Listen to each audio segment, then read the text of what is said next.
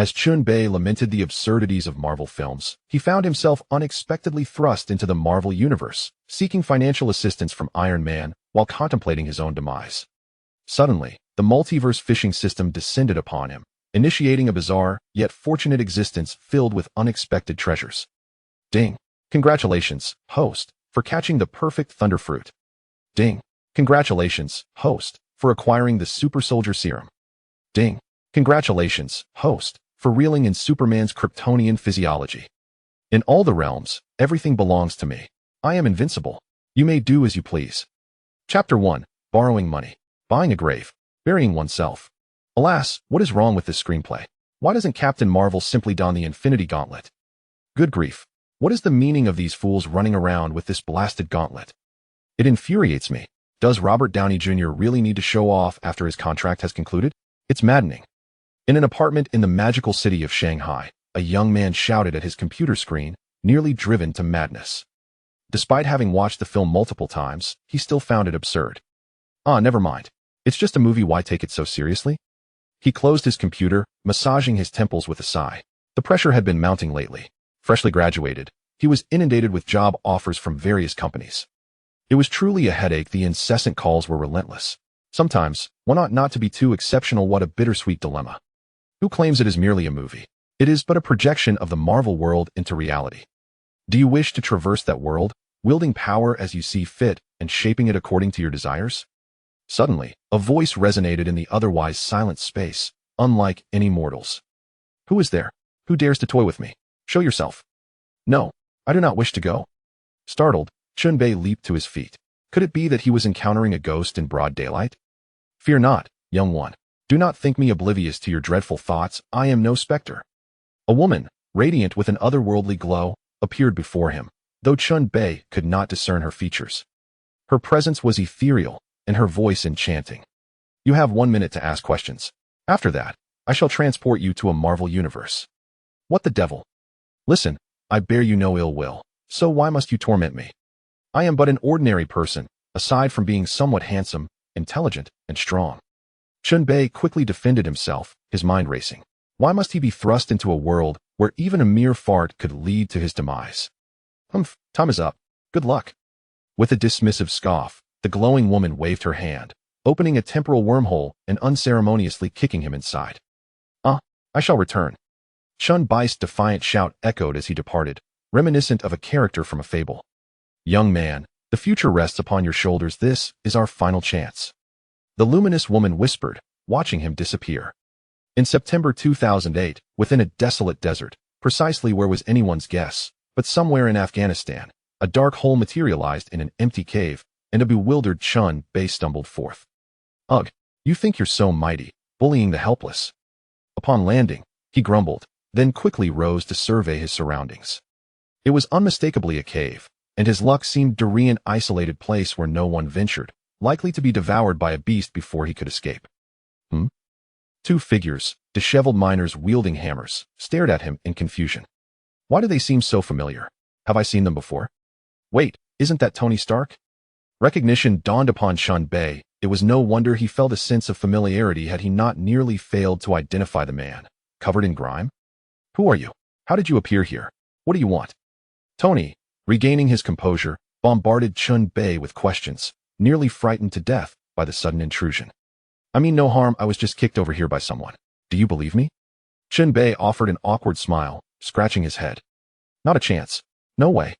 Tony and Ethan replied in unison, shaking their heads vigorously. Very well, whether you believe me or not is beyond my control. Chen Bei shrugged. It was tough being a good person these days. No one believed his honesty. Seeing the two still eyeing him warily, Tony gripped his hammer tightly, prepared to strike at a moment's notice. Chen Bai's lips twitched. Was Tony truly prepared to protect the secret of his iron armor by eliminating him? Fear not, I am a good person, a truly good person. Chen Bei chuckled awkwardly, taking a cautious step back to keep out of Tony's striking range while surreptitiously reaching for a wrench on the workbench. Why should he fear? Life and death were inconsequential if one did not accept the challenge. What was the point? Perhaps he could eliminate this Marvel protagonist right upon his arrival. A simple exchange might suffice. After all, he had nothing to lose. Had been parentless and siblingless his entire life. At that moment, Ethan gently tugged at Tony's arm, whispering in his ear, "Tony, I suspect he is not with the kidnappers," and his accent reveals he is from China that Chinese English cannot deceive. Considering Ethan's analysis, Tony agreed if they fought Chen Bei, they would surely attract the outside world's attention. After careful deliberation, Tony eventually lowered his hammer, signaling a desire for peace. Chen Bei also relaxed, putting down the wrench. Relievedno one wished to meet their end at the onset of their journey after all. Living was preferable to dying, was it not? Allow me to introduce myself. I am Ethan, and this is Mr. Tony Stark. We have both been kidnapped. And what shall we call you, esteemed sir from China? Ethan played the peacemaker, attempting to ease the tension. Chen Bei, a citizen of China, Chen Bei replied succinctly. With just a few words, no significant information was revealed. Tony and Ethan did not press further, satisfied with merely knowing his name. After all, they could hardly call him repeatedly. By the way, Mr. Stark is indeed a true billionaire. Once we return, might you consider sponsoring me with a few million? In the silence that followed, Chen Bei abruptly interjected with an absurd remark. Tony paused, momentarily taken aback. How could he be so certain they would return? Such boldness. He was asking for millions right off the bat. Thus, Tony regarded him with curiosity. What do you need so much money for? Chen Bei wore a pained expression, gritting his teeth as he exclaimed. Why not just buy a piece of auspicious land and bury myself there? What in the world? Why is there no system yet? Wasn't it promised that travelers through time would always be the protagonists? Chapter 2. Are you a system graduated from Penguin? Ethan and Tony exchanged bewildered glances, thinking, is this person some sort of jester summoned by a monkey? His thought process was truly peculiar. This individual was indeed quite the oddity. No wonder he emerged from a place resembling a black hole, his bizarre mannerisms perfectly aligned with his eccentric mind. Tony, suppressing his laughter, gently patted Chen Bei's shoulder. Don't worry, I will provide you with ample funds so you can select a satisfactory piece of auspicious land. Thank you, I truly appreciate it, and my deepest gratitude to your ancestors, Chen Bei replied, giving him a sidelong glance, his face lighting up with a smile that was overly cordial. Not at all, not at all. Tony waved his hands repeatedly, completely oblivious to the fact that this was one of the quintessential elements of Chinese culture, naively believing that Chen Bei was genuinely grateful. Suddenly, just as Chen Bei was about to continue teasing Tony, an ethereal voice resonated deep within his soul. Beep. System compatibility detected upon interaction with a plot character. The first phase of the system is now activated. Would the user like to bind to this system? A system. A system. Oh, revered predecessors of time travelers, divine beings of the system, do not hold it against me. I shall express my gratitude to your ancestors upon my return. Bind. Of course, I wish to bind. Beep. Command received. Please wait. The system is currently proceeding with soul binding. In a frenzy within his mind, Chen Bei turned in reality and seated himself in a corner. Tony and Ethan were left perplexed, wondering what had happened to this strange individual who had suddenly fallen silent. However, they understood that he was indeed peculiar and returned to their forge, diligently crafting tools for their escape, as time was of the essence. As moments ticked by, 10 minutes later, the system's voice once again echoed in Chen Bei's heart like a celestial melody. Beep. System binding successful. Congratulations, host, on becoming the first user of this system. System, please elucidate your functions and purposes and outline the tasks I must undertake. Chen Bei, a well-read youth steeped in countless novels, was well aware of the intricacies of systems. He was no novice. Beep. To the host. This system is named the Fishing the Heavens system, which, as the name suggests, allows the user to fish for everything across the myriad realms. Regardless of whether it is abilities or items, this system can procure them for the host. Fishing the heavens? Chen Bei paused, astounded by the sheer audacity of it. Goodness, this could lead to great fortune. Can I fish for beautiful women as well? However, he smirked, thinking that fishing the heavens would be better termed plundering the heavens. The phrase certainly sounded more appealing. System, since you claim to fish for the heavens, do enlighten me on the method of your fishing, Chen Bei inquired, curious about the potential novelty it might offer. He was well aware that there is no such thing as a free lunch. And indeed, it came. Beep. To the host, items from the myriad realms cannot simply be taken at will. They adhere to certain rules. Currently, the host can purchase fishing rods from the system. These include white, blue, purple, pink, and golden rods, with gold being the highest tier before system upgrades. Different rods yield different abilities or items. The higher the tier of the rod, the better the catch. Of course, luck also plays a role. Perhaps the host might experience a stroke of fortune. Upon hearing this, Chen Bei was taken aback by the professionalism displayed. The system truly had fishing rods prepared, which was quite impressive. How does one acquire your fishing rods? Are they purchased with money? This was precisely what Chen Bei wanted to know. There was no need for unnecessary chatter. Just state the prices. Beep. To the host, these rods are primarily acquired through monetary transactions. Soon, the system presented the prices on a futuristic screen before Chen Bei's eyes, which he scrutinized with clarity. White fishing rod, 100,000. Blue fishing rod, 1 million. Purple fishing rod, 10 million. Pink fishing rod, 100 million. Golden fishing rod, 10 billion. After reviewing the prices, Chen Bei was left with serious doubts about whether the system had taken inspiration from the dubious practices of Penguin Corporation. It was not merely similar, it was downright identical. Did you graduate from Penguin Corporation? Chen Bei could not help but ask, suspicion gleaming in his eyes. Beep. To the host, these are merely references. If the host wishes, other colors can be directly exchanged. Never mind. This is quite clear and straightforward. Chen Bei quickly shook his head, feeling somewhat familiar with the process. He had dealt with dubious corporations before. He was well aware of their tactics. It was not that he was unwilling to spend, it was simply that his pockets were devoid of any spare change. Oh, by the way, aside from purchasing with money, what other methods are available to obtain these? The prices were exorbitant. To put it mildly, no, they were extraordinarily steep, and at present, he found himself financially constrained. Beep. Another method is through tasks issued by the system. The host can complete these tasks to earn rewards. Upon hearing this, Chen Bei felt a rush of excitement. This was indeed the optimal method. He was currently too impoverished to make any purchases. If only he were as wealthy as Tony Stark or Bruce Wayne, how splendid it would be. He could regularly indulge in the golden fishing rod, taking risks to transform a bicycle into a motorcycle. Wait, who says he has no money? A spark of inspiration ignited within Chen Bei. The wealthy individual he mentioned was right before him, had almost forgotten about Tony, this walking treasury. He must rob him. It was imperative. Chen Bei's gaze towards Tony shifted, now resembling that of a predator eyeing its prey. Suddenly, Tony was startled awake by the intensity of Chen Bei's stare. He whipped around and found Chen Bei fixated on him, causing him to tense up in alarm. What do you want? Please, don't look at me like that. I, Tony Stark, am a staunch heterosexual. Tony shivered, fear evident in his voice as he quickly straightened himself up. Goodness. Chen Bei was equally disgusted by Tony's words. What on earth was he thinking? Fuming, Chen Bei nearly smashed his fist into Tony's skull. He retorted with irritation, for heaven's sake. You twisted-minded individual, just get lost. Chen Bei was furious after all. He was the ultimate boss destined to gather all the Marvel beauties. Who did Tony think he was? Tony forced a sheepish smile and turned away hastily.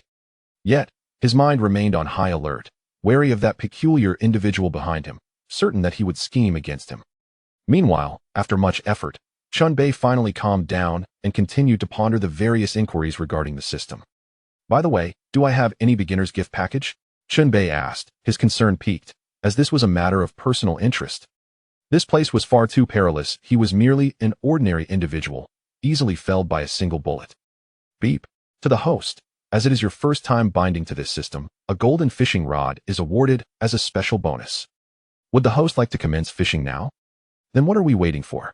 Let's begin. Chen Bei felt a surge of excitement as he grasped the golden fishing rod valued at a staggering $100 billion. What was there to hesitate?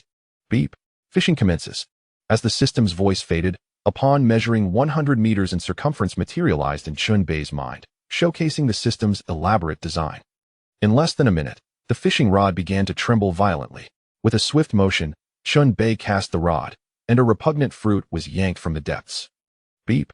Congratulations, host, on acquiring the perfect thunder fruit. Chapter 3. The perfect thunder fruit is quite powerful. What makes the perfect thunder fruit so exceptional? Previously, it was mentioned that the devil fruits possess numerous drawbacks. For instance, sea stone serves as their nemesis. Any object containing sea stone can effectively suppress them. Additionally, they are susceptible to seawater, with prolonged exposure potentially leading to drowning. Moreover, the devil fruits counter one another, and should one encounter an adversary whose abilities counter their own, it would spell certain doom. Most importantly, one can only consume a single fruit. Attempting to eat a second might result in catastrophic consequences. Furthermore, Many devil fruits lack a comprehensive catalog, so there's a risk of consuming a subpar fruit, which would be a disheartening fate. While the necessity for personal development during the acclimatization phase of the devil fruits is not entirely a flaw, as any formidable power requires practice, in the past, he would have consumed it without hesitation. It was inconsequential if he could not become a pirate for life. He could always opt to be a bandit instead. Now, with the perfect thunder fruit at his disposal, how does it truly embody perfection? System, elucidate this for me. This is a product of the system's capabilities. Undeniably impressive and unfathomable. At this moment, the system spoke forth. Ding. First and foremost, congratulations to the host. One must acknowledge that your fortune is indeed remarkable. Your inaugural catch is such a high-tier item. Host, the perfect thunder fruit, as its name suggests, eradicates all previous shortcomings. The thunder fruit is no longer vulnerable to sea stone or seawater, and the limitation of consuming only one fruit is non-existent. Any adverse effects will be completely nullified. In other words, aside from the acclimatization period requiring gradual development by the host, everything else is utterly flawless. Naturally, the golden fishing rod yields no shortcomings. Had it been a pink or other colored rod, the system would not optimize the retrieved items. The system clearly stated, "You are simply fortunate." Having heard this, Chen Bei was overjoyed, nearly bursting into laughter. Perfect. Perfect. The beginning is exceedingly promising. With a flick of his wrist, a devil fruit radiating purple and white lightning appeared in Chen Bei's hand. Just as he was about to devour it, he hesitated. System. Its flavor must have been optimized as well, right? Host, rest assured, it has indeed been optimized. The system is diligent in its tasks, came the assured reply. Good. Then, I shall trust it. Chen Bei smilet schlichtly. What are we waiting for? With that, he eagerly began to consume the fruit. Although a single bite sufficed, he would have discarded the previous unpleasant taste long ago. Now, however, it was akin to savoring a pineapple. The flavor exquisite and undeniably delightful. It was the best fruit he had ever tasted. Burp! Chen Bei nearly consumed the entire perfect thunder fruit, and a belch escaped him. His ravenous display naturally drew the attention of Tony and Ethan, who could not help but swallow hard, nearly driven to distraction by their hunger. They have been consuming nothing but curry rice all day, to the point of nearly becoming nauseated, vowing never to indulge in it again. As for fruit, they have scarcely tasted any for over a month, and beverages have been a rarity as well. At this moment, witnessing Chen Bei devour fruit with such fervor, their eyes gleamed with envy. Chen Bei, where did you procure that fruit? One inquired. Indeed, there is nothing here. I saw you arrive empty-handed. They scrutinized Chen Bei, yet he appeared too pristine to be concealing anything. However, Chen Bei paid them no heed, finishing the last of the thunder fruit. He was uncertain if this perfect thunder fruit would grant two individuals the same powers. He certainly was not a saint, unwilling to leave opportunities for others. There could only be one of him in this world. It was then that he casually remarked, reminiscent of Tony, I had a pineapple tucked away in my pocket when I arrived. Well, you're quite stingy, not even sharing with us. It's just a pineapple. I have money, and I can give you 10,000 once we get out. Tony scoffed, visibly displeased. Seriously, over a pineapple? Damn it, this is torturous. Tony's complaint sparked an idea in Chen Bei's mind, a devious plan taking shape. Why not sell all those useless, flawed items to the wealthy? The fellow before him was indeed a prime target. Such easy prey was abundant throughout the Marvel Universe. Chen Bei could not suppress a brilliant smile, reveling in his cleverness. Recycling waste into profit, he could fish without cost. Ha ha, he was a true genius. However, Tony's startled reaction to his mischievous grin made him shiver. Surely, Chen Bei hadn't lost his mind again? Such behavior was bizarre, and he doubted whether he could remain unscathed with such an eccentric teammate. Chen Bei ignored both of them and sat down. After consuming the perfect thunder fruit, he began to transform his body. Electric arcs began to dance across his skin, and fortunately, at that moment, Tony and the others resumed their work. Raising his hand, a cluster of electric arcs manifested in his palm. Though seemingly insignificant, Chen Bei had faith in their potency. The perfect thunder fruit was indeed extraordinary, allowing him to wield 1,000,000 volts. Even though he was still far from the 200 million volts, a decisive strike would obliterate anyone outside. In addition to lightning, he could now generate an electromagnetic field spanning a kilometer, enabling him to teleport without harm. a truly magnificent ability. Moreover, he could assume a lightning form, rendering him immune to physical attacks from bullets and artillery. He felt invincible now. What was there to wait for? It was time to charge forth. Chen Bei promptly sought out Tony, for he could not possibly take the two of them out without a valid reason. That would be an utter loss. Thus, venturing forth was imperative, as was reaping the rewards. At the very moment Chen Bei set his plan in motion, the mechanical voice of the system resonated once more. Ding! Mission initiated. Rescue Tony Stark, eliminate all mercenaries outside. Completion reward, a purple fishing rod. Ding! Mission initiated. Save Ethan's life, prevent his untimely demise. Completion reward, a white fishing rod. Without a moment's hesitation, Chen Bei accepted the tasks, pleasantly surprised by the prospect of monetary rewards. The system truly understood his desires. With a casual demeanor, Chen Bei approached Tony and proposed, "Let us strike a deal." "What kind of deal?" Tony replied, engrossed in his work, seemingly unfazed by Chen Bei's intentions. "I will take you both out, and in return, you shall provide us with $100 million. Chapter 4. Both dashing and elegant. Chen Bei's proposition astonished Tony, not due to the audacity of the request. An hour's time was hardly shocking to him, but rather at the prospect that Chen Bei could actually facilitate their escape. Tony paused mid-action, his hammer suspended in the air. "Are you certain you can lead us out?" he asked, scrutinizing Chen Bei earnestly. "Indeed," Chen Bei affirmed. "There are at least 300 armed mercenaries outside." Ethan, too, appeared skeptical, although Chen Bei exuded an air of mystery. The initial panic he had displayed could not be easily dismissed. Just an hour prior, he had been trembling in confrontation, clearly anxious. How could he have transformed so swiftly? "Surely, you were not merely pretending before?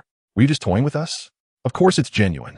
Those ruffians outside, wielding their makeshift weapons, do not intimidate me." Noticing their disbelief, Chen Bei smiled slightly, snapping his fingers. A spark of electricity leapt forth, and in the next instant, a massive boulder shattered with a resounding crash before their astonished eyes. "Oh my God, you're a mutant?" Ethan exclaimed, wide-eyed and covering his mouth, while Tony felt deceived by this seemingly innocent trickster who had concealed his true prowess. Henceforth, every utterance from this individual would warrant skepticism. "What is happening? What is this sudden explosion?" "Mr. Stark, I advise you to exercise caution and avoid blowing yourself up. That is not our intention." The explosion had, of course, attracted the attention of the guards outside. They had requested Tony to assist them in developing rockets, not to engage in self-destructive antics. As they entered, grumbling and armed, they were met with an unfamiliar face. Click, click, click. The bullets were immediately chambered. "Aimed at Chen Bei. Who the hell are you? How did you get in here? Speak clearly, and I might consider leaving you with your limbs intact." The leader of the ghastly gray figures brandished a firearm, glaring menacingly at Chen Bei, clearly intent on extinguishing his life at the slightest provocation. "You?" Chen Bei casually dug his ear, casting a sidelong glance at the gray figure. At this moment, Chen Bei was swelling with confidence. Having recently acquired the legendary and unfathomable powers of the devil fruit, he felt as though the entire earth could scarcely contain him, and he was ready to float away from it. "Humph, since you seek death, I shall oblige." The leader, infuriated by Chen Bei's complete lack of compliance and his abominable attitude, concluded that this pretty boy was courting his own demise. With a resounding bang, he fired a shot at Chen Bei without hesitation. After all, courtesy was reserved for the realm of cinema, where villains might hesitate for dramatic effect. This was reality, where disagreements often resulted in gunfire. After all, these were mercenaries, desperate men with no reason to extend pleasantries. A single additional word would merely serve to ensure your understanding of your fate. You, are you human, a ghost, or a demon?" The leader of the kidnappers felt a surge of terror. It seemed he had truly encountered the unimaginable, having kicked a hornet's nest. Yet, the gunshot produced no ripples. Before his eyes, Chen Bei transformed into a bolt of lightning. Physical attacks were utterly futile against him. "Hey, of course I am human, but I know you shall soon find yourself among the departed." Chen Bei grinned, and before the hapless kidnappers could comprehend the situation, they glimpsed their own bodies. "Huh? What is happening? Why can I see my own body? This is strange." As the last fleeting thought crossed their minds, they were plunged into eternal darkness. The speed of lightning is beyond the capacity of mere mortal eyes to perceive. Chen Bei condensed the electric essence into a blade, swiftly severing the heads of all those present. In the blink of an eye, even Tony was caught off guard. As the severed heads fell to the ground, blood gushing forth, he finally realized the horror of the situation and instinctively touched his own neck. Thank goodness my neck is still intact. Wiping the cold sweat from his brow, Tony was terrified. Everything had happened too swiftly. Nearby, Ethan had already begun to retch. Damn it. Though they had witnessed murder before during these past few days, they had never seen such a brutal decapitation. The sheer visual shock shattered their worldview. Headless corpses, with severed heads staring in terror, bodies gushing blood. Everything was too horrifying, too gruesome. Tony, despite his brave demeanor, found himself running to the side to vomit, cursing Chen Bei's barbarity and lack of decorum. However, Chen Bei had long since vanished, teleporting away from the cave to unleash his own retching outside. Damn it, killing with such flair is both exhilarating and elegant. Amidst the flashing blades, severed heads fell like rain. How cool it was to slay a man every 10 paces, leaving no trace over 1,000 miles. Yet, he found himself unable to contain his emotions afterward. This marks the first instance of taking a life in his existence. As he witnessed the severed head soaring through the air, drenched in blood, he could hardly contain himself. Naturally, he could not afford to display such unrefined behavior in the presence of Tony. Maintaining his aloof demeanor was imperative. Otherwise, how could he possibly assert dominance over that individual? Fortunately, he possessed the ability to teleport, or else he would have been utterly exposed. After retching for a while, nearly expelling his bile, Chen Bei finally felt a semblance of relief. Now that he had purged himself, it was time to attend to pressing matters. Chen Bei muttered to himself, determined that his efforts should not be in vain, and noting that time was of the essence. He boldly emerged and made his way toward the encampment of the mercenary kidnappers. Hey, who do you think you are to wander in here? I'll give you 1 second to scram. Within mere steps, he was spotted by a patrol. For Chen Bei could only teleport within a radius of 1 kilometer in the thunderstorm. Bang! The response he received was merely a finger-length arc of electricity. This time, Chen Bei had learned his lesson. He opted for a less bloody approach, aiming to showcase his civility. After all, he was not a barbarian. The unfortunate kidnapper met his demise, and Chen Bei rifled through his pockets, retrieving a bottle of water to gargle vigorously. Gulping and gargling, he felt rejuvenated. Just as he was about to wash his face, he suddenly found himself surrounded by a throng of kidnappers. Bang, bang, bang. These ruffians showed no courtesy, opening fire without even granting him a moment to speak. Damn it, movies truly are misleading. The instant he heard the sound of bullets being chambered, Chen Bei entered a state of lightning, rendering the projectiles ineffective. He was not one to endure blows without retaliation. He immediately launched a counterattack. 100,000 volts. In his electric form, Chen Bei conjured a long whip of lightning, striking fiercely at the nearby mercenaries. An indiscriminate lash was far beyond what these mortals could withstand. Bang, bang, bang. With a swift, 360-degree Thomas spin of his whip, dozens of mercenaries were obliterated in the flash of electricity. The scene was far cleaner this time, leaving behind only a pile of ash. All much more civilized, Chen Bei remarked, clapping his hands in satisfaction with his handiwork. If these souls had any awareness in the afterlife, they would surely express their gratitude, saying, "Thank you for rendering us to dust." Chapter 5. Grasping the Universe. Treading the sea of stars, the thunderous battle naturally attracted the attention of all nearby. The mercenaries, armed and eager, rushed to the scene. Tony and Ethan cautiously peered from the cave, acutely aware that Chen Bei was their sole savior. In an instant, Chen Bei had once again encircled all the mercenaries. Observing the array of armed figures before him, Chen Bei let out a hearty laugh. Hey, you wretches, now you find yourselves encircled by me. Do not hesitate to surrender. I might still grant you the mercy of a complete corpse. Tony and Ethan, covering their heads, nearly collapsed in disbelief. My friend, are you not being a tad too ostentatious? Chen Bei's proclamation incited fury among all present, causing the mercenaries' faces to flush with anger. The leader, Oswise, was so enraged he could have summoned deities, his nostrils flaring with indignation. Fire! Fire! Turn him into a sieve.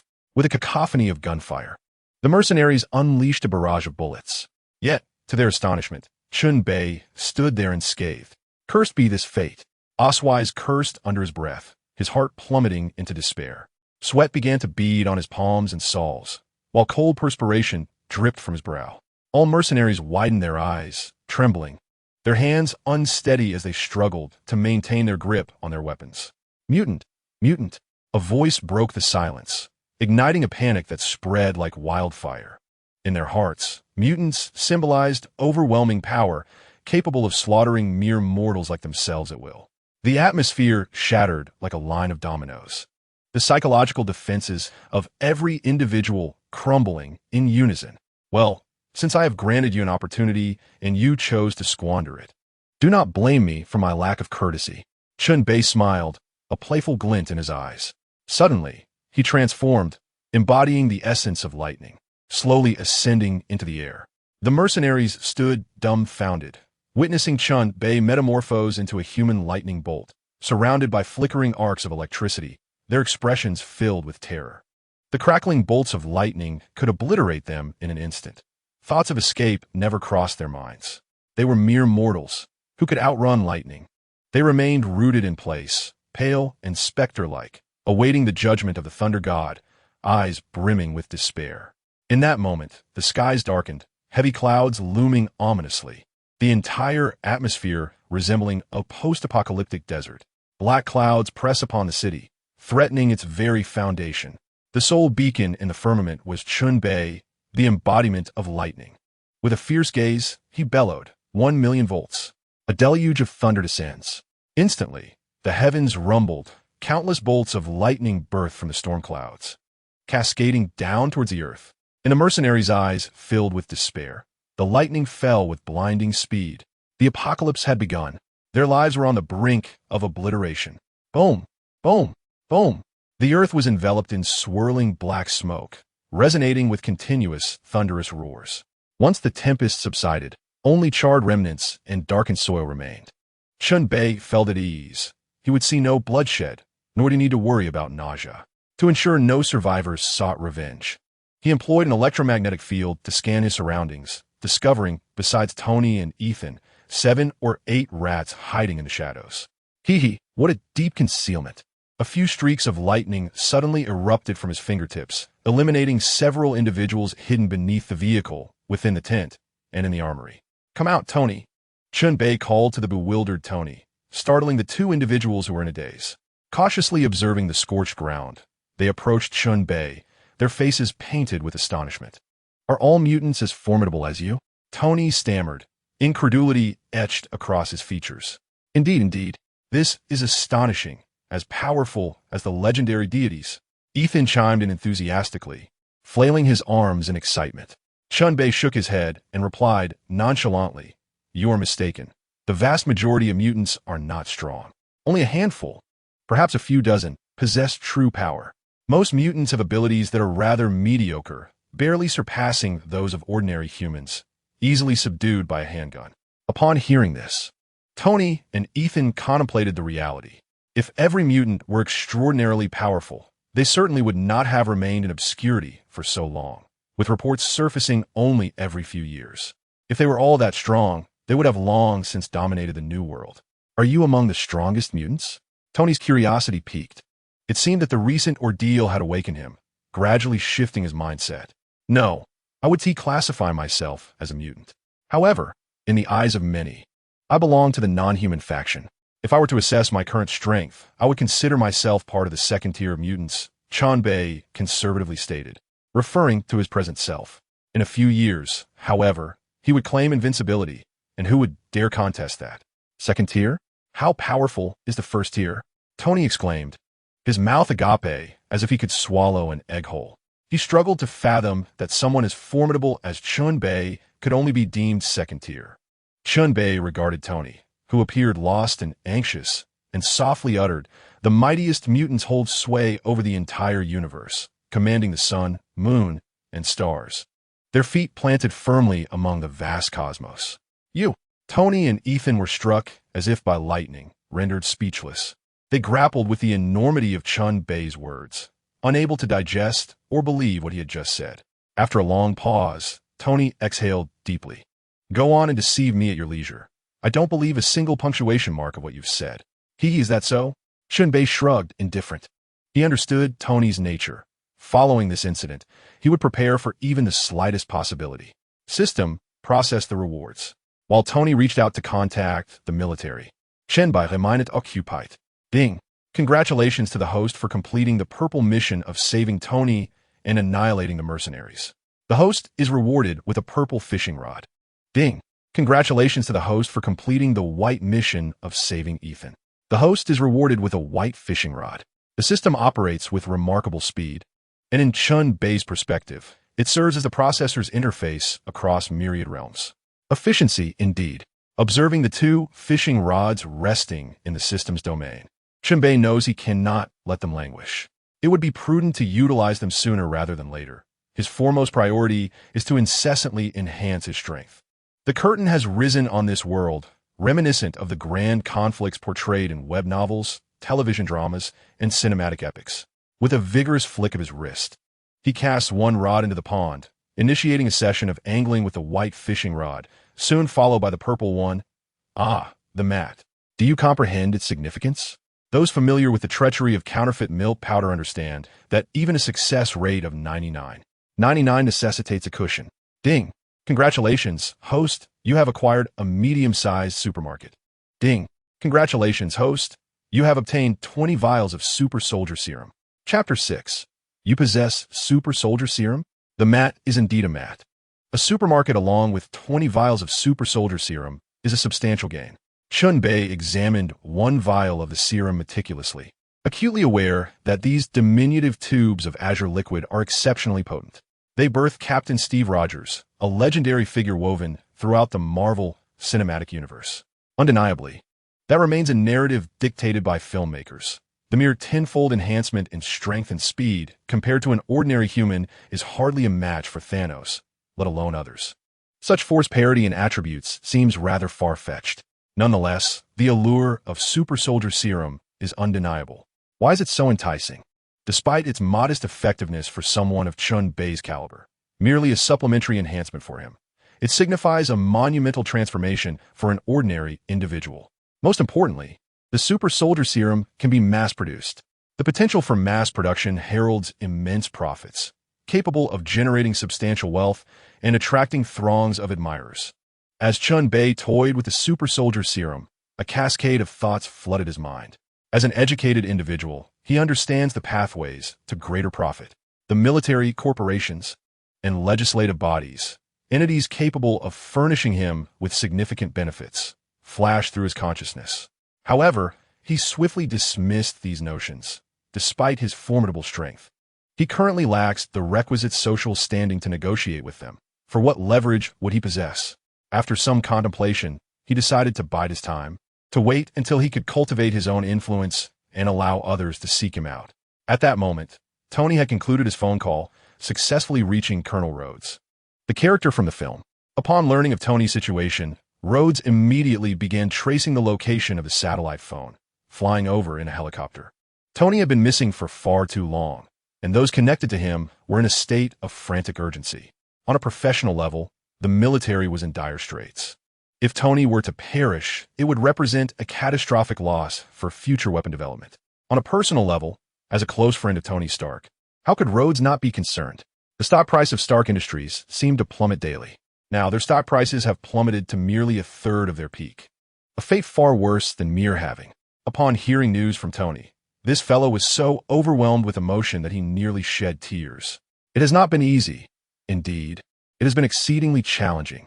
Someone quickly locate the satellite's position. We must proceed immediately. Yes, Commander. Rhodey can hardly contain himself. Meanwhile, Tony observed Chen Bei in the camp, curiously toying with an object that, upon inspection, was evidently a vial of some sort of serum. He was unaware of where Chen Bei had procured it. But given the man's enigmatic demeanor, nothing he did surprised Tony. What are you holding there? Is this something discovered at the base? Tony inquired, leaning in for a closer look. The more he examined it, the more peculiar and strangely familiar it appeared, as if he had seen it somewhere before. After a moment of contemplation, Tony's eyes suddenly lit up. I remember now. This is the Super Soldier Serum, developed by my father and Dr. Erskine. His eyes gleamed with intensity, fixating on the serum in Chen Bei's hand with increasing fervor. Swallowing hard and rubbing his hands together, he could scarcely contain his desire to claim it for himself and conduct thorough research. This, Tony stammered, awkwardly glancing at Chen Bei, feeling a mix of embarrassment and longing. Well, do you want it? Chen Bei remarked with a knowing smirk, his gaze akin to that of a predator eyeing a plump prey. The intensity of this gaze startled Tony, making him realize how overt his intentions had become. Yet, who could maintain composure in the face of such temptation? Tony was no exception. He decided to be forthright. If you want it, name your price. He waved his hand dismissively, adopting the persona of a wealthy man, eager to be taken advantage of. However, Chen Bei remained unfazed, unimpressed by such trifling offers. The value he sought was far beyond what Tony could afford, prompting him to shake his head resolutely. Tony, you must understand the hidden value of this serum. It is a golden goose, capable of laying hundreds, even thousands of golden eggs. Not even Stark Industries could match its worth. Selling your entire company would not suffice. Chen Bei's words elicited an awkward chuckle from Tony. He feigned the role of the unsuspecting sheep, hoping that Chen Bei, being youthful and presumably greedy, would lose control in this situation. Little did he know, he had underestimated Chen Bei's business acumen. Shifting his tone, Chen Bei teased Tony, of course. If you intend to use it yourself, I could sell you a few new serums in the future, allowing you to unravel their mysteries at your leisure. I believe you are waiting, for after all, the Super Soldier Serum can fortify your physique. As you age, your strength inevitably wanes, does it not? With this, he cast a playful glance at Tony, the implication unmistakable. You, who said that? Tony retorted, I am as strong as an ox. Those sweethearts I've treated are utterly obedient, weeping and wailing. Upon hearing this, Tony's anger flared. This is slander, a blatant defamation. You are besmirching my name, and I shall sue you.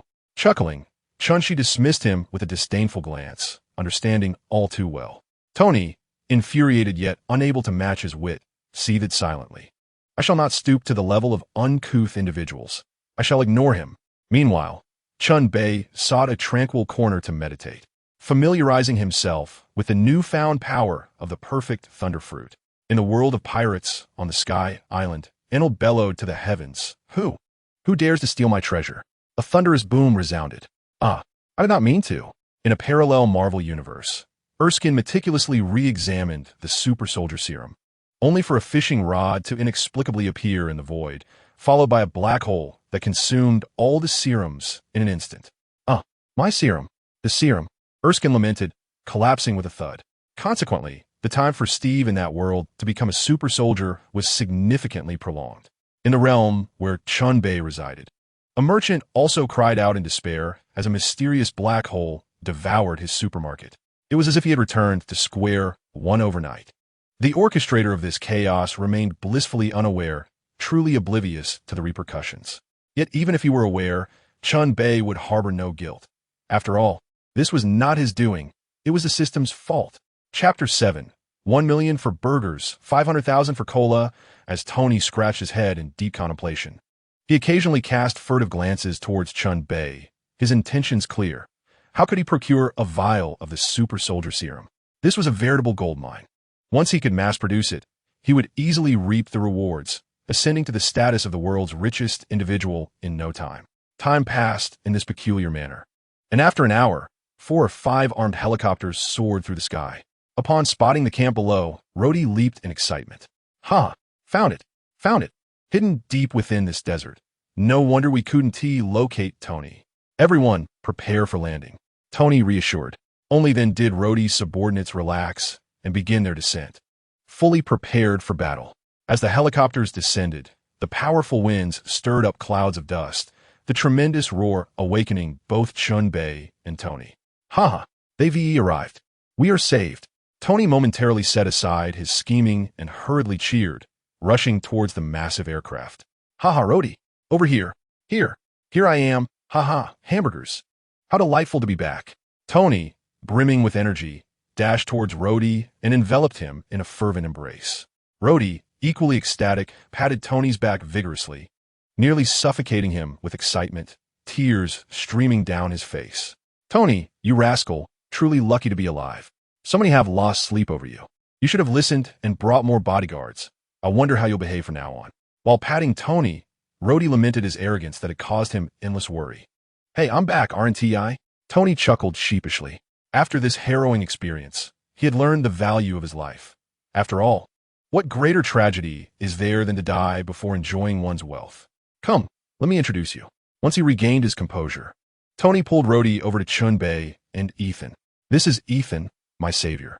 Had he not used an electromagnetic device to extract the shrapnel from my heart, I would have met my end long ago. Hello, thank you for saving Tony. Please, do not hesitate to ask me for anything. Rhodey expressed gratefully as he shook Ethan's hand. And this is Chen Bei, a fellow savior from Huaxia. Had he not eliminated those men, I would still be trapped. Tony pointed at Chen Bei. Rhodey was taken aback, his eyes widening as he looked at Chen Bei. Although he and T thoroughly examined the base. Surely there were about 100 people there? Just one man? Do you doubt it? Tony shrugged, his expression mirroring disbelief, yet it was the truth. Seeing his friend's reaction, Rhodey was astonished. Chen Bei's physique hardly resembled that of a super soldier. Could it be possible? Mr. Chen, you are indeed a remarkable individual. Thank you for rescuing this unpredictable rogue. We must keep in touch, Rhodey said, acknowledging Chen Bei. Certainly, Chen Bei nodded slightly. Rhodey was a decent fellow, potentially a good intermediary for future dealings with the military. All right, enough pleasantries. Let us depart swiftly. I cannot bear to linger in this cursed place a moment longer. Noticing their inclination to continue chatting, Tony hastily ushered them onto the helicopter. What a dreadful location. Let us get out of here. Rhodey laughed heartily, following Tony as everyone finally boarded the helicopter, ascending slowly from that wretched sight. On the helicopter, Tony requested several large containers of water to freshen up alongside Ethan. Emerging revitalized. Ah, refreshing. It's been nearly 2 months since my last shower. Damn it. Those wretched captors didn't even allow us to bathe. At that moment, Tony appeared entirely rejuvenated, and as he stepped out, he did not forget to vociferously curse the shameless kidnappers. The others exchanged glances, their lips twitching in disbelief. After all, he was a prisoner, wasn't he? How could he even think of bathing? Oh, how delightful it would be to have a bottle of chilled cola and a cheeseburger. Huh, Tony smirked. When I return, I shall devour 10. Just then, Chen Bei, seemingly from nowhere, produced a bottle of ice-cold cola and began to drink. A sip of cola, a bite of burger, a sip of cola. What sheer bliss! What is it that the supermarket does not offer? The system space is one where time stands still, rendering expiration a non-issue. This scene left Tony salivating and bewildered the others. The helicopter jolted violently, causing the pilot to hastily maneuver the aircraft. He was quite startled. Likewise, Rod and the others were left dumbfounded. What was this? Was it magic or sorcery? Where did these items originate? They were utterly perplexed, and Chen Bei's mystery deepened in their minds. He was not to be trifled with. Is this the enigmatic East? A realm of deities? Indeed, too many illustrious figures emerge from such places. Tony, however, paid no heed to their astonishment. If Chen Bei could procure the long-lost serum of a super soldier, or a mere cheeseburger and cola in comparison. Damn it, I knew you had everything. You didn't even share the fruit before, and now you tempt me with burgers and cola? Tony exclaimed, as if he bore a great injustice, pointing an accusing finger at Chen Bei for being such an ungracious friend. We are comrades in life and death, and you are so stingy as to not share your food. With a hearty bite, Chen Bei savored the flavor. Want some? Sure. The cheeseburger is $1 million each, and I'll be gracious with the cola. Let us say 50,000. After stating this, he paid no mind to Tony's reaction, relishing his meal with unhurried delight, fully aware that Tony would inevitably take the bait. For Tony, spending $1 million was akin to a common man spending 100. Would an ordinary person, after months of eating plain buns, hesitate to spend 100 on a beloved meat bun? The answer was obvious. Of course they would buy it. Thus, Tony promptly transformed into his alter ego. 2 bottles of cola and 6 burgers, please. What $1 million? Mere pocket change. I, Tony Stark, am not short on funds. Chen Bei felt elated. Indeed, a wealthy patron was a wealthy patron. He could not be overly greedy, could he? $1 million for a cheeseburger seemed reasonable, considering he was an honest young man. Very well, I'll give you a discount. Now you owe me $110 million. Chen Bei said with a grin as he retrieved the burger and cola, sharing half with Ethan. For a true brother stands by in both adversity and fortune. Only Ethan's mouth twitched. Could the absurdity of this bill be reconciled? It was outright exploitation. Suddenly, Tony had an epiphany. His hunger and cravings were satiated, and his intellect regained its dominance. Damn it. How can you turn a $7 million discount into a $10 million charge? Is there anyone more unscrupulous than you? I don't care. Bring me 2 more bottles of cola and 4 burgers. This individual is exceedingly dark. Tony is already quite shadowy himself. Yet there exists someone even darker? What is this? A case of black devouring black? As an honest young man, Chen Bei still provided for him, as he is fundamentally a person of integrity. Chapter 8. Marvel sailed toward the unknown in March. One is oblivious to the taste of meat. This cheeseburger nearly moved Tony to tears, exclaiming, "What is this? It is simply exquisite." He devoured several cheeseburgers with fervor, finishing with a satisfying belch, not forgetting to savor his fingers afterward. Well, you truly lack refinement. Observing Tony's crude conduct, resembling a famished ghost reborn, Chen Bei couldn't help but express his disdain with a raised middle finger. What an embarrassment.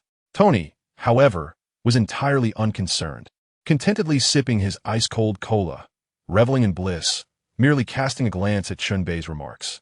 You are a full man, unaware of the hunger of the starving. We share no common language.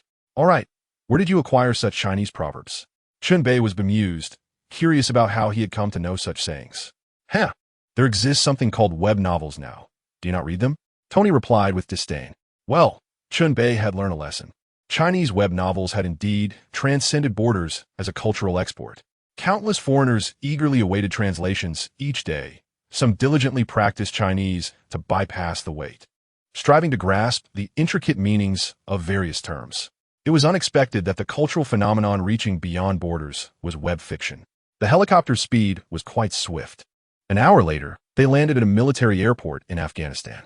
During this hour, Chen Bei once more delved into the usage of the Soldier Serum. Utilizing this substance required a substantial amount of electrical power to sustain the life rays, a scientific aspect Chen Bei found utterly incomprehensible. Nevertheless, he was aware of his thunder fruit abilities, which could revive his own heart. He need not fear any unexpected occurrences, even with insufficient energy. Upon landing, after a profuse apology from the local military, Tony graciously forgave them, directly declining their hospitality.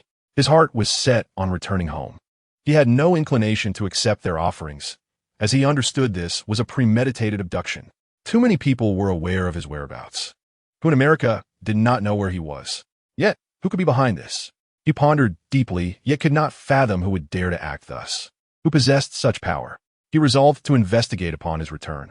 Otherwise, he would be unable to find peace or comfort. At the airport, just as Tony prepared to board, Ethan suddenly obstructed his path. I'm sorry, Tony, but I cannot return with you. I wish to better my homeland. My knowledge can benefit them. Tony was taken aback. He had intended to take Ethan away from the chaos of war, to enjoy the peace of the world and adequately repay his life-saving grace. Are you? At this moment, Tony observed the unwavering determination in Ethan's eyes as he spoke of his hometown, yet he found himself at a loss for words. Was he to suggest that Ethan abandon his roots? Betray his convictions? Such a notion was utterly beyond him. Tony turned and discreetly gestured for Chen Bei, the ever-resourceful one, to assist him with a solution. Upon noticing Tony's signal, Chen Bei chuckled and remarked, Ethan's perspective is indeed valid. The pursuit of knowledge is not to escape the poverty of one's hometown, but rather to transform it. I commend you, Ethan, for your sense of responsibility. Tony, taken aback, thought, I expected you to counsel him, not contradict me. Chen Bei, with a hearty laugh, continued, do not fret, Tony. Once you return, you could provide Ethan with some funds to serve as the initial investment for his efforts to revitalize his hometown. In this way, Ethan need not leave his roots, and you would be repaying his life-saving kindness, an elegant solution indeed. After contemplating Chen Bei's suggestion, both Tony and Ethan found it to be quite reasonable and readily agreed. You're right. Let's proceed with this plan. Tony nodded, embracing Ethan tightly. Brother, wait for me. I will ensure everything is in order upon my return, and you must come to America to find me. With tears brimming in his eyes, Ethan nodded vigorously. Rest assured, Tony. Once I am settled, I shall come to see you. When that time comes, you must show me around. I have never experienced the dazzling lights of a city as grand as New York. Ethan made light of their impending separation, yet the bond forged over nearly 2 months of shared struggles and mutual encouragement weighed heavily upon them. As they faced the prospect of parting ways, an overwhelming sense of reluctance enveloped their hearts. The pain of farewell, an enigma that has persisted through the ages, remains unanswered. After a prolonged silence, Chen Bei stepped forward to separate the sorrowful pair. The moon waxes and wanes, just as people experience joy and sorrow. To send you off on a journey of 1,000 miles inevitably leads to parting. You shall not be unable to meet again in the future. This brief separation is but a prelude to a more profound reunion. He added with a playful tone, Now, come on, do not weep like a woman. You are men. Be strong. The profundity of Chen Bei's words may have eluded translation into the elegant and meaningful lexicon of classical poetry in English. Yet both men, possessing keen intellects, grasped their essence. Wiping away their tears, the two ultimately waved goodbye as the plane ascended into the clouds, soaring toward the future. The curtain on the Marvel Universe had finally been raised, heralding the impending era of Iron Man. Yet, with Chen Bei's emergence, what path lay ahead? The Marvel Universe had veered off course, now sailing toward uncharted waters. Chapter 9. I Love You 3,000 Times in New York. This time the plane did not head to Los Angeles. Instead, Tony made his way directly to the headquarters in New York. News of his return had already been relayed to the domestic market through Rhodes, causing all shareholders to weep with joy. Tony, you are finally back, and you are alive. How wonderful. Upon receiving this news, the stock of Stark Industries surged, marking its first significant rise after a month of stagnation. It is evident that positive news for a publicly traded company serves as a catalyst for its stock price. Conversely, even a hint of negative news can lead to a sharp decline. At New York International Airport, eager journalists awaited with bated breath, wishing they could teleport to Tony. Fortunately, the announcement was made half a day after boarding. Otherwise, these throngs of reporters would have awaited in utter exhaustion. After a long wait, Tony Stark's plane finally arrived, and the crowd sprang to life as if invigorated by a surge of adrenaline. However, they could not meet Tony immediately. The first to greet him were Obadiah Stane, Pepper Potts, and his driver Hogan, along with the chubby director making a cameo. Upon seeing Tony, a flicker of dark confusion crossed Obadiah's eyes. Tony should not have been here. Although the 10 Rings had betrayed their agreement and failed to eliminate Tony, there was no way he should have escaped. Surely, something had transpired. At present, even the upper echelons of the 10 Rings were oblivious to the situation, as if their plans had gone awry without a trace of information emerging. Nevertheless, Obadiah quickly donned a cheerful fade, laughing heartily as he opened his arms to welcome Tony, embracing him tightly. Obadiah patted Tony's back with fervor, feigning excitement as though nothing had transpired. It's wonderful that you are back. You have no idea how indispensable you are to Stark Industries. His heartfelt words deeply moved Tony. This truly was his dear uncle. After their embrace, Pepper Potts dashed into Tony's arms, holding him tightly. Tony, you have finally returned. I have missed you day and night, praying for your safe return in church every day. God has truly answered my prayers and brought you back. My dear, thank you. Your sincerity has touched God, allowing me to return safely. You are indeed my better half. The two exchanged tender affections, oblivious to their surroundings, much to the chagrin of Chen Bei. Honestly, couldn't you two just say a few words instead of this endless exchange? Chen Bei's light scoff drew everyone's attention, pulling the love-struck couple back to reality. Noticing Chen Bei's dissatisfaction, Tony grinned triumphantly. It was a rare victory for him in this regard. What a delight. It felt even more gratifying than enjoying ice cream on a scorching summer day, as it brought a sense of satisfaction deep within him. Ahem, ahem. Tony, filled with secret delight, cleared his throat to mask the excitement bubbling within him. He turned to the gathered crowd and proclaimed, Allow me to properly introduce my savior. Chen Bei, this remarkable individual beside me, hailing from Huaxia, is the one who rescued me in my time of peril. Were it not for him, would I have returned alive? Henceforth, I vow that as long as I have a morsel to eat, my brother shall never go hungry. Please join me in welcoming him. Applause erupted from the assembly, for this was the first act of their boss upon his return, and who would dare show any disrespect. Moreover, the young man before them was indeed formidable, having saved their boss from a multitude of kidnappers. Surely, his future would soar to great heights. Given that he was their boss's lifesaver, a person of great significance in Tony's eyes, they had no choice but to show him their utmost respect. Yet among the crowd, two individuals bore expressions of intrigue. Obadiah, Stain's gaze turned icy, a fleeting shadow of malice crossing his features. This young man had thwarted his plans. Clearly, he possessed considerable skill, but how many assassination attempts could he evade? Obadiah had already resolved to eliminate Chen Bei if he disrupted his schemes. This world would have no place for him. Meanwhile, Pepper Potts scrutinized Chen Bei, wondering if this seemingly frail figure truly possessed such strength. He appeared to be just a university student, yet it was clear that one should not judge by appearances. Even a seemingly delicate individual could potentially vanquish you. She felt immense gratitude towards Chen Bei for rescuing Tony, her eyes reflecting her appreciation. "Thank you for saving Tony. I shall ensure you are well treated tonight." Pepper stepped forward to gently shake Chen Bei's hand, expressing her gratitude. "Thank you. Upon seeing you, I can only conclude that your daughter must resemble you, rather than that scoundrel Tony, whose temperament is exceedingly vile," Chen Bei remarked with a broad smile. "Ha!"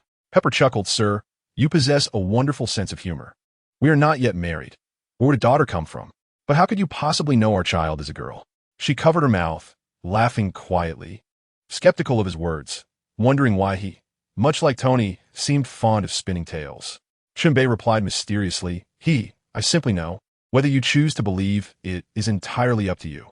Tony scoffed. "This guy is just spinning tales again. There's no way he could be married. Moreover, how dare you call me vile? My character is as pure as freshly fallen snow compared to yours." He stepped closer to Pepper, whispering, "Don't listen to this peculiar fellow. His heart is far too dark." Then, Tony recounted how Chen Bei had denied him fruit, extorted $1 billion from him, and sold him a handful of burgers for $1 million, weaving a tale of woe that felt like the makings of a tragic autobiography. He was indeed suffering. Pepper cast a furtive glance at Chen Bei, the remarkably handsome young man who seemed rather incongruous. Surely, it was Tony weaving another tale to deceive her. That rascal had not changed his penchant for concocting nicknames for others. Well, Pepper nodded earnestly on the surface, yet deep down, she harbored not a shred of belief. If Tony possessed the ability to read minds, he would undoubtedly be at a loss for words, for his appearance was exceedingly deceptive. Even a woman might easily fall for his charm. As the group began to traverse the corridor, it was imperative not to leave the assembled journalists in the lurch after having summoned them. After all, the myriad favorable news needed to be disseminated through their mouths to allow their stocks to continue soaring. Soon, within the airport hall, Tony and his companions gradually emerged amidst the clamorous calls of the crowd. In an instant, cameras were trained upon them, the incessant clicking of shutters nearly blinding them with flashes of light. Chapter 10. The injection of Super Soldier Serum. Each journalist craned their necks, tiptoeing in a desperate bid to extend their height. Microphones raised high towards the newly emerged group. "Good day, Mr. Stark. We've heard that you were kidnapped.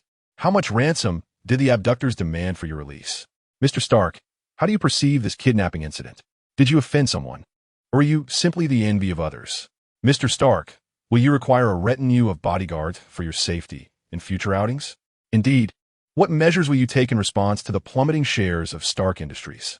Questions flew like arrows, driven by an insatiable curiosity regarding Tony's past tribulations and future intentions. They sought first-hand accounts, for such exclusive information would grant them a competitive edge, resulting in soaring sales for their publications. In this day and age, Tony had been the lifeblood of many in the news industry. Those tabloids thrived merely by trailing him, capturing snippets of sensational news to keep their presses running. Today, Tony Stark dined with a certain celebrity, and yesterday he hosted a party with a prominent contestant from a talent show. Any gossip related to the notorious womanizer Tony was a source of endless fascination, providing ample fodder for casual conversation. Of course, envy and resentment simmered beneath the surface. Many wished they could be Tony Stark, even harboring thoughts of usurping his place. Who, one might ask, is the most talked-about figure in America? Not a star, nor an athlete, but undeniably Tony Stark, the scandalous magnate. Observing the throng of cameras, Tony remained unflustered, offering a calm smile to the assembled crowd. For he had long since become accustomed to such spectacles. This was merely a minor affair. He was a born headline, a quintessential public figure, relishing the limelight. Tony cleared his throat with pride. "Hello, dear media friends. I'm truly honored by your warm welcome. Welcome, though it seems your intentions are driven by mere monetary gain. Allow me to clarify. I have not been abducted, but rather, I am engaged in clandestine research aimed at benefiting humanity. The world shall soon bear witness to my endeavors. Regarding the recent plummet of Stark Industries stock, I firmly believe that once I return, all concerns will dissipate. I, Tony Stark, embody the confidence of the market and its investors. I extend my gratitude to all, but after this lengthy engagement, I must take my leave and rest." With that, I disregarded the lingering inquiries of the press. As a battalion of bodyguards formed a protective barrier, escorting Tony and Chen Bei away, while the persistent journalists were thwarted by the imposing figures of the security team. Such arrogance is quintessentially Tony. How infuriating it is to be outmaneuvered by this fellow in the opulent Villa District of Long Island, the most luxurious and picturesque enclave of New York. Frequented by the wealthiest and most secure, resides none other than the illustrious Tony Stark, more expensive than even that of Marbury. An extravagant convoy of vehicles adorned with the Stark Industries emblem meandered down Clinton Avenue, entering Long Island. Onlookers gazed enviously at the procession of Rolls-Royces, their mouths watering at the sight. Indeed, Tony Stark has returned. At this moment, Tony's grand estate was left only to Chen Bei, Pepper, and a few others. Obadiah Stane had departed early, under the pretense of attending to corporate matters and the press conference. Unbeknownst to Tony, Obadiah was preoccupied with contacting the Ten Rings for reconnaissance, intent on uncovering the mystery of Tony's return and the identity of the enigmatic man from China accompanying him. "Hey, Chen Bei, feel free to stay here. There are plenty of rooms to choose from," Tony remarked, reveling in the comfort of his domain.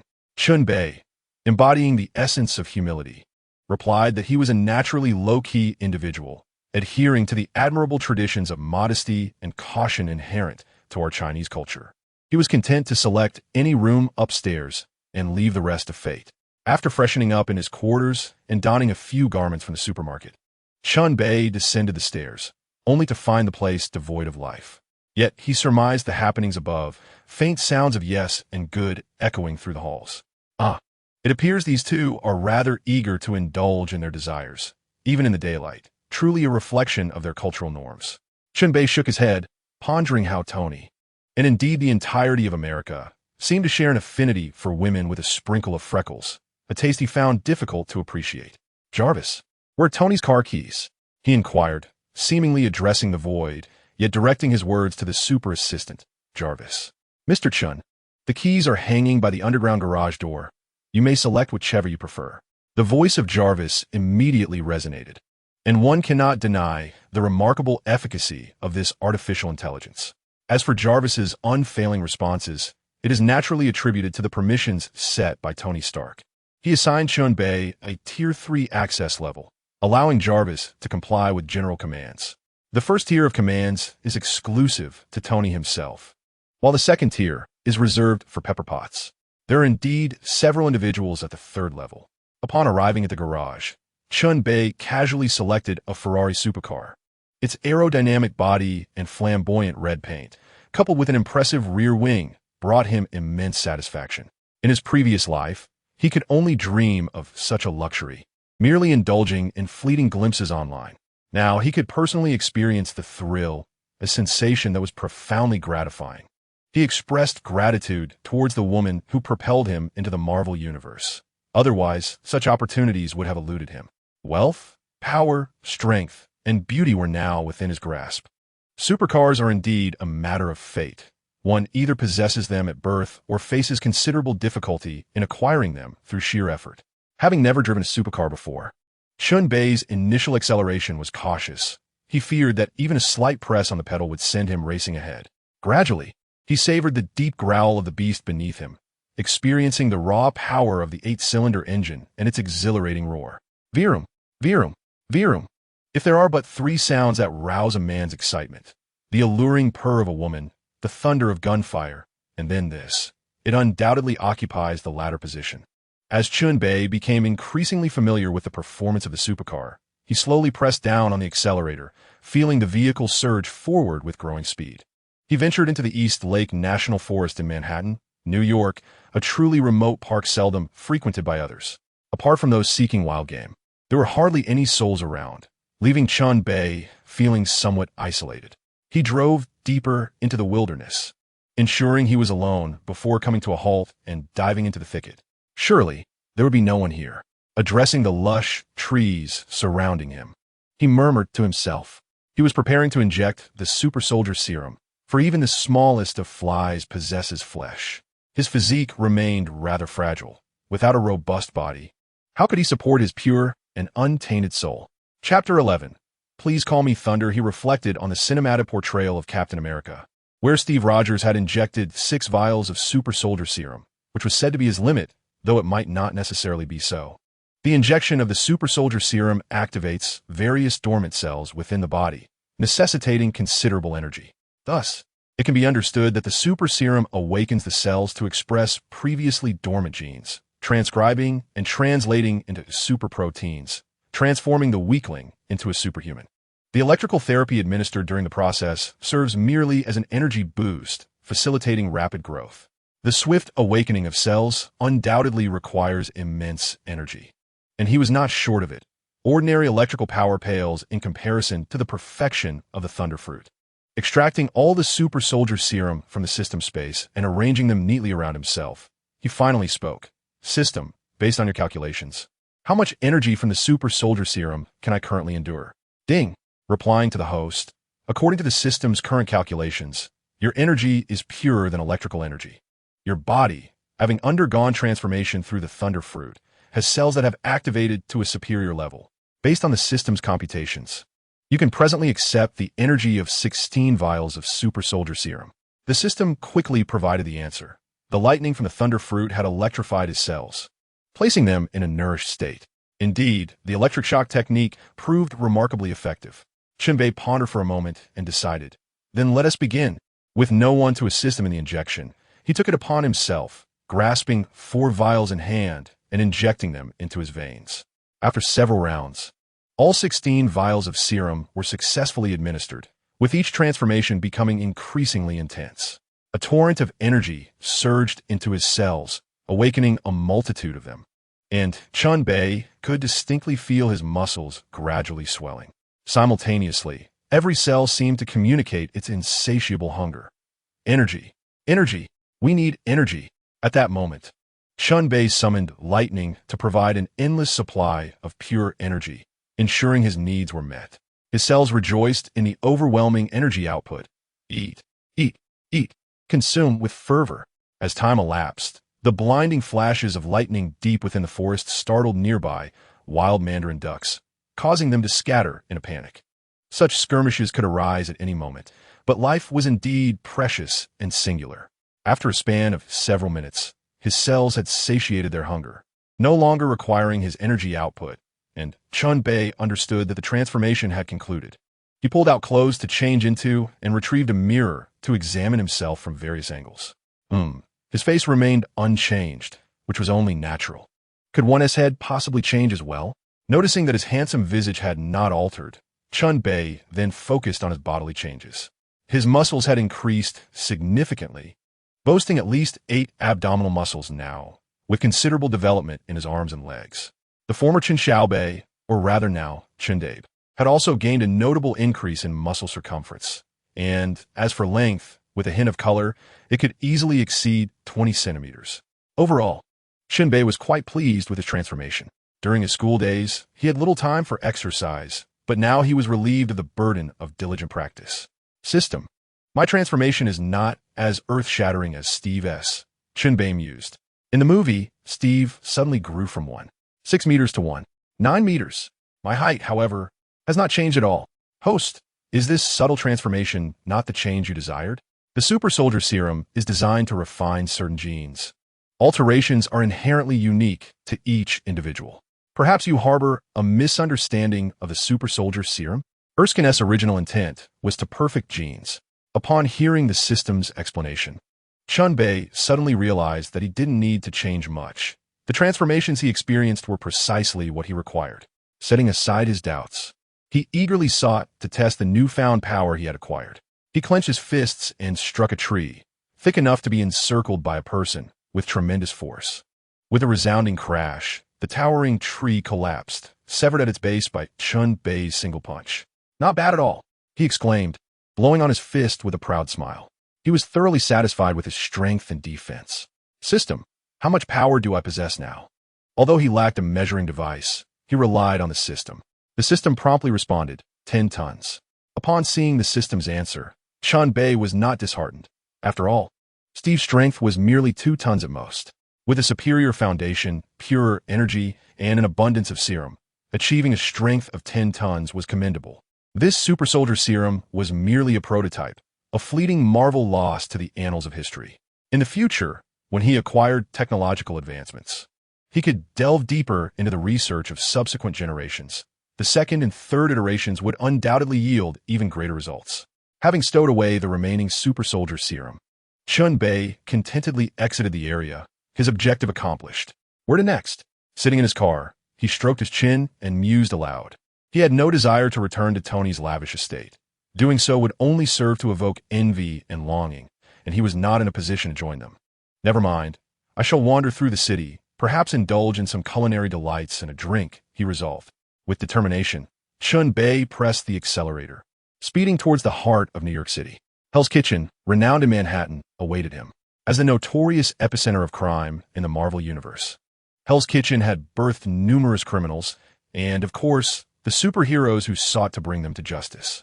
Though it spanned only a mere 8 streets, the malevolence found here could rival that of 8 devils. Walking the streets of Hell's Kitchen, even under the bright sun, one could never feel secure, for at any moment, a hooded figure might approach, brandishing a cold object against your back, requesting, "Brother, lend me some cash." However, alongside the criminality thrived the vigilant superheroes, and one could scarcely walk without encountering familiar faces like Luke Cage, Iron Fist, and White Tiger. The most sought-after sight for visitors to Hell's Kitchen would undoubtedly be its emblematic figure, Daredevil. Yet, Chen Bei's purpose for coming was not to witness the local depravity, nor to engage in criminal activities, and certainly not to observe a blind man steadfastly upholding justice. No, he had other motives. He required funds for his endeavors. Upon arriving in New York, it appeared that Tony was too preoccupied with his own pleasures to consider compensating him. Thus, as an unconventional individual occasionally stepping into the role of a superhero, Chen Bei resolved to temporarily uphold the peace in New York City. Do not express gratitude towards him, for he is the thunderous wrath. Naturally, he must select a few victims at random. Oh no, the fortunate souls of the evening. Chapter 12. A hesitation to fire aimlessly. Chen Bei parked his vehicle at a distant lot, leisurely making his way to Hell's Kitchen. It would be a shame to leave such a fine car here. Vulnerable to potential damage, he had yet to savor its delights. In a certain street of Hell's Kitchen, Chen Bei was uncertain of his exact location. But that was of little consequence. He was in search of the fortunate ones. As night descended, darkness enveloped the area, and the rogues, ruffians, and brigands made their grand entrance. Chen Bei was also present. Not far into his stroll, he sensed the distinct ambience of this place. It was indeed his paradise, a realm he cherished. Before him, a group of individuals with flamboyant hair colors engaged in a brawl. Their fighting was feeble, lacking the ferocity he had known before his journey. When he fought, it was a matter of life and death. Without a father to rely on, one could only fight with all their might. A few vividly adorned women cheered from the sidelines, sporting lip piercings and an unmistakable nonconformist flair. It seemed that the shammade aristocrats were quite prevalent in contemporary America. "Mark, get him. Poke his eyes out. Van Langen, smash him with that brick. Where are the knives? Where are your knives? Use them." The fervor grew, as the onlookers passionately supported their respective miscreants, creating a cacophony of whistles and cheers. Chen Bei shook his head. This motley crew was utterly uninspired. He continued to meander, as these small-time thugs possessed nothing of value to pilfer. No, let's engage in friendly negotiation. The earlier scene was all too commonplace. Such occurrences were a frequent spectacle in Hell's Kitchen. The prevailing themes here were brawls, thefts, and other forms of aggression. As Chen Bei delved deeper, he soon encountered his first wave of fortunate souls. Hey, you there, yellow-skinned lad. Yes, I'm referring to you. You look like a newcomer. Today, my friends, and I shall provide you with a practical lesson in society. 7 or 8 individuals adorned with golden chains and watches, swaggering with bravado, obstructed Chen Bei's path. Do not think of anything else, for his forehead seemed inscribed with "I am new here. Welcome to rob me." It was evident that these thugs, possessing some degree of prowess, had chosen to target him. Are your golden chains and watches truly authentic? To everyone's astonishment, the supposed prey dared to question them, implying a potential for betrayal among thieves. The thugs, momentarily taken aback, exchanged glances of disbelief. One ought not to be so audacious. The leader of the gang chuckled, a sneer of disdain on his face as he replied, "Of course, they are genuine. Do you intend to play the role of a thief among thieves? It all depends on whether we consent to it." Having said this, he brandished a dagger, the implication of threat unmistakable. "Are you certain they are real?" Chen Bei retorted once more. "Enough of this nonsense. Quickly, empty your pockets of anything valuable, lest we have to do it ourselves. We are not gentle souls, and our approach may be rather rough." The leader grumbled impatiently, clearly exasperated by the incessant chatter. If that were the case, why wait any longer? Let the show begin. In the blink of an eye, Chen Bei appeared before the ruffian, leaving everyone astonished. With a swift motion, he seized the leader's arm and delivered a powerful elbow strike, instantly shattering the thug's limb, causing the knife to clatter to the ground. A blood-curdling scream echoed through the entire street. "It hurts. It hurts so much." The arm had been cruelly broken at the joint, an unbearable pain for anyone to endure. Witnessing their leader's sudden incapacitation, the remaining thugs were filled with rage, brandishing their knives and charging forward. In a brawl, it is all about the momentum. Expecting them to employ any sophisticated techniques would be futile. There was only raw ferocity. The atmosphere crackled with energy as 7 or 8 thugs converged upon a single opponent, igniting the crowd's excitement. Unperturbed by their advance, Chen Bei calmly raised his weapon and executed sweeping strikes. Ouch! Ouch! Ah! 3 anguished cries rang out, 2 from the thugs sent flying by Chen Bei's blows, and 1 from the weapon itself. Sensing impending doom, the remaining thugs hastily sheathed their knives and drew their guns. While a knife might wound, it did not guarantee death. The law allowed for a chance of escape, but firing a gun with lethal intent was a grave offense that could ruin a life forever. Typically, they wielded guns merely to intimidate, bolstering their courage, but today, as circumstances were dire, the stakes had escalated. The atmosphere surged to a fever pitch as onlookers realized weapons had been drawn. Cheers and whistles filled the air. "Hey, you there, release our leader, or you shall face dire consequences," shouted the red-haired thug, pointing at Chen Bei, his voice steely yet betraying his underlying fear. He would not dare to pull the trigger unless absolutely necessary. "Ha ha, red-haired fool, do you truly have the courage to shoot?" Chen Bei taunted, tossing aside the unconscious leader and stepping closer to the trembling thug with the gun. "Do not push me. I will shoot." The red-haired thug quivered, sweat cascading down his forehead. He was frightfully apprehensive. The thought of taking a life was beyond his courage. He was merely a lowly thug, not one of the higher-ups who engaged in such acts. Pathetic. Worthless. Chen Bei scoffed disdainfully, seizing the thug's hand and pressing the gun to his own head, shouting, "Pull the trigger. Go on, shoot me." "Ah!" Whoa! The red-haired thug broke down, tears streaming down his face in sheer terror. He was utterly paralyzed by fear. "Useless," Chen Bei exclaimed, snatching the gun away. "If you lack the nerve to shoot, why wield a weapon at all?" Chen Bei swung his arms with fervor, delivering resounding slaps to his own face. "Dare you point fingers without firing a shot?" he exclaimed as he continued to strike himself with vigor, landing several forceful blows. Such an act was akin to a dagger piercing the heart. After a series of 7 or 8 slaps, the red-haired thug's face had swollen to the size of a pig's head, and the surroundings had fallen into a profound silence. A ruthless individual. They had encountered someone formidable today, and this group had undoubtedly run into a brick wall, rendered utterly speechless. The other small-time delinquents trembled in fear, their brows slick with sweat as they gazed at Chen Bei, their eyes pleading for mercy, begging, "Please do not harm us. We were in the wrong." As for fleeing, they dared not even contemplate such an option. The speed of this fierce man was too daunting. They feared that attempting to escape would only invite a more brutal beating. They were already paralyzed with terror. Do not regard me with such expressions. I assure you, I am a good person. Be obedient, and if you hand over your valuables, I shall let you go. After a brief pause, Chen Bei, having finished his task, wore a radiant and sincere smile as he turned to them. Yet, in the eyes of the thugs, he resembled a cunning fox, his smile akin to that of a devil. The small-time delinquents hurriedly nodded, stripping themselves and even their unconscious companions of every last possession, leaving not a single coin for themselves, cleaner than a dog licking its plate. Boss, can we leave now? A green-haired thug implored, his demeanor obsequious as he bowed and nodded, embodying the very essence of his green-hair persona. Get lost. Chen Bei waved his hand dismissively, urging them to depart quickly. I need to keep the spoils for my own sustenance.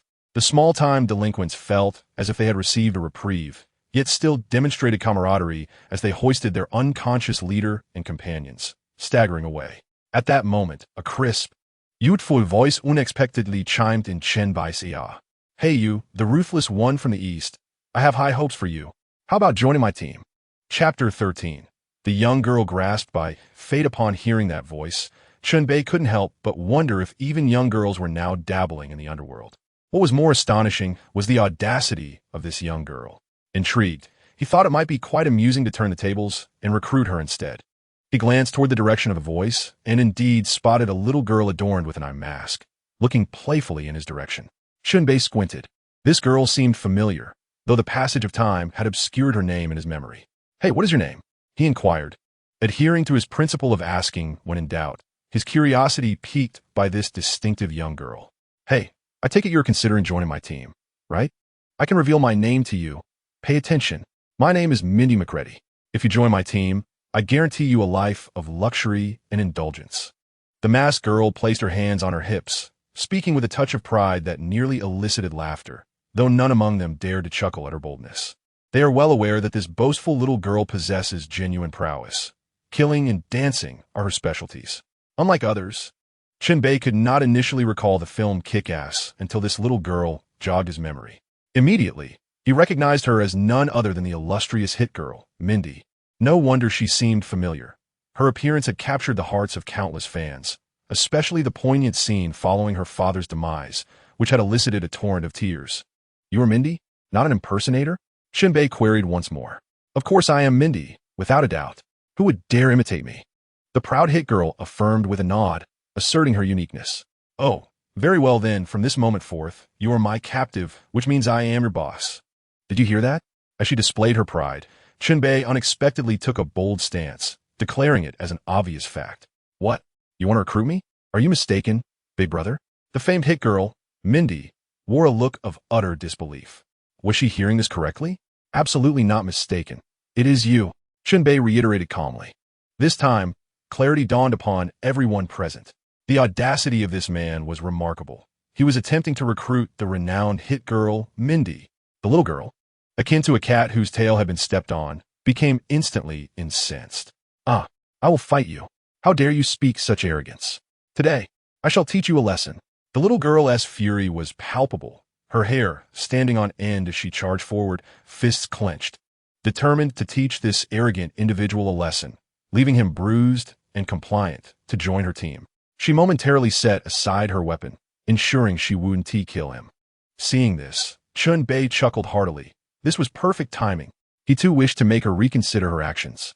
The little girl launched a straight punch aimed directly at Chen Bei's face. In his eyes, that tiny pink fist grew closer and larger, seemingly poised to strike him. Closer, closer. It hit. To all the onlookers, it appeared that her tiny fist had indeed made contact with Chen Bei's face. However, it was a near miss. Unperturbed, he calmly seized Hit Girl's small fist in one hand and placed his right palm against her head. Despite her flailing and attempts to punch and kick, she could not reach his body. Try as she might, she simply could not land a hit. How frustrating. With just one hand, he subdued the feisty little girl. Hit Girl was beside herself. This guy was insufferable, taking advantage of her shorter stature. His strength was overwhelming, and she could not resist.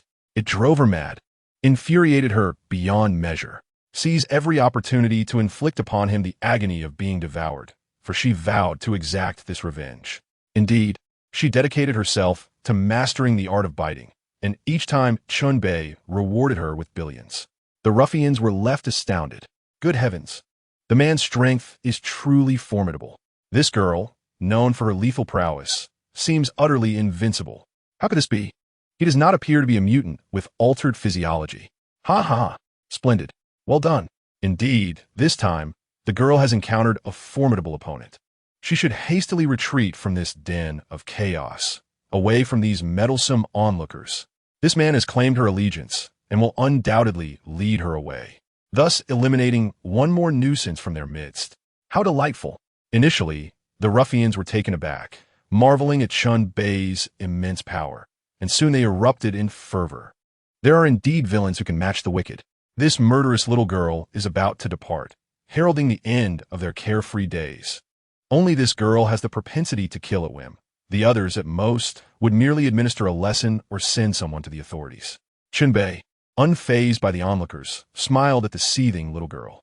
Little girl, do you yield? Will you still seek to enlist me? Yield? I yield to no one. Yet, under your roof, I must acquiesce. What more can I say? The girl's eyes darted with cunning, her bright gaze filled with mischief. Hey, I yield. Boss, might you release me? Your grip upon my head is quite painful.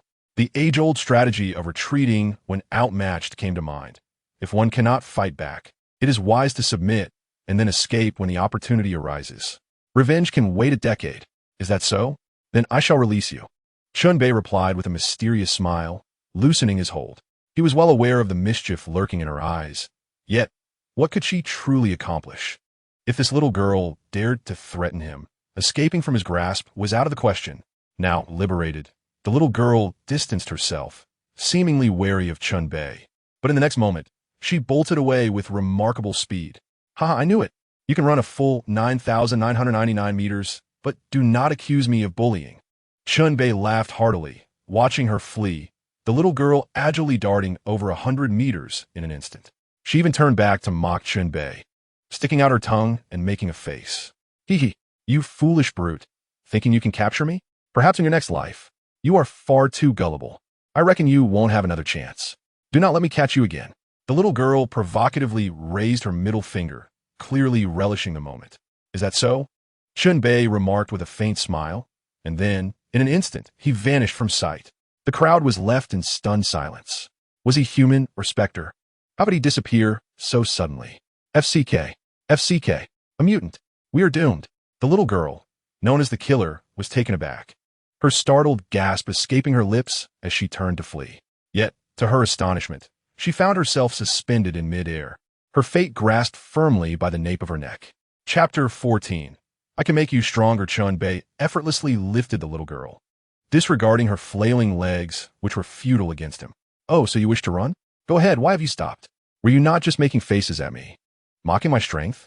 He spoke with a triumphant tone, playfully smacking her behind. Despite your youth, your well-trained body is surprisingly sturdy. Just feel the firmness of it. While Chen Bei reveled in his comfort, the little girl was far from pleased.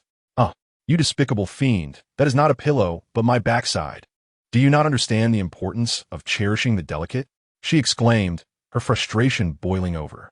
You must be made of stone. Ouch, my teeth hurt. With a grin, Chen Bei remarked, did your teeth survive? Perhaps next time you'll think twice before challenging me. Upon seeing the killer's tear-streaked face, he decided to set her down gently, not wishing to cause her distress. As she landed, she stumbled slightly, nearly falling, but Chen Bei was quick to catch her. Humph, shameless bully. Always picking on the little ones. She shot him a disdainful glance, her pride refusing to falter even in defeat. Chen Bei raised his hand as if to swat her again, prompting her to blink up at him with her big, charming eyes. I apologize. I shall not speak out of turn again. Behave yourself, or I shall not hesitate to discipline you, he warned, his tone playful yet firm. The little killer nodded vigorously, her eyes betraying her true feelings as she plotted her escape the moment he was distracted. However, Chen Bei was unbothered. Having encountered her, she would not slip away from his grasp so easily. The little girl sweetly clung to his arm, her voice dripping with charm. Dear brother, what is your name? Chen Bei. Oh, how fortunate to know you, brother Chen Bei. You are the strongest man I have ever met. She continued to flatter him, her intentions clear. Indeed. Thank you. I share the same sentiment. It seems your judgment is quite astute, he replied nonchalantly, fully embracing the compliment. Modesty? What was that? The formidable killer queen was perplexed, pondering why individuals from Huaxia typically embodied a demeanor of modesty and caution. When faced with compliments, they often responded with self-deprecation. Yet here stood an anomaly, a quintessentially atypical Huaxia individual. Could it be that the online persona was merely a facade, a clever ruse? Coughing lightly, she mused, brother, are you a mutant? Your speed is astonishing, your strength formidable. At that moment, Killer Queen regarded Chen Bei earnestly, her eyes brimming with envy. No, but you may perceive me as a mutant, Chen Shi replied ambiguously. Was he truly a mutant? Perhaps it mattered little, for society would undoubtedly categorize him as one, as anyone possessing extraordinary abilities was often relegated to that realm, isolated from the mundane world. Oh, how I wish to be like you. Alas, I am but an ordinary person. No matter how much I train, I remain commonplace. Her tone was laced with melancholy and disappointment. Despite her indifference to others' perceptions, the sheer potency of mutants rendered her aspirations futile. She envied Chen Bei for his powers, which effortlessly subdued her. That, she believed, was true strength. Sensing her despondency, Chen Bei gently ruffled her hair in a comforting gesture. At that moment, Killer Queen, unusually subdued, resembled a forlorn kitten. He spoke softly, fear not, for there will be opportunities ahead. This world is not solely inhabited by mutants. There exist countless extraordinary beings and infinite possibilities. Killer Queen paused, soon realizing the deeper meaning behind Chen Bei's words. Are you suggesting that human factors can also cultivate various superpowers? Or that they can equate to diverse mutations? Indeed, anything is possible, Chen Bei affirmed with conviction. Killer Queen inquired further. So, does that imply that you underwent a similar transformation? Of course. Did you think it came out of thin air? I undoubtedly grew stronger through means you may not comprehend, Chen Bei replied, playfully tousling her hair. Oh, can I become as strong as you? What must I sacrifice to achieve that? Her excitement surged as she blinked her large eyes, eagerly awaiting his response.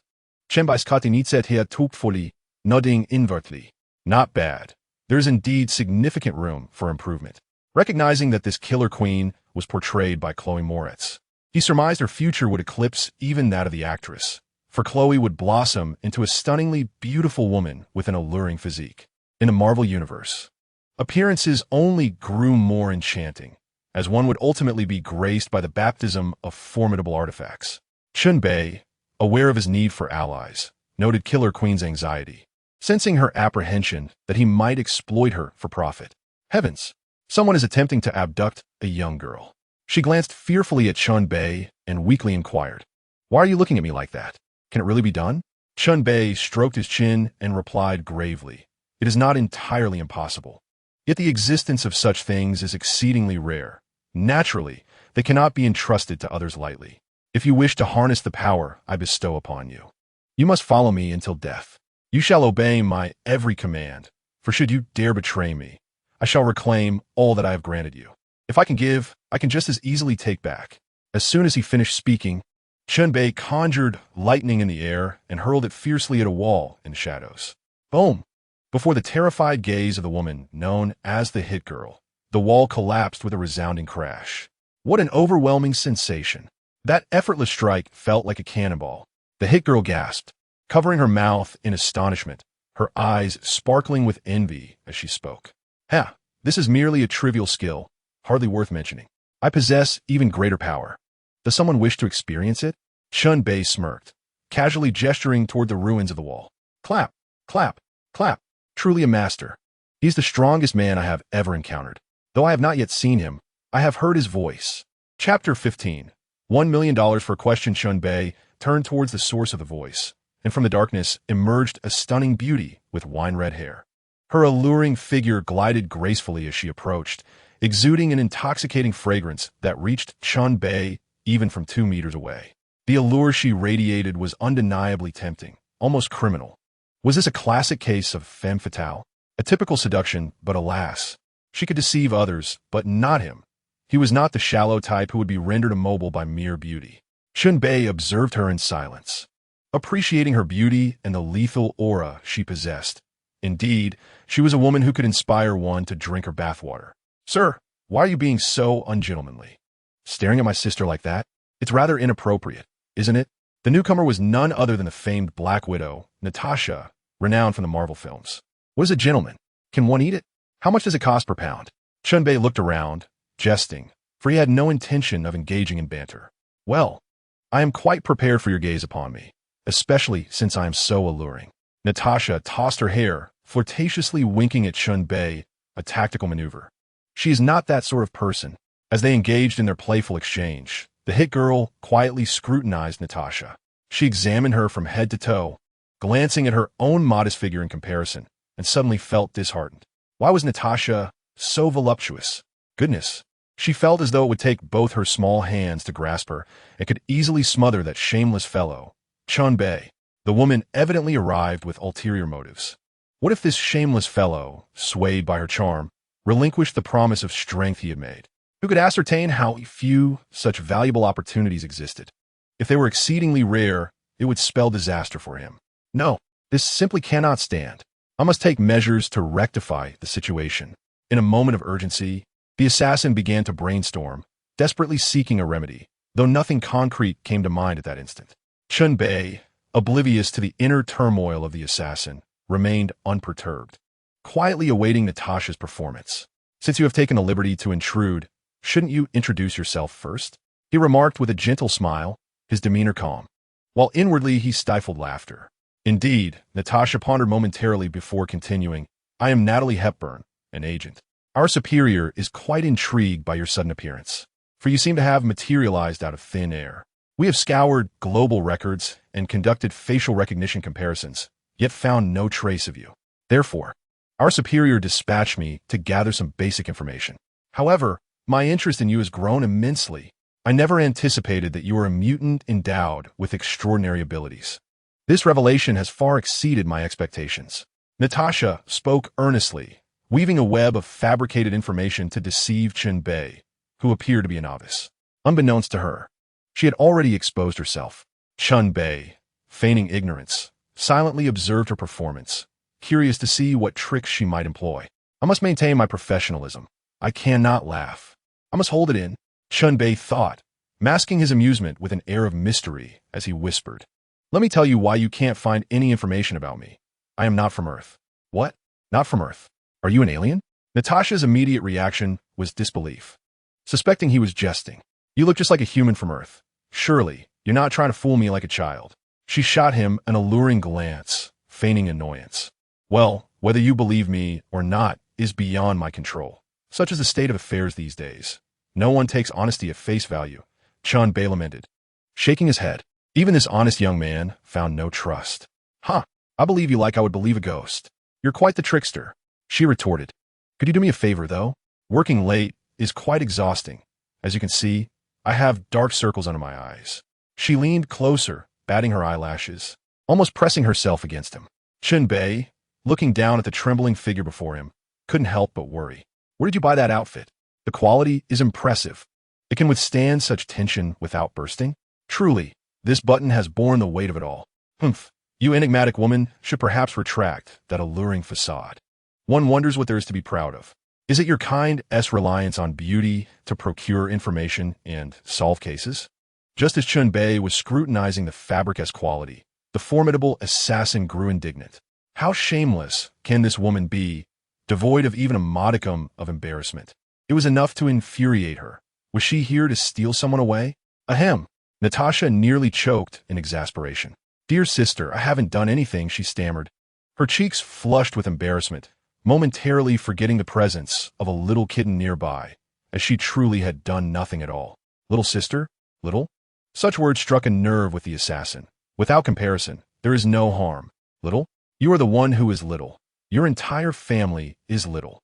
The assassin leapt up, pointing an accusatory finger at Natasha and launching a barrage of insults. How could she endure such provocation? Natasha, perplexed, wondered how she had offended her. Was it merely the term little sister? Was she not? Ha ha ha ha! Chen Bei, observing the scene, could not suppress his laughter, fully aware of the notorious assassin's temperament. "What is the matter with her?" Natasha inquired, gesturing towards the assassin as she noticed Chen Bei's amusement. "Nothing, nothing," he waved his hand dismissively. "By the way, what do you wish to ask? I can share some information, and while you're at it, could you assist me in obtaining a driver's license and passport?" Chen Bei proposed his modest request, fully intending to take advantage of SHIELD's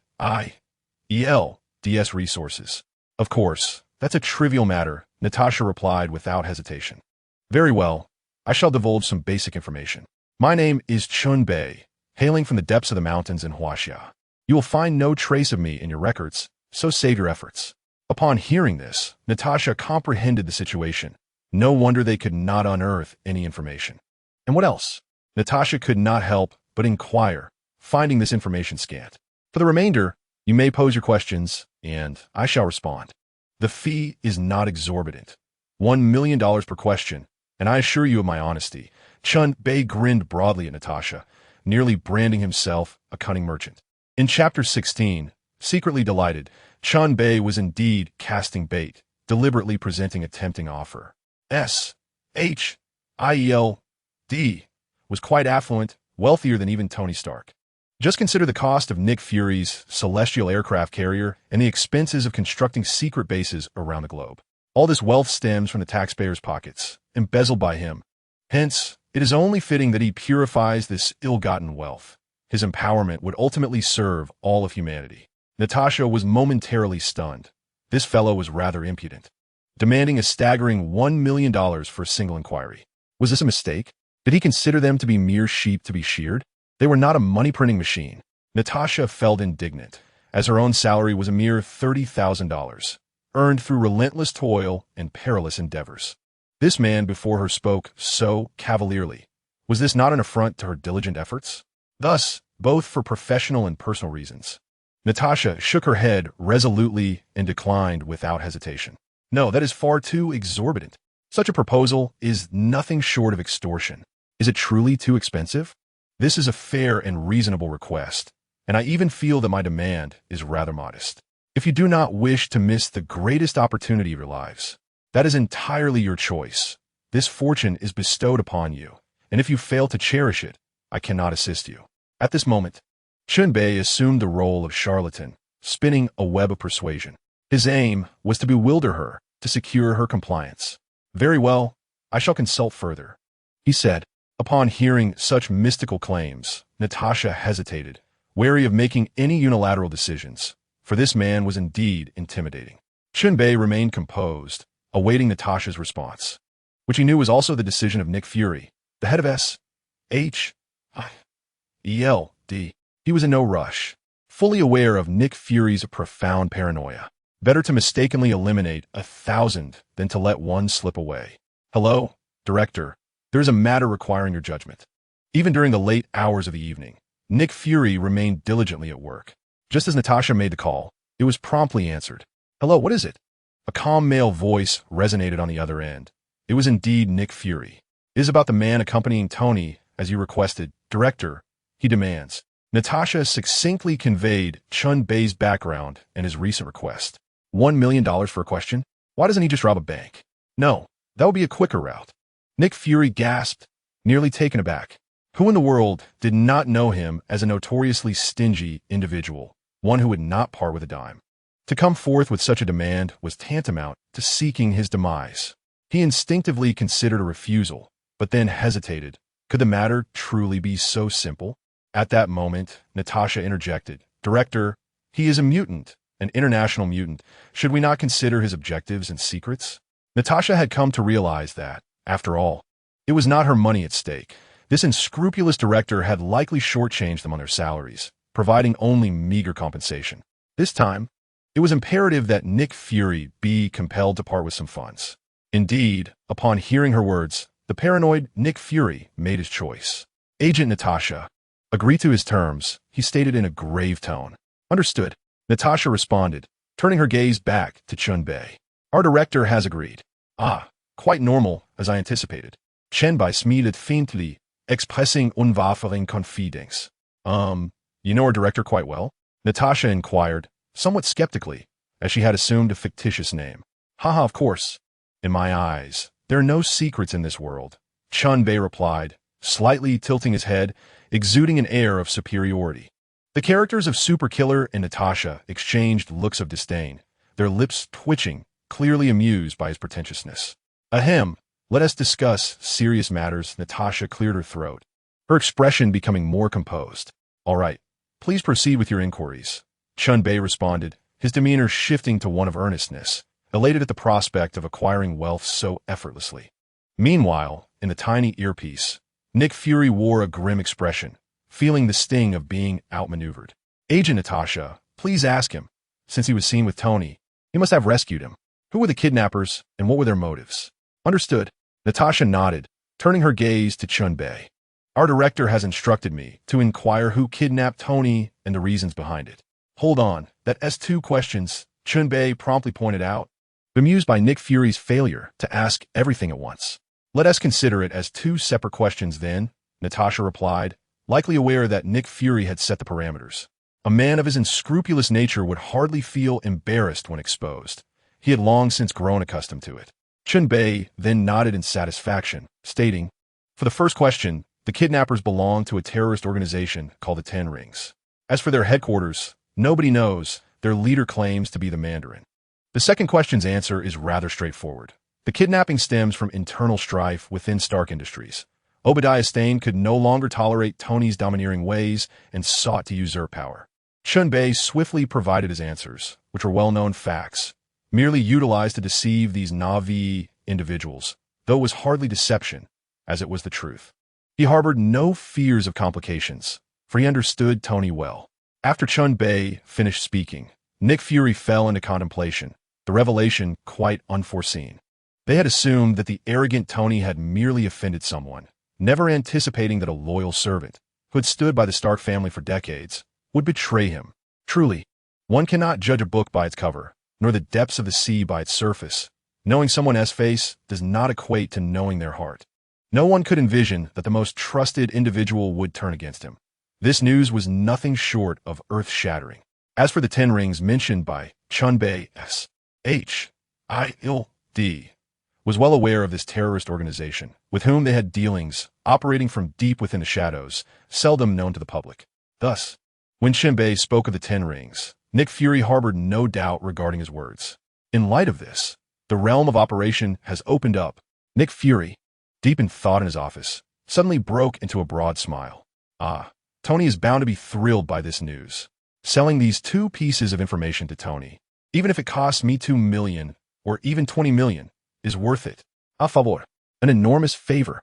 Surely, exchanging a mere 2 million for such a favor is the most lucrative deal in existence. Just moments ago, Nick Fury was enveloped in gloom. But now his spirits have lifted significantly. Thank you, you fool. You've gifted me such a substantial present for just 2 million. Is it truly so? It can't be. Chapter 17. System, grant me 10 fishing rods. This question had long occupied Chen Bei's mind. He could vaguely surmise Nick Fury's intentions. The reason for Fury's generous disclosure, unperturbed by the thought of it reaching Tony, was clear. Obadiah Stane and Tony shared a close bond, akin to that of an uncle. Without substantial evidence, Tony would remain skeptical. Nick Fury's elation. Could it be that he genuinely possesses the evidence to unveil Obadiah's machinations? Do you have any questions? Chen Bei inquired, noticing Natasha's silence. He presumed they were reluctant to part with their funds and prepared to take his leave. Wait, Natasha. Ask him one last question. I can't shake the feeling that he knows your information. His demeanor is unsettlingly calm, as if we had been exposed. Since he made his request and treated them with such tranquility, it felt as though he was intimately familiar with their secrets. This left Nick Fury, plagued by a severe case of paranoia, feeling quite uneasy. Upon hearing her superior echo his sentiments, Natasha finally recognized the source of her peculiar sense of familiarity. She had sensed that this enigmatic man had an uncanny understanding of them, as if there were no secrets left to conceal. His every word and action exuded an air of omniscience, placing him above them, while they felt like transparent natives. This sensation was profoundly unsettling, evoking a chilling sense of vulnerability. He seemed to know all their secrets. There were no secrets at all, leaving her feeling utterly exposed. Upon receiving the directive, Natasha cautiously turned to Chen Bei and asked earnestly, "Do you possess a particular understanding of us?" "Ah, well done, you are not entirely dim." Chen Bei replied with a slight smile, entering yet another phase of manipulation. "This trifling gain is insignificant. Fishing is about landing the big catch. This QA session is merely an appetizer. Tell Nick Fury, how about the scrolls?" Chen Bei smiled softly, knowing that this was sufficient. The weight of his words was immense, too immense. With a clatter, Nick Fury's phone slipped from his grasp, crashing to the ground, yet he seemed oblivious. Frozen in shock by Chen Bei's proclamation, slumped in his office chair. "Director? Director?" Natasha, having not heard from Nick Fury for half a day, called out to him, only to be met with a disconcerting silence. At that very moment, Nick Fury was engulfed in a tempest of thoughts, struggling to grasp the gravity of the information that had just come to light, akin to a stone cast into a placid lake, sending ripples of turmoil through his mind. How could this be? It was simply unfathomable. This revelation was impossible. Why would he be privy to such a clandestine affair? It seemed like a surreal tale. Years ago, only a handful of individuals were aware of this incident. Certainly not a mere child like Chen Bei. Had their strategic bureau been infiltrated? Yet, the participants from that event had no connection to the current bureau. Nick Fury stared blankly at the ceiling, his mind racing with analysis. The situation was exceedingly perplexing. He found it difficult to articulate his emotions, the absence of secrecy driving him to the brink of madness. A disruption, an uncontrollable upheaval had occurred.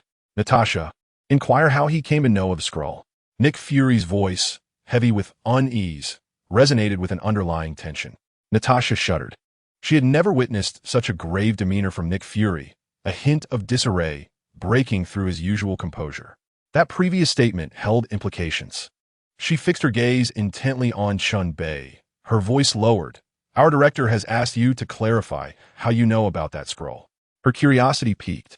She wondered who this scroll was, inciting such unusual agitation among them. Here was the opportunity they had been awaiting. It was time to weave a narrative that obscured the truth and crafted an image of himself as a seer, or rather a prophet. Clearing his throat and stroking his chin, Chen Bei replied softly, "Because I am a prophet, an all-knowing oracle, there exists no past or future that I am unaware of. In our land of Huaxia, there are legends of the I Ching and Bagua, and I am the sole heir. Do you comprehend?" Chen Bei's words dripped with an air of mysticism, enticing yet elusive, while Natasha rolled her eyes in disbelief. However, Nick Fury found himself in a quandary. He was acutely aware that his secrets could not have been divulged to outsiders. Apart from Captain Marvel, it seemed he stood alone on this planet. At that moment, Nick Fury's mind began to race. Discovering his secret was trivial compared to the intrigue of this mysterious individual who claimed to know so much, styling himself a prophet. In this world, does it not hold true that a gentleman acts with righteousness while a rogue is swayed by self-interest? No one remains steadfast to their principles without exception. It merely depends on what one desires. As long as the right leverage is presented, anyone can betray their own values or organization. With Chen Bei's evident avarice, surely he could be manipulated. A substantial monetary incentive would suffice. When one encounters an insurmountable problem, is it not feasible to simply invest money for a solution? Thus, Nick Fury promptly addressed Natasha, saying, "Agent Natasha, inform him that I believe. Should the need arise, I shall reach out to him. The price is negotiable." "Very well, Director." Natasha felt that her superior had truly lost his mind, perhaps due to an excess of funds. Was he really willing to offer money so freely? Yet, what could she do? After all, he was the director. With a resigned sigh, she turned to Chen Bei to congratulate him. "Congratulations. Nick Fury believes you and has stated that he will contact you when needed. The price is negotiable." "Thank you. I believe we will become strategic partners." Chen Bei replied with a slight smile. Yet internally, he reveled in the thought of having another affluent patron from whom he could profit, multiplying the price of the trinkets he acquired by 100-fold. Oh, how delightful! Chen Bei felt that with a starting capital of a few $1,000,000, amassing hundreds of billions was not merely a dream. Of course, such wealth required discretion. He maintained his composure and said, "In that case, please transfer the $400,000 we discussed earlier. However, I do not possess a bank card, but I trust you have numerous anonymous cards at your disposal." "Indeed, Let me make a few inquiries, Natasha replied enviously, realizing that in mere minutes, he had earned what she would take a decade to make. After a brief silence, Natasha handed Chen Bei a bank card, already filled with funds. Here, the money is in place. Having earned so easily, you must treat me to a drink. Natasha playfully placed her hands on Chen Bei's shoulders, exhaling a fragrant allure, clearly indicating that he needed to part with some funds. Chen Bei had already begun to salute her slightly. However, with unwavering resolve, he decided to resist for a moment longer. System: procure 10 white fishing rods and 1 blue rod for experimentation. Chapter 18. The bounty is quite unique. Wealth indeed brings power. The currency in a man's pocket serves as his confidence. Chen Bei decisively splurged on 10 white fishing rods, along with a single blue rod. Such extravagance was indeed remarkable, something even little Ma would hesitate to do. He took up the rods and cast them into the small pond. Plop, plop. The 10 white rods landed in the water. Shortly thereafter, they began to tremor before sinking without a hint of excitement. Chen Bei understood that he had indeed caught something, and he began to lift each rod to inspect his haul. Ding! Congratulations, host! You have acquired a rare silk from Natasha. Ding! Congratulations, host! You have obtained a 2021 model fruit phone. Ding! Congratulations, host! You have received a complete collection of Chong Wei emoticons. Ding! Congratulations, host! You have acquired a keyboard designed for keyboard warriors. Ding! Congratulations, host! You have. Ding! Congratulations, host! You have obtained a rare pair of trousers from Natasha. Curse you, system. What is this nonsense? I spent so much money just to receive this? Are you certain my funds weren't used to indulge some extravagant system? Chen Bei was on the verge of exploding with rage. Is this it? Is this all? ISNT, this is scam against him? Is it easy for him to earn a few coins through hard labor? Rising early and toiling late, being diligent and meticulous, he has endured all sorts of deceit. After painstakingly saving up, he is still being swindled by a heartless system. Chen Bei was utterly distraught. He howled in his mind at the system. System, aren't you going to come out and explain yourself? Ding, replying to the host. This fishing entirely depends on your luck. Please do not impose your character flaws on the system. The perfect thunder fruit you previously caught was merely a stroke of your good fortune. And it's not as if you expressed gratitude towards the system. The system bombarded him with a torrent of retorts, leaving Chen Bei infuriated and utterly speechless. You! Chen Bei glared furiously, yet the system remained an intangible presence, invisible to him. There was also a reminder for the host. Could it truly be of no use at all? The system urged the host to make the best of everything, adhering to the principle of turning waste into treasure. For instance, that 2021 phone could be sold to merchants like Tony or even to a fruit company. It is indeed an epic-making device. The system's reasoning, though somewhat reasonable, could not justify the plundering of his hard-earned money. Thus, with a heavy heart, Chen Bei resigned himself to accepting the phone and Natasha's personal belongings. At that moment, Natasha outside suddenly felt a chill in the garden as a draft swept through. Where had her pants gone? Could it be? Upon this realization, she pinched Chen Bei in frustration. Leaning close to his ear, she playfully scolded, "You rascal, quickly return my pants. It's a bit cold here. It feels empty and insecure. I'll give them back at home. I really didn't take them." Chen Bei protested vehemently, swearing to the heavens. He was genuinely innocent. If blame were to be assigned, it should be directed at that wretched fishing hook, which was particularly sly. "You bad boy, you still want to admit it? Only you could have done this. I truly feel insecure. Why don't you give it a try?" Natasha's cheeks flushed as she playfully chided him. This fellow was truly bold yet evasive. The two began to exchange sweet nothings, and Natasha found herself puzzled by her sudden fondness for a man she had just met. Give it a try? This left Chen Bei astonished. Would it be with hands or heads? Were they to measure lengths and depths? Faced with such unreasonable demands, Chen Bei decisively chose to defer the conversation. Ahem, Natasha, I genuinely didn't take them. Besides, does it really matter whether you wear them or not? After all, apart from you, no one else knows. Chen Bei hurriedly steadied his racing heart. He must not falter at such a crucial moment. At that moment, the blue fishing rod he had just cast aside began to stir. A chime resonated, announcing the receipt of a box of viral serum. With a flash of blue light, he beheld a newly manifested safe within the system's realm. Viral serum? The previously agitated anger dissipated instantly. Goodness, if one were to shatter a vial, would it not spell doom for the entire world? Should I dare to break one for amusement? However, it seems unwise. There are far too many formidable figures in this world. Such an item would likely be eradicated swiftly. The Marvel Zombie Universe? Quite intriguing. Nonetheless, while this substance holds value, it is not exceedingly high. Unless the original Red Queen were present, no one could truly harness the virus's potential. Wait a moment. This item could be sold to those fearless souls like the Green Goblin or Nick Fury. It would undoubtedly fetch a handsome price, possibly an astronomical one. He chuckled inwardly, planning to sell it to them tomorrow. This box contained 30 vials of viral serum. He could easily demand 10 billion for it. What a delightful prospect. Trading 1 million for 10 billion. Such a transaction is beyond worthwhile. Chen Bei's heart swelled with exuberance. Who would have thought that a lucrative business could be that of a middleman? Is this not akin to the interdimensional traders from apocalyptic novels? A modern twist on the ancient practice of resource trading? Yet, the items he is dealing with are of a superior grade, those that exist solely in the realms of myriad world novels. Lost in thought, Chen Bei could not suppress a jubilant laugh.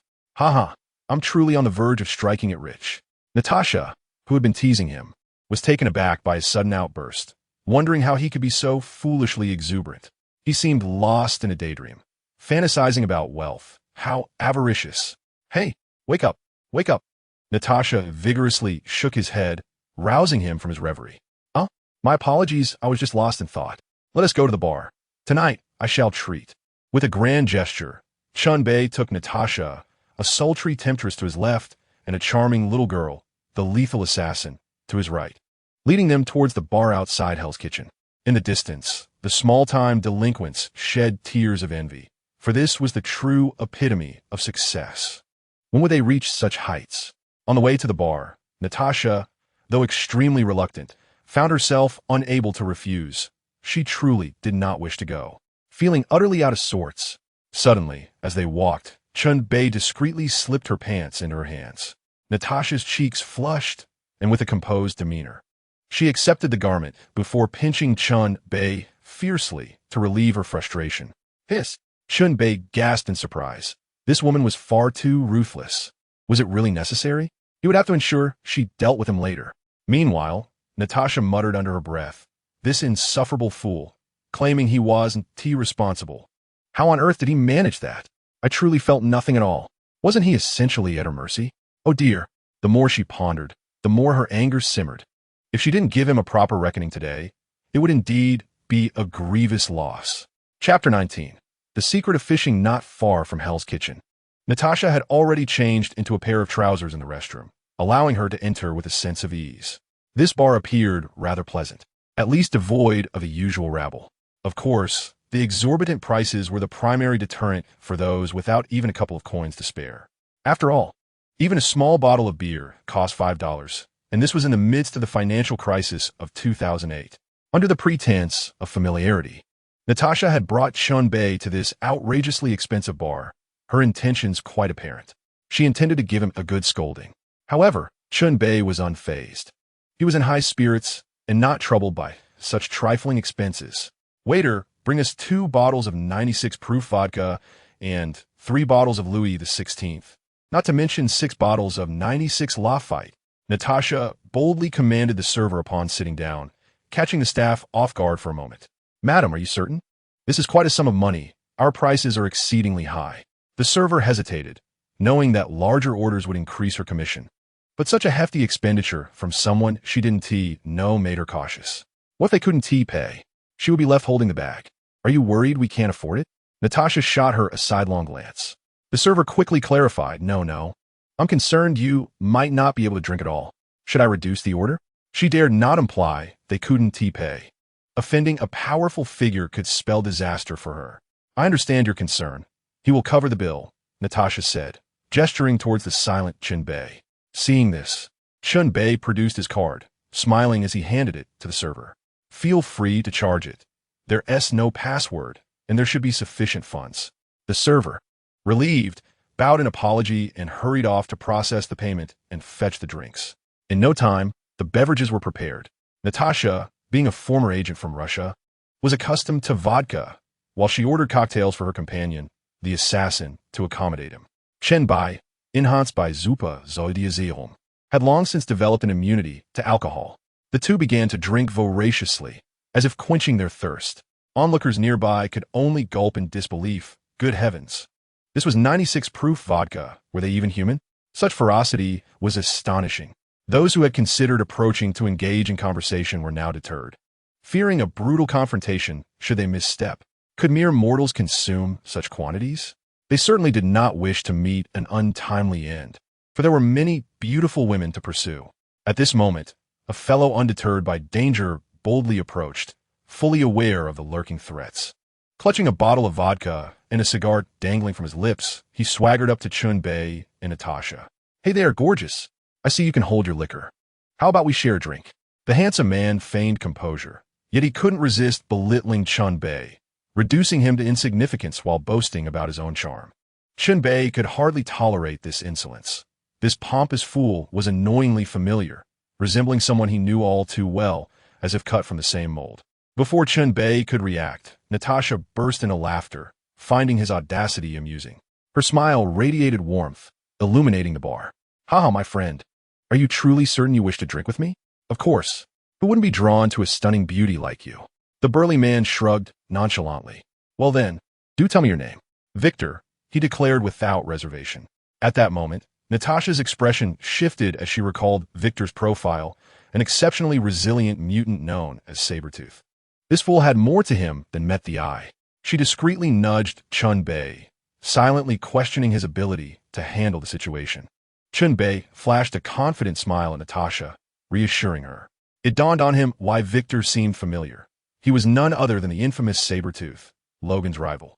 Victor possessed formidable regenerative abilities, even surpassing those of Wolverine in his early days. However, Logan's protagonist aura, combined with the infusion of original adamantium, resulted in an unparalleled form of adamantium that rendered Sabretooth utterly outmatched. Confident in his capabilities, Chen Bei decided to engage Victor further. "I would love a drink, but my boyfriend here disagrees." "I truly apologize," Natasha feigned fear, gesturing towards Chen Bei. Victor, noticing her display, slammed his hand against the railing, bending the iron with ease, a show of strength that pleased him greatly. With a sinister grin, he turned to Chen Bei. "Hey kid, did you witness my power? Will you choose to scurry away or step outside for a little spar?" He seemed to revel in his perceived victory, dismissing Chen Bei as just another cowardly pretty face, believing only a true man like himself could capture a woman's affection. To his surprise, Chen Bei slowly rose and cast a casual glance in his direction. "Let's go then and spar." "Oh, you got guts. Based on your bravado, I 1T cripple you today, haha." Victor chuckled in astonishment, following Chen Bei as they made their way outside. In a moment, everyone surged outside, eager to join the excitement. The narrow alley behind the bar was sufficiently spacious, and both Chen Bei and Saber-Toothed Tiger had arrived. At this juncture, Chen Bei had an important experiment he wished to conduct, and upon seeing Saber-Toothed Tiger, he thought of the perfect candidate. The system suggested that items in this world could be fished out, just like Natasha's intimate attire.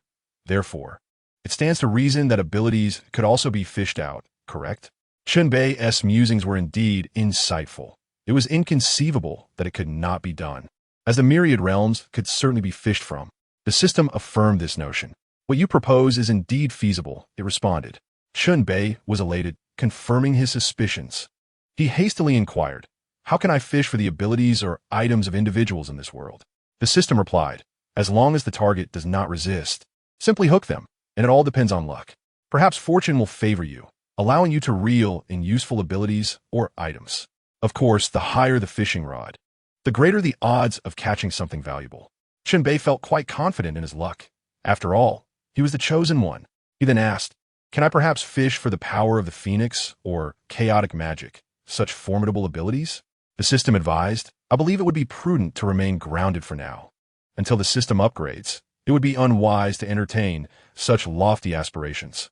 Chen Bei took the system's words in stride, realizing that if it was not feasible now, it would surely be possible in the future. He was on the verge of taking flight. Chapter 20. Fishing for the healing ability of Saber-Toothed Tiger. Having settled this matter, Chen Bei felt a burden lifted. One must admit, This system was truly formidable. He had his own unique interpretation of the system's suggestion regarding non-resistance. It simply meant to incapacitate the opponent to the point of helplessness. Saber-toothed tiger stood there relaxed, casting a disdainful glance at Chen Bei. "Youngster, you may strike first. Do not blame me for not giving you a chance. If I attack first, you shall have no opportunity," he taunted. Despite this arrogant display, Chen Bei remained vigilant. After all, Saber-toothed tiger had lived for over a century and had endured numerous wars. Though he appeared to have many vulnerabilities, they were mere illusions. This individual possessed exceptional combat skills, far surpassing Chen Bei's untrained brawling techniques. To contend with such an opponent, one must reveal certain aspects to gain the upper hand. The spectators gathered around were rather numerous. Chen Bei subtly gestured to Natasha, who nodded in understanding. "Now, apprehend the criminal. All unauthorized personnel, please vacate the area." Natasha promptly brandished her identification, shouting at the onlookers. As the crowd observed, they felt an odd sense of familiarity with the unfolding drama. Wasn't this a trope straight out of a movie? Employing a femme fatale to lure out the criminal. Today, they were witnessing it firsthand. Though intrigued, they dared not confront the law enforcement. After all, in America, these agents were known to act with impunity. Saber-toothed tiger, too, was taken aback. "What the hell? This is outrageous. You are engaging in entrapment. I merely followed Magneto to commit a minor transgression. Is this truly necessary?" The saber-toothed tiger's immediate thought was that he had fallen into a trap deliberately set for him. His first instinct was to flee, but as he took a step, he abruptly halted. "What am I running from? It's just two individuals. Can they truly capture me? Have I become cowardly of late?" The saber-toothed tiger cursed under his breath, swiftly turning back to unleash a punch at Chen Bei's head. Chen Bei, sensing the imminent strike, deftly sidestepped the unexpected blow. The saber-toothed tiger was no ordinary foe. He was a mutant, akin to a perpetual motion machine. Yet, Chen Bei remained unperturbed, with his immunity to physical attacks. He harbored no fear of such a tank-like adversary.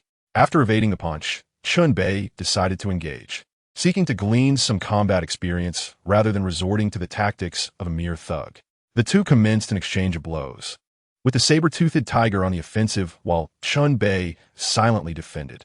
His enhanced intellect began to catalog the saber-toothed tiger's lethal techniques, which he needed to refine. The tiger's brutal moves, grabbing the wrist and elbow strikes, waist holds followed by head smashes, leg grabs culminating in groin kicks, were executed with an artistry that was nothing short of masterful. They eschewed flamboyant displays, focusing solely on lethality rather than performance. Chen Bei countered each strike, transforming into a form of lightning, rendering himself immune to attacks while delivering numerous electric shocks to the saber-toothed tiger. "What the hell? You're a mutant too? And of the lightning variety no less." The saber-toothed tiger exclaimed in terror, his disbelief palpable as he regarded Chen Bei. Why? We are brethren. We are truly family. Why do you seek to capture me?" His fury was palpable. They were kin, and yet he aided humanity in their pursuit of him. Confusion mingled with rage as the situation grew increasingly dire. With another strike that pushed Chen Bei back, the swift saber-toothed tiger pressed his advantage, lunging close with a sidekick aimed at Chen Bei.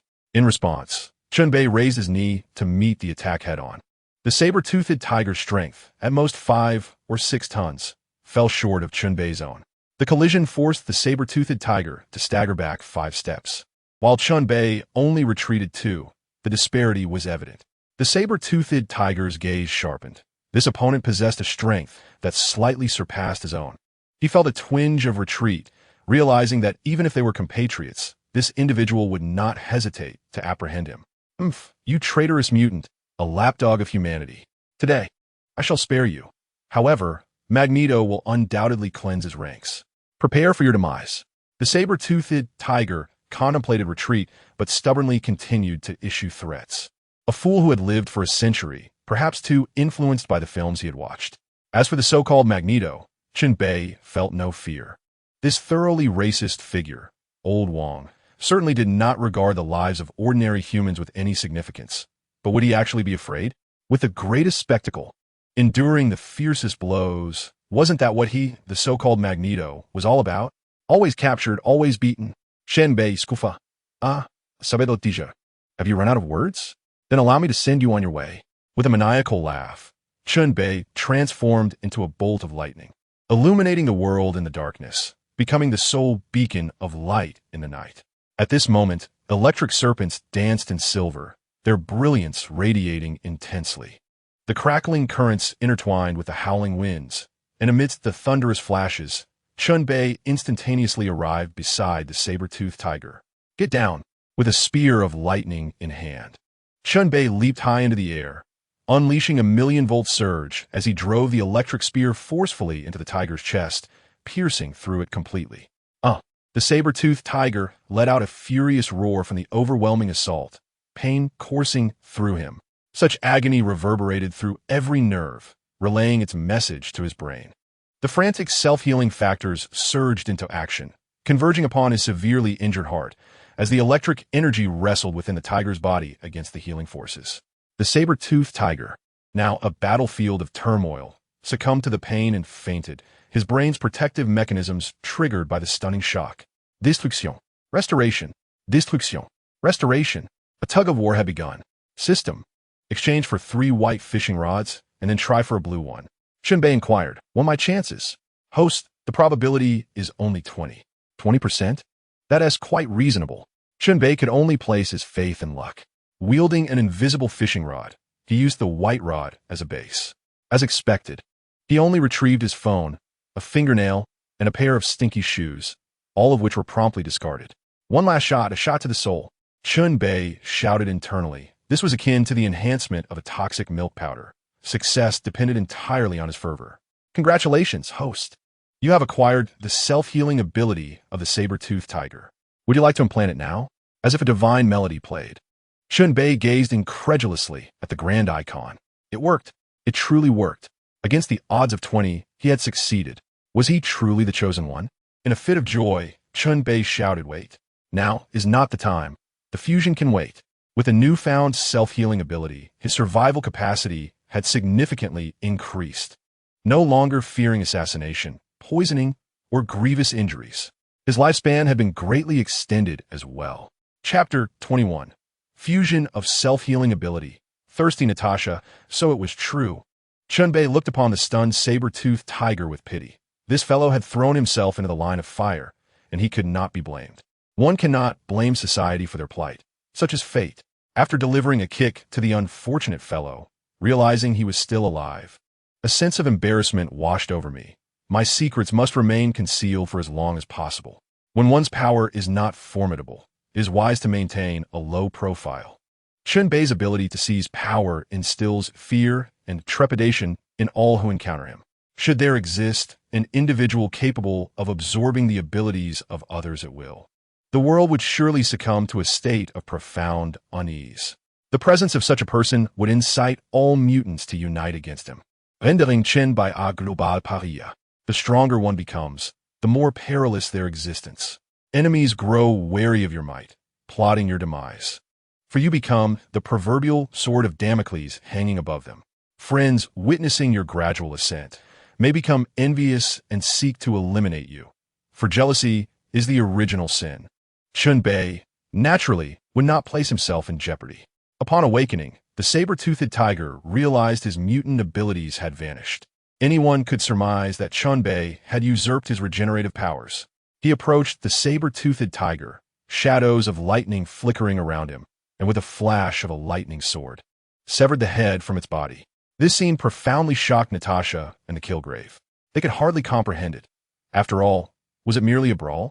Surely it could not lead to outright murder. Even they, who were accustomed to violence, could not match Chen Bei's ruthlessness. Yet, Chen Bei had already dispatched hundreds. The loss of 1 or 2 lives was inconsequential to him. He was an outsider, belonging to neither this universe nor its moral constraints. Should anything go awry, he could easily be exposed, especially with the likes of the Ancient One, who controlled the Time Stone, occasionally monitoring the timeline for any unforeseen changes. Until he gained sufficient strength to contend with her, he had to tread carefully. Natasha's face paled slightly as she pointed at the headless, saber-toothed tiger, exclaiming in resignation, "Why did you kill him? Though he deserved it, that is our responsibility to address. Chen Bei, unfazed by Natasha's inquiry, simply replied, I have my reasons for slaying him. I am not a paragon of justice, nor am I bound by your constraints. Natasha sighed in exasperation. Very well, what do you intend to do with him? With a mysterious smile, Chen Bei responded, that is of no concern to you. Simply pretend you did not witness this. I shall take him with me. He wished to avoid the ruckus of obliterating the fellow with lightning, as that would attract unwelcome attention. With a wave of his hand, he ensconced the unfortunate saber-toothed tiger within the confines of his system space. This revelation left them astounded, exchanging wide-eyed glances. Overwhelmed by the series of events that transpired so swiftly, Chen Bei paid them no mind. He could easily venture to some secluded locale and incinerate the evidence. Who would know of his existence? A death without witnesses would leave no trace, and the law would hardly concern itself with the fates of mutants. It remained to be seen whether Magneto would seek vengeance for a deceased individual. Chen Bei understood that with Magneto's character, he would never offend an unknown enemy for the sake of Sabretooth, just as he had unhesitatingly abandoned the powerless Mystique. This individual is a ruthless villain, willing to sacrifice anything, including himself, for the future of mutants. Chen Bei harbored grave suspicions that the mutants had remained remarkably quiet for years, aside from the aftermath of the Cuban Missile Crisis, leading him to conjecture that they were perhaps caught in a timeline altered by the events of days of future past. The timelines of the Avengers and that of the altered future had merged, thus akin to the film. Any significant events involving mutants over the past few decades have been erased, with everything revolving around the Avengers timeline. Enough of this, it gives me a headache. No longer wishing to ponder such complexities, Chen Bei and his companions returned to the bar to continue their revelry, all aware that the unfortunate fellow was doomed. It was not until the deep hours of the night that Chen Bei, dragging Natasha and the slightly inebriated Domino, left the establishment. In a haze, they randomly checked into a hotel. Throughout this time, Domino's phone rang incessantly. Chen Bei recognized it was from the old man and simply texted, I'm asleep, before switching off his phone. I am festy. I want water. Water. Natasha clamored, her intoxication evident. Chen Bei, in a drowsy stupor, suddenly awoke. Their gazes locking in an awkward moment of silence, both unsure of what to say, momentarily frozen. Can you continue? Natasha whispered, her cheeks flushed. Take matters into your own hands. Be self-sufficient. The juicer Natasha owned would not allow Chen Bei to remain idle. This soy milk must be freshly ground multiple times. Outside, the night air was cool as water, while inside, the atmosphere buzzed with warmth reminiscent of a summer's day. Unconcerned about her attire, Natasha boldly strode to the refrigerator. Guzzling water, the alcohol had long since dissipated, and she felt remarkably lucid, far from the typical wailing and crying of an ordinary woman. As if she was truly reveling in her own mischief, feeling quite pleased with herself. I'm going to take a shower. I'll be in the other room shortly. After all, you booked the presidential suite, and these sheets are no longer usable, Natasha remarked, her movements a captivating display as she sashayed away, leaving behind her alluring silhouette. This sensation is delightful. Chen Bei chuckled as he watched her retreating figure. System, assist me in merging Sabretooth's regenerative abilities. With nothing pressing on his mind, he had been lost in self-indulgence, only now recalling this task. Ding! The system is beginning to merge the regenerative abilities of Sabretooth with the host. Please hold on. The merging process proved surprisingly soothing, far more so than his previous experience, elevating his comfort tenfold. Every cell in his body rejoiced, celebrating this leap in vitality. This sensation enveloped Chen Bei completely, an experience beyond description, akin to soaring among the celestial beings. Ding! Fusion complete. Congratulations, host. You have acquired regenerative abilities. The system's notification startled the entranced Chen Bei back to reality. Is this it? Sigh, this sensation is truly unprecedented in its ease. Chen Bei let out a soft sigh, feeling as though some shackles had been shattered, leaving him entirely unbound. Yes, the shackles are gone. Suddenly, Chen Bei realized that this feeling was the unparalleled lightness of breaking free from constraints. Chapter 22. Collecting debts from Tony's system. What is happening? Could it be that I unintentionally broke the genetic lock during the transfer? With the free resources available, I must make the most of them. The system quickly provided an answer, Indeed, the system is an all-powerful and excellent companion.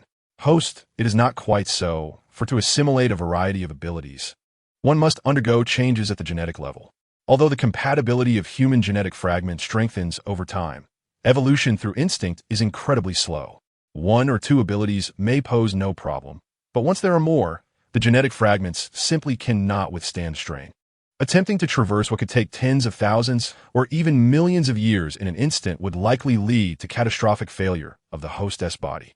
However, with the integration of self-healing capabilities, the host need not worry about physical issues for the foreseeable future. Upon hearing this, Chen Bei was astonished. It appears that by sheer luck, he had stumbled upon a fortunate revelation. Indeed, a soul as proactive as his requires robust physical support. Very well, you may take your leave. I wish to be alone. With a wave of his hand, akin to dismissing a servant, Chen Bei sent the system into silence, which vanished without a sound. After all, it was much like artificial intelligence. Otherwise, it would have long since exploded in unison with Chen Bei, this audacious individual. Where's my knife? Chen Bei rose and searched for his blade, finally locating a fruit knife in the kitchenware section of his supermarket. With a swift motion, he drew it across his arm. As the blade sliced, he marveled at the speed of healing that followed. The efficiency was truly commendable. The self-healing factor is remarkable. Chen Bei was taken aback. In films, when Deadpool battled Wolverine, they exchanged injuries without the ability to be permanently harmed. He had merely assumed that instantaneous healing was a mere exaggeration. Today, however, he had not anticipated that the self-healing ability he had acquired could indeed facilitate such rapid recovery. At that moment, a bold thought crossed Chen Bei's mind. What if he were to sever his own head to test this? No, no, no. He quickly shook his head vigorously, instantly suppressing the idea. He did not believe he could survive without a head. Such a notion was utterly inhumane, something only a madman like Deadpool would contemplate. Stowing away his small knife, Chen Bei, grinning like a blooming rose, dashed towards the bathroom. Hours later, the dew clinging to the glass finally vanished. The following day, as the sun rose high in the sky, Chen Bei leisurely rose from his slumber, while the heavily injured Natasha gained further respite. The plan of the day begins at dawn. Life persists, and the battle continues. Mindy? Mindy? Dressed impeccably. Chen Bei called out for Mindy, but the girl did not respond. Where could she be? He knocked on her door, yet there was no reply. Upon opening the door, he discovered she was gone, leaving behind a note on the nightstand. Brother, I've left. Father was nearly frantic, and I feared he might become even more unhinged. So I departed. I intended to inform you, but I found you with that wildcat, Natasha. Honestly, that wretched woman howled like a slaughtered pig last night. Was it truly so pleasurable? It infuriated me. Could not keep it down. I barely slept a wink, and you both were like that in the morning. You, my dear, should learn to exercise some restraint. Youth is fleeting. Lastly, here is my number. Remember our agreement. Reading the note, Chen Bei couldn't help but smile at the underlying annoyance expressed in her words. This girl was quite perceptive. As for his own embarrassment, hardly. Was he that kind of person? Chen Bei folded the note and left another for Natasha, advising her to stay put until his return. Off I go. Time to make some money.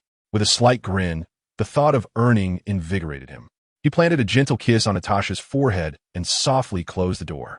Unbeknownst to him, at that very moment, Natasha's weary eyes fluttered open, filled with tenderness, before she peacefully drifted back to sleep.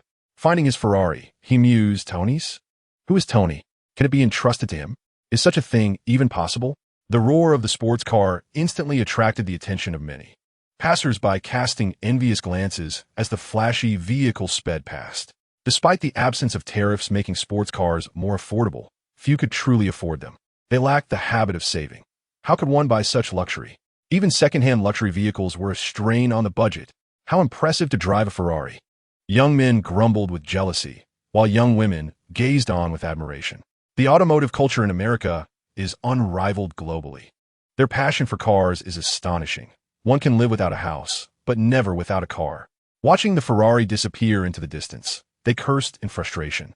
Feeling outdone once more, Chen Bei drove Tony's Ferrari straight to the Stark Industries headquarters, boldly parking it at the entrance. Upon seeing the license plate, the security personnel hurriedly approached, eager to assist their boss, for such audacious behavior was quintessentially Tony. However, Just as they reached for the car door, a young, handsome Oriental man emerged from the vehicle. What the? The security staff wore expressions of bewilderment. What was the meaning of this? Did someone steal their boss's car? Sir, who are you? Why are you driving our boss's Ferrari? The security guards were momentarily bewildered, their fleeting thoughts of theft quickly dismissed. Who among car thieves would dare to be so brazen? Who am I? I am the creditor of your boss.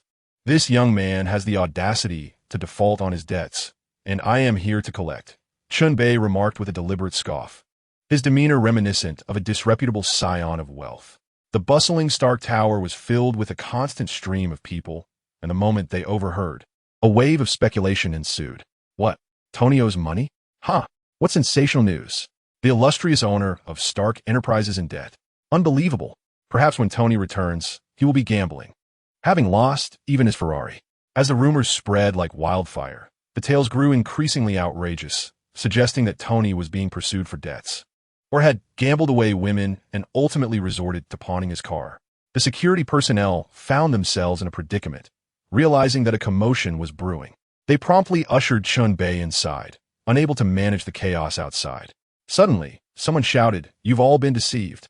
Isn't this the Eastern gentleman who was with Tony yesterday? Clearly, he is a friend of Tony. Damn it, we've been played for fools, trusting his lies. Curse it, those Easterners think themselves clever, treating us like fools. Let us teach them a lesson." Yet, amidst the rising tide of anger, a few clear-headed individuals remained. As all the men sought vengeance upon Chen Bei, he had already made his swift escape. Chapter 23. The Irresistible Law of Fragrance in the Office of President Stark. Tony was engrossed in manipulating some model, intensely focused on his computer, completely still. Suddenly, a knock at the door jolted him from his concentration. Damn it! Who is it? Come in. Tony was furious, his train of thought disrupted at a critical moment. Well, someone seems to be in a foul mood. Chen Bei entered with a cheerful smile. Today, he was there for business, knowing that cordiality breeds prosperity. Upon seeing Chen Bei, Tony suppressed his retort. He realized that arguing with him was futile. He could fight back. You didn't return last night. Your exploits must have been quite remarkable. Tony raised an eyebrow, a knowing glint in his eye. It was merely a woman, albeit a rather attractive and alluring one, but nothing more than that. Beyond her beauty and figure, she possesses no remarkable qualities. Chen Bei's seemingly modest words dripped with irony. Damn it, I have never encountered someone so unabashed. Tony scoffed, exasperated. How could someone embody such a vile character? How would Tony Stark ever navigate America with someone like him around?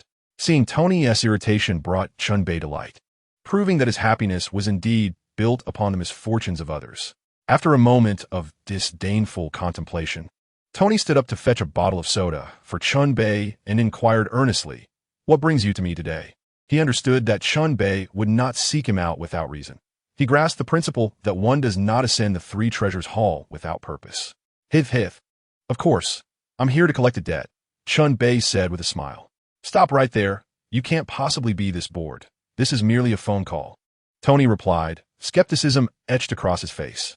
Haha, indeed, I cannot hide anything from you. Tony, you truly are a little genius. Chen Bei chuckled as he produced a remarkable item.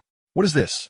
Tony inquired, his curiosity piqued by the liquid that bore a striking resemblance to the Super Soldier Serum. Could it be a derivative? Was this fellow finally coming around to collaborate? A flicker of hope ignited within Tony as he pondered this possibility. This is called viral serum. It far surpasses the Super Soldier Serum. It can enhance human capabilities several-fold and even awaken superpowers. Would you like it? Chen Bei exega outedly tempted Tony, his voice low yet imbued with an enticing allure. Superpowers? Superpowers? Tony was profoundly shaken by Chen Bei's words. The notion that such a small vial could awaken superhuman abilities was utterly astonishing. Was this what biological technology could achieve? The yearning for superpowers was an undeniable truth. Who among us has not indulged in youthful fantasies of grandeur, or even entertained such dreams at any stage of life? Especially after witnessing Chen Bei's extraordinary abilities. Tony's desire for power reached a fever pitch. With formidable strength, would he remain vulnerable to exploitation? The mere thought of that helplessness nearly drove him to madness. He feared that sense of powerlessness, as evidenced by his frantic obsession with creating advanced equipment, particularly after encountering those astonishing abilities. What about the Hulkbuster, the anti-magneto armor, the Phoenix armor, the Devourer armor? Although he often found himself bested, it was clear that Tony's inner turmoil and his technological advancements were intertwined. Unable to contain his excitement, Tony suddenly lifted his gaze, his voice trembling as he asked, "Is what you say true?" His eyes gleamed with anticipation, fixed intently upon Chen Bei. In response to Tony's gaze, Chen Bei shook his head and then nodded. What could this mean? A shake of the head, followed by a nod? Tony was utterly perplexed. At that moment, Chen Bei continued, "This viral serum, of course, has its drawbacks. The current success rate is merely 1 in a million, with all others resulting in failure." Failure? 1 in a million. Tony was astounded by this information. Such odds were akin to none at all. And what are the consequences of failure? Tony's concern lay in the repercussions, for the serum surely harbored issues. The consequence of failure is becoming a zombie, and it's contagious. If bitten, one too becomes a zombie. Chen Bei replied nonchalantly, almost gleefully. Injecting this stuff is tantamount to death. No, it's becoming a zombie. There's absolutely no chance of success. Tony's previous excitement evaporated, replaced by a chilling dread that sent his heart plummeting. Well, it seems I shall continue to delve into the study of my steel battle armor. The likelihood of its success is virtually non-existent. I certainly lack the fortune for such endeavors. The dream of becoming a superhero has shattered into countless fragments. Observing Tony's waning interest, I, Chen Bei, would not allow such a prominent client to withdraw. With a smile, I began to persuade him. Although the chances of success are minimal, there are a few individuals whose genetic sequences are identical, and they have triumphed. Ultimately, the parent company of the virus engaged in extensive cloning, resulting in a proliferation of superhumans across the globe. Why then? Do you believe you cannot develop a virus suited to your own genetic makeup? Is the genius of Tony Stark merely a fabrication of public acclaim? Do you lack confidence in yourself? What? Someone has succeeded? My words pried open the door to Tony's previously sealed heart, allowing a glimmer of hope to seep in. He grasped my arms tightly and, with a solemn tone, inquired, "Is what you say true? Are you not deceiving me?" Such news was astonishing, and he felt compelled to take it seriously. I was quite pleased with Tony's reaction and affirmed, "Of course, it is true. Would I deceive you? If you were to perish, how would I manage to profit from you in the future? I mean, how could we collaborate successfully, right, Mr. Tony Stark, the Iron Man?" Inadvertently, I had revealed my true thoughts, prompting a swift retraction. My apologies. My apologies. You have ulterior motives. Tony recognized that, despite my constant attempts to swindle his money, he still believed my words. If he were to die, who would fall victim to my schemes? Furthermore, he wouldn't dare inject himself until he was certain of success. With this resolve, Tony made up his mind. What is the cost of this virus? Money? For him, it was merely a number. Tony Stark was not in want of funds. He was hooked. Oh, not too expensive. Just $100 million per vial, I said, rubbing my hands together, feigning humility as if to convey my honesty. What the hell? You are selling me such a failed experimental product for $100 million? Do you take me for a fool? Tony was enraged. I am no fool, and neither are you. Am I not? I retorted, my questioning gaze causing Tony to doubt his own status as a fool. Seeing his reaction, Tony nearly spat blood in exasperation. I'll buy it. Give me 3 vials. His gritted teeth were quite the comical sight. Truly, no one can escape the renowned law of true fragrance as posited by our esteemed philosophers. Chapter 24, Hulk Rampages. Chen Bei's headgear. This feeling is sublime. 3 subpar virus serums casually exchanged for 300 million. How splendid. I gleefully handed Tony the 3 vials of serum. After all, it was merely 300 million, and soon there would be plenty of naive investors. Be cautious. If this leaks, we're all doomed, Tony admonished, his demeanor far more circumspect than Chen Bei's casual attitude. This fellow seemed to possess an audacious heart. With such reckless behavior, the earth would inevitably be left in ruins. Relax. If I perish, so be it. I am immune to this virus, Chen Bei proclaimed nonchalantly, infuriating Tony to the point of exasperation. What do you mean if I die? Then so be it. Is my life worth so little? Tony lamented, feeling that spending time with Chen Bei had cost him a decade of his life. At that moment, Chen Bei added, by the way, you currently owe me $410 million. Please transfer the funds to this card. Money, money, money. Hey, Peibois, come here and have the finance department prepare $410 million. Tony wished for Chen Bei to swiftly take his money and leave, as their energies clashed terribly. Pepper Potts, Tony's assistant, was readily available in the adjacent office. Upon hearing Tony's request, she promptly approached. Hi, Chen Bei. You seem to have changed overnight. You appear even more masculine, Pepper greeted, noticing Chen Bei lounging on the sofa, admiring the view. Indeed, Pepper, your perception is remarkable, Chen Bei replied with a smile. Modesty? Is it edible? After their exchange, Pepper turned to Tony. Tony, what do you need? You look unwell. Is everything all right? She perceived his conflicted expression, a mix of excitement and frustration. Oh, it's nothing, Pepper. Just have the finance department transfer $410 million to Chen Bei's card, Tony replied, handing her a card with a frown. She nodded, refraining from further inquiries. In the corporate world, the boss is the boss, and the employee remains an employee. She would not interfere in Tony's decisions. Before long, the funds were transferred, reflecting the efficiency of a large corporation. A pleasurable partnership, Tony. Chen Bei exclaimed joyfully upon receiving the money. One cannot be at odds with wealth. Very well, a delightful partnership. I hope I have not been deceived, Tony replied resignedly, unable to resist the overwhelming temptation. With money in hand, the first deal was complete. I'm off. Should you require a serum in the future, I'll offer you a 20% discount. Farewell, Chen Bei whistled, leaving Tony's office with a sense of pride. He had already identified his next target. Driving his ostentatious Ferrari, he meandered through the streets of New York, reveling in the exotic allure of the vibrant skyline beneath the expansive blue sky. It was his inaugural visit to this most developed country on the planet, yet amidst the financial crisis. The streets were filled with hurried pedestrians and various types of homeless individuals. New York, the center of the universe, it appears, is not much different from the rest. It is rife with poverty, hunger, and despair. Observing the mechanical, numb pedestrians, Chen Bei could not help but lament the ephemeral nature of bubbles. Glancing across the vast ocean to the east, one wonders what impact the global financial crisis has truly had. There seems to be little turmoil, save for the unscrupulous merchants, while the common folk remain largely unscathed, even invigorating domestic demand. Suddenly, a fierce palpitation struck him unexpectedly. Chen Bei abruptly swerved the steering wheel, flooring the accelerator, pulling the handbrake, and initiating a forced drift. Thanks to the enhancements from the Super Soldier Serum, his sensory nerves were heightened, allowing him to evade a falling shell in an impossible time frame amidst the gasps of onlookers. Good grief! Is this truly the land of the free, America?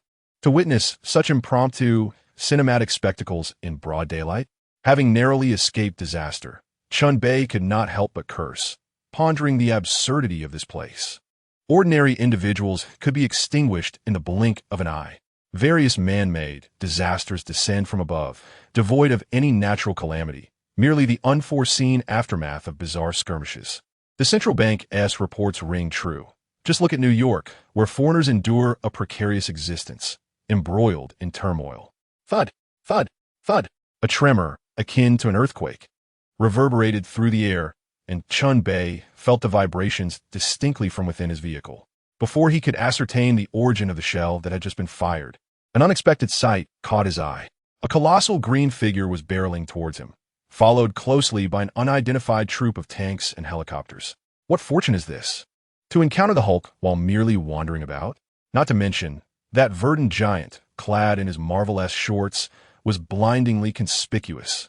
Chen Bei recognized him immediately, and trailing behind the green behemoth was none other than his formidable father-in-law, General Ross, the Hulk's lifelong adversary.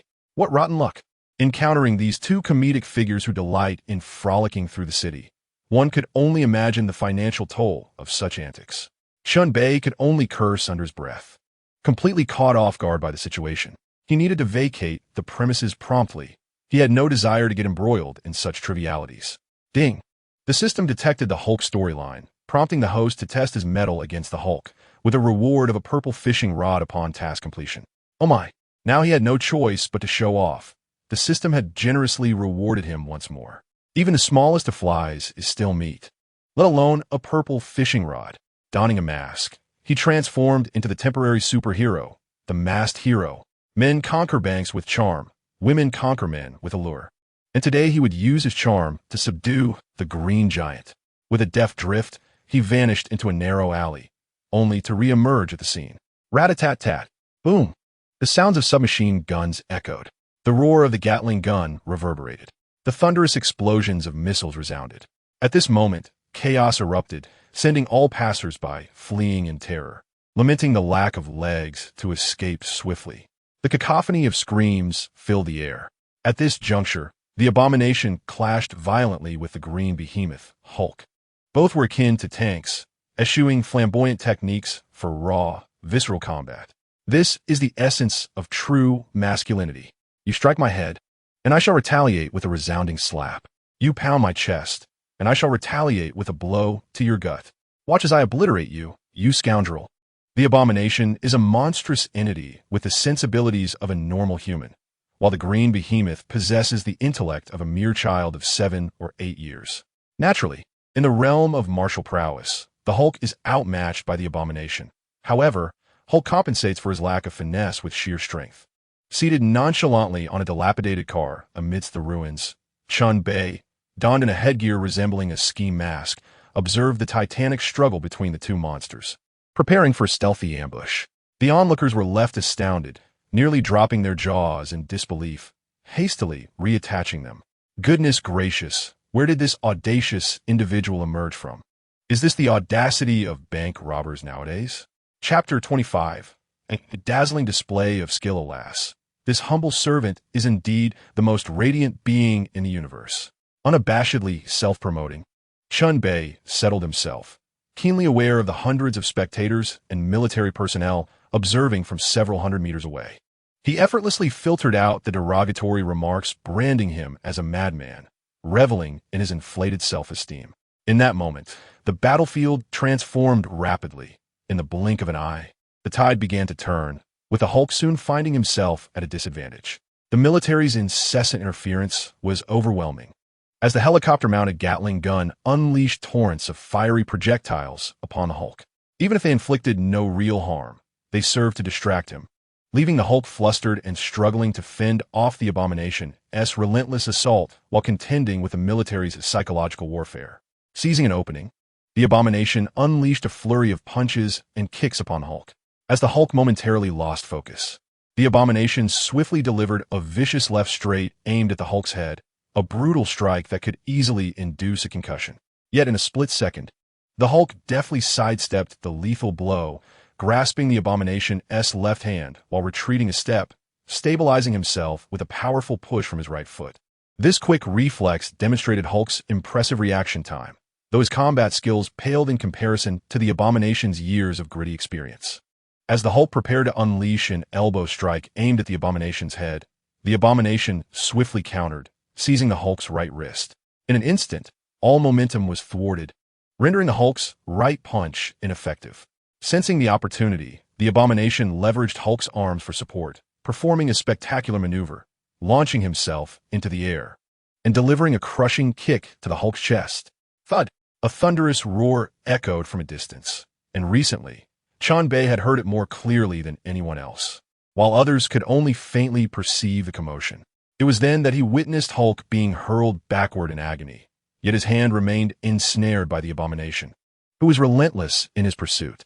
As Hulk was propelled through the air, the abomination followed suit, bending his right leg mid-flight to deliver a brutal knee strike to Hulk's chest. The impact was jarring, knocking Hulk to the ground, where he struggled to rise, finding it an arduous task. How does it feel to be defeated? You are the Green Giant, after all.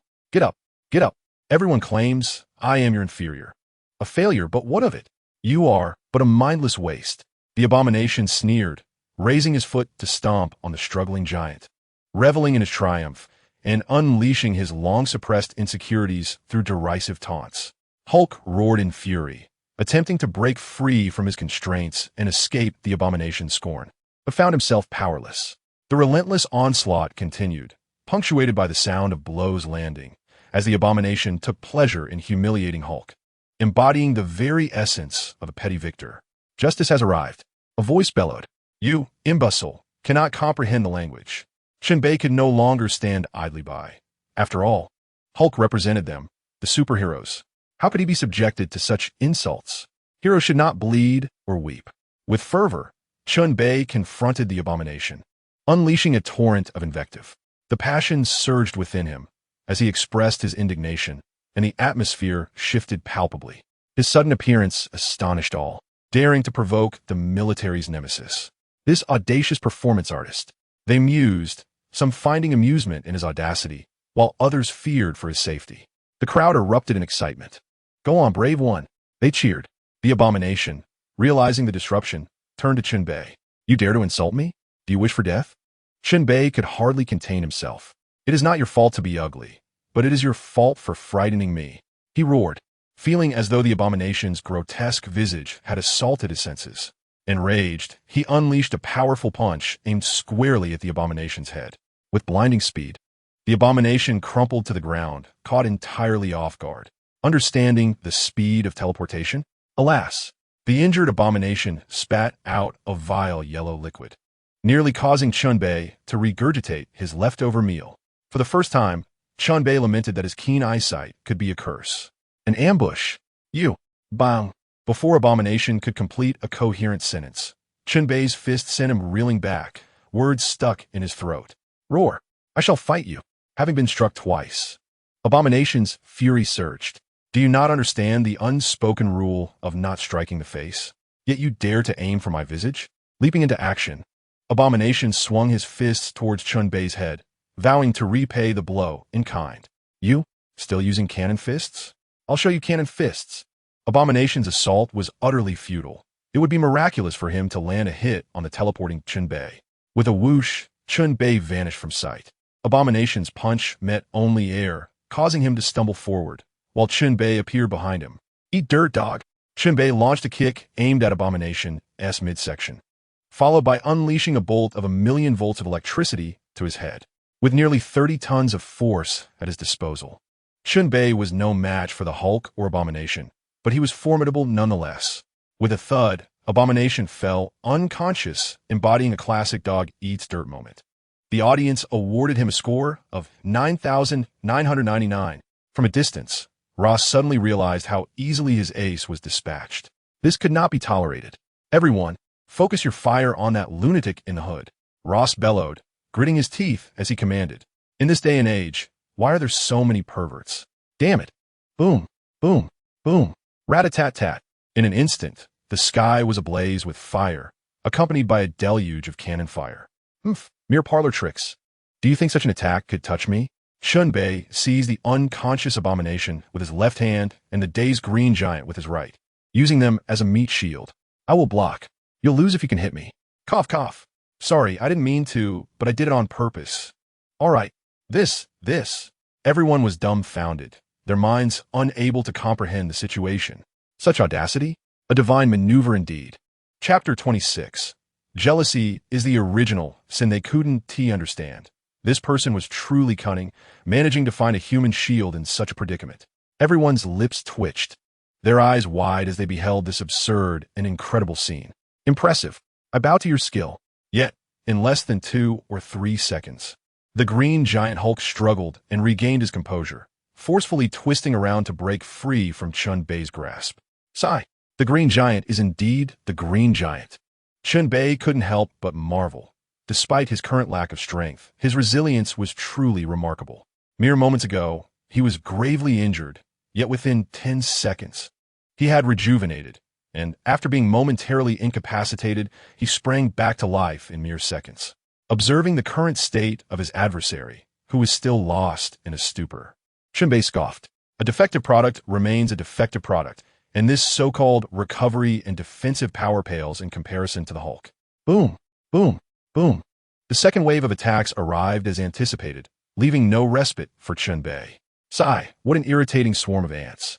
He shook his head in exasperation. This group was indeed relentless. Just as he finished his thought, Chen Bei transformed into his lightning form, instantly rendering everyone around him momentarily dazed. It must be said, the perfect thunder fruit was truly remarkable. It was harmless to the user, albeit a bit damaging to clothing. Fully transformed into lightning, Chen Bei disregarded any incoming attacks and approached the military encampment with blinding speed, catching them off guard. D. He roared. A myriad of thunder descends. Lightning flickered as countless bolts rained down, transforming the area into a tempest of electricity. The soldiers, ensnared in the electric serpents, fell to the ground, convulsing helplessly. Chen Bei had not even exerted himself fully. They were merely soldiers, not his enemies. They were simply following orders. The true target was, of course, the one issuing commands, Ross. Ross had fled rather swiftly, hadn't he? Chen Bei glanced around, but the helicopter was nowhere in sight. It seemed that Ross had seized the opportunity to escape amidst the chaos of the first wave of attacks. No matter, the monk may flee, but the temple remains. Next time, he shall not escape my grasp. Chen Bei dismissed the thought. One Ross was hardly worth his ire. When they met again, he would crush him effortlessly. At this moment, the onlookers began to comprehend the truth. The figure before them, clad in a hood, was neither mad nor insane. He was a formidable mutant. This power was astonishing. With a mere flick, he summoned lightning, akin to a god of thunder from myth. If only I could possess such strength. No wonder he wore a hood. It was to conceal his identity. Mutants are not benevolent beings. They are criminals who disregard the law, relying solely on their abilities. Where there is admiration, there is also disparagement. In these times, no one can earn universal approval. He is not Franklin. Mutants are always a source of controversy, stemming from humanity's innate flaws, brimming with jealousy. Jealousy is the original sin of it all. As the ancients said, it is not scarcity that troubles us, but inequality. A truth well explained thousands of years ago. The powers of mutants derive from the celestial group, yet somehow this experiment was abandoned, leading to chaos. The Eternal and the mutants were their experiments. The former truly lives up to its name, with genes that remain eternally stable, while the mutant race is utterly uncontrollable. Any number of bizarre abilities can emerge without any discernible pattern. They have indeed lost control. All of humanity is descended from experimental subjects of yore.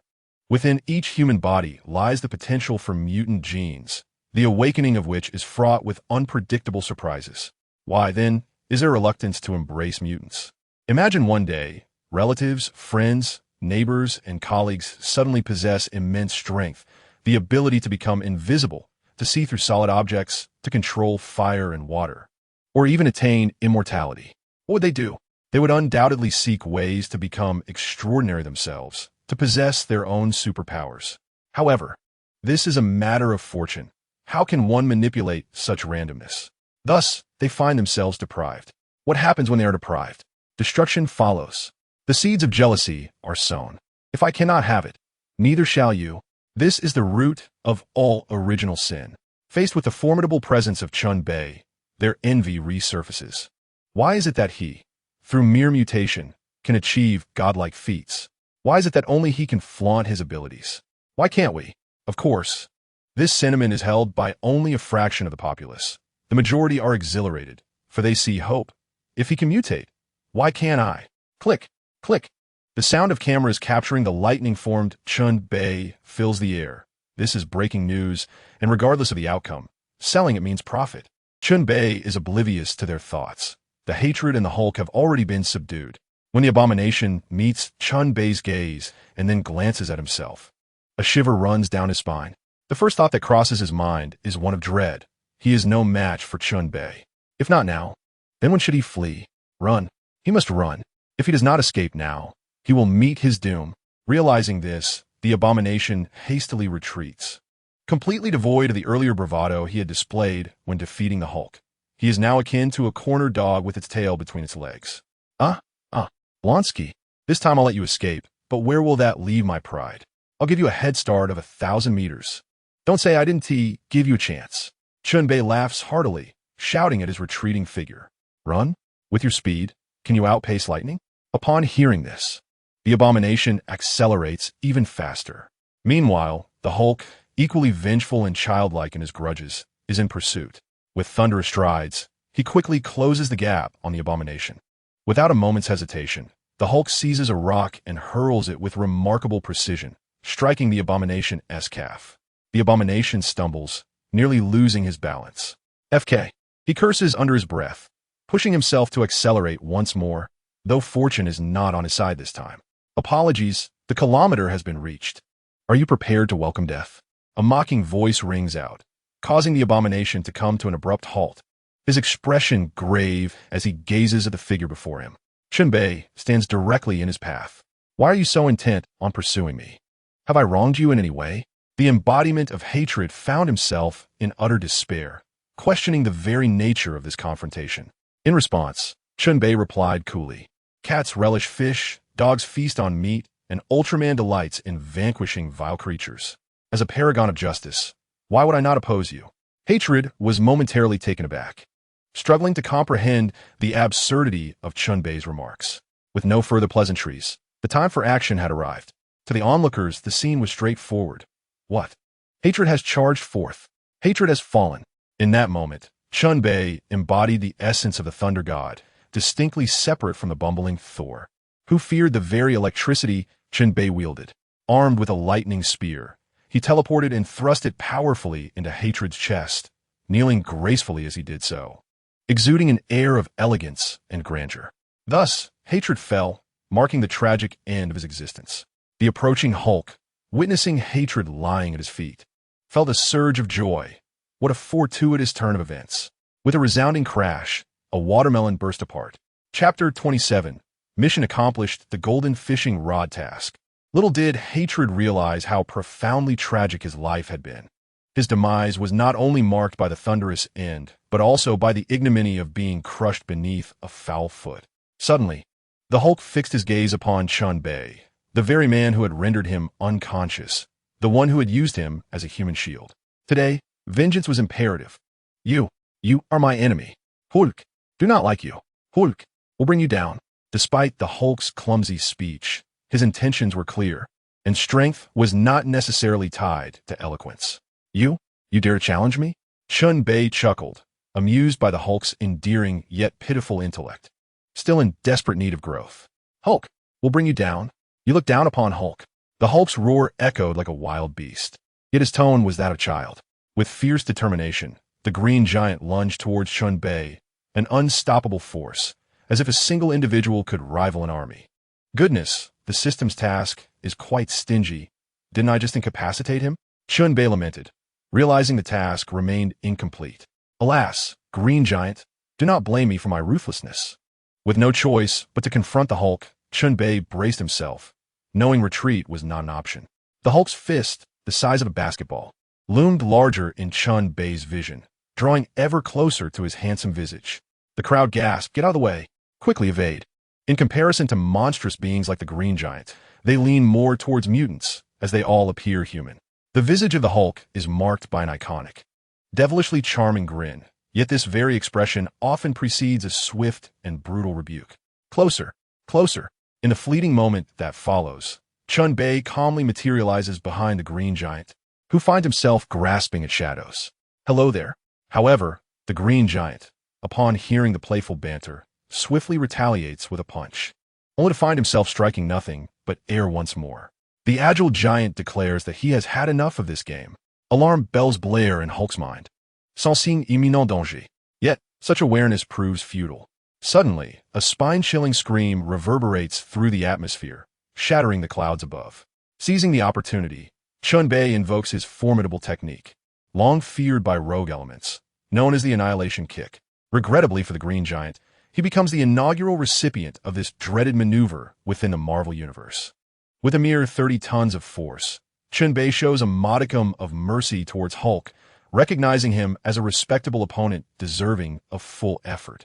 After all, both are superheroes, and mutual respect is paramount. The agony of childbirth, often heralded as the most excruciating pain on Earth, finds itself eclipsed in comparison to the suffering now experienced by the Hulk. Crack, crack. The Hulk distinctly perceives the sound of something shattering. Whether it be his skull or something more delicate remains ambiguous. He feels as if he is transcending, unable to discern between the two, yet it is evident that this is no fortuitous turn of events. Ascension is no longer a possibility.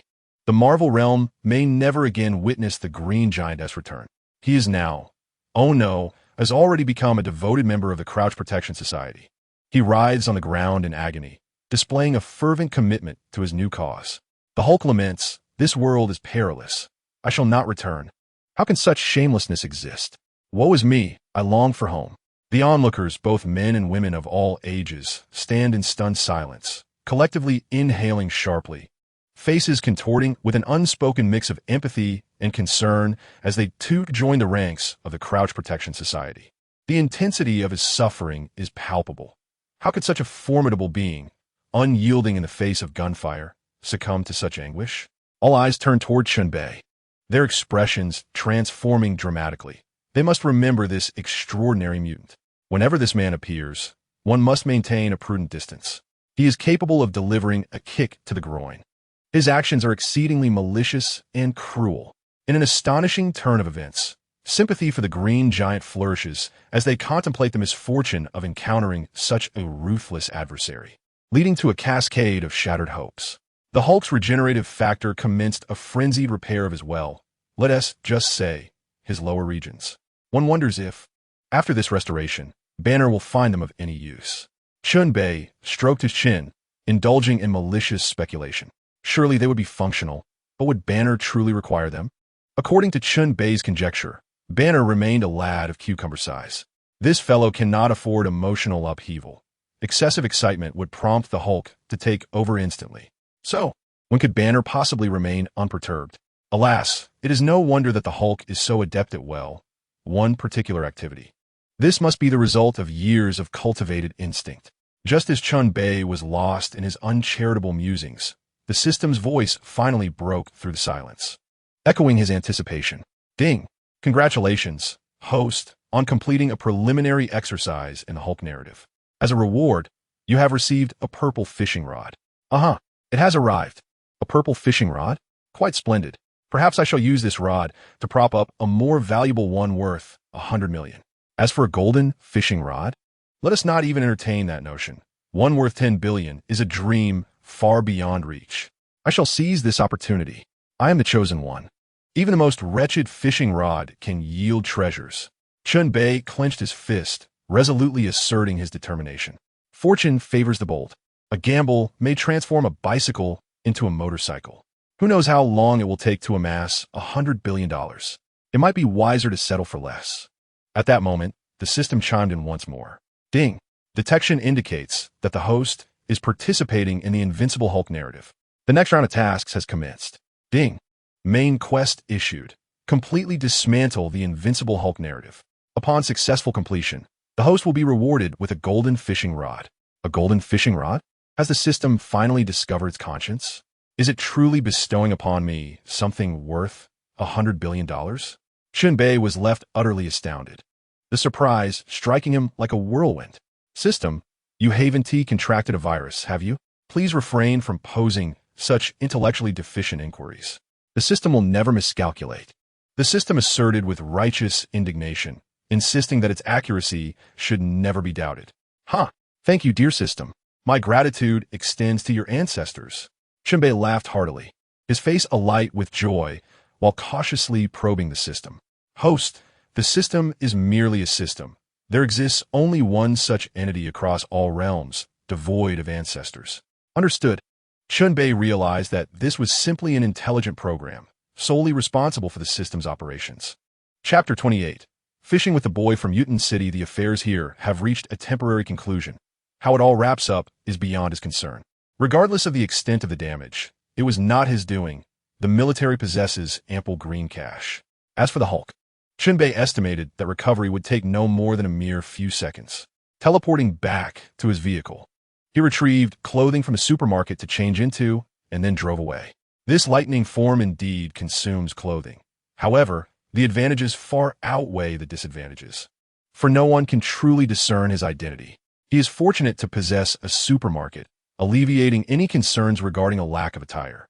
The white fishing rod, proving effective in this regard, is quite commendable. He visited an upscale restaurant to procure some lunch, which he promptly packaged to bring back for Natasha, while he himself sought some Chinese cuisine in Chinatown. Chen Bei initially intended to seek out Nick Fury, who is undoubtedly one of his major clients. However, given the circumstances, Nick Fury is likely preoccupied with the pursuit of Banner. It must be said that quite a few individuals are intent on scheming against this green giant. In the hotel, Natasha had already awakened and was languidly enjoying a bath, preparing herself. The service at a five-star establishment is undeniably exceptional. Her torn garments were no longer wearable, yet replacements were readily available within the room.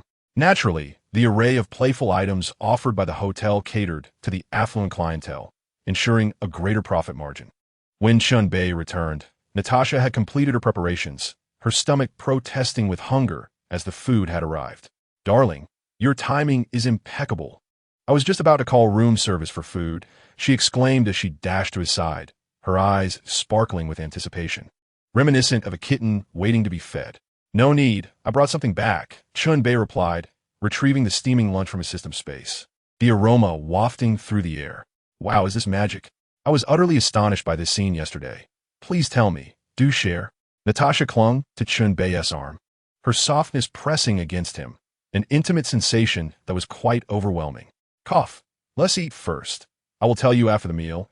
Chen Bei coughed lightly, attempting to extricate himself from her embrace, silently invoking blessings to resist such temptations, which tested his unwavering resolve. "All right, but if you don't tell me afterward, I shall make you regret it." Natasha beamed, clearly delighted.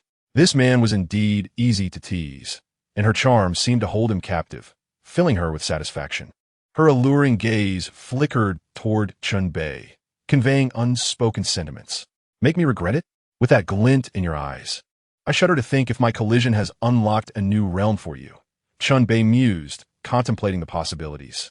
Let us eat," he urged, shaking off his fanciful thoughts as he laid out a feast of steak, foie gras, pizza, and lobster with cheese, alongside his own offerings of chicken stew with mushrooms, braised pork ribs, fish-flavored shredded pork, kung pao chicken, and spicy potato shreds. A delightful fusion of Eastern and Western cuisines, leaving no room for preference. After all, he was unaccustomed to Western fare, and Natasha might not relish Chinese dishes either. This smells divine," Natasha exclaimed, savoring the steak and foie gras, suddenly feeling as though her own meal was too simplistic. I want to eat." After speaking, she used a fork as chopsticks. Although it was not the most convenient method for picking up food, she managed to pierce it with the fork, relishing every bite. The flavors were delightful, savory, and spicy, a stark contrast to her usual meals. Even as the heat made her fan her small mouth and tears threatened to spill, she continued to indulge. Slow down. Have some water." Chen Bei chuckled at Natasha's gluttonous demeanor, playfully suggesting that she could exhibit a bit more restraint rather than devouring her food like a famished spirit. He handed her a glass of water, gently wiping her mouth and the beads of sweat from her forehead. "Thank you," she murmured. Chen Bei tended to her with the care one would show a child. Natasha had truly overexerted herself the night before. It was her first experience with such cuisine, and her appetite was surprisingly robust. Chen Bei, on the other hand, picked at the Western dishes she had previously ignored, treating food as a simple pleasure rather than a necessity. Since acquiring his self-healing abilities, he had become acutely aware of the changes in his body, discovering that he could absorb a certain cosmic energy to maintain vitality and store energy within. If his internal energy was insufficient, mere food would not suffice to replenish it. It seemed this energy was rather unique, warranting further exploration in due time. The meal concluded in a cheerful atmosphere, marking Natasha's first genuine culinary adventure. "I declare, from now on, I shall exclusively dine on Chinese cuisine," she proclaimed, patting her full belly, reclining on the sofa with an expression of utmost satisfaction, too lazy to move. "Indeed, if you are to embrace Chinese cuisine, I suggest you practice using chopsticks, as it is a mark of respect for the culinary art," Chen Bei replied, casting her a bemused glance. He had never before witnessed someone eat Chinese food with a fork, both impractical and amusing. "Why rush? This is far too easy for me," Natasha lazily mumbled without lifting her head, drifting into a state of relaxation. Chen Bei scoffed at her laziness and reclined on another sofa. However, he found himself immersed in the system, transforming into a consciousness beside a small pond. "System, assist me in exchanging for 3 pink fishing rods. I shall indulge myself at last," Chen Bei exclaimed with a carefree grin, adopting the demeanor of a wealthy tycoon, though the system remained impassive. Ding! deducting $300 million from the host for the purchase of pink fishing rods. The system acted swiftly, immediately withdrawing the funds and materializing 3 pink fishing rods for Chen Bei. I have a question. Will this direct deduction of $300 million attract unwanted attention? This is not a mere few million. It is significant. Chen Bei suddenly expressed concern, fearing he might attract scrutiny. Given the substantial flow of money, especially in the context of financial crisis, surely it would be monitored. Ding! The system's operations are seamless. Does the host believe that the banking regulatory system of this small Earth can detect such matters? They will forever only notice the untouched funds in the account. Upon hearing the system's response, Chen Bei shrugged. The system is impressive. I truly have no words to express. After all, in the realm of systems, all that seems illogical is rendered logical. Chen Bei first cast down the purple fishing rod, unhurried. The art of the mat is essential. To achieve a perfect catch, the foundation must be laid well. In the world of combat aura, a despondent youth from the Xiao family in Wutan City was lamenting his waning energy. Why was his combat aura leaking? Surely, he wasn't a mere inflatable doll. Wasn't he a transmigrated? Or was his golden finger?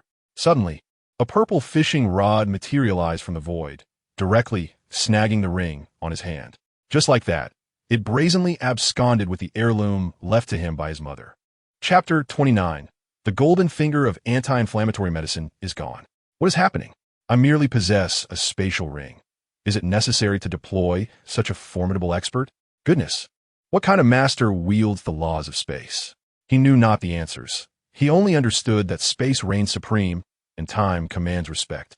This spectacle left Xiao Yan, the protagonist, paralyzed with fear, nearly causing him to lose control.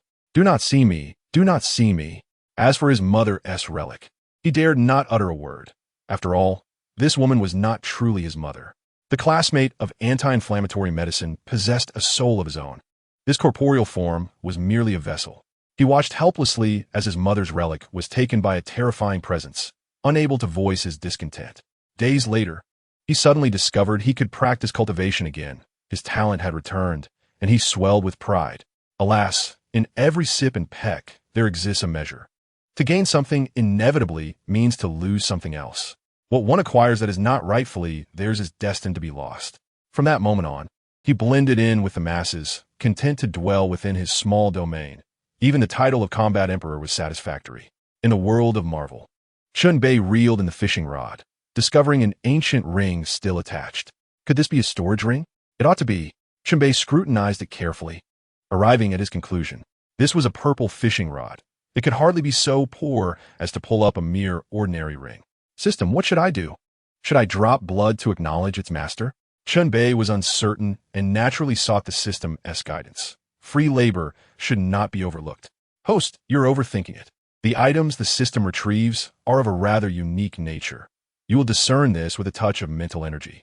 Chen Bei trusted the system. After all, it had no reason to deceive him. He extended his mental energy into the spatial ring. Suddenly, a slumbering soul appeared within his perception. Goodness, could this be the essence of medicine? Is this spatial ring belonging to the anti-inflammatory medicine classmate? Chen Bei was astounded. One could not deny that this luck was nothing short of divine selection. Wait, he suddenly recalled. What nonsense! This was not the world of combat aura.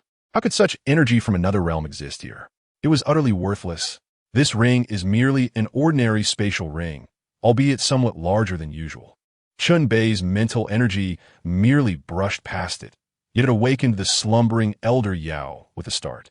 The elder, filled with a mixture of shock and anger, gazed at Chen Bei and stammered. Who are you? Where's the anti-inflammatory? How did this spatial ring end up in your possession? Upon awakening, the old man bombarded him with a trifecta of questions, his heart racing with trepidation. This place was devoid of any trace of fighting spirit. Instead, it was saturated with an intricate array of energies, mingled with various noxious gases. He was but a wisp of a soul, finding even the simplest of resistance nearly impossible. Chen Bei silently expressed his gratitude to Potato. The fact that he could comprehend Elder Yao's words in this foreign realm, where the language remained Chinese, was a stroke of fortune. Yao, Chen, Yao Zun, quite a notable name indeed. Chen Bei scoffed lightly, deciding to establish his authority first.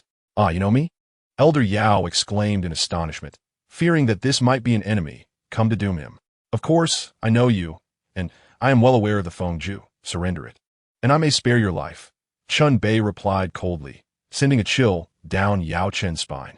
The Fengju was his most guarded secret, one he had revealed to no one. How did this individual know of it? How do you know about the Fengju? I haven't disclosed this to anyone.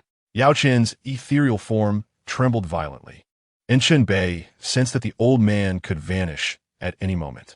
Do not concern yourself. Hand it over, and you shall live. Refuse, and you may as well perish, Chen Bei stated unequivocally, showing no interest in negotiating. His curiosity about this golden opportunity was merely fleeting.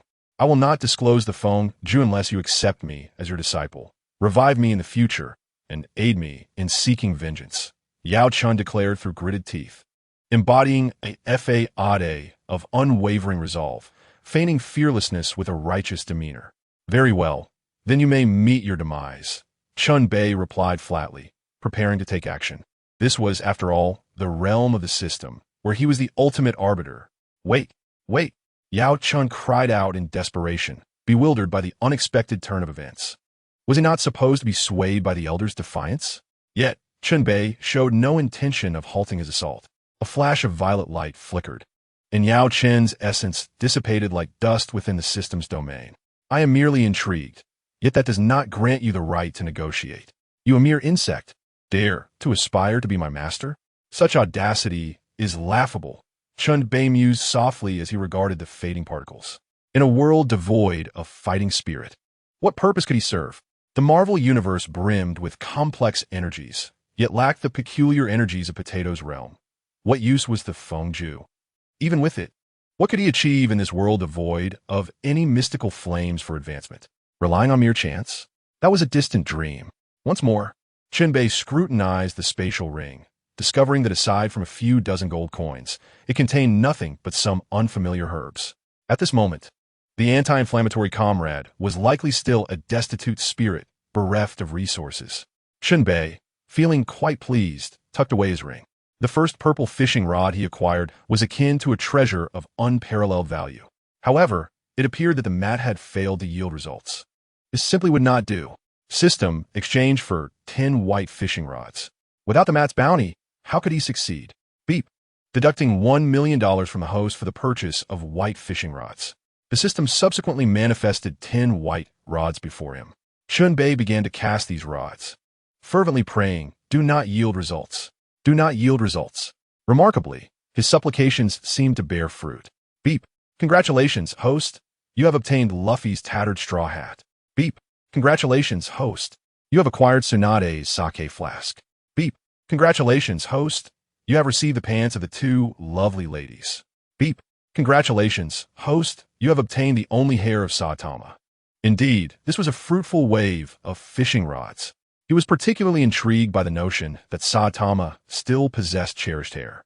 As for the 2 ladies' pants, he couldn't help but think the system was rather mischievous.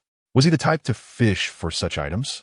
Without hesitation, he cast them deep into his storage, burying them away. Cough, cough, I am the epitome of integrity, he muttered, patting himself on the back. Then, adopting a serious demeanor, he lifted a pink fishing rod with great solemnity. This was the rod of the elder brother. It must cast a soul-stirring line. Go forth, my treasure. Bring me a great catch. With a vigorous flick of his wrist, Chen Bei sent the fishing line spiraling into the tranquil pond. In a parallel world of digital enchantment, the protagonist Lu Shaoqian was grappling with a meager financial conundrum, intent on securing a date with his goddess. Yet, the pragmatic Huame, despite being a recent university graduate herself, harbored deep ambitions and a certain avarice, looking down upon Lu Shaoqian, whom she deemed insufficient to provide a life of luxury. As Lu Shaoqian anxiously paced, a hapless girl, depleted of energy, tumbled into his bag. Suddenly, he felt an unexpected weight, and before his astonished eyes unfolded an unforgettable scene. A black hole appeared within his bag, and a fishing hook swiftly snagged a crystal doll from an unknown source. Chapter 30, A Soul-Stirring Cast. The clumsy girl in hand, Lu Shaoqian hastily rubbed his eyes and inspected his backpack closely. Everything appeared unchanged, prompting him to question his sanity. Had anxiety driven him to hallucinations? Alas, the trials of life weighed heavily upon him. He squinted at the blaring sun, murmuring to himself, before glancing down at his empty wallet, finally resigning to the realization that he was indeed entrapped in a magical delirium. In the western holy land of Lingshan, a sudden pang of dread struck Tathagata. An immense force shattered the fabric of this realm, thick with an impending crisis that locked onto him. Amiba, a variable. Guanyin Bodhisattva, I beseech you to prepare once more. The foolish maiden of the mortal realm has been forcibly abducted by a powerful transcendent. Please activate the alternative foolish maiden model number 9 mobile device, lest we delay our journey to the west. Remember, do not speculate upon the celestial mysteries. Such matters are beyond our comprehension. Let all return to tranquility, and do not provoke further disturbances. The Bodhisattva nodded gently below, in compliance with the Buddha's edicts. The disciple departs. With those words, she transformed into a beam of rainbow light and departed to arrange a contingency plan. She understood that the Buddha wished her not to speculate, for there was a divine plan in place. Despite her countless doubts, she could not indulge her curiosity. The Buddha had decreed that certain matters should remain unspoken, and she dared not take liberties. To invoke the Buddha's trepidation and to be expressly forbidden indicated a great terror within, and she could not afford to take risks. The fruit of her cultivation over countless eons was not to be trifled with. She set about her arrangements, and everything seemed to return to its predetermined course. In the Marvel Universe, Chen Bei, who had been longing for this moment, finally witnessed the violent tremors of his fishing rod. He knew it had come. With a vigorous flick of the rod, the entity he had been angling for revealed its true form. Ding! Congratulations to the host for acquiring the magical mobile device. The Huarun brand 2060 model, Foolish Maiden. Even without the system prompt, Chen Bei could see it clearly. He was no fool. He recognized it at once. Recalling the phenomenally popular television series that had once swept across the internet, countless individuals yearned for that Huarun brand 2060 mobile device, for they were truly close to the fabled year of 2060. A popular saying circulated, "Strive to live until 2060. The director had erred. Had he said it in the year 2600, he would not have faced such contradictions. Upon seeing the foolish maiden, Chen Bei's heart raced wildly. It was utterly uncontrollable. He exclaimed, "Let such uncontrollable excitement return a few more times." Why was he so agitated? Was it not evident? One merely needed to glance at the features of the foolish maiden to understand. Communication features, traditional, unlimited video, memory functions, expression choices, medical capabilities, flight functionality, lie detection, an insult detection, solar charging, and immediate paralysis after 10 unauthorized operations. The phone's real-person mode switch, time travel, invisibility, wireless tracking, memory erasure, functionality transfer, virtual world access. Historical imagery presentation, brain information interpretation, confinement features, immobilization functions, duplication capabilities, and computer functions. To possess such a foolish maiden is nothing short of exhilarating. Indeed, the majority of her functionalities are supportive. After all, this is high technology conceived by mortals, and that magical mobile world is merely a low-tier realm of combat power. Nonetheless, it is a splendid beginning. Chen Bei did not expect the foolish maiden's combat prowess. He had no need for it. However, these auxiliary functions were utterly drool-worthy. He took out the crystal doll, and, with a gentle tap on its petite nose, it instantly powered on. Huarun brand 2060 mobile device, Foolish Maiden, at your service. Please enter the startup password. This was strikingly similar to the programs on television. Chen Bei, recalling the former startup password, softly murmured, "I love you." Upon hearing the password, the charming AI, known as Shania, instantly awakened. Please select a mode, mobile mode or real person mode. Chen Bei recognized that this was not the appropriate moment to choose the real person mode. Thus, he opted for mobile mode. However, at that moment, Shania suddenly exclaimed, "I'm starving. I'm starving." The adorable sound made Chen Bei chuckle, as it was simply too endearing, with no choice but to respond to her call for sustenance. He picked her up and placed her on the hotel balcony to recharge, marveling at the brilliance of solar power. As Shania encountered sunlight, she cried out again, "Time to eat, time to eat." Her antics were undeniably amusing, a quintessentially delightful little creature. Shania's voice also stirred Natasha, who had been resting her eyes. Upon seeing Chen Bei holding a talking crystal doll, her curiosity was piqued. "Darling, that crystal doll you're holding actually talks? How marvelous. It's so adorable." Women have an irresistible attraction to charming and delightful things, much like the crystal doll in Chen Bei's possession. Noticing Natasha's fascination with Shania, Chen Bei smiled and remarked, "This doll is quite valuable. I spent $100 million to acquire this treasure, so it is indeed extraordinary." Upon hearing the figure of $100 million, Natasha sprang to her feet, wide-eyed and filled with disbelief. $100 million? Her astonishment rendered her speechless. She could hardly fathom how a mere crystal doll could command such a staggering sum. That amount was beyond her wildest dreams, something she could never earn in a lifetime. Was her partner truly that wealthy? She knew Chen Bei was not one to deceive her, which led her to ponder the doll's exceptional qualities. Why was it so valuable? Her curiosity mirrored that of a cat. Yet Chen Bei, shrouded in mystery, replied, "In a few days, you will understand. I wouldn't sell her for $1 billion, though I might consider offers of $1 trillion. Chen Bei mused that if someone were to offer $1 trillion, he would undoubtedly act decisively. Sensing Chen Bei's reluctance to divulge more, Natasha, filled with questions, refrained from pressing further. Her man was enigmatic, his prowess ever evident in the myriad of clever tactics he displayed. After placing Shania on the balcony to recharge, Chen Bei resumed his meditative repose. To Natasha, he appeared to be napping, yet in reality, he had embarked on a fishing venture. At that moment, the first cast of his pink fishing rod filled him with immense confidence, for he believed he could surely maintain the aura of a chosen one. He cast the rod far into the pond, where it made a delightful splash. Thus commenced the second casting of the pink rod. In the world of Jackie Chan adventures, Jackie had just acquired the rabbit talisman and was set to rescue the kidnapped Xiaoyu. Unfortunately, he was ambushed by the minions of the Shadow Clan, who drenched him in gasoline.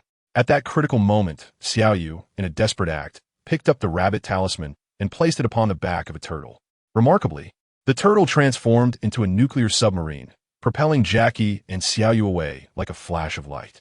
This incident truly illustrated that the rabbit outpaced the turtle, unbeknownst to them that a fishhook had set its sights on the duo. Chapter 31. The second rabbit talisman having evaded the relentless pursuit of the Shadow Clan, the pair, along with the turtle, finally breathed a sigh of relief once they reached the shore. "Oh, thank heavens! Oh no, what is this?" Jackie and Xiaoyu were startled to see a fishhook materialize in midair, directly snagging the rabbit talisman before vanishing into thin air. "Uncle Jackie, what kind of trick is this?" Xiaoyu gazed at Jackie in confusion, who was equally bewildered and rubbed his head, unable to comprehend the situation. When the rabbit talisman dissipated from this world, the master was the first to notice, aside from Jackie and Xiaoyu. Even he was momentarily at a loss, his fury erupting in a furious shout. "Who is it? Who dares to take my treasure?" Just as he finished his tirade, a pink fishing rod emerged from the void, lashing out at the master. No matter how he dodged, it struck him with an unyielding force, as if the very fabric of space had ensnared him. The strike pierced his very soul, causing him to unleash a heart-wrenching scream. "Great one, I was wrong. Please take it."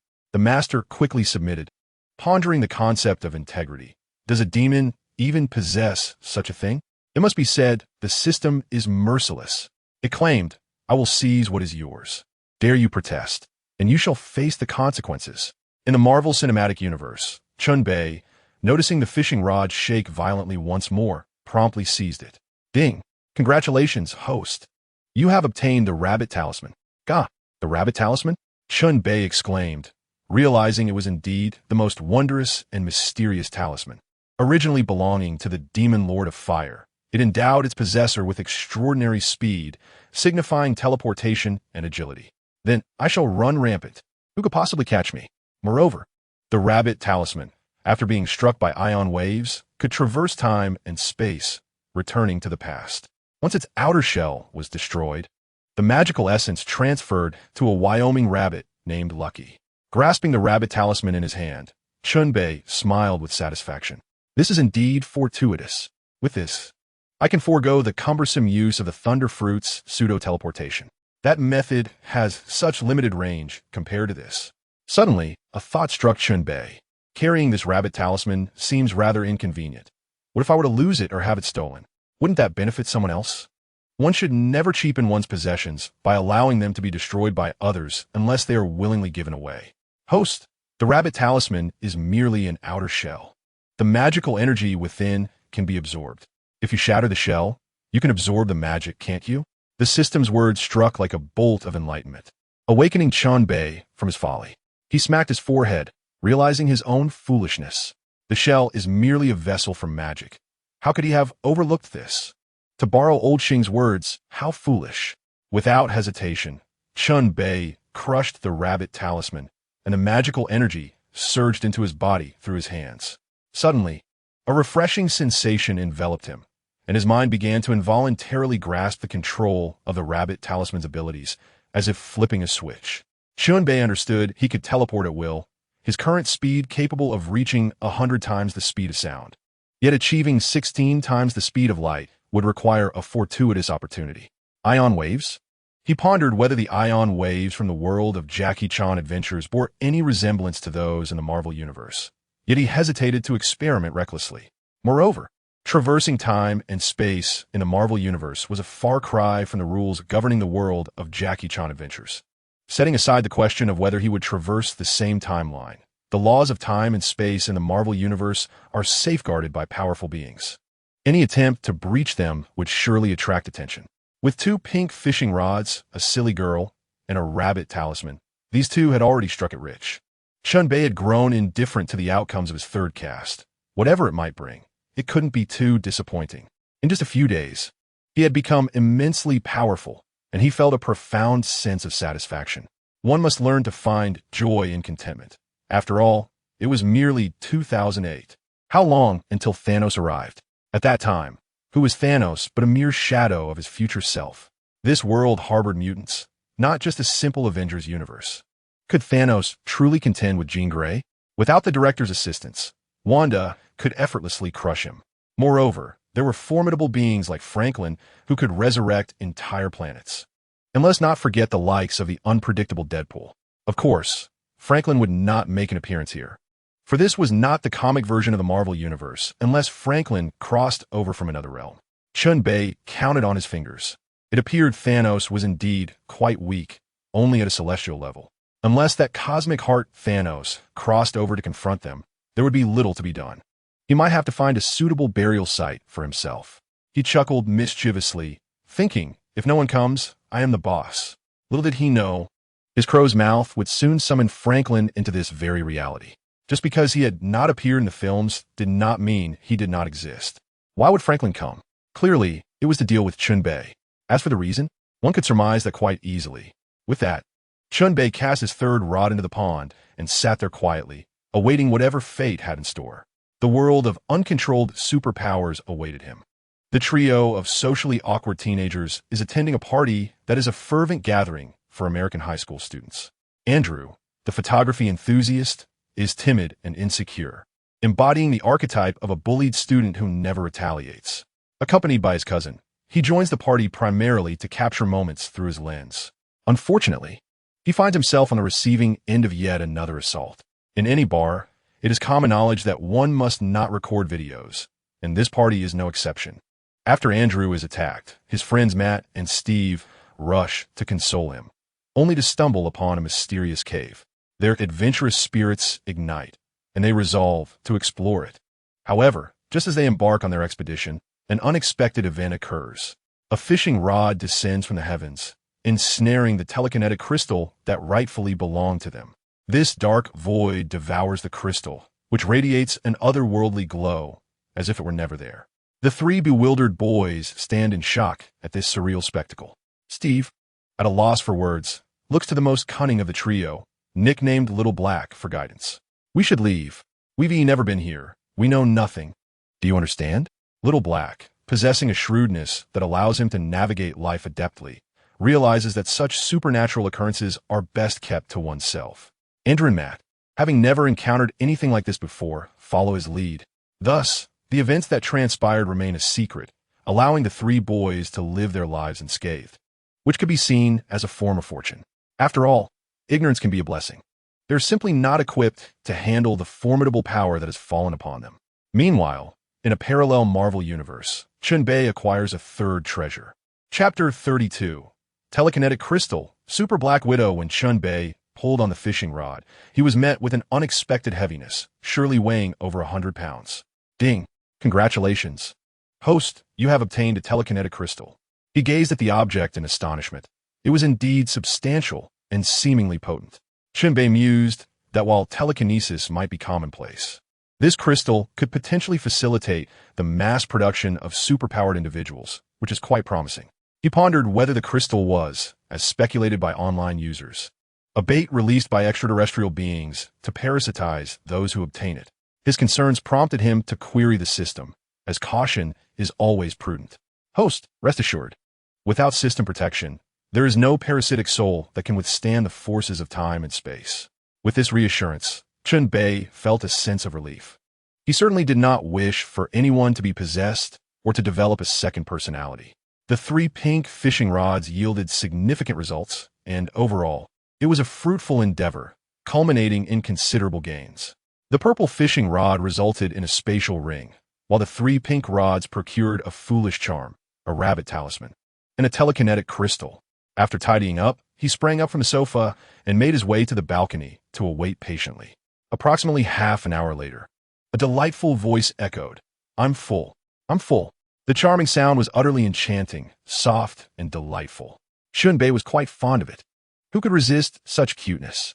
Furthermore, the time required for this delightful little one to recharge was impressively brief, just 1 hour. Gently picking up the little one, Chen Bei declared, "Function transfer." As soon as he uttered these words, the little one transformed into a beam of green data light and merged into Chen Bei's body, initiating the function transfer. In an instant, Chen Bei acquired the same capabilities as the little one, a remarkable configuration indeed. In the living room, Natasha momentarily lost her focus, only to see Chen Bei approaching, her expression one of displeasure. "Hey, why are you pacing around instead of sleeping? Don't you know I'm trying to take a nap? Do you know what a sleeping beauty is?" Natasha felt profoundly drowsy. She and T slept well the previous night, and after a satisfying meal, the blood flow was concentrated in her stomach, leading to a lack of oxygen to her brain, making her feel exhausted. Unfazed by Natasha's complaints, Chen Bei mysteriously asked, "Would you like to possess the ability to retrieve items at will, to have superpowers?" His words were irresistibly tempting, and upon hearing them, Natasha instantly leaped up with newfound energy. Drowsiness? Who said she was tired? With her enchanting eyes wide open, she gazed at Chen Bei in disbelief. "Darling, are you serious?" "Of course, do you think I'm joking?" Chen Bei replied, rolling his eyes at her. "What do I have to gain from deceiving you?" "Oh, that is wonderful. I want it. I want it," Natasha exclaimed with uncontainable excitement, her eyes sparkling as she looked at Chen Bei, clearly indicating her eagerness for action. Cough, cough. "Let me ask you a few questions," Chen Bei said, his expression turning serious as the crux of the matter was about to unfold. "Go ahead," she replied, her demeanor shifting to one of gravity. Natasha assumed this was a solemn inquiry, akin to an ancient Eastern ritual, reminiscent of the significant matters often depicted in films and novels. Did it require some form of initiation to be taught? "I ask you this. If I were to request that you betray SHIELD, the very agency you are currently associated with, and follow me as an undercover agent, would you comply?" Chen Bei asked intently, enunciating each word with care. The balance between gain and sacrifice is never disproportionate. Although Natasha was now his, there was no emotional foundation between them, and in a realm that often disregarded sentiment, he needed to tread cautiously. Apart from his own, no one was deserving of his esteemed gifts, even if it seemed effortless for him to discard them. Upon hearing his proposition, Natasha fell into contemplation. She understood that Chen Bei did not fully trust her. Rather than feeling anger, she found herself valuing the man before her even more. In every endeavor, one must think thrice before acting, never allowing fleeting emotions to dictate one's decisions, and approach matters with maturity and steadiness. But she was aware that the organization Chen Bei referred to as SHIELD was indeed the present entity. Though she remained oblivious as to why Chen Bei designated it as such, this did not hinder her contemplation. Her clandestine escape from the Red Room, journeying across oceans to New York, was born of sheer necessity, The Red Room was hardly a place for a human to endure. She did not aspire to become a machine of murder. She possessed her own thoughts. Junisa Aki was not a pursuit of justice, but rather a more favorable option for her. Perhaps, had she followed her original life trajectory, she might have genuinely dedicated herself to Hield.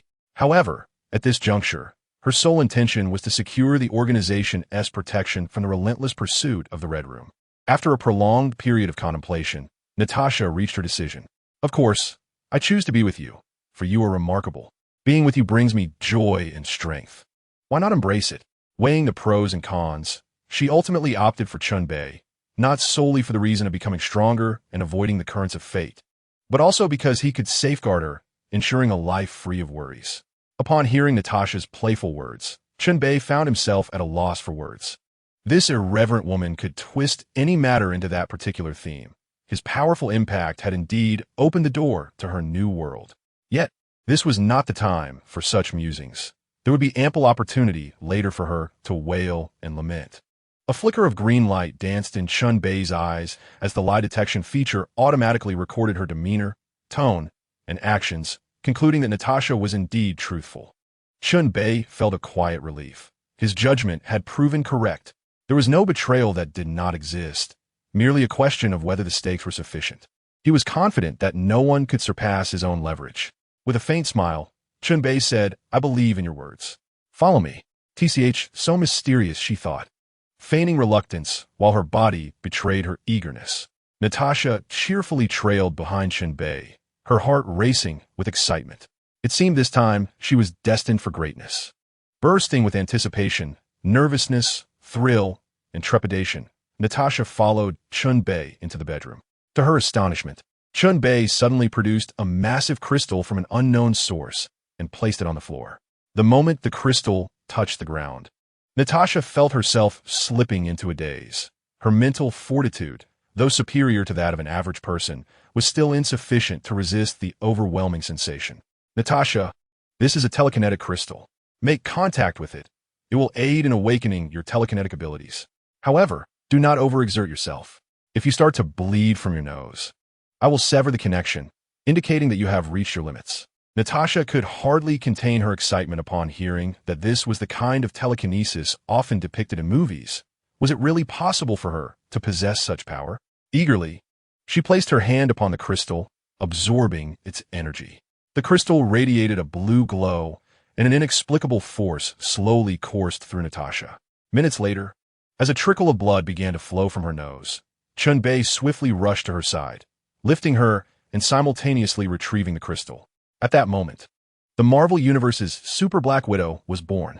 Chapter 33. Is it not better to master the darkness? Natasha could no longer withstand the overwhelming fatigue that surged through her mind, and she succumbed to a deep slumber. Chen Bei gently laid her upon the bed, allowing her to rest, while he turned his attention to the telekinetic crystal before him. The crystal's hue appeared largely unchanged, suggesting that it had not expended much energy at all. Mesmerized by the exquisite and extraordinary gem, particularly its resplendent brilliance, Chen Bei could not resist the urge to touch the telekinetic crystal. Suddenly, an inexplicable surge of energy erupted from the crystal, coursing up his arm and straight to the crown of his head. It seemed the crystal sought to transform him as well. Alas, what a waste! Chen Bei mused, pondering the prospect of effortlessly ensnaring a telekinetic adept in the future to usurp their abilities. Awakening his own telekinesis would require gradual practice. There seemed no necessity for such endeavors. However, in that fleeting moment, the energy he absorbed rivaled what Natasha had garnered. Determined not to squander any more time, he gently shook the crystal, interrupting the flow of energy. Nonetheless, his telekinesis had awakened. When he attempted to move a distant teacup, it merely trembled slightly and then remained still, offering him no respect whatsoever. It appeared he had overestimated his prowess. Those inept youths, Andrew and his companions, had struggled to move a mere needle at first. Yet within a month, they could effortlessly lift tons. It was undeniable that the telekinetic crystal imparted a rather unique form of telekinetic ability. This juxtaposition intrigued Chen Bei, who realized that Natasha would undoubtedly surpass them all. He envisioned her as a formidable Black Widow under his guidance, eagerly anticipating how this extraordinary individual would stir the winds of change. As he watched Natasha in her peaceful slumber, he surmised that she would likely awaken by nightfall. With ample time at his disposal, he decided to call the formidable assassin. As he dialed, the line connected within mere seconds, but a man answered instead. Chen Bei recognized him as the father of the assassin, a man difficult to characterize. To commend him would be unwarranted. He had molded his daughter into a merciless killer, a feat unimaginable for many. Conversely, to condemn him would also be unjust, for he was indeed a protector, willing to sacrifice for her safety. Yet, Chen Bei found himself indifferent to this paternal figure, as their paths did not intertwine significantly. The man's gravelly voice resonated through the line. "Hello, I know who you are, the powerful mutant. Please refrain from disturbing my daughter in the future." Chen Bei was momentarily taken aback. How blunt! Though he had no desire to undermine him, he could not help but think that no matter how well the man trained her, she remained merely human. Only he could bestow upon her superhuman abilities.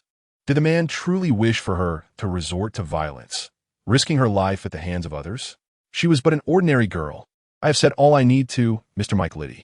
Of course, your opinion holds no significance. However, I am not one to embrace violence. I have made a promise to Mindy, and she is willing as well, so no one can impede this. Inform Mindy that I shall await her at the hotel. And after careful consideration, I hope to see both of you." Chen Bei spoke in a calm tone, slowly conveying his intentions. His meaning was clear. "I am not seeking your counsel.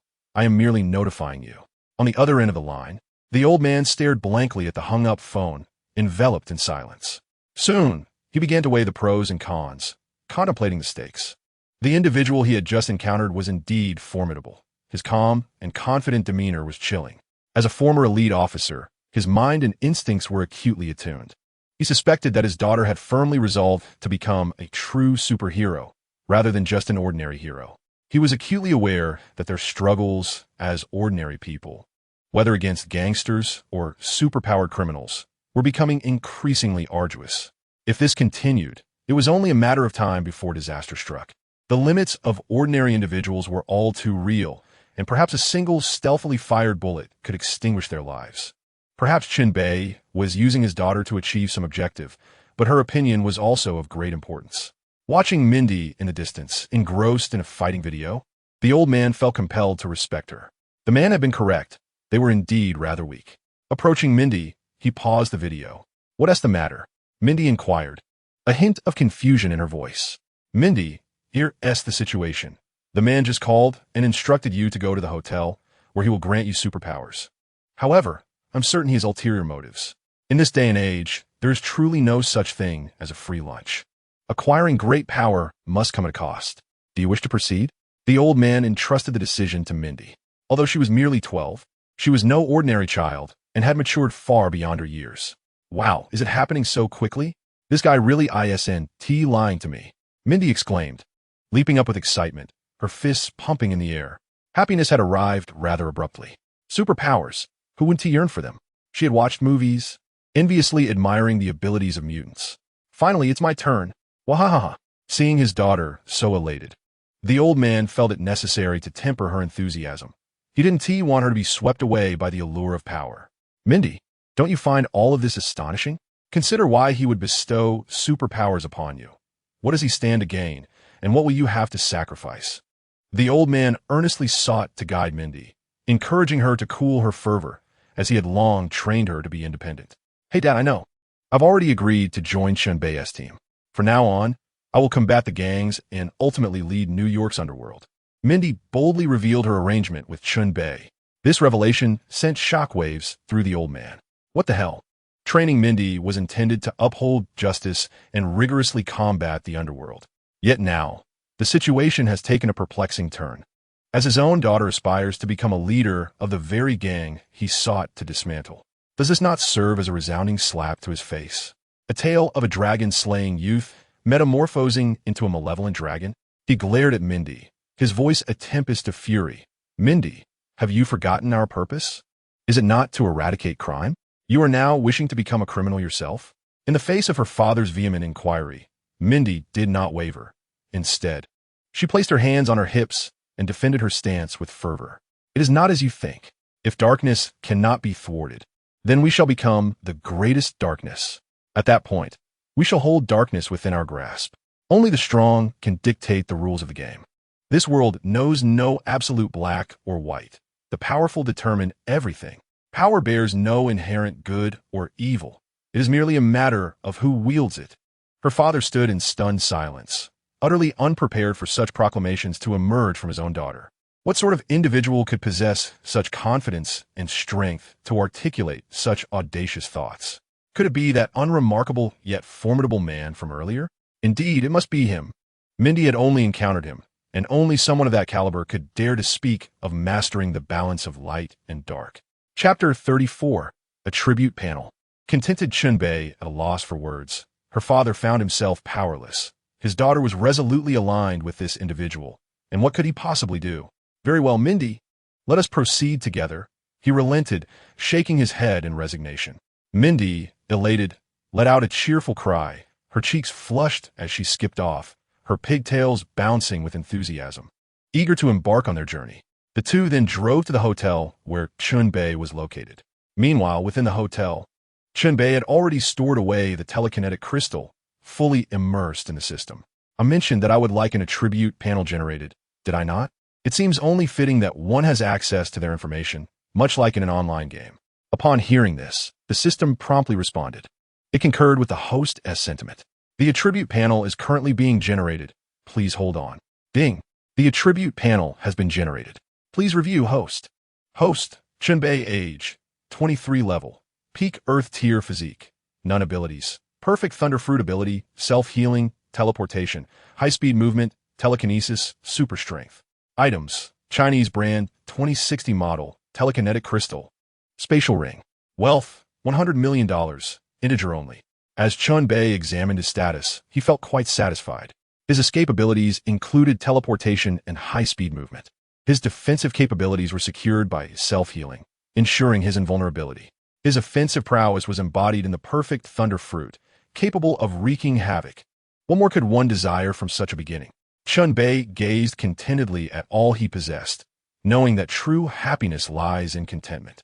He still had many hidden tricks yet to be revealed, such as that fruit-themed phone from 2021. Once this lethal move is unleashed, the money will undoubtedly cascade into his hands. The fellow is officially soaring. With a slight smile, Chen Bei triumphantly deactivated the system. Now it was merely a tedious wait. Naturally, Chen Bei would not remain idle. He retrieved a coin and began to strike it against the table. After all, isn't psychokinesis something that must be cultivated? He understood that perseverance is key, and that consistent effort leads to success, just as he recognized the principle that practice leads to progress while neglect results in regression. After several minutes of steadfast effort, Chen Bei felt he had finally succeeded, having embedded the coin deeply into the tabletop. Truly, I am a genius. This body, enhanced through various capabilities, is indeed remarkable. Chen Bei laughed heartily, indulging in self-congratulation, despite the fact that his mental fortitude had already been reinforced numerous times. Yet here he was, boasting with the pride of a peacock. Ding dong. Just then, the doorbell rang, signaling Mindy's arrival. Chen Bei did not rise. Instead, he effortlessly twisted the doorknob with a flick of his hand, and the door swung open. Ah, splendid. Psychokinesis is indeed quite convenient, he mused with a smile. Mindy and her father, upon seeing the door ajar, were astonished that Chen Bei had not emerged from the living room. Particularly, her father was utterly astonished to witness such a miraculous scene for the first time. Is this truly his power? To accomplish so much without standing? It is indeed terrifying. With his daughter associating with such a formidable individual, surely their future would be extraordinary. Eagerly, Mindy, accompanied by her apprehensive father, entered the living room, and she leapt onto Chen Bei, playfully tugging at him. My goodness, this is simply astounding. Mindy, still akin to a curious child, was fascinated by such supernatural occurrences. Calm down, calm down. Chen Bei swiftly pulled Mindy off him and subdued her with a single hand. The mischievous Mindy transformed into a docile kitten, gazing up at Chen Bei with her large, innocent eyes. Don't worry, you will possess this soon, Chen Bei said with a smile. Yes, yes, quickly, quickly. Mindy nodded incessantly, her face brimming with excitement. Observing this, her father felt a pang of bittersweetness. His little girl had seemingly flown the nest. Mr. Mike Liddy, please hold on a moment. The wait may be a tad prolonged. Mindy is about to enter a slumber, and you may watch television in the meantime. Chen Bei remarked as he led Mindy into her room. All right, I suppose I shall take a stroll, her father thought, preferring not to watch tedious television dramas, opting instead to visit the gym downstairs. In Mindy's room, Chen Bei retrieved a psychokinetic crystal from the System S space and placed it upon the floor. Mindy was instantly captivated by the deep blue glow emanating from the crystal. Within this realm lies an expanse reminiscent of a cerulean sky, dazzling and crystal clear, captivating one's gaze and drawing them into its depths. Hey, wake up, wake up! Chen Bei gently shook the girl, bemused by her enchantment, which was scarcely superior to that of a few overly dramatic youths. Oh, my apologies, I was lost in thought. Yet this magnificent crystal is truly mesmerizing, Mindy exclaimed, roused from a reverie. Indeed, it possesses the capacity to significantly enhance your mental prowess, allowing your consciousness to influence reality, hence the immense spiritual energy that draws you in. Chen Bei elucidated calmly. Oh, I see now. How should I proceed? Mindy inquired, tilting her head in curiosity. Place your hand upon this crystal, and the spiritual energy will flow through your hand into your mind, awakening your psychokinetic abilities. Following his guidance, Mindy gently pressed her small hand against the psychic crystal. In an instant, the crystal's energy surged through her arm and began to permeate her being, initiating a transformation. Moments later, Mindy's body began to tremble slightly, beads of sweat forming on her forehead, her complexion flushed. Observing this, Chen Bei promptly pulled her away, recognizing that she had reached her limit, her consciousness wavering. Ugh, I feel so sleepy, so very sleepy. I must rest now. Mindy mumbled groggily before collapsing onto the bed, peacefully drifting into slumber. In her tranquility, she resembled an adorable, serene young girl. This girl, Chen Bei chuckled softly, storing the psychic crystal away. At this rate, after another 7 or 8 uses, the crystal's energy would likely be depleted. Should he fail to find a means of replenishment, it would merely become an ordinary crystal. The subsequent hours passed as Chen Bei patiently awaited, engaging in various lighthearted games using his psychokinesis. Remarkably, he found the psychokinetic abilities to be exceptionally effective, akin to possessing an invisible pair of hands. Effortlessly navigating through the air, time flew by in this playful endeavor, and as Chen Bei managed to levitate a book, nightfall arrived, and Natasha and the huntress awakened. Chapter 35. Overlooked details. A distinct Nick Fury Natasha awoke an hour before the huntress, who promptly sprang to her feet. Wow, I feel as if my head has been aired out. I'm utterly invigorated, as if I've consumed an energy booster. Ha ha, Mindy exclaimed, bouncing around, her face flushed with excitement. Chen Bei regarded her with bemusement, pondering the nonsensical nature of her exuberant proclamations. All right, calm down.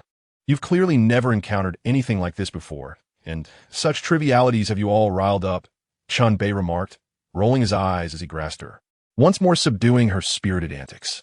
Let go of me. I want to fly. I want to soar. With a resounding slap, Chen Bei playfully swatted her rear. Mindy, be a good girl. Here, place this needle on the table, and there are some coins as well. Use your telekinesis to first move the needle, and then shift the coins. Stop when you feel your mental energy is nearly exhausted, and when your head starts to spin. Natasha, too, was encouraged to practice slowly. The enhancement of telekinesis was remarkably swift.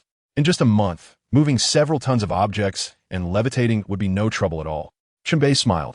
Though he himself lacked telekinesis, he had seen enough in films to offer such guidance, which greatly motivated both young women. They had never imagined such strength could exist.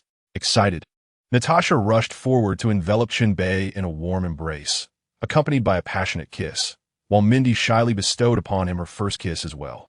They were like children with a new toy, tirelessly beginning their experiments, the joy of which was utterly uncontainable.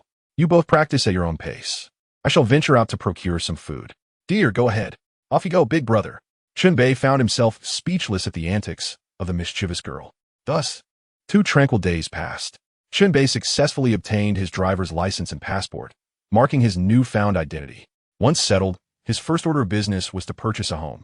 For someone from Huaxia, Acquiring property was a deep-seated aspiration. Others might have opted to rent.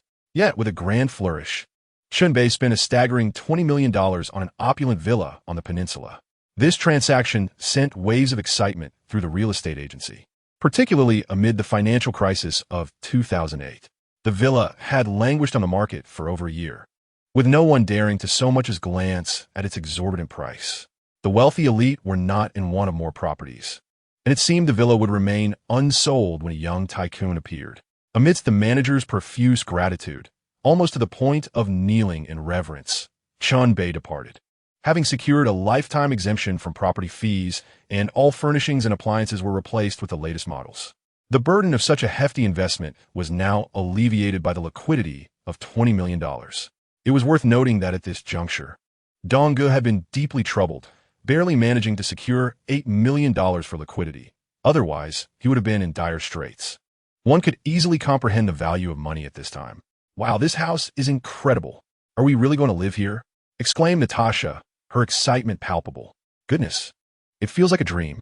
With a flourish, she kicked off her shoes, sending them flying, and collapsed onto the sofa, rolling about in sheer delight. Such luxurious living was a first for her. "Alas, I am not fortunate enough to reside here permanently." Seeing Natasha so exhilarated, Chen Bei sighed. As an agent of S.H.I.L.D.,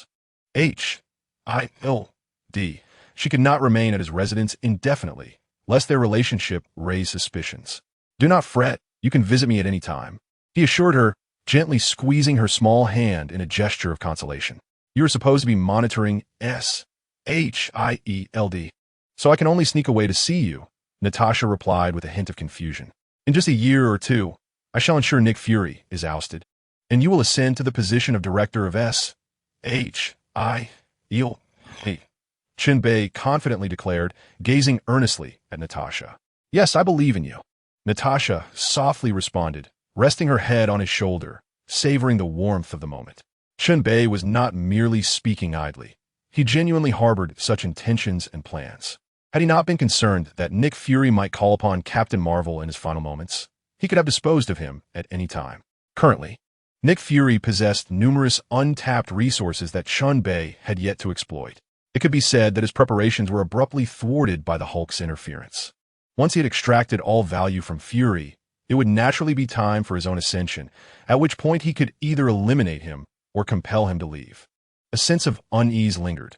Chen Bei felt that Nick Fury was not as straightforward as he appeared. He vaguely recalled having overlooked crucial information about Fury before his transmigration. At the time, it had merely seemed a fleeting thought, and who could have predicted his journey into another world? Had he truly contemplated such matters, he would have surely been deemed insane long ago. Regardless of the secrets Nick Fury harbors, they concern me little. Either he will depart on his own accord, or I shall send him on his way. Chen Bei coldly mused, setting aside his thoughts. No matter the intricacies of his schemes, they would ultimately be rendered powerless before his overwhelming strength. 3 days after Chen Bei left Tony's villa, he had thoroughly indulged in his escapades and was now ready to attend to more serious matters. On September 20th, 2008, Tony Stark convened his first press conference following his reemergence. Tony, Pepper, and Obadiah Stane were present, alongside a throng of eager journalists armed with cameras and microphones. Naturally, such an event would not be complete without the presence of their old acquaintance from the Department of Homeland Strategic Defense, Attack, and Logistics, Agent Phil Coulson, who approached Pepper with a polite smile. "Ms. Potts, may I have a word with you?" "I'm sorry, the conference is about to begin, and you can ask Tony later," Pepper replied with a smile, assuming Coulson to be yet another reporter. No, Ms. Potts, I am Phil Coulson, an agent of the Department of Homeland Strategic Defense, Attack, and Logistics." He handed her a business card. Pepper shrugged, accepting the card and glancing at it. "Oh, this sounds rather chaotic. What? Has everything been directed towards us?" The meaning of Peibois is quite clear. He is unwilling to discuss the matter. However, the ever-kind Coulson was not one to yield easily. He patiently remarked, No. We are a national organization specifically responsible for this area, and we seek to know some details." "Very well. I shall convey your message along with your business card to him," Peibois replied, resigned to the situation. "Thank you, Miss Peibois," Coulson said with a smile before taking his leave. At that moment, Obadiah Stane took the stage to address the audience, marking the commencement of the press conference. Chapter 36: The Relentless Wheels of History. Suddenly, what was meant to be a solemn press conference transformed into Tony's personal memoir, creating an exceedingly bizarre atmosphere. I did not have the chance to see my father one last time. There are questions I yearn to ask him about his views on arms production. Did he ever feel conflicted? Did he ever harbor doubts? Perhaps he was not the Iron Man I perceive him to be from the news.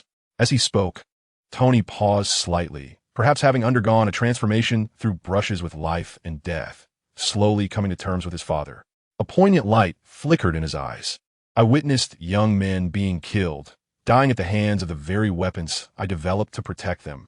At this juncture, the audience's gazes began to waver. Sensing something amiss, Obadiah Stane looked at Tony with evident confusion. Something was distinctly off with him. Yet, Tony did not relent in his discourse. Rather, he grew bolder and more radical. I have come to realize that I am entirely complicit in an irresponsible system. Many in attendance had now recognized that he was indeed not himself, and Obadiah regarded Tony with bewilderment, unsure of what this survivor intended to do. The journalists, too, began to shout, "Mr. Stark, what are your intentions?" While others murmured among themselves, sensing that something significant was about to unfold. Indeed, the atmosphere was charged. Something monumental was brewing. A major news story. A major headline. They had come at just the right time, poised for tomorrow's front page. At that moment, Tony rose, leaning forward to face the throng, confronting the multitude of flashing cameras. He articulated each word with deliberation. I have finally awakened. I have come to realize that I can contribute more to this world and society. I will no longer be a force of destruction. Therefore, I have decided to shut down Stark Industries' weapons manufacturing division, and it shall take effect immediately. Astonishment erupted throughout the room. Everyone stood in disbelief. A cacophony of shock and confusion ensued. Microphones, cameras, reporters, camera operators. They surged forward, surrounding Tony in a frenzy. This was indeed a sensational news story that would reverberate across America. Tony Stark was going to close Stark Industries' weapons manufacturing division. This is nothing short of a fantastical tale. This news detonated like a depth charge, sending waves of excitement throughout the gathering. Prosperity is upon us. Obadiah, in a fervent display of enthusiasm, seized Tony, attempting to drag him off the stage. All right, Tony. No. I firmly believe I possess the absolute authority to make all significant decisions for the company. Tony, that's enough. Ladies and gentlemen, the theme of today's press conference is that Tony has returned, and he is healthier than ever. As Tony shouted exuberantly, he was forcibly pulled down by Obadiah. Obadiah swiftly took the stage to salvage the situation. We will deliberate internally on our progress, and we shall promptly communicate our final opinions to everyone. At this moment, who would heed his incessant chatter? All the journalists transformed into Supermen, pushing through the security barrier to rush towards Tony. They clamored for his attention, bombarding him with questions. "Mr. Stark, please don't rush off. Let us discuss further." "Mr. Stark, why have you made such a decision?" "Mr. Stark, is it true, as the rumors suggest, that you were indeed kidnapped, prompting this decision?" "Mr. Stark? Mr. Stark?" The reporter's relentless spirit was on full display as they seized every opportunity, yet Tony remained tight-lipped, hastily departing under the escort of his bodyguards. In Chen Bai's villa, he too was engrossed in this press conference. He had initially thought his presence might create a butterfly effect, leading Tony to reconsider closing the weapons manufacturing division. But he was utterly taken aback. Tony remained steadfast. The stars were still the same stars. He was unaware that Tony had been contemplating the meaning of life these past few days. The recent abduction had jolted him awake. He realized he was the executioner of this world, that the weapons he manufactured were instruments of death, and he had wrought too much havoc, nearly leading to his own demise. Thus, after much contemplation, he resolutely chose to shut down Stark Industries' weapons manufacturing division.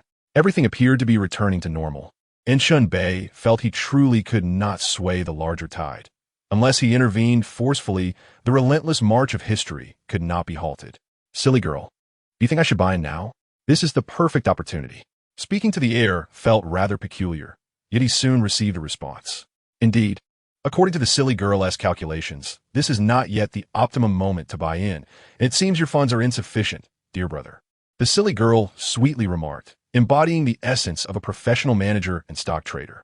according to the original narrative. The silly girl could craft a flawless business plan within 10 minutes based on her master's requests. After all, being half a century ahead, she had documented various successful case studies of the future. Indeed, you are correct.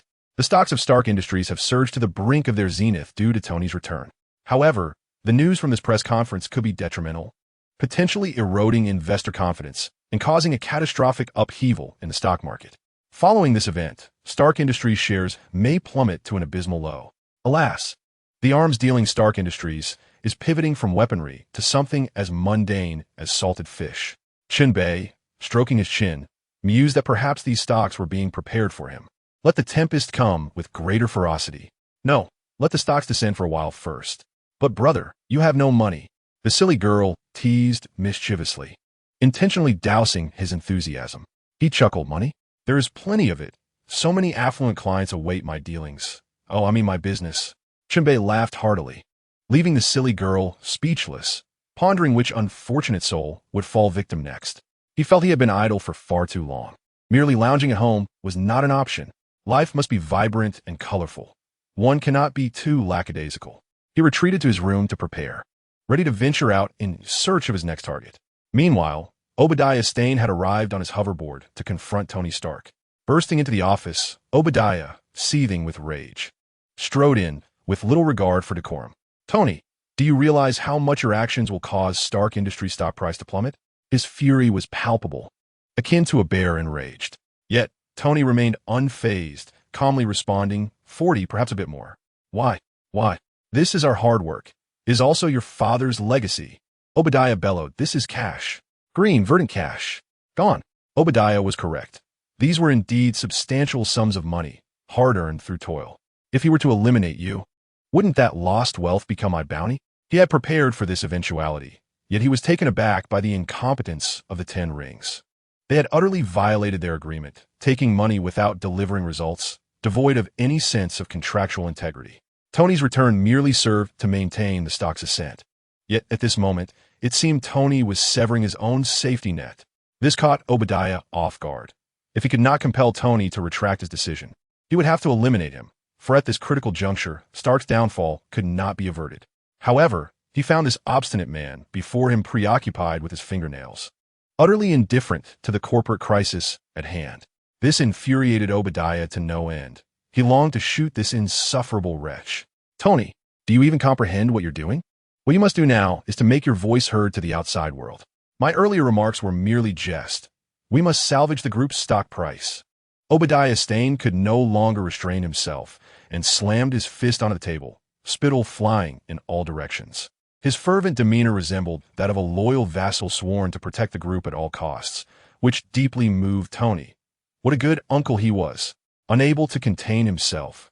He consoled, Obadiah, remain calm. Since I can shut down the weapons manufacturing division, I naturally have a better path ahead. What? Really? What path? Have you invented something new? He exclaimed. Haha, I knew Tony was a true genius. The shocked Obadiah Stane abruptly halted, his attitude shifting 180 degrees.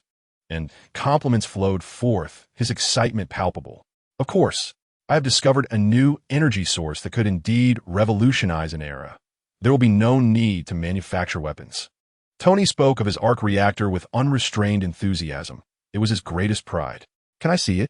Obadiah Stane eagerly inquired. Hey, no rush. Wait a few days until I finalize it. It was created for my escape during my abduction, Tony replied, still quite trusting of the old fellow, almost on the verge of revealing the arc reactor to him. Ah, in that case I can rest easy. I worried for nothing. I shall take my leave now. Awaiting your good news, Obadiah Stane said softly, preparing to depart. Tony stood to see him off, and once Obadiah left, he gazed out the window at the white clouds, puffed up with pride like a rooster, filled with an exhilarating sense of grandeur. His youthful spirit surged as if he were poised to conquer the world from the highest peak, surveying all the lesser mountains below. Once he comprehended the serum for the virus, he too would be a superhero. Donning the Iron Man suit would complete the transformation. Who would dare to challenge him then? He could simply poke a finger and vanquish them. Little did he know, the second obstacle of his life was about to emerge. Fate is unpredictable, and one never knows whether fortune or calamity will arrive first. Unbeknownst to Tony, The moment Obadiah stepped outside, his countenance morphed into something sinister, a malevolent smile curling at the corners of his lips. Ah, Tony, you truly are a golden goose, capable of laying golden eggs. In just a few months, you've managed to develop something so lucrative. Obadiah muttered darkly to himself. Fortunately, few were present in the upper echelons. Otherwise, who could have imagined that the kindest elder at Stark Industries possessed such treachery? Just wait. After you unveil this new energy source, it will be the end of you. Tony Stark, Obadiah whispered, his voice barely audible to anyone but himself. He then took out his phone and dialed a number. Hello, what news from those in Afghanistan? A deep voice soon responded from the other end. The boss. We arrived at the location, only to discover an incomplete suit resembling the rudimentary battle armor seen in films, conspicuously lacking a crucial energy source. Iron armor? Energy source? The moment Obadiah heard this, he understood. Tony was covertly crafting a means of escape. How could that group of the 10 Rings allow him to nearly succeed right under their noses? Damn, what a bunch of incompetence. He muttered a few curses under his breath, and then commanded, find a way to dismantle that armor and secretly transport it back to our country. Yes, sir. When he hung up the phone, Obadiah smiled with satisfaction. Tony, oh Tony, you truly are a genius. Unfortunately, I must lay claim to your ingenious creation. To avert any unforeseen complications, he resolved to deceive Tony into relinquishing that energy source sooner rather than later, intending to eliminate him directly. Meanwhile, Chen Bei sprang into action. After a few idle days, he drove straight to the Osborne Group. Upon arriving, he parked his car and approached the entrance of the Osborne Group headquarters, only to be halted by security. Hey there, sir. I don't believe you are an employee of this company. Who else would they stop if not him? This guy clearly looked like a wealthy heir come to chase after girls. Who on earth drives a Ferrari to work at noon? As a dedicated security guard of the Osborne Group, he felt it was his duty to protect the company's young beauties. Ahem, my friend, you have a keen eye. Indeed. I am here to discuss business with your esteemed company, Chen Bei said, adjusting his cuffs and speaking with feigned seriousness. Huh, do you think I will believe that? Just leave, or wait in the CAF at the entrance until the ladies of the company finish work, the guard replied, utterly unconvinced. He despised these wealthy heirs. Why should they have been born into privilege? Why should they have easy access to the unattainable goddesses in their eyes? They grew tired of the chase, yet still longed for a taste they could not attain. Since becoming a proud security guard, he had chased away countless such entitled youths who made his teeth grind with frustration. Upon hearing this, Chen Bei felt exasperated. This little brat was truly a nuisance. He slightly revealed an air of authority, the presence of a strong individual that a mere security guard could not withstand. Do you operate solely on instinct? If you delay the affairs of the Osborne Group, how many lives do you think you have? The overwhelming aura pressed down on the guard, draining the color from his face and causing beads of anxious sweat to trickle down. He felt that even his boss's aura was not this potent, making it nearly impossible for him to breathe. Fortunately, at that moment, the head of security and the receptionist noticed the disturbance and hurried over. Sir, whom are you looking for? I can contact them immediately. The receptionist's eyes sparkled with interest, her eyelids fluttering. Wanda? Maximoff? Chen Bei glanced at her name tag, astonished. His expression was one of sheer disbelief, as if he had encountered a ghost. Damn, I merely came to snag some cash. Oh, heavenly fate, how generous you are. Upon raising her gaze, she realized it was not the Scarlet Witch, Wanda Maximoff, but indeed her. Chapter 38, Deceiving Wanda, Frightening Green Goblin. Chen Bei seemed to seek confirmation, not wanting to mistake her for someone else, as the recognition of foreigners might not be very high. You are Wanda, are you not? Do you have a brother named Pietro? This time, it was Wanda who was taken aback. How do you know this, sir? Are you friends with that unreliable fellow, Pietro? Wanda was perplexed. Why was this man staring at her in shock? And how did he know her brother, Pietro? Did he know of her existence, and was astonished to encounter her here? As for why Pietro would know such a wealthy heir, she could understand that. Perhaps he frequented bars. No. I simply came here out of admiration. After all, your prowess is unrivaled, effortlessly tearing apart Thanos like childish play. Chen Bei remarked with a slight smile, his demeanor evidently cheerful as he made jokes that others could not comprehend. She truly was the Scarlet Witch, Wanda. This trip was indeed worthwhile. What? Wanda was bewildered. Who was this Ome? What was this weapon? Thanos? Was this person perhaps mentally unstable? She did not even know any of these people. Why was she being referred to as Omei? Ahem, sir. Could you please refrain from speaking in a manner we do not understand? Who are you looking for? Wanda rolled her eyes in exasperation. What an odd individual. Ah, you will find out in due time, Chen Bei teased, smiling mysteriously. He then formally stated, I am here to see your chairman, Norman Osborn. Just tell him I represent Stark Industries to discuss a significant project. Chen Bei felt no qualms about raising the banner of Stark Industries. After all, in a mere 10 days or so, he would become the largest shareholder of Stark Industries, aside from Tony. As soon as Chen Bei's words left his lips, Wanda's expression darkened. Stark Industries. Once again, it was Stark Industries. They were the ones who had destroyed her home. They were the culprits. She could hardly suppress the urge to kill Tony Stark. All of her overwhelming hatred stemmed from him, that ruthless dealer in arms devoid of any moral boundaries. Noticing Wanda's sudden shift in demeanor, the perceptive Chen Bei immediately recalled the enmity between her and Tony. He was well aware of Wanda's past, being familiar with the 3 prominent female protagonists in Marvel, the Scarlet Witch, Phoenix, and Black Widow. My apologies, Wanda, but those Stark Industries weapons are not my doing, Chen Bei hastily clarified, unwilling to take the blame. This was all the result of Tony's actions. He had no part in it. 7 or 8 years ago, he was merely a youth basking in the warmth of a red banner. You? Wanda gasped, covering her mouth in disbelief as she stared at Chen Bei. Pietro has revealed everything to you. That indiscreet fellow is utterly unreliable. Wanda lamented about Pietro, claiming he is entirely untrustworthy, divulging secrets indiscriminately. No, Wanda, you misunderstand. I am not acquainted with your brother Pietro. Chen Bei chuckled. Then who are you? Wanda inquired, her expression one of confusion. Haha, you shall find out in due course. For now, let's contact Norman Osborn. I believe we can enjoy a drink after your work, and I will elucidate everything slowly, Chen Bei cleverly suggested, igniting Wanda's curiosity. Indeed. All right, crafty fellow, I will assist you in reaching out. We can have a drink after my shift. Wanda, sharp as ever, shot a wary glance at the cunning man. Yet she found his eccentricity intriguing. Is this the secretary's office? There's a gentleman from Stark Industries here, requesting to see the chairman. Does he have an appointment? Came a detached, businesslike voice from the other end. I'm afraid he does not. However, he arrived in a Ferrari, which hardly seems indicative of a fraud, Wanda explained. Oh, please hold on. I shall consult the chairman. Very well. Wanda hung up and turned to Chen Bei, stating, the secretary is going to consult the chairman. Please be patient. Of course, no problem. Chen Bei nodded slightly and settled onto the sofa. Seeing the atmosphere ease, the security captain promptly led his colleague to apologize. Chen Bei waved them off, signaling their departure. In Norman Osborn's office, the secretary knocked and entered. Chairman, there is a young man outside claiming to represent Stark Industries and wishes to speak with you regarding a significant business proposal. The secretary quickly conveyed the message, leaving Norman Osborn puzzled. His domain was biotechnology, while Stark was rooted in mechanical technology. The two seemed worlds apart. Why would they seek him for business? Quite unexpectedly. After a moment of contemplation, Norman Osborn glanced at the surveillance photo handed to him, recognizing Chen Bei's figure. Is it him? He mused, instantly identifying Chen Bei as the man associated with Tony Stark. This situation began to appear less dubious. Please have him come up. He indeed can represent Stark Industries. Understood.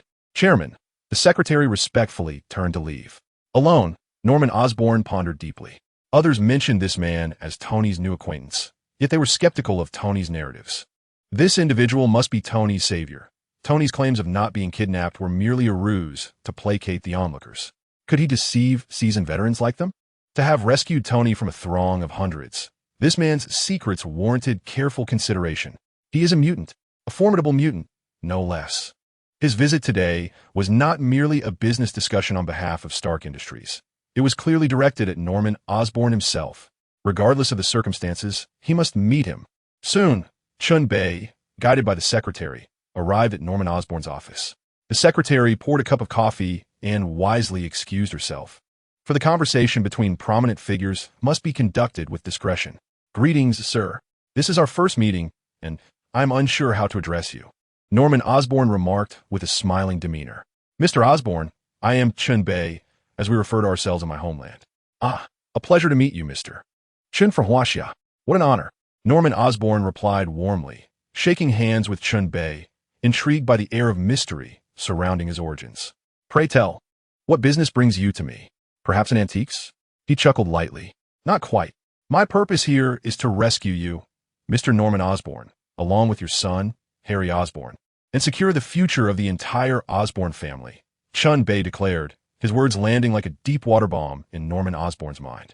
In shock, Norman Osborn leaped from the sofa, fear etched on his face as he stared incredulously at the composed Chen Bei, trembling as he pointed at him, stammering, "Why you? Who are you? How do you know about our family's hereditary illness?"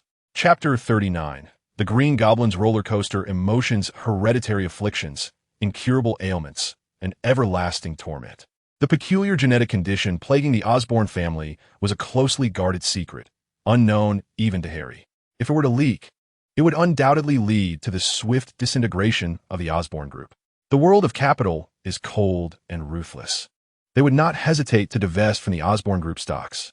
When Chen Bei unveiled their secret, it is easy to imagine Norman Osborn's shock and fear. Hee, it's all about the thrill. This is the outcome I desired. Chen Bei had executed his initial move brilliantly, shattering Norman Osborn's mental defenses to their most fragile state, ready to crumble at any moment. He continued to fan the flames. Mr. Osborn, do not be overly astonished. There is nothing I do not know in this age. Since I have come today, it is not to frighten you, but to extend a hand of sincerity. Do you wish to live or perish? There was no need for contemplation on this matter. Norman Osborn, regaining his composure, reminded himself of his position as the chairman of the Osborn Group. His psychological resilience would not allow him to remain on the defensive. Mr. Chen, there is no need for circumnavigation. I wish to know what you seek from me and what I can gain from you, he inquired calmly. Ah, splendid. Engaging with an astute individual simplifies matters. Thus, I shall be direct. I can provide you with a potion to cure your family's hereditary condition. However, this potion is still in its infancy and will require your own refinement, Chen Bei asserted. Chen Bei spoke slowly, clearly engaging in a sales pitch. An immature potion? Mr. Chen, are you attempting to pull a fast one? You seek to gain benefits from me while I unwittingly assist you in your research. Such fortuitous circumstances are indeed rare in this world. I must say, you Chinese are exceedingly shrewd. Norman Osborn shook his head, decisively opting for rejection, his tone laced with disdain. This was evidently a trap, and he was not foolish. Oh, is that so? I sense your dissatisfaction with the human enhancement serum from Osborn. Chen Bei continued, oblivious to the contempt in Norman Osborn's gaze. What? You're aware of this? Norman Osborn was taken aback once more. In mere minutes, Chen Bei had divulged too much information, leading him to question whether this individual possessed the ability to read minds. Do you have mind-reading capabilities? How else could you uncover so many of my secrets? Norman Osborn stared at Chen Bei, utterly perplexed. Mind-reading? Chen Bei shook his head. For now, he did not possess that skill. Perhaps in the future he might. Then how do you know? Norman Osborn was incredulous, thoroughly confused. I can foresee the future and comprehend the past. Do you believe any secrets remain hidden from me? Chen Bei remarked cryptically. What? Foreseeing the future and knowing the past? Such a mutation exists in this world. That is incredibly powerful. Norman Osborn found it hard to believe. With such abilities, one could easily amass wealth. Investing in stocks, purchasing lottery tickets, or betting on sports would lead to immediate fortune. Thus, you see, the human enhancement serum from your company is destined to fail, as it will give rise to a second personality within individuals. You will be compelled to inject this serum, birthing the Green Goblin within you, resulting in your replacement by this alter ego, ultimately leading to your demise at the hands of Spider-Man. Your son, Harry Osborn, in a bid for vengeance, will similarly become the second Green Goblin, only to meet the same fate at Spider-Man's hand. Chen Bei was not merely deceiving him. This was their predetermined fate. However, with his intervention, the outcome could be altered. With every word Chen Bei uttered, Norman Osborn felt increasingly terrified, his pallor deepening. Cold sweat soaking his back. He did not doubt Chen Bei's words. Everything previously stated had instilled unwavering belief in him.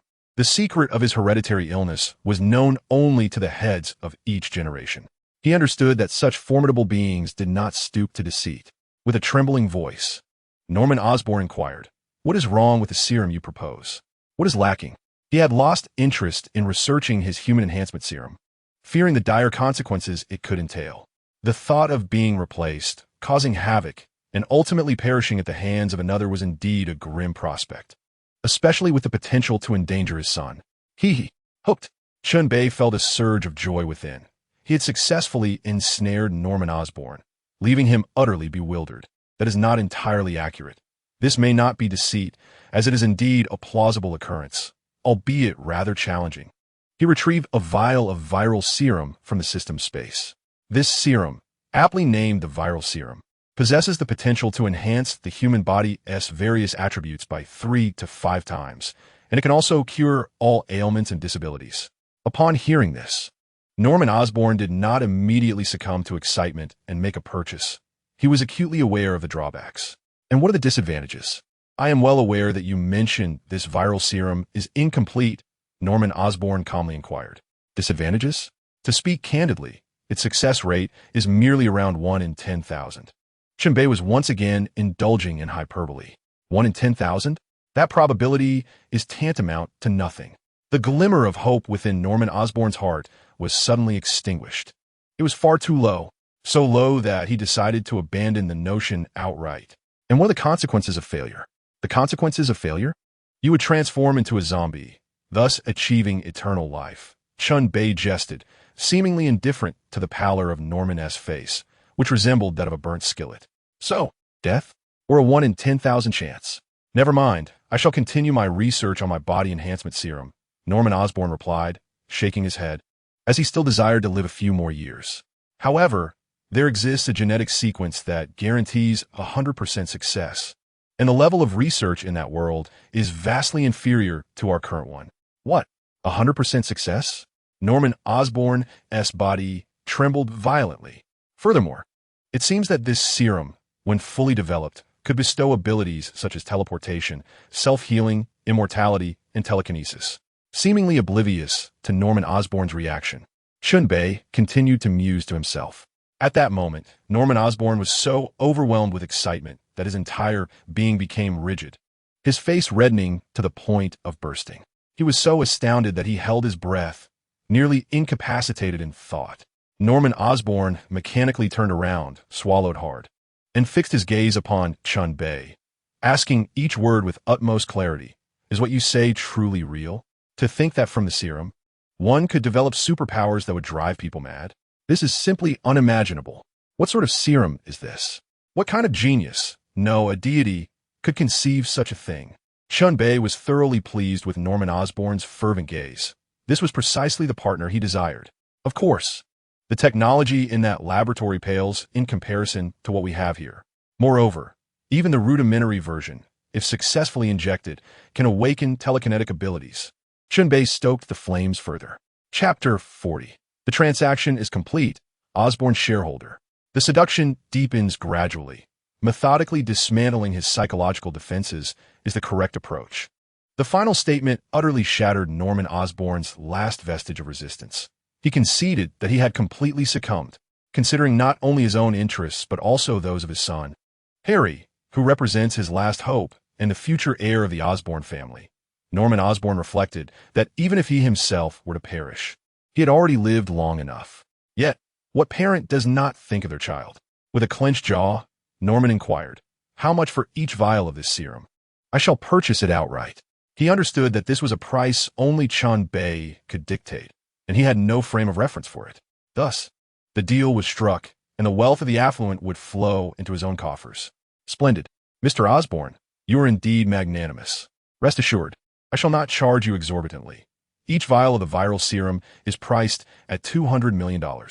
I have an ample supply of the serum available," Chen Bei declared, carelessly doubling the price without hesitation.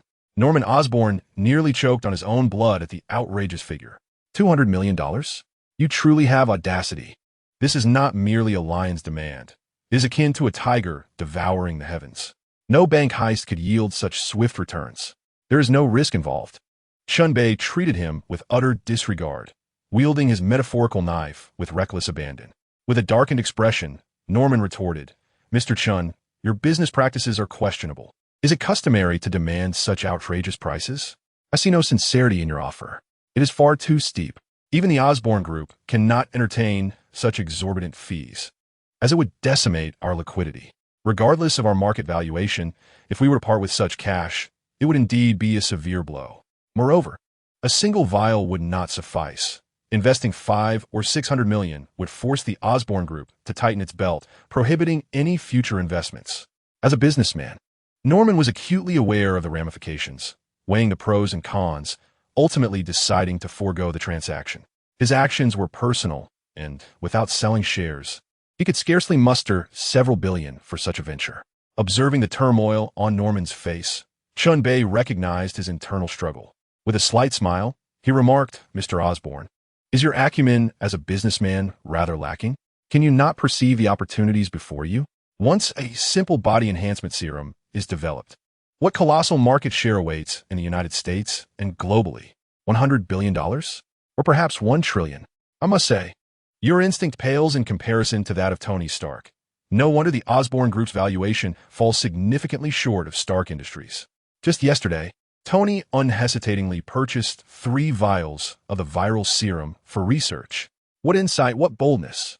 How tragic it is that the illustrious Osborne Group, a biotechnology powerhouse, exhibits such timidity. Nevertheless, I shall not press the matter. There are many corporations in dire need of this virus, and my supply is limited, with eager demand far exceeding availability. Then I shall not disturb you any further, Mr. Osborne. Farewell." Chen Bei appeared calm as he uttered a torrent of words, yet each sentence pierced Norman Osborne's heart. He feigned a departure, rising from his seat. However, the reality was such that he could indeed effortlessly sell the viral serum. 1, 2, 3. Chen Bei stood and slowly walked toward the exit, silently counting, knowing that Norman Osborne, as a businessman, would undoubtedly grasp the situation. Just as Chen Bei placed his hand on the doorknob, Norman Osborne called out, "Mr. Chen, wait. Oh, have you come to regret your decision?" Chen Bei turned back, a slight smile illuminating his confident demeanor. "Huh." Norman Osborne rubbed his nose awkwardly and chuckled. "How about this? I only have 200 million in cash. Could I exchange it for shares in the Osborne Group? I need 4 vials of the serum, and for the remaining 600 million, could I use my 1% stake as collateral?" Norman Osborne's total assets were a little over 50 billion, and his stock had significantly depreciated. Amid the financial crisis, the Osborne Group, once valued at over 200 billion, had plummeted to less than 60 billion. Norman owned about 10% of the stock, while his son held around 5%, a relatively normal holding. It was quite rare for a group chairman like Tony to possess as much as 25%. However, Stark's market value had also dwindled, now under 100 billion, primarily due to Tony's disappearance and his reckless decision to close the weapons manufacturing division. Upon hearing Norman Osborne's proposal, Chen Bei found himself in a quandary. He was in dire need of substantial cash, yet liquidating stock was uncertain and could take time.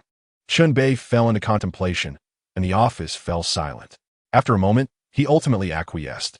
Such a generous offer was indeed hard to come by.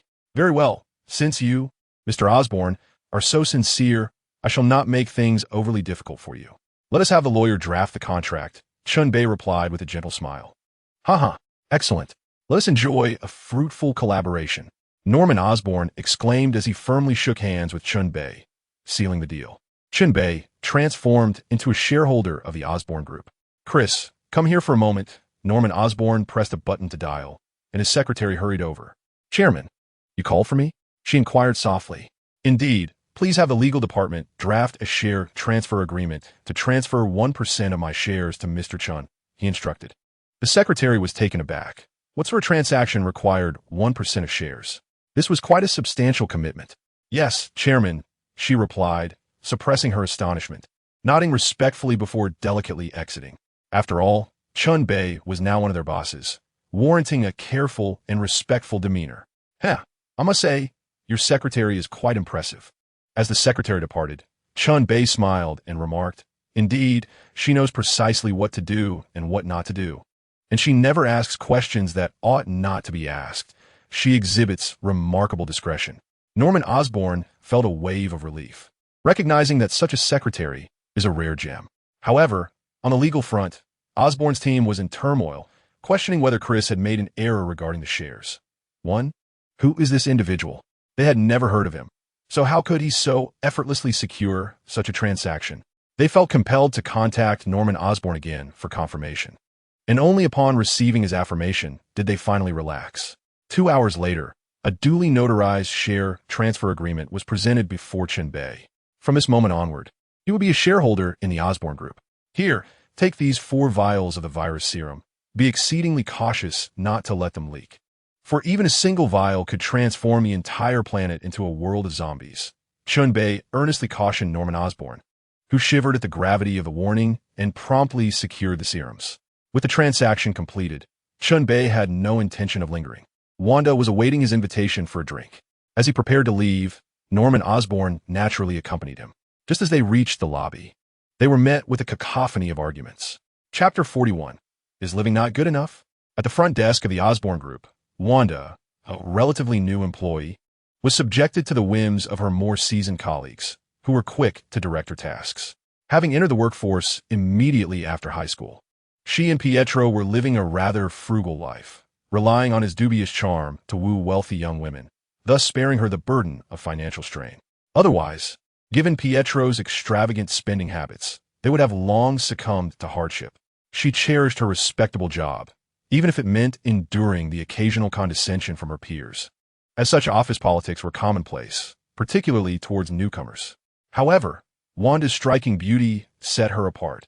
As the face of the company, it was no surprise that she garnered attention far beyond what a mere high school graduate typically would. Her presence stirred restlessness among the men at Osborn Group, both single and married, who frequently showered her with gifts, breakfasts, lunches, fruits, and flowers poured in ceaselessly. This preferential treatment inevitably incited jealousy among the women, who were all too aware of their own insecurities, leading to frequent bullying of Wanda by the older staff. Today, however, Wanda had made plans with Chen Bei to enjoy a drink after work, a carefully arranged outing. Yet, just as the end of her shift approached, a mid-level manager from the administration department intervened rather brusquely. "Wanda, tonight you will cover for Reina," she commanded, without regard for Wanda's prior commitments. Wanda, who had been eagerly anticipating her evening, could no longer tolerate such condescension.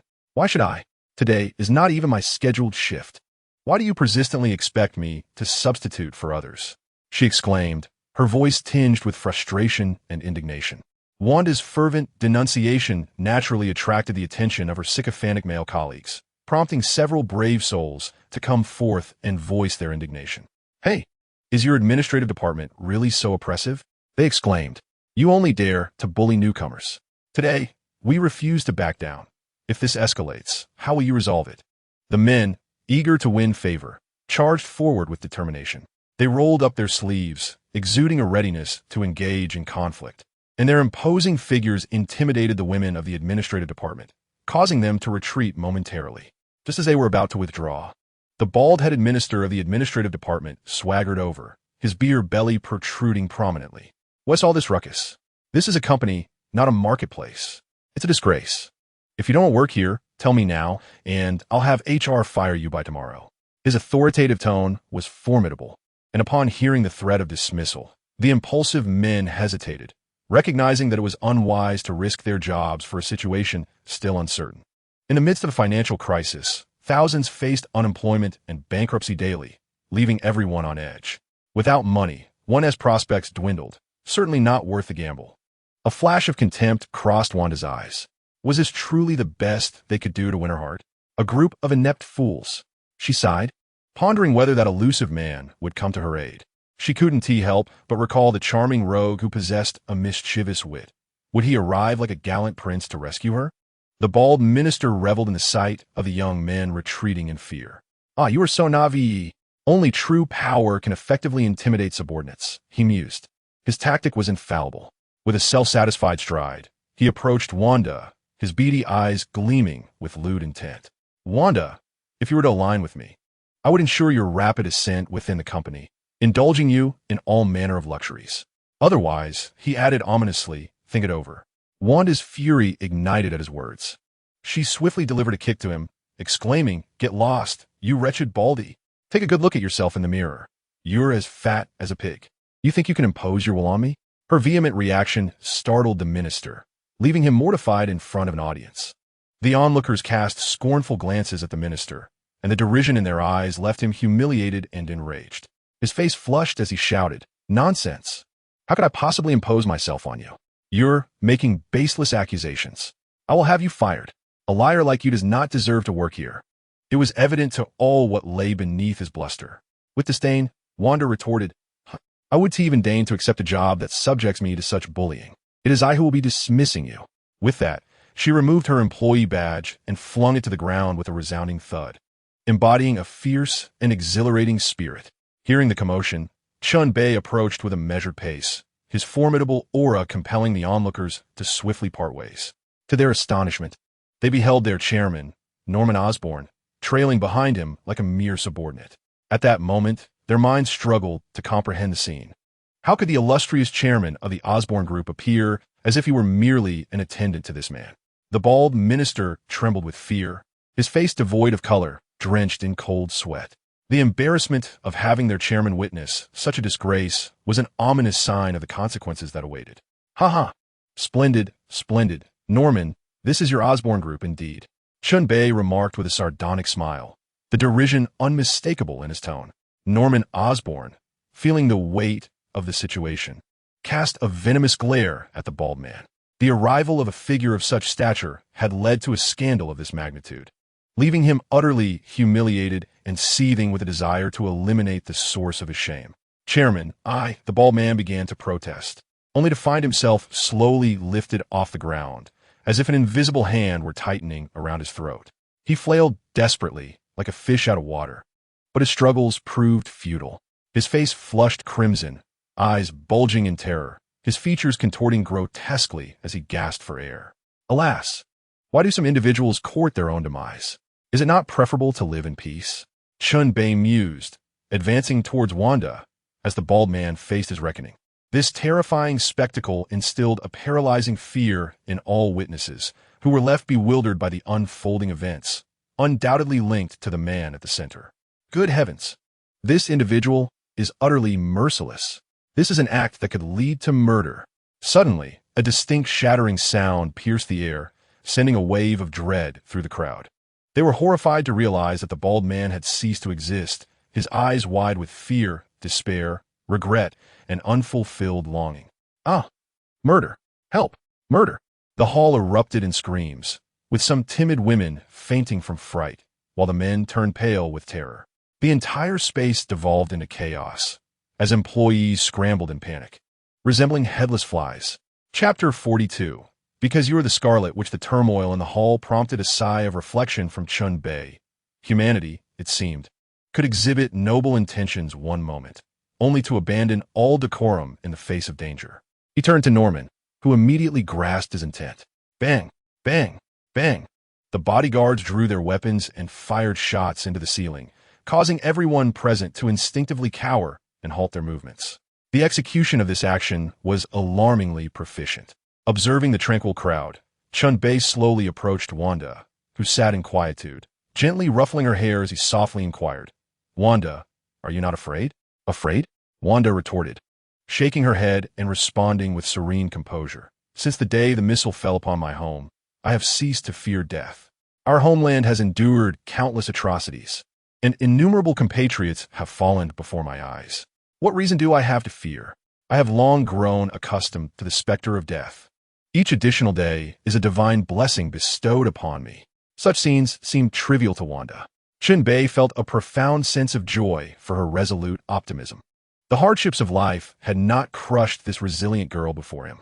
The myriad adversities she had faced had taught her to endure, to shoulder responsibilities, to stand tall amidst tears, and to illuminate her character through perseverance. Life has always been a tumultuous journey, and fate is fraught with twists and turns. It is the intricacies and narratives that render our existence vibrant. If you are not strong, who will embody courage for you? If you do not stand firm, who will witness your vulnerability? Countless nights and days have seen two solitary souls struggling in a foreign land. They have not succumbed to fate, but have fought diligently to live. The Scarlet Witch Wanda, her achievements are wholly deserving of her tumultuous journey. Upon ensuring Wanda's safety, Chen Bei turned his gaze towards the group of seasoned individuals who had, to some extent, bullied her. Why do you all appear so frightened? Was it not merely a thug's attempt to assault Mr. Osborne that was thwarted by the bodyguards? Hearing Chen Bei's calm and indifferent remarks, the crowd felt a pang of injustice for the bald minister's demise, as though he had been squashed like an ant, only to be swiftly assigned a nefarious label. Isn't such a death rather unjust? Indeed it is. With a faint smile, Chen Bei continued, alas, some individuals simply court their own demise, believing that their seniority and elevated positions grant them the right to bully others, do they not? His gaze narrowed slightly, emanating a chill as he swept over the Osborne employees. Wherever his eyes fell, heads bowed deeply, none daring to meet his gaze. Ah, you possess a keen sense of self-awareness. In our Huaxia, there is an ancient saying, above your head, 3 feet have deities. Do not find yourself meeting a fate as inexplicable as that bald man. As Chen Bei spoke, a palpable chill enveloped the room, rendering their limbs cold as ice, a shiver racing up their spines. They were unnerved, though Chen Bei's tone remained as tranquil as a casual conversation. The underlying implication of sending someone to the netherworld was unmistakable. Those who had bullied or harassed Wanda furtively glanced in her direction, silently urging her to bear no grudge, to forgive them swiftly. Norman Osborn recognized that this matter should end here. The act of killing had established authority, yet he could not help but cast a glance at the resilient girl, a flicker of envy crossing his features. What a fortunate girl she is, blessed by the heavens. With such a mysterious man to protect her, she can live a life devoid of worries. Norman Osborn, a man of great intellect, knows precisely what must be done. He immediately rises to declare, Adam Jackson, dissatisfied with his unfulfilled promotion and the punishment of being dismissed for inappropriate conduct toward subordinates, has attacked me with a deadly weapon and has now been neutralized by the bodyguards. The matter will be handed over to the authorities. I am now making personnel adjustments. Wanda Maximoff, our front desk administrative employee, has shown herself to be diligent and responsible in her interactions, working earnestly and performing exceptionally well. I hereby appoint her as the administrative director. Applause erupted as Norman Osborn concluded his serious yet absurd proclamation. A wave of applause surged from the crowd. At that moment, anyone who failed to show enthusiasm risked being sent home like a mere fish. The applause was thunderous, nearly causing their hands to turn crimson. Furthermore, Mr. Chen Bei is a shareholder in our Osborne Group, and an internal announcement will be made shortly. Norman Osborn announced yet another significant development, causing the employees of Osborne to gaze at Wanda with a mix of fear and envy. From this point onward, this girl, who typically dressed modestly and lacked even a decent outfit or accessory, would now become an unattainable figure for them. They dared not cast jealous glances her way, fearing that even the slightest disrespect could lead to dire consequences. They were no longer of the same world. Wanda, equally astonished, covered her mouth in disbelief. She had expected to be dismissed and perhaps live on meager welfare, but instead, she had been unexpectedly transformed into the administrative director. A middle management position? Life is like a box of chocolates. You never know if the next piece will be bitter or sweet. Chen Bei nodded gently at Norman Osborn, recognizing that this man was indeed quite astute. With that, the matter temporarily drew to a close, and Chen Bei departed with Wanda amidst the crowd's awe. Where are we going, my great hero? Wanda exclaimed, exhilarated by her first ride in a Ferrari. Luxury cars are not merely for men. Women adore them too, especially today. Chen Bei appeared as if he had descended from the heavens, employing a decisive approach to rescue her from her plight. Such a heroic act to save a damsel in distress, though cliché, was profoundly moving. Of course, we shall treat our princess to a delightful meal, Chen Bei said with a gentle smile, feeling immensely grateful for this fortuitous encounter, as if bestowed upon him by divine ancestors. Sounds wonderful. I happen to be hungry too, Wanda replied with an innocent smile, clearly a little foodie at heart. Suddenly, as if struck by a thought, she turned to Chen Bei with keen interest and asked, You must be a mutant, right? Otherwise, how could you be so mysterious, killing effortlessly? If only I were like you, a mutant. You wish to become a mutant to avenge Tony? Chen Bei discerned Wanda's intent, understanding that she sought retribution for her parents. Indeed, I have long harbored dreams of avenging my parents. A fierce hatred flickered in Wanda's eyes. Her home and her parents were gone, all due to Stark Industries. Alas, I do not wish for hatred to consume your heart. for it serves neither you nor this universe well.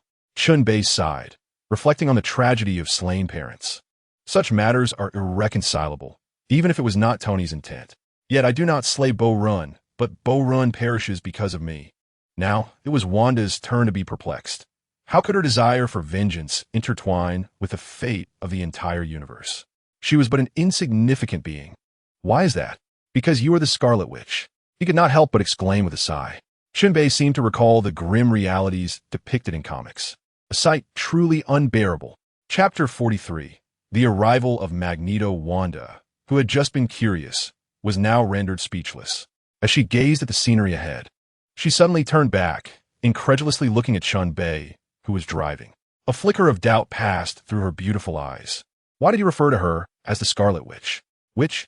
Such a label carries ominous connotations.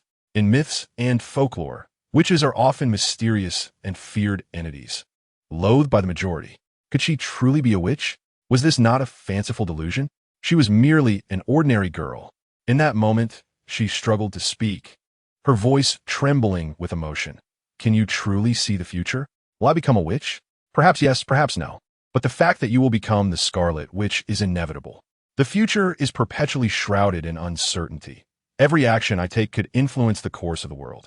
Yet the impact is not so profound unless I possess sufficient strength, where every move would markedly alter the future. Chen Bei said with a smile, his tone light and unconcerned. Seeing him so relaxed, Wanda felt a sense of relief. He did not harbor disdain for her, yet confusion lingered in her heart. Being a witch, did that not imply an existence steeped in malevolence? I am simply an ordinary person. Chen Bei, keenly aware of Wanda's turmoil, knew that anyone would be prone to such thoughts at this moment. He chuckled softly, offering reassurance. Just because you are called the Scarlet, which does not mean it is a bad thing. Power itself is devoid of moral judgment. It merely depends on who wields it and for what purpose. Your future lies in your own hands. Ultimately, you will relinquish the hatred in your heart, saving your home and the earth. Saving my home and the earth. Wanda was astounded once more, her thoughts in disarray. Huh. Well, do you truly believe that? My dear, you are far too easy to deceive. Let us end this topic here. We should now joyously indulge in delightful cuisine. Chen Bei laughed heartily, seamlessly shifting the conversation, for chatting should be a source of joy for all. Let those distant discussions remain in the past. Why burden oneself with unnecessary worries? You are indeed deceiving me. I have always sensed that you were spinning tales to mislead me, Humph. What a great deceiver you are. Wanda rolled her eyes, alternating between lamenting the universe's injustices and claiming to have saved the world. This fellow was rambling nonsensically, and it appeared he was merely toying with me. I had momentarily fallen for his fabrications. In the ensuing moments, their conversation turned to light-hearted and enjoyable topics, with Chen Bei effortlessly sharing humorous anecdotes from the forthcoming decade, causing Wanda to erupt in laughter. The initial awkwardness between them gradually melted away amidst their joyous banter, resembling the camaraderie of longtime confidants. As their bond deepened, the distance between them diminished, and this auspicious beginning left Chen Bei thoroughly pleased. As night fell, Magneto, Eric convened a routine meeting, though it was more an assessment of the Brotherhood's progress. They discussed the profits from various ventures, the collection of protection fees, incidents involving members, and any new mutants wishing to join their ranks. After all, Magneto required operational funds. It was unrealistic to expect him, a man lacking formal education, to resort to selling stolen goods for sustenance. Surprisingly, Magneto's singular focus on metal refining had indeed proved lucrative, as his mastery over magnetic fields allowed him to uncover numerous valuable mineral deposits. Despite the global competition in metal detection being fiercely dominated by various nations, there were always some hidden gems to be found. With his unique abilities, Magneto consistently managed to seize opportunities, accumulating substantial wealth through the acquisition of these metal resources.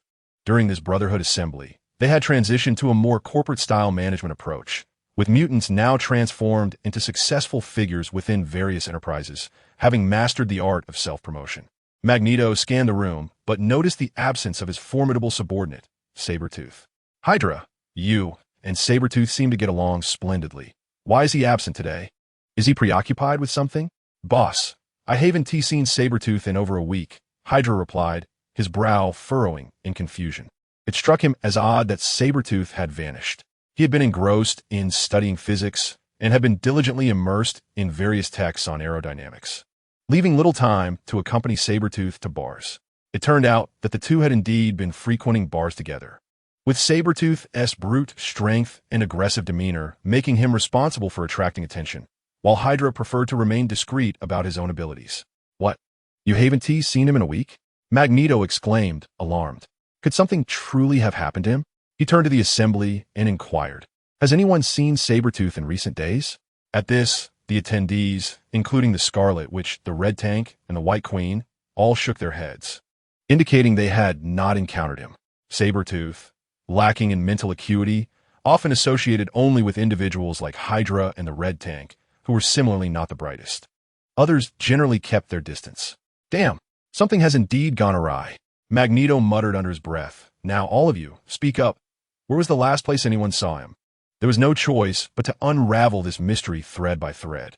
"Boss, I found out a week ago that he had gone to a bar," said the Torrent, who then stood up and added, "They are quite the pretentious duo at that bar, stepping on anyone they encounter and sharing their conquests equally." He was more concerned about Sabretooth's safety than anyone else. After all, where would he find a formidable shield to protect him, a mere mage, without him? Upon hearing Torrent's words, Magneto nodded and looked around at the others. Many mutants shook their heads, indicating that no one had seen Sabretooth earlier than Torrent. "Very well. Let be as Torrent suggested. Emma, you and Torrent go to that bar and review the surveillance footage. We must find him. If he is alive, we will see him. If he is dead, we will see his corpse. I refuse to believe anyone dares to target our brotherhood." Magneto's ominous voice echoed throughout the conference room, and the others wore grim expressions, as it seemed Sabretooth's fate was dire. The Brotherhood had been silent for too long, allowing others to forget their ferocity. Torrent could find a bar in New York with his eyes closed.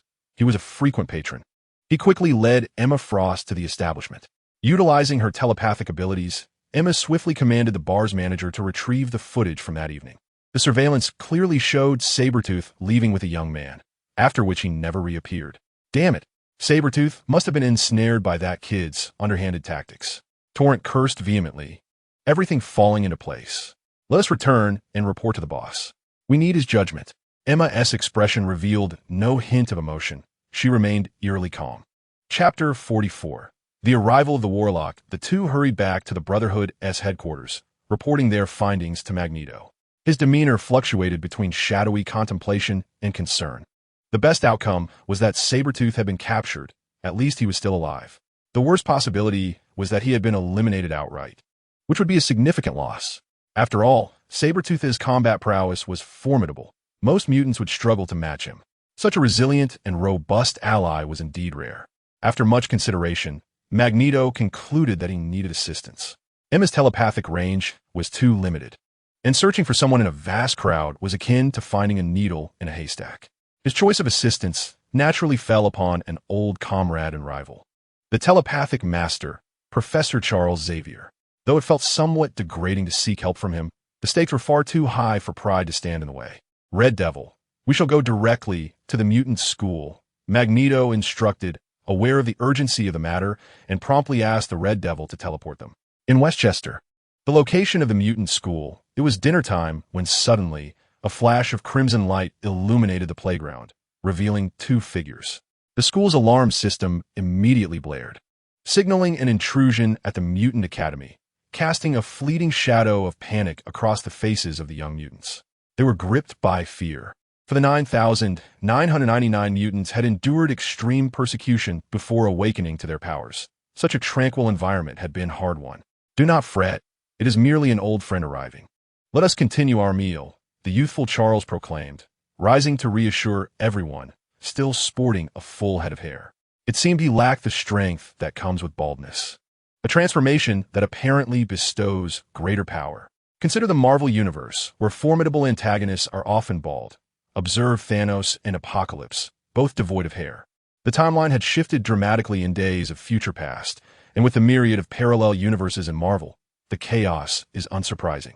Storm remains the wife of Black Panther, while Tony is still one of Apocalypse's Dark Riders, which is hardly shocking.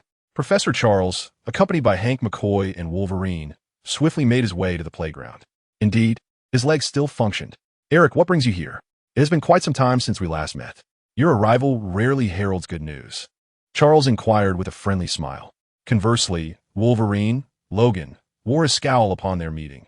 The Brotherhood and their path diverged entirely from the vigilante cooperation of the state. This discord often led to friction, and Logan's close ally, Sabretooth, was a staunch supporter of Eric, fueling the animosity between them. "I require your assistance for a matter of great importance," Eric stated solemnly, his demeanor unsettling. "Oh, so you come seeking our help in your time of trouble? I presume you've offended the authorities again?" Before Charles could reply, Wolverine interjected with a taunt, seizing every opportunity to deride Magneto. "I may not be able to defeat you, but I refuse to submit." Indeed, Magneto's gaze hardened, and with a swift motion, he gripped Wolverine with a fierce intensity, eliciting a pained scream from the metal-clad mutant. "Eric, cease this at once," Charles exclaimed, urgently trying to intervene. "Oh, little wolf, you shall never be my equal. Why subject yourself to such torment?" Magneto, having dealt with Wolverine, found his spirits lifted. "Huh, thank you, Wolverine. It is truly satisfying to unleash one's frustrations." With a subtle wave of his hand, Wolverine was hurled like a stone, crashing violently into a tree, an utterly pitiful sight. Coughing and grimacing in pain, Wolverine slowly rose, still glaring at the loathsome Magneto, muttering, "Damn it." The manipulation of magnetic fields rendered him utterly powerless against his own steel-clad form. "Do not look at me like that, Logan. This matter concerns you significantly. I advise you to listen attentively." Magneto suddenly looked at Wolverine with a sense of schadenfreude. These two brothers truly were kindred spirits, a pair of unfortunate souls destined to endure a life fraught with misfortune. "What is it? Don't keep it to yourself," Charles remarked with a smile. Their relationship, a complex blend of rivalry and camaraderie, perhaps even concealing some clandestine dealings. "Very well, I shall be straightforward. Sabretooth vanished a week ago. The last place he was seen was a bar, where he had a quarrel with a young man. They stepped outside to fight and never returned." Magneto refrained from further trivial chatter and shared the information he had gathered with Charles and the others, recognizing the necessity of their assistance. "What? Victor is in trouble?" Wolverine, who had just risen to his feet, exclaimed in shock, shouting at Magneto, disregarding any recent reprimands. "Indeed, he's gone missing, and the prospects do not look promising. I came to seek Charles's help to investigate within New York and even on a global scale." Magneto articulated his purpose, knowing that only Professor Charles could utilize the Cerebro amplifier to accomplish such a task. "Excellent. There's no time to waste. Follow me." Upon hearing this, Charles sprang into action, and the anxious Wolverine momentarily set aside his opposition to Magneto. They quickly made their way to the Cerebro chamber, where Charles donned the Cerebro amplifier and immediately began searching for Sabretooth's whereabouts. The dark space suddenly illuminated, a myriad of luminous points shimmering like a cosmic sea of stars, transporting everyone into the depths of the universe. Mysterious, profound, awe-inspiring, a sanctuary for the soul. Here, in this celestial expanse, everything else pales in comparison. For the first time, Wolverine felt as insignificant as an ant beneath the vastness of the starry sky. The ordinary humans glimmered with white light, while the mutants shone with red. The sky was filled with a sea of white, with only a few thousand red lights, underscoring the rarity of mutants. Hence, they exhibited an extraordinary solidarity, seldom turning against one another, unless driven by irreconcilable enmity. As Charles meticulously sifted through the signals, Chen Bei and Wanda had already arrived at a high-end restaurant. Today's focus was on Wanda, as her culinary preferences were of little consequence. When the Ferrari came to a halt, the attentive doorman swiftly approached to graciously open the car door for Chen Bei. Such esteemed clientele certainly warranted the finest service. "Welcome, sir, madam," the doorman greeted. Chen Bei nodded gently, guiding the somewhat timid Wanda into the restaurant, casually tossing the car keys to the doorman. "Wanda, be bold and at ease. You will gradually get accustomed to it," Chen Bei softly reassured the bashful Wanda, who, blushing, leaned close to his ear and whispered, "I've never been to such an upscale restaurant before. Is it extraordinarily expensive? Perhaps we should consider another place. That ordinary restaurant across the street looks quite nice." Wanda whispered softly, fearful of embarrassing Chen Bei. Having grown up in a family of poverty, she had wandered from place to place with her younger brother. never having dined in such an extravagant restaurant. As long as she could fill her stomach, she was content. The same dishes here must surely be 10 or 8 times more expensive than those at street stalls, which were her true delight, delicious and affordable. Chapter 45. Until eternity, haha. I didn't expect my Wanda to be so mindful of saving money for me. Truly the epitome of a virtuous wife. Chen Bei teased gently, unable to resist mocking the shy Wanda. Cut out, shameless. Who belongs to you? Wanda retorted, her face flushed as she playfully punched him twice. During their playful banter, Wanda felt a bit more at ease. Once they entered, she had no chance to backtrack and could only reluctantly comply with Chen Bei's wishes. Welcome, esteemed guests. Please follow me. A blonde beauty greeted them warmly upon entry, bowing slightly before leading them to a window side table. It was Wanda's first experience with such respectful service, and she felt somewhat uncomfortable. As for Chen Bei, the nouveau riche, his mindset had already transformed. Though suddenly wealthy and still catching up in terms of demeanor, he was confident and unflinching. Why should he feel intimidated? With a wallet brimming with cash, he had nothing to fear. He could afford to throw money around. It wasn't mere bravado. He truly could do so, as is typical for those like him. Dear esteemed guests, here is our menu for your perusal. The waiter respectfully presented the menu. All right, Chen Bei, you order. I have no idea what to choose, Wanda said, glancing at the menu only to abandon it decisively.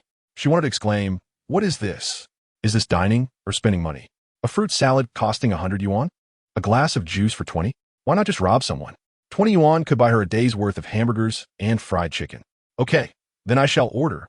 Chen Bei winked at her teasingly, provoking Wanda to stomp on his foot under the table and give him an exaggerated eye roll. Ahem.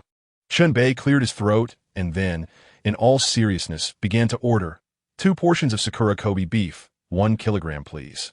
2 of the Royal King crab from Norway. 2 servings of French black truffle foie gras. Let us also have a few salt-baked French blue lobsters. For pieces of the black gold abalone from Hong Kong. And a bottle of 1996 Lafite. Oh, and add a fruit salad and a dessert of your choice. He ordered whatever appeared most expensive, not particularly concerned with the cost, as he had rarely dined in such establishments before. Chen Bei's haphazard ordering astonished the waiter, even in an economic downturn. There were still patrons of such affluence. What a delightful surprise, and surely a generous tip awaited. The beautiful waitress, with a radiant smile, nodded enthusiastically before retreating to the kitchen to prepare their order. Hey, you've ordered so much, and I haven't even heard of half of it. How much is this going to cost? It's just a meal, isn't it? Wanda's expression darkened. This fellow was being rather extravagant, spending so much on a single dinner. Surely, this amount would suffice for her sustenance for an entire year. Could a wealthy scion truly have an interest in her? Was he merely seeking a fleeting diversion? The tale of Cinderella and her prince is but a fairy tale. Honestly, I have no idea how much it costs. I've never eaten any of these dishes before. I just order whatever is expensive, Chen Bei replied, oblivious to Wanda's incredulity. What? You've never had these before? How is that possible? Wanda was clearly skeptical. How could a wealthy young man have never tasted such delicacies? He must be deceiving her. Of course, I wouldn't deceive you. I was an orphan, raised in Huaxia. My greatest wish as a child was simply to be well-fed and warmly clothed. It wasn't until I reached university that I managed to fulfill that meager desire.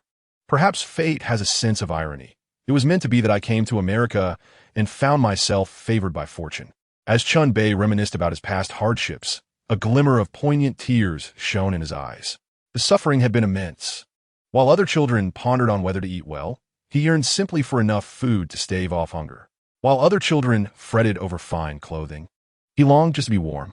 When bullied, other children could seek solace in their parents' embrace, but he, like a wounded lone wolf, could only lick his wounds in silence and endure, waiting until he had the strength to fight back. He had but one life to wager. There was nothing else to lose. Chen Bei, I'm so sorry. Wanda felt a sudden pang in her heart as she witnessed the nostalgic expression on his face. He must have endured so much suffering. Why had she ever thought otherwise? It's all in the past now. I will cherish the beautiful life I have more than anyone else. Chen Bei inhaled deeply, a carefree smile illuminating his face. Everything has changed now. Fate is indeed unpredictable. Back then, if anyone had offered me a morsel to eat, I would have accepted my lot without question. But I was once a mere weed, yet fate has bestowed upon me a remarkable destiny. I was a humble survivor, yet destiny has destined me to gaze upon the world from above. I believe in you, Wanda said earnestly, her eyes locked onto his. Thank you. Why speak of such heavy matters? Let's talk about something cheerful, Chen Bei suggested, redirecting the conversation to lighter topics. Whether due to the restaurant's lack of patrons or the high-end ingredients they had ordered, the dishes arrived at an astonishing speed. Sir, madam, all the dishes are ready. Please enjoy your meal. The restaurant manager personally came to decant the wine for them before politely excusing himself. Let us dig in, little princess. Chen Bei gestured toward the delectable spread, encouraging Wanda to start. As Wanda gazed upon the delectable cuisine, her appetite was undeniably piqued. The artistry in the presentation was a testament to the inherent value of fine dining. Such is the nature of Western cuisine. It may appear abundant. It often leaves one feeling merely tantalized, never truly satiated. For Chen Bei, the act of dining held little significance. Rather, it was the experience of savoring exquisite dishes that mattered. Fine wine and gourmet fare, accompanied by the soft glow of candlelight and the presence of a captivating beauty. Before him sat a lady of both grace and intellect, while outside, the world was adorned with the warm glow of countless lights. How could one not be entranced by such a life? How could this serene existence not be worth every effort to protect? Amidst laughter and merriment, they relished the finest moments, though time always seemed to slip away too swiftly. 2 hours had passed before they knew it. The wine did not intoxicate. It had enhanced the allure of Wanda, her cheeks flushed with a charming hue.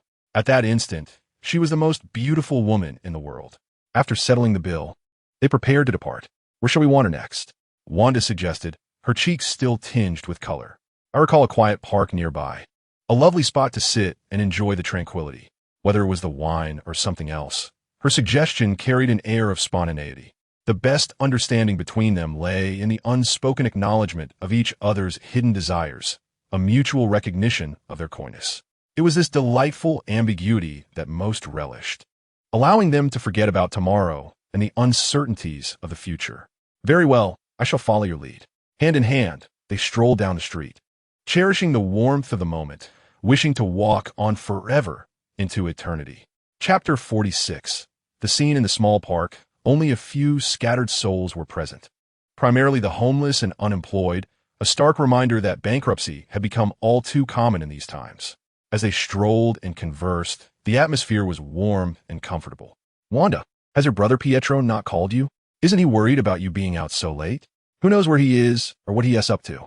That boy is a wanderer, probably off gallivanting with his new girlfriend. He hasn't returned home in over 6 months, Wanda replied, her irritation evident at the mention of Pietro. He was a source of constant worry, ever elusive.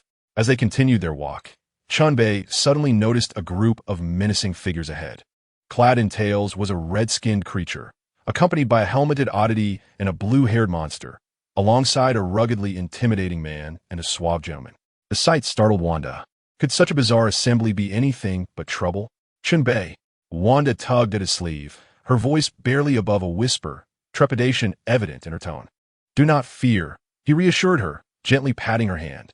He turned his gaze to the familiar faces before him and boldly stepped forward, exclaiming, Hey, who are you? Why are you blocking my path? Surely you know that good dogs do not obstruct the way? What are you doing out here this hour? You frightened my girlfriend. Do apologize. Chen Bei's audacious entrance left Magneto and the others momentarily stunned. What a bold young man indeed. Did he not fear being ensnared and subsequently beaten to a pulp? Such a reprehensible character. Are we merely dogs in this world, delineated only by the distinction of good and bad? Even the most patient among them could hardly tolerate such provocation. It was infuriating beyond measure. Wolverine, renowned for his short temper, was the first to snap. His own brother might very well have fallen at the hands of this very impudent youth. How could he possibly endure it? Damn it, today, you shall learn the consequences of reckless words. In an instant, his adamantium claws glinted menacingly under the moonlight, and he charged forward without hesitation. Logan, Professor Charles shouted, attempting to restrain him, but the irate Wolverine was beyond reason. Charles, do not fret. Let Wolverine test the waters, Magneto interjected, holding back the professor from intervening. Very well. Charles conceded, realizing the merit in Magneto's suggestion. In a flash, with beauty at stake, Chen Bei activated his rabbit talisman for swift movement, transporting Wanda to a safe distance before returning. At that moment, Logan sensed a flicker before him, his beastly instincts failing to react in time. Bang! Bang! Bang! As Chen Bei moved at incredible speed, time seemed to slow around him, an insurmountable force that Wolverine could not contend with, his own responses lagging far behind. Chen Bei launched precise strikes, targeting Wolverine's face, leaving the onlookers bewildered as they merely perceived flashes of movement. Wolverine's visage was tossed about, a sight of utter disarray. Thud! The resilient Logan, overwhelmed by a mix of rage and humiliation for being utterly outmatched, promptly succumbed to unconsciousness. Oh, how dull. Such a splendid punching bag, yet so feeble. Chen Bei muttered, approaching to give the seemingly unconscious Wolverine a gentle kick. Hey, wake up. Stop pretending. Anyone can be knocked out, but you, Wolverine, surely cannot. How cunning he was, feigning unconsciousness to save face. Who am I? Where am I? The bewildered Wolverine chose to invoke the art of amnesia. Witnessing this, Magneto and the Professor exchanged knowing glances, arriving at a mutual conclusion. This young man was extraordinary. It was exceedingly peculiar that even a close combat expert like Wolverine found himself utterly defenseless. Where had such a remarkable talent emerged from, unbeknownst to them? Now, it was time for the eloquent Charles to take center stage. He was well suited for negotiations, possessing a silver tongue far more adept than the illiterate Magneto. After all, as the master of minds, his grasp of human emotions surpassed all others. With a friendly demeanor, Charles approached Chen Bei and remarked, "Your strength is truly astonishing, sir. We had no idea that such a formidable talent was concealed within New York. When one encounters others, it is wise to utter pleasant words, for one should never strike a smiling face." Charles possesses considerable skill. Chen Bei has no desire to antagonize the entire mutant race. He is not a ruthless killer, prone to violence at every turn. If one treats him with respect, he reciprocates in kind. With a humble smile, Chen Bei remarked, "It is merely a trivial skill. How could I possibly rival the enigmatic professor who possesses such profound insight into the human psyche? Everyone knows that you, Charles, are the masterminds, the most formidable presence." "Ah, sir, you flatter me," Charles responded, feeling particularly gratified by the compliment. "Since you are so gracious, I shall refrain from beating around the bush. Is the disappearance of Sabretooth Victor connected to you?" After a round of mutual flattery, Charles decided to be forthright. There was no point in dancing around the subject without yielding results. Sabretooth Victor? Chen Bei feigned ignorance, regarding Charles with a perplexed expression. "He is the burly man you agreed to fight in the bar that night," Magneto interjected, unable to contain his disdain for the charade. "Oh, you mean him?" It suddenly clicked in my mind, Chen Bei exclaimed, as if struck by enlightenment. "I apologize. After I knocked him out that night, I administered a potent sedative and handed him over to someone named William Stryker, and then I left. As for where Sabretooth was taken for experimentation, or if he was eliminated, I am utterly unaware." Chen Bei deftly deflected the blame onto the loathsome military scientist, firmly believing such a person exists in this world. "William Stryker? I've never heard of him. Are you just spouting nonsense?" Magneto expressed skepticism, as he was well acquainted with the names of notable figures within organizations and had never encountered this name. The professor, having close ties with official channels, also found this hard to believe, as he had never received intelligence of such a nature. Suddenly, ein Alarm bläht in Chen Bei's mindestens. Ding! The system has detected an external psychic invasion, activating psychic defense. Ding! The system has locked onto the target and will execute a counterattack. Ah! As soon as the system concluded its announcement, Charles let out a cry of distress, clutching his head and rolling on the ground in agony. "Alas! One reaps what one sows," Chen Bei remarked, gleefully observing Charles's torment. How audacious for a mere native mutant to attempt an invasion of his mind. Such aspirations are the stuff of dreams, entirely beyond his grasp. The mightiest entities across myriad realms fall within the system's purview. How could a mere level for mutant hope to pry into his thoughts?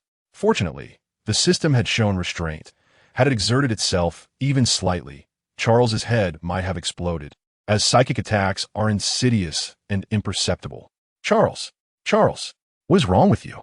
Magneto exclaimed, panic-stricken. How could his dear friend be in such distress? What was he waiting for?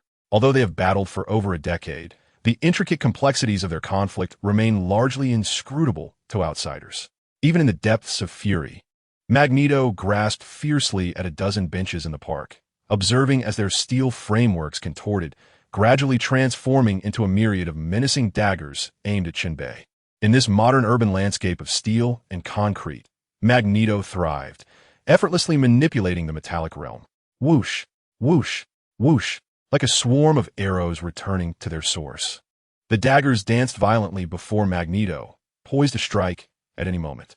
Chen Bei watched his movements with calm detachment, unperturbed by the impending danger.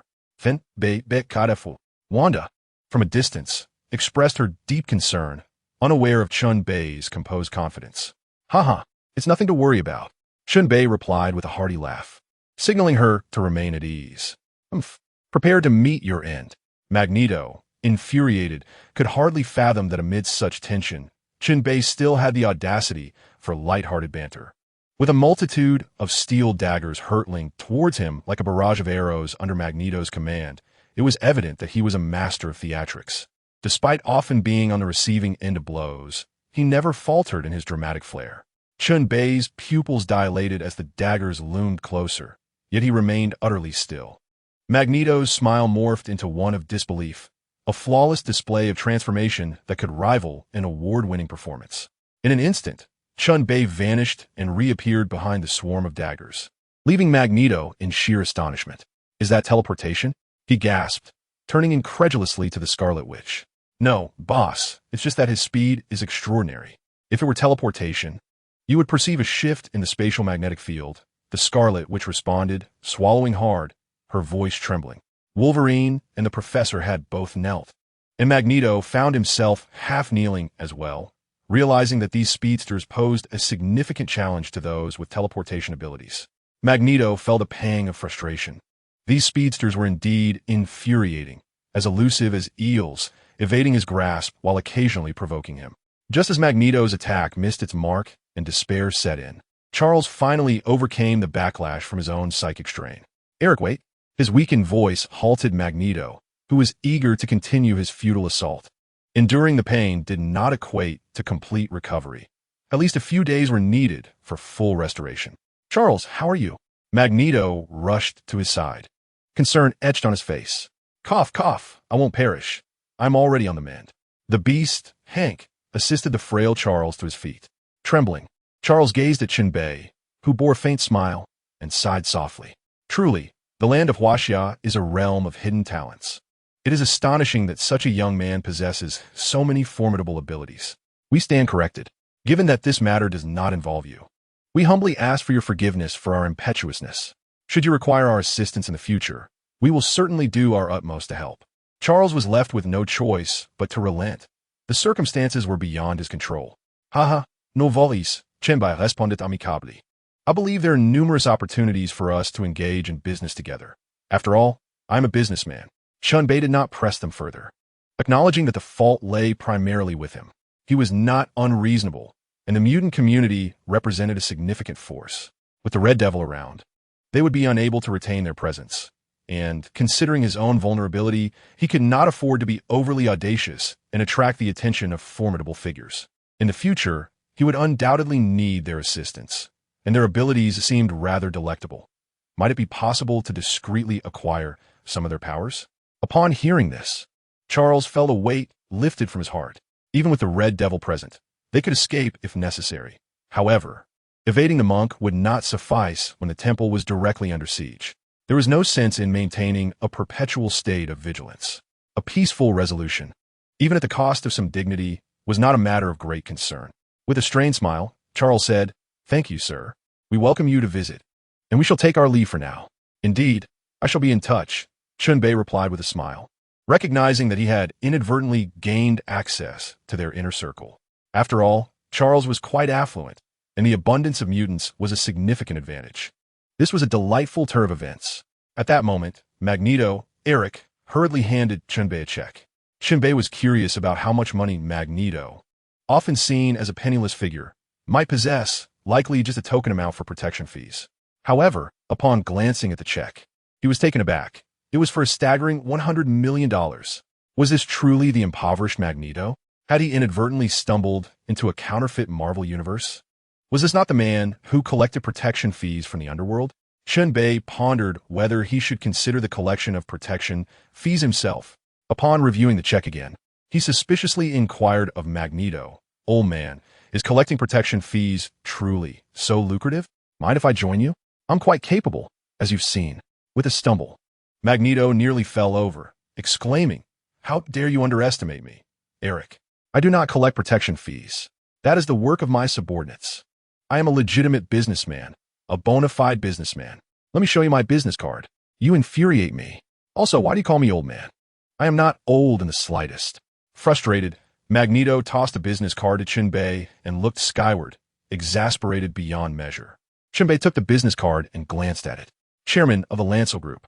Goodness, these individuals have truly transformed, seamlessly transitioning into success. Ah, remarquable. Old One has also become a prosperous businessman. At this moment, Chen Bei was convinced and teased with a smile. Indeed, Eric has adapted to the times. The old ways of collecting protection fees are merely trivial pursuits, ensuring his subordinates make a living, while as the leader, he must maintain his stature. Witnessing the changes in his old friend, Charles felt genuine happiness for him. This is the age of capital. Once they amass sufficient wealth, the clamor of money silences all slander, and the truth remains muted. Mutants wield influence wherever they may be, for this is the realm of capital. After bidding farewell, Charles and his companions departed, leaving a somewhat anticlimactic feeling. Their next endeavor would involve seeking out William Strick, likely uncovering a series of shocking and brutal experiments. "Wanda, let us depart. We have delayed your return home for far too long," Chen Bei said, seeking Wanda, feeling somewhat apologetic, as the earlier scene must have left her utterly astounded. A whole new world had unfolded before her, profoundly challenging her worldview. "Yes, let's go back. I never anticipated your strength. Even the legendary Magneto and Professor have yielded to you." Wanda, still exhilarated, felt admiration for such formidable power. After all, how else do the followers of deities come into being? As they drove back, the Ferrari twisted and turned until they reached the outskirts of Manhattan, finally arriving at Wanda's modest ground-level rental. Noticing Chen Bei's scrutiny of her secluded abode, Wanda felt a tinge of embarrassment. "What are you looking at? It's not as if I have no money." Suddenly, Wanda, who had been as docile as a lamb, bristled like a cat whose tail had been stepped on, glaring fiercely at Chen Bei. "It's perfectly fine, much better than where I used to live. But is it safe for you to reside here?" Chen Bei had no ulterior motives. His previous living conditions were far inferior to this. Yet that was in Huaxia, the safest place in the world. Here, however, was America, the land of gunfights. "What can I do? I have no money. I'm grateful just to avoid having to partner with others." Wanda shrugged in resignation. She, too, wished for a better living situation, but urban apartments were exorbitantly priced, requiring shared arrangements. "I have a suggestion. How about you pay me $500 a month for a villa on the peninsula?" Chen Bei said mysteriously. $500 a month? To live in your place? I certainly cannot afford such extravagance." Wanda was aware that this was merely Chen Bei's symbolic charge, preventing her from losing face. Yet her net income was only $1,500 a month. "Nonsense. Who said your monthly income is merely $1,500? You are now the Minister of Administration. Have you forgotten?" Chen Bei reminded her with a smile. This remark sparked a glimmer of realization in Wanda's mind. Indeed, how could she have nearly forgotten that she was the Minister of Administration? Surely, her salary should multiply tenfold or even eightfold. "Ha! It is truly a debt of gratitude I owe you. Without your intervention, I would have long been unemployed and facing the streets in mere days. So, what are we waiting for? Let us move tomorrow. I cannot rest easy living here." "Humph, living at your place? I would be even more uneasy. You, the big bad wolf, have long desired to devour this little white rabbit." Wanda shot an incredulous glance at him. "Is this all? Do you think I am unaware of your little schemes?" "Wanda, how could you perceive me in such a manner? I merely wish to provide you with a warm home, one that offers solace from your insecurities. I am known as the contemporary Lu Xiaohui, you know." Chen Bei quickly thumped his chest in assurance, producing a resounding sound. "Who is Lu Xiaohui?" Wanda inquired, puzzled. Ah, a figure from Chinese history, a paragon of virtue known for his unwavering integrity. Oof. Who would believe you could remain so virtuous? You should return. I shall not invite you in for a visit. Wanda blushed and playfully struck him, urging him to leave. This fellow, could he really be contemplating such things?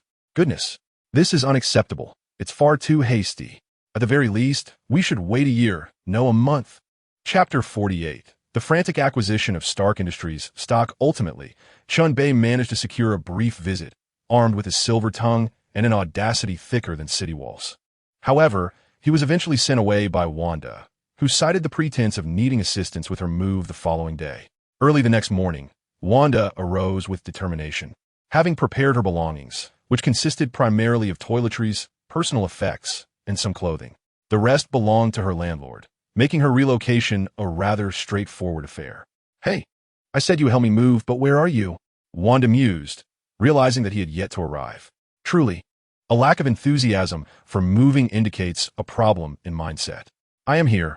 Open the door and you will see me. Is that so? I will go and see. Wanda hung up the phone and opened the door, discovering Chen Bei just as he was stepping out of his vehicle. Hey, don't you think you should use a larger car for this move? This sports car cannot accommodate my several suitcases, she complained, casting a reproachful glance at the beaming Chen Bei. He was utterly unreliable. Hey, how about a wager? If I can use this car to transport your suitcases, you owe me a kiss. Chen Bei winked at her, his tone rife with playful provocation. Am I afraid of you? If you lose, you shall wash my clothes for a month and provide me with snacks for half a year. Wanda replied, defiantly skeptical. Fine, it's a deal. Chen Bei laukit hautili, thinking her naivety was amusing and perhaps a trap. Upon entering, Chen Bei noticed several neatly arranged suitcases on the floor, clearly indicating that Wanda had been well prepared. Leaning against the doorframe with her arms crossed, she wore a look of anticipation. Come on, I am awaiting your performance. Do not blink. The moment of witnessing a miracle has arrived. Chen Bei spoke with an air of mystery, a sly smile adorning his lips. Suddenly, Wanda's mouth fell agape, wide enough to accommodate a chicken egg. Oh my goodness! As realization dawned upon her, she hurriedly covered her mouth with her tiny hand to stifle a gasp. How? How did you accomplish that? It's simply enchanting. Are you the legendary Eastern immortal, a master of the arcane? Wanda's beautiful eyes sparkled with an intense and peculiar light. This man had brought her an abundance of surprises, a man capable of slaying foes for her, perpetually conjuring astonishments, and blessed with striking looks was utterly captivating. Unable to contain her excitement, she dashed toward Chen Bei, eagerly probing him from left to right, searching for some hidden truth. But after an exhaustive search, she found nothing. All right, fair is fair. It's time for you to uphold your promise. Chen Bei chuckled mischievously, his gaze fixed intently on Wanda. Wait, goodness gracious. Woe is me. Waiting proved futile. Action was imperative. Wanda, resisting, was subdued with a single hand, gradually transitioning from lightly patting Chen Bei's back to embracing his head, lost in a moment, only 10 seconds shy of surrendering completely. Slowly, she began to reciprocate, practicing her newfound courage. After what felt like an eternity, as the silken thread of their kiss finally broke, a crimson flush colored Wanda's cheeks as she playfully pounded his chest with her small fists. You rascal, why must you hold on to my sister? You're incorrigible. Wanda felt a rush of shyness. How could someone behave so? What was promised to be but a mere kiss turned into something audacious and brazen. Ahem, a slip of the hand, a slip of the hand. I just couldn't help but grasp something during the kiss, Chen Bei admitted, his face flushing as well. Those roguish hands of his certainly had a mind of their own, leaving him embarrassed. I'll have you for this. A lecherous scoundrel, even attempting to justify himself. Wanda shot him a glare before recalling the earlier moment, unable to resist asking, where did you place my luggage? It hasn't gone anywhere. It's merely in a storage ring. I'll gift you one in due time, Chen Bei replied, glossing over the details.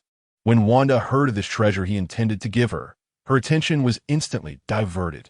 Oh, marvelous. I never expected such a legendary gift.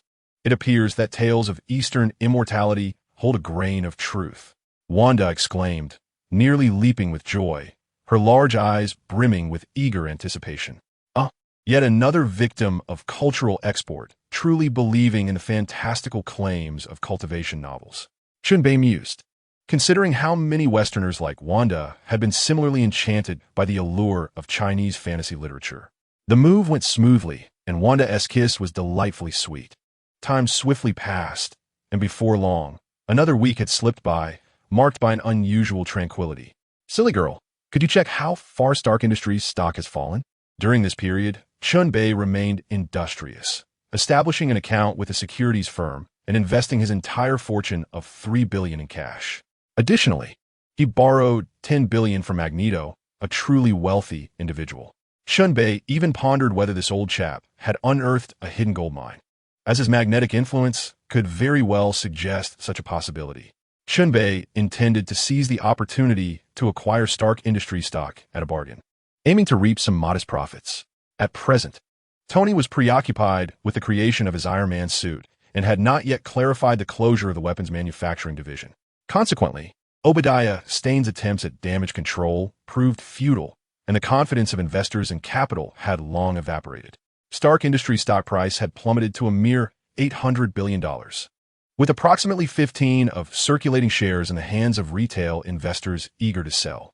According to my surveillance, it was likely that an announcement regarding Stark's pivot to renewable energy would be made in the coming days, potentially leading to a surge in stock prices. My recommendation was to begin acquiring the shares that these retail investors were hastily trying to offload, thereby maximizing profits. The intelligent AI had impeccably monitored all data in real time, unbeknownst to Jarvis, who was unaware that he and Tony had become targets. All right, I shall proceed with the acquisitions. Chen Bei nodded, choosing not to linger. In business, prolonged indecision is the greatest folly. Indeed, no number of traders could rival the prowess of the intelligent AI, leveraging numerous external servers to facilitate aggressive acquisitions.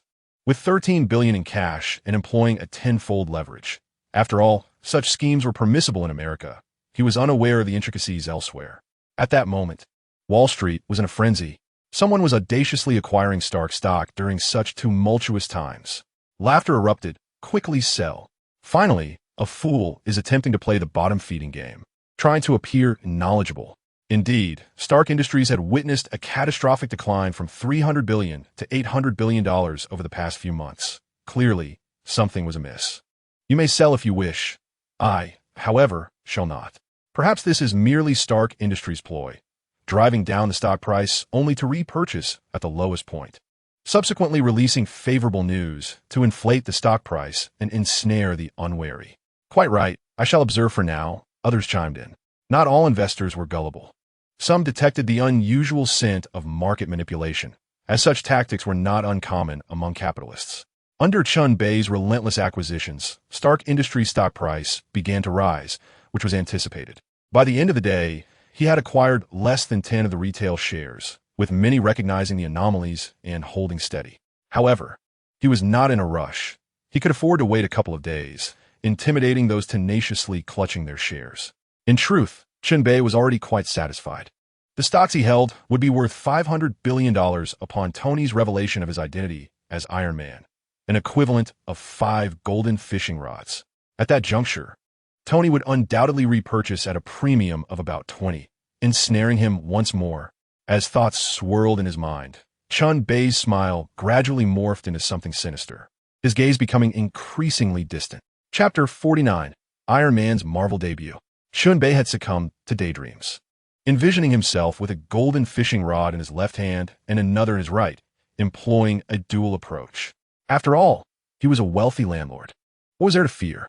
In the ensuing 2 days, individuals continued to offload Stark Industries stocks. Yet regardless of the quantity, Chen Bei purchased them without hesitation, paying no heed to the price.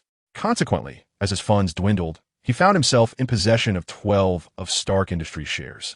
Such a silent yet audacious endeavor soon captured the attention of Tony and the other major stakeholders of Stark.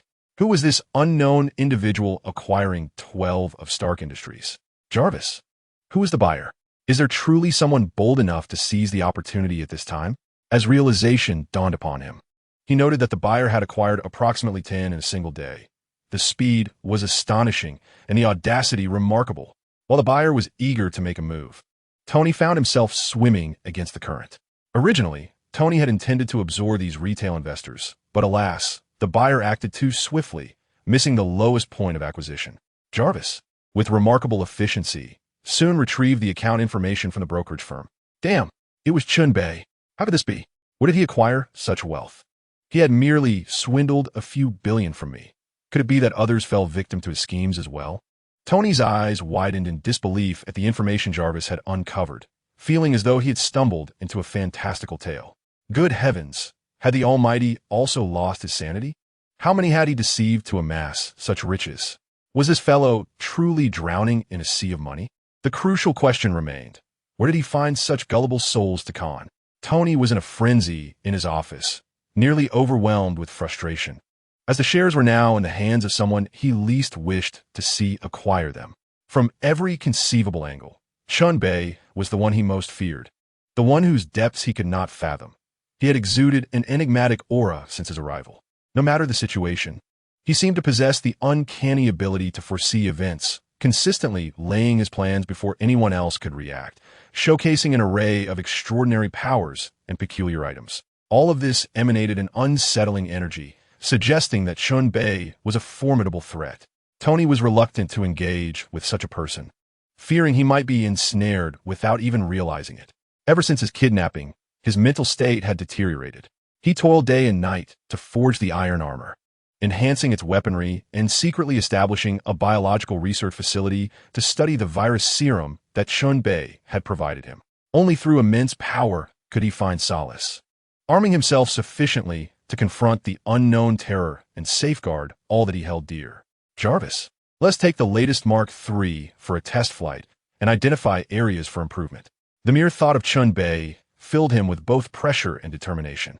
Jarvis, upon receiving the command, swiftly assisted Tony in donning the Mark III armor.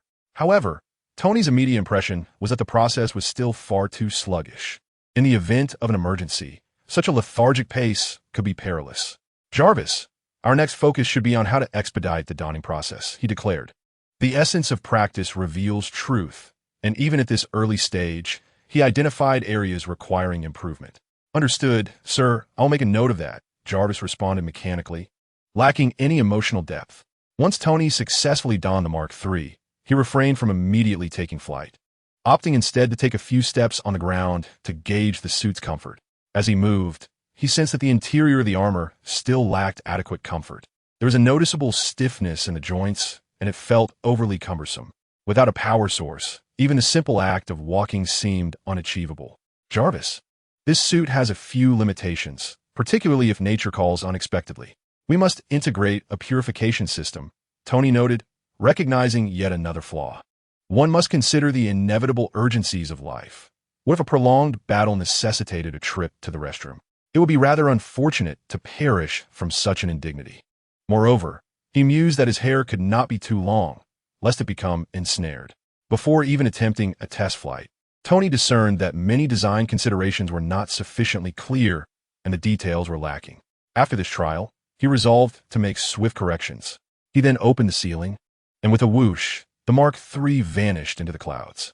Tony proclaimed to the universe, Iron Man has arrived. The exhilaration of his inaugural flight was overwhelming, and he found himself exuberantly shouting with joy. Wow, this is incredible. This is the true iron armor. Naturally, Tony's rapid ascent caught the attention of the military, who had already detected an unidentified flying object. Connect me to the Department of Defense. We must address this immediately. An officer commanded. No, it's not our Air Force. Is anyone online? No, it's not one of our aircraft. The chaos within the space agency was palpable as the unidentified object sped across their radar, eluding all attempts at visual capture. Get Colonel Rhodes from the Weapons Development Division on the line, another officer directed, sending a subordinate to summon assistance. Meanwhile, Tony was completely enraptured, enveloped in a state of ecstatic euphoria. Speeding? He was racing a fighter jet. The Mark III streaked across the sky, leaving behind a long, white trail as Tony reveled in his newfound freedom, akin to a wild stallion galloping through the vast expanse of the heavens. Just then, his communication device chimed. Ding ding. Hello. Who's there? It's Rhodes. Caught up in his revelry, Tony struggled to comprehend the voice on the other end. Sorry, who? For heaven's sake. I said I'm Rhodes. Rod was furious, feigning ignorance. Very well. Raise your voice. What is all this noise? Rod inquired. The din was unbearable, a constant buzzing. It was as if a tempest was howling past his ears. I am driving a convertible. What is the matter? What does it matter that you are in a convertible? Tony's babbling was akin to a stream of deceitful nonsense. Rod, gullibly believing him, requested, "All right, I need you to assist me with something. I never expected you would ask me for help. Indeed, life is full of unexpected surprises." At this moment, Rod sensed something was amiss. Tony was behaving rather strangely. "You seem a bit out of breath, Tony." "No, I am merely jogging in the canyon." "For heaven's sake, you said you were driving." "Yes, I was driving to the canyon, and now I am jogging. Is that not plausible?" Tony's talent for deception was unparalleled, honed since childhood. "Oh, well then, are you certain there is no new technology you wish to disclose?" Rod's suspicions grew. That unidentified flying object was undoubtedly Tony. The madman would dare anything. At that instant, the military's 22 had caught up with Tony. Eagle Eye prepared to intercept.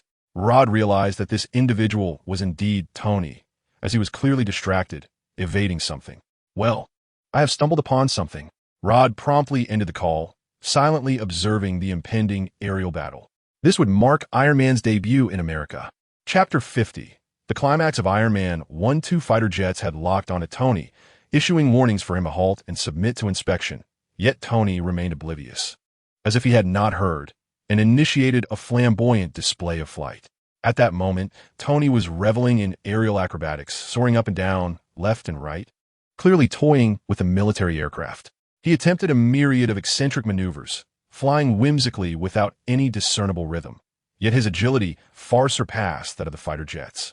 The military pilots were becoming exasperated, their heads spinning from the chase. Whether intentional or not, he was clearly provoking the military. In the operations room, the pilot reported, "This is Unit 1. I have visual on the flying object." Rod quickly inquired, "Unit 1, what is it?" "I do not know. Have you made contact?" No response on the radio. "All right, you are clear to engage." With no reply received, Rod decisively commanded an attack. It was imperative to show this individual a lesson. Suddenly, at that moment, Tony unleashed maximum power, activating supersonic mode. He just went supersonic. "I have him locked on." The pilot pressed the button, and a Sidewinder missile screamed forth, producing a sonic boom, rapidly closing in on Tony. "Sir, the missile is approaching. Prepare the flare. Fire." Boom. In the next moment, a burst of flames erupted skyward, and Tony was abruptly thrown off balance by a tremendous shockwave, plummeting towards the ground in free fall. After several seconds, he finally regained control of his suit. Two fighter jets swiftly followed, instantly relocking onto Tony, their onboard cannons unleashing a rapid barrage aimed directly at him. Unfortunately, Tony was hit, prompting him to deploy his auxiliary wings and retreat with haste. The second jet was incapable of executing such evasive maneuvers, and in an instant, Tony's silhouette vanished from its radar. Unbeknownst to them, the cunning Tony had clung to one of the jets. He immediately called Rhodey. "Hey, Rhodey, it's me." "Who?" "Apologies. It's me. You just asked what that was. Well, that was me." Tony launched into a convoluted explanation, leaving Rhodey utterly bewildered. No. This isn't a joke. You cannot launch your equipment into a military restricted zone. Do you understand?" Upon hearing this, Rhodey's anger flared, and he hissed in a low voice. "I knew it was you, that reckless troublemaker. What is wrong with you? Why must you play in a military zone?" Rhodey was furious, fully aware of Tony's notorious character, but he had never anticipated it would stoop this low. No, this isn't equipment. I'm inside. This is an iron suit. It's me." Tony shouted desperately. "That's me. Me. You idiot. Go ahead and get a tan. Then maybe no one will call you an idiot." "Fine, you already are one." At that moment, a military official inquired if there was any news. Rhodey hesitated when the pilot of the second jet suddenly sent a message. "Jet 1, report your position and return to headquarters." No sooner had he spoken than the pilot of Jet 2 looked up and spotted the target clinging to Jet 1. "What the hell? It seems to be a person under your fuselage. Shake him off. Flip. Hurry, flip." The pilot of Jet 2 shouted in terror. Hearing that something was clinging to him, the pilot of Jet 1 quickly initiated a death roll. Tony couldn't help but scream, "What the hell? This is insane." He was flung off and collided fortuitously with the wing of Jet 1. The material of Tony's iron suit far surpassed that of the fighter jet. and the outcome was inevitable. In an instant, thick black smoke billowed forth. Jet 1 was doomed, and the pilot hastily ejected from the cockpit to escape. In the operations room, there was an uproar of fury. This was a blatant provocation, an overt attack on the formidable United States. It was tantamount to courting death. They had to capture the perpetrator at all costs. The commander, seething with rage, shouted and scattered the documents across the table, infuriated that they could bully others, yet now faced with being bullied themselves. Suddenly, a staff member noticed something alarming. "We can't see the parachute from Jet 1. What the hell? Jet 2, did you see the parachute?" The commander, unable to contain his anger, shouted anxiously, "No, I do not see anything." The pilot of Unit 2 immediately responded, scanning his surroundings in vain. Just then, a voice echoed from the command room, my parachute is stuck." It was a voice filled with despair and terror. A sudden silence enveloped the command room. These were their colleagues, their comrades, the nation's chosen elite. Suddenly, Unit 2 shouted, "I have spotted the target." "Unit 2, continue the fight, lock onto it, and fire." The commander's voice, erupting with fury, was filled with indignation. He had not anticipated the enemy's return. It was an outrageous provocation, a challenge that could not be tolerated. However, what no one expected was that the returning figure was there to save a life. When the pilot of Unit 1 successfully deployed his parachute, the entire operations room erupted in applause, cheers, and celebrations for their comrade's rescue. Rhodes quietly expressed his gratitude to Tony, acknowledging that, despite the debacle stemming from the phone call, it was he who had ultimately saved a life. "How am I supposed to explain this to the media?" Suddenly, Rhodes felt a wave of frustration. A large crowd had witnessed the crash of the Raptor 22. "Just say it was a training exercise. You usually gloss over it like that, don't you?" Tony was indeed a habitual offender, once again spinning tales with his eyes wide open. It was evident how cunning he was. The following day, Rhodes, surprisingly, bought into Tony's fabrications. "Dear reporters, it is unfortunate that during yesterday's training exercise, a Raptor 22 fighter jet crashed. Fortunately, there were no casualties. As for the unexpected incident in the Gemma region, the causes of the intervening forces remain unclear, but I assure you, the United States was not involved." This scene left a deep impression on Obadiah Stane. "Tony, you truly are a genius. Too bad you cannot remain." Obadiah sipped his red wine, casting a malevolent gaze at the video of Tony. Chen Bei also noticed hodeskontloquent statements, realizing they were Tony's clever schemes. Who would have imagined things would escalate to this point, with a decisive battle on the horizon? Chen Bei smiled slightly and turned off the television. The ensuing events unfolded simply. Pepper discovered on Obadiah's computer that the mastermind behind Tony's kidnapping was the seemingly loyal Obadiah himself. As the clever Pepper made a phone call to inform Tony of this shocking revelation, little did she know that Obadiah, aware of the exposure, had already taken action. The battle between Iron Man and Ironmonger was about to unfold, filled with love and enmity. "Forget it. Let the protagonist's halo shine while I wait for the rewards." Chen Bei muttered to himself. He decided to patiently await the financial gains, anticipating Stark Industries stock to soar. Ding! The plot of Iron Man 1 is nearing its conclusion. Please, host, conclude the narrative with a perfect ending. Upon completion, a golden fishing rod shall be your reward. Very well. It appears I must personally escort Obadiah Stane on his journey. Alas, my dear Stane, you are indeed worth quite a fortune. I shall ensure your demise is a most comfortable one, devoid of suffering. Chapter 51. Nick Fury pays a visit. Obadiah takes action. Murphy's Law is indeed a treacherous pit. The more one frets over potential occurrences, the more likely they are to transpire. Take our dear Nick Fury, for instance. Despite his meticulous calculations, he never anticipated that Tony would truly invent the iron armor, brazenly daring to assault military aircraft. Such audacity is remarkable. Agent Coulson, let us embark on a journey to meet this lawless mad inventor. Just as they had wrapped up matters concerning the Hulk and located him, they now encountered another Tony. It has indeed been a taxing period. However, as fortune and misfortune often intertwine, Nick Fury began to contemplate that perhaps this was not such a negative development after all. The ever-obliging Coulson would naturally not defy his superior's orders. Thus, the two discreetly drove in Coulson's modest vehicle, stealthily arriving at Tony's villa. Ding dong, ding dong. In truth, they did not press the doorbell, for Tony had already noticed their presence. A one-eyed black man? A smiling white man? This peculiar duo was unlike anything he had ever witnessed. Who could they possibly be? Greetings, Mr. Tony Stark. I am Nick Fury, Director of the Strategic Homeland Intervention, Enforcement, and Logistics Division, and this is my assistant, Phil Coulson. We have come to convey an exceedingly important matter regarding your life. May we sit down to converse? Nick Fury was aware that Tony could see them. Thus, he raised his voice towards the camera. Isn't this so-called division the one founded by my late father, Howard Stark? Alongside Peggy Carter, Tony found himself perplexed. Was this black man attempting to intimidate him, the illustrious genius inventor Tony Stark? Fueled by curiosity and a touch of arrogance, Tony felt compelled to meet them and discover what this man was truly after. He instructed JARVIS to open the door for Nick Fury, and thus their meeting occurred a full year ahead of schedule. Such is the butterfly effect. Hello, Mr. Tony Stark. Welcome. Please come in. Would you prefer cola or coffee? Tony remained somewhat courteous, given their shared history. Cola. Cola. Nick Fury and Coulson echoed in unison, immediately grasping the situation. Tony's fondness for cola served as a bridge, and the 3 bottles of sugary delight closed the distance between them. With a promising start, Nick Fury seized the opportunity to elaborate on the inseparable bond between Howard Stark and their SHLD organization, subtly narrowing the gap between them. The atmosphere was quite amiable, and as Nick sensed that the mood had sufficiently warmed, it was time to address the matter at hand.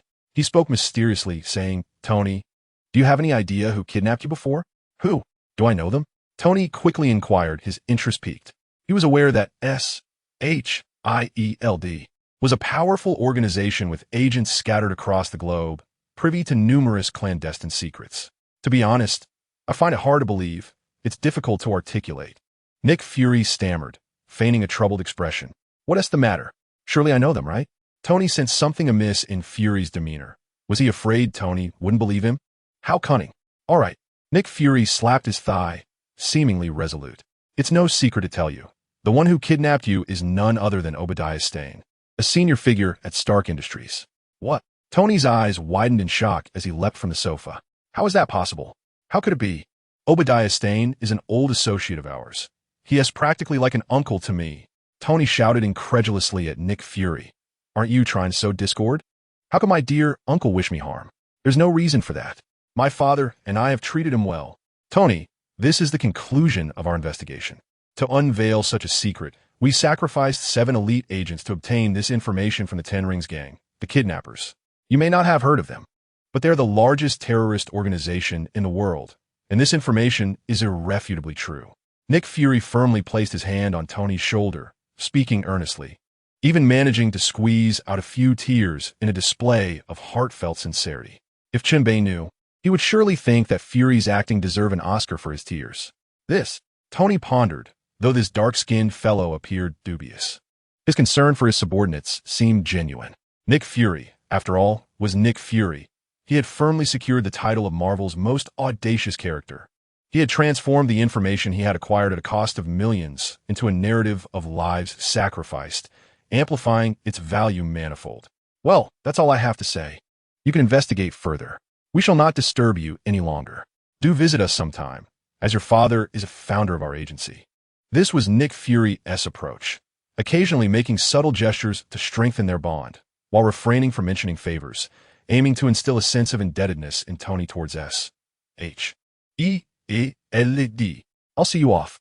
As the two were about to leave, Tony promptly rose to escort them. Once he was alone in the living room, he fell into deep contemplation. Obadiah Stane? Could it truly be him? Unable to resolve his doubts, he decided to launch an investigation. JARVIS. Infiltrate Obadiah's computer. Tony knew that there would be records of any communications with external contacts regarding his kidnapping, as well as any transactions. Following the clues would surely lead to the truth. He remained oblivious to the fact that Pepper Potts had discreetly infiltrated Obadiah Stane's computer for information, only to discover that the cunning Stane had already rendered the device utterly inoperative, leaving JARVIS in a state of futility. I regret to inform you, sir, that his computer is not connected to the network, JARVIS stated. In the realm of cyberspace, JARVIS was formidable, Without a connection, he was left powerless, gazing helplessly at the void of information. The trail had abruptly vanished. Damn it, Tony cursed inwardly, lamenting the ill-timed predicament. Just then, the phone rang. A familiar chime heralded a call from Pepper. Tony? Upon unlocking his device, an electronic buzz interrupted her greeting. Calm down. Calm down. You remember this device, don't you? It's a pity the government didn't approve its production. It serves as a rather effective means of temporary incapacitation. Tony, when I ordered a hit on you, I was genuinely concerned that I was eliminating a golden goose, Stain boasted, engrossed in his own self-satisfaction as he prepared to extract Tony's arc reactor. At that moment, Tony's complexion turned ashen, his breath came in ragged gasps, and he stared helplessly at Stain, who prattled on without restraint. The regret simmering within Tony was palpable. How could he have disregarded Nick Fury's warnings? His insides twisted with remorse. In stark contrast, Nick Fury's stature grew in his mind. He was the epitome of righteousness. Yet, it seemed that Tony was on the brink of doom. My dear, my fortune, I must bid you farewell. No, for the sake of my beloved and my wealth, Tony, you must rally. Chapter 52. The villain fails due to excessive chatter at that moment. Pepper could not reach Tony and sensed that he was indeed in grave danger. Without hesitation, she contacted Rhodey, imploring him to check on Tony at his residence. She herself reached out to Coulson, knowing that dealing with a criminal like Stain required legal intervention. Sector 16. Sector 16. As a lone woman, she felt ill-equipped to confront such a formidable foe. Upon receiving the call, Rhodey sensed urgency and swiftly made his way to Tony's mansion. Meanwhile, Tony had regained a modicum of strength, staggering uncertainly toward the basement.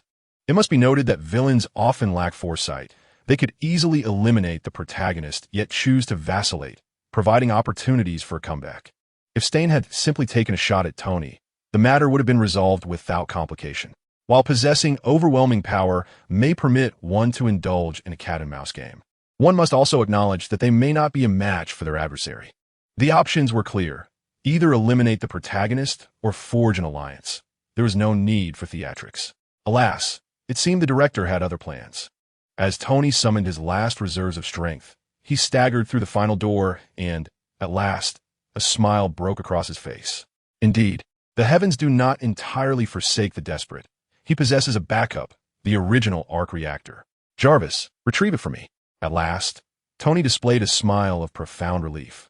Very well, sir. Jarvis maneuvered the mechanical arm to extract the spare arc reactor. Upon receiving the reactor, encased in glass, Tony hurled it violently to the ground. Crack! The glass shattered in response. Well done, he praised with a relieved smile. Rejuvenated, Tony was exhilarated. The sensation of brushing against death was truly terrifying. How wonderful it is to be alive. This marked his second encounter with mortality. Meanwhile, after opening Area 16, Pepper and her companions failed to capture Obadiah Stane and instead encountered Ironmonger. The defensive capabilities of Ironmonger were astonishingly formidable. The S.H.I.E.L.D. microgrenades merely grazed its exterior, inflicting no substantial damage. Fortunately, Ironmonger's imposing stature rendered it unable to seize the petite Pepper in the confined space, allowing her to evade disaster. At that moment, Rhodey arrived at Tony's residence and found him slumped on the floor, recovering. Tony, are you all right? I'm fine. What about Pepper? She asked with 5 agents. They're attempting to apprehend Obadiah. Upon hearing this, Tony grasped Rhodey's arm, struggling to rise. No, 5 is insufficient. I must rescue Pepper and bring Obadiah to justice. Observing Tony clad in his iron suit, Rhodey could not suppress his admiration and awe. This is the coolest guy I've ever seen. Not too shabby, right? Let us get moving. Tony grinned with pride and broke through the ceiling, soaring into the sky. Rhodey glanced at the unpainted suit of armor beside him and declared fiercely, Next time, I'm definitely wearing you, baby. He then drove towards the military command center. At that moment, Pepper's phone rang. It was Tony. Tony, are you all right? I'm fine. Obadiah has gone mad. At this moment, Pepper's emotions were tumultuous. The recent events had nearly terrified her to the point of losing control. Listen, get as far away as you can. He has also constructed a suit of armor. You must leave immediately. Tony shouted through the phone, aware that time was running out. His energy was dwindling to just 48, while Obadiah's was a new model, enhanced with an additional 2 grams of palladium. What to do? What to do? Panic surged within Tony. He had little time left to ponder. Suddenly, an unwelcome name surfaced in his mind, one he was reluctant to acknowledge or confront. Chen Bei. Though he was loath to be financially exploited by Chen, he realized that, at this moment, he was indeed the best option, his last chance. After all, in Chen Bei's perception, he is a formidable, enigmatic, and mysterious presence. However, this fellow is also one who operates for remuneration. Ding ding ding. As Chen Bei was enjoying dinner with Wanda and the female killer, he heard the sweet chime of the silly girl's ringtone. Brother, it's a call from Tony Stark. Do you want to answer? The sugary voice of the silly girl chimed in. Go ahead. He had been closely monitoring the movements of the golden fishing rod, and he knew Tony would certainly seek him out. It turned out that Tony could only endure on his own, but with Chen Bei's presence, he would undoubtedly reach out to him for assistance. Hello, Chen Bei, this is Tony. I need you to come to the Stark Industries headquarters. I'm currently rushing to save Pepper, and Obadiah has also created an Iron Man suit. I'm running low on energy, so hurry over and rescue me. You can set your own terms. Chen Bei was momentarily taken aback. This guy was indeed the Marvel chatterbox, firing off a torrent of words like a Gatling gun. A Mark III, Chen Bei coolly stated, offering no room for negotiation. What the heck? Tony, mid-flight, stumbled, his voice cracking in surprise. How do you know my Iron Man suit is name Mark? I've never mentioned it to anyone. What the heck? What the heck?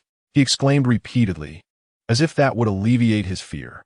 His face turned pale, and his apprehension towards Chen Bei deepened. If there was anyone in this world he feared, no one could compare to even a single finger of Chen Bei. Stop dawdling. Will you agree or not? Chen Bei snorted coldly, dismissing Tony's drama. I agree, for heaven's sake. Just hurry up. If you're late, you'll have to collect my remains. In your words, I'll be dead. Tony shouted anxiously, flying at supersonic speed. His energy was down to 39, and this was merely the original reactor. Rest assured. With a snap, Chen Bei hung up the phone. Hello? What the heck? So rude. I am your boss after all. Tony cursed under his breath as he continued his flight, but at that moment, he finally felt a sense of relief.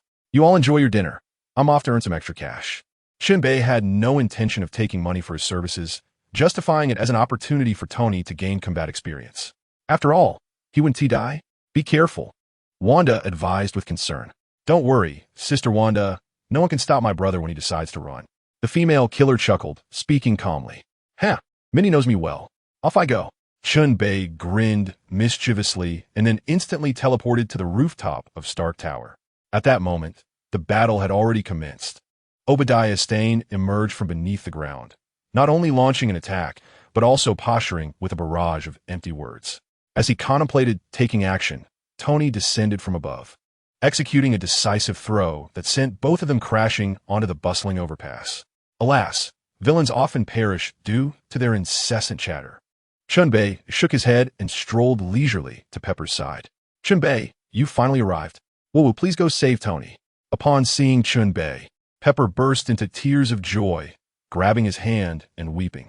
They were relatively familiar, having lived nearby, with Pepper frequently accompanying Wanda on shopping excursions. In this moment, she resembled someone who had reunited with a beloved family member. She was aware of Chen Bei's formidable prowess as a mutant, certain he could easily handle Obadiah Stane. Chapter 53, Chen Bei, you hast Kai. All right, considering your earlier state of sheer fright, I shall allow you a small concession, but let this be a lesson. Chen Bei declared with a hint of pride. He sternly reminded himself that he was a paragon of virtue and an honest young man. Oh, my hair, immeasurable one. Form is emptiness. Emptiness is form. I am aggrieved. All right, enough boasting. Thank you. Now hurry and rescue Tony. After shedding her tears, Pepper quickly regained her composure as a strong woman, knowing that expressing emotion often alleviated burdens. No rush. Let Tony enjoy himself for a bit. This is his first battle in the armor. Gathering experience is beneficial. Chen Bei replied with calmness, showing no signs of urgency. However, Pepper was deeply anxious. The situation was perilous. Rest assured, the Iron Man suit is rugged and resilient. Chen Bei reassured her softly. Women can be quite fiery. Typically, she would indulge in shopping and dining, punctuated by moments of distress. At that moment, Tony was akin to a human punching bag. Obadiah seized an unfortunate passerby's motorcycle and swung at Tony without warning. Caught off guard, Tony was sent hurtling through the air like a deflated balloon. Bang! Bang! Bang! The resounding impacts echoed as the curb, a sedan, and a delivery truck became unintended victims, colliding with Tony. Obadiah approached the dazed Tony, lifting him as easily as one would a chick. Tony looked utterly helpless. For 30 years, I have supported you. With that, Obadiah slammed Tony down onto the ground with a force that nearly crushed him. Fortunately, the impact was somewhat softened. After throwing Tony down, Obadiah felt unsatisfied with his vengeance and raised his foot, mercilessly trampling Tony. Bang! Bang! Bang! His villainous tendencies flared anew as he continued to stomp, ranting in frustration. I built this company from the ground up. No one shall obstruct my path. Having said that, he hurled Tony violently into a passenger bus, while a mini-missile from his shoulder followed suit. Boom! Flames erupted skyward. A fine passenger bus has been lost, lamented Chen Bei, expressing his dismay at Obadiah's reckless extravagance. This loss signifies a considerable financial blow. The explosion of the bus did not obliterate Tony, but rather propelled him through the flames. Soaring above, an improvement, Obadiah Stark was not surprised, for his armor was capable of flight. How could a genius like Tony not achieve the same? At that moment, Tony was seething with rage upon seeing Chen Bei nearby, seemingly enjoying the spectacle, while Pepper had just been clasping Chen Bei's hand, weeping for comfort. This was a situation that could be tolerated by an uncle, but not by an aunt. After all, considerable funds have been invested.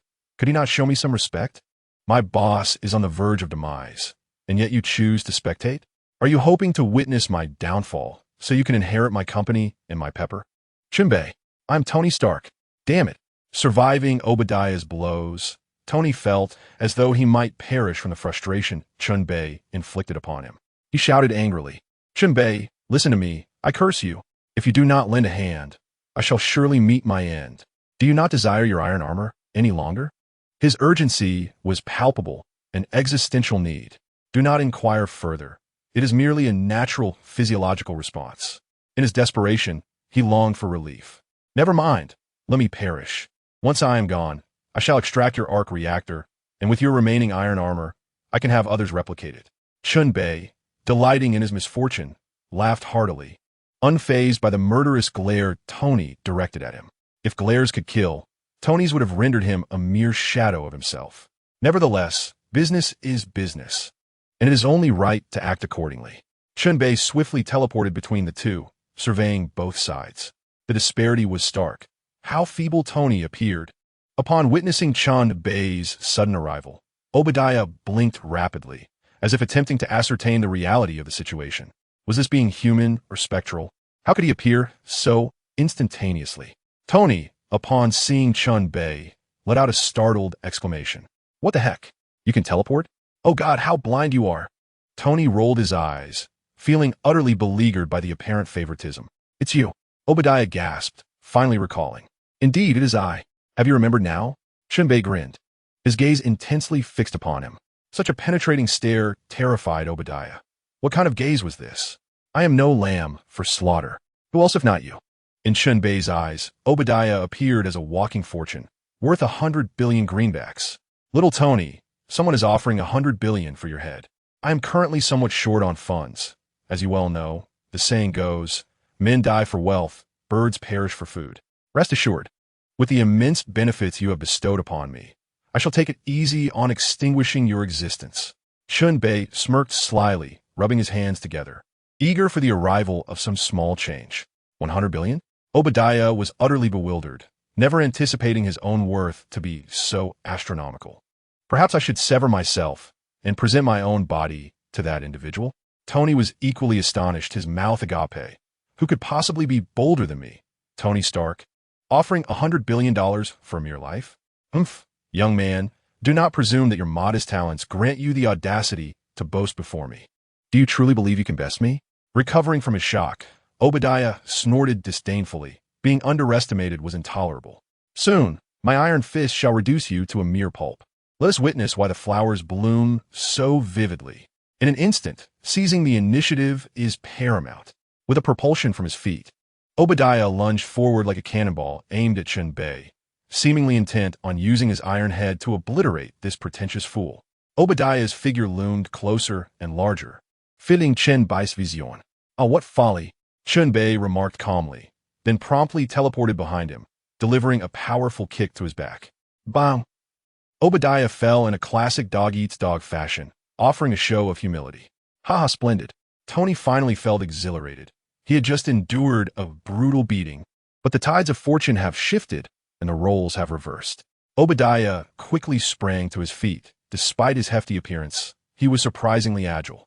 This time, he had learned his lesson, refraining from boasting and instead opting for a hasty retreat. "Ah, do not let him escape," Tony shouted urgently. "Escape? Can he truly?"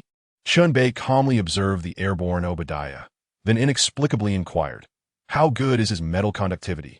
Tony was taken aback. What did that mean? However, he soon comprehended. "Farewell, Obadiah." Lightning spear, 1,000,000 volts. Suddenly, 100-meter-long spear of lightning illuminated the night sky, radiating brilliance across the expanse. For 1,000 miles, the stars shone brightly. In that moment, the people of New York would never forget. A terrifying mech was pierced through the heavens by the divine spear. The guardians of all creation. This scene was nothing short of a miracle. The night was as bright as day, a timeless masterpiece etched in the minds of humanity. Ding! Congratulations to the host for executing a lethal strike. The golden fishing rod rewarded by the system is now in the warehouse. Please check to retrieve it. Chapter 54. I am Iron Man. Fishing commences. Days slipped by, and Tony's minor injuries had healed. On this day, it was time for a press conference. Such events could not remain concealed, as all of New York had witnessed them firsthand. "Agent Coulson, I wish to express my heartfelt gratitude for all that you have done." Pepper smiled warmly. The ever-humble Coulson replied with a modest smile. "It is merely my duty. We shall stay in touch moving forward. It is a matter of national strategy." Little Pepper suddenly found herself at a loss for the lengthy and cumbersome title. No, simply calling it S-H-I-E-L-D would suffice. Coulson grinned widely, feeling liberated at last. As the mayor of the novice village, he no longer had to recite a series of incomprehensible terms when introducing himself. The press conference was officially underway, and Tony took to the stage first. It had been quite some time since he had last addressed everyone, and he figured he would stick to the script this time. Tony shrugged. He despised such formalities. The journalists in attendance exchanged knowing smiles, recognizing the quintessential genuineness of Tony Stark. True to form, he began to read from the script. "Some have questioned my involvement in the altercations that transpired last night on the highway and rooftops." No sooner had he uttered this line than a rather attractive journalist rudely interrupted him. "Excuse me, Mr. Stark. Do you truly expect us to believe that your personal bodyguard happened to appear in an armored suit? Questions? Oh, how delightful. That allows me a bit of creative freedom." He quipped, "I have numerous flaws and have made many mistakes, most of which you're well aware." Tony began to ramble, his self-indulgent monologue taking shape. At his side, Rhodey couldn't resist leaning in to remind him to stick to the script. Tony nodded, and then the most iconic moment arrived. "The truth is," he declared, "I'm Iron Man." With that proclamation, he calmly surveyed the audience below, which erupted into chaos. Under the barrage of cameras and flashing lights, Tony Stark remained as audacious as ever. Every press conference brought a delightful surprise. The journalists were in a frenzy, utterly astounded to learn that the superhero was indeed Tony himself. "Mr. Stark, is that Iron Warrior you? Can you tell us who unleashed that lightning spear? Mr. Stark, is it true that your armor can deliver such powerful attacks? Mr. Stark, are you considering equipping your Iron Man suit with nuclear weapons? Mr. Stark, will such formidable weaponry be made available to the military? Mr. Stark, is there a civilian version of the Iron Man suit? That would be so cool. Can we get a discount?" The journalists were absolutely wild, their saliva flying as an array of bizarre inquiries erupted, especially regarding the military and civilian versions of the Iron Man suit. Every man dreams of mechs, of the stars and the sea. Who has he fantasized about such things? It now seemed like a tangible possibility. At that moment, numerous agents from S.H.I.L.D. were present, tirelessly shielding Tony from the reporters, allowing him to slip away. In an office, Rhodey grabbed Tony by the shoulders and unleashed a torrent of exasperation. "Damn it, Tony. Why do you keep defying our agreements? Do you have any idea how significant the repercussions of this are? Sometimes I genuinely cannot fathom what goes on in your mind. Your thoughts seem to slip on a banana peel, and I can hardly imagine where you might end up. Calm down. Calm down. Tony gently brushed aside Rhodey's hand. His demeanor calm as he declared, "Brother, I am about to embark on something monumental. If you're truly a brother, refrain from questioning. Simply support me." With an air of solemnity, Tony spoke nonsense, yet he had his own considerations. No one could dictate the course of his life. He was determined to craft his own persona. "Damn it, are you actually suggesting that this situation isn't grand enough?" Rhodey exclaimed, his eyes wide with disbelief as he gazed at Tony, incredulous at the thought of undertaking something so audacious. He half wanted to pry open Tony's head to see if it was filled with water. "Heh, I'm well aware of what I'm doing." A mysterious smile crossed Tony's face as he slipped away unnoticed. At Chen Bei's villa, he certainly could not miss this press conference. It was a classic moment in Marvel history. "Darling, why do you think Tony chose to admit that he is Iron Man? Won't this have repercussions on his life?" Wanda questioned, her eyes fixed on the chaotic live broadcast, looking curiously at the composed Chen Bei. She was perplexed. Wasn't this utterly foolish? Ahem, therein lies Tony's brilliance. Chen Bei replied, "Consider this. He is an arms dealer. How could he possibly contend with the might of a nation? If he were to quietly deny being Iron Man, the government could easily coerce him. However, by acknowledging his identity, he positions himself as the first superhero revealed to the public since Captain America, Steve Rogers. Should they attempt to capture him and force his hand, a significant number of citizens would rally in protest to support him. Public sentiment cannot be disregarded.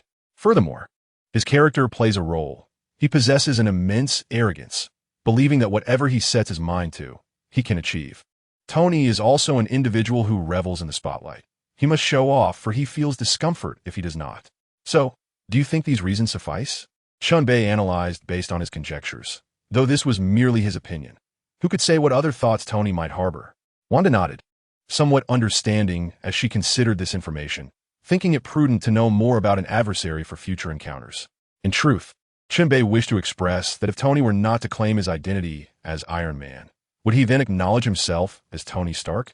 "Hey, brother, are you getting a card?" The evening arrived with a tranquil air. Wanda practiced her telekinesis nearby, engaging in daily drills to grow stronger and seek revenge. Indeed, hatred serves as the greatest motivation for empowerment. After dinner, Chen Bei retreated to his study, preparing for his fishing endeavors, though he needed to wash his face first. "As long as my face is fair enough, the nonchalant will have no hold over me." Meanwhile, that individual comrade Ross gazed at the surveillance footage near the iron battle site, lost in contemplation. Tony Stark's associate? The dark figure obscured the face, yet both wielded lightning? Ross couldn't help but suspect that this person was the same man from China who had suddenly appeared by Tony's side. The more he pondered, the more convinced he became that it was indeed him. "General, what do you think of the man named Chen Bei?" The aide to Ross, having reached this position, was no fool. "Indeed, aside from him, there is no one else." Ross replied coldly. "Very well, let us ambush that woman named Wanda on our way, compelling this man to reveal himself. Whether it is indeed him will soon become apparent," the aide Fields said with a sinister smile gracing his face. "Ha ha ha, splendid. Fields, you truly are a little genius," Ross exclaimed, his face lighting up with excitement at the brilliant idea. He had long coveted the formidable genes of Chen Bei. Unbeknownst to Chen Bei, who had just washed his face and was preparing to cast his line, he was already being watched. He was currently with his eyes closed, murmuring a prayer. "Great deity of the universe, brother Jade Emperor, and the venerable Tathagata, I implore you, in the spirit of our shared humanity, grant me your blessings." Golden fishing rod. Away we go. Chapter 55. Even baldness brings strength. Chen Bei forcefully cast his fishing rod into the pond, beginning his wait, for fishing requires patience. This time, he intended to see what it would be like to fish without a cushion. Who was he? He was the king of fishing in the national server. All he sought was that perfect moment of connection. In the world of One Punch Man, life was straightforward, continuing the tradition of a small nation plagued by extreme delusions of persecution. Cats eat fish, dogs consume meat, and Ultraman loves to battle monsters. The esteemed Saitama, known as the Bald Hero, had just returned to his modest rental apartment, satisfied after purchasing discounted food from the supermarket. Gazing at the discounted items, the state of his living environment, and the clothes gifted to him by others, Saitama promptly dismissed any lingering concerns. He did not care for material possessions. Even becoming a hero was merely a matter of interest. He did not proactively report the monsters he defeated to the Hero Association. Thus his income remained relatively meager. However, some passers-by, having witnessed his feats, took the initiative to report them. Occasionally, when he fought alongside other heroes against the same monster, his contributions were included in their reports, leading to some rewards and income, albeit insufficient. Buying meat required careful budgeting, waiting for sales before he would indulge. It seemed Saitama's intellect had dulled. Had his baldness rendered his heart indifferent? Life continued in a rather acceptable manner. As usual, he consumed a simple meal, followed by reading comics and playing video games. Suddenly, in the midst of his excitement, Saitama sensed an inexplicable presence in the void. Could there be another formidable monster? A being with spatial abilities? How intriguing. Boom! The next moment, as Saitama's eyes sparkled with excitement, space shattered, and a black hole abruptly appeared. What kind of ability is this? He was perplexed. Why didn't the black hole devour everything around it? At that moment, he beheld a golden fishhook appearing and swiftly advancing towards him. Saitama was utterly bewildered. What was happening? Whose prank was this? To use a fishhook to catch him? What absurd idea. Just as Saitama prepared to evade, he suddenly discovered, to his astonishment, that he was utterly immobile. An inexplicable force had ensnared him tightly. No, what is this situation? Even though Saitama had gradually relinquished his sense of fear, this unprecedented circumstance seemed to rekindle within him a semblance of terror. This was an irresistible might, rendering him as insignificant as an ant beneath its weight. In his fright, Saitama realized that his most earnest punch had been stripped away. This was his strongest attack. When he regained his composure, he found a black hole. The fishhook had vanished. Even with his serious demeanor, he could not execute this move.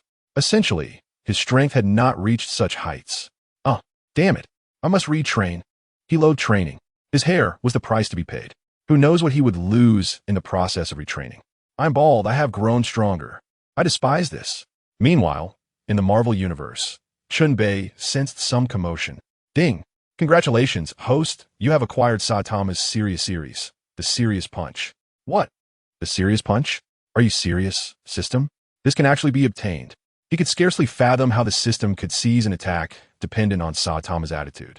There is no need for the host to be astonished. For the system, this is a trivial matter. Once the system upgrades, you will be astonished anew. Listening to the system's tone, it seems this is merely an underutilization of resources. Chen Bei smirked. Oh, what a show-off. So when will you upgrade? The host should not aim too high. Simply wait patiently, and the opportunity for an upgrade will present itself in due course. All right, you are the boss. Chen Bei shrugged. What else could he say? Under the eaves, one must bow their head. Host, shall we merge with the Serious Punch? Merge. If not, I might as well be a lazy fish. Chen Bei huffed disdainfully. He could hardly contain his eagerness. Ding! Merging has commenced. Please hold on. No sooner had the system's voice faded than Chen Bei felt as if he were experiencing it firsthand, embodying Saitama, delivering a perfect middle-part hairstyle to the earth with a single punch. The Serious Punch was merely a name that Saitama whimsically coined. The true extent of its maximum power was likely beyond even his own comprehension. In any case, all his enemies were felled by a single strike, and he would mock them for being unable to retaliate. Chen Bei meticulously sensed the changes within his body. He could now wield the Serious Punch, though he could not quite articulate why. It was as if it were an innate ability, a signature technique he was born to possess. Ding! The merging of the Serious Punch is complete. Please take your time to experience it. After the fusion was completed, the system irresponsibly vanished. Feeling the situation deeply, Chen Bei ventured out quietly, activating his high-speed movement and arriving in the Pacific waters of the country of Plaster in the blink of an eye. Since it was a technique from the esteemed Saitama, it was only fitting to pay homage while experimenting with it. Observing the Japanese Self-Defense Force warships docked at the port, Chen Bei chuckled mischievously. Hey, you all adore licking the skin of the Americans. What need do you have for such scrap metal? In the vast Pacific, amidst the sprawling Chichang military port, lay the largest shipyard of the Japanese, the 30th Heavy Industries. One could hardly feel remorse. It must be said, cunning Chen Bei truly knew how to pick his battles. In the boundless expanse of the ocean, even in broad daylight, who would notice someone as small as an ant? Chen Bei's expression turned frosty, his demeanor suddenly solemn. Otherworldly Huaxia, let this be the interest I collect for you. With a resolute shout, an immense, invisible shockwave manifested in his hand, crackling with sparks of electricity. This formidable, earnest punch erupted at sea level, unleashing an unstoppable wave that obliterated the entire military port. But this was merely the beginning.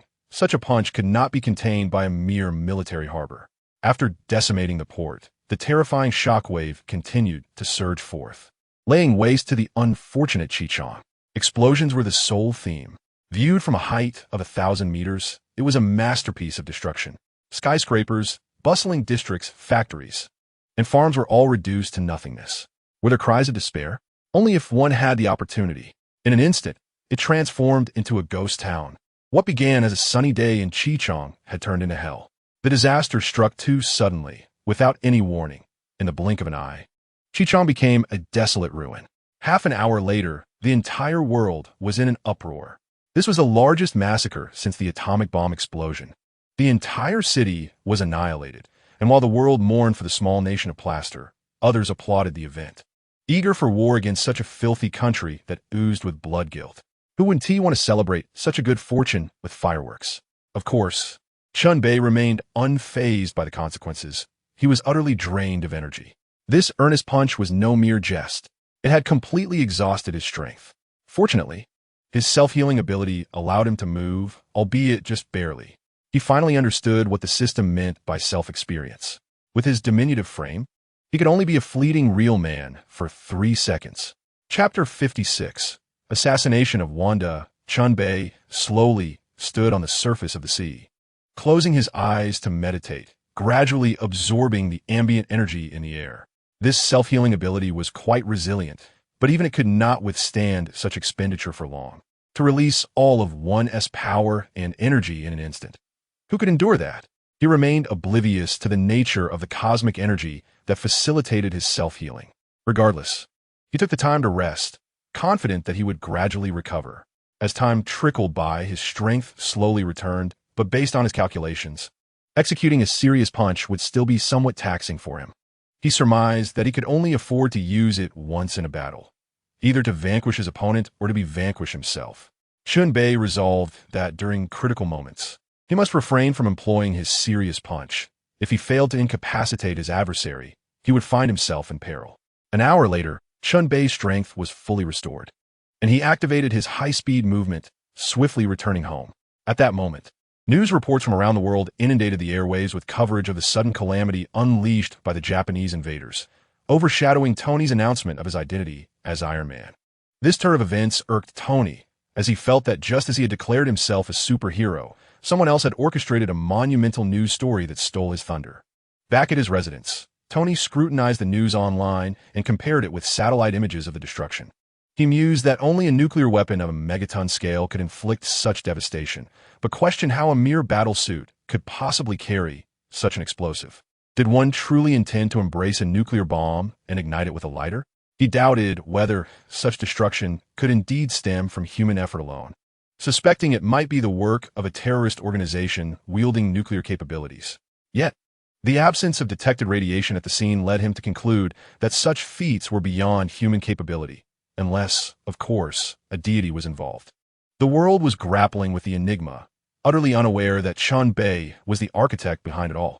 No one would ever suspect that a mortal could be responsible. Should he voice such a claim, he would likely find himself committed to Qingshan Fourth Hospital. News outlets across the globe proliferated the story, while the true culprit had long since washed up and retired for the night. A week later, on a workday at the end of October, following extensive research and reconnaissance, military agents dispatched by Ross decided to take action. They meticulously studied Wanda's daily routines, noting which thoroughfares she traversed, the shops she frequented, and the patterns of foot and vehicle traffic. They analyzed her post-work habits, including where she shopped for groceries and where she leisurely strolled, identifying locations with minimal crowds and ample open space. As was her custom, Wanda visited a nearby supermarket after work to procure vegetables, beef, and chicken for her evening meal. Taking matters into her own hands, she embraced self-sufficiency, recently embarking on a culinary journey to master traditional Chinese home-cooked dishes, as Chen Bei was unaccustomed to Western cuisine. Suddenly, as she was leaving the supermarket and preparing to enter her vehicle, Wanda abruptly halted. Someone was aiming a gun at her. Her mental fortitude had been significantly enhanced, and her telekinesis was a manifestation of her mental influence over reality. Over the past month, she had diligently honed her telekinetic abilities, ensuring that whenever feasible, she would employ them without hesitation. Her rigorous training had led to remarkable advancements. She could effortlessly engage in supersonic flight and withstand Gatling gunfire, easily lifting over 20 tons and crumpling a car with merely a flick of her wrist. The frenzied pulsation of her psychic energy served as an urgent warning, prompting Wanda to react swiftly, instantly activating her telekinetic shield. Just as the moment unfolded, the assailant had locked onto her position within less than a second of her defense's activation. Bang! Amid the sniper's incredulous exclamation, a muffled sound reverberated as the tranquilizer dart struck as if against an invisible barrier. Damn! Curse be it! The sniper muttered under his breath, urgency eclipsing all else. He aimed. He fired. Bang! The second bullet met the same transparent wall. Hell, this individual is a mutant. The sniper seethed in frustration. Damn agents. They embark on an investigation, yet remain oblivious to the truth before taking action. Head, the mission is compromised. The target is a mutant. The sniper, realizing he had missed his shot, made a hasty retreat, aware that the trajectory of the bullet could reveal his location. What? A mutant? Damn! A furious reprimand echoed through his earpiece, demanding to know how this band of incompetent agents could have failed to detect any anomalies during their week-long surveillance. Withdraw immediately. Hello? Are you there? Before he could contemplate for even a second, it was already too late. At that moment, the sniper was clutching his throat, his eyes rolling back, legs flailing, utterly incapable of engaging in conversation. When he fired that first shot and missed, Wanda had already traced the bullet's path to pinpoint his location. That he was able to fire a second shot was merely a stroke of luck. So, this is true power? One entirely different experience of life. Wanda squinted her eyes, relishing the moment. Suddenly, her expression turned cold. Her parents, her relatives, her friends, her companions had all been mercilessly slain like insects. Why must life always conspire against her? She had endured so much suffering in the past. Why, just as her life began to improve, must it turn against her once more? I question myself, believing I have committed no heinous acts. Yet why does fate constrict my throat? I have not escaped a single hardship in life. Why can it never grant me respite? If you all wish to conspire against me, then perish. Rage, an extreme fury, death. Wanda exclaimed coldly, extending her delicate hand towards the sniper's apartment with a fierce grip. Crack! A sound of shattering echoed in the silent room. The sniper's body convulsed violently, his eyes rolling back, head tilting, slipping into eternal darkness. The only sound in the room was the gurgling of blood, steaming as it seeped from the corner of the sniper's mouth. At that moment, a flash of crimson light flickered in Wanda's eyes, consumed by her fury. She remained oblivious to her own transformation. Murder? Death? One had witnessed far too much. Hello, Natasha. Come to 138 Pearl Avenue. Hurry, I await your arrival. Snap! Wanda abruptly ended the call, lacking the inclination to explain. Damn it! Has that wretched woman lost her mind? Wanda's incoherent remark left Natasha feeling quite vexed. Shaking her head and managing a wry smile, she tucked her phone away and drove toward the location Wanda had mentioned, relieved that they need not adhere to their monotonous work routines. Natasha's speed was commendable, and within mere minutes, she arrived at the designated spot. Hey, are you feeling unfulfilled? That shouldn't be the case. I thought you were still untouched by Chen Bei's advances. As she stepped out of the car, Natasha teased with a smile. What nonsense are you spouting? A sniper just attempted to assassinate me. That individual has already met their end, right in the apartment across from us. You should be able to look up their information. Let us go investigate. Wanda shot her a glare, annoyed that Natasha brought up such a trivial matter when there were far more pressing concerns. What? An assassination attempt on you? Natasha exclaimed in disbelief. Who would dare target an ordinary white-collar worker like her? Perhaps it was aimed at Chen Bei, intending to kidnap you as leverage against him. Regardless, we must eliminate this threat entirely.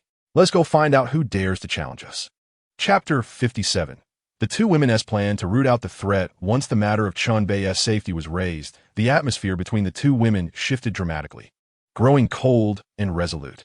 Anyone who dared to jeopardize Chen Bei's well-being would meet a swift demise. Though Wanda often felt disgruntled by Natasha's nightly entanglements with the flirtatious Chen Bei, this was a family matter, and now that their household was under threat, they had to unite against the common enemy. The pair moved swiftly, taking the elevator to the sniper's apartment. Natasha, in her usual aggressive style, kicked the door in with force. "Could you be a bit more ladylike?" Wanda chided. "TCH, mind your own business." They exchanged banter, their rivalry a source of amusement amidst the tension. As they approached the lifeless body of the sniper, whose wide, terrified eyes reflected disbelief in their final moments, Natasha turned to Wanda, astonished. "Wow, I never imagined you could be so ruthless. You always play the innocent little lamb, but look at you now." Natasha marveled, assessing the formidable figure of Wanda, realizing she was not as naive as she appeared. "Why are you staring? Never seen someone fierce before? Just wait until I catch you off guard one day. I'll crush you," Wanda retorted, her anger flaring at Natasha's insolent gaze. "Who do you think you're looking down on? I'm beautiful and fierce." "Huh, sure, I believe that," Natasha scoffed, her skepticism evident. "I trust you about as much as I would a ghost. Now, let us see what information we can uncover." Wanda, momentarily setting aside their bickering, grew serious. Engaging in petty disputes would only waste precious time. "You are truly ruthless, having crushed him without mercy. Did you see that fellow wielding a sniper rifle? A military-grade one, no less." Natasha cast a glance at Wanda and pointed at the sniper's weapon, emphasizing its military origins.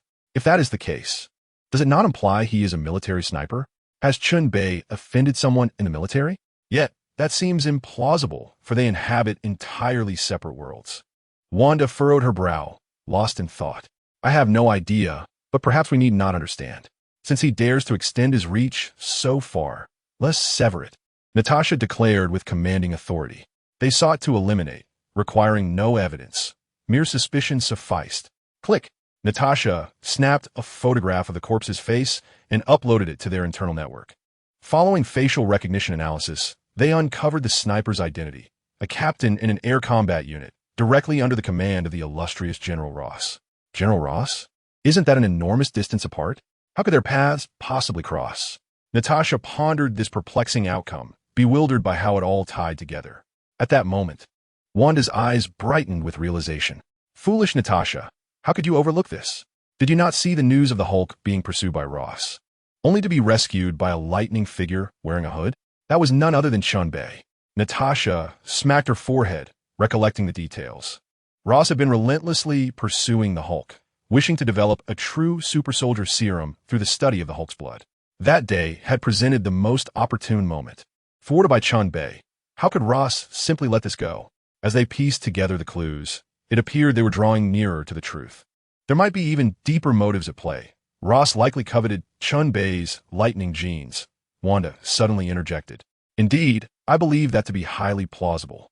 Whatever his intentions may be, he must not be allowed to escape," Natasha replied grimly. "Danger must be extinguished in its infancy.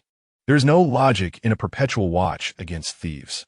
This hidden serpent named Ross must be eradicated. Let us proceed. Someone will come to collect the body. We shall confront this lurking menace," Natasha stated with resolve. "Understood." After a brief discussion, Wanda and Natasha agreed. They must act swiftly, striking decisively while their opponent was still preparing for another assault. Wanda would operate in the open, while Natasha worked from the shadows. After leaving the building, Wanda directly entered her vehicle and leisurely made her way out of the city, gradually heading toward the outskirts. Meanwhile, Natasha discreetly evaded the inept agents trailing her.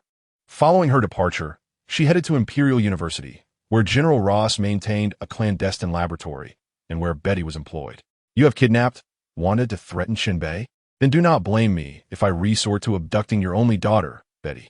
For a merciless operative like Natasha, employing the simplest and most effective tactics to reap the greatest rewards is the hallmark of a true master spy. Employing one's own methods against them is a fundamental lesson for agents. As the two were in motion, General Ross received the disheartening news of their operation's failure. He could scarcely believe that a seemingly ordinary urban professional A woman who appeared to lead a mundane domestic life could be so formidable. Truly, an old horse has stumbled. Amidst the swirling smoke, Ross took a deep draw from his cigar and dialed his aide, Fields. Fields, what is the current status? General, our special forces are tracking Wanda. But this woman has been circling around, moving at a snail's pace towards the outskirts of New York. Through satellite positioning, they monitored Wanda's every move, with a significant contingent of special forces closely trailing her. Fields, it seems this woman possesses quite impressive genetics. Her defenses are robust, and she can launch remote attacks. Once she reaches the suburbs, capture her, dead or alive. We don't require her to be alive. We only need her flesh and marrow. At this moment, Ross's resolve shifted. Why seek the distant when the nearer option appears more manageable? He immediately issued the order for lethal force. His cold voice was harsh, evoking the image of a man willing to do anything to achieve his objectives. However, Fields was cut from the same cloth. Otherwise, they would not have formed such a nefarious alliance. Thus, Fields assertively replied, "Rest assured, General, we will accomplish the mission. Mobilize the troops. As soon as we reach the suburbs, we will open fire." Is Wanda's shield truly without limits? While Ross plotted against Wanda, Natasha was equally scheming against his daughter. At Empire University, the secret laboratory, which ostensibly conducted research on anti-cancer drugs, was in fact dedicated to the study of Soldier Serum. Such a facade may deceive others, but could not elude the watchful eyes of S.H. Betty was present there. Natasha had driven to this location, coinciding perfectly with Betty's departure from work. "Hello, are you Betty?" Natasha greeted with a smile. One must admit that the allure of a beautiful woman can be quite deceptive. Upon encountering the sensuous and captivating Natasha, Betty harbored no suspicions. "Yes, I am Betty. May I ask who you are?" "Hello, I am Scarlett, an agent of S.H.I.E.L.D. We have apprehended Dr. Banner, and I believe you would want to accompany me to meet him, correct?" Natasha fabricated a name. During her times with Chen Bei, this fellow often remarked on the delightful appeal of Scarlett, and she had simply remembered it. Upon hearing this, Betty's expression changed drastically. S.H.I.L.D. was not known to ordinary people, but she was certainly aware of it. "All right, I'll go with you." Meanwhile, Natasha was investigating Ross and the sniper's movements, which could not escape the keen eye of Nick Fury. He thought to himself, "This is troublesome. It seems we are about to clash with the military." Chapter 58. The organization makes its entrance. The entire power structure of New York was in turmoil. The military's large-scale operations were impossible to conceal, and suspicions arose that the hard-nosed General Ross was once again misbehaving. Nick Fury of S.H.I.E.L.D. dispatched Coulson and Melinda, along with agents, to monitor Ross's activities, while Hawkeye Barton and Hill were sent to locate Natasha. Chaos reigned throughout New York. Alexander Pierce further sent Crossbones and Silvet to clandestinely obstruct Nick Fury's visibility, conveying the information that Ross was already under Natasha's surveillance. Pierce aimed to win over the powerful general to further the Hydra's agenda within the military. Unbeknownst to him, Chen Bei, the root cause of all this turmoil, was engrossed in researching his lightning powers. The abilities of the Devil Fruit were entirely contingent upon the developer, and he had acquired the perfect Thunder Fruit, naturally aiming to develop an entirely distinct set of capabilities. The imagination and creativity of the Chinese people surpassed any other race. Could the cultural depth of a civilization spanning 5,000 years be compared to that of mere barbarians? The development of Devil Fruit abilities hinged entirely on the mind, skill, and body. The mind refers to the strengthening of one's spirit and mental fortitude. Skill pertains to the continuous honing of techniques and the crafting of moves. The body signifies the relentless cultivation of physical strength. Use it, and you advance. Neglect it, and you regress. Whenever Chen Bei found time, he would calmly rehearse various application techniques in his mental ocean. The focus shifted from the oblivious Chen Bei to Natasha. As a top-tier agent known as the Black Widow, Natasha strolled towards the parking lot, engaging in light-hearted banter with Betty, utterly concealing her ulterior motives. Betty, also smiling but with a lackluster response, was preoccupied with thoughts of Banner being captured.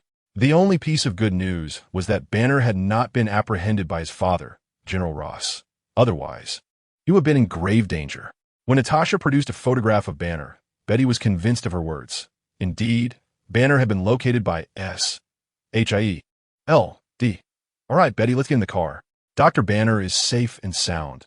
We are treating him well, Natasha said with a warm smile, kindly opening the car door for Betty. Thank you, Betty replied with a forced smile. Don't be distracted. You'll see him soon, Natasha assured with a smile before returning to her side and entering the vehicle. The sedan swiftly departed from Empire University, heading towards the suburbs. Hey, Wanda, where are you? As the car entered the elevated roadway, Natasha began to contact Wanda. Have you managed to sort things out? That's wonderful. It seems to have gone smoothly. I am currently near number 30 Foley Avenue, heading towards Prospect Park in Brooklyn. Wanda's relaxed voice soon reached me, as if the group behind us had ceased to exist. I've taken care of things. I am now in the city, and they are still hesitant to launch a full-scale assault here. We will meet over there. Please increase your speed. I should arrive in about 20 minutes. In the brief pause of Natasha's words, she glanced at her watch, swiftly confirming the time, exuding a sense of urgency. All right, see you there. At this moment, Wanda became a bit excited, her fighting spirit ignited, as she considered the park a place to collect their beautiful debts. At this juncture, Betty finally sensed something amiss. The woman was not leading her to see Banner. She had an ulterior motive. Naturally, Betty would not sit idly by. She instantly drew her gun and aimed it at Natasha. Madam, I advise you to let me down. I have no desire to end the life of such a beauty as you, nor do I wish for us both to perish. Betty, the daughter of Ross, was no stranger to the world. She inherited her father's fiery temperament, showcasing formidable combat and firearm skills that rivaled those of ordinary special forces. Seeing the dark muzzle pointed at her, Natasha turned to Betty with a faint smile. My dear little beauty, that thing poses no threat to me. Oh, really? If you don't believe me, give it a try. Betty remained unfazed, maintaining her unwavering gaze on Natasha. I will give you 3 seconds to reconsider. Otherwise, I will pull the trigger. Betty, unwilling to delay further, issued her final command. 321. Fire away. I bet you can't pull the trigger. Natasha smirked mockingly, counting down for her. Well then, I'm afraid I must apologize. With a hardened expression, Betty squeezed the trigger, but despite her utmost effort, she could not pull it. Bewildered, she wondered what was happening. Betty, stop your futile struggles. Accept your fate. Natasha cast a glance at her, and with a focused gaze, Betty felt the world spinning before she succumbed to unconsciousness. Let us have a moment of silence. Soon, I shall escort you and your father to meet Satan, Natasha coldly remarked, her eyes fixed on Betty. Ruthless and merciless, it was their standard. To cut the grass without uprooting the roots allows it to grow anew with the spring breeze. If Betty were to survive, she would undoubtedly seek vengeance for her father, posing a lingering threat, for even the most impenetrable fortress has its vulnerabilities. She could only ensure that Betty's demise would be painless. That was the last favor she could offer. As the bustling elevated highway flowed beneath them, Natasha and Wanda swiftly made their way to Prospect Park in Brooklyn. After a brief span of minutes, the two finally converged. However, at this moment, Natasha altered her appearance, transforming into a completely unfamiliar woman. Now, as an agent of S.H.I.L.D., this was a personal vendetta, and she did not wish to entangle the agency in her affairs. Wanda, having not altered her appearance, remains an ordinary individual rather than a representative of any official institution. At this moment, various factions make their grand entrance. The park, usually a tranquil suburban retreat, is abuzz with activity today. Wanda and Natasha calmly exit their vehicle, only to witness a procession of black sedans arriving in succession. How utterly pathetic. What need is there for a FAAD when they're already engaged in such treachery? Do they not realize the absurdity of attempting to conceal their intentions? Wanda scoffs audibly at the military, who seem to be feigning righteousness while plotting to eliminate them. The soldiers, their faces flushed with embarrassment, cannot fathom that they are resorting to such measures against two women over personal vendettas. Should word of this ever escape, their reputations would be irreparably tarnished, subjected to scorn wherever they go. Yet, the soldiers' duty compels them to obey their commanders. Coulson and Kerwin, belonging to different factions, discreetly observe from the shadows, failing to identify Natasha, but certain that the unfamiliar woman must be her. As the military encircles Wanda and Natasha, the voice of Fields crackles through the radio. Attack. Leave no one alive. In an instant, hundreds of fiery projectiles illuminate the scene, aimed directly at the two women. This indiscriminate barrage sends a jolt of concern through Coulson and his compatriots. Natasha is merely an ordinary person. Yet, the bullets collide with an invisible barrier as if striking a transparent wall. Prepare the rockets. Fields and his team understand that this initial assault is merely a prelude. The true spectacle is yet to commence. Chapter 59. The arrival of Chen Bei. Whoever moves first will perish. Wanda and Natasha are not the type to sit idly by. Only a fool would allow themselves to be attacked without retaliating. Witnessing the enemy brandishing shoulder-mounted rockets, they realize that their defensive shields may not withstand such heavy artillery. Seizing the moment of vulnerability as half of the soldiers engage in suppression fire while the other half prepare to launch the rockets. The two women exchange a resolute glance and nod firmly. Wanda extends her right hand, her brow furrowing as she clenches her fist towards the approaching vehicles. A chilling metallic screech reverberates through the air. Nearby soldiers watch in disbelief as the cars contort and distort at an alarming rate, their fuel tanks erupting in flames. The assault falters, the soldiers gripped by terror at the display of power before them. Now, Wanda commands, and Natasha, unwavering, draws her weapon and fires. The bullets strike the ground, igniting the vehicles in a conflagration. The resulting explosion engulfs the nearby soldiers, who are caught off guard, some tragically ignited, writhing in agony amidst the inferno. To take a life, one must be prepared to pay a steep price. Under the chain reaction, dozens of closely parked cars nearby were utterly doomed. This was a realm of explosions, a world ablaze, where the art of destruction unfolded in a grand spectacle. The soldiers relying on these vehicles were few in number, and the force of the blast was overwhelming, sending them to meet their fate. Flames raged, and fear spread like wildfire. The agents observing from the shadows were drenched in cold sweat, their faces ashen. Fortunately, had they ventured closer recklessly, they too would have faced dire consequences. Fielders, trembling in the command vehicle, took a tissue to wipe the sweat from his brow. How careless! How careless! He had underestimated the woman's capabilities. She could crush a car with a single hand. Underestimating such formidable power was the fundamental reason for their mission's failure. Their opponent was not a mere kitten, but a fierce tigress. At that moment, a disdainful voice reached Fielder's ears. "Hey, that surviving leader, hurry and contact Ross. And tell him we have Betty. Let him come for a chat." Could the one hiding behind the scenes lack such courage? It was Wanda speaking. Now that the expendable soldiers had met their demise, wouldn't the true mastermind show their face? "What, Betty?" Fielders exclaimed, sensing impending doom from 100 meters away. How had Betty been captured? That shouldn't have happened. Her work was confidential, and her actions were decided at the last moment. How could the enemy have moved so swiftly? You say Betty has been captured, and I might believe you, unless you allow me to see her in person. Fielders was naturally skeptical of mere hearsay. He quietly started the car, preparing to flee. After all, survival was paramount, and countless riches awaited him. What's happening? This vehicle failed to respond despite his desperate attempts to accelerate. "Old man, don't waste your effort. The throttle has been compromised. You think you can escape? Hurry and contact Ross, or you might as well resign yourself to death." This was undoubtedly Natasha's doing. Wanda, being inexperienced, did not comprehend the intricacies of automotive mechanics. Upon hearing this, Fielders felt a chill run down his spine. This time, it was truly over. He suspected that once he had outlived his usefulness, his demise would soon follow. If I contact Ross, will he spare me? He still clung to a glimmer of hope, hoping to negotiate and buy some time. In that moment, he discreetly dialed an emergency number, knowing that the surrounding military would receive this notification and intervene openly. These seasoned foxes would not be caught unprepared.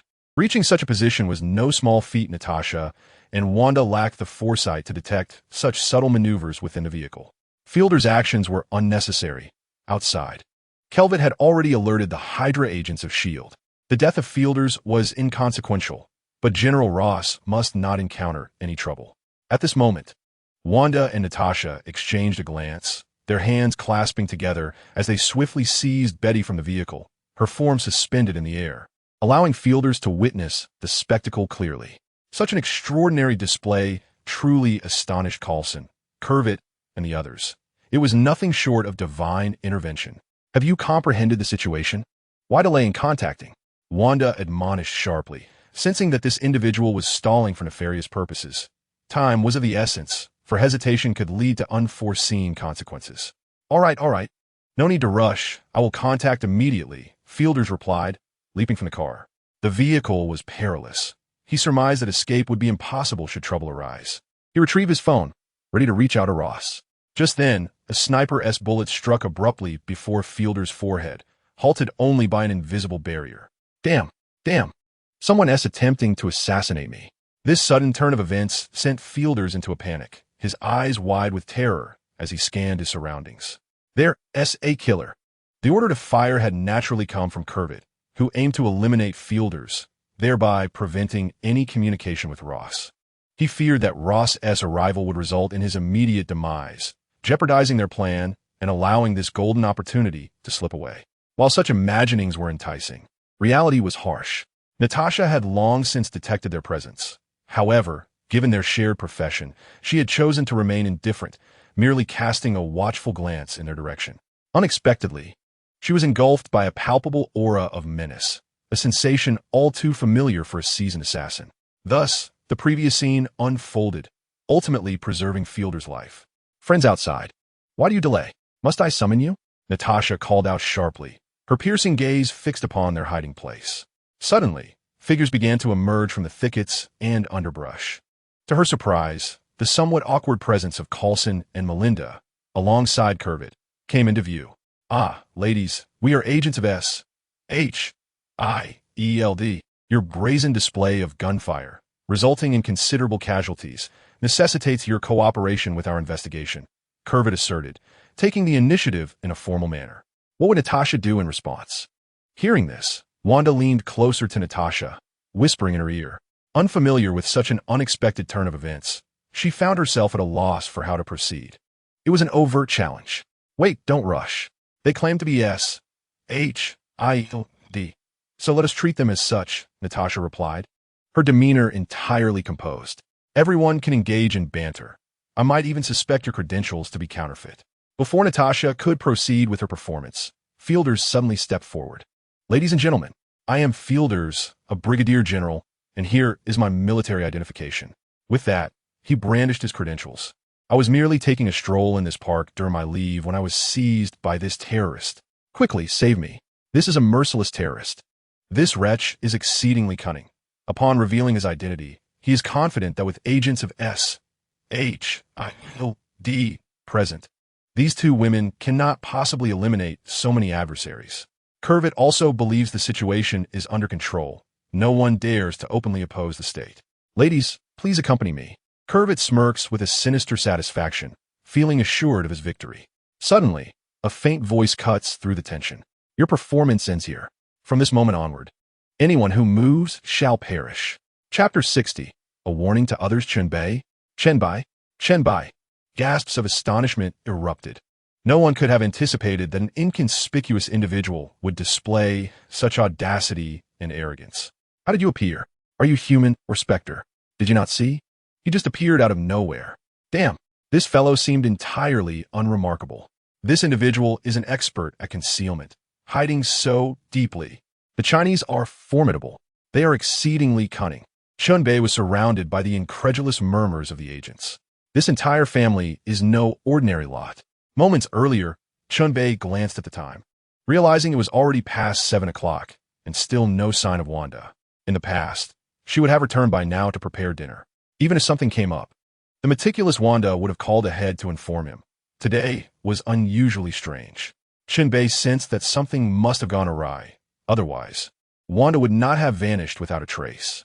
Silly girl, check Wanda's location, he said, a blend of worry and urgency in his voice. It shouldn't be this way. Who would dare to trouble Wanda? What ordinary person could rival her? Mutants? That was implausible. They had no grievances with Wanda and were aware of her prowess. Who would dare provoke her, risking their lives? The crystal girl swiftly processed the information, green data streams flashing by as she pinpointed Wanda's location via her phone. Big brother Chen Bei, I found her. In Brooklyn, at Prospect Park, the crystal girl chimed sweetly. Haha, you're amazing, Chen Bei exclaimed, planting a fervent kiss on the crystal doll. Truly, she is remarkable. He tucked the crystal girl into his pocket and activated his rapid movement, arriving in mere seconds. Chen Bei could now utilize the Thunderfruit's short-distance teleportation in conjunction with the rabbit talismans to achieve a long-distance teleportation effect. However, with the speed of the rabbit talisman, the difference was negligible. Thus, the scene of Chen Bei's entrance unfolded. Yet, after a brief moment of astonishment, Curvet and Crossbones regained their composure. They were not intimidated by Chen Bei. No matter how powerful the mutant forces became, they were expected to live quietly, refraining from causing disturbances. This matter has long been a death order issued by their leader, Pierce. He must handle it with utmost finesse. Coulson and his companions, along with their subordinates, took a few steps back, indicating their unwillingness to participate. As for Curvet, he was indifferent, for they were not of the same ilk. Crossbones swaggered forward, casting a sidelong glance at Chen Bei, sneering, "Hey, kid, I know that each of you mutants is formidable, but who dares to defy the state? Even that Professor and Magneto have learned to conduct themselves within the bounds of the law. Do you truly believe you are their superior?" Upon hearing this, Chen Bei thought to himself, "Who do you think you are? Such a remarkable presence, yet I fail to recognize you."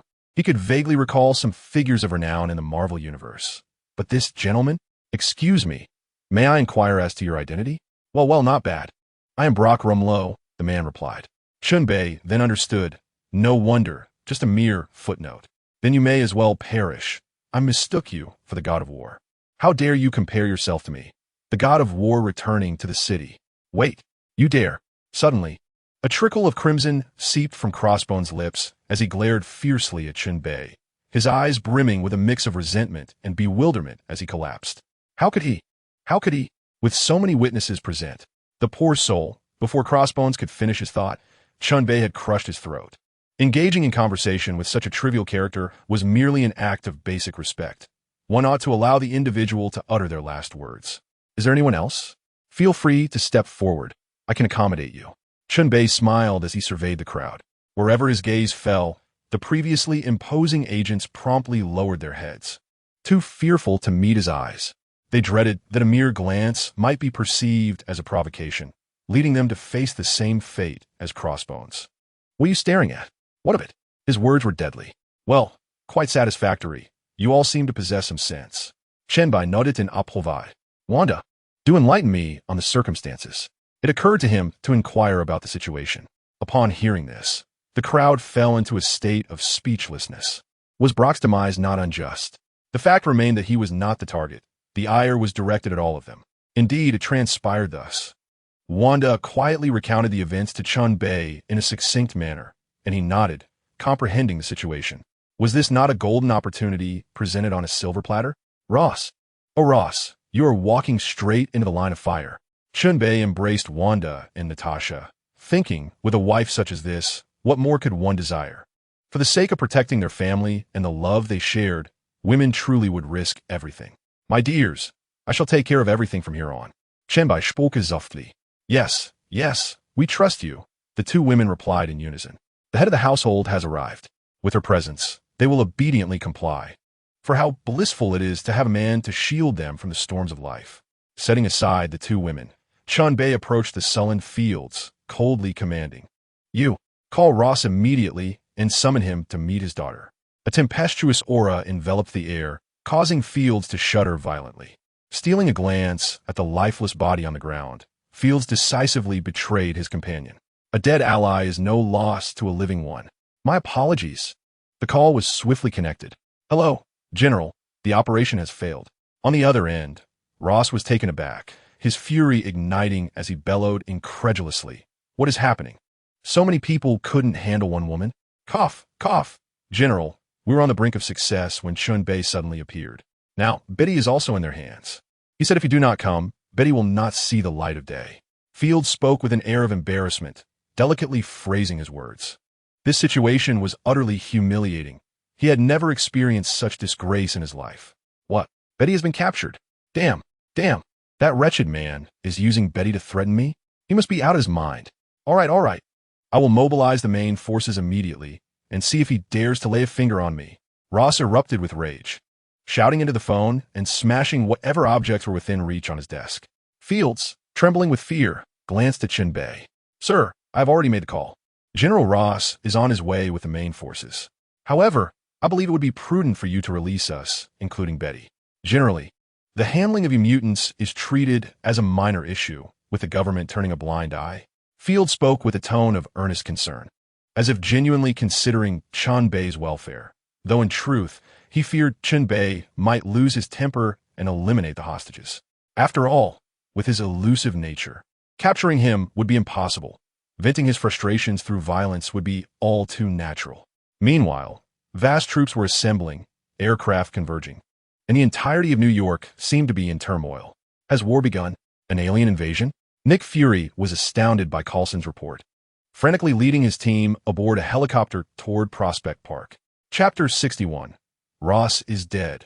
Mission accomplished. Disregarding the throng, Chen Bei approached Betty, who lay in a state of unconsciousness, his mind racing with schemes. What's this? Reluctant to eliminate the woman? Natasha teased. Incorrect. It is not reluctance, but rather a lack of necessity. She is merely a woman. In our homeland, we have a saying, misfortune does not befall family. However, we also say that one must eradicate the roots of the weeds. Spring winds will bring them back to life. Chen Bei replied nonchalantly. And so? Natasha shrugged, tilting her head in curiosity. You need not concern yourself. I have my own plans. Depart for a while. Chen Bei helplessly tapped his forehead, realizing that this girl intended to eliminate Betty directly. A mere few minutes later, a series of thunderous roars echoed above Outlook Park. To his astonishment, he looked up to see a dozen armed helicopters making their entrance. Kelvit's expression darkened as he gazed at the emblem of S.H.I.E.L.D. The old fox, Nick Fury, had arrived, complicating matters significantly. On the other hand, Fields displayed a look of joy. Salvation had arrived. Two of the helicopters slowly hovered down, and Nick Fury along with Ross simultaneously leaped from them. Nick Fury wore a poker face, lost in thought, while Ross radiated fury. Ross swiftly approached Fields, and upon confirming his safety, he glared at Chen Bei and bellowed, "You brat, did you kill my subordinate? I shall have you tried in a military court." Ross was cunning, immediately placing the blame squarely on Chen Bei, demanding his prosecution rather than allowing the nearby agents to detain him. If they took him away, it would either lead to his recruitment or a trivialization of the matter, resulting in his release. Haha, your subordinate? There are only thugs here. They attacked my girlfriend and, for reasons unbeknownst, ended up dead. General Ross, despite his rank, could not resort to fabrications. The corpses on the ground were devoid of military uniforms. Hey, Coulson, you saw this, didn't you? Chen Bei dismissed Ross's grandstanding and immediately countered with logical arguments, dragging Coulson into the fray. Engaging in a war of words? Who couldn't? This was your private operation, and now it was Ross who would face the consequences. Coulson, wearing a bitter smile, reluctantly stepped forward. Just then, Nick Fury nodded at him. General Ross, to my knowledge, this group is not comprised of military personnel executing orders, nor have they identified themselves. If this is a covert operation, do you possess a military directive? Ross found himself momentarily speechless. He had no such directive. Wait, who says they're ISNT-1? Just as Ross was cornered, Fields scampered back to the vehicle, producing a document stamped with the military's order to apprehend the suspect Chen Bei. Damn it, Chen Bei felt an urge to curse. This Fields was truly crafty. However, he refused to acknowledge it. You claim you wish to arrest me, as if you possess legitimacy. Pray tell, what crime have I committed? Furthermore, what crime necessitates your overreach? Has the military's power eclipsed all else? Or is S.H.I.E.L.D. no longer needed? Chen Bei regarded the military order with disdain, while the expressions of those present, including S.H.I.E.L.D. agents, shifted drastically. The military and local authorities were sworn adversaries, each vying for dominance, and the military's presence here was entirely ineffective. Indeed, on what grounds do you presume to supersede our enforcement? Chen Bei taunted. When has America ever required military enforcement? Are you suggesting that you, General Ross, can now replace local authorities, representing the titans of political power? What does our Constitution stipulate that the military can act independently, bypassing our law enforcement agencies? According to the Constitution of the United States, a Level 7 agent of the SHIELD can stand shoulder to shoulder with a major general. thereby diminishing the status of retired officers in civilian life. They are utterly indifferent to Rosen's dignity, openly ridiculing him and taking pleasure in his misfortune. The derision from this group rendered Rosen's expression quite grim, akin to a lion on the verge of unleashing its wrath, glaring at the assembly. These despicable individuals continue to squabble among themselves. Chen Bei, observing Rosen's extremely dark demeanor, further fueled the mockery. Come, enlighten us on the charges against me. Listen closely. Rosen seized the military's warrant for apprehending criminals, stating, "You previously obstructed the military from capturing the Hulk, leading to the death of our super soldier, Blonsky." With a sinister grin, he continued. "Stop." Chen Bei interjected loudly. "Do you possess any evidence for these accusations? Or are these merely your conjectures?" Chen Bei was unconvinced that they had any substantiation. He had been in his lightning form. Who could possibly know who he was? Rosen and Field were momentarily at a loss for words, frozen in place. Is this truly you? Without any evidence, you openly mobilize forces against the taxpayer? This is a blatant disregard for the law. Chen Bei stepped forward, vocally denouncing their actions, as if he had been grievously wronged. Others regarded Rosen with disdain, feeling that he had made a foolish misstep. Just as Rosen contemplated retreating, he suddenly recalled something. "Who says we are limited to this accusation? You, Chen Bei, brazenly kidnapped my daughter, a relative of a high-ranking military official. This is a grave offense. Can you deny it?" Rosen laughed heartily, feeling a surge of exhilaration. Could this be his opportunity to turn the tide? "Chen Bei, you previously abducted my daughter and sought to threaten me. This now serves as irrefutable evidence of your crime." "Oh, I nearly forgot."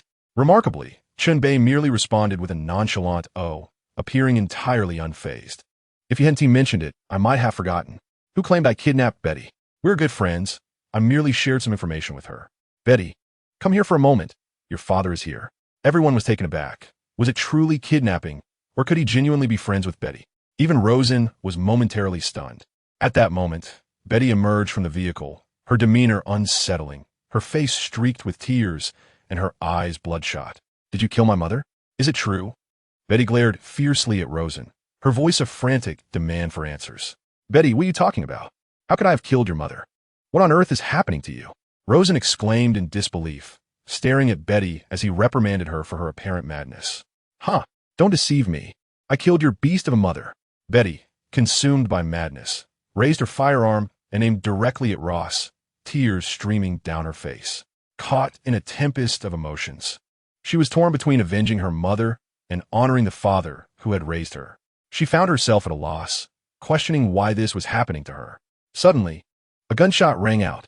Amidst the chaos of conflicting forces, the situation had taken an unexpected turn. Had Betty truly pulled the trigger? Thud! Ross collapsed, the bullet striking him squarely in the forehead, his eyes wide with horror and confusion. No. It wasn't Timmy who fired the weapon. I never intended to kill him." Realizing what had transpired, a stunned Betty dropped the gun and fell to her knees before Ross, weeping uncontrollably as she desperately tried to explain. Those elite agents were well aware that it was Chen Bei's machinations at play. Ross had been subdued before his demise, unable to move, and it was not Betty who had pulled the trigger. Ding! Congratulations, host, for completing the Hulk termination mission. The golden fishing rod as a reward has been placed in the warehouse. Please check it. Chapter 62. That orange cat is mine, or I shall seize it. The current atmosphere was one of utter silence, as everyone stood frozen, unsure of how to proceed. Despite knowing that Chen Bei was behind the scenes, the surface reality pointed to Betty as the culprit. They were at a loss for words. Even with numerous witnesses and body cameras recording, no one could articulate the truth. Supernatural phenomenon? Was Chen Bei controlling Betty? Such evidence would hardly convince anyone. Just as they grappled with the dilemma, Nick Fury stepped forward. If that is the case, then this will be treated as a homicide investigation and shall be handled by S.H.I.E.L.D. There were no objections. After all, this was a hot potato that they were eager to pass on to the higher-ups at S.H.I.E.L.D. Meanwhile, the military had nothing to say, unwilling to entangle themselves in the predicament. People began to disperse, returning home to their families, scattering like birds. "Fields?" Chen Bei called out abruptly. Fields turned around, puzzled. "I believe Ross must be feeling quite lonely," Chun-Chi remarked with a mocking grin. "Haha, We in the West do not believe in such things.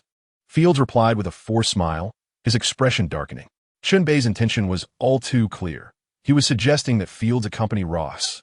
Ha! Chen Bei let out a cold laugh. You think you can live after I desire your demise? Nick Fury quickly interjected. Mr. Chen Bei, please refrain from further violence. This is America. Seeing Nick Fury shielding him from Chen Bei, Fields hastily rushed towards the helicopter. Rest assured, Director Fury, I am a law-abiding taxpayer. I have never taken a life. Chen Bei replied innocently, gazing at Fury with calm demeanor. However, Fields couldn't shake the feeling that there was something distinctly off about Nick Fury. It was indeed peculiar. Chen Bei suddenly felt that this individual was indeed different. His mental strength had grown remarkably potent, enabling him to sense that the mental prowess of the figure before him was nearly on par with his own. It seemed as though Chen Bei was murmuring to himself.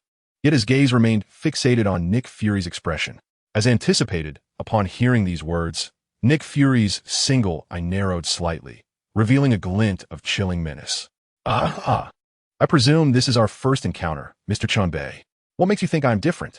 Have you perhaps encountered an alternate version of me?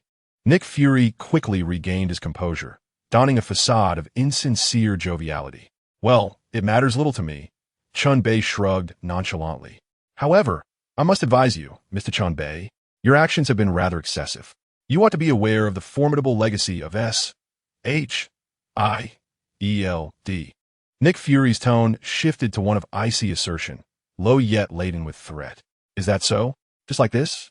Chen Bei retorted, his tone dripping with disdain. What? Nick Fury responded, perplexed. In the next instant, a bolt of lightning erupted from the clouds, its target being Fields' helicopter. In the blink of an eye, the helicopter was engulfed in thick black smoke as it plummeted to the ground. Boom! A conflagration erupted skyward, accompanied by a deafening roar. The aircraft and its occupants were lost. Nick Fury's expression morphed into one of shock, his gaze narrowing like a venomous serpent as he glared at Chen Bei. Mr. Chen Bei, you are provoking S.H.I.E.L.D. Should there be a next time, do not say we did not warn you. Chen Bei cast him a sidelong glance, replying with contempt, You think your S.H.I.L.D. agents are capable of that? No, they are elite.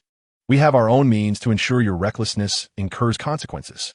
Nick Fury asserted confidently, his voice low. Their cosmic cube energy weapon was sufficient to combat formidable mutants. Moreover, he possessed a secret weapon. No one could withstand it. And it was not just one. Observing Nick Fury's self-assured demeanor, Chen Bei intuitively grasped who his trump card was. May I borrow that orange cat for a few days? Chen Bei remarked enigmatically. Wanda and Natasha exchanged curious glances. When did Chen Bei develop a fondness for cats? Coulson and his colleagues were equally puzzled. How did he know the director had an orange cat? While others were left bewildered, Nick Fury's countenance shifted dramatically. Never before had he appeared so flustered. Thud, thud, thud. Nick Fury stumbled back a few paces, trembling as he pointed at Chen Bei, his single eye wide with disbelief. Why you? How do you know about Gugu's existence? No. Can you read minds? Do you possess telepathic abilities? Many were aware of Nick Fury's orange cat, yet few truly knew the identity of that feline. However, he discerned Chen Bei's true implication, that he indeed knew the cat's identity. How could he not be in a state of panic? This was his secret. Those who had once posed a threat had all been discreetly eliminated. It has been over a decade. How old is this fellow? Mind-reading abilities? I certainly do not possess such skills. However, matters of this universe cannot elude my perception. Chen Bei spoke with a serious demeanor, weaving fabrications as he pleased. What is the so-called crossing over Golden Finger? Is it not simply an innate awareness of the unfolding plot, gradually seizing the protagonist's opportunities? Do not deceive me. I am unaware of how you know of Gugu's existence, but I shall not relinquish it to you. Nick Fury, with his formidable mental fortitude, inhaled deeply, forcefully suppressing the shock that surged within him. Oh, is that so? The matter entrusted to you? You are more aware of it than I am. Tell me, should I seize that, or should I capture Gugu instead? Chen Bei regarded Nick Fury with an enigmatic smile. Their cryptic exchange left others in perplexity. It is merely an orange cat, after all. The director is being overly tense. If he desires it, why not simply give it to him? You. How do you know about this? Nick Fury's dark visage turned unusually pale, beads of cold sweat forming upon his forehead. This was the greatest secret he had vowed to protect, his strongest trump card. He could not squander such a card for the sake of a mere Chen Bei. He doubted that mind-reading abilities could penetrate his strong will. As I have said, there is nothing in this universe that can escape my notice. Chen Bei replied impatiently, his irritation evident at being questioned. After all, the mystic Chen had made his entrance. Very well, I may hand over Gugu to you, but whether it follows you is beyond my control. Nick Fury fixed his gaze intently on Chen Bei, fully aware that the Devourer Beast was no trifling creature. Huh. Rest assured, I am well aware of that. Chen Bei smiled faintly. How exhilarating it would be to tame such a powerful pet. Thus, the several agents from S.H.I.E.L.D. commenced their cleanup of the battlefield. Chen Bei had arranged to visit S.H.I.E.L.D.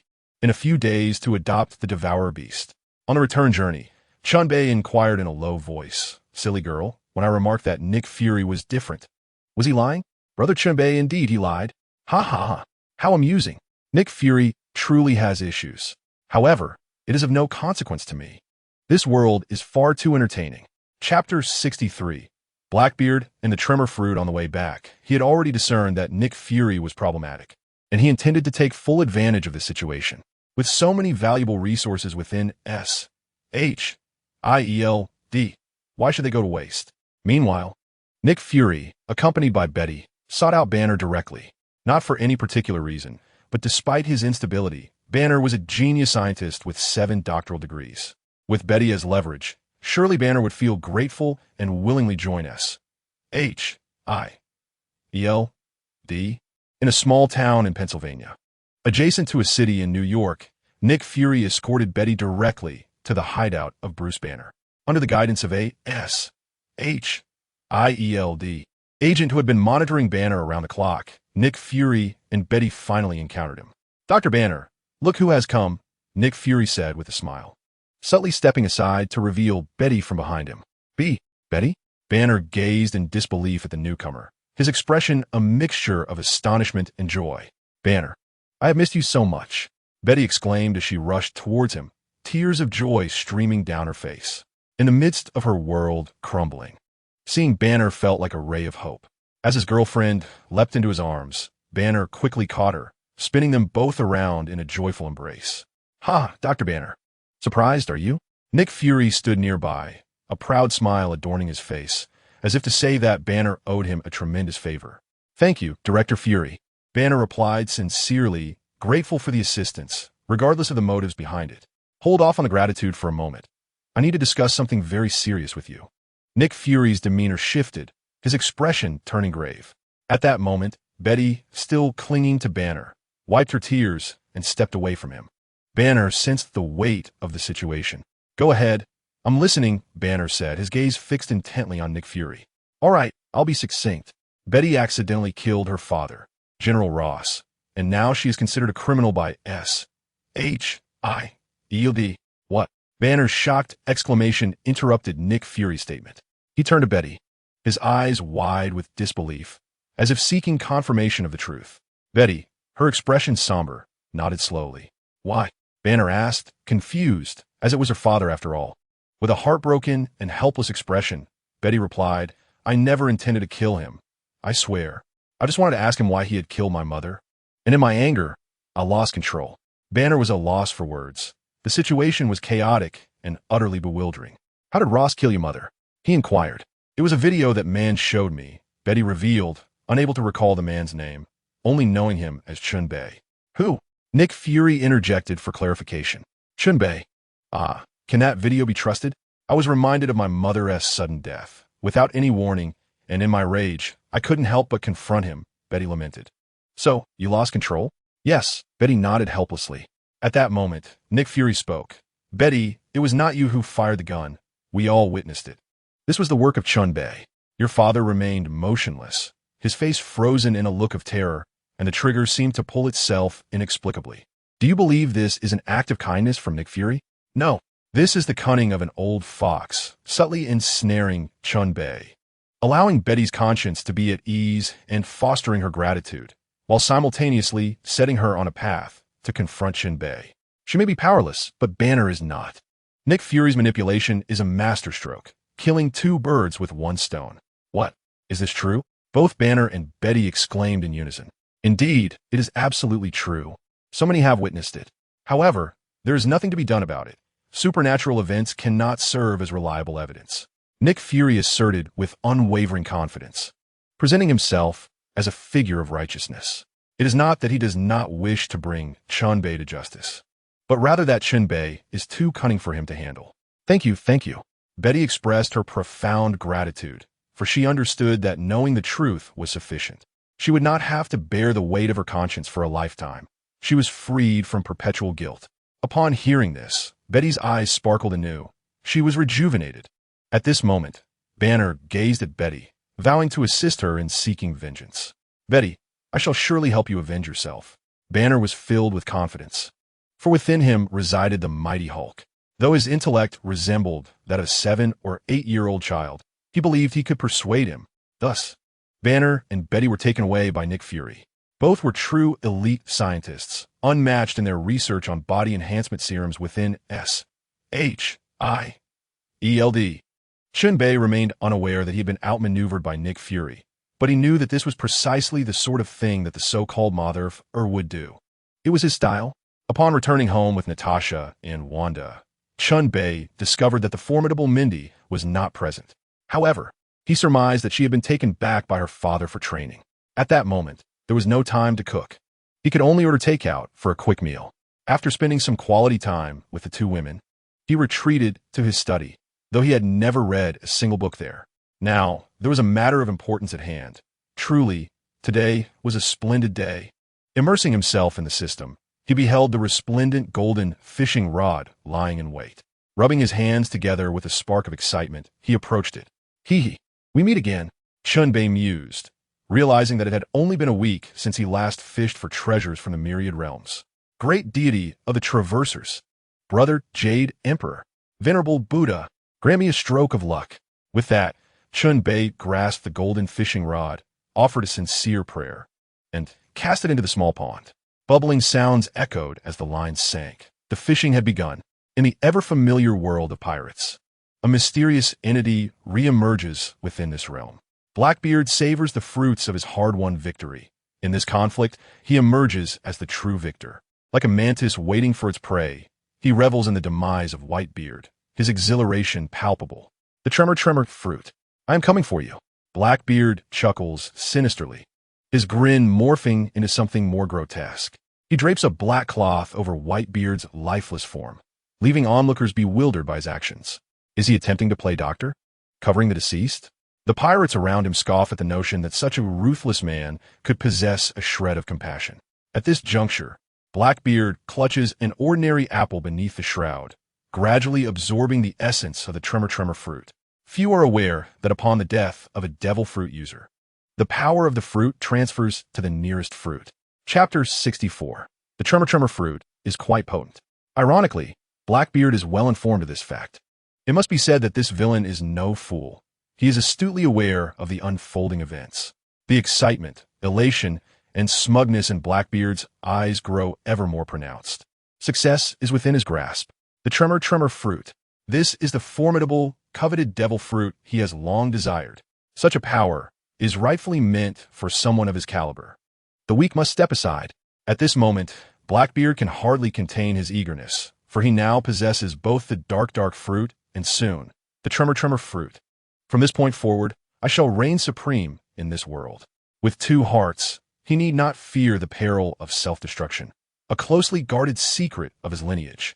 As he revels in his clandestine glee, the transfer of the tremor fruit's powers is finally successful. An apple adorned with grotesque patterns materializes. Haha, it has worked. It has worked. Blackbeard whispers, desperately suppressing his elation. Control yourself. Control yourself. Suddenly, an unforeseen event occurs. The void fragments abruptly, revealing a small black hole from which a golden fishing hook emerges. By sheer coincidence, this accursed hook ensnares his tremor fruit. Release it. Blackbeard, abandoning all pretense, bellows in rage as he lunges for the fruit. The other pirates, noticing the devil fruit, disregard all caution. The allure of the prize transcends their fear of Blackbeard or Whitebeard. They, too, dash towards the ensnared devil fruit. However, to their astonishment, the fishing line quivers ominously, as if a divine force has descended. All pirates find themselves frozen in time, their eyes wide with terror, unable to move. Even Blackbeard can only watch helplessly as the coveted devil fruit slips from his grasp. Baka! Baka! Among all the characters, Blackbeard was undoubtedly the most infuriated. His very own tremor fruit had been snatched away. How could he not be enraged? How could not curse? Yet, his reckless tongue would lead him to misfortune. At that moment, a golden fishing rod, several meters long, suddenly emerged from the void and struck towards him with unrelenting force. Oomph! Who do you think you're looking down upon? Blackbeard, witnessing such a simplistic attack directed at him, felt a surge of anger. How utterly vexing. Just as he prepared to sidestep and evade the blow, he was horrified to realize that he seemed unable to move. Closer, closer. In the midst of Blackbeard's terror-stricken gaze, the golden fishing rod struck him fiercely, and in the bewildered eyes of the pirates surrounding him, Blackbeard was obliterated in an instant. The captain is dead? The admiral has perished just like that? Chaos ensued. No, a cacophony of wails and exclamations erupted from the pirates, who began to jump in fright. Utterly terrified by such an unexpected turn of events, they could scarcely fathom the ensuing chaos that awaited the pirates, with captains dead and kneeling. This was the tyranny of the system. To seize your possessions was a sign of respect, yet to dare to challenge it would lead to your demise. All things in Multiverse are up for grabs. Unbeknownst to Chen Bei, the system had casually eliminated yet another potential antagonist from a different realm.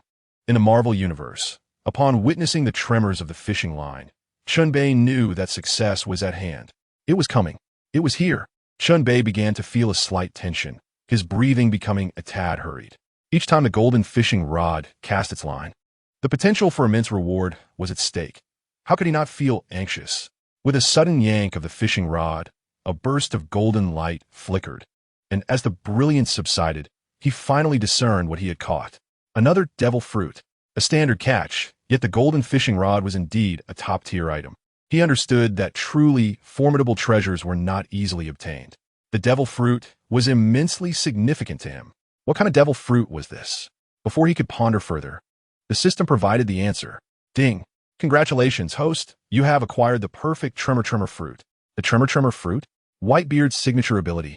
The popularity of this fruit was unparalleled. It was directly hailed as the strongest paramecia-type devil fruit, capable of shaking the heavens, the earth, and the very air, sending its admirers into a frenzy. Chen Bei gazed at the tremor fruit in his hand, momentarily entranced. This was indeed a perfect specimen, devoid of any flaw. He had not merely consumed a devil fruit, but had mastered a profound ability. Much like the thunder fruit, where he commanded the powers of lightning, he now possessed the capability of tremors through the tremor fruit. He could induce vibrations at will, adjusting their intensity as desired. The most formidable Whitebeard possesses the power to shatter the earth, set the atmosphere quaking, rend the seas asunder, cause the heavens to tremble, and trigger cataclysmic tsunamis and earthquakes.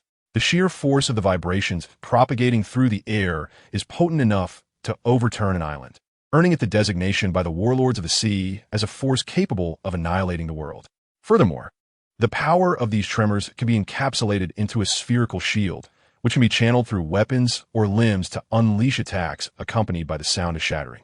As the tremor fruit induces environmental vibrations rather than allowing the environment to vibrate autonomously. It belongs to the paramecia class and is heralded as the most powerful of all paramecia-type devil fruits. Without a moment's hesitation, Chen Bei gazed at the tremor fruit in his hand and swallowed a whole. With a few hearty bites, he consumed it entirely. In a short span, Chen Bei felt a unique power blossoming within him. He recognized it as the ability to create tremors. However, this newfound strength was significantly less potent than he had anticipated, as he had only just ingested it and felt no urgency. Let me give it a try, he murmured to himself before teleporting to an uninhabited island off the coast of New York. Surveying the small island, roughly a kilometer in circumference, he felt a sense of satisfaction, almost perfect. Observing a small hill rising about 10 meters in the distance, he nodded approvingly. That would be his target. He extended his right hand, and suddenly, ripples akin to flashes of lightning began to coalesce in his palm. With a fierce strike towards the hill, he brought his hand down with force. Crack! Crack! A sound reminiscent of shattering glass echoed, and astonishingly, while it was said that stone is as solid as a rock, it appeared that even the sturdiest rock could not withstand this. Effortlessly, he reduced it to mere rubble, showcasing a power surpassing that of any stone-crushing machine. Quite impressive. The dramatic effect was overwhelming, and the might was extraordinary. This initial experiment left him thoroughly satisfied. The localized explosive force was indeed remarkable. However, when Chen Bei attempted to induce a larger earthquake or tsunami, he found such feats beyond his current capabilities, as he could only create minor tremors within a radius of 100 meters. To achieve the prowess of Whitebeard would indeed require considerable effort, likely a couple of years of training, and no one truly comprehended the extent of Whitebeard's capabilities. Presently, his thunder fruit functioned admirably in drawing from his imagination. He had developed numerous techniques, now capable of delivering attacks with up to 5 million volts. Given another month or two, achieving tens of millions of volts would be well within reach. Chapter 65. The Devourer Beast Yearning for Offspring Upon Returning Home. Chen Bei kept his enhanced strength a secret, as no one could perceive the significant surge in his abilities within such a brief period. Although the changes were not immediately apparent, the future promised even greater improvements. Days slipped by, and following Tony's announcement of his identity as Iron Man and his foray into the renewable energy sector, Stark Industries stock soared dramatically. Chen Bei currently possesses a 12% stake in Stark Industries, firmly establishing himself as the second largest shareholder. However, he is not in a hurry to liquidate his assets. Why would he? The prospect of year-end dividends is far more enticing. To cash out now would be sheer folly, as Stark Industries is on the cusp of remarkable ascent. The financial crisis has gradually subsided, making way for Stark Industries to soar. In just 2 months, the year-end dividends will be dispersed, and Chen Bei is already preparing to gather his riches. Speaking of year-end dividends, he also anticipates profits from his shares in Osborne Group 1. Even the smallest morsels are worth savoring. This morning, Chen Bei rose early, for he had a pressing matter to attend to. Today, he is set to retrieve a delightful orange tabby cat, the most fearsome creature in the universe, the devourer of worlds. Although charming in appearance, this feline is quite ferocious, capable of inflicting grievous wounds at the slightest provocation. After all, did not Nick Fury lose his eye to its claws? It is thanks to that encounter that Nick Fury has become the one-eyed marvel of the Marvel Universe. Weekends do not exist for S.H.I.E.L.D. The chill of October has settled in, imparting an autumnal ambience as the trees outside begin to blush with hints of red. The cityscape is truly beautiful, with Washington, D.C. serving as the political heart of America. Here lie the highest seats of power, where the most formidable institutions reside, including S.H.I.E.L.D. itself, conveniently located a mere 400 kilometers from New York. At Chen Bei's pace, it took a few seconds to cover that distance, which felt rather slow. Yet he could accept it. He arrived at the Triskelion, the headquarters of S.H.I.E.L.D. While most secret organizations conceal their bases, S.H.I.E.L.D. boldly stands in plain sight, seemingly unperturbed by the threat of terrorism. One might wonder when they might unleash their might. Indeed, S.H.I.E.L.D. appears to possess considerable prowess. As Chen Bei made his entrance, the entire agency was on high alert. It was clear that this individual was formidable, known for leaving no witnesses in his wake. Mr. Chen Bei, our director has been awaiting your arrival. He was greeted by the ever-amiable yet inexperienced Director Coulson. Thank you, Coulson. Perhaps you should consider resigning? I could arrange a position that would suit you perfectly. Chen Bei remarked, observing Coulson's thinning hair. Life is not solely about work. Family and leisure are equally important. Chen Bei's perspective was entirely different, his concerns existing on a different wavelength than Coulson's. This unexpected statement left Coulson momentarily flabbergasted. Am I not here to welcome you? He pondered. However, the ever-polite Coulson quickly regained his composure and replied graciously, I appreciate your kindness, Mr. Chen, but I find my current role quite fulfilling. Oh, is that so? Chen Bei shrugged. Consider this carefully. I am offering a substantial sum of $100,000 per month. It is time for you to part with your vintage automobile. and your child deserves a better educational environment. Chen Bei, a wealthy individual indeed. With such a sum, Chen Bei's words halted Coulson's movements, rendering him momentarily sluggish. The allure of wealth is undeniable. Coulson, like any mortal, is not immune to its temptations. The perilous undertakings of SHIELD yield only a meager $2,000, and expenses are considerable.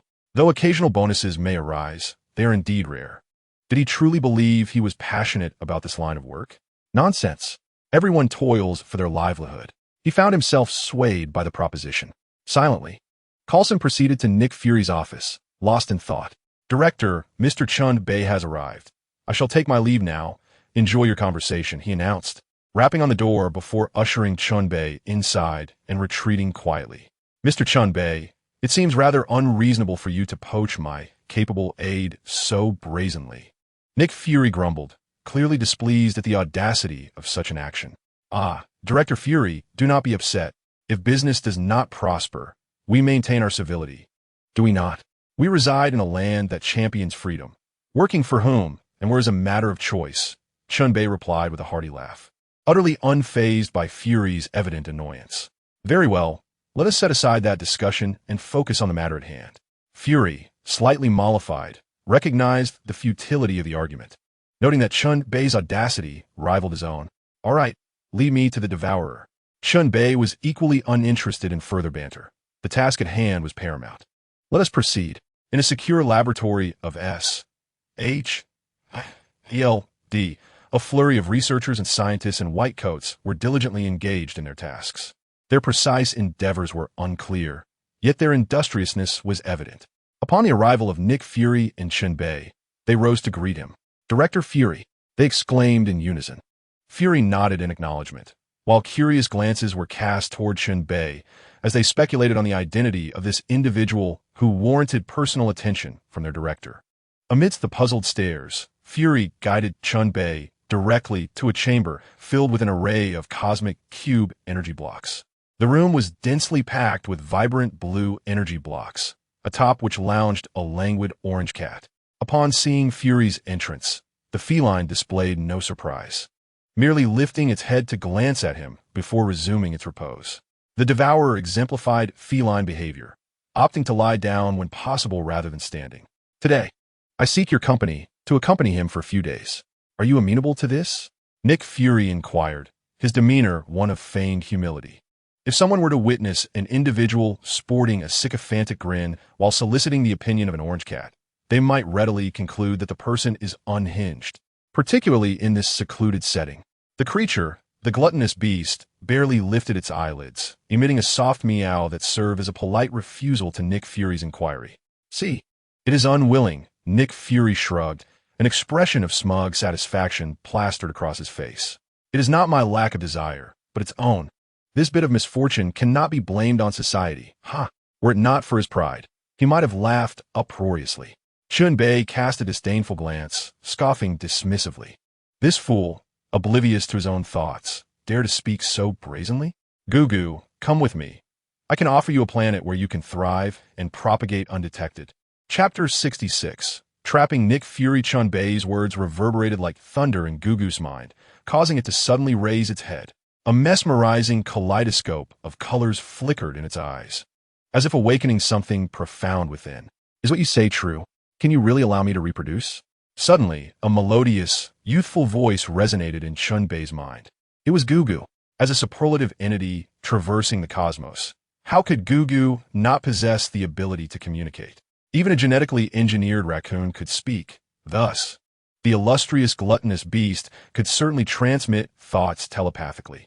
Chen Bei smiled gently and replied, "Of course, but I require some time. You know I am not yet sufficiently powerful. Yet I shall soon be invincible in this universe. When that time arrives, no matter the commotion you cause, I can ensure your safety and the prosperity of your progeny." His words were imbued with a resonant strength, inspiring confidence and conviction. Grant me some time, and I shall need no one. I will be unmatched in the cosmos. How am I to trust you? Your words are unfounded, Gugu countered telepathically, not naive enough to easily place faith in others after years of cosmic existence. Do you truly believe that this dark, one-eyed creature can assist you? Or should you wait for Carol? Chen Bei replied nonchalantly.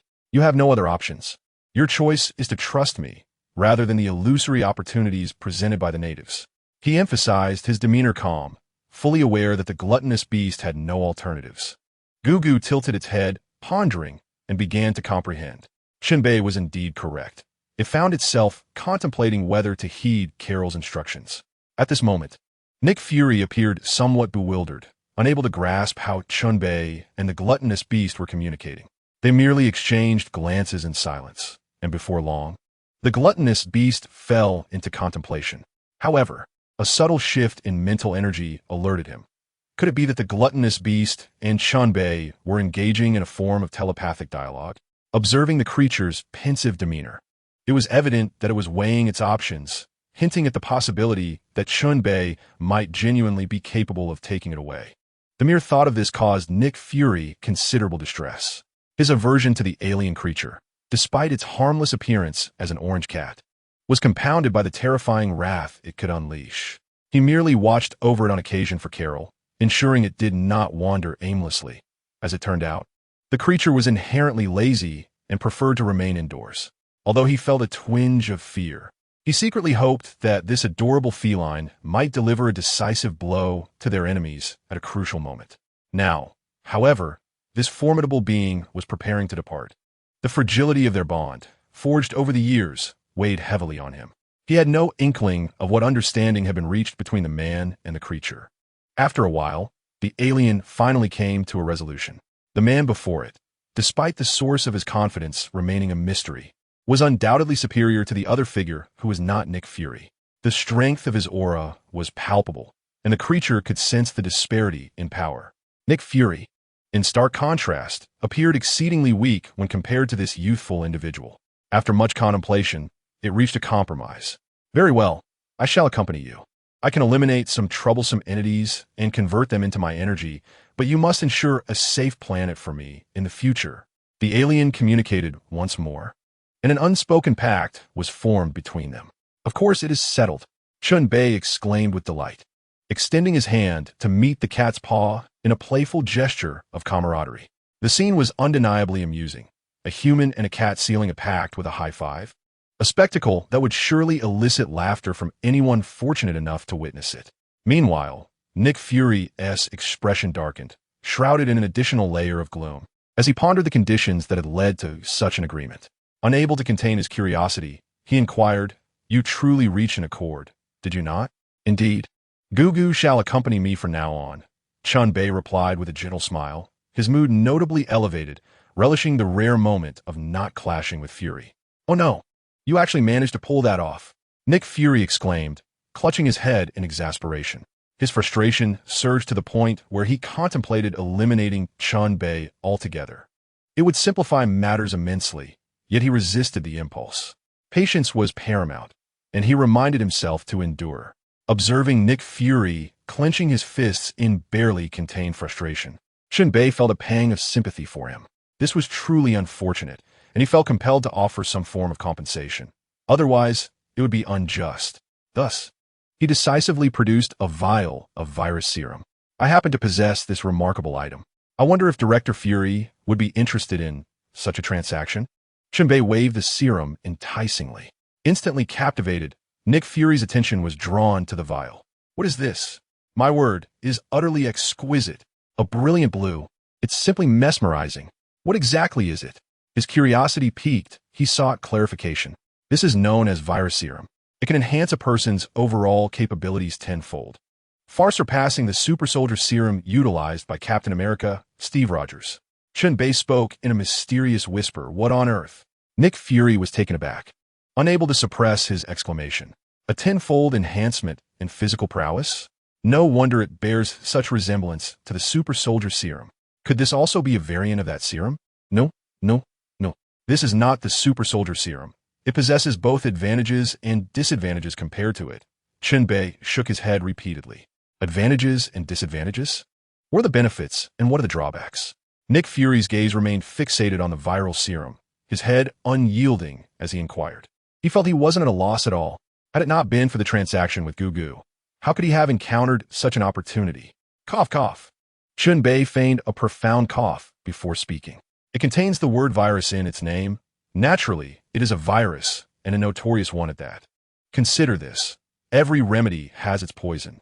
This virus, it can enhance physical capabilities tenfold. Yet at this stage, it is only compatible with one individual's genetic sequence. Unfortunately, that test subject has been assassinated. Now, if injected into others, it will undoubtedly transform them into zombies. Those kinds you see in movies, highly contagious. Only one type of person can adapt. Nick Fury pondered, realizing this would cost lives. However, the SHIELD had no shortage of personnel. It would be a simple matter to gather several hundred or even thousands of death row inmates. After all, they were quite formidable. Indeed, this viral serum is merely a preliminary version. In addition to enhancing physical capabilities tenfold, it can also directly awaken supernatural abilities, such as telekinesis, which you should understand. Chen Bei elaborated, further embellishing his own product, as one naturally does when selling. Huh, such miraculous effects? Is that for real? Nick Fury's eyes widened in disbelief. This was rather impressive indeed. Of course, it is genuine, absolutely reliable. Chen Bei laughed heartily, exuding confidence, which only intensified Nick Fury's fervor. He silently vowed to acquire the viral serum at any cost. Chapter 67. A perfect conclusion. The Eastern brother of 2008 Chen Bei, a master of deception. Notice Nick Fury was already hooked and began to contemplate whether to ask for 2 billion or 3 billion. Oh dear, what a dilemma. As a good person, it felt rather disheartening to swindle someone. Perhaps 3 billion? Would that be excessive? After all, he intended to seize every opportunity presented. And then Nick Fury inquired, how much for a vial of this serum? Not expensive at all, merely 4 small targets in USD. Chen Bei blurted out, only to realize that Nick Fury had added another billion to the sum. What? What do you mean by small targets? Nick Fury was perplexed, unsure of the value of small target. Was this a new internet slang? It seemed he was genuinely out of touch and needed to stay more informed on such matters. Cough, cough, my apologies. Chen Bei awkwardly coughed, having forgotten that he was in the Marvel Universe, where such phrases were likely non-existent.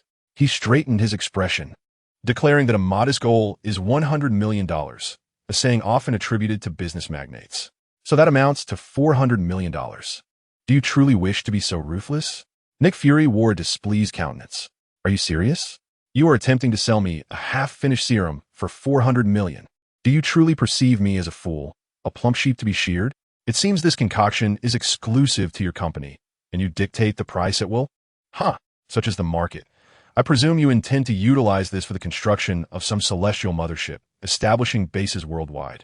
With embezzled funds likely beginning at $400 billion? Chen Bei was well aware that the United States exhibits little concern for financial matters when it comes to military expenditure. An annual budget exceeding $200 billion is what ensures the security of this colossal nation. Nick Fury felt a throbbing headache. This is truly a secret with no veil whatsoever. Damn it. Do not be hasty. This is merely the initial product. The serum itself can yield various superpowers, such as teleportation, self-healing, immortality, and fire attacks. I believe these abilities would be of interest to you as well, wouldn't they? Though I am unaware of your identity. Gaining strength can never be a disadvantage, can it? Teleportation, self-healing, immortality, fire attacks. In an instant, Chen Bei painted a grand vision before him, and Nick Fury found himself compelled to indulge. Excitement. How could one not be excited? Nick Fury's eyes gleamed with a piercing brightness. Is this truly real? He sought confirmation, his gaze fixed intently on Chen Bei, his mental energy surging forth to sense the fluctuations of Chen Bei's mind. Of course, I am an honest merchant. I possess a modicum of fundamental ethics. I strictly adhere to the principle of falsehoods incur tenfold penalties. Would you say my sincerity suffices? Chen Bei grinned, earnestly persuading him. These effects are genuine, but they will require your own research. That is sufficient, Nick Fury replied softly, stroking his chin in contemplation. Should he truly believe his words? Such an expenditure in the billions could not be decided by him alone. A meeting was required to reach a consensus, as he was not the sole authority. In such a vast organization as SHIELD, he could not wield absolute power, for there exists a global security council above him. After a moment of reflection, Nick Fury spoke. My word alone is insufficient. I must consult with my superiors and convene a meeting to reach a decision. Presenting a formal report. Nick Fury spoke truthfully. Chen Bei understood that this was not a private enterprise where the owner has the wealth to act independently.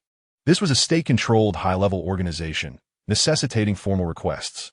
Thus, Chen Bei nodded in agreement. Very well, there is no rush. You must follow this procedure. To demonstrate my sincerity, I can advance a vial of the viral serum to you for research. I shall grant you 1 month, regardless of the results. You will owe me $400 million for this serum. Chen Bei gracefully extended the vial of serum to Nick Fury, who cautiously accepted it. I will await my response. I believe that once the report is presented, those individuals will undoubtedly acquiesce, Nick Fury vowed emphatically. Such a method, tantamount to mass-producing mutants, would be agreeable to any rational mind. The higher their status, the more they fear death. Who wouldn't wish to extend their life by a few extra years or even decades? An additional year equates to more enjoyment of boundless power and wealth. For the elderly members of the World Security Council, the temptation of life is simply insurmountable.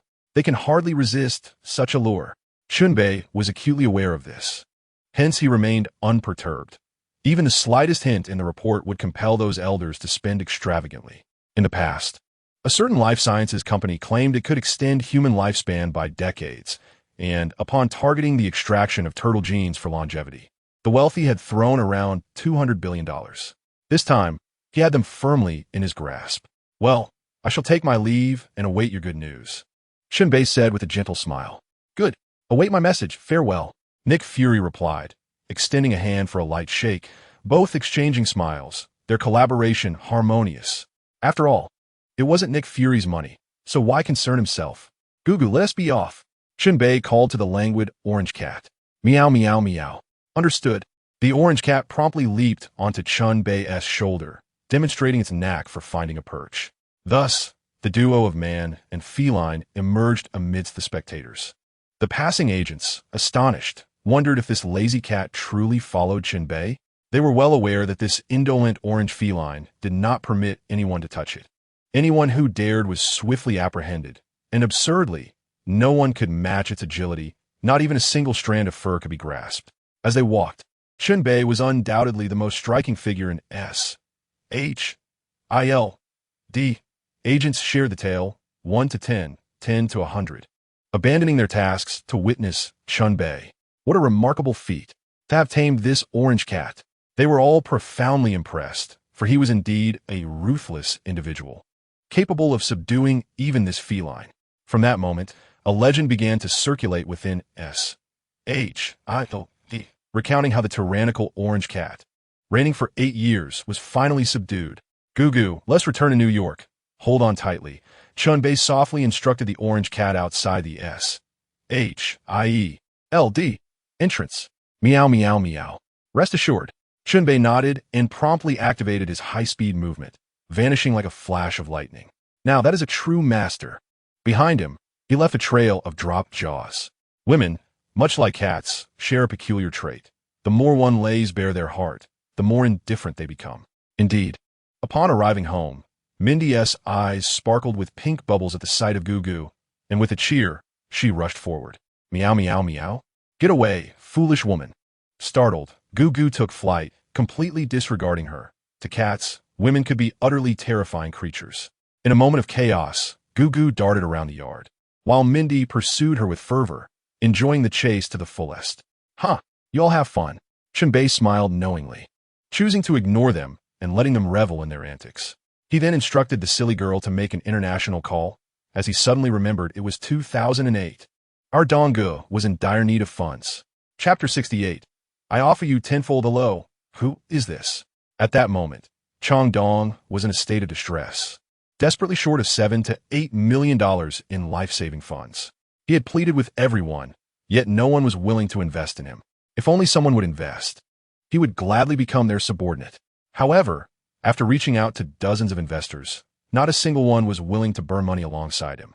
Although the financial crisis appeared to be subsiding, who would dare to invest in a project that promised no returns for years? Establishing a logistics system was nothing but a money pit. Professionals should focus on their expertise, Isn't it better to excel in e-commerce? Ollie was doing just fine, relying on established logistics companies like SF Express. Taking too large a step could lead to disaster. All of them rejected Changdong's requests. They were financially strapped and could not afford to engage in such a costly venture. However, when Changdong noticed the call was from an international number, specifically from New York, a spark of hope ignited within him. Was my great savior finally arriving? Indeed, a calm and youthful voice emerged from the other end. Hello, sorry to intrude. I am Chen Bei, the second largest shareholder of Stark Industries. I heard Mr. Liu is in need of funds, correct? This individual was undoubtedly there as an angel investor, a surefire venture. The future of the Jindong Group, a unicorn enterprise, promised revenues in the hundreds of billions. Although it was currently struggling and appeared on the brink of collapse, with just a little push, it could soar to great heights. Upon hearing this, Changdong was momentarily taken aback. Stark Industries? How could such a colossal enterprise take interest in a small company like his? This was utterly unexpected. Having exhausted all avenues domestically without securing a single dime, how could anyone abroad be aware of his plight? Nevertheless, he had long possessed the qualities of a successful entrepreneur. His success was inevitable. With his bold and tenacious character, Changdong promptly composed himself. Mr. Chen, I presume you are of Chinese descent? I wonder where you heard about my financial troubles? Indeed, I am in dire need of funds. However, domestic investors do not seem to believe in my project. I am uncertain if you are aware, but I require a substantial investment of $70 million. The meaning of Changdong is quite evident. Although I am unaware of your true identity, I am not Navi. If you were indeed a fraud, would I not be wasting my expressions? Mr. Liu has his suspicions regarding my identity, which is understandable. However, it is essential to maintain a degree of vigilance in the business realm. I am prepared to invest $700 million to acquire a stake in Jindong 25. Of course, I can forego voting rights and allow you to exercise them on my behalf. How does that sound? Chen Bei spoke with a calm demeanor. To propose such a tenfold increase in investment, far exceeding the $70 million that Changdong initially sought, was indeed astonishing. Surely, this individual cannot be jesting. It is rare for an investor to propose such a substantial leap in funding. My initial reaction was to suspect a trick, yet I quickly dismissed that notion. Anyone who possesses my personal number cannot be a mere charlatan. Mr. Chen, your investment offer is beyond my expectations. It seems rather excessive, I remarked, as surprise mingled with confusion and pressure. In this day and age, no one is a fool. Is there truly no catch? Mr. Liu, do you believe that establishing a self-built logistics system and setting up warehouses nationwide can be accomplished with a mere $70 million? Can you even secure land in major cities like Shanghai, Beijing, or Nanjing? Even in the suburbs, do you truly think $70 million is sufficient? As an investor, I am not merely looking for you to acquire a few hundred or 1,000 square meters of warehouse space. What I require is efficiency. Efficiency equates to time, and time translates to money, a principle you surely comprehend. Your modest ambitions of a few tens of millions are utterly insignificant. I have faith in your project, as it mirrors the model of Amazon, and I do not wish to linger in anticipation. Chen Bei expounded with fervor, his words incisive. In summary, the message was clear. Invest heavily. Establish a comprehensive logistics system in the shortest time possible to enhance the overall efficiency of the company and accelerate operations at Jindong. Changdong found himself inspired by Chen Bei's decisive and dynamic approach. This was the essence of a true investor, resolute and generous. Such an investor aligned perfectly with his own decisiveness in action. Collaborating with someone who allows him to flourish without undue interference will be the most satisfying and joyous outcome for him. Thus, Changdong resolutely chose to place his trust in Chen Bei. The wisdom shared in your words surpasses a decade of learning. With an investor of your caliber, should I fail to achieve remarkable success, I would have no face to continue living. Very well. Since you choose to trust me, I shall ensure your investment does not go to waste. I will return it tenfold, 100-fold. Changdong exclaimed with fervor, for he was a man of passion.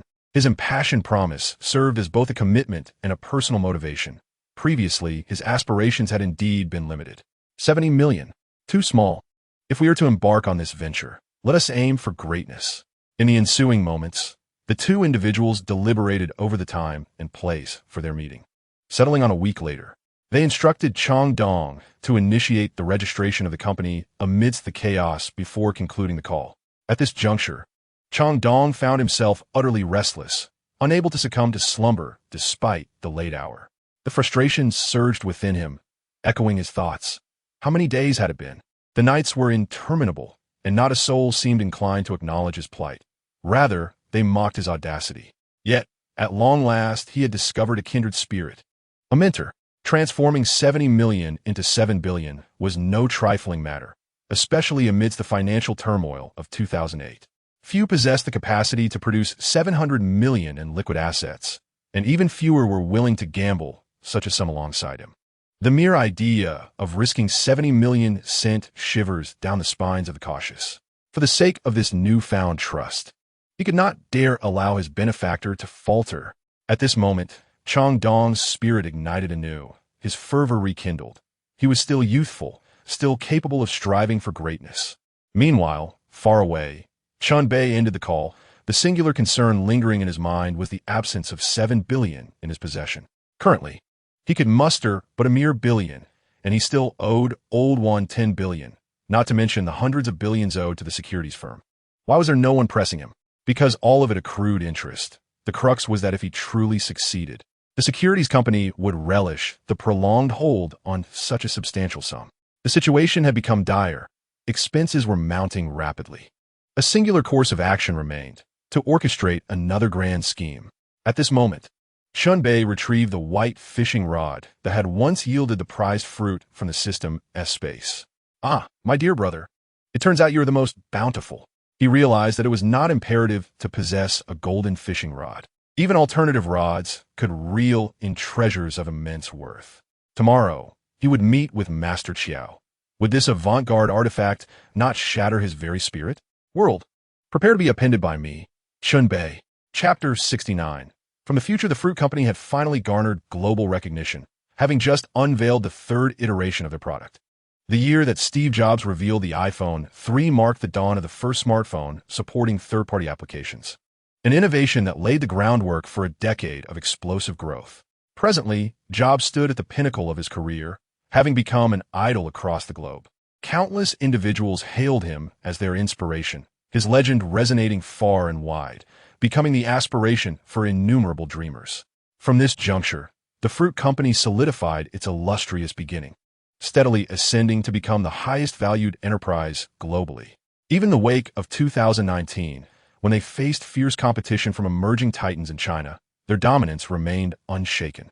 Today, Chen Bei was determined to seize the moment as this colossal ship embarked on its journey, leaving an indelible mark of his own at the fruit headquarters. In the realm of daily hosting duties, Master Zhou stood triumphantly atop his empire, surveying the world beyond with an air of superiority, as if he were gazing down upon mere hills, convinced that no rival existed to challenge him. He regarded the myriad of mobile phone manufacturers outside as mere subordinates, each one incapable of rivaling his prowess. Brands like Samsung and Nokia were destined to crumble beneath his feet, and he firmly believed that day was imminent. His confidence in himself and his team, who had toiled tirelessly to create a groundbreaking product, was unwavering, for sales figures had already spoken volumes. Suddenly, the tranquility of his reverie was interrupted by the shrill ring of a telephone. Annoyed, Joe wondered who could be so thoughtless as to disturb his contemplation. Nevertheless, his well-mannered disposition compelled him to answer the call, as it might pertain to an urgent matter. "Hello, what is it?" Joe's voice was frosty and authoritative, instilling a sense of trepidation in his secretary. Chairman, there is someone claiming to be a shareholder of Stark Industries who wishes to speak with you. He says he has a business proposal," the secretary stammered, beads of perspiration forming on her forehead, clearly flustered by the unexpected encounter. A Stark Industries shareholder? Joe's mind raced with skepticism. He had no dealings with them, nor any previous interactions. Yet, since the individual was present, it was only prudent to meet him. Such a military-industrial enterprise, a venerable titan of commerce, was not something his private company could afford to offend. The potential for unseen repercussions, such as sanctions or loss of satellite signals, loomed large in his mind. He adjusted his tone, softening it to a more congenial demeanor. "Please have him come up. I await his esteemed presence in my office." "Yes, Chairman," the secretary replied, visibly relieved. Just moments ago, she had felt the chill of his demeanor. Now, with the arrival of a Stark shareholder, he had transformed entirely. Such is human nature, she mused, rolling her eyes inwardly. Without delay, she hurried to the reception area to fetch Chen Bei. "Sir, our chairman is waiting for you in his office. Please follow me," she said with utmost respect. "Very well. Let us proceed," Chen Bei responded, following her lead. As they walked, he took in the surroundings of the renowned technology company, marveling at the sleek and efficient design that exuded a sense of advanced innovation. The secretary gently knocked on the door, and a steady male voice beckoned from within. "Come in. Chairman, this gentleman is the major shareholder of Stark Industries," the secretary announced, bowing respectfully. At this moment, Chen Bei scrutinized Zhou, noting that he bore a striking resemblance to his numerous video appearances, his gaze sharp and his demeanor impeccably meticulous. As Chen Bei scrutinized Mr. Chiao, the latter returned the gaze with equal intensity. Youthful, remarkably youthful, exceptionally handsome, with an extraordinary demeanor that seemed to radiate light, he exuded an overwhelming confidence. Simultaneously, Mr. Chiao was astonished in silence, struck by the man's composure and his air of superiority, as if he were a prophet among mere mortals. They were merely natives, while he was something beyond. What was even more astonishing was that he was a young individual from Huaxia, yet a major shareholder in Stark Industries, an almost unbelievable revelation. After a brief silence, Mr. Chiao subtly gestured to his secretary, who instantly understood and cautiously bowed out. It was only then that he spoke. "May I inquire how to address you, sir?" "Chen Bei, a Huaxia native," Chen Bei replied with a slight smile, exuding politeness and an air of ease. "Ah, indeed, a Huaxia personage. Such refinement must surely stem from the millennia of history that your ancient nation embodies. The youth of today are formidable," Mr. Chiao exclaimed, genuinely impressed. This demeanor was worlds apart from the crassness often seen in the small island nations. It was a grandeur only Huaxia could possess. "Ha, Mr. Jobs, you flatter me," Chen Bei responded modestly. "We merely strive for humility." "Very well, I shall not beat around the bush. I am curious about the nature of the business Mr. Chen wishes to discuss. I believe our companies have had little interaction thus far," Mr. Chiao inquired, smiling as he got straight to the point. "I do not represent Stark Industries. I speak solely on behalf of myself to negotiate a business matter with your esteemed company," Chen Bei stated calmly, producing a smartphone from his pocket and presenting it to Mr. Chiao. This. Mr. Chiao's eyes widened in astonishment as he fixated on the device before him, disbelief washing over him. Though years had passed, the familiar allure of the phone struck him instantly. It was his creation, and no matter how it evolved, he could recognize it at a glance. "I must try it," Mr. Chiao exclaimed eagerly, seizing the phone before waiting for Chen Bei's response. Although the device was inactive, he felt no unfamiliarity. He promptly activated it, for no one knew these devices better than he. He was their creator. As he experienced this glimpse of future technology, he was captivated by the stunning display quality, the remarkably fluid response time, the sleekness of its design, and the impeccable functionalities it offered. Each feature ignited a frenzy of excitement within him. In this moment, he felt immense joy, not merely surprise. Although he had long opposed larger devices, he found himself enamored by this screen size. This was not just a phone, it was a work of art. What he did not realize was that such designs had long ceased to be novel. The innovations from Huaxia had begun to outpace those of Fruit Company. This only served to underscore one undeniable truth. No one could escape the allure of the true fragrance principle. After immersing himself in the device for nearly half an hour, Mr. Chiao suddenly came to a realization. He felt he had overlooked a horrifying truth. This phone was certainly not a product of this era. But from whence did it originate? He gazed up in terror, only to find Chen Bei smiling enigmatically at him. At that moment, he comprehended. The young man before him was the architect of this bewildering scenario. "You!" Master Chiao abruptly leapt to his feet. He felt as though he had stepped into a terrifying future, ensnared in a nightmarish vortex. He truly believed he could not extricate himself. This was theology, and should he voice it, others would undoubtedly consign him to a psychiatric ward, branding him a madman. The individual before him might indeed hail from the future. This was merely his conjecture, and he dared not delve deeper. He could only pray that this person had fortuitously arrived in this era, leveraging his advanced knowledge to ascend ranks. Yet, the deeper implications were too daunting to contemplate. His fear lay in the possibility that this man could traverse the terrifying truths of past and future at will. Haha, Mr. Jobs, do not be so apprehensive. Often, the more one contemplates, the more one frightens oneself. Chen Bei remarked with a mysterious smile, his bizarre demeanor only fueling Master Chiao's spiraling thoughts. I wonder how you intend to conduct business? You mean to sell this phone to my fruit company, correct? Taking several deep breaths, Master Chiao suppressed his astonishment and gravely inquired. Of course, otherwise, why would I be here with Mr. Jobs? Chen Bei shrugged nonchalantly. Very well, that is indeed logical. How much? Name your price, Master Chiao replied, inhaling deeply as he spoke.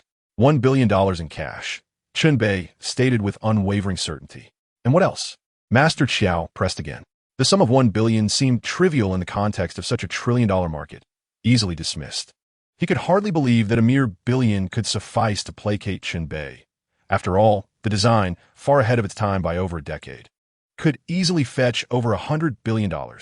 Most significantly, the operating system and the pioneering hardware were worth a fortune.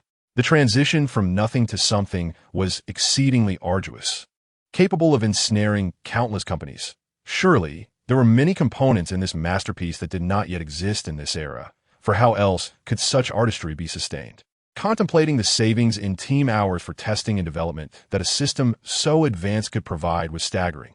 The costs involved were, without a doubt, in the billions, if not more. Chen Bei was acutely aware of how exorbitantly costly and time-consuming system upgrades and developments could be. Huawei invested over $100 billion annually in research and development, an unfathomable sum. Furthermore, the shares of the fruit company were also at stake. Of course, this would necessitate internal discussions, as this was indeed a monumental transaction. Chen Bei boldly presented a price that left Master Chiao utterly stunned. Indeed, that price was exorbitant. To demand such a significant share from a single individual was a decision beyond his capacity to make. At that time, Mr. Jobs held merely a 15% stake, while another co-founder possessed 11.4%, and a partner owned 6.5%. The three of them were still united in their endeavors, managing to maintain control over the fruit company. However, in a decade's time, the largest shareholder would possess less than 6.63%, which is quite astonishing. No one could exert control.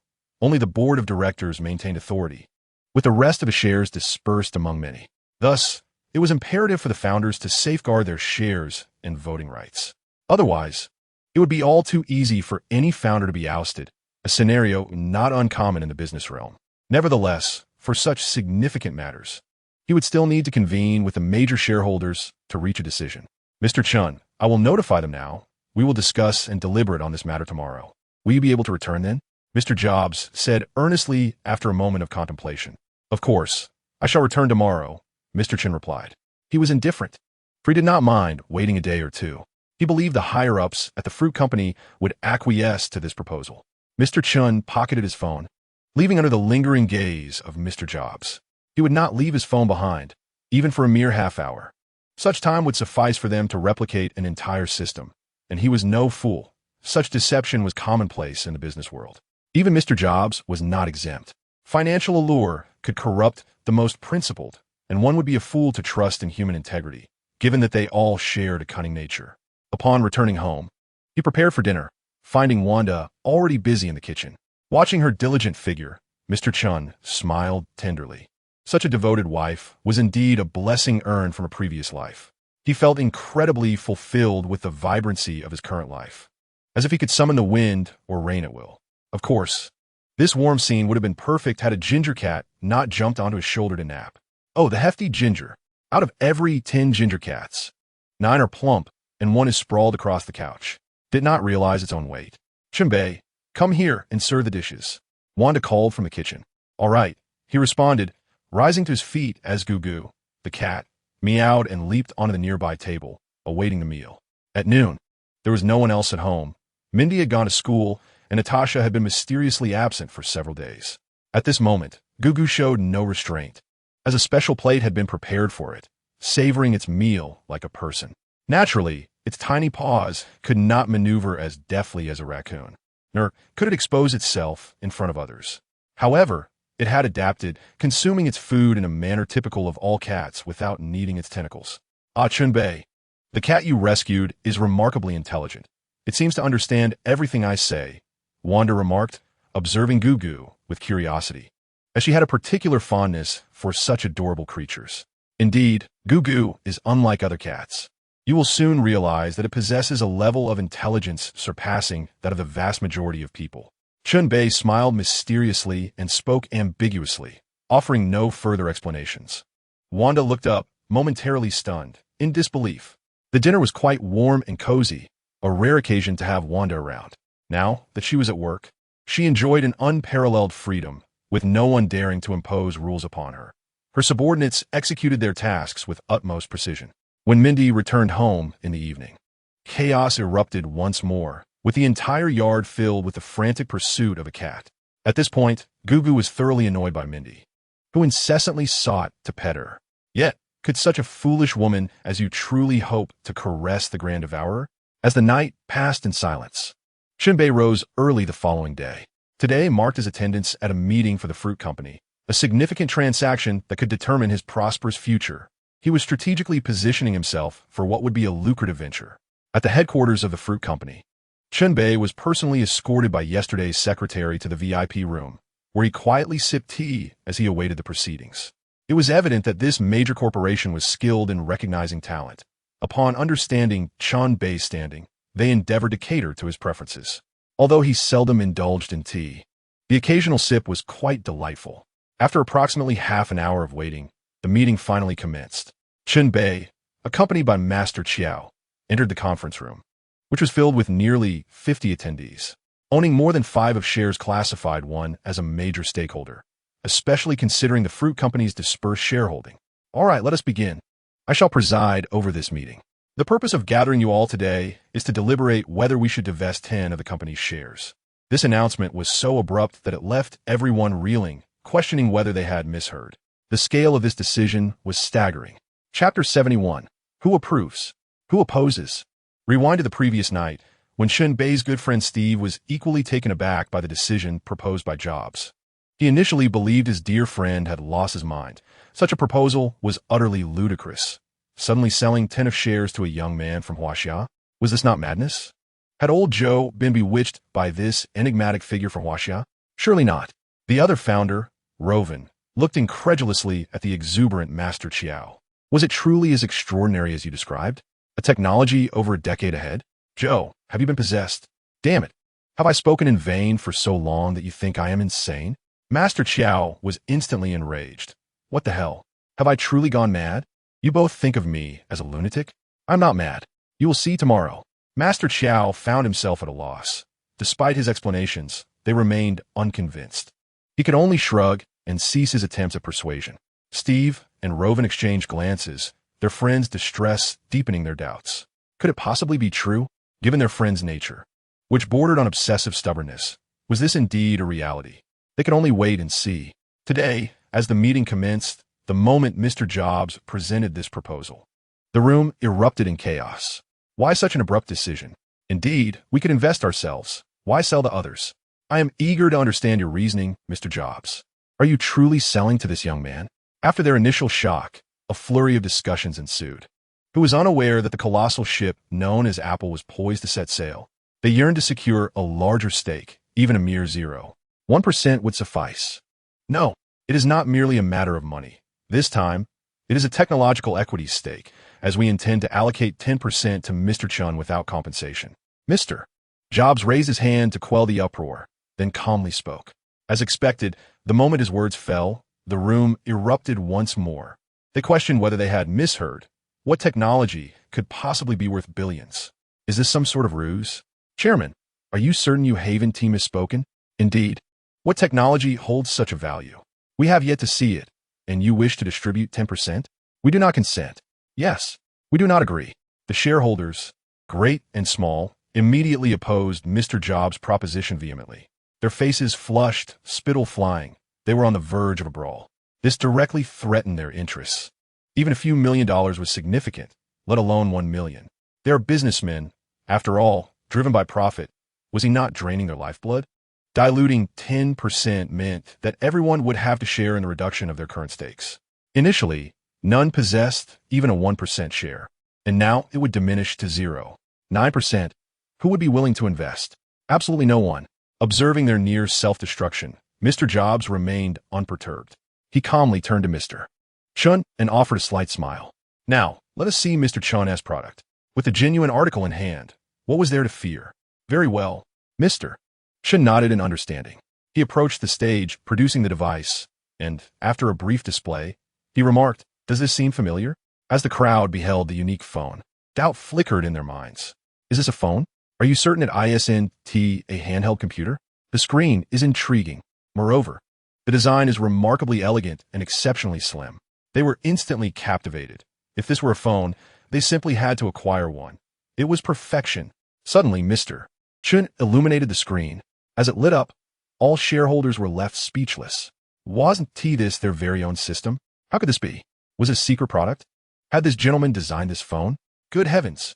If such a device were to hit the market, it would undoubtedly ignite a global trend and capture attention.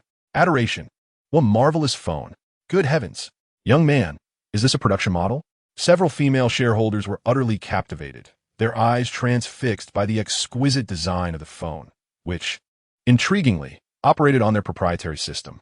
Haha, esteemed shareholders, what are your thoughts on the impending launch of this phone? Chuckled the visionary leader. Indeed, this is a design that heralds a new era. No doubt this design is remarkably avant-garde. It practically humbles all other manufacturers' designs.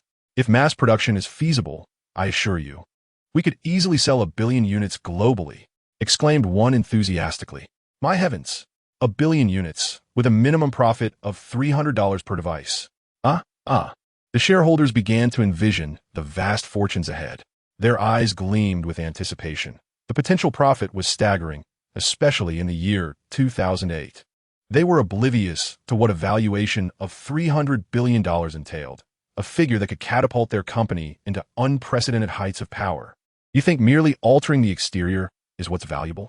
Let me enlighten you. The leader's voice cut through the chatter, commanding attention. The system originates from a technology 13 years ahead of our time. Can you fathom the savings this could yield? This is an investment beyond imagination. 500 billion or even 1,000 billion. Have you contemplated that? Do you realize how advanced the hardware is? It is a full decade and a half ahead of our era. What expertise must that entail? You shallow thinkers, fixated only on superficialities. It's futile. You wouldn't comprehend true technological prowess. The leader surveyed the crowd with a smirk, reveling in their earlier bravado, now laid bare in their astonishment. The irony was delicious. Satisfaction. However, while the leader basked in his triumph, the others were left in a state of disbelief, their mouths agape. A decade and a half ahead? Are we certain this is terrestrial technology? Surely, this cannot be extraterrestrial innovation if it's not from outer space. They simply cannot fathom any technology on Earth surpassing their own company's capabilities. This deal could sustain them for decades. There's no rush. We cannot consume it all at once. Release a new phone periodically, incrementally enhancing hardware and systems. One cannot harvest all the crops at once. That would be folly. The capitalists' minds were shrouded in darkness. They understood little of technology, only the prospect of profit. Their immediate thoughts revolved around exploiting their advantage. Now, who is in favor? Who stands opposed? The leader surveyed the room, eager to witness if their previously brazen demeanor would hold. As anticipated, every face wore a smile, and the resolution passed unanimously. What is dignity? What is it worth if it cannot be exchanged for wealth? They were heartless capitalists. If they had any sense of shame, they would not be seated here. Chapter 72. The final warning. The outcome was exceedingly smooth. The resolution was approved by all. For no one turned their back on money. In no time, Master Joe prepared dozens of contracts that had long been in readiness, and the shareholders promptly transferred shares to Chen Bei in proportion. Silly girl, please scan these contracts and check for any issues. Chen Bei took out the crystal doll and gently swept it over the contracts, a fleeting green data stream illuminating the air. The contents of these contracts were uploaded to the data center of Silly Girl, and within a minute, all the contracts were thoroughly reviewed. Brother Chen Bei, there are no issues with the contracts, Silly Girl chimed sweetly. Haha, so obedient. Chen Bei joyfully tapped the little nose of Silly Girl, the crystal doll. Having Silly Girl around was indeed incredibly convenient. Her myriad of auxiliary functions were exceptionally useful. With the assurance that Silly Girl had scanned the contracts without issue, Chen Bei confidently signed his name across each document. After signing, he raised his head to find everyone staring at him as if they had been rendered speechless. "What is the matter with you all? Why are you looking at me like that? Is there a problem?" Chen Bei smiled at them, and the group was startled. At that moment, one person could no longer contain his astonishment. "Mr. Chen, what is this crystal doll?" He stammered. "Is artificial intelligence really this advanced now? This is even more surreal than a science fiction film. Is this extraterrestrial technology? How astonishing. My goodness, Mr. Chen, are you truly from Earth?" They could not comprehend Silly Girl's existence and could only regard the crystal doll as a product of alien technology. Even tech giants like Steve and Rowan were utterly baffled, gazing at Chen Bei with blank expressions. Only Master Joe focused intently on the Silly Girl in Chen Bei's hand. This must be a product of future, advanced technology. He truly hails from the future. He could traverse time freely. My God, is he a deity? Master Joe held his breath, afraid to speak, fearing that he might involuntarily exclaim in astonishment. It was simply too incredible. He worried that voicing his thoughts might lead others to deem him insane and send him to a hospital. Upon hearing their queries, Chen Bei chuckled. "All right, enough of that. This is a secret. You may find use for it in the future. I hope you all live to see that time." With a wave of his hand, he seamlessly stored the contracts into his system space. Before the watchful eyes of all, the contracts vanished without a trace, once again shocking the capital magnates. This. The gazes directed at Chen Bei were now filled with even greater reverence. Could this man truly be an extraterrestrial? Such technology is beyond Earth capabilities. Could this be the fabled space-folding technology? "Sir, you are indeed extraordinary. Indeed, we have truly broadened our horizons. Does this mean we will be mingling with extraterrestrial tech tycoons in the future? Just one piece of equipment could sustain us for many years." The group of individuals gazed with fervor, their fingers laden with wealth to the extent that even a mere fraction would suffice for a lifetime of indulgence. It was sufficient for them to simply cling to the affluent. "Enough of the flattery. I shall take my leave," Chen Bei declared. Though he was momentarily buoyed by the praise, he understood the importance of remaining grounded. "I shall allow myself to revel in prosperity once I have amassed a fortune that rivals nations." With that, Chen Bei vanished in an instant, not as an act of arrogance, but as a means to instill trepidation among those unscrupulous capitalists. The principle of might transcends all worlds. There is no distinction. Might is indeed the progenitor. As expected, once Chen Bei departed, the conference room erupted into a cacophony of astonished discussions. This was utterly unforeseen. Not only had he acquired extraterrestrial technology, but he had also seemingly gained superhuman abilities. Were not the aliens depicted in films characterized by advanced technology and various supernatural gifts? Or perhaps this individual was a mutant who had received powers from a fallen spacecraft. Amidst their speculations and exclamations, those with ulterior motives opted for discretion, recognizing that they could not contend with such an enigmatic figure. His departure served as a stark warning, a pure display of martial deterrence, urging them to reevaluate their own capabilities. In this manner, Chen Bei's venture proved to be exceedingly gratifying. He secured financial gain and equity, while the fruit company obtained a cutting-edge system that would keep them ahead for years, along with invaluable experience in hardware development. A true win-win scenario.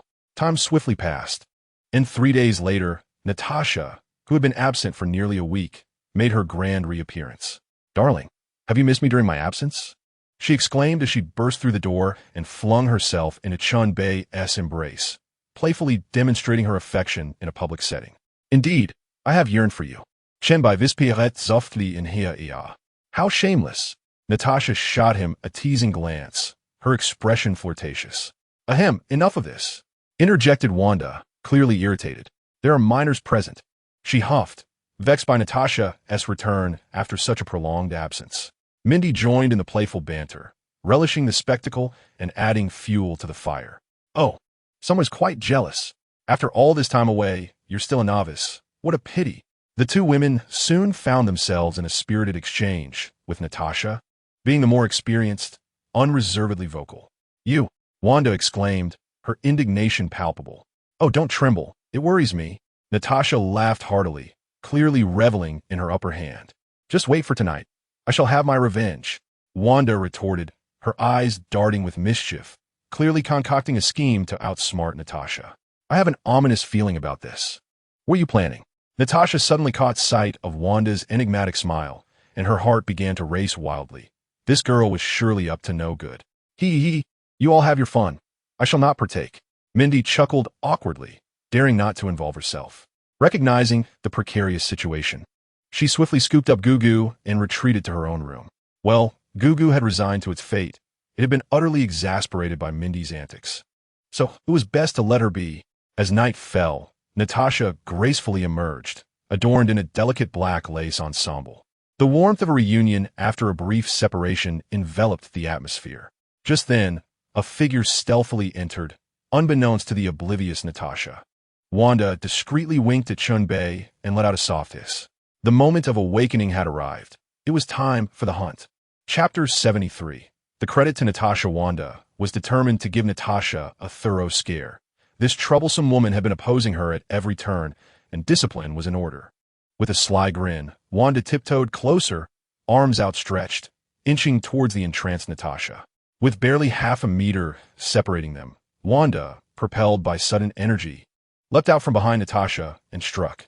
Startled, Natasha let out a piercing scream, and that was the end of it. She was rendered incapacitated. Initially capable of enduring for several more minutes, Natasha succumbed to the shock, her nerves frayed and spirit deflated. Without needing to glance back, she already knew who was responsible. Damn you, Wanda, just wait. You'll see how I deal with you. With a weary head bowed, Natasha knelt before Chen Bei, unleashing a torrent of curses, her frustration palpable. This utter fool, she exclaimed, her tone laced with disdain. Heavens, what is this? I've never encountered such a plethora of absurdity. Wanda cackled gleefully, relishing in her triumph. Her taunts dripping with provocation. She showcased her absurdity, delighting in the spectacle. Oh dear, I shall end you. Natasha's face flushed crimson with embarrassment, her temper flaring as she attempted to rise and confront Wanda. But alas. If you have the guts, get up, you worthless one. Wanda reveled in her superiority, though inwardly, she pondered the sheer foolishness surrounding her. Natasha was infuriated. If it weren't for that girl's sudden appearance, she would not have been reduced to dealing with such nonsense. All right, my dear. Do not stoop to this girl's level. I shall handle her, Chen Bei interjected, stepping in as a peacemaker. Indeed, Natasha nodded vigorously, her resolve hardening. This time, I shall ensure that this wretched woman cannot rise again. I will unleash my revenge upon her. She planned to wait until Wanda had exhausted her energy to truly dominate her. Just you wait and see. But where was Wanda? Chen Bei cast a mischievous glance at the triumphant Wanda, who, upon noticing, contemplated a hasty retreat. Rune, where do you think you're going? As Wanda attempted to flee, Chen Bei unleashed a surge of telekinetic energy, drawing her back into his embrace. Wow, I was wrong. Please spare me. Realizing escape was futile, Wanda transformed into a small kitten, batting her oversized eyes in a plea for mercy. It's no use, Wanda. You must accept your fate. Natasha's face lit up with delight as she burst into laughter. Utilizing her scant telekinetic power, she swiftly severed the delicate drawstring of Wanda's pants, tossing it aside carelessly. Darling, the dog has perished. I'm sorry I was wrong. Natasha, you are doomed. Wanda, caught between reluctance and affection, glared fiercely at her accomplice, Natasha. Those who understand dogs, meet your demise. What followed was a chaotic scene, a veritable storm of violence, drenched in blood and mayhem. Left with no alternative, Chen Bei resorted to cheating. Oh no, the madman is coming. Natasha, we must flee. Where? The two turned simultaneously, nearly frightened to death. It's not your fault for being so hideous. However, it is your fault for scaring people. Prepare to meet your end. Chen Bei wore a mysterious smile, his expression gradually becoming enigmatic. As soon as the words left his lips, they understood. Moving at high speed, he unleashed a flurry of kicks upon the foolish one, leaving them utterly bewildered. Natasha, what have you been up to lately? Chen Bei inquired during their meal. Not much, really. Recently, Tony has inexplicably developed an enthusiasm for the superhero endeavor, and I'm tasked with monitoring his whereabouts. Natasha shrugged nonchalantly. Tony? Chen Bei hadn't been paying much attention to him lately. Has he truly become this earnest? It's that guy, but he's been acting rather capriciously since yesterday, even engaging in a scuffle with Rhodes from the military. Not to mention, crafty Rhodes managed to abscond with one of his armors. Natasha recounted the events of the previous evening, shaking her head in disbelief. Rhodes is too cunning. It's not that Rhodes is cunning. Tony intentionally allowed him to take it. Chen Bei interjected quietly. What do you mean? Natasha gazed at him, puzzled. Don't you find it suspicious? On what grounds does Rhodes think he can take Tony's armor? Without Tony's permission, he wouldn't even be able to activate it. Chen Bei remarked coolly. Indeed, without Tony's consent, he cannot take it. Natasha suddenly realized there is something amiss. So now you can report this discovery to Nick Fury. Isn't that quite the achievement? Just tell Nick Fury to check if Tony has undergone any changes and to communicate with him. He might be compromised. Quite the achievement? Natasha's eyes sparkled at Chen Bei's words. You understand no. Thank you, my dear. Surprised. Natasha planted a fervent kiss on Chen Bei's lips before storming out in a whirlwind. Watching her retreating figure, Chen Bei wore a mysterious smile. He could elevate his wife to the position of director of SHIELD, which meant that the organization would effectively belong to him. The financial resources at his disposal would be limitless. The annual funds embezzled by Nick Fury would be entirely at his disposal. Was it not a waste to squander such resources on someone like him? Once the opportune moment arose, when he no longer feared the formidable Captain Marvel, it would herald the demise of the enigmatic Nick Fury. Nick Fury, Captain Marvel, and the Ancient One were all obstacles in his path. They would never permit someone like him to exist in this realm. Chen Bei gazed dreamily at the clouds, murmuring to himself. Suddenly, his expression sharpened. With just a little more time, these individuals would no longer hinder his ascent to power. Chen Bei preferred to lay his plans gradually, eschewing hasty confrontations. Unless he were to obliterate this world, he could only meticulously craft the rules of the game. And establishing these rules required capital. Chapter 74. The Avengers Initiative as Anticipated. When Natasha relayed her observations and analyses to Nick Fury, he fell into deep contemplation. For Natasha was indeed correct. The sudden change in Tony was exceedingly suspicious. At present, Tony was basking in his own success, and he would never allow anyone to overshadow him. He had entrusted the Iron Man's suit to Rhodey, which meant that Rhodey could also become Iron Man. This would strip Tony of his exclusivity, a notion utterly unacceptable to his prideful nature. This was merely the surface of the analysis. Nick Fury understood that the military had long coveted Tony's armor, yet Tony was adamant about not selling it. Even an offer of $100 billion would not sway him. He would never allow his suit to become a weapon of war for the military. Yet, astonishingly, he had indeed given the armor to Rhodey, an unfathomable act. This anomaly left Nick Fury utterly perplexed. Something unusual was afoot. Nick Fury was now convinced that something was indeed amiss with Tony. He needed to uncover the truth, for Tony was a crucial component of his plan. Natasha, you shall receive due credit for this. I will request a promotion for you from the higher-ups. Suddenly, Nick Fury erupted in laughter. Thank you, Director. This is merely my duty, Natasha replied, her demeanor shifting to one of solemnity, as she could still deliver a proper line. Well then, await your promotion, he said. Yes, Director. Nick Fury instructed Natasha to leave first, and she was eager to depart. Tony, what on earth do you intend to do? Nick Fury mused to himself. With a furrowed brow, Nick Fury pondered the recent events, each occurrence surpassing their capacity to respond. It seemed as if the world had been activated by some mysterious force since that man appeared, unleashing a myriad of strange entities. Alas, who are you? What direction do you intend to lead our era towards? Nick's thoughts drifted to Chen Bei. All troubles appeared to stem from him, a figure shrouded in enigma, like a swirling mist, rendering the past elusive and the future invisible. No, I cannot remain idle. Nick Fury abruptly rose and approached the safe. Inputting a series of peculiar questions, he finally unlocked the safe, retrieving a document and an antiquated infinite pager. The internet? Every network harbors vulnerabilities. He held a profound distrust towards it, his suspicions running rampant. He did not even trust himself.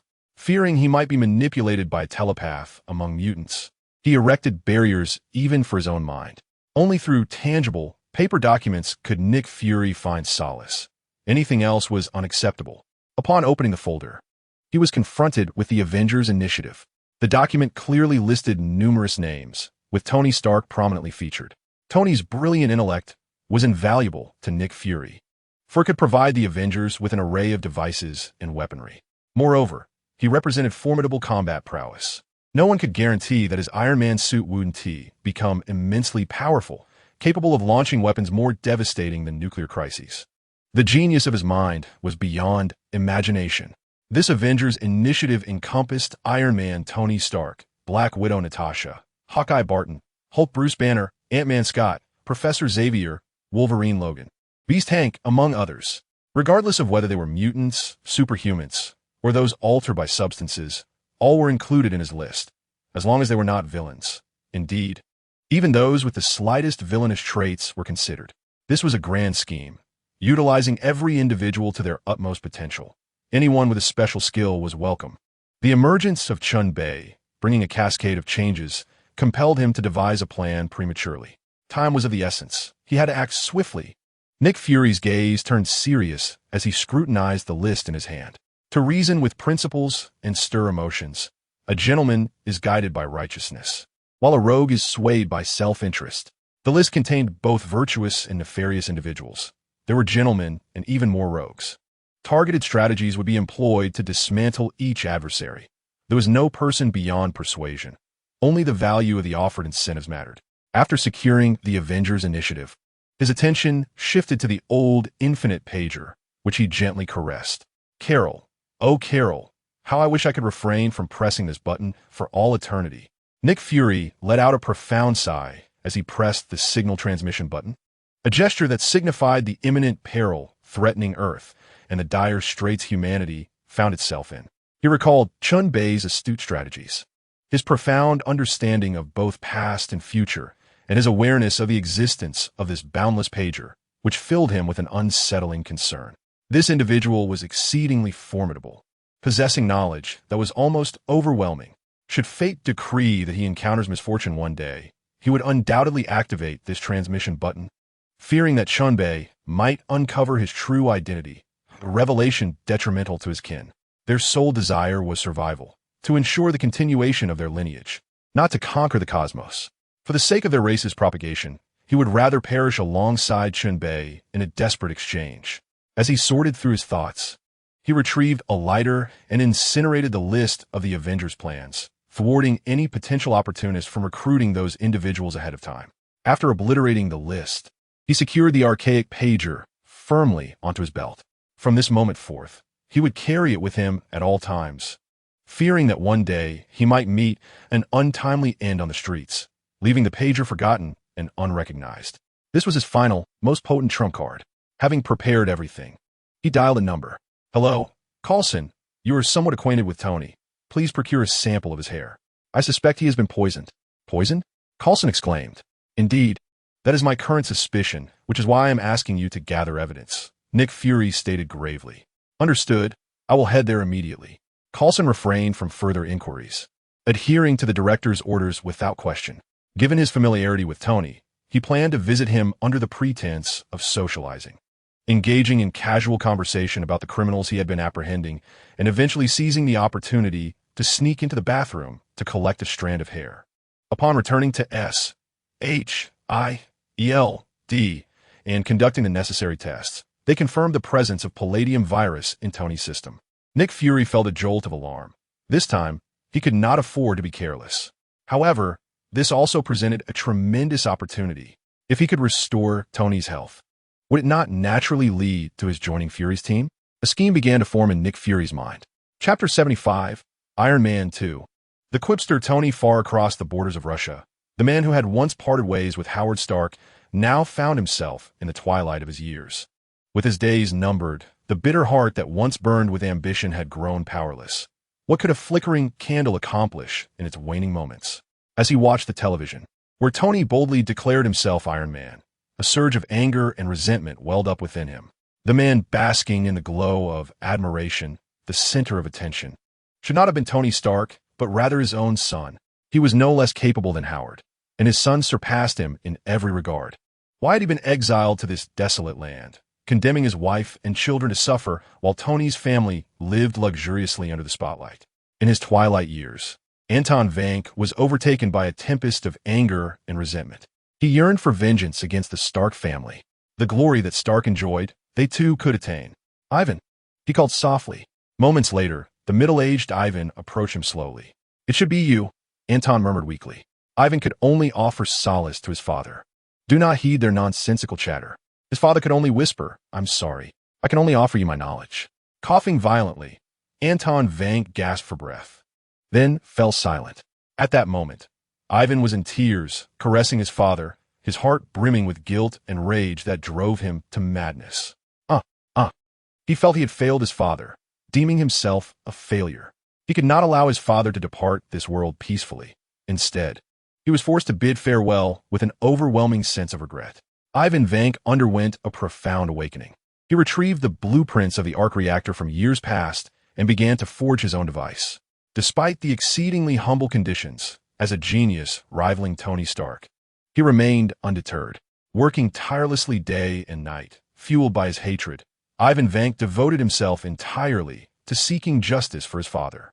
Apart from Chen Bei, no one knew that a man far away in the land of Mao had completely lost his sanity, secretly preparing for revenge. Before long, a few days had passed, and Chen Bei had teleported to meet with Chang Dong in the capital.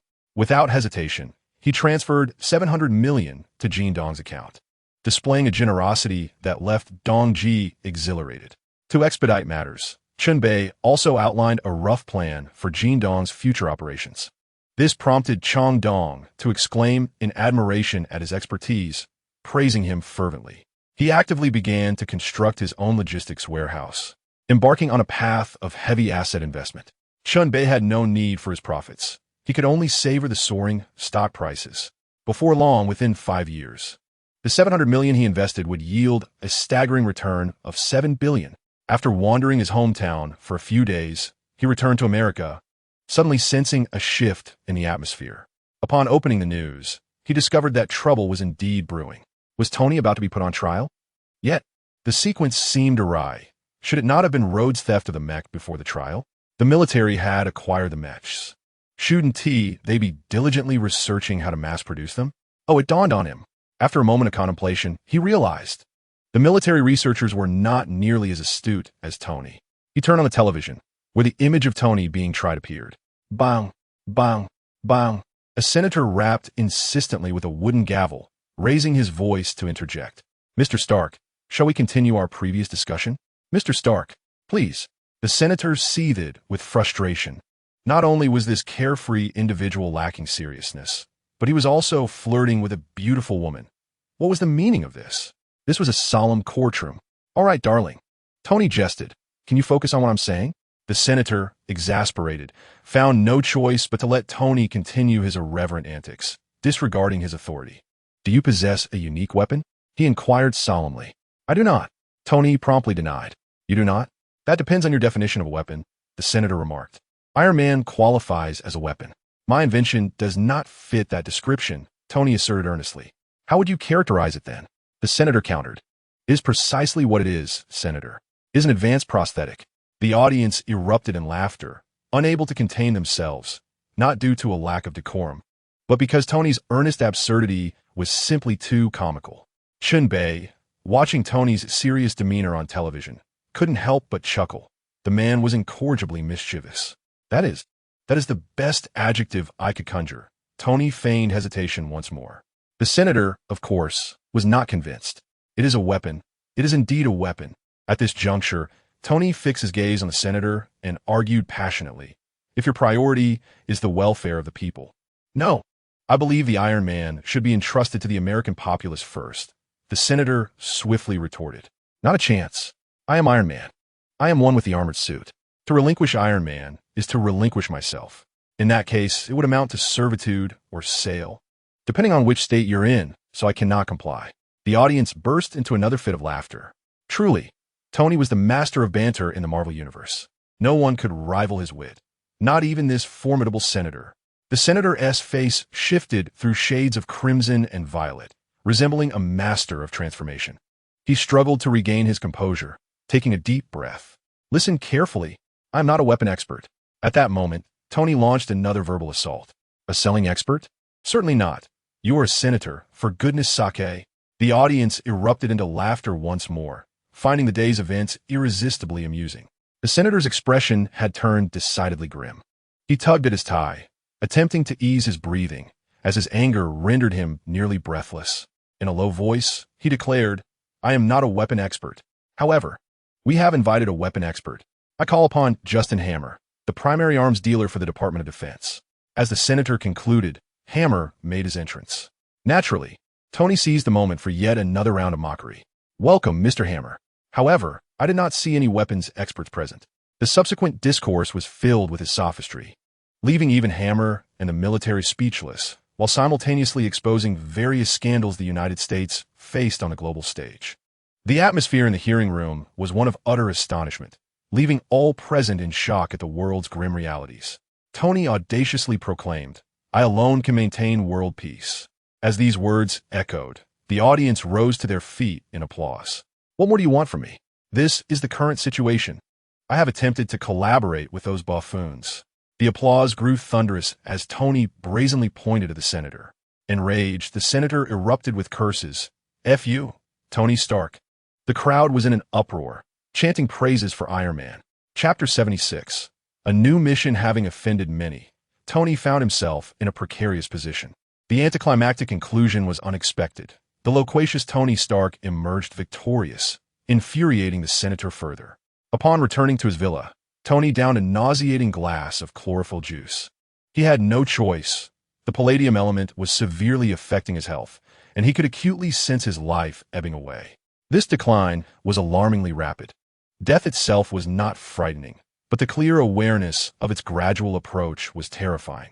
Tony found himself unable to reverse this process, as he could not identify a non-toxic substitute for palladium. In the Malibu villa, Pepper Potts engaged in a heated argument with him, as Tony's behavior had become increasingly reckless. She felt utterly bewildered by his motives, as he acted impulsively without regard for the consequences.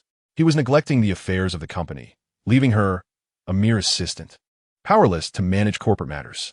It was imperative for her to have a serious conversation with Tony. The outcome of their discussion was that Pepper would assume the role of Chief Executive Officer of Stark Industries, overseeing all operations. This decision alleviated her frustrations. How could she not be pleased with a promotion and a raise? Transforming from a junior assistant into a prominent leader certainly fulfilled her aspirations as a strong woman. In their excitement, they raised their glasses in a toast, sharing a modest celebration. A few days later, the liberated Tony decided to attend a racing competition in Monaco, surrounded by middle-aged men indulging in a youthful pastime. If he wished to act recklessly, they had no choice but to accompany him in his folly, unaware that this time, Tony intended to take the plunge himself and participate in the race. Before the race commenced, Tony took a moment in the restroom to assess his condition. To his dismay, he discovered that his blood was 53 poisoned. He realized he might only have a fortnight to live. With a bitter smile, he regarded his reflection in the mirror.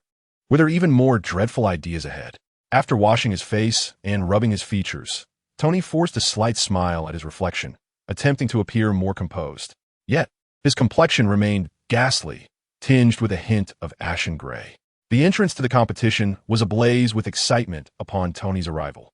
Dozens of alluring women, clad in revealing attire, clamored for his attention, striking poses and preening in his direction. Their sole desire was to capture his gaze. They cared little for their own modesty or dignity. They did not yearn to be his girlfriend. Merely being a lover would suffice, ensuring a life free from worries. Just then, Tony managed to extricate himself from the throngs of admirers and, with a swift turn, leaped over the barrier. Owning a race car is synonymous with racing. Otherwise, what is the purpose of possessing such a vehicle? His proclamation sent the crowd into a frenzy. Whistles, cheers, raucous laughter, and applause erupted in waves. Tony's audacious act ignited the fervor of everyone present. In that moment, Pepper Potts nearly lost her composure. Sharon? Sharon? She called out for Sharon Carter in the banquet hall. This time, it was not Natasha Romanoff, for due to Chen Bei's influence, Natasha had long been acquainted with Tony. For such undercover matters, Nick Fury could only summon Sharon Carter. As the niece of Peggy Carter, the founder of S.H.I.L.D., Sharon had joined the agency early on. She would later become the girlfriend of Captain America, Steve Rogers, affectionately termed the niece girlfriend. After all, it was quite the feat to woo one's aunt only to later court her niece. Such a storyline might belong in a novel. Yet Steve had indeed brought it to fruition. Responding swiftly to Pepper's call, Sharon appeared in haste. "Do you know he intends to race?" Pepper inquired anxiously. "No, I only just learned of it myself," Sharon replied, her expression one of confusion. Tony's intentions eluded her. No one could predict his next move. "Alas, he cannot race." "I understand. How can I assist you?" Sharon could only say this. "Where's Happy?" Pepper asked. "He's outside.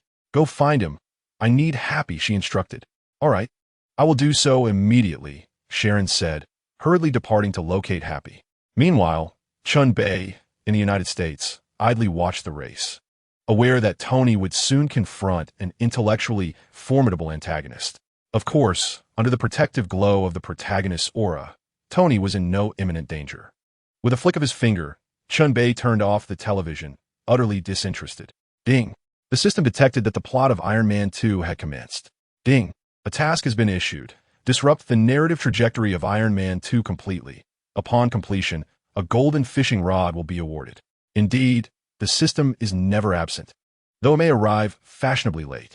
Each time a significant film plot begins, it bestows upon Chen Bei a task, offering a touch of warmth. Otherwise, it would cease to be a system. Its motives remain simple yet enigmatic, encouraging Chen Bei to alter the course of the narrative, though its ultimate intentions are shrouded in mystery. However, his thoughts coincided with those of Chen Bei. After all, the system had bestowed upon him an abundance of tasks that he could not evade.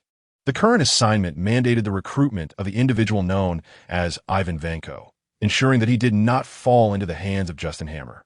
Ivan Vanko possessed a remarkable intellect and technical prowess, particularly in the realm of technology, which could be instrumental in researching battle armor and the like. Such a character should not be allowed to perish so easily, despite his villainous appearance that suggested a nefarious nature. Nevertheless, who truly cares? As long as one can capture a valuable asset, Chen Bei had little interest in watching the competition. He had seen enough films to find no excitement in it. The outcome was preordained. All he needed to do was await Ivan Vanko's capture. Chapter 77. Ivan Vanko's Rampage at the Racing Venue. The roar of the engines stirred the passions of the crowd. If there were but a few sounds capable of igniting adrenaline, the growl of an engine would undoubtedly be among them. It was irresistibly captivating. As the race commenced, Tony fully surrendered himself to the thrill, resembling a reckless daredevil in a frenzy. He had cast aside concerns of mortality, choosing instead to revel in the moment, considering it his last hurrah. In a few days, he might very well find himself facing the devil. As for why he would meet Satan in hell rather than God in heaven, Tony was acutely aware of his own nature. He was, after all, an executioner. If he did not slay Obadiah, Obadiah would perish due to him. The spirits of those who had fallen to the weapons he had invented were far too numerous. Wow, what a thrilling sensation. This was truly a man-esque game. Wow. On a straight stretch of the track, Tony excitedly pressed the accelerator, nearly pushing the pedal through to the fuel tank. Unbeknownst to him, danger lurked ever closer. Outside the venue, Ivan Vanko, with a toothpick in his mouth, ambled about nonchalantly, his eyes brimming with confidence and the thrill of impending vengeance. At that moment, he leapt over the barrier, successfully disguising himself as a staff member to infiltrate the racetrack. Suddenly, everyone, both those on the ground and viewers at home, sensed something was amiss. This man was playing by his own rules and was ready to strike. Pepper Potts felt a surge of anxiety, sensing impending trouble, and immediately instructed Happy to drive the Rolls-Royce recklessly towards the racetrack. Tony carried a portable escape suit of armor, which should suffice to handle this threat. In the center of the track, Ivan Vanko casually unzipped his work uniform, revealing the arc reactor beneath. With a swift motion, he produced 2 electric whips, electrifying them in an instant. As the saying goes, wielding steel whips against the ground sparked a dazzling display.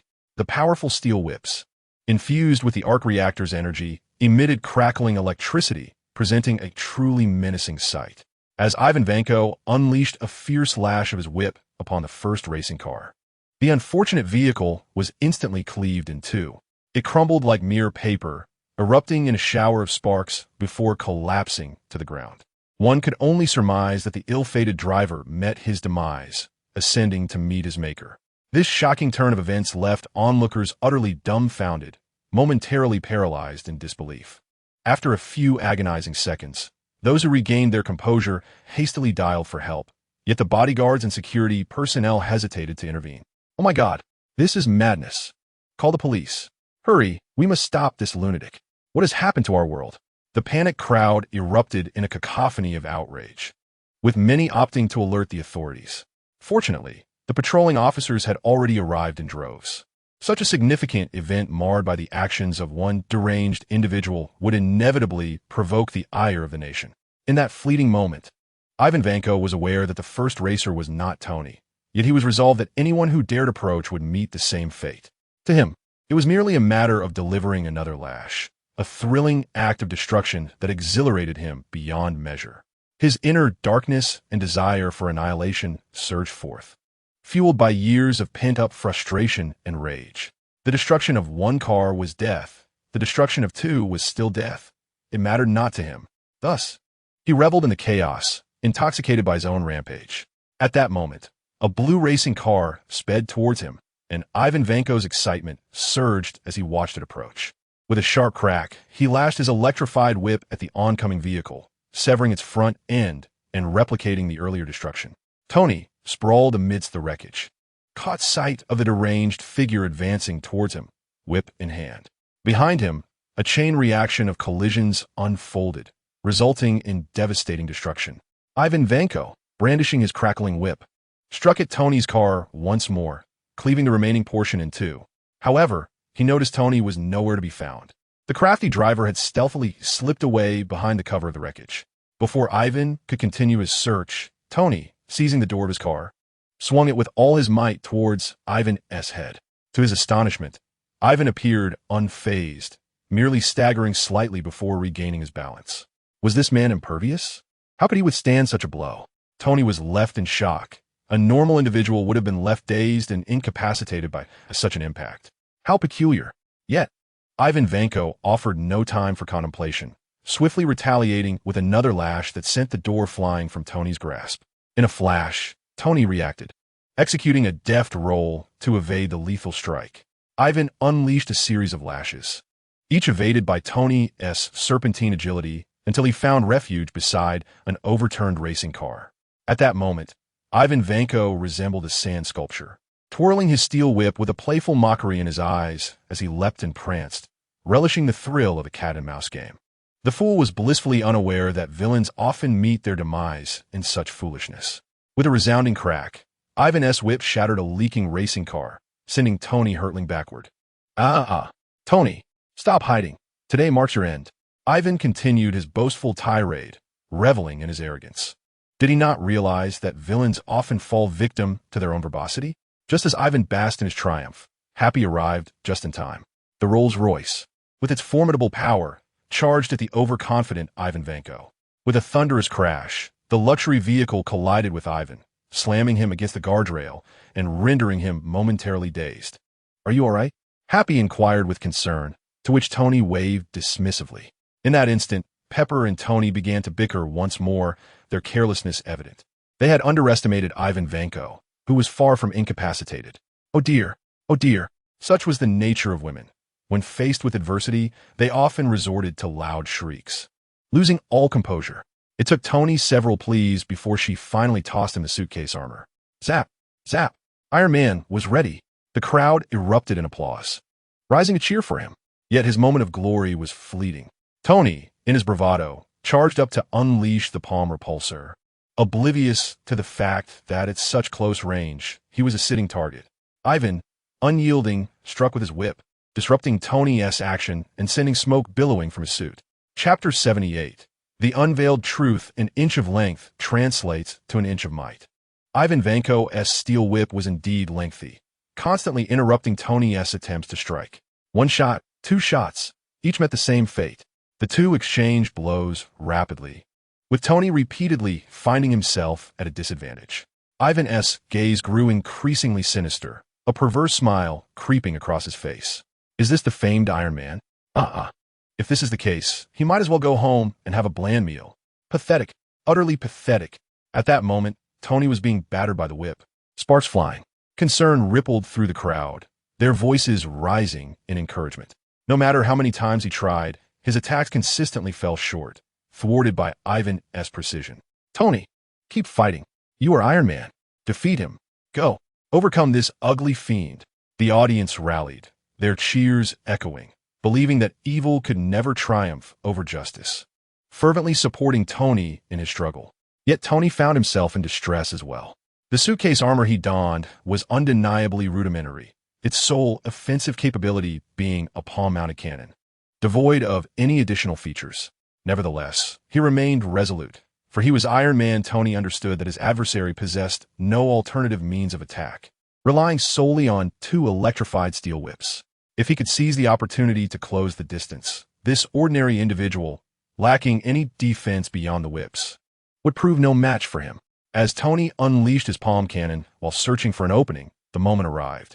Such is the fickle nature of fortune and misfortune intertwined. Just as Tony's attack faltered, Ivan Vanko seized the chance to ensnare his right hand with one whip, while the other whip was deftly swung to ensnare his neck. Ha ha ha! Excellent! Ivan reveled in his triumph, convinced that Tony was doomed this time. With a sense of vindication, he forcefully swung the dual whips, sending Tony crashing to the ground. Alas, Tony's misfortune was compounded, as Ivan, still unsatisfied, continued to unleash his fury, throwing Tony to the ground repeatedly. This was indeed a public humiliation, striking Tony Stark, the illustrious owner of Stark Industries, the charming playboy, Iron Man himself. How could he save face in front of a global audience? Thus, Tony's inner resolve ignited fiercely. He grasped the whips tightly, braving the barrage of attacks, inching closer to Ivan Vanko. Finally, employing a strategy of trading blows, Tony instilled a sense of dread in Ivan. After all, he was merely a flesh-and-blood mortal, ill-equipped to withstand the might of Tony encased in iron armor. Seizing the moment, Tony advanced, ready to reclaim his dignity. With a clenched right fist, propelled by the force of his armor, he delivered a powerful blow to Ivan's abdomen. The punch nearly left Ivan gasping, bending over like a thoroughly roasted shrimp, his face flushed with pain. But the onslaught was far from over. Ivan had no time to react. Tony's second punch was already charged and hurtling toward his head like a left hook. With a resounding thud, Ivan was met with a dazzling array of twinkling stars. His vision blurred from the impact. His head jerked sharply, and a few teeth, too, seemed to have minds of their own as they flew from his mouth. Overwhelmed by the assault, Ivan had not the slightest chance to counter when Tony executed a swift throw. Ivan landed heavily on the ground, the back of his head striking the earth with a jarring force, blood spilling from his mouth. The impact was severe, and as Tony advanced, he seized Ivan's arc reactor, wrenching it free. In the next moment, the subdued Ivan was surrounded by onlookers, swiftly apprehended and bound. As Ivan Vanko departed, he erupted into a maniacal laughter, bellowing, You have lost. Ha ha ha ha. You have lost. You have lost, Stark. His final words struck Tony like a series of stinging slaps to the face, leaving him reeling. The audience was left in stunned silence, recalling Tony's earlier boastful declarations that there was only one Iron Man in this world, and that his inventions were inimitable. Yet, the tide had turned with astonishing swiftness. Within mere days, Ivan's emergence had rendered Tony utterly humiliated. Gazing at the arc reactor in his hand, he scanned its data before crushing it with a fierce grip. The sound echoed like a shattering disgrace, a testament to his humiliation. At that moment, Justin Hammer, watching the match unfold, observed Ivan being taken away with a rapidly shifting mindset. Soon enough, a peculiar, enigmatic smile graced his face. This man possesses something intriguing. Ha ha! Oh, Tony, this is a divine gift bestowed upon me, a delightful surprise. Your Stark Industries' ambition to overshadow me is nothing but a foolish dream. As he watched Ivan being escorted away, Hammer quickly devised his own schemes. Hammer Industries had long been a fierce rival of Stark Industries, consistently overshadowed by Tony. But what could he do? After all, Tony was the protagonist, while he was merely a side character meant to be outshined. In the interrogation room, Tony confronted the unfortunate antagonist, Ivan Vanko. We've checked his fingerprints. There's nothing, not even a name, the detective stated, exasperated. He won't even disclose his name. You have 5 minutes for visitation, the officer added. Very well. In the dimly lit chamber, Tony approached Ivan slowly. Quite advanced technology you possess, though the rotation speed is rather low. Ivan remained silent. You could easily double the rotation speed, allowing the anti-energy to traverse the ionized plasma conduit. It's functional, though not highly efficient. Nevertheless, it's a commendable imitation. It seems your acquaintances are rather unsophisticated. Tony, perhaps seeking to regain some dignity after his earlier humiliation, found himself belittling Ivan's invention. That was Tony, exceedingly arrogant. Upon hearing the last remark, Ivan finally reacted. For the unsophisticated individuals Tony referred to included his father. He would not tolerate anyone insulting his lineage. Your family consists of thieves and butchers. Just like every other criminal, attempting to rewrite history while forgetting the lives taken by the Stark family, Ivan said, staring at Tony with a face full of disdain and contempt. Are my designs stolen? Tony seemed to have heard the greatest joke in the world. Looking at Ivan Vanko with a smirk. Iron Man, Tony Stark is stolen? My father, Anton Vanko. Ivan mockingly uttered his father's name. Chapter 79. A Dark and Windy Night. Anton Vanko. Tony was certain he had never heard of such a name. His intellect was not to be underestimated, hence he was skeptical. This encounter, as expected, ended unfavorably, and Tony was aware of certain information from the past.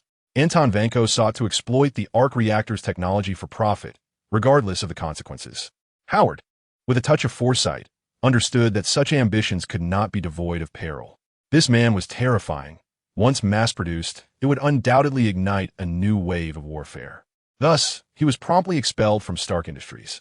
This led to Anton Vanko's eventual despair, nurturing a desire to destroy Stark Industries, a wish that could only be fulfilled through his son, Ivan Vanko.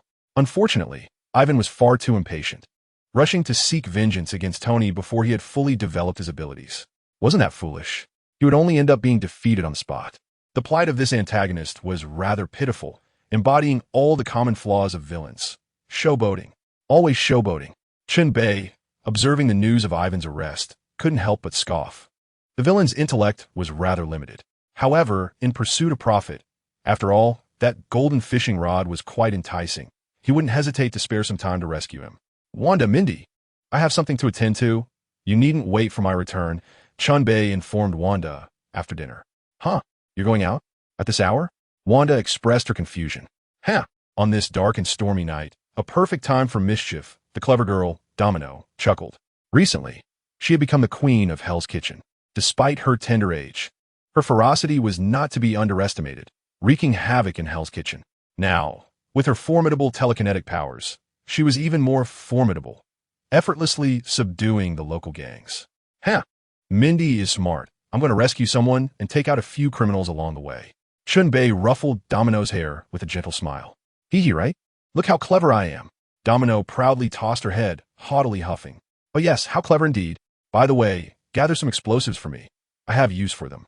Chen Bei generously praised her, knowing it wouldn't cost him anything. Explosives? Bombs. Domino was taken aback.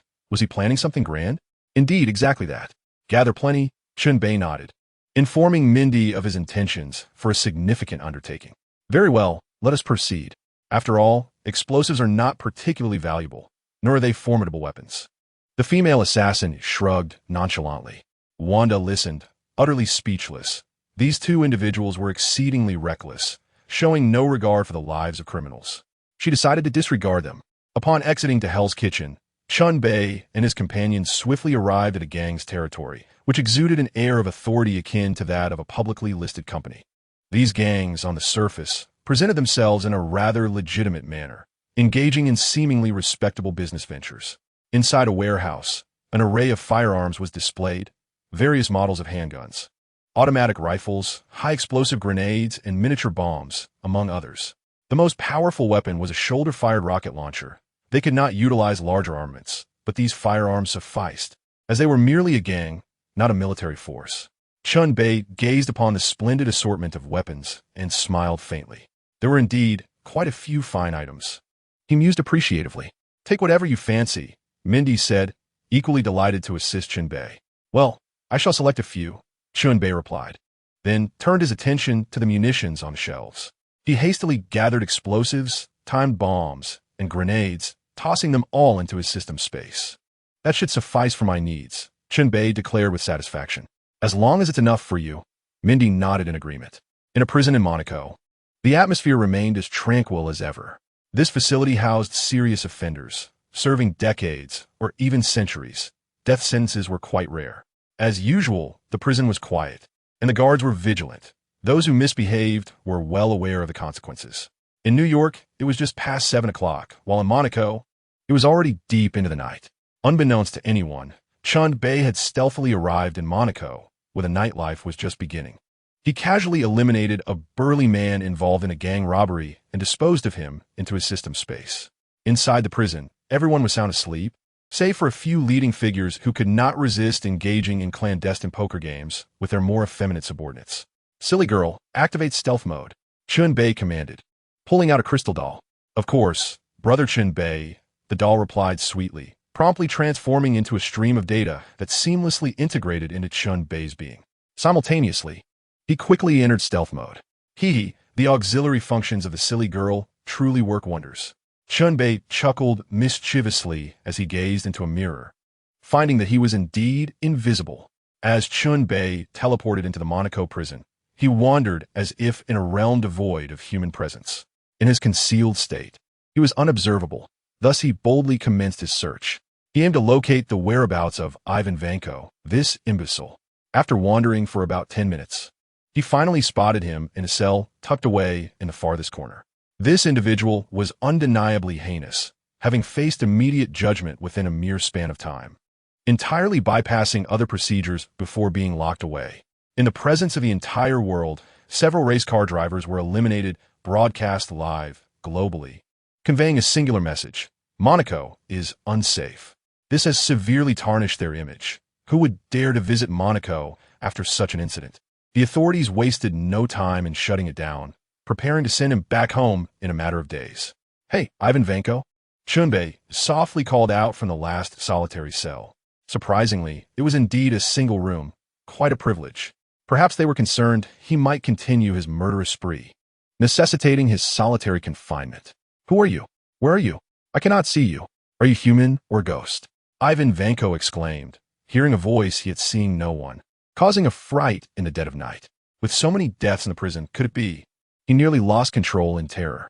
This supernatural occurrence was utterly chilling. Of course I am human. I am here to take you away, but you must pledge your loyalty to me. That is the condition," Chen Bei, shrouded in darkness, remarked with a cold chuckle. "Am I to be your subordinate? That could be arranged. But do you have the resources to help me bring down Stark Industries?" Ivan Vanko inquired in a graviton. "Well, look at you, setting conditions. Your appetite is quite substantial. However, this proposal is not entirely unacceptable, considering all my research ultimately serves my own interests." "Very well, I accept your terms. I have plenty of money." Chapter 80. The fireworks display. Chen Bei contemplated briefly before acquiescing. If it could be profitable, why overthink it? "Now follow me." "Follow? How?" Ivan Vanko was perplexed. Where was he supposed to go? He assumed the voice was merely a remote device communicating with him. After all, the Marvel Universe is rife with advanced technology capable of exploiting such loopholes. He thought Chen Bei was merely informing him to prepare for a deal, never considering the possibility of an escape or rescue.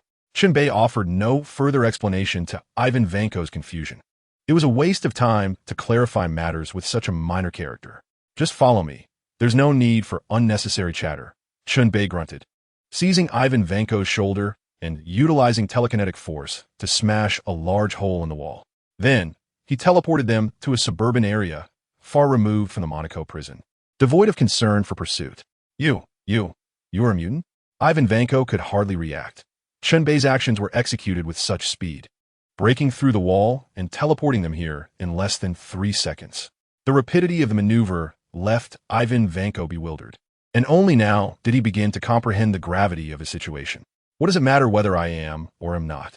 You should recognize that I have saved you, and from this moment forth, you shall be my subordinate." Chen Bei spoke softly, casting a glance at Ivan Vanko before turning to instruct, "Stay here and do not move. I shall return shortly." "Understood, boss." Ivan Vanko readily complied, feeling secure in the presence of such a wealthy and powerful benefactor. Upon arriving at the prison once more, The earlier commotion had already triggered the alarm system, awakening both guards and inmates alike. In an instant, the air was filled with the blaring of sirens. The guards, flustered, rushed to the scene, but their response was sluggish. It took mere seconds for the resting guards to awaken, with only a handful of those on duty arriving promptly. Maintaining his invisible state, Chen Bei discarded the lifeless body of a robust man from the system's space and casually placed a hand grenade beside him. In an explosive moment, the body was rendered unrecognizable. Chen Bei, still cloaked in invisibility, detonated the time bomb he had previously set in the cell. An inferno erupted, with dozens of cells exploding simultaneously. The immense force of the blasts obliterated the prison, confronting hundreds of criminals with their fate. These wretches, unworthy of existence due to the absence of capital punishment, were unwittingly granted a final journey by Chen Bei. The cacophony of explosions caused the guards, still en route, to halt in their tracks, bewildered. They gazed upon the burning chambers, where remnants of walls intermittently erupted in further explosions. Was this a suicide mission? The overwhelming impact made them question whether terrorists had launched an attack, pondering the secrets concealed within these walls. They were mere wage earners, unwilling to risk their lives for such paltry compensation, as everyone understood that life is singular and precious. As they beheld the spectacle of flames, they remained stationed midway, enjoying an unintentional fireworks display. In truth, the entire prison had been reduced to ashes. After an hour of waiting, the rescue and firefighting teams finally arrived, and with their collective efforts, the flames were eventually extinguished.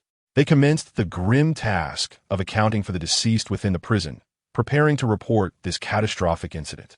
Following meticulous investigations, it was determined that no soul within the heavy prison had escaped. All had met their demise.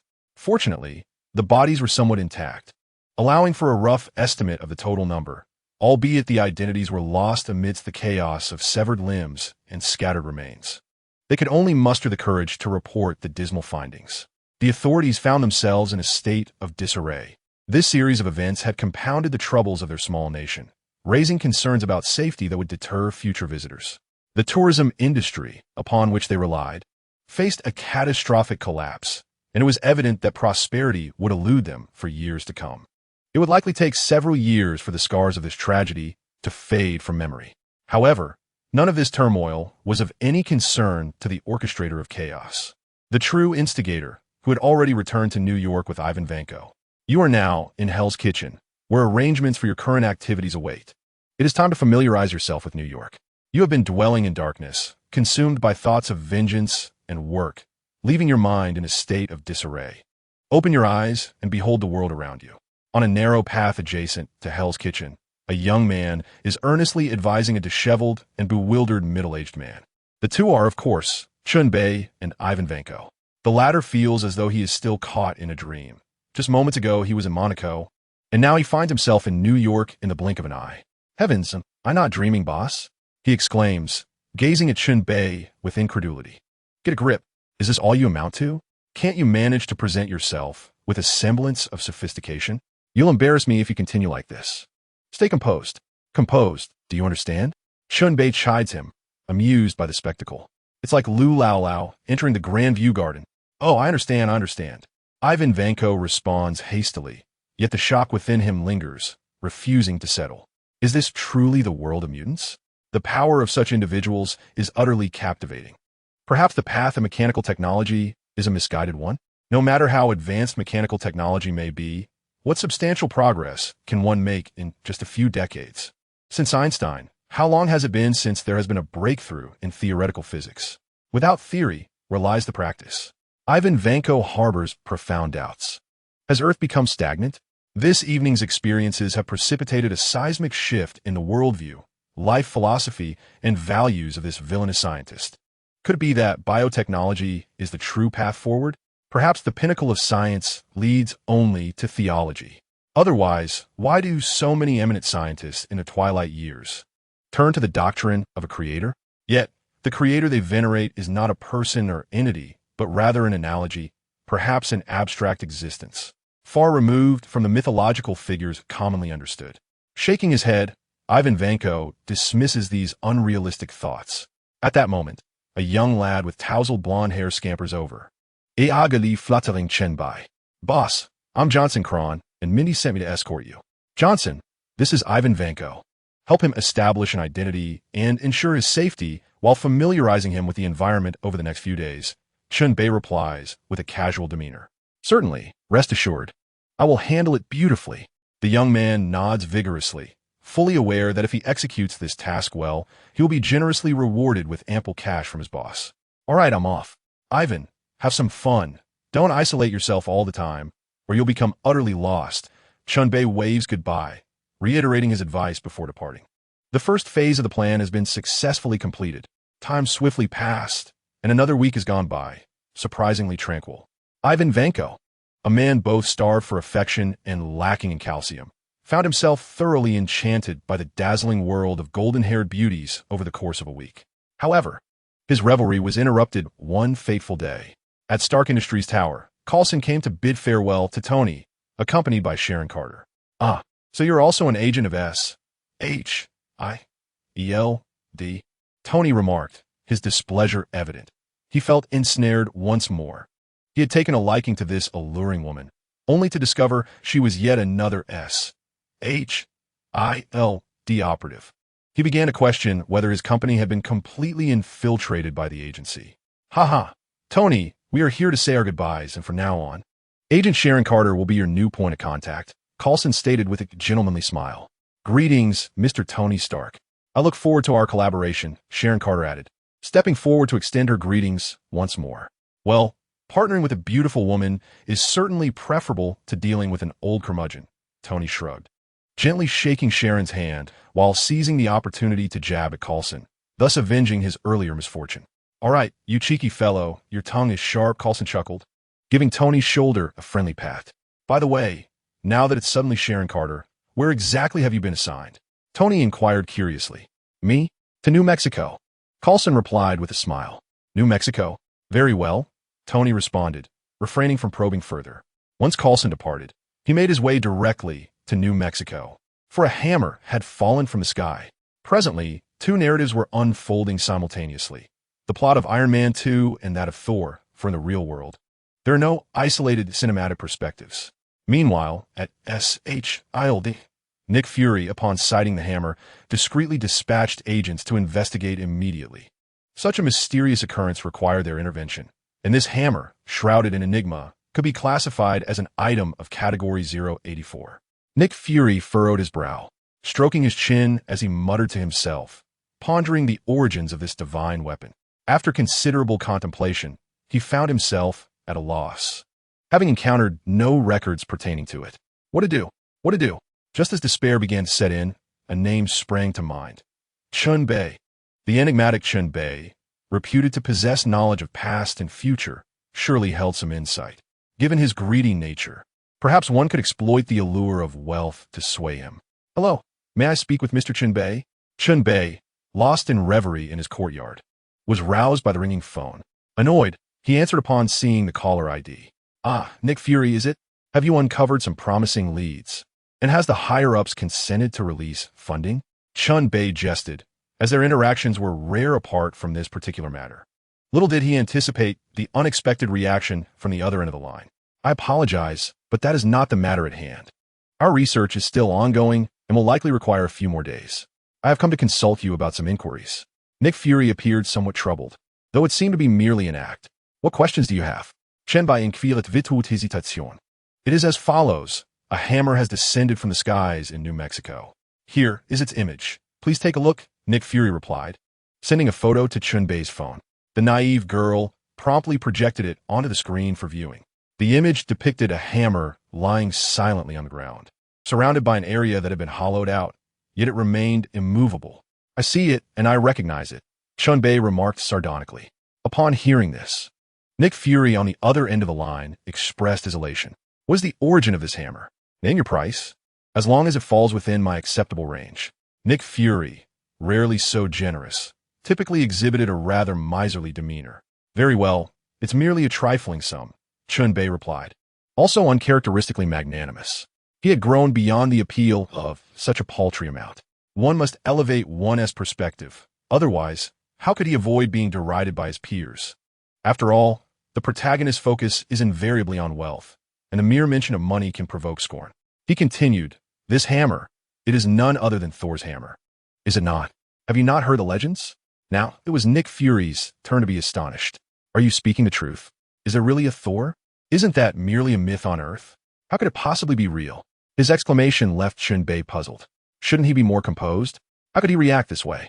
In the past, he might have understood Nick Fury's surprise at the notion of mythical beings existing.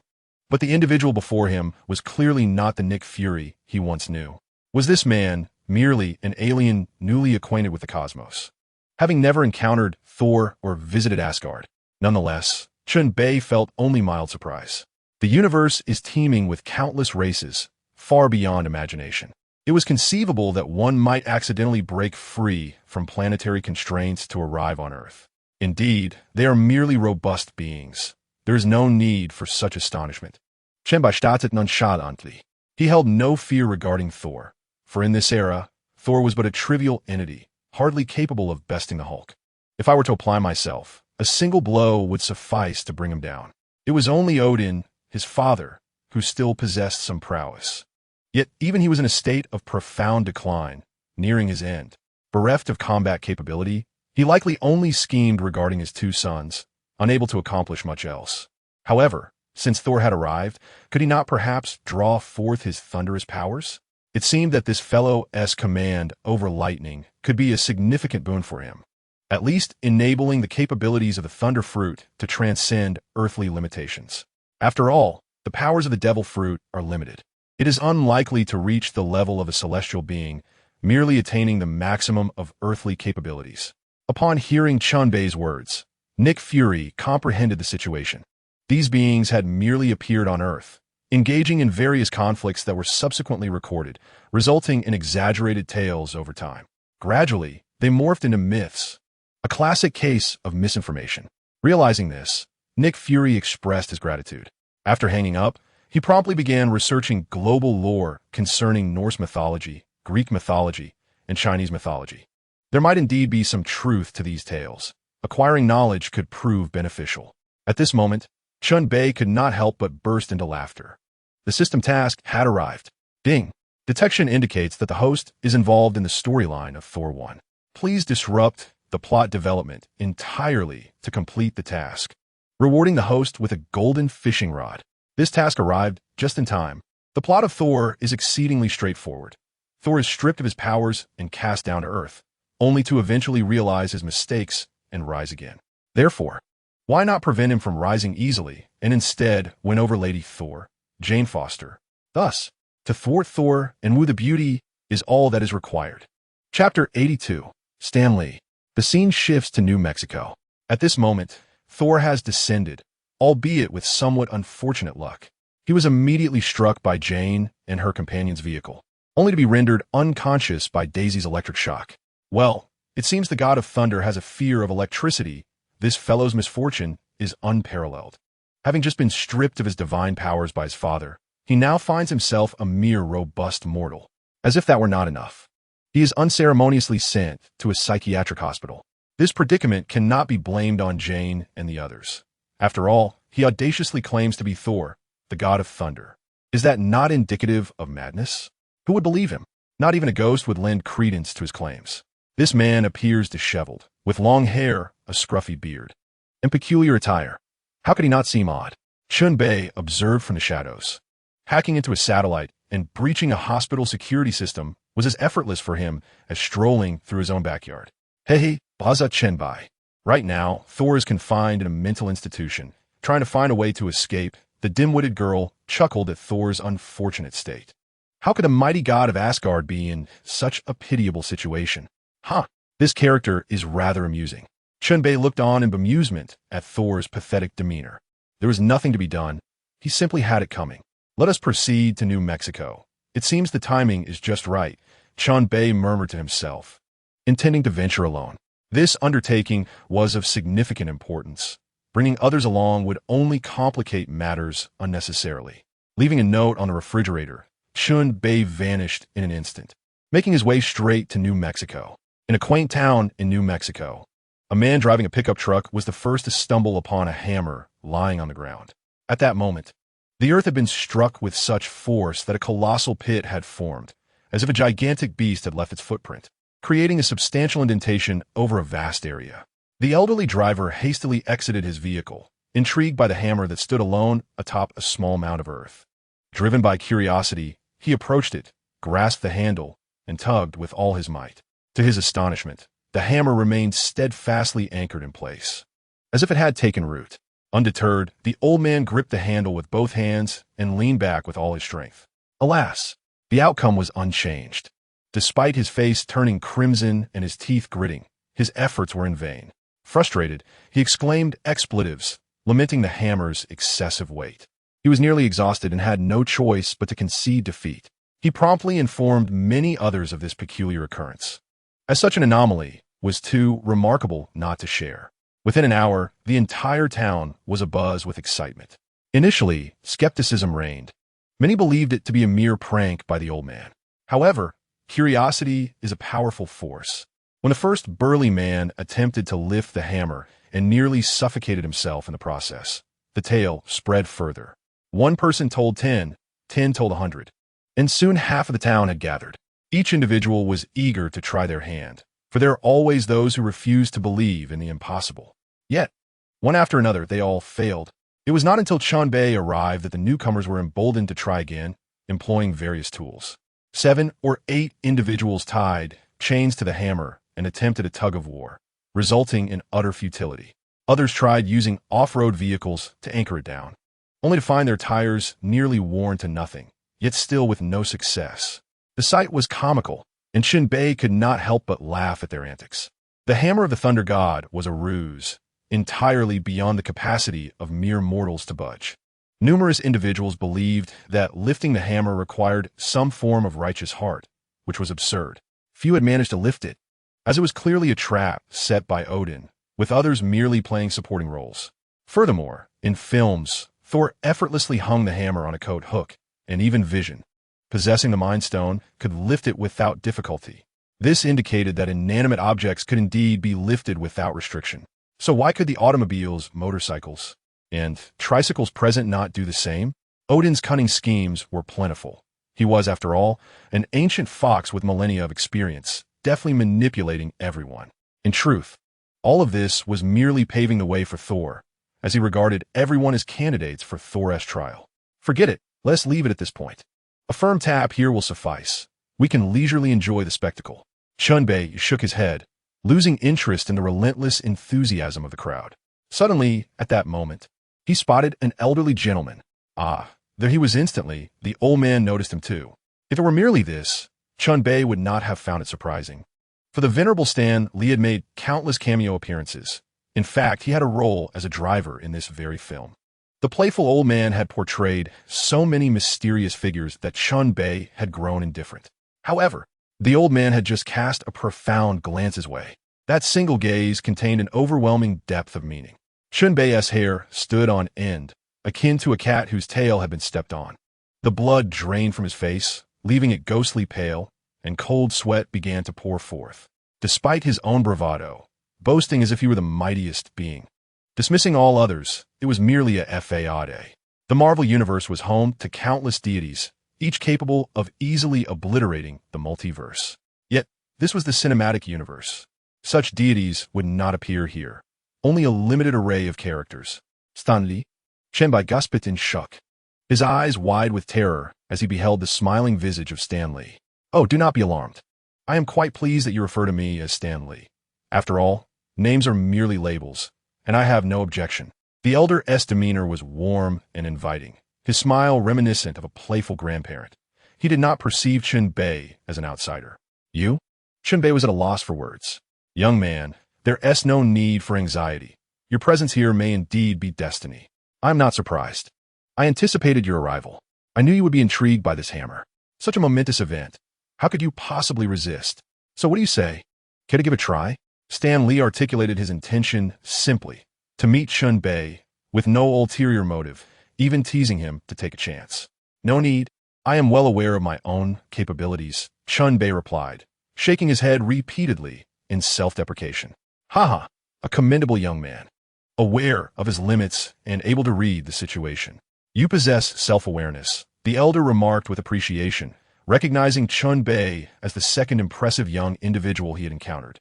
Although he paled in comparison to someone named Chen Shi, the future held promise. Chapter 83. A word of caution in response to such praise. Chen Bei remained noncommittal, devoid of any exhilaration. It was merely politeness. No one could elicit a commendation from the creator of this vast universe. Chen Bei maintained a modicum of self-awareness, understanding the limitations of his own strength. Yet, he remained curious as to why the old man sought him out. "Is there something you need from me?" He couldn't help but inquire. "I came today to inform you that your progress is somewhat sluggish. Others are advancing much more rapidly," the venerable Stan Li remarked, leaving Chen Bei perplexed by the implication of his words. "Sluggish progress? I am unaware of the reason for such an assertion," he thought, his confusion evident in his gaze. Noticing Chen Bei's bewilderment, Stan Li continued, "You may not know this, but there are many traversers like yourself scattered across various universes.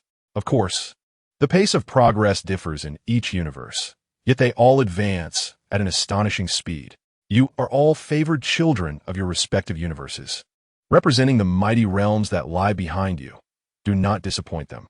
In 10 years, all traversers will converge in the ultimate universe of 1610, where you will compete to form the strongest quartet to represent our Marvel universe in battles against other realms. Advancement between universes can only be achieved through conquest. Naturally, the fate of the vanquished is singular and dire. You should be aware of that." With that, Stan Li spoke slowly, leaving Chen Bei in a state of shock. Rendered motionless, the news was overwhelmingly sudden, far too grand for him to comprehend. He struggled to digest it mentally. "All right, young man, take some time to ponder this. I have great faith in you all. By the way, you are all kin," Stan Li teased with a smile before vanishing from sight. As he departed, the fabric of time and space in the universe resumed its normal flow, and everyone around began to act as though nothing had transpired. No one sensed the extraordinary events that had unfolded. The entire universe had been momentarily paused, as if it were merely a toy. After a prolonged silence, Chen Bei finally opened his eyes again. All of this felt like a surreal dream. He had been discovered long ago, while he believed himself to be unnoticed. It was indeed a source of amusement. Fortunately, he encountered someone who bore no hostility towards him, or else it would have been farewell. Reflecting on it, as the creator of the universe, how could any soul not belonging to this vast and intricately infinite multiverse intrude without being detected? Enough of such thoughts. There are still 10 years left. If I can merely accelerate my progress slightly, that will suffice, Chen Bei resolved, contemplating the need to expedite his plans. In just a few months, he had grown remarkably powerful. There was still time. Observing the bustling crowd at the hammer pit, Chen Bei quietly departed. The fallen hammer had suddenly transformed the small town into a thriving hub.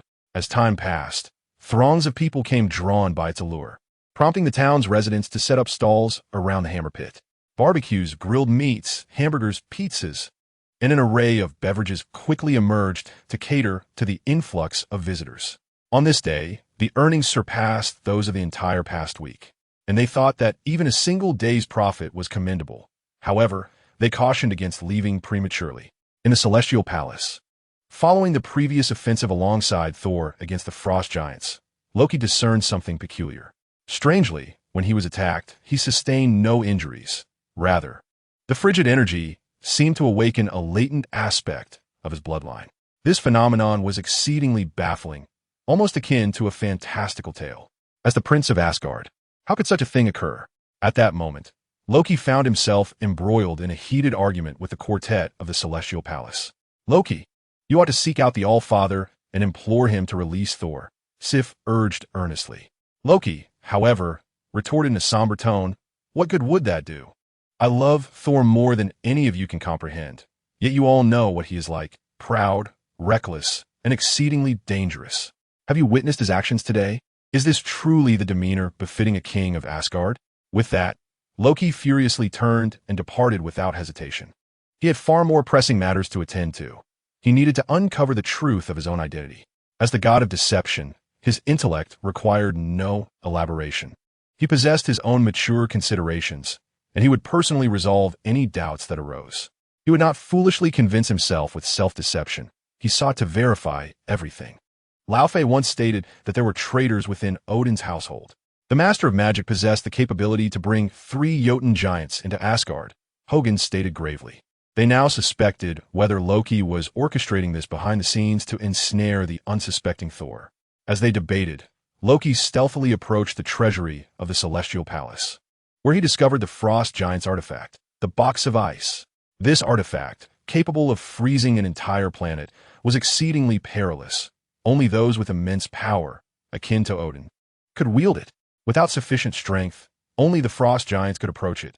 Otherwise, it would surely lead to death. Thus, Loki was truly risking everything. Yet this time, he had indeed wagered correctly. As Loki's hands gradually neared the Box of Ice, a miracle transpired. His hands and body were not frozen. Instead, they merely emanated a faint chill, and he transformed, taking on the hue of the ocean. Then, to his astonishment, he realized that a certain power within him had been awakened, the power of ice. He sensed his strength stirring, his physique no longer feeble like that of an ordinary mage. He had always believed that his lack of physical prowess stemmed from his mother's magical heritage from Avanir. At this moment, he finally comprehended the truth. It was not that at all. The true reason for his frail constitution was the sealing of his Frost Giant bloodline. His physique had remained in a state of confinement. It was not due to any supposed Vanir inadequacy. Ha ha ha. Ha ha ha. Ha ha ha. I, Loki, Prince of Asgard. What a frosty giant. How utterly ironic. Truly, the epitome of irony. Completely transformed, Loki gazed skyward, erupting into laughter, his manic state resembling that of a madman. His hysterical cackles rendered him a figure of insanity. Tears of mirth streaming from his eyes. Loki lamented the failures of his existence, living in self-deception like a fool, a mere laughingstock in the eyes of many. What a tragic figure I have become. Ha ha ha.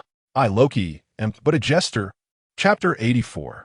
Loki's collapse at that moment. Odin made his entrance. He had long observed Loki's madness, though he had no intention of intervening. Witnessing Loki's profound despair compelled him to act. Let it go, he shouted at Loki's back. Yet, Loki remained unmoved, still clutching the frost box, turning his back to Odin. Perhaps he was struggling, yearning for an answer. He wished to hear Odin utter, even if it were a lie, that this was not reality. No. To his dismay, Odin's voice shattered his last shred of hope. His dreams lay in ruins. With a hoarse voice, Loki questioned, "Who am I?" "You are my son," Odin declared with unwavering certainty.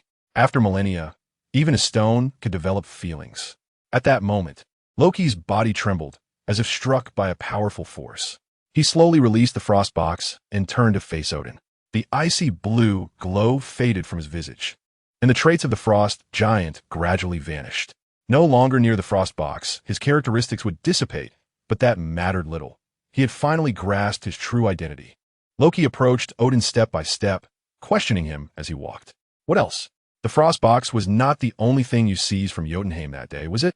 Upon hearing Loki's somber inquiry, Odin's lips quivered as he struggled to articulate a response, his eyes reflecting nostalgia and sorrow. He despised the mistakes of his youth that had plunged the 9 realms into turmoil. Indeed, eventually, under Loki's gaze, he sighed in resignation. With eyes filled with remorse, he recounted, "After the battle, I entered the temple and discovered an infant, a young offspring of the Frost Giants, abandoned and suffering, left to fend for itself. It was Laufey's son." As Odin sank into his memories, regret deepened, and tears shimmered in his eyes. Laufey's son? Upon hearing this, Loki came to a profound realization. The infant in question was none other than himself. He was indeed the son of Laufey.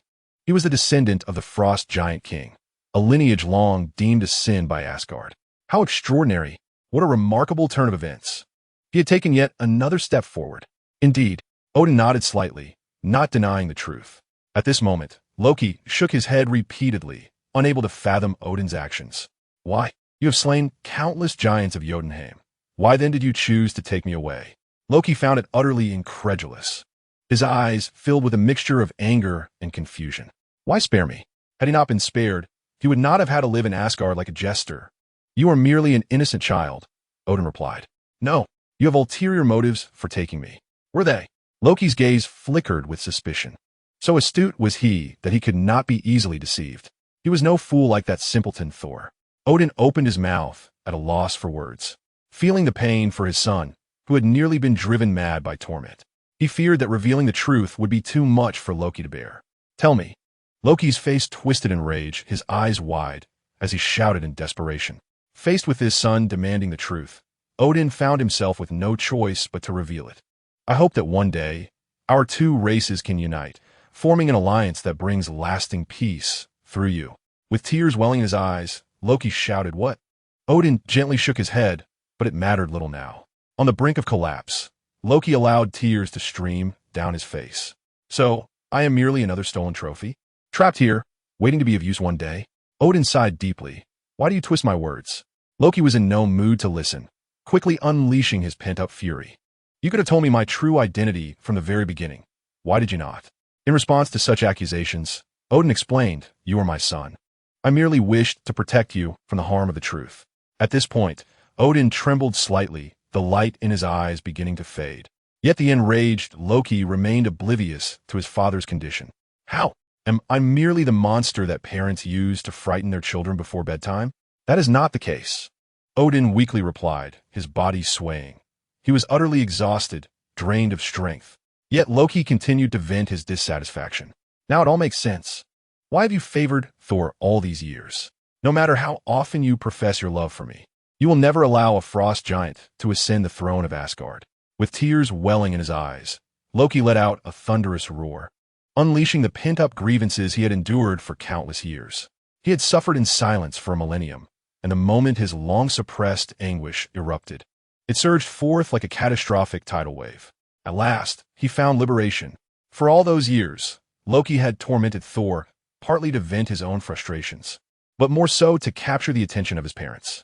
He merely sought a modicum of their affection and care. Yet, fury consumed his heart, and Odin could no longer withstand the weight of their estrangement. His heart and body felt ancient, weary beyond measure.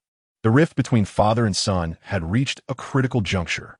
His eldest son, Thor, had been stripped of his divine powers, while the second son harbored deep resentment towards him. Truly, what a failure of a father he had become, exhausted from the dual burdens of mental and physical fatigue. Odin could bear no more. As Loki finally vented his long-held animosity, he discovered that his father had collapsed. Panic surged within him. He had only wished to express his hatred, never anticipating that it would harm Odin. Straining against the tide of his emotions, Loki could no longer contain himself. Filled with regret, he dashed towards the door, shouting, "Guards! Guards! Hurry! Come help me!" Soldiers rushed to the scene, swiftly aiding Odin away. They understood that only through slumber could Odin awaken. The realm of the gods had shifted. Chapter 85. The Schemes of Chen Bei on Earth. Chen Bei had appeared in New Mexico, where SHIELD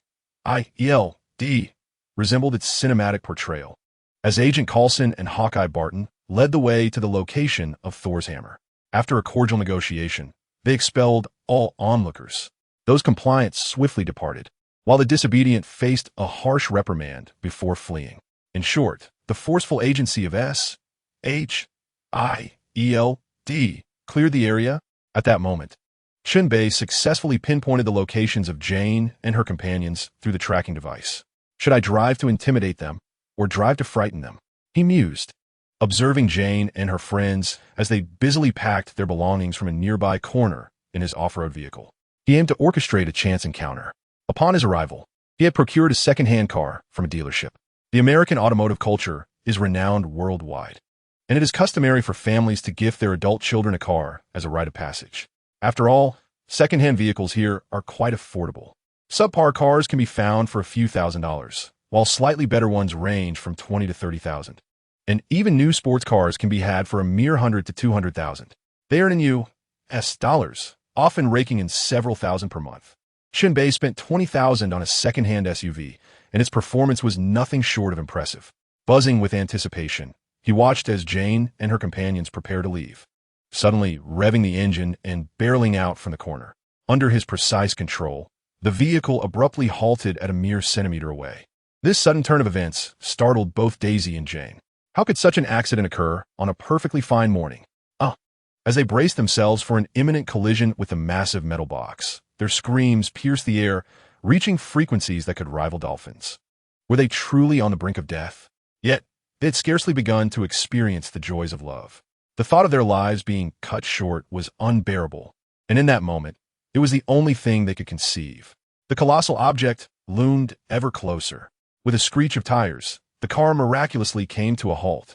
A cloud of white smoke billowed forth, accompanied by the acrid scent of burnt rubber that assaulted their senses. What seemed like certain doom had been averted. With a thud, Jane and Daisy collapsed, their legs rendered weak with fear. On the ground, they gasped for breath, their pallid faces reflecting the terror and despair they had just endured. Breathe. It feels wonderful to be alive. Yes, indeed. It is splendid to continue breathing. Who was this madman behind the wheel? They vowed to hold him accountable. As they celebrated their narrow escape, Daisy, with gritted teeth, swore to make the reckless driver pay. At that moment, Chen Bei made his entrance. He swiftly opened the door and rushed over, his face etched with concern and urgency, beads of sweat glistening on his forehead, a testament to his sincerity. For he considered himself a good person amidst the treacherous city life. Sure enough, his display of concern caused Daisy, who had just been so fierce, to momentarily retract her words. A handsome gentleman displaying such care for them, surely, to skin him alive would be a grave mistake. She would have to savor him, and not just for a fleeting moment. Chen Bei quickly inquired, "Ladies, may I take you to the hospital for a checkup? You both appear quite pale." "No, it's unnecessary. We are fine." "We were not hit, merely startled," Jane replied, shaking her head, still shaken. "Indeed, we are unharmed, just a bit shaken up," Daisy chimed in, graciously joining the conversation. "Since I have frightened you, I cannot simply depart without offering assistance. Please do not hesitate to voice any requests, otherwise, my conscience shall weigh heavily upon me," Chen Bei said, his gaze sincere as it shifted between the two. "Please make a request. How else can I accompany you? How else can I win your favor?" He silently pleaded, desperate to comply with any demand. "Sir, I assure you, I am truly fine. There is no need," Jane reiterated calmly, still shaking her head. However, Daisy was not inclined to let the opportunity pass. Beauty is justice, in an era where one's values align with their appearance. She, as a quintessential woman of a new age, has her own schemes. Daisy's eyes sparkled mischievously as she glanced at Chen Bei and said, "How about this? Seeing your sincerity, I shall lend you a hand. Treat us to a sumptuous meal." "Sure, I'll cover lunch," Chen Bei replied without hesitation. Daisy, seeing her dear friend succumb to infatuation once more, Jian playfully twisted her slim waist and chided, calm down. The handsome gentleman is indeed sincere, right?" Daisy nonchalantly huffed and looked up at Chen Bei, who naturally nodded in agreement. "All right, do as you please," Jian conceded, shaking her head in resignation, allowing Daisy to indulge in her whims. After a brief introduction among themselves, they were ready to embark on their journey together. At that moment, Xiaowig appeared, dragging his suitcase. They were set to depart to observe the celestial phenomena. "Who is this?" Xiaowig inquired upon noticing the addition of a young man to their group. "Dr. Xiaowig, this is Chen Bei, a new acquaintance," Daisy promptly replied. "Hello, Eric Xiaowig. It's a pleasure to meet you." "Hello, Mr. Xiaowig." Chen Bei extended his hand for a handshake, marking their introduction. "All right, let us hurry and set off," Jian urged as they boarded the vehicle. Just as they began to reverse, an unexpected incident occurred. The unfortunate Thor was struck by the vehicle again, this time by Jian and her companions. Chen Bei nearly laughed himself to death at the sight. Having witnessed it in a movie and now in real life was simply too amusing. Poor Thor seemed to be having a streak of bad luck, colliding with the same group of people. "Oh, damn it," Daisy exclaimed, her frustration spilling over. "First, we almost hit someone, and now we hit someone? Are we cursed today? Should we have stayed home?" With a swift motion, she flung open the car door, and they hurriedly exited. Fortunately, the RV had just started moving, or the situation could have been far worse. Upon reaching the rear of the vehicle, they discovered that the individual they had struck was none other than the peculiar fellow from before. A mix of irritation and amusement washed over them. This man seemed to be a persistent specter. "Hey, are you all right?" Daisy called out. "Oh, I'm fine, Thor replied without looking up.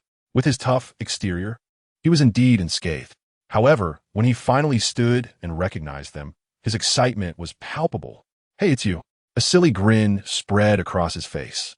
The group collectively facepalmed. This man was simply too endearing.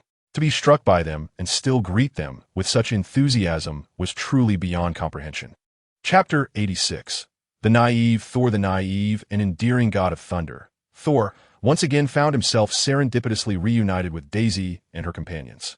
The unfortunate fellow, had it not been for Daisy and her companions, would likely have found himself wandering the streets, barely able to fill his belly, deprived of restful slumber, and perhaps even imprisoned. Why? Could this simpleton truly resort to begging? As a person of no means, would he not rather indulge in a free meal, risking capture merely to savor a complimentary feast? At present, he merely possesses a physique slightly more robust than that of an ordinary man, utterly incapable of withstanding a bullet's onslaught. The risk of meeting an untimely demise loomed large. Encountering this character, Thor did not concern them. Daisy and Jane figured that adding another individual to their party was inconsequential. Once this tumultuous period passed, they would ensure he was admitted to a reputable psychiatric hospital. It was unthinkable to allow him to wander aimlessly. Even the stray cats and dogs would be compassionately taken to a shelter. Before long, they continued their journey, approaching the town where Thor was destined to arrive. The timing was fortuitous, aligning with midday. Meanwhile, Chen Bei, who had been trailing behind them, was nearly exhausted. The current mode of transportation was woefully inadequate for his needs.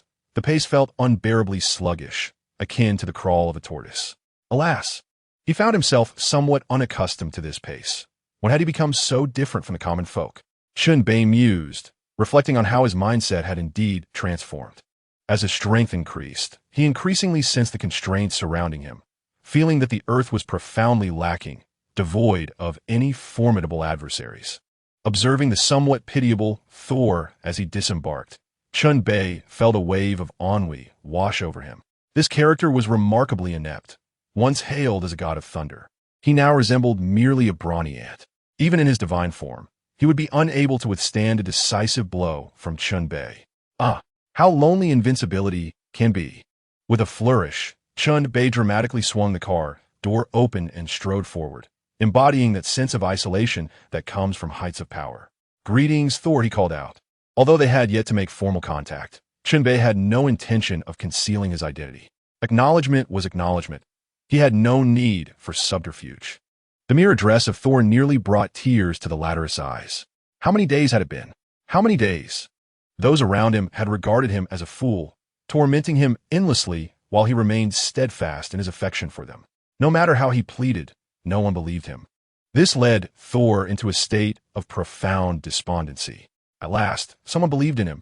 Overcome with emotion, Thor seized Chen Bei's hand. "Dear friend, you are my kin. Do you understand? For so long, no one has believed in me, but you do. Thank you. Thank you. Rest assured, once I regain my powers, I shall bestow upon you the finest treasures from my celestial palace. I will protect you henceforth." His words tumbled forth in excitement, nearly incoherent. Thor's face radiated joy. The wrinkles of his smile accompanied by that endearing, foolish expression, truly the epitome of a lovable simpleton. Regarding all that Soul has said, Chen Bei remains utterly unconcerned. "The treasures of your celestial palace? Do you truly believe you can claim them, Soul? You are unable to return, and by the time you do, chaos will ensue, allowing me to seize your palace's treasures without hesitation." Oh my, it's all quite amusing. Nevertheless, Chen Bei continues to wear a composed smile and remarks, "Haha, you must select something splendid for me. I have long admired the legendary Celestial Palace." "Indeed, absolutely. Our Celestial Palace is brimming with treasures beyond your imagination. Unlike your middle realm, which is rather antiquated and lacks valuable artifacts." Upon hearing this, Soul bursts into hearty laughter, relishing the flattery from Chen Bei. It has been arduous for him lately, with no one to indulge his bravado. It has been dreadfully dull. As Chen Bei silently observes Soul's pompous display, he thinks, alas, soon you shall plummet from paradise to the depths of despair. Let you revel in your pride for just a moment longer. Poor fellow. Chen Bei shakes his head, gazing with pity at the self-satisfied Soul. Only Jane and Daisy, along with Shavik, look at Chen Bei with curious disbelief, pondering whether he is truly jesting with this fool. Jane discreetly tugs at Chen Bei's sleeve and whispers, "You cannot possibly believe this rambling fellow. Can you? He claims to be Thor, which is merely fanciful nonsense." Indeed, To entertain such absurdities, you must be teasing him. Daisy chimes in, clearly baffled by Chen Bei's demeanor. Ah, you will soon understand. Chen Bei replies with a sly smile. This world contains many mysteries beyond your comprehension, yet you will soon witness the universe's extraordinary facets. Is it true? Could there truly be myths? They ponder. Indeed, Chen Bei counters. The two women shake their heads in disbelief. Do you suppose that mutants appearing in ancient times would not be regarded as deities? Might they not have been recorded? Chen Bei calmly poses a question in response to their skepticism. The two are momentarily taken aback. Indeed, if mutants possessed various superpowers in ancient times, would they not be worshipped as gods? Commanding the winds and rains, soaring through the skies, spewing fire and water, achieving immortality. Aren't these the attributes of divine beings? Seeing their contemplative expressions, Chen Bei continues, thus, these gods are merely the recorded accounts of ancient people, who were but faux deities departed from Earth. They suddenly grasped the concept. Indeed, they were merely mutants. Precisely. Chen Bei commends their insight. Communicating with intelligent individuals is a breeze. They grasp the concept swiftly. After Soul's earlier antics and Chen Bei's analysis, they begin to believe that this man is not deranged. Come, Soul. Let me introduce you to the local delicacies, Chen Bei says, pulling Soul into a nearby establishment. Wonderful. Let us go. Thor immediately expressed his delight. Walking while grumbling, to be honest, I have been thrown into the courtyard for several days now, without enjoying a single proper meal. This time, I must indulge in a feast. I am utterly famished. Chen Bei offered to treat him to a sumptuous meal brought immense joy to the food-loving Thor. As Chen Bei observed Thor, he couldn't help but think of the infamous beer belly. Amen. May my arrival ensure that Thor is rid of his beer belly. They entered a restaurant that appeared quite decent. After all, Daisy insisted on treating him, and this was the finest establishment in the small town. Please follow me. We have just the right table available. The server greeted them upon their entrance, promptly leading Chen Bei and his companions to a table. However, Chen Bei declined the offer. My apologies. Could you arrange for 2 tables? My friend here prefers to order a variety of dishes and sit separately. Jian tugged at Chen Bei's sleeve, questioning. Why put him aside? Trust me, or we shall be embarrassed. Chen Bei whispered mysteriously into her ear. The warm breath brushing against her ear caused Jian's lovely face to flush crimson. Struggling against the overwhelming charm of his presence, she gently inquired, Is that true? Then I shall heed your advice. Thor remained oblivious to their hushed conversation. With a knife in his left hand and a fork in his right, he eagerly shifted them back and forth, shaking his leg in excitement, anticipating the culinary delights. Chapter 87. The Meow Hammer?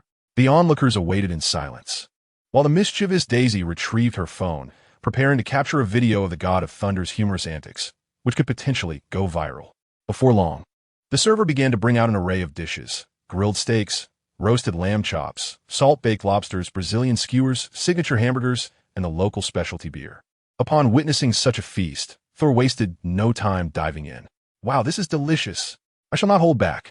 After taking a hearty bite of the grilled meat, he remembered to greet his companions. Chen Bei and Jian smiled encouragingly, signaling for him to indulge freely. Haha, thank you for treating me to this grand meal. Thor beamed and then immersed himself in his feast. He devoured meat and drank heartily, embodying the boisterous spirit of Asgard, completely indifferent to the opinions of others. With a couple of swift cuts, he attacked a steak, finishing it off with a generous gulp of beer. Jian observed him with a disdainful expression. I'm beginning to understand. Goodness, is he a reincarnated starving ghost? At least he could slow down a bit. Whereas his gentlemanly demeanor. Hey, wait. There's more to come. Chun Shi teased. No sooner had the words left his lips than Thor began to create a scene. With a resounding crash, he hurled his cup to the ground. Waiter, bring me another drink. Thor's thunderous shout, accompanied by the sound of shattering glass, immediately drew the attention of others around him. Goodness, they are still waiting for us here. Jane whispered softly from the side, and they all understood. Was this fellow truly so wild? How intolerable was the drink that he would smash his cup in such a manner? The waiter rushed over without delay. Hey, buddy, are you trying to dine and dash? Dine and dash. Thor was utterly perplexed by the trendy term that had evidently crossed over from huaxia, referring to the act of eating without paying while causing a ruckus. The waiter scoffed. It's not that I'm not paying. I merely wish to have another cup. Thor was bewildered. All he desired was another drink. He had completely forgotten that this was not Asgard. This was Earth, where the rules were entirely different. Wait, handsome, my friend comes from a different cultural background. Please do not be angry. We will compensate you accordingly. So could you please bring him another cup? Chen Bei, having enjoyed the spectacle, quickly stepped forward with a smile to explain. All right, so there exists such a custom? What a waste. The waiter shook his head, muttering as he departed, harboring disdain for what he deemed a backward and ignorant tradition. Chen Bei moved closer to Thor, smiling as he said, Thor, you must remember one thing. This is Earth, not Asgard. You cannot apply your customs here. When on Earth, one must abide by its rules. All right, I will be cautious. I promise. Thor shrugged, indicating his understanding. Hey, Itchy, you missed the thrilling moment at the meteor crater. They said a satellite fell in the desert. We were having a great time until the agents showed up. During their meal, they overheard a loud discussion. Excuse me, are you saying a satellite has fallen? Jane inquired curiously, her astronomical background making her particularly interested in such matters. I don't know if it's a satellite. All I know is it's incredibly heavy. No one can lift it.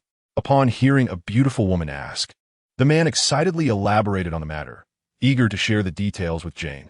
Unbeknownst to him, his words caught Thor's attention, as a description matched that of his very hammer. How do I get there? A visibly excited Thor approached the man, patting him on the shoulder. 50 miles west from here, and you'll arrive. Thank you. Thor expressed his gratitude and turned to leave. I advise you not to waste your time. The area is already surrounded by the military, the man called out, kindly warning him. However, Thor paid no heed.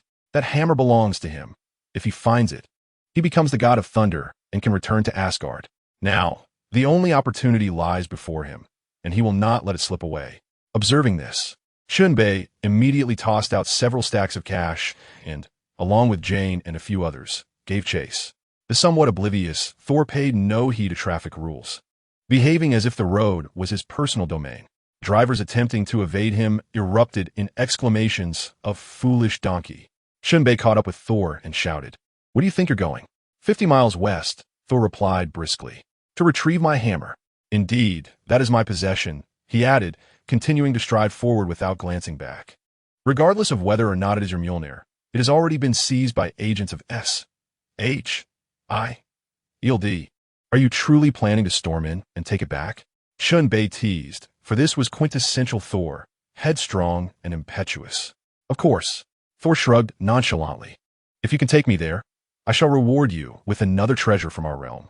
Once I reclaim Mjolnir, I'll be able to bestow it upon you. At this moment, Daisy and the others caught up. Daisy, with an innocent expression, inquired Meow. What is Meow? The originator of the nickname for Mjolnir, often referred to as Meow Meow, had arrived. The moniker had spread from her lips. Ah, Mjolnir is the hammer of the god of thunder. My weapon, Thor quickly corrected, nearly choking on his words. How could she refer to his majestic hammer as Meow? Very well, the hammer of the god of thunder. Daisy and Jane quickly covered their mouths. Try not to laugh. Absolutely must not laugh. Ahem, I can certainly take you there, but I prefer not to waste time.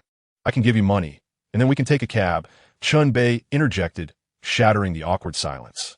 That works. Let us stay here then, Thor considered and agreed. After all, he couldn't rely solely on his own two legs, could he? Very well, goodbye. Farewell, Chun, Jane, Daisy, and Shavik. Thor accepted the stack of cash from Chen Bei and waved his farewell. Do you think he can actually find that hammer? Is that so-called satellite really his hammer? Jane slowly approached, observing the spirited and excited figure of Thor as he walked away, and quietly asked, The hammer is indeed magnificent. Alas, he cannot lift it. Chen Bei sighed softly. One cannot see the rainbow without enduring the storm. Odin, that cunning old fox, employs different tactics. Wait, are you implying he cannot lift it? Daisy chimed in, mischievously looking at them. Goodness, Daisy, you have changed. Jane could not help but roll her eyes at her. Ha, clearly. It is you with the questionable thoughts, Daisy retorted, and soon the two began to playfully tussle, their laughter ringing like silver bells, dispelling all tension with their joy. Chapter 88. An unconventional plot after a brief tussle. The two women fell into silence once more, acutely aware of the curious glances from passers-by. Their cheeks flushed with embarrassment. They felt a sense of unease. However, at this moment, the reality diverged sharply from the films. The anguish they experienced was all too genuine. a transformation instigated by Chen Bei. Upon returning to the hotel, they soon realized that a grave situation had unfolded. A group of ostentatiously dressed agents was in the process of confiscating their equipment. This act was utterly intolerable. It was outright theft. How could their painstakingly assembled apparatus be taken away? Naturally, they felt compelled to confront the situation. Jane rushed up to Agent Coulson, her voice raised in indignation. What on earth is happening here? Miss Foster, I am Agent Coulson from S.H.A.L.D. The speaker was none other than Coulson, the quintessential supporting character. And what does that mean? Jane retorted. You cannot do this. Who are you? She demanded. I don't care who you are. Touching my belongings is unacceptable. Jane, this is far more serious than you realize. It's best not to interfere. Shawig, aware of S.H.I.E.L.D.'s reputation, cautioned her. These individuals did not engage in rational discourse with ordinary citizens. He quickly moved to restrain Jane, urging her to refrain from making a foolish decision. Yet, Jane was not so easily dissuaded. Not interfere? This is my livelihood. With that, she pursued the departing Coulson, intent on confronting him directly. Coulson, with an air of authority, informed her that they were investigating a security threat and needed to requisition her atmospheric data. Jane was nearly choked with disbelief. You must be joking. Requisitioning is merely a euphemism for stealing. Isn't it? At that moment, Coulson produced a check. Here, this should sufficiently compensate for your losses. Jane accepted the check without a glance, incredulous. What is this? It doesn't even begin to compare. Most of this equipment was assembled by me. You can surely recreate it. Coulson interrupted her abruptly. I will unequivocally accuse you of infringing upon my constitutional rights, Jane declared loudly. Apologies, Miss Foster. But we're the good guys, Coulson replied, maintaining his formal demeanor, seemingly unfazed by her accusations. Oh, really? You consider yourselves the good guys? Is that how you absolve yourselves while committing heinous acts?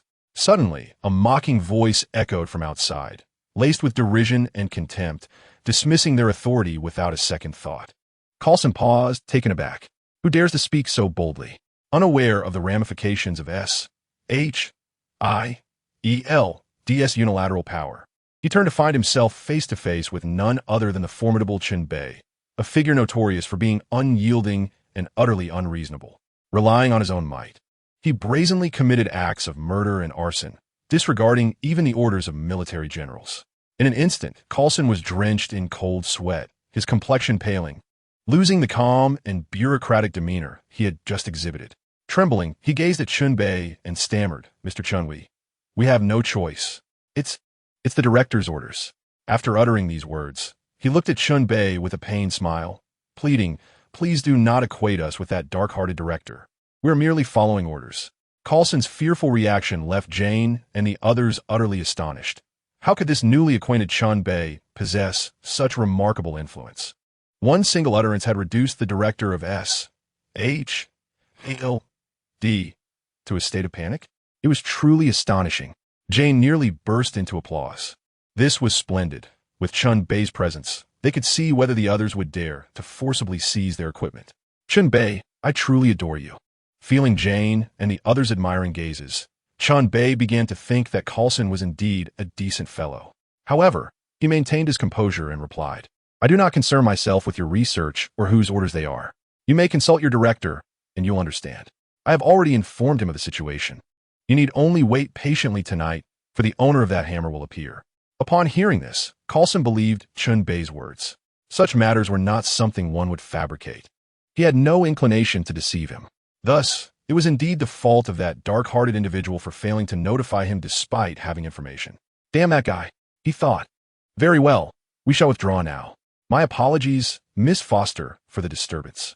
This fellow exhibited remarkably high emotional intelligence. It was no wonder he was dubbed the congenial one. He promptly offered an apology, and Jane waved her hand, indicating that there was no offense taken, forgiving him.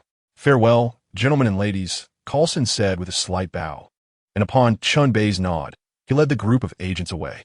Once the S.H.I.E.L.D. agents had departed, Jane and her companions immediately surrounded Chen Bei, eager for him to reveal his true identity. Wow, this is incredible. Quickly tell us who you are, that you could instill such fear in S.H.I.E.L.D. agents. Jane, brimming with excitement, grasped Chen Bei's hand and shook it joyfully. Daisy, with her vivid imagination, chimed in, "Could it be that you are the heir of some ancient family from the East?" "Oh my goodness." Xiaowig, equally intrigued, perked up, eagerly awaiting Chen Bei's response. Clearing his throat, Chen Bei began to put on airs. "Ahem, well, it's nothing much, just like that." With that, a spark of electricity flickered in his hand, and he gently flicked it towards an open space in the distance. Boom! After the deafening roar, as the swirling dust settled, a large pit over a meter deep and several meters wide appeared on the ground. At that moment, Jian and her companions finally comprehended the source of this phenomenon. It was the sheer force of fist. Jian and Daisy's eyes sparkled with admiration as they fixated eagerly on Chen Bei, who radiated an undeniable charm. Goodness! Not only is he exceptionally handsome, bordering on unfair, but he is also wealthy. And as if that weren't enough, he possesses immense strength. Who could possibly withstand such a lure? The two felt themselves utterly captivated, completely besieged by his presence. "Do you have a girlfriend? If so, does it matter if I join in?" The bold Daisy immediately offered herself as a companion, eager to forge a close bond. "Daisy!" Jian blushed furiously at Daisy's brazen words, exasperated by her friend's impulsiveness. How could she be so forward, dragging me into this as well? Chen Bei was momentarily at a loss for words. Faced with such a daring girl, he merely thought, "Why not have two? Haha, if you don't mind, then I certainly don't." The audacious Chen Bei was blissfully unaware of the concept of modesty. After all, humility was not a trait celebrated in his culture. "Get lost. You think you can have it both ways?" Jian pinched him hard in annoyance, her irritation palpable. This scoundrel really dared to entertain such thoughts. The two of them would surely exhaust him. Meanwhile, while they were exchanging playful banter, Thor was having a rather difficult time. Chapter 89. Boss, bring me a horse. Having arrived in this unfamiliar land from Asgard only a few days prior, Thor found himself either in a mental hospital or nearly getting run over by cars. The moment he left his comrades, he was utterly bewildered. This place was unlike anything he had encountered. He had been told to head west, but relying solely on his two legs was proving to be futile. He pulled out the wad of cash Chen Bei had given him, contemplating the currency of Midgard. Perhaps he could give it a try? But what did Chen Bei mean by taking a taxi? Was he supposed to smash these iron boxes on wheels? Clearly, that was not the intention. Yet he had no understanding of the distinction between taxis and regular vehicles. How frustrating. Thor tugged at his messy hair in exasperation. On the verge of despair, he was growing weary of this predicament. How could he possibly reach such a distant location? He likely had already lost his way. In a fit of rage, Thor threw his head back and roared, but this time his vitality was notably high, preventing him from slipping into a state of despair. Passers-by glanced over, shaking their heads in disapproval before walking away indifferently. Yet another soul driven mad by life's trials. Poor fellow. One could only wonder how he had come to this state. After venting his frustrations, Thor finally felt his heart begin to calm. He realized he had money. Surely he could spend it. Suddenly, a mischievous grin spread across his face as he glanced around. The mere sight of the words "pet store" captivated his attention. Goodness! Fate has not forsaken him. Truly, Thor is the child of destiny. For the glory of the northern god, he charged forth. With a mischievous grin, Thor strode confidently into the establishment. Even before he arrived, his voice echoed in the air. "I want a horse." The astonished owner of the shop lifted his gaze towards the newcomer. Could this individual possibly be a fool? "This is a pet store, my friend. Have you ever seen a pet shop that sells large animals?" The owner hesitantly replied, "We do not sell horses. We only have cats, dogs, and birds." Indeed, who would not fear a lunatic? Even those reckless enough to disregard their lives would fear a fool, and this man, with his Na'vi demeanor, was likely a bit unhinged as well. "Just give me something I can ride," Thor insisted earnestly, looking intently at the owner. Upon hearing this, the owner's expression shifted. His eyes suddenly filled with sympathy for Thor. Alas, what a pitiful creature. How could someone so young be so foolish? The current situation certainly did not offer Thor any assistance. The owner could only speak patiently. "My friend, can you comprehend what I am saying?" "Of course. I'm not foolish," Thor replied gruffly, finding the owner's slow speech rather tedious. "If there are horses, then there are, and if not, then not. Why the pitying gaze? What have I done to deserve your sympathy?" "Well, you see, this is a pet store, and we do not have those large animals. Furthermore, it is illegal to transport animals in such a manner.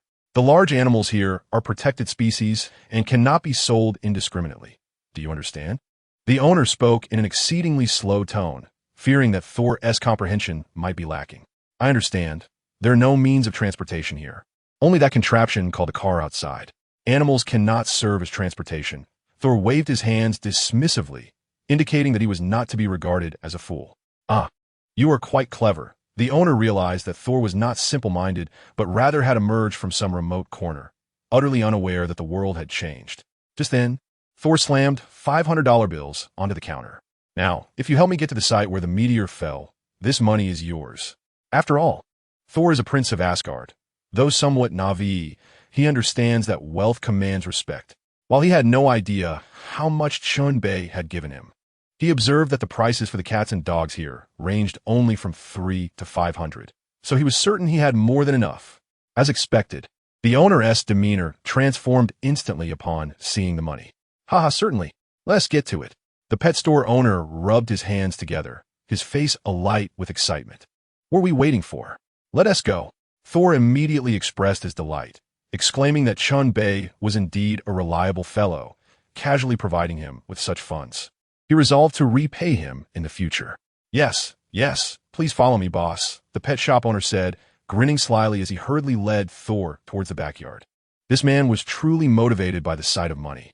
He realized he could close his shop for the day, as selling pets would not yield such a profit in this small town. A trip to the meteorite crater, 50 miles away, would only take a couple of hours. Thus, Thor and the shop owner made their way to the hammer pit, which was already surrounded by SHLD operatives. Approximately an hour later, they arrived. Hey, buddy, we're here, but as you can see, it's surrounded by agents. We can't get in. The pet shop owner pointed at the distant tents, indicating Thor should take a look. Following his gesture, Thor indeed saw the area heavily guarded. Thank you, I understand, he replied, promptly exiting the vehicle. The pet shop owner leaned out of the window, shouting after him, Hey, don't go in there. Can't you see so many people are blocked outside? Let us head back. I don't want to wait around here foolishly. He was well aware that no one would be permitted entry. Go back. There's no need to escort me. Thor waved dismissively, not looking back. All right, you're welcome to it, the pet shop owner murmured with glee, hitting the accelerator and speeding away. Outside the camp, Thor did not recklessly charge in. It was still light out, and he was outnumbered, his objective too conspicuous.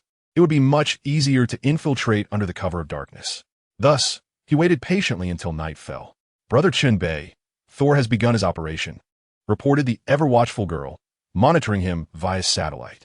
Great, let us go take a look, Chen Bei replied, eager not to miss this classic scene. He had to witness it firsthand, especially since Loki would surely appear. It was a prime opportunity. Under the cloak of night, Thor stealthily infiltrated the area. Meanwhile, Chen Bei, concealed in the shadows, prepared to observe a free spectacle. Chapter 90. The mantis stalks the cicada, unaware of the oriole behind under the veil of night. Thor hid in the shadows. Upon spotting a patrol car, he seized the moment to deliver a swift punch to the driver, swiftly following up with the butt of the gun in a reverse strike. The second unfortunate soul attempted to resist, but merely rolled his eyes before collapsing. It was at this moment that Thor crossed the barricade, truly breaking into the SHIELD camp. Only then did the radio crackle to life with Hill's voice, Delancey, Jackson, please respond. However, no reply was forthcoming. Hilvert assumed that the signal was akin to the recent interference and paid it no mind. At that moment, a patrolling agent fortuitously passed by the scene of the incident. Upon noticing the anomaly, he immediately alerted everyone at the base. There were injuries reported, and the perimeter had been breached. The temporary base transformed into a fortress of vigilance, with all agents springing into action to scrutinize every shadowy corner. The searchlights blazed alive at full power, sweeping the area in a bid to swiftly identify any suspects. At that moment, the night became Thor's most impeccable disguise. He evaded wave after wave of pursuers, ultimately reaching the passage leading to Mjolnir. Here, he encountered a throng of agents attempting to corner him. If he managed to remain undetected, it could only indicate that SHIELD's operatives were rather inept. Drawing upon his extensive combat experience, Thor subdued one agent after another, with the narrow corridor proving advantageous. The agents could not swarm him, for against the might of many, even a being such as Thor would falter. They were all mere mortals, and 2 fists cannot possibly overwhelm 4 hands. After defeating the last hulking agent, Thor emerged from the fray as if pulled from a mire, caked in mud. Fortunately, the torrential rain outside washed him clean. Otherwise, he would have resembled a beggar. Having fought through countless adversaries, Thor finally arrived at the vicinity of the crater formed by Mjolnir. Perched above, Hawkeye was drawing his bow, aiming at Thor, poised to bring him down at a moment's notice. "Hurry up, Coulson, I'm starting to like this guy," Hawkeye chuckled, finding Thor's strength quite appealing. Amidst the tempest, Thor finally glimpsed Mjolnir, a grin spreading across his face, a look of foolish delight. He had succeeded. He would soon reclaim his title as the God of Thunder. Coulson observed the long-haired giant below, wearing an absurd grin, contemplating silently. Could this be the legendary figure? Was the director truly waiting for someone so comically simple-minded? Thor's current demeanor left Coulson questioning whether this was indeed the fabled god. If deities appeared in such a foolish guise, it would certainly warrant a reconsideration of their collaboration. Meanwhile, Hawkeye inquired once more whether they should neutralize Thor. But Coulson decisively instructed him to hold off. At that moment, Thor felt entirely immersed in enemy territory. Was he audacious or simply naive? Old friend. I'm back. This time we shall fight side by side, he exclaimed with a grin. With a single hand, he grasped the hammer's handle and pulled upwards gently. But Mjolnir did not budge. Undeterred, he gripped it with both hands and exerted a forceful pull. Alas, still no success. "Greetings, old friend. Let us not jest any longer, for it is time for us to depart." Thor, in his naivety, believed that Mjolnir was sulking. With great exertion, he gripped it with both hands, his feet firmly planted on the ground, summoning every ounce of his strength. Alas, in the midst of his furious roar, he ultimately faltered. At that moment, Thor comprehended the truth. His father would not forgive him. With the torrential rain pouring down, he raised his head in anguish and cried out, "Why?" His hysterical wail resonated for miles, imbued with a profound sense of helplessness that was palpable to all who heard it. The listeners were left heartbroken, their spirits weighed down by the sorrowful sound. With a resounding thud, Thor fell to his knees, indifferent to the rain pelting his face. As the light in his eyes slowly extinguished, his father had indeed forsaken him. He felt the shame of being a disgrace to Asgard, having failed to honor the nurturing of both his father and mother. Thus, the performance drew to a close, and the ground troops commenced their operation. With a hint of sympathy, Coulson picked up his radio and issued the order for apprehension. A throng of agents rushed toward Thor, who offered no resistance, allowing the agents of S.H.I.L.D. to take him away. The spectacle had concluded, and Loki, the fawn-like trickster, was poised to make his entrance. Concealed in the shadows, Chen Bei smiled subtly, anticipation brewing within him. "System, display my attributes, discern what I lack. The host attribute panel is currently being generated. Please hold on." Ding! The attribute panel has been created. The host may now review it. Host: Chen Bei, age 23 level, peak Earth physique, none abilities, mastery of the Thunder fruit, self-healing, teleportation, high-speed movement, telekinesis, super strength, mastery of the Quake fruit. Items: Chinese brand 2060 model Fool, telekinetic crystal, storage ring. Wealth: 5 billion US dollars, excluding shares. Gazing upon the rather commendable panel, Chen Bei realized he was merely lacking a weapon and a suit of armor. Logically, vibranium would be the optimal choice for defense. Capable of absorbing all kinetic energy and providing unparalleled protection against physical assaults. However, the scarcity of vibranium in circulation, coupled with its exorbitant cost, rendered it unattainable. Chen Bei had contemplated seeking amicable negotiations with Wakanda, hoping they might graciously bestow a portion upon him. Yet, the vastness of their territory left him clueless as to their whereabouts. With no other recourse, he resolved to turn his attention to the fortune bringer, Loki. The URU metal of Asgard is also renowned within the Marvel Universe, holding a reputation that rivals that of vibranium and adamantium. This magical metal, URU, is uniquely forged by the masters of the Dwarven Kingdom and possesses immense energy. Furthermore, it can be imbued with magic. allowing the weapons crafted from it to resonate with the user's consciousness and possess self-repairing capabilities. The mighty Mjolnir, the Stormbreaker, and the Eternal Spear are all forged from URU, which undoubtedly showcases the metal's formidable nature. Chen Bei, however, is indifferent to the dwarven craftsmanship. What the dwarves can accomplish, humanity can achieve as well. Once he secures, or rather, trades for URU metal, he plans to have Magneto and Tony collaborate to create several suits of URU armor for himself. When it comes to the art of blacksmithing, who could possibly surpass the old Magneto? And in the realm of armor creation, who could rival Tony? Bambi, do hurry along. Huh. As Chen Bei spoke, he couldn't help but chuckle mischievously. In Chapter 91, Eliminate Loki's Avatar, Extort Loki, Thor finds himself imprisoned. While Coulson seeks to ascertain whether this man truly embodies the legendary god of thunder. However, he is met with an impenetrable barrier. No matter how he inquires, Thor merely glances at him before bowing his head, lost in a stupor. His gaze is unfocused, remaining impervious to Coulson's persistent questioning. Helpless, Coulson shakes his head. Has this man been rendered senseless by despair? Unable to lift himself from his plight? Must he wallow in such profound despondency? He struggles to comprehend how such a disposition could lead to divinity. Even an ordinary person would fare better. At that moment, a phone call interrupts. Coulson glances at it before stepping outside. There is nothing he can do with this obstinate individual. Don't wander off, he advises before turning away. Just then, as the door closes, the mischievous Loki appears. Thor snaps back to reality, looking at his brother with surprise. Loki, what brings you here? He inquires. I had to see you, Loki replies calmly. Instantly, Thor senses trouble. What has happened? Tell me, is it about Jotunheim? I need to explain this to Father. But Loki shakes his head, his voice tinged with sorrow. Father is already dead. This proclamation strikes Thor like a thunderclap, leaving him momentarily stunned, struggling to comprehend. Why? He finally manages to ask, tears welling in his eyes as he looks at Loki. His exile, the looming threat of war, became too much for him to bear. Do not blame yourself. I know you loved him, and I advised him too, but he would not heed my words.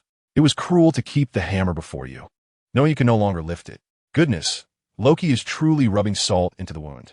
Thor's anguish causes him to tremble uncontrollably, struggling to contain his emotions. Now the weight of the throne rests upon my shoulders, Loki adds, believing this revelation will deepen Thor's suffering.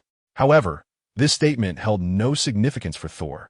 His only desire was to return home, and he implored Loki to grant him this wish, only to be met with outright refusal.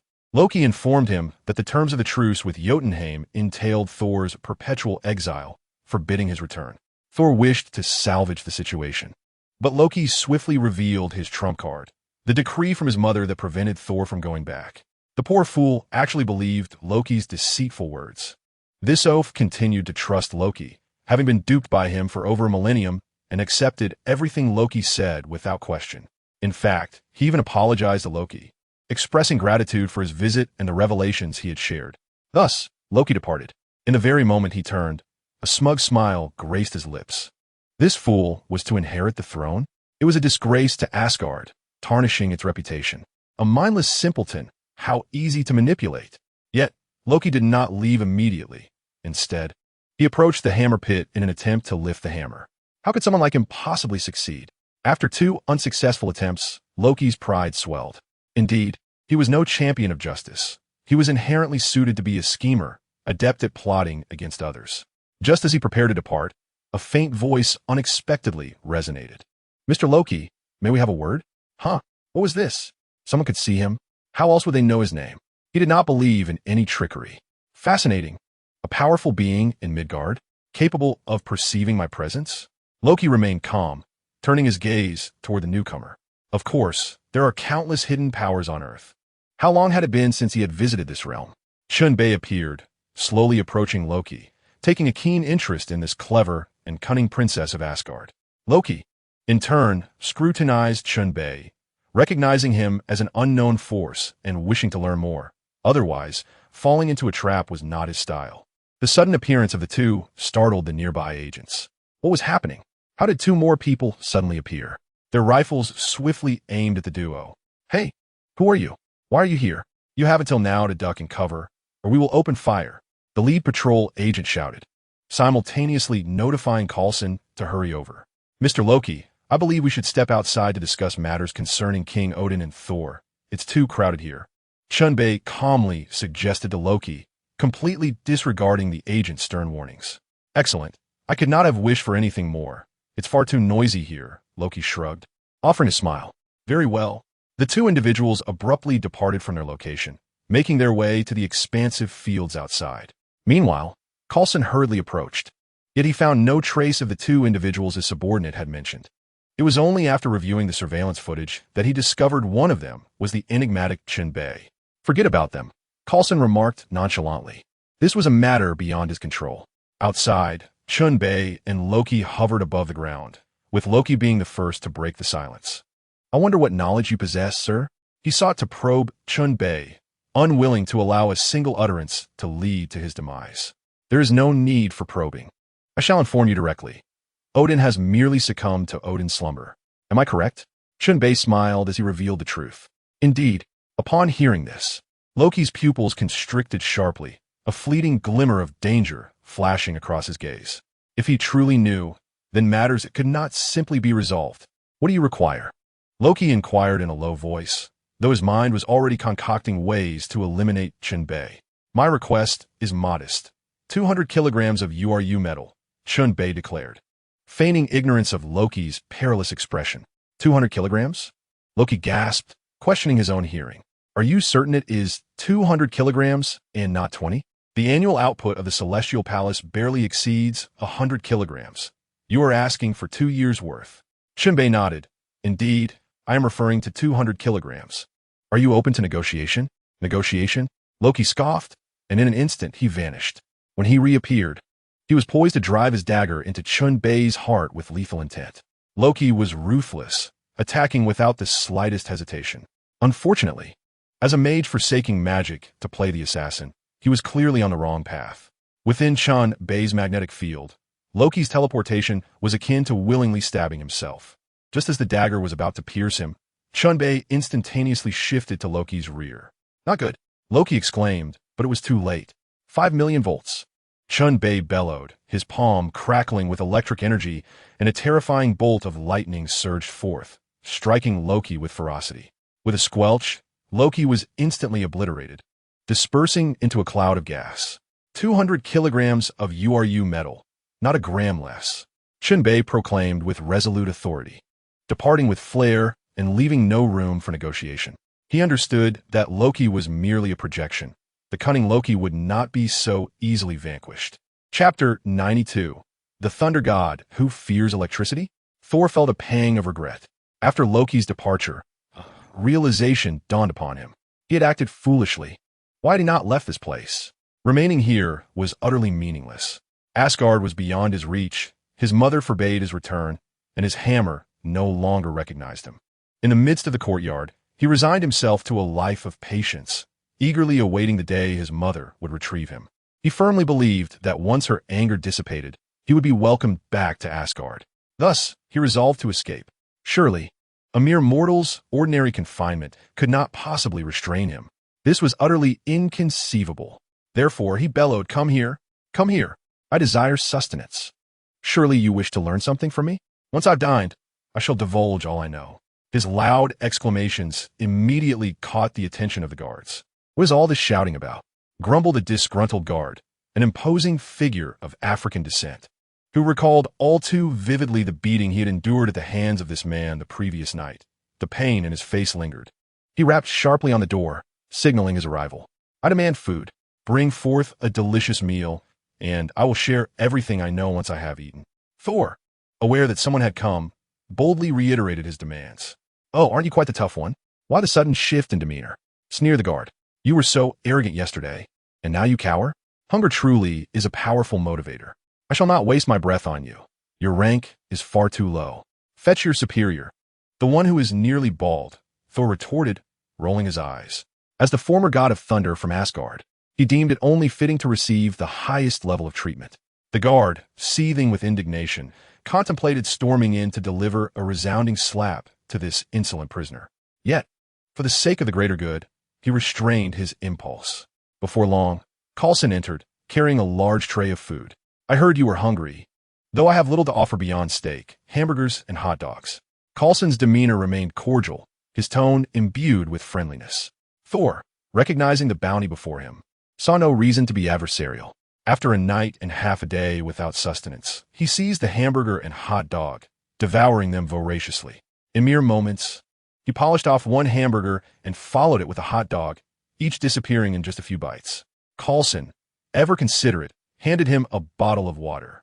Drink up. Don't choke. Without hesitation, Thor accepted the water, gulping down a generous mouthful, exhaling contentedly. Ah, the sensation of being well-fed is truly delightful, he declared, his face alight with a foolish grin. Now, may I expect you to speak? Coulson inquired with a smile. Certainly. I am Thor, the god of thunder from Asgard. In a moment of impulsiveness, I instigated a war and was subsequently exiled, Thor replied, shrugging, his words succinct yet profound. Is that all? Coulson asked incredulously. Indeed, that is all, Thor answered with earnest gravity. Very well, Mr. Thor, please hold on a moment. Our director will come to meet you personally, Coulson said with a hint of resignation. I'm afraid I cannot wait that long, Thor replied coolly. Coulson was taken aback. What was happening? Before he could fully comprehend the situation, Thor suddenly lunged, seizing him by the throat and shouting, Everyone step back. I do not wish to harm him. I simply want to leave. Thor had meticulously devised this plan, targeting Coulson, who, with his cheerful demeanor, appeared to be a mere bureaucrat prone to verbal sparring. Since he was a bureaucrat and a leader, Thor knew he must see him to carry out his kidnapping. Though Thor was the god of thunder, to the violent agencies of Midgard, he was merely an extraterrestrial, fearing he might become a subject for experimentation. Thor's actions astonished everyone present. They could hardly fathom that this individual possessed such audacity. Wait, don't move. Thor, please calm down. We can negotiate this. A throng of agents rushed in, with Barton and others signaling for everyone to remain composed. While holding Coulson hostage, Thor quietly began to move toward the exit. Prepare a vehicle for me and find a regular human to drive, he demanded loudly, oblivious to the technological prowess of Earth and the futility of his escape. D was omnipresent. There was nowhere for him to flee. Barton, upon hearing this, quickly responded, all right, remain calm. I'll arrange it immediately. Just don't panic. Make haste, and no tricks, Thor nodded, speaking in a grave tone. Everyone leave my sight. Quickly, all of you out. Barton hastily ushered everyone out. Once the room was left with only Thor and Coulson, he finally released his grip on Coulson's throat. Apologies, I shall let you go shortly, he said dismissively, viewing Coulson as nothing more than a bureaucrat. Thank you. I trust you will keep your word, Coulson replied, not glaring at Thor, but rather expressing his gratitude with a gentlemanly demeanor. Thor scratched the back of his head and chuckled, feeling a twinge of embarrassment at Coulson's courtesy. Did he perceive himself as overly base? As Thor stood there grinning foolishly, he remained unaware that Coulson had discreetly produced a powerful stun gun from his pocket. In a mere second, it could incapacitate even a bull. Hey, Thor, Coulson suddenly shouted. What? Thor was momentarily stunned, and before he could react, a flash of light surged toward him, and he fell victim to the shock. ZZZ, ZZZ, BZZZ. Then Thor collapsed to the ground, rigid and motionless. With a scowl and a roll of his eyes, he made a dismissive gesture towards Coulson. Before falling into unconsciousness, Thor's singular thought was, imposter. How could I still harbor any guilt towards you, only for you to betray me like this? Bah! What nonsense is this about a god of thunder fearing electricity? Coulson disdainfully remarked, this guy is utterly ridiculous. Chen Bei could not have anticipated Thor's dire predicament. However, he remained unperturbed. Thor's fate held little significance for him, as his sole concern lay with his precious URU metal. Days passed swiftly. Thor found himself in chains, subjected to daily sessions of electric therapy, which he endured with a twisted sense of joy. Meanwhile, at the Celestial Palace, Sif and the three warriors plotted to sneak into Midgard to recover Thor, but their scheme was soon uncovered. Nevertheless, Heimdall chose to let them go, utilizing the Bifrost to transport them to Earth. Chapter 93. The Arrival of the Destroyer. The battle begins. Heimdall's assistance to Sif and her companions, however, incurred Loki's wrath. Now acting as the regent of Asgard, Loki immediately reprimanded Heimdall for taking it upon himself to release them in search of Thor, leveraging his authority to excommunicate Heimdall. Yet, such actions played directly into Heimdall's hands. Since you are no longer my king, why should I show you any courtesy? Heimdall dismissed Loki with contempt, viewing him as nothing more than a weakling adept in sorcery, yet unwilling to wield it. Is that not an invitation to your own demise? Without hesitation, Heimdall launched an offensive, his sword slicing through the air at a lethal angle aimed at Loki. However, Loki, ever cunning and prepared, swiftly teleported behind Heimdall and drew forth the box of ice, instantly encasing Heimdall in frost. Heimdall had no time to react. It was a well-known fact that as long as the user's energy was sufficient, an entire planet could be frozen. It appears that being a descendant of the frost giants is quite an acceptable revelation.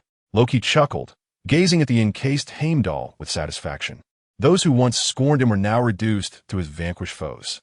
Having dealt with Heimdall, Loki made his way to the celestial treasury to release the destroyer, intent on eliminating Thor. Go forth and ensure my brother does not return. Annihilate everything, Loki declared with a dark countenance. He had not wished to resort to such measures. A mere price to silence that Midgardian warrior would have sufficed.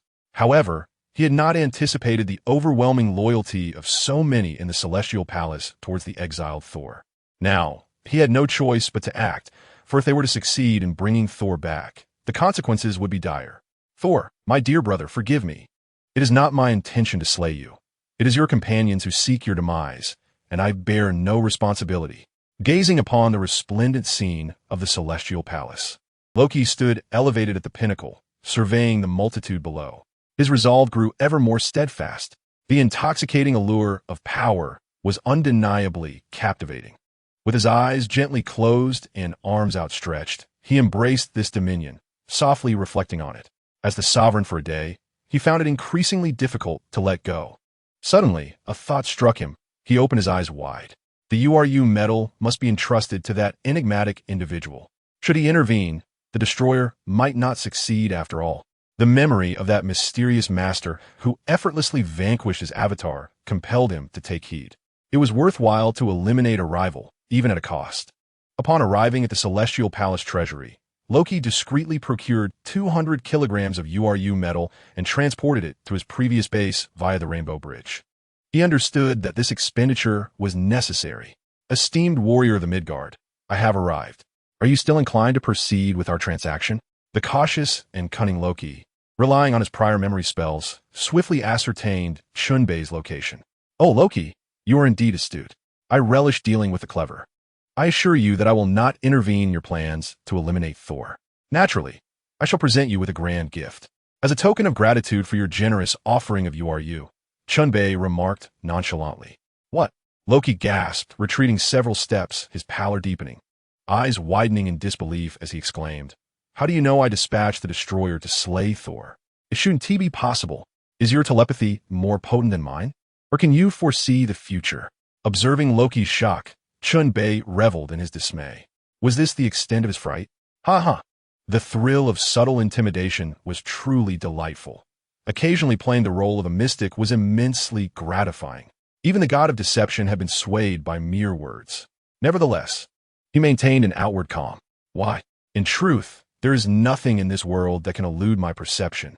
You may take your leave now, Chen Bei said with a faint smile, exuding an air of mystery. He waved his hand, urging Loki to depart hastily, his impatience only serving to deepen Loki's trepidation. Did he regard himself as inconsequential, or did he dismiss everyone entirely? The more arrogant his demeanor, the more unsettled Loki became. Farewell, esteemed warrior, Loki murmured, turning away with a grim countenance. His plans had been prematurely unveiled. Fortunately, he had the foresight to deliver the URU. Had this individual chosen to meddle, his success would have been far from assured. Chen Bei, pleased with the URU Loki had brought, smiled contentedly. An invincible suit of steel armor. Is not a man's romance embodied in the possession of mech? What he once envied in films was finally within his grasp. URU retracted his metal form, redirecting his gaze towards a makeshift base. Due to his own actions, the narrative had descended into chaos, with no semblance of its former self remaining. Presently, Thor was subjected to electric shock therapy on a daily basis. What choice did he have, after all? Beyond meal times, Thor languished in a state of unconsciousness, awaiting the arrival of Nick Fury and S.H.I.E.L.D. Meanwhile, Sif and the three warriors of Asgard were diligently searching for Thor's whereabouts, guided by the faint traces of his essence. Their medieval garb certainly captured the attention of passers-by, who were unable to divert their gazes. Oh my, is this performance art? Mom, look, there are strange people here. Hey, your attire is truly unique, quite expensive, I presume. Wow, your weapons are exquisite. Custom-made, I assume. Are you Renaissance youths? The crowd buzzed with intrigue, pointing and whispering amongst themselves. The rate of turned heads reached an astonishing 380. At various locations where Thor had lingered, they inquired with many before learning that he had ventured to the meteorite crater. Despite their eccentric attire, curiosity prevailed, and the restaurant owner and staff informed them of Thor's destination. Their situation had been reported to Coulson well in advance. Upon viewing the photograph showcasing their retro ensemble, he surmised that Thor's companions had come to seek him. Was it time to release him? What a perplexing dilemma. Coulson believed they were likely typical deities, unlike Thor, the exiled god. Just as he pondered this, a violent surge of energy erupted in the desert, causing their energy monitors to spike dramatically. Without delay, before they could investigate, a colossal figure charged towards their temporary base. Simultaneously, Sif and her trio hastily approached the S.H.I.L.D. outpost. Now, all conflicts converge in one place, setting the stage for an epic showdown. Chen Bei observed the unfolding situation, unable to suppress his excitement. The decisive battle was about to commence, and it was time for him to execute his plan. After such a long wait, the moment of harvest had arrived. Chapter 94, For the Glory of the Northern God. Charge! At this moment, Chen Bei found himself at the perimeter of the base. Initially intending to remain concealed, he reconsidered, with the plot altered. Had it not been for Jian and the other ordinary individuals present, Thor would have long since escaped. However, at this juncture, there were no others. Sif and her companions could flee at will. As for S.H.I.E.L.D., they were adversaries of Thor, and his fate was of no concern to him. Thus, to prevent any unexpected developments, he deemed it prudent to observe from the shadows, ensuring Thor did not slip away. If Thor managed to escape, his plans would be rendered futile. Meanwhile, the quartet from Asgard swiftly breached the S.H.I.L.D. temporary base, creating a stir. With such formidable Asgardians among them, S.H.I.L.D. personnel truly found themselves at a loss. They all possess extraordinary powers and remarkable physical strength, coupled with formidable defensive capabilities. How could the agents of S.H.I.L.D. possibly stand against them? Within mere moments, a few strikes left these agents battered and groaning on the ground. The quartet from the celestial realm swiftly breached the confines of S.H.I.L.D. and found the unconscious Thor.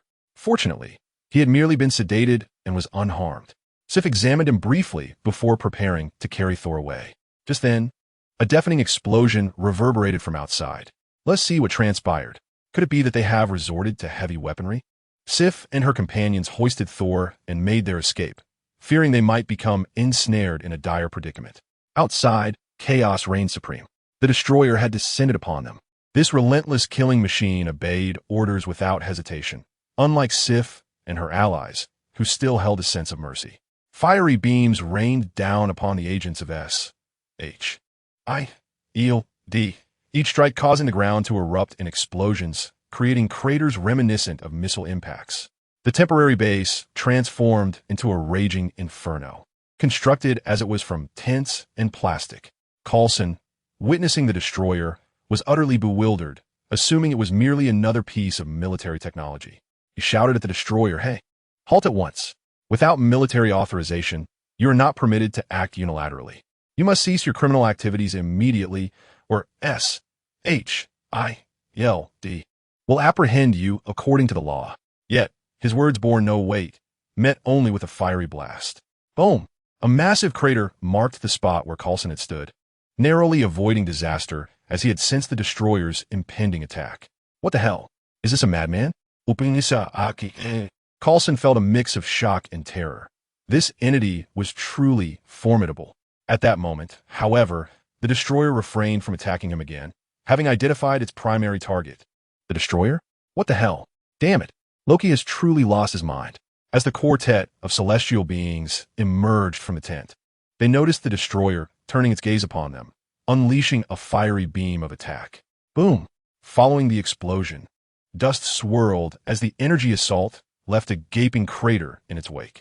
The celestial quartet narrowly evaded the initial wave of attack and scattered in different directions. At that moment, the tremendous blast roused the unconscious Thor. "Ah, it is you, my brothers. I am overjoyed to see you. I thought I would never see you again," Thor exclaimed, his face alight with joy upon awakening. He had longed for their presence, finally reunited with his kin. Boom! At the moment Thor spoke, a burst of flame erupted nearby, and it was only due to Chen Bei's sudden intervention, kicking Thor away, that he avoided being obliterated. "Damn it!" Loki exclaimed, witnessing the scene. "Chen Bei, how dare you violate our agreement? You accepted my generous gift, and now you go back on your word. Is this the integrity of a true warrior?" The destroyer immediately halted, Loki's furious voice resonating from within. "Relax, Loki. I'm merely assisting this once. The rest is up to your own fortune," Chen Bei replied with a nonchalant smile, showing not an ounce of embarrassment. "You, Loki could only huff in frustration, resigned to his predicament. With the arrow drawn, he had no choice but to hope that Chen Bei would indeed refrain from further involvement. Chen Bei, true to his word, stepped aside, indicating his intent not to interfere. "Thank you, Chen Bei. Otherwise, I would have perished just now." Thor expressed his gratitude loudly, having narrowly escaped disaster. "It's nothing. Just be cautious," Chen Bei remarked, shaking his head dismissively, thinking to himself that Thor's gratitude might soon turn into a desire for vengeance. At this moment, Thor could only remain on the sidelines, watching how the quartet from the Celestial Palace would confront the destroyer. Stripped of his divine power, he could do nothing but avoid being a burden. Sif and Volstagg exchanged a glance and subtly nodded. Sif stealthily moved aside, while Volstagg charged forward with his axe, diverting the destroyer's attention. Hogun and Fandral swiftly launched an assault from both sides, having fought alongside each other for millennia, their synergy requiring no words. Volstagg leaped high, swinging his axe down in a fierce strike against the destroyer. "For Asgard!" he cried out. However, his boldness was met with a swift and decisive response. Before he could even connect, the destroyer raised a hand and sent him, along with his axe, flying. With a thud, Volstagg crashed to the ground, but fortunately, his sturdy physique cushioned the impact, allowing him to rise again.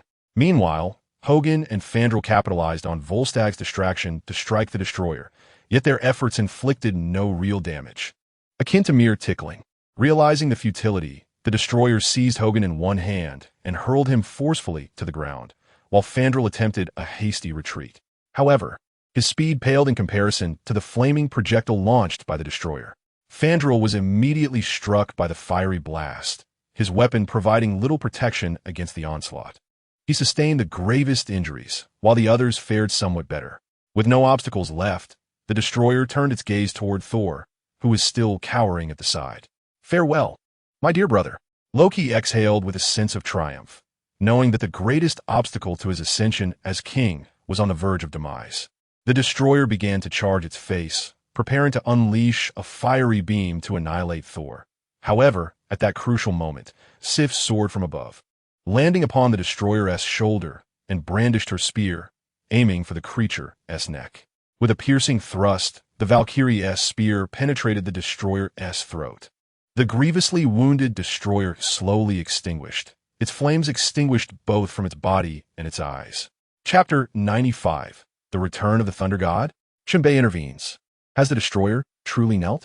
Everyone was taken aback. Was it really that simple? Surely, their strongest singular weapon could not be so feeble. They sensed that matters were far more complex.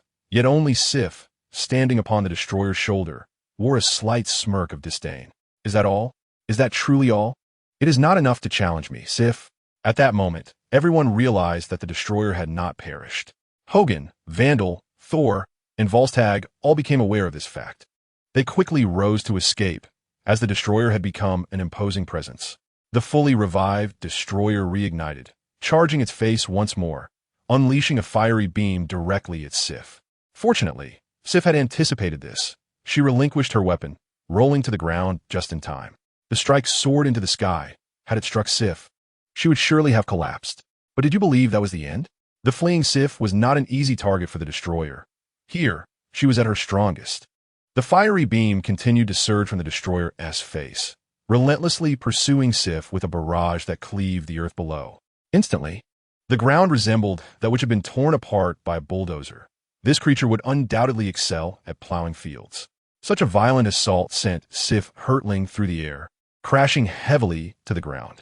Seeing this, Hogan and the others hastily assisted one another, stumbling to rescue Sif.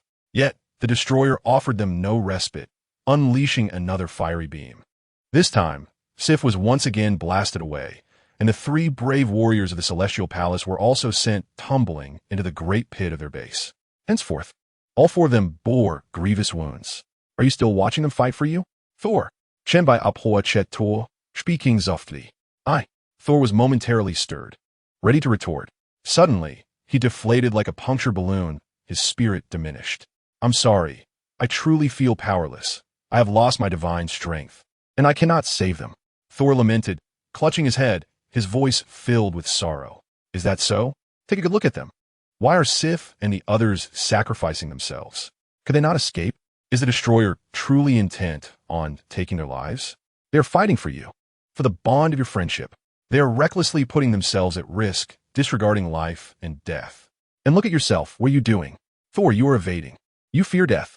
Do you believe you are worthy of the mantle of the god of thunder in Asgard? In our realm, this is deemed a lack of virtue befitting one's position. Chen Bei chastised Thor loudly, hoping to awaken him from his stupor. What has become of him? In the original narrative, he was remarkably noble. Has he truly capitulated in the absence of Jane? Awaken quickly, for heaven's sake. Thor's countenance shifted between crimson and pallor, fluctuating like the weather. He stammered, but I am no longer the god of thunder. I have lost my divine powers. I cannot do it. Nonsense. Chen Bei rebuked him vehemently. Are you the god of the hammer or the god of thunder? Does the absence of your hammer render you utterly powerless? Would you simply watch your comrades perish for your sake? Go. You may lack divine strength, but you can still save your comrades and your people. Go. For the glory of Asgard. For the glory of the northern gods. After delivering his impassioned exhortation, Chen Bei kicked Thor away, sending him crashing into the line of sight of the destroyer. How exasperating. This fellow is far too indecisive. Chen Bei muttered in dissatisfaction. Meanwhile, Thor was now in a state of panic, awkwardly managing a sheepish smile towards the destroyer. He finally grasped the meaning behind Chen Bei's words. Loki's target is him. He desires his life. Now, he must ensure Loki is dealt with, and everything will come to an end. Glancing back at his comrades, pale and battered, they shook their heads, urging him to flee. In that moment, Thor understood. A true man knows when to act and when to refrain. He is the god of thunder, not merely the god of the hammer. Even without divine power, he can still protect his subjects. At this moment, Thor no longer hesitated or evaded. He strode forward with resolute steps, approaching the destroyer steadily. Determination radiated from his eyes as he gazed at the destroyer. Brother, no matter how I may have wronged you, or what I have done to bring this upon us, I genuinely apologize. But these people are innocent. Killing them will bring you no benefit. In my life, and let it be done. Thor spoke with calmness, devoid of any regret. He awaited Loki's decision in silence, prepared to face death. At that moment, the destroyer suddenly deactivated its charged face, a gesture that left Thor both astonished and relieved with a gentle smile. After all, Loki is my dear brother. He cannot bring himself to kill me. However, in the blink of an eye, the destroyer, having turned away, retaliated with a swift punch, launching Thor into the air. With a resounding crash, Thor was thrown back several meters, landing heavily on the ground. He was now barely clinging to life, without the protection of his divine power. Thor appeared exceedingly vulnerable. Everything had come to an end. Thor murmured, his head drooping as he knelt. No, Thor, Thor, Thor. Sif and her companions cried out in despair, unable to fathom that Thor would meet his demise in such a manner. The occurrence was far too abrupt, and they scrambled to his side, heartbroken and crying out to the heavens. Yet, Thor remained unresponsive. In the celestial palace, Odin, lost in slumber, wept as tears streamed down his aged cheeks. I, Odin, am a failed father. It is my failure to properly guide my son. Awakening from his reverie, Odin was consumed by profound guilt. He could never have anticipated such an outcome. Alas, it was time to conclude this. The destroyer slowly turned, preparing to depart. Having eliminated his greatest threat, yet he could not summon any joy. Was this truly the right course of action? Was power truly more significant than familial bonds? At that moment, the hammer of the thunder god awakened from the depths. The surging and violent thunder caused the monitors to go haywire. The hammer began to tremble slightly before soaring into the sky. It was coming. It approached with divine power. The heavens darkened, and thunder pierced the gloom. Commanded by the force of lightning, Thor's heart revived. Ha ha ha! Thor, the god of thunder, has returned. For the glory of the northern gods. Awakened, Thor grasped the hammer and reveled in his resurgence. As wind and sand swirled around him, and lightning radiated from his form, Thor commenced his transformation. However, just as he was basking in his newfound power, Chen Bei struck. In an instant, he teleported before Thor and delivered a devastating kick that sent him flying. Chapter 96. A serious fist against Odin's power. The sudden turn of events caught everyone off guard. They had never expected the previously neutral Chen Bei to intervene. Everyone was left in a state of bewilderment. Thor, in the midst of his transformation, was abruptly forced to halt. He now covered himself awkwardly. With no time to ponder the situation, he sprawled on the ground like a boiled lobster, curling up and rolling about. Thor felt betrayed by Chen Bei, whom he had trusted wholeheartedly, mistakenly believing him to be a good person. Damn you, Chen Bei. If I, Thor, do not destroy you, then I am not the god of thunder. In the midst of chaos, Thor still found the energy to shout, indicating that his injuries were not yet grave enough. The boundless power of lightning sought to continue nourishing Thor, yet it was merely a hammer, and thus the infinite energy was forcefully absorbed by Chen Bei. The perfect thunder fruit effortlessly attracted the lightning power, enveloping Chen Bei in a radiant embrace of electric light, allowing him to revel in the baptism of thunder. At this moment, none appeared more akin to the god of thunder than Chen Bei. Amidst the darkened sky, lightning danced around him in celebration. The laws of thunder surged in his hands, and all thunder bowed before him. In the celestial palace, Odin abruptly awoke, sensing that the power of the thunder god was being siphoned away. Who dares to steal the might of my Asgardian thunder god? This is a provocation against the dignity of the northern gods.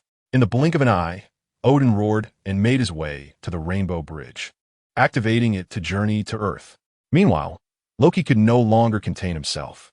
Ha ha ha, my dear brother, my esteemed father, it appears that all of this has been your cunning design. I, Loki, am but a pawn in your game.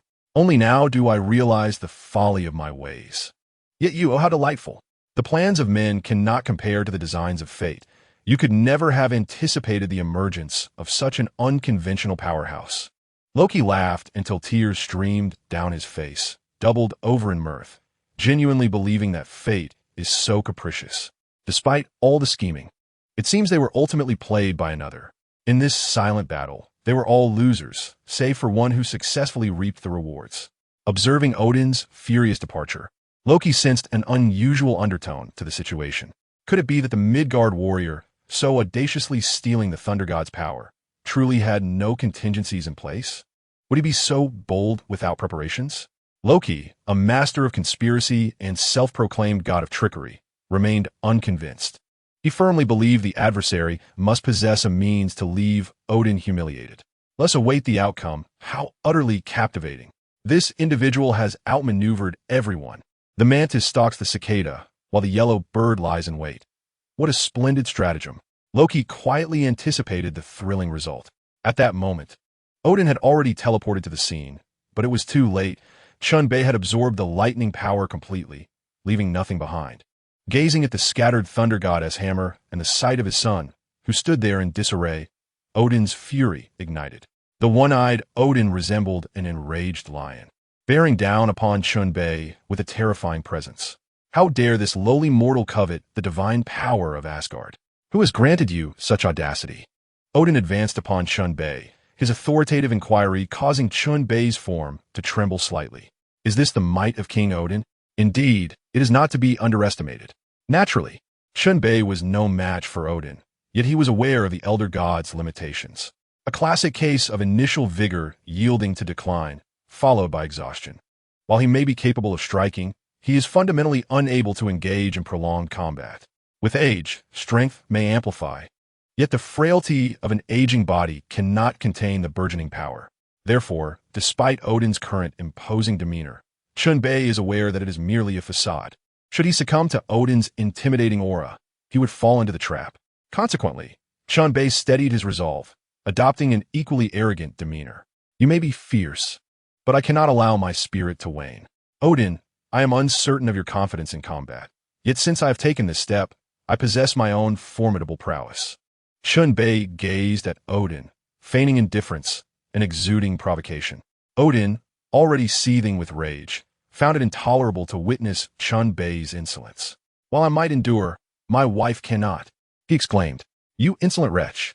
I must inform you that the majesty of the God King is not to be trifled with, lest you invoke my wrath. With a booming voice, Odin reprimanded Chen Bei and immediately launched his attack. Observing Odin, whose hair stood on end, Chen Bei inwardly scoffed at the old man's volatile temper. In a flash, the enraged Odin unleashed his divine power, combining it with his combat techniques for a devastating strike. The tumultuous energy of Odin caused the clouds above to dissipate, as if confronted by the sun. Chen Bei found himself ensnared. With no means of evasion from his formidable blow, a radiant golden light appeared before Chen Bei, as the gargantuan fist loomed larger in his vision. He knew he must fight with all his might.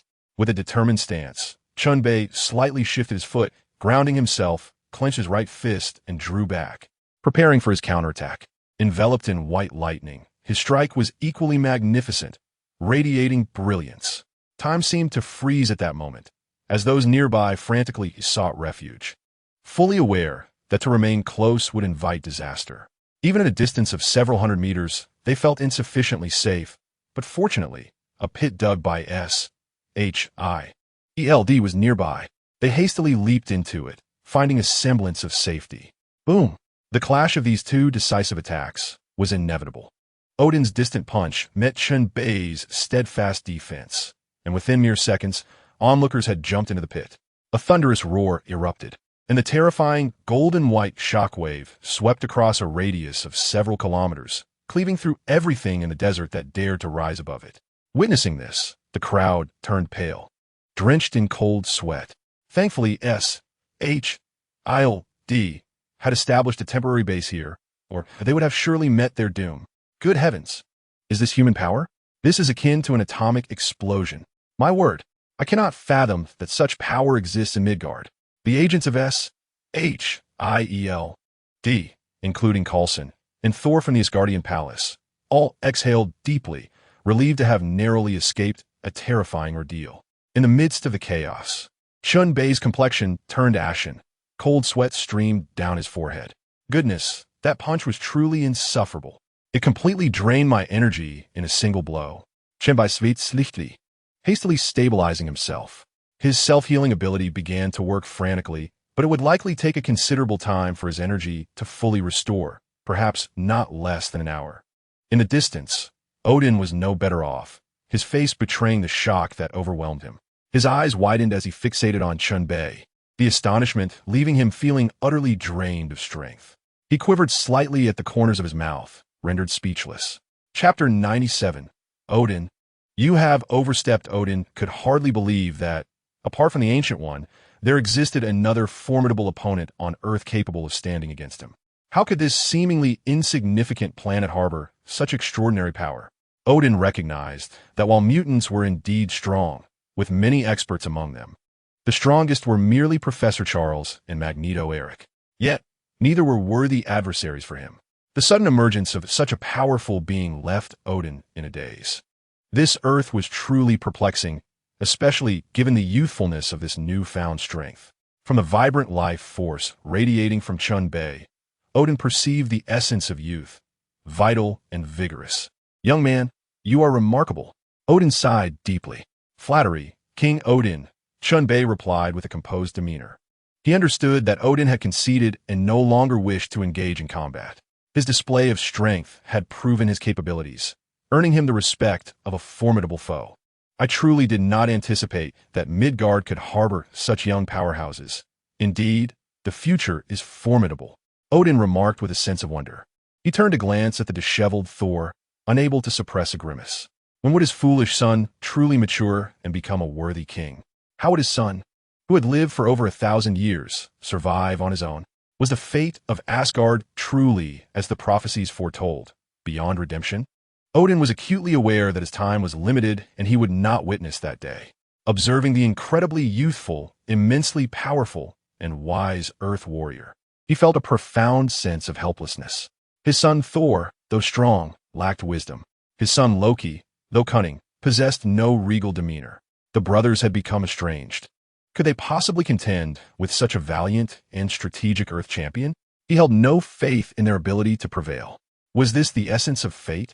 The destined downfall of Asgard? Father, I am sorry. The world you entrusted to me, my son, is no longer within my grasp. Odin lamented, I am sorry, Thor. I can no longer shield you from the storms of fate. You must rely on yourselves from now on.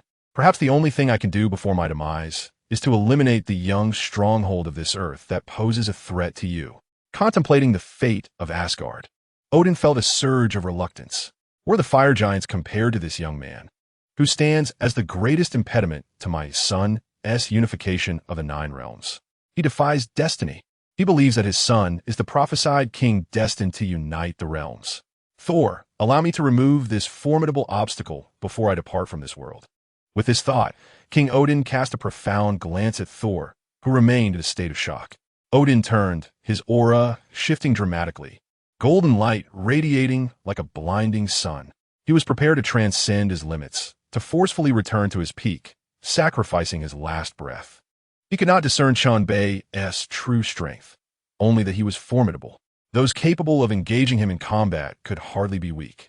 Little did Odin know, Chen Bei possessed but a singular technique. If that one strike failed to vanquish his opponent, he would have no choice but to retreat. One might say that Odin, through his underestimation of Chen Bei, was leading himself to ruin.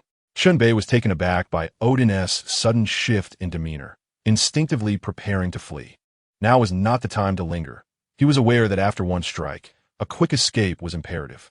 Suddenly, just as Chen Bei was poised to make his escape, the magnetic field began to shimmer subtly.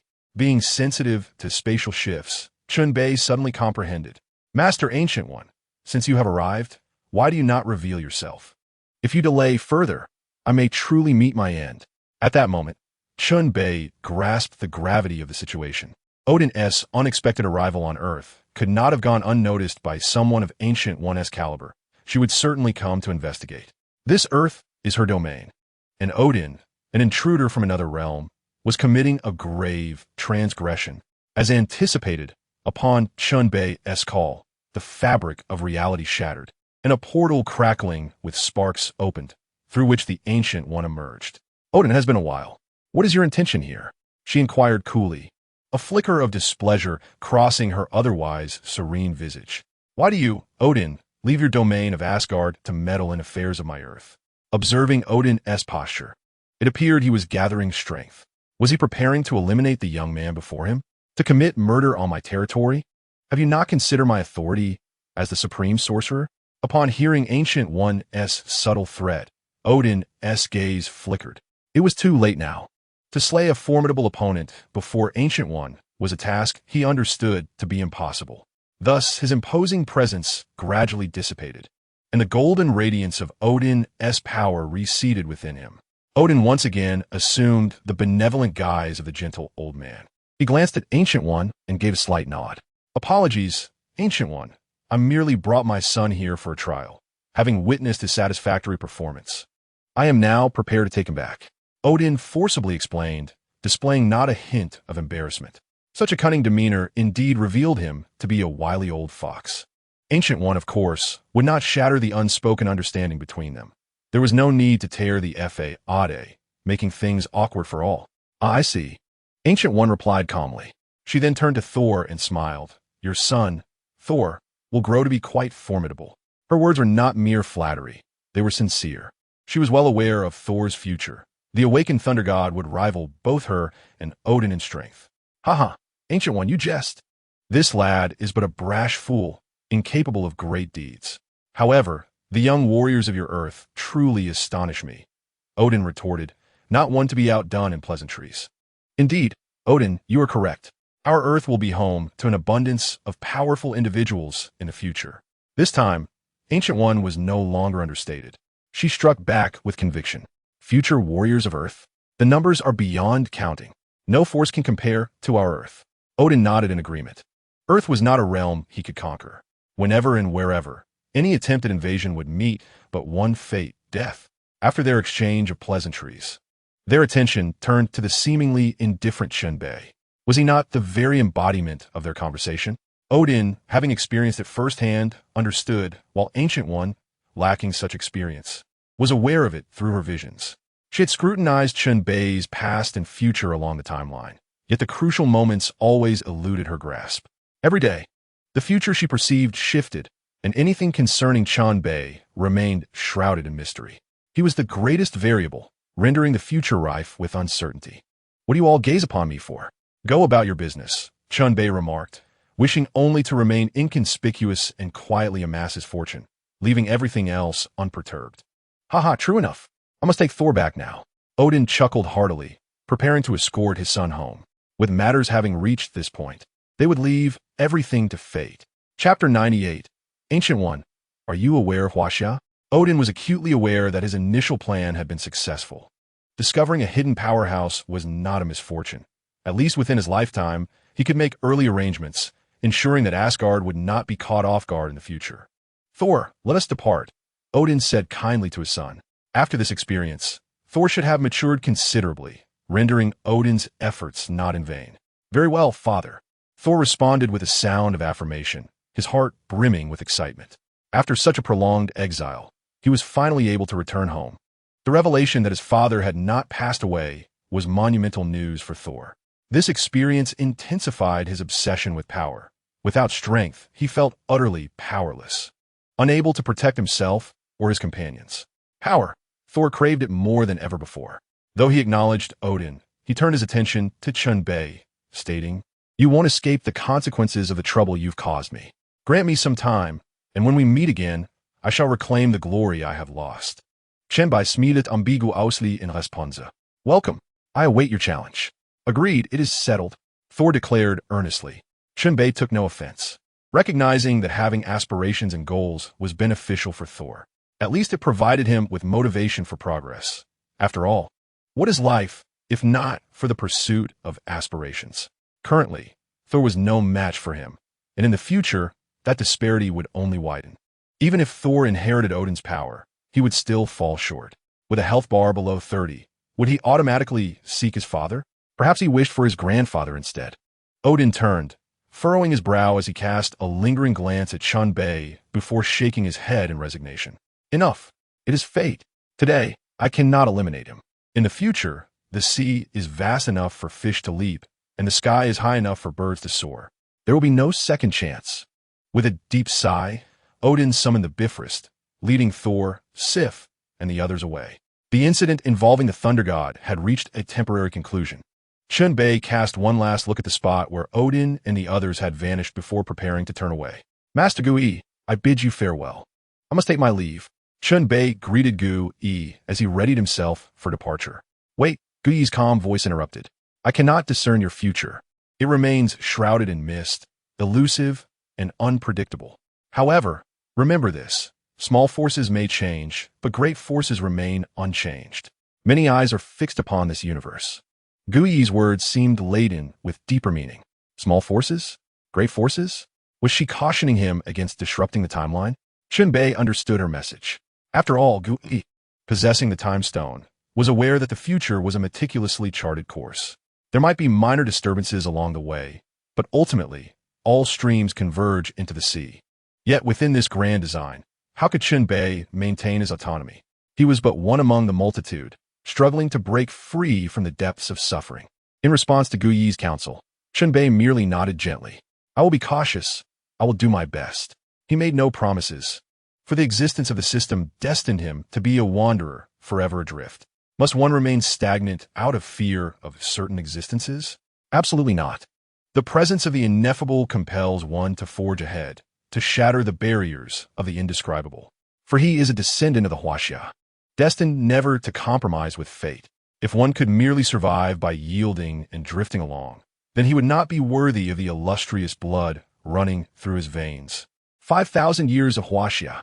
Had every matter been met with concession, it would have long since vanished into the annals of history.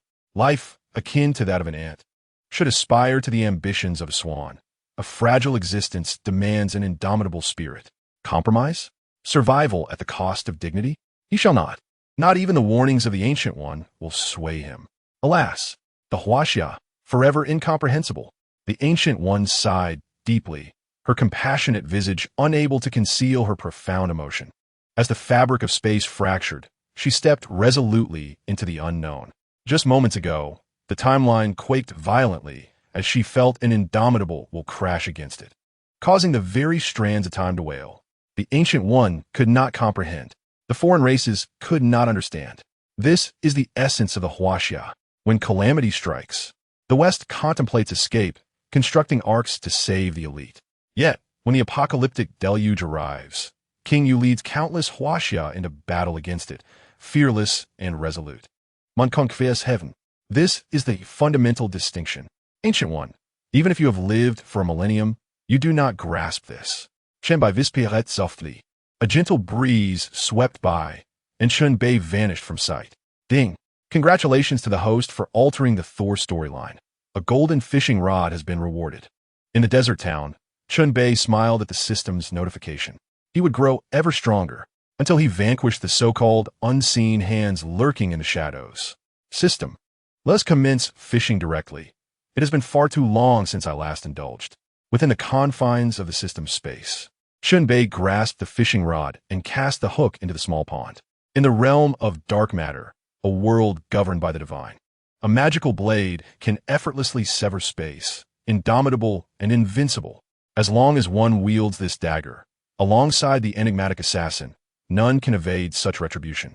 Forged 3 centuries prior by the finest magical guild, this divine blade rests within the city of Magpie. These fervent sorcerers even erected a tower of angels to safeguard it.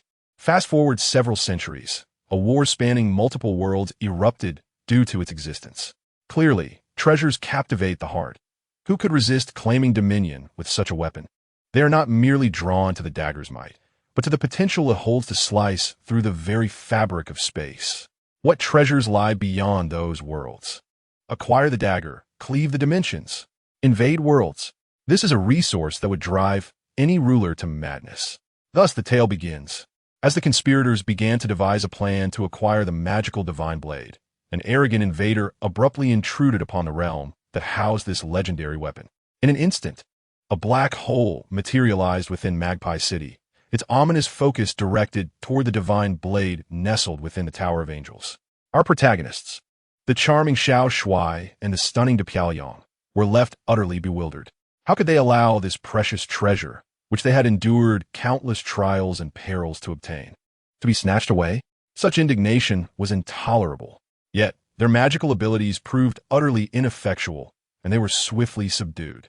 Helplessly, they watched as the divine blade vanished from their sight, swallowed by the black hole.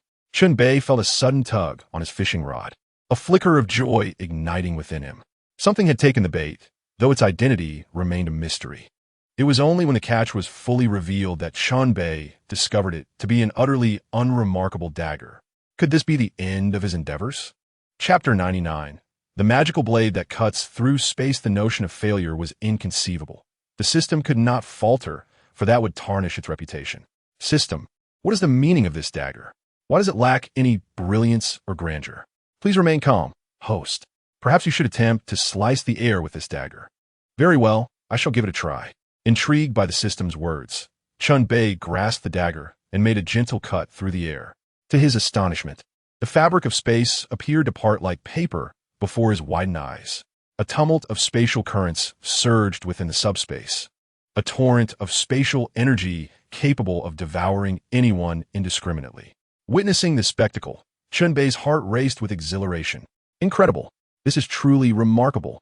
The power of this weapon was formidable indeed. If it could slice through space with such ease, how effortlessly could it sever flesh? The thought of such simplicity sent a thrill down his spine. Chen Bei's gaze remained fixated on the dagger. Its synergy with his abilities was undeniable. With instant teleportation and rapid movement combined with this unparalleled dagger, who could withstand his ambush? Unless his opponents were vastly superior. Slaying them would be as effortless as crushing an ant beneath one's foot. He then produced a small piece of URU metal, renowned in the Marvel Universe for its exceptional quality. With determination, he brought the dagger down upon the URU metal, and it could not withstand the might of the magical blade. Deep grooves marred its surface, and Chen Bei was convinced that with all his strength, he could indeed sever this URU metal. Perhaps its resistance and durability were not its strengths. Rather, its capacity to absorb magic was its defining characteristic. Yet, even this attribute was not one that could withstand all alloys. Exhaling deeply, Chen Bei contemplated the dagger in his hand. Perhaps only the original adamantium and vibranium possess the capability to withstand such forces. The former is indeed unyieldingly hard, while the latter is unparalleled in defense, capable of absorbing all kinetic and potential energy. Following the conclusion of the experiment, Chen Bei found himself convinced by the system's assertions. This entity did not disappoint him. He had acquired a remarkable treasure. Curiosity piqued. He wondered from which realm this extraordinary item had originated. System, from whence did you procure this, and what is its name? Host, this item was sourced from a premier magical world, where they harness dark matter energy to wield magic. This dagger is known as the Divine Magic Dagger, a collaborative creation of their most formidable magicians. Originally, it was designed to carve spatial passages, enabling interdimensional travel. However, within the Marvel Universe, the stability of spatial laws renders such capabilities unattainable for the moment. Upon hearing the system's explanation, Chen Bei grasped the essence of the dagger's purpose. The Divine Magic Dagger, a product of the dedication of top-tier magicians, was intended for spatial manipulation but could now merely affect space within a Marvel context. Nevertheless, he was not overly concerned. As he had no aspirations of conquering other universes, this dagger sufficed for his current needs. Now, he was eager to discover who could withstand his ambush. System, display the attribute panel. Ding. The attribute panel has been generated. Please review it. Host. Host, Chen Bei age, 23 level. Peak Earth level physique. None abilities. Control over lightning. Self-healing, teleportation, high-speed movement, telekinesis, super strength, mastery of the tremor fruit, and a serious punch. Items. Huara model 2060 full, telekinetic crystal, spatial ring, divine magic dagger. 200 kilograms of URU metal. Wealth, $5 billion excluding shares. The panel was rather simplistic, hardly deserving of the term extravagant. Yet, it was sufficient for his current requirements. The thunder fruit had evolved into the mastery of lightning, allowing him to unleash millions of volts of energy. Although he remained distant from the goal of 200 million volts, he understood that it was merely a matter of time. After all, this realm was merely the Marvel Cinematic Universe, and his abilities could already be deemed remarkably potent. Many prominent figures had yet to emerge. By the time they did, he would be more than capable of overpowering them. He held no fear of the purple potato monster. He was confident that it would not be long before he could easily vanquish this foe.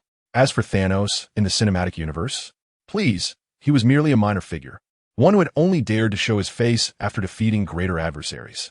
With entities such as the Ancient One, Odin, Hela, and Ego still alive, Thanos would not dare to brazenly pursue the Infinity Stones. Ignorance is not frightening. What is truly alarming is the ignorance of those who believe themselves wise. Eradicating half of the population? Is that effective? Within a decade, the numbers would be restored and possibly even multiplied. Sigh. Why ponder so deeply at this juncture? Chen Bei shook his head, realizing he was merely worrying unnecessarily. With such time at hand, one might as well indulge in slumber. The repercussions of the event were swiftly suppressed within S.H.I.E.L.D., becoming a mere whisper among the ranks. This incident transformed into one of the utmost secrets, with the involved agents bound by non-disclosure agreements. Naturally, the abrupt conclusion of the matter left Jane and a few others in the astronomical research field quite discontented. Was the spatial fluctuation resolved so swiftly? What a graduation project! Alas, a headache indeed. However, their spirits lifted upon the appearance of Chen Bei, for they believed he possessed insights into these realms and the celestial bodies enshrined in myth. They pulled out their observational notes on the 9 realms. Chen Bei, could you come over and assist us? You are quite familiar with Thor and the likes, are you not? Enlighten us on the astronomical aspects, Jane implored, her captivating eyes gleaming with anticipation. Such a request was impossible for him to decline. After all, countless individuals had been utterly mesmerized by the stunning Jane Foster while watching the Thor films, and he was no exception. As he accepted the notebook, he noted the effort they had put into their records. It was no small feat to observe so much. Taking the pen Jane offered, he began to annotate the illustrations. After a considerable time, Jane and her companions peered at the notes, puzzled by the references to the world tree and the planets of the 9 realms. What is this? I cannot comprehend it, one of them remarked. Chen Bei smiled gently and, pointing to the notes, began to elucidate. The planet you observe through the Hubble telescope is called Jotunheim, the realm of the frost giants. This one here is Vanaheim, the abode of the Vanir gods. And above it lies Asgard, the homeland of Thor and his kin. Centrally positioned is our Earth, known to extraterrestrials as Midgard, or the Middle Ground. The 9 realms are intricately connected by a tree known as the World Tree, though it remains invisible to you. Upon finishing his explanation, he noticed Jane and Daisy gazing at him with intense admiration, and he realized then that winning a woman's heart required no pursuit. One merely needed to showcase their expertise. Chen Bei felt that merely being dashing would suffice, having observed the 2 girls captivated by his presence. A few days later, he finally returned to New York. Had it not been for the swaying of the RV accompanying Jane and the others, he would have arrived in mere seconds. The journey had exhausted him. The sluggish pace of the rickety vehicle was indeed slower than that of a snail. After parting ways with Jane, he returned home alone. I'm back. Is anyone here to welcome me? He exclaimed as he stepped through the door, expecting a warm reception, only to be met with silence. In the solitude of his home, there resided a single occupant, an orange cat leisurely basking in the sun in the yard. Upon hearing a call, the feline lifted its head, cast a fleeting glance at the newcomer, and promptly resumed its slumber, exhibiting no concern whatsoever. Chen Bei, however, found himself increasingly unsettled. Is this the attitude you display toward your master? He stepped forward, positioning himself before the cat, and indulged in a fervent bout of petting, all the while murmuring, "How dare you ignore your master? I shall remind you that no morsel of fish is to be taken for granted. Meow, meow, meow. Are you out of your mind? I am a magnificent devourer of worlds. Do you comprehend the ferocity of a devourer of worlds? Do you dare to challenge me, you scoundrel?" The cat, Goo, was incensed, responding with a flurry of meows. This was nothing short of a verbal assault. I am not a cat, yet you are undeniably a dog. What prowess do you possess in tormenting a mere cat? Engaging in feline affection is perilous. One must cherish it while it lasts. After a delightful session of petting, Chen Bei's spirits soared, and he mused on the undeniable healing power of cats. Goo, where have the women of the household gone? It dawned on him that he had been so absorbed in petting that he had forgotten to inquire. Meow, meow. Meow. Goo reluctantly rolled its eyes. They have gone out to register a company. Wanda is now intent on partnering with Mindy to establish a business, claiming that engaging in illicit activities is not a sustainable strategy. They aspire for corporatization and expansion. Upon hearing this, Chen Bei was taken aback by the swiftness of their ideological shift. It was likely not Mindy's initiative, but rather a scheme conceived by Natasha and Wanda. Engaging in petty crime yields little reward. The unremarkable forces in this world are merely ignored. The path of capitalism represents the most promising avenue. In this land of freedom, capital dictates all. Aspiring to be a governor, a senator, even the highest president, with wealth and a professional team to craft your image, support will soon follow in droves. As for the women's endeavors, Chen Bei never intervened. They were free to pursue their whims, for the sky would not fall. Thank you, Goo. Do continue your slumber. With a gentle smile, he stroked the cat's head and then reclined nearby, closing his eyes to rest. The journey had indeed exhausted him. Meow. All right. Please do not disturb me further. Goo mewed, curling up and slipping back into a deep sleep. Meanwhile, Nick Fury sought out Tony Stark. Stark had completely liberated himself. Aware that his time was fleeting, he decided to embrace life with unabashed flamboyance. That day, he was indulging in donuts atop a colossal donut. relishing the sweet treats he adored. However, an unexpected guest soon appeared. "Sir, I must request that you descend from the donut." The individual shouting at Tony is a one-eyed man, known as Nick Fury, affectionately dubbed Black Egg by some. While savoring his meal, Tony, upon hearing his name called, nonchalantly lifts his sunglasses, only to be greeted by the unwelcome sight of Fury. Seated across from each other in a fast food establishment beneath a donut shop, Tony rests his head in his hand, exuding a sense of resignation as he gazes at Fury. "I have expressed my disinterest in joining your team of Superboys," Tony states, bewildered by Fury's relentless persistence. "You must be suffering from a severe case of paranoia. Even if the world were to crumble, there would always be someone tall enough to bear the weight, like that incompetent Chen Bei. Are you not worrying over trifles? Oh, speaking of Chen Bei, it reminds me, I'm on the verge of a breakthrough with that viral serum. I just hope I can hold out until then." Unbeknownst to Fury, who is solely focused on persuading Tony, the latter's thoughts wander elsewhere. Fury bursts into laughter, believing himself to be remarkably jovial. "No, no, no. Let me recall. Don't you do everything on your own? And how has that turned out for you?" His retort leaves Tony momentarily speechless. "I apologize for not wanting to provoke you. Should I focus on your eye patch or your eye? I'm slightly hungover and uncertain whether you are real or if I am. Do you understand the concept of not striking where it hurts?" Tony, ever the sharp-tongued, refuses to be the one at a disadvantage, shamelessly exposing Fury's vulnerabilities. Fury's expression darkens, and he stares intently at Tony, enunciating each word. "I am exceedingly real. I am the most genuine person you will ever encounter." At that moment, Sharon Carter approaches. Tony looks up, exclaiming, "Goodness, my new assistant is actually an agent?" With a disgruntled huff, he declares, "You're fired." "Sorry, but that is not for you to decide," Sharon retorts, implying that since he has entrusted the company to Pepper, she is now loyal to her. "You've been rather busy, Tony. You let your friend fly away in your suit, which I find perplexing." Fury, unfazed by this minor detail, grows curious. Is the iron armor available for casual use? This sparks a heated debate between them, with Tony adamantly insisting that the armor was not a gift, but rather something Colonel Rhodes had taken. At that moment, Sharon Carter returns, swiftly administering an injection to Tony's neck, much to his displeasure. "Heavens, are you planning to extract my kidney for sale? Can you refrain from mischief for just 5 seconds? What did she just do to me?" In his characteristic quirky manner, Tony attempts to divert the topic. "What can we do?" "That is lithium carbonate. It can alleviate your symptoms. We aim to get you back to work," Fury replies. "If you could provide me with a few boxes of that stuff, I would have no objections," Tony jests.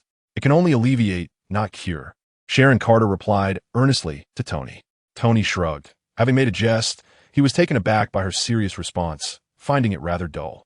He continued with a hint of exasperation.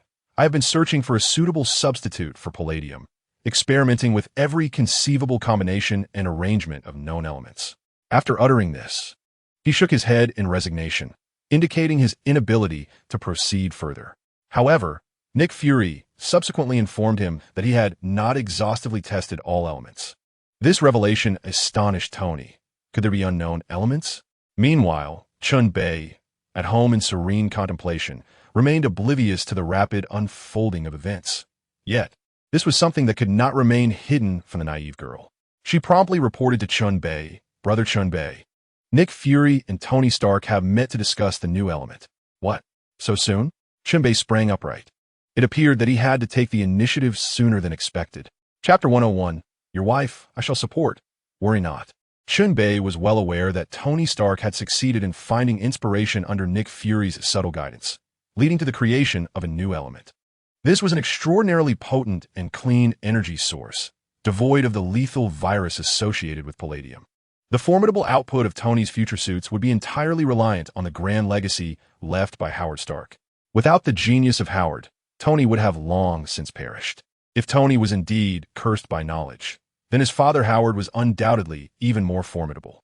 Constrained by the industrial foundations of his era, he envisioned, planned, and modeled a super energy source for the future, a truly groundbreaking achievement. Now, as Tony sought to replicate this, he was determined not to let the endeavor be merely a result of Nick Fury's prodding. Were it not for the system's tasks, he could have easily let Nick Fury flounder. However, he was now compelled to guide Tony onto the right path. Without a second thought, Chen Bei made arrangements and set out, not waiting for Wanda and the others to return. Although the plot suggested that Tony would not revisit this matter with Nick Fury for some time, who could predict whether the events would be disclosed prematurely? To ensure success, Chen Bei decided to seek out Tony directly, as it was prudent to act promptly. Tony had completely liberated himself, unable to endure the torment of Palladium any longer. He was determined to seize the day. Having just concluded his meeting with Nick Fury, he contemplated heading to the boxing gym for a workout, indulging in spontaneous whims. Once the naive girl located his whereabouts, Chen Bei promptly teleported there, intercepting Tony right at the entrance of the boxing center.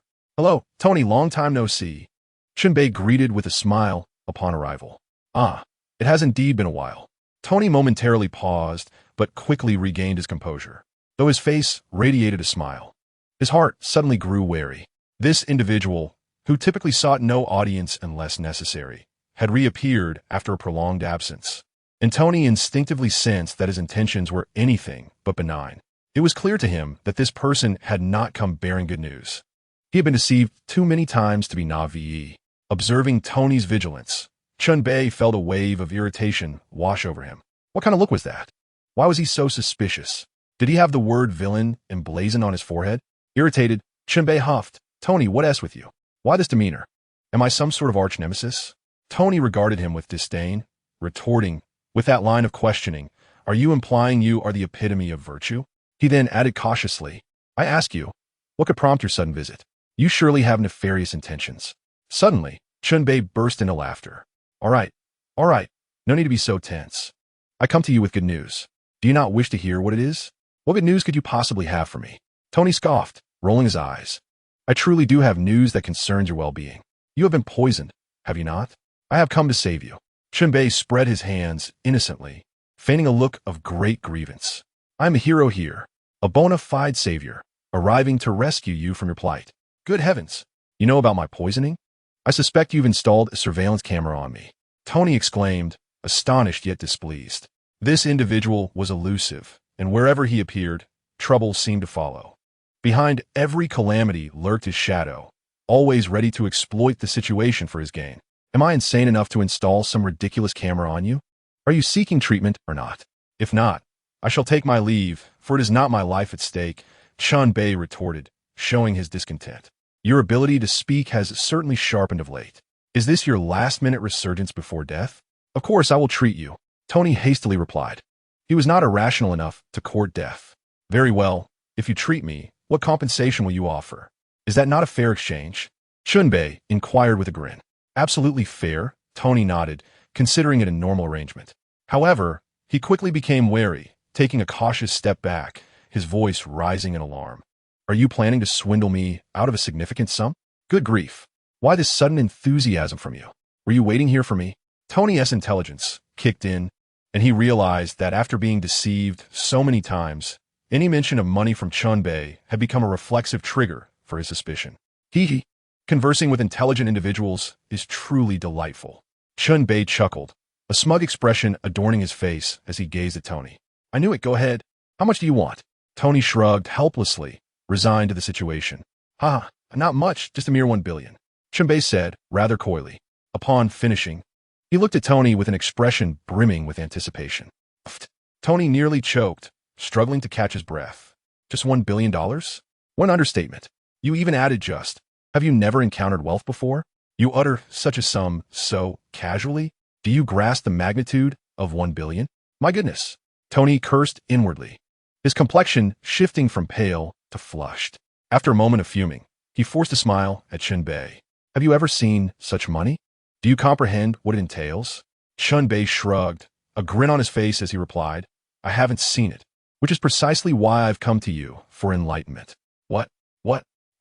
Tony was almost driven to the brink of a heart attack. "I have never encountered such audacity." So you've never seen it, and yet you wish to swindle me? Am I indebted to you? You.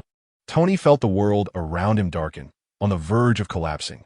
"Alas, please do not succumb to anger just yet. My funds are yet to be secured. Before you depart this world, kindly bequeath your assets to Pepper. I shall directly take care of her.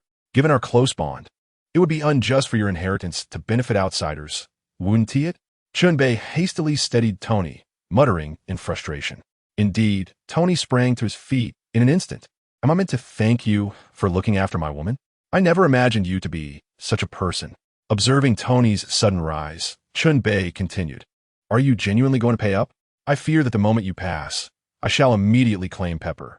It's out of the question for outsiders to benefit. We are brothers, are we not? Tony was infuriated, wishing to throttle him. With a brother like you, I would have hanged myself long ago. Ultimately, he could only grit his teeth and mutter, I agree to your terms. The words seemed to erupt from his throat. He sought an opportunity to eliminate this scoundrel. It was high time for Chen Bei's battle armor to be put into action. Chapter 102. Howard's inheritance having been deceived by Chen Bei on numerous occasions. Tony finally resolved to take some measures to reprimand this swindler. How much more could one endure? Who behaves in such a manner? To openly declare that after his demise, he would claim Pepper Potts? Look, is this even human conduct? A person simply cannot act in such a way. This fellow spends his days in idleness, engaging solely in deceit and trickery. Should one refuse to acquiesce to his rogue demands, it is not merely a matter of survival. This little firecracker is undoubtedly destined to fall prey to this shameless scoundrel. Although this cad is despicably vile, his outward charm is undeniable, and crucially, he possesses wealth. Immense wealth. To be precise, Tony Stark remains oblivious to the exact sum he holds, but it certainly cannot be less than his own, considering various factors. Iron Man Tony Stark finds himself compelled to yield. As long as he adheres to this rogue's directives and secures a new, potent source of clean energy, he shall endeavor to develop the anti-Chen Bei armor. After a series of intense negotiations, Chen Bei successfully swindles a staggering $100 billion from Tony. Tony's life is, of course, worth far more than this sum. As long as he remains alive, he can generate countless fortunes of $100 billion. That amount is merely a fishing rod. The system will bestow upon him a fishing rod, now that Ivan Vanko is no longer in Hammer's clutches. Once Tony concludes his dealings, he can commence fishing expeditions. Once the transaction is completed, Tony can finally speak. Say, can you assist me in discovering this new element? Are you certain it's not a conventional one?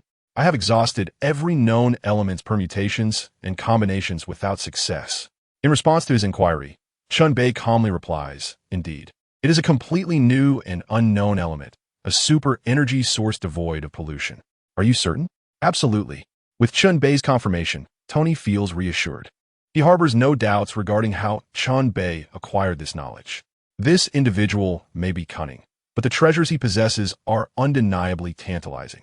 Tormented by palladium, Tony eagerly implores, Please, tell me how to obtain this new element, or provide me with a sample. Whether it be blueprints or samples, as long as he receives one, he believes he can replicate it. He possesses enough confidence in this regard. It is a thread of hope. Tony's fervent desire prompts Chen Bei to forego further teasing. All right, no need to rush. The new element is actually quite simple to obtain. Your father has already paved the way for you within the Future World Expo model he left behind. Head to your office and bring that model back for your research, and you shall acquire everything you seek. Upon hearing Chen Bei's words, Tony becomes visibly agitated. What the hell? To use my father's invention to swindle money from his son? Damn it. Tony nearly chokes on his own rage. How many times has this happened? How many times has he been duped on such a grand scale? With merely a few words, this person has effortlessly extorted $100 billion from him. Tony seethes, gritting his teeth in fury. He yearns to confront Chen Bei, to strangle him directly. Yet, upon reflection, he decides it may be better to refrain.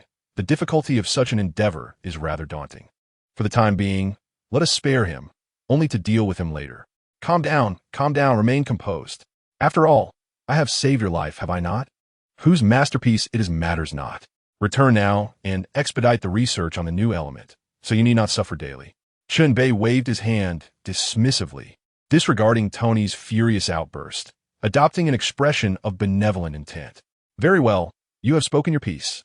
Chen Bei's actions were driving Tony to the brink of madness, as he felt as though every aspect of his life was being manipulated. It was utterly disconcerting. Yet, Tony found a modicum of truth in what Chen Bei had said. What was the point of his internal struggle? Ultimately, he would still have to comply. After a moment's contemplation, Tony promptly turned on his heel and departed. A farewell? Absolutely not. In a fit of haste, he pressed the accelerator and sped away. Observing Tony's rapid departure, Chen Bei beamed with amusement, bidding him farewell. Huh, the affluent Tony truly is a prodigal benefactor, a good soul indeed. Once Tony vanished from sight, Chen Bei too dissolved into thin air. In a flurry, Tony arrived at his office, eventually unearthing a model alongside a long-forgotten safe. In the incredulous gaze of Pepper, Tony hoisted the enormous model without a word and left. Was this the behemoth Chen Bei had mentioned? Tony, what madness has overtaken you? Pepper regarded him with exasperation, having noticed lately that Tony had become increasingly wild. She could not fathom his thoughts or actions, as if he were a lunatic. Dear Pepper, you shall soon learn of a groundbreaking invention that is on the verge of fruition. Although that wretched fellow has swindled me out of 100 billion. Let's not dwell on him, for it pains my heart. Excitedly, Tony rambled on about a plethora of concepts that Pepper struggled to comprehend, leaving her utterly bewildered. Very well, your words elude my understanding. Do take your leave, for I must work and have no time for your nonsensical chatter. Pepper, with a headache, waved her hand, urging him to indulge his eccentricities elsewhere, as she could not decipher the wild boy. I shall not impede your work. Ignoring Pepper's disdainful gaze, Tony pretended not to see it. Then, like a cheerful puppy, he carried the futuristic city model through the astonished eyes of hundreds of employees as he exited Stark Industries. With a rush, he arrived at his underground research lab.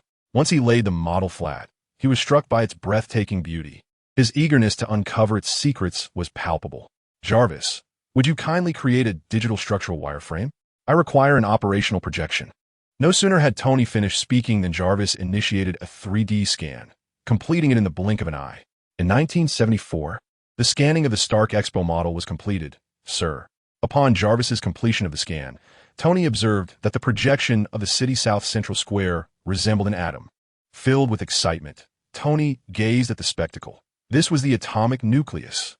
He instructed Jarvis to eliminate the human-shaped walkways and the obstructive hedges of the landscape gardens. Using the exhibition hall as a framework, he constructed protons and neutrons, and through the manipulation of the projection, a brand new atom was born. This was his new element. Father. Tony choked up, suddenly overwhelmed with emotion. It had been nearly 20 years since his father's passing, yet he still managed to impart wisdom. A wave of regret washed over Tony as he pondered why he had always opposed his father during his lifetime.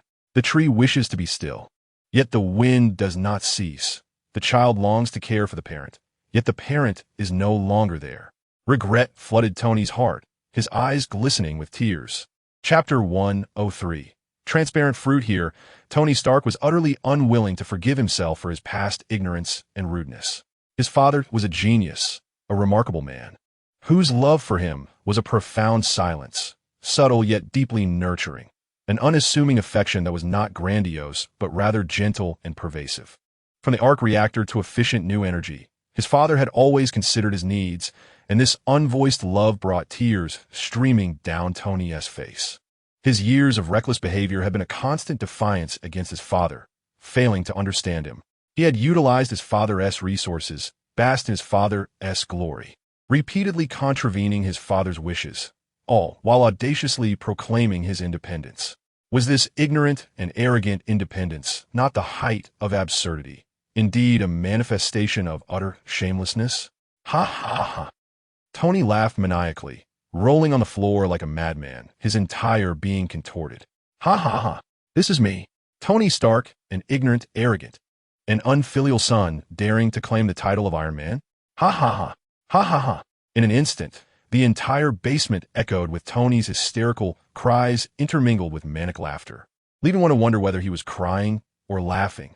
Benches, tables, experimental apparatus, and tools were scattered chaotically by the frenzied Tony, creating a scene of disarray. Sparks flying like a battleground. Had Tony truly lost his mind? Were outsiders to witness this spectacle, they would surely believe that Tony Stark had suddenly gone mad. Meanwhile, Chen Bei returned home, savoring the moment when he received a substantial transfer from Tony, an astonishing sum of $100 billion. One must acknowledge the efficiency of the transaction. Was there to be any tax involved? No, this was a loan to Chen Bei, thus exempt from personal income tax. Gazing at the funds in his account, Chen Bei resolved to catch a big fish. However, Should not the plot of Iron Man 2 be coming to a close? System, your efficiency leaves much to be desired. This disruption has thoroughly broken the rhythm. System, can you not operate at a better pace? After an interminable wait, Chen Bei couldn't help but tease. Are you going to take action or not? The system promptly replied, please do not be anxious, host. The system is currently processing. It must ascertain whether your actions have truly halted subsequent events. Hearing Chen Bei's dissatisfaction, the system quickly offered an explanation. Very well, I shall wait. Chen Bei responded nonchalantly. Has this fellow become rather arrogant lately? Unable to discern his own position? The system is the true authority, and yet he dares to command it. After waiting for over half an hour, Chen Bei finally received the system's notification. Ding! The host has successfully subdued Ivan Vank, preventing him from colluding with Hammer to create destructive mechas. The host has disrupted Nick Fury's plan to rally Tony, allowing Tony to research a new clean energy element ahead of schedule. The task has been completed flawlessly, and the host is rewarded with a golden fishing rod. A surge of joy filled Chen Bei's heart. The system's conclusion had finally arrived. Now, with 2 fishing rods in hand, he couldn't help but ponder the potential transformations they would bring. He immersed himself in the system's realm, gazing at the 2 rods by the pond, and burst into laughter. After such a long wait, today has finally come. 1 rod in my left hand, another in my right, each worth a staggering $100 million. The weight of this fortune feels magnificent.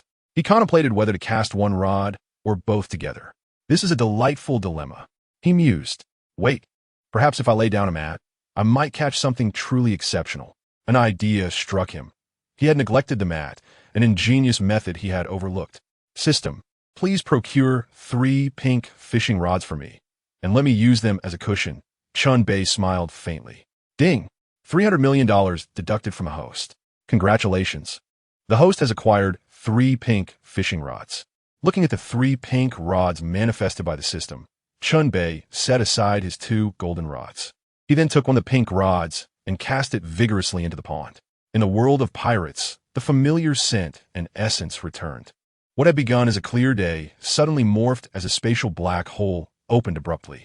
A sneaky figure appeared on an unnamed island, intent on stealthily obtaining a little-known devil fruit. His name was Absalom, a repugnant voyeur with a disturbing obsession. Rather than engaging in meaningful endeavors, he spent his days lecherously spying on beautiful women. Today, he had discreetly discovered a fruit, the transparent fruit, that sent him into a frenzy of excitement. Unbeknownst to him, its properties were perfectly suited to his desires. Gazing upon the enigmatic devil fruit, the grotesque visage that would terrify any child displayed an exceedingly lewd grin. My devil fruit has arrived. The devil fruit. Absalom laughed heartily as he charged forward. Just as he was lost in his own arrogance, reality dealt him a harsh blow. A pink fishhook suddenly emerged from the abyss, snaring the devil fruit in an instant. In the midst of Absalom's astonishment, it vanished without a trace. Ah! Return my devil fruit, you thief. Ah! You wretched thief, have the courage to fight me openly. Enraged, Absalom was nearly driven mad, cursing the thief to the heavens. He was losing his mind. The intelligence he had painstakingly acquired, the tremendous effort he had expended. He was on the verge of grasping the fruit. A cooked duck had flown away. He watched helplessly as it escaped. This was a profound humiliation that he simply could not accept.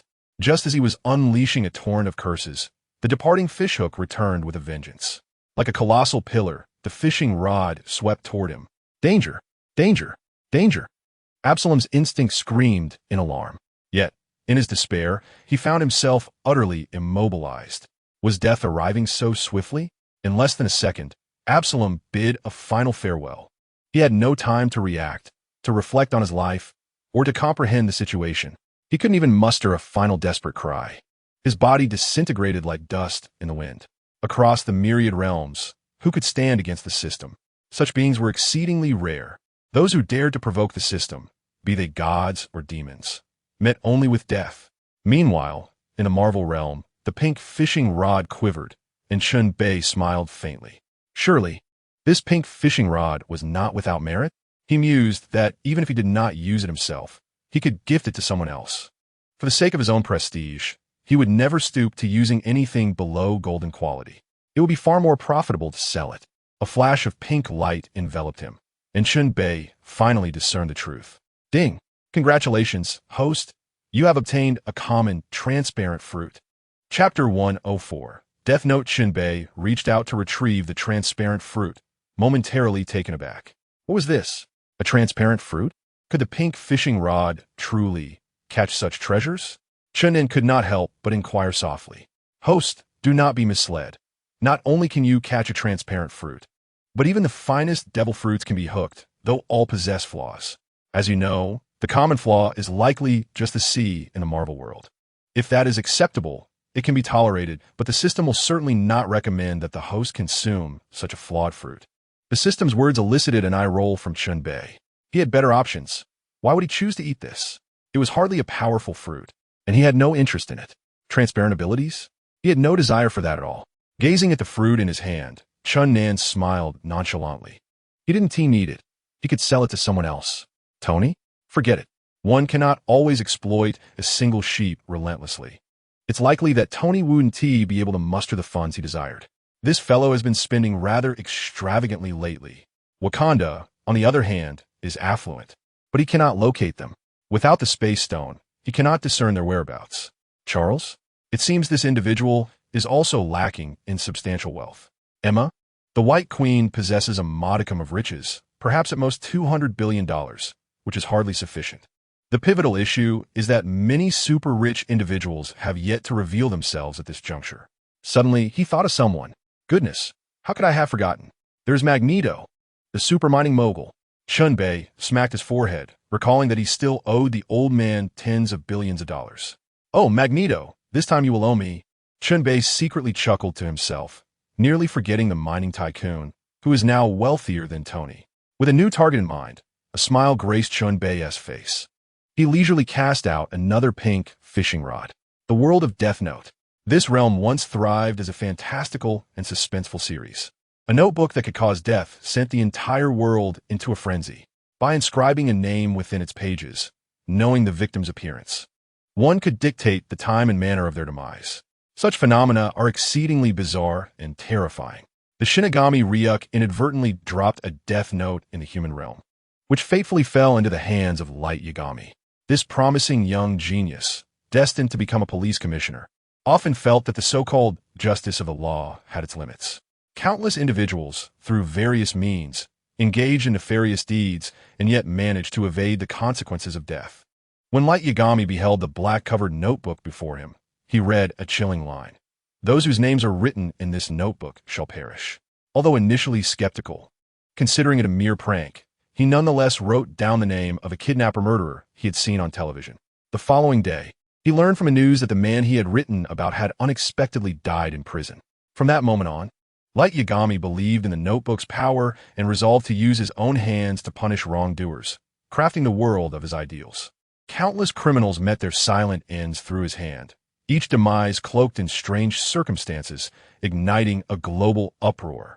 The world cheered for Light Yagami, venerating him as the true savior, Kira, which sent shivers down the spines of high-ranking officials.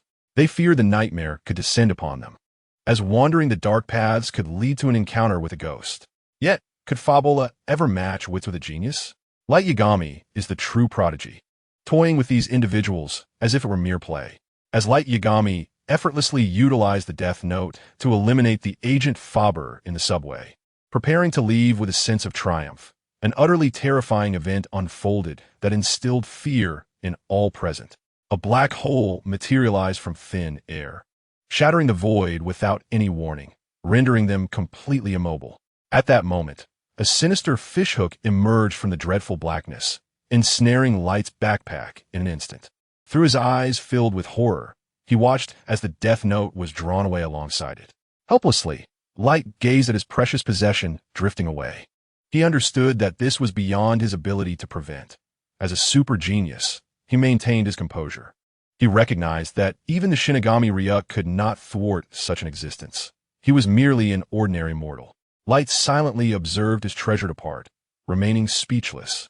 An inexplicable lightness settling in his heart. It felt as if some terrifying truth was slipping away from him. Unbeknownst to him, that was the shadow of death. He would no longer have to face it. Misfortune often conceals fortune, and fortune can harbor misfortune. In this moment, he reassured himself that Kira, like Yagami, had withdrawn from this deadly game. In the Marvel Universe, Chen Bei sensed a subtle tug on his fishing rod. He realized that it was bringing him something of great value. Gently pulling up the rod, a surge of black light suddenly flickered. At last, he discerned the truth. A notebook? Could be the Death Note. Ding. Congratulations, host, you have acquired the Death Note. What? It truly is the Death Note. Chen Bei found himself astonished by his own words. Gazing at the Death Note, he felt an inkling of curiosity. System, can this Death Note write the death of Odin? No. Can it write the death of Captain America? No. Can it write the death of Tony Stark? Almost. The two exchanged glances, their conversation a curious back and forth. Chen Bei finally grasped the reality of the situation. It was indeed a tangible truth. Ordinary individuals could be written to their demise. But those with a hint of power could not be so easily dispatched. From his deductions, it seemed the Death Note could only orchestrate unexpected accidents or mortal demise for others.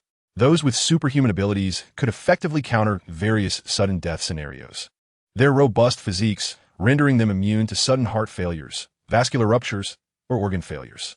This Death Note was quite remarkable, capable of orchestrating the downfall of others. After all, there were not many individuals in this world with formidable bodies. Fragile mages were plentiful. The realm of possibilities for him was vast. Chen Bei promptly opened the notebook, realizing he must bind it to claim ownership. Should he choose to relinquish it, he merely had to declare it out loud, though his memories would be erased. Could a mere ordinary and bizarre world truly influence him? As Chen Bei opened the notebook, a shadow suddenly emerged. This grotesque, dark figure grinning menacingly was none other than the Grim Reaper, Ryuk, who had been brought along with him. The moment Ryuk appeared, he let out a series of unsettling cackles. Hee, how splendid. A brand new world. Young man, I must thank you for bringing me to this new realm, freeing me from the shackles of the Demon King in my former world. Upon hearing his voice, Chen Bei felt an unsettling chill run down his spine. Damn it, are you unaware that such sinister laughter is an invitation to demise? Chapter 105. The Art of Multiple Shadow Clones in the Face of Such a Pretentious Character. I typically lower my head in silence, not out of fear, but in search of a brick. A being like Ryuk, who straddles the line between villain and Grim Reaper, warranted no courtesy. After all, who asked him to cackle so ominously? Anyone who laughed like that was undoubtedly a villain.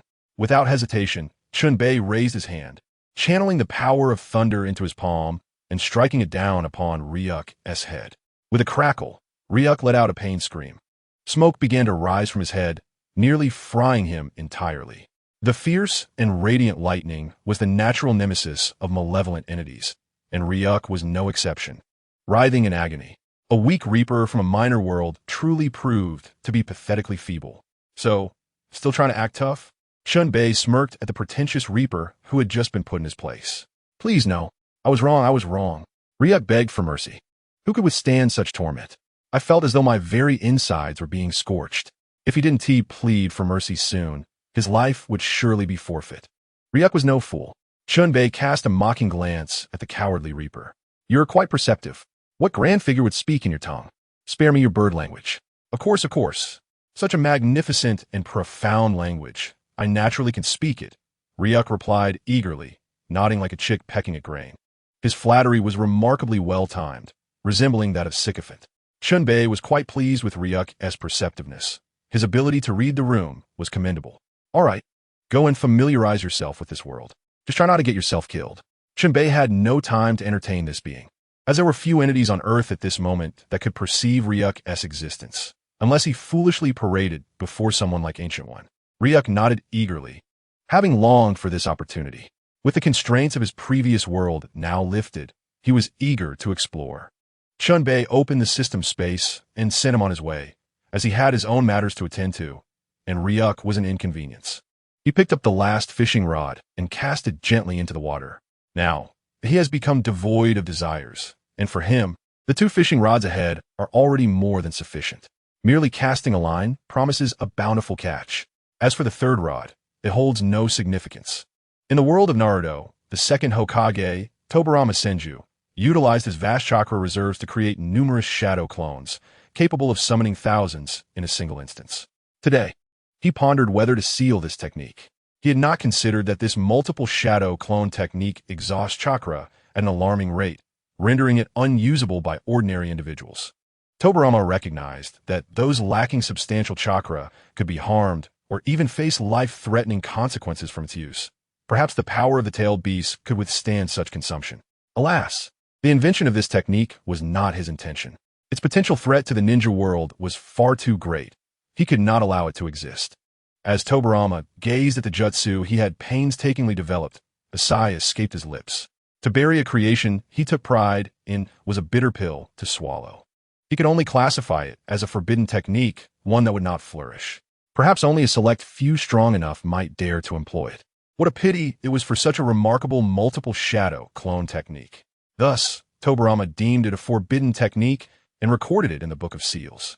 Just as he embarked on this course of action, a spatial black hole materialized above him, startling Tobarama into alarm.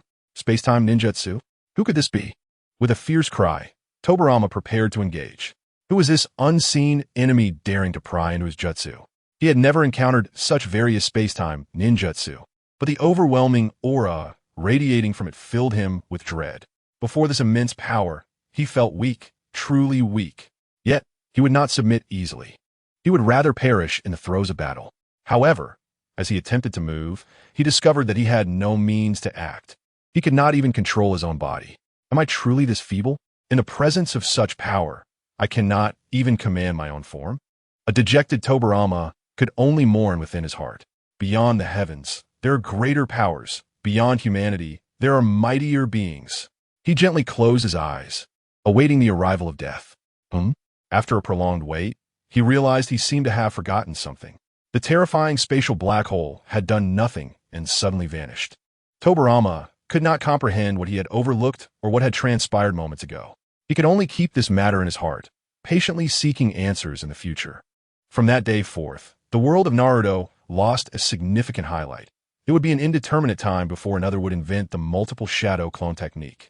In the Marvel Universe, Chen Bei felt a slight tremor in his fishing rod, followed by a mist of pink light emanating forth.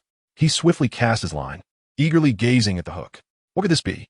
It turned out to be nothing tangible. Thus, it is a matter of capability, Chen Bei speculated quietly. Ding! Congratulations to the host for acquiring the technique of shadow clone jutsu. The system's voice provided the answer, leaving Chen Bei momentarily speechless as he gazed at it in disbelief. System, in this world of Naruto, how am I to utilize ninjutsu without chakra? Is it merely a decorative concept? Chen Bei inquired with confusion. It is advisable to refrain from abilities that require special energy, he added. Host, that is not an issue. It is merely a ninjutsu. After the system's modification and optimization, it can be executed with physical stamina instead of chakra. Moreover, with your regenerative abilities, such stamina consumption is entirely manageable and can be effortlessly handled. Upon hearing the system's explanation, Chen Bei instantly comprehended the situation. This was indeed tailored for him. Quite commendable. The shadow clone jutsu holds some utility, does it not? It resembles Doctor Strange summoning the thousand-handed Guanyin. Such a spectacle is undeniably dazzling.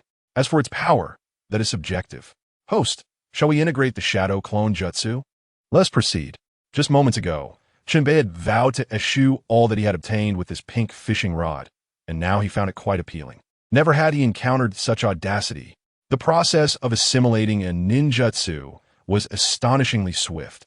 It merely entailed transferring the most complete memories of the technique into his mind, where they would subsequently become his own recollections. In a short while, Chen Bei had fully absorbed the memories. With a mere thought, a series of muted sounds erupted, and within the confines of the system space, a multitude of over 100 clones of Chen Bei appeared. By sensing these clones, he could effortlessly control their movements. Each clone was a reflection of himself, able to act as he wished. Fortunately, a human brain surpasses even the most advanced supercomputers. Otherwise, he would have been utterly disoriented in an instant. However, it was impossible to command each clone to perform different tasks simultaneously. He could only direct them to undertake the same action. Multitasking on such a scale was beyond his capabilities. Perhaps only someone with a mental prowess akin to Sun Wukong could sustain such an endeavor.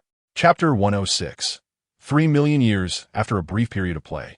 Chen Bei lost interest. Nonetheless, the ability to impress was still useful, as was the potential for group combat, which could effectively bewilder enemies in actual combat scenarios, leading to decisive strikes. Having utilized all 3 pink fishing rods, he considered this a preparatory phase. Aside from the somewhat lackluster Death Note, the other acquisitions proved to be quite beneficial. Chen Bei was immensely satisfied. Now, he rubbed his hands together contentedly, focusing on the day's main event. The golden fishing rod was of utmost significance. Great beings of the multiverse, god of transmigration, lord of the systems, may the primordial celestial master bless me with a fateful catch. Here I go. After his prayer, he cast the golden fishing rod into the depths. Gurgle, gurgle. The golden fishing rod sank, bearing the weight of Chen Bei. In this realm governed by the Temporal Planning Bureau, a grotesque and perplexing world, even the most ordinary of mortals wield the power to manipulate time. They toy with its flow, freezing every individual's essence at the golden age of 25. Humanity's genetic inheritance is eternally set at this age. Regardless of how many years they live, their physiological traits remain perpetually youthful. However, upon reaching 25, each person is granted a mere year to live, with the only means of prolonging existence being the acquisition of additional time through various means. Thus, the affluent bask in ceaseless time and boundless pleasures, while the impoverished find survival itself a luxury. The protagonist, Xiao Shuai, exists under this relentless pressure, toiling in menial jobs for a pittance. He is weary of this exploitation, devoid of any hope for a brighter future, yet utterly powerless to resist the world around him.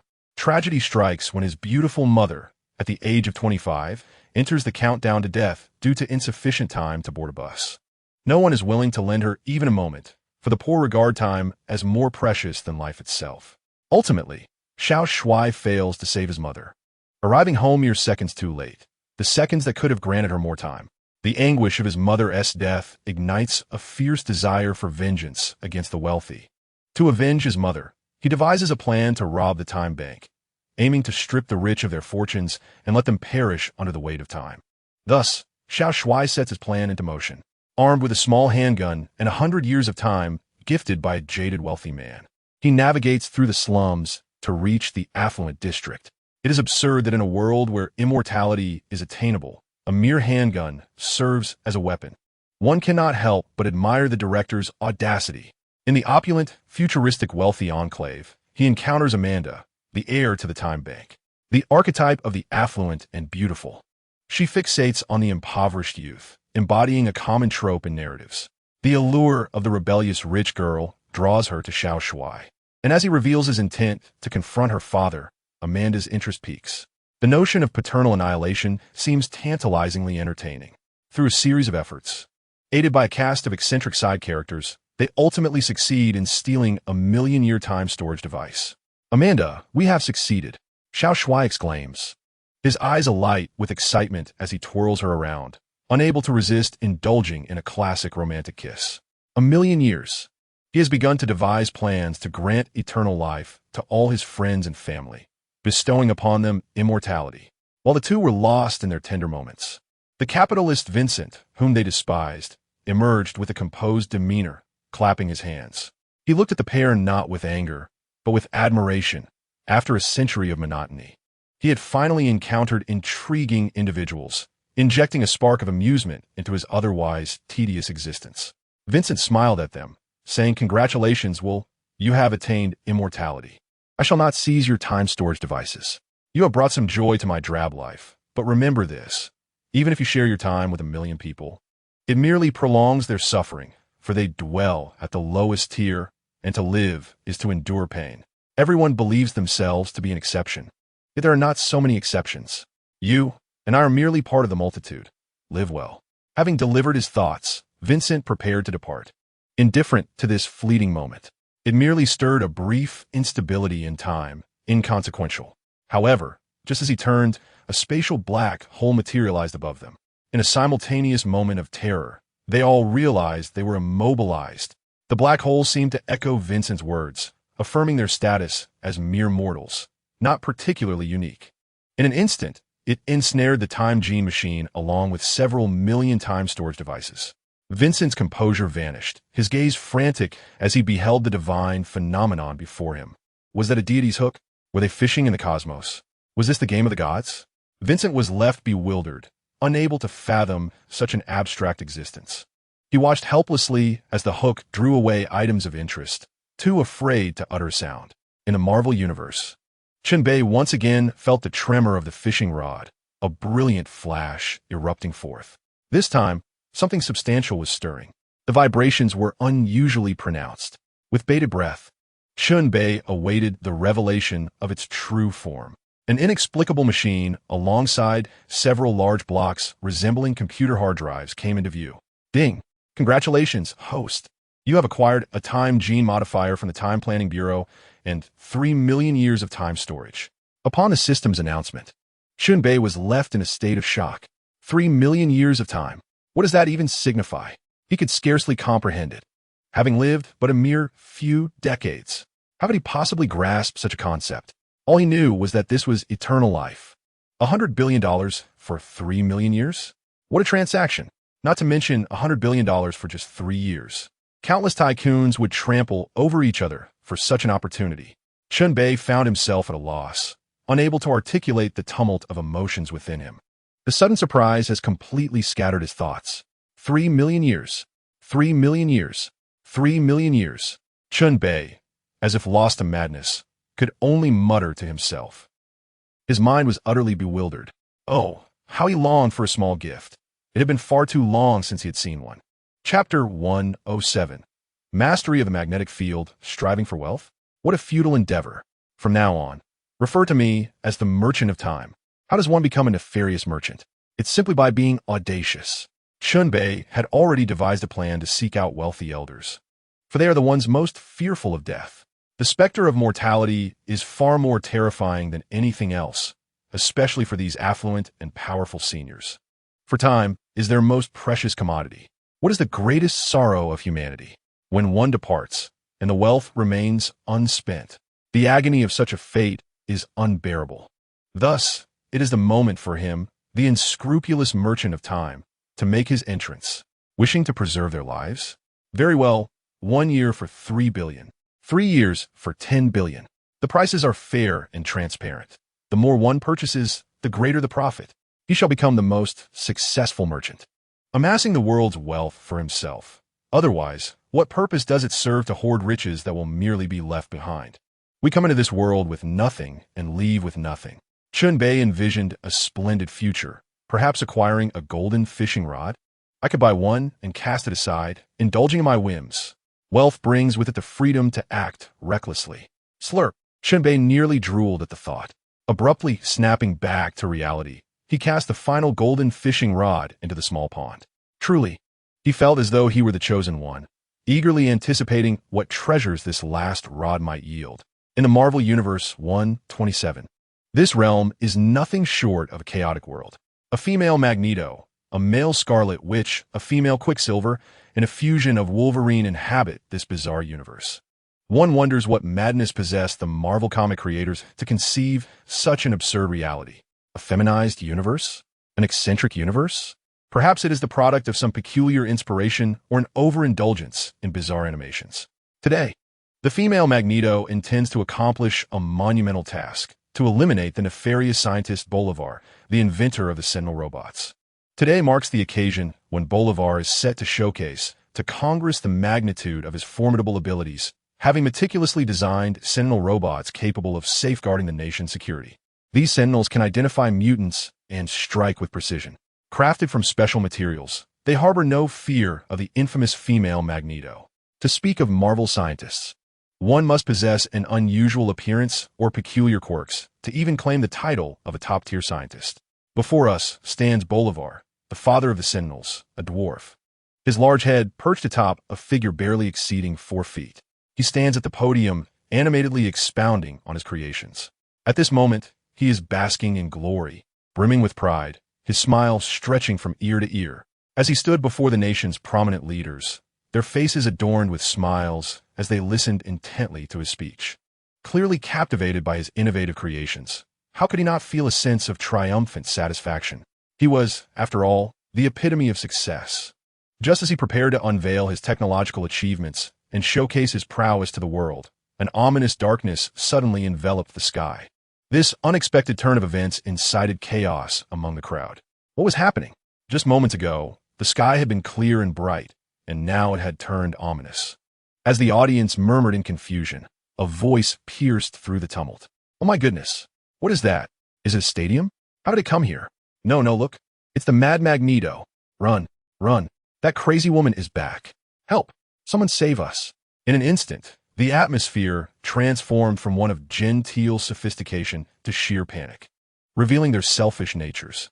At that moment, it was every man for himself. The principle of survival of the fittest prevailed as they dashed about like headless chickens, lamenting the lack of speed in their escape.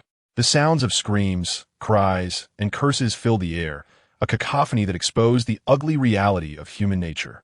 Yet, amidst the turmoil, Bolivar remained calm, his excitement palpable as he gazed at the female Magneto. "This is fortuitous. Just as I was pondering how to demonstrate the might of my Sentinel robots, fate has delivered the perfect opportunity." It seemed that not all mutants were malevolent. This woman could indeed be a force for good. Seizing the moment, Bolivar stood atop a bench, brandishing a megaphone, and urgently called out, "Everyone, please remain calm. Fear not. With my Sentinel robots at our disposal, we can easily subdue this madwoman." To his surprise, the chaotic crowd began to quiet down at the sound of his voice. Bolivar felt a surge of pride. He was on the verge of greatness. Just as he was about to command the activation of the Sentinel robots, an unforeseen incident occurred. All the Sentinel robots spontaneously activated, their lights flickering to life. Bolivar was rendered speechless, turning to the officer beside him and shouting, "What are you doing? I haven't ordered you to activate them." The officer, equally bewildered, replied, "I didn't do anything." Bolivar was left in utter disbelief, as were those around him. The Sentinel robots, heedless of the crowd's presence, launched an attack. In an instant, chaos erupted as people screamed and fled, while the Sentinel robots unleashed destruction upon the vehicles, sending miniature missiles exploding and creating massive craters. In mere moments, the devastation resulted in hundreds of casualties. The instigator of all this chaos, Bolivar, fled in disarray under the protection of his bodyguards, urging immediate escape. Charles, accompanied by Wolverine and Beast Hank, hurried to deter this madwoman, imploring her to cease her reckless actions. Yet, the female Magneto remained resolute, adhering to her own sinister agenda. Amidst their fervent debate, the sky unexpectedly unveiled a familiar spatial black hole. All gazes were drawn skyward. Oh, the calamity! Just when tranquility seemed achievable. Yet another mutant emerged from a terrifying locale to wreak havoc. The appearance of the black hole instantly captivated everyone's attention, leaving them to ponder their fates in despair. The mutants, each more grotesque than the last, were a source of great anxiety, as Charles, the female Magneto, and others grappled with the identity of this new adversary. A golden fishhook abruptly shot from the black hole, directly targeting the female Magneto. Simultaneously, the space around them froze, rendering everyone immobile. In the midst of her terror, the fishhook seemed to extract something vital from her very essence. She was powerless to intervene, her eyes wide with horror, as excruciating pain surged through her. She could not suppress her anguished cries, realizing in despair that her powers had seemingly vanished. They had truly dissipated. She could no longer manipulate the magnetic fields. With a swift motion, the fishhook completed its task and vanished, as did the black hole. The female Magneto, who had been soaring through the magnetic currents, plummeted to the ground, only to be rescued at the last moment by the quicksilver speed of Quicksilver. No, my powers, my powers. The female Magneto was utterly unable to accept this grim reality. She had been reduced to a mere mortal. Charles and the others quickly assisted her in fleeing, while Bolivar's research came to an abrupt halt as the rogue Sentinel robots disobeyed orders. Charles and the female Magneto eventually found a semblance of harmony in their lives. In the Marvel Universe, a notification chimed. Congratulations, host. You have acquired the ability to control magnetic fields. Chapter 108. Bestowed with a lifespan of 100,000 years, Chen Bei finally discerned the formidable power behind the golden fishing rod, the ability to manipulate magnetic fields. Where this power originated from, or which unfortunate soul had been forcibly divested of it by the system, remained a mystery. Perhaps it belonged to some version of Magneto from another universe? Beyond Magneto, he could hardly conceive of another candidate. Could it be the Scarlet Witch? Regardless of its origin, it was now his. Host, shall we now merge with the ability to control magnetic fields? Of course, let us proceed with the fusion immediately. Chen Bei, vitut hesitation, commanded the system to assist in the integration. Was there any doubt? This was a matter of course. System is currently merging the ability to control magnetic fields for the host. As he awaited the process to unfold, Chen Bei reflected silently on the scene before him.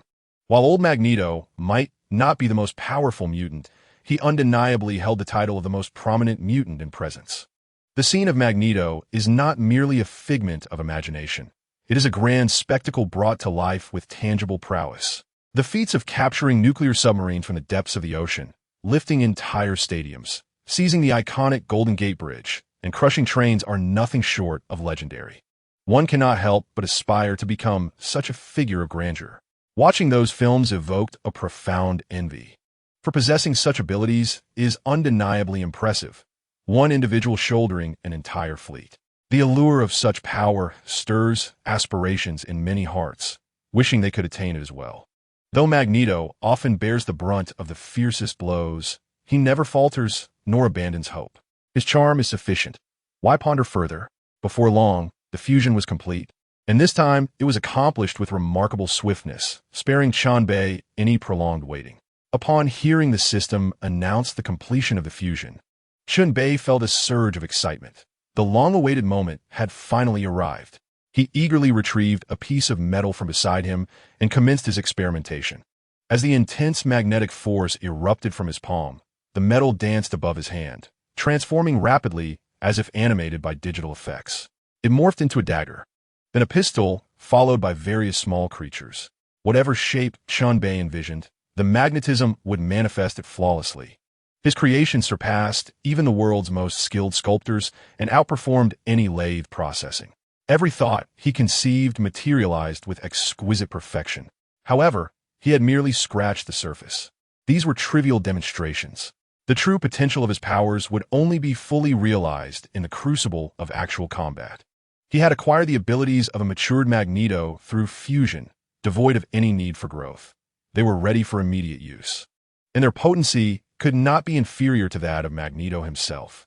After experimenting, Chen Bei exited the system space, exhilarated by what he deemed the most thrilling and satisfying endeavor thus far. Truly flawless. From this moment forward, financial freedom seemed within reach. The thought of his 300 million years of time filled him with delight. It represented boundless wealth. He contemplated the need to strategize meticulously to maximize his gains. The mere thought was intoxicating. System, open the attribute panel for inspection. Ding. The attribute panel has been generated. Please review host. Host, Chen Bei age, 23 level, peak Earth class physique, none abilities, control of lightning, self-healing, teleportation, high-speed movement, telekinesis, super strength, perfect tremor fruit ability, focus punch, shadow clone technique, control of magnetic fields. Items, Chinese brand model 2060 Fool, telekinetic crystal, spatial ring, magical godblade, 200 kilograms of URU metal, death note. 300 million year time storage device, transparent fruit. Money, $2 billion excluding shares. Chen Bei gazed at the panel, which displayed several new abilities and delightful treasures, a grin spreading across his face. Life was becoming increasingly splendid, filled with promise. As he grew stronger, he could reap greater rewards, using this wealth to acquire even finer things, such as the essence of a perfect virtuous cycle. He closed the attributes panel and strolled into the courtyard, lying down quietly, cradling Goo Goo as he began to stroke the cat, immersed in sheer comfort. The setting sun cast golden rays across the little courtyard, and there he sat in the wicker chair, relishing a rare moment of tranquility while indulging in the company of his feline companion. Goo Goo purred contentedly, closing her eyes to savor Chen Bei's gentle caresses. One man, one cat, one villa, what a flawless life. Time flew by, and Wanda and Mindy finally returned, having completed their tasks before dusk. Upon entering, They spotted Chen Bei blissfully petting Gugu and rushed over in delight, leaping into his embrace. Wow, darling, you're finally back. I missed you so much, they exclaimed in unison. Chen Bei, where have you been? You vanished for so long, and all I could do was call you. The two women playfully pouted, playfully striking him with their little fists. Haha, all right. I'm back now, aren't I? Tonight, we shall feast to make up for my absence, Chen Bei replied, smiling. Absolutely. We must indulge you tonight, the formidable female declared, clapping her hands in excitement. Her face radiating joy. Wanda also wore a smile of delight. They were not lacking in funds. It was merely a matter of whom they dined with. Even the simplest home-cooked dishes or a hot pot would be a gourmet experience in such company. The two eagerly returned indoors to tidy up, preparing for their outing. Let us go, the female avenger exclaimed, linking her arm with Chen Bei's in enthusiasm. Wait, I just remembered something. Chen Bei suddenly halted them, speaking in a mysterious tone. What is it? The two women curiously inquired in unison. Follow me. Chen Bei teased as he led them into the study.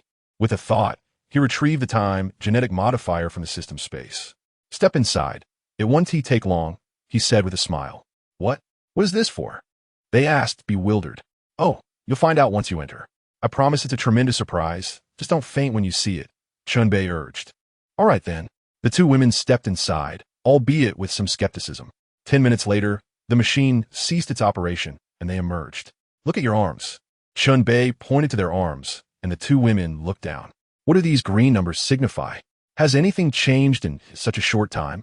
They immediately noticed the series of digits and turned their curious gaze toward Chen Bei. The numbers before you signify the remaining span of your lives. Chen Bei remarked with a smile. Does that mean I have 52 years, 3 months, and 11 days left? And I have 60 years, 5 months, and 16 days? The two women exclaimed in astonishment. How astonishing was to behold one's own time. At that moment, Chen Bei produced a time storage device and swiftly scanned their arms. Beep, beep, beep. In the blink of an eye, to their utter shock, the figures on the display surged to an astounding 100,000 years within mere seconds. Could it be? The two women lifted their gazes in unison toward Chen Bei. Chapter 109. The sudden appearance of the Phoenix Woman. Had their lifespans, once merely decades, now skyrocketed to 100,000 years? Gazing at the terrifying digits on their arms, they were utterly overwhelmed. Did this man before them truly grant them 100,000 years of life? It was almost beyond belief. The two nearly fainted from the shock, one of them staggering back to collapse onto the sofa. It was an unimaginable reality. They had never contemplated living for such an extended period, let alone considering such possibilities. As they gaped in astonishment, Chen Bei hurriedly covered their mouths. Hey, calm down. There's plenty of time. In the future, I have even more unimaginable and incomprehensible things for you to experience. You must learn to adapt, Chen Bei stated with an air of calmness, though his tone was laced with a hint of arrogance. But could one truly adapt to such a reality? It seemed impossible. Honey, how did you achieve this? Were you chosen by the divine as a representative on Earth? Wanda exclaimed, her excitement bubbling over. Indeed, how could this be otherwise? If not for the miraculous power of a deity, how could this be accomplished? The other woman, known as Supergirl, echoed Wanda's sentiments, her excitement palpable as she gazed at Chen Bei. Thud, thud. Chen Bei raised his hand and playfully tapped each of their heads. What is this? You all seem to have been brainwashed. There is no deity in this world. This is not the case. They were not intentionally misled. It was the education they received from a young age. Sorry, please don't hold it against them, Chen Bei mumbled to himself, almost like a charlatan. He was acutely aware of the competitive nature of their relationship. Hey, what are you doing? Just because you say it's wrong doesn't mean you can hit us. One of them protested. Exactly. You're becoming increasingly arrogant. Chen Bei's playful taps naturally elicited irritated glares from them. This is the power of technology, not some fictitious deity. Please stop with your wild imaginings, Chen Bei said, looking at them with exasperation. The power of technology? Are you trying to deceive us? If such technology existed, humanity would have conquered the entire universe long ago, Wanda retorted dismissively, rolling her eyes at Chen Bei. Do you think we are fools? Indeed. If one chooses silence, why must they resort to deception? Such wickedness. The devoted follower of the super killer girl immediately echoed her sister's sentiment. both disdainfully critiquing Chen Bei's hypocrisy. You two can go to ruin for all I care. Think as you like. Chen Bei coldly scoffed, dismissing their remarks. All right, let us dine, Wanda cheerfully suggested, no longer fixating on the matter. After all, this was their surprise. Why ponder it excessively? Let us go, let us go. With a grand gesture, Chen Bei prepared to escort the two away. As they reached the courtyard, they spotted Gugu, the cat, sleeping soundly, its rhythmic snores prompting them to rouse it. We're off for Hot Pot. Will you join us? Chen Bei regarded Gugu not merely as a cat, but as the illustrious devourer of origin in the cosmos. Meow. Gugu, nearly exasperated by Chen Bei's incessant chatter, grumbled about being disturbed from a blissful slumber. Go on, I'll guard the house. Just bring me back a few pounds of tuna. Gugu waved its paw dismissively, eager to return to its dreams. Very well. Continue your rest, Chen Bei gently replied, leading the two women to the hot pot restaurant. In Chinatown, he was a familiar face, having mingled with various establishments over the years. Along the way, many greeted him, praising his beautiful companion. It's nice to be among fellow countrymen, Chen Bei remarked, relishing the warm interactions. Indeed, though it is difficult to part from one's homeland, my compatriots are no more, Wanda reflected, observing the enthusiastic members of the Huaxia community with a tinge of envy. This is the strength of a formidable nation, allowing roots to flourish in any corner of the world, free from intimidation. Let us not dwell on such melancholy topics. Are we not your family? Chen Bei reassured her, squeezing her small hand gently. Yes, let us proceed without further mention of such things. Life is indeed splendid with you all. Wanda inhaled deeply, casting aside needless worries. The trio selected a venerable hot pot establishment, renowned for its exclusive imperial recipe, offering a truly distinctive flavor. Wiener für Chen Bei Kraft Hot Pot. This was his restaurant of choice. Under the proprietor's attentive hospitality, they savored a delightful meal. After satisfying their appetites and taking a leisurely stroll home, it was already past 10 o'clock when Natasha unexpectedly returned. Hello there, long time no see, dear Natasha. Wanda gently embraced her as she settled onto the sofa. I am weary. I just returned from the outside. A mutant girl encountered an incident, losing control and causing an accident that claimed her mother's life. Now, this girl is missing, likely overwhelmed by her newfound powers. No one knows her whereabouts. Natasha sighed wearily, expressing her fatigue. This girl was extraordinarily unique, seemingly capable of traversing time and space, leaving no trace of her whereabouts. After several days of relentless searching, they had yet to locate her. This was utterly absurd. If this girl continued to spiral out of control, the consequences could be truly terrifying. Another mutant awakening? Wanda inquired in astonishment. Indeed, the power of this mutant awakening is remarkably potent. The energy coefficient surged our monitoring instruments to their limits upon her awakening, Natasha replied, her expression darkening. This power could potentially inflict catastrophic damage. Is the girl's name Jean Grey? Chen Bei suddenly interjected. He might have conjectured the identity of Jean Grey, although the timeline did not align, compelling him to ask. How do you know that? Her name is indeed Jean Grey, Natasha exclaimed, her surprise evident. Goodness, is our S-H-I-E-L-D really that inept? I know of her existence because I saw her in the future. It's best if you refrain from investigating her. Her current emotional instability poses a significant danger. You should stay away, Chen Bei calmly advised.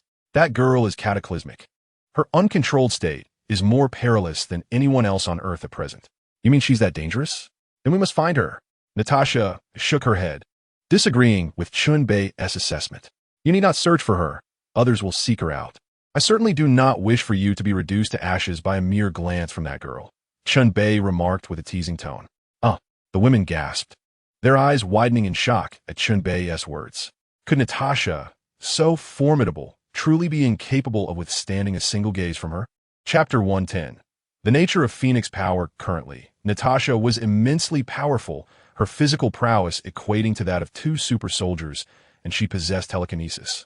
Her telekinetic abilities could easily crush cars and exert over 30 tons of supergravity. No one in S-H-I-E-L-D could rival her.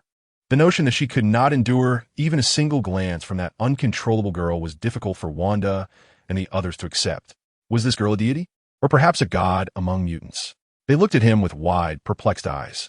Seeing their gaze, Chen Bei earnestly explained, "It is indeed true that the girl is named Jean Grey, but we all refer to her as the Phoenix." Phoenix? Wanda and the others gasped in unison. Such a mythical and grand entity as the Phoenix could not possibly be born by an ordinary individual. Although they were not superstitious, a sense of reverence lingered. Was the name Phoenix something that just anyone could endure? Lacking the requisite destiny, one would surely meet their demise. No one was worthy of such a title. Yes, indeed, the Phoenix, Chen Bei affirmed, nodding solemnly in response to their gazes. The Phoenix, Jean Grey, is the exalted daughter of this infinite multiverse and the most formidable force on Earth. It is certain that Wanda will one day be recognized alongside her as one of the most powerful entities in the infinite multiverse. The notion of an infinite multiverse? The women present found themselves intrigued by this newly introduced term. The concept implies the existence of countless universes, each housing infinite versions of themselves, albeit with distinct life experiences. Among these, the most powerful are Jean Grey, the Phoenix, and you, Scarlet Witch Wanda. However, Wanda, you have yet to awaken your chaos magic. At this moment, you are but a mere shadow of your future self. Seeing the incredulous look on Wanda's face, Chen Bei shook his head and continued.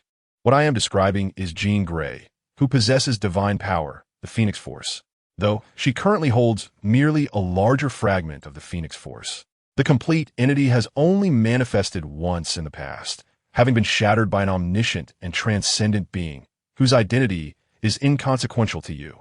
Nonetheless, this fragment of the Phoenix Force has instilled fear across countless universes, especially when Jean Grey, in a moment of uncontrollable power years hence, effortlessly erased several universes from existence. Indeed, it was akin to deleting a file on a computer. She simply eliminated them with a wave of her hand. The women stared wide-eyed, covering their mouths in astonishment, their expressions questioning the very nature of such an existence, one capable of manipulating infinite universes at will.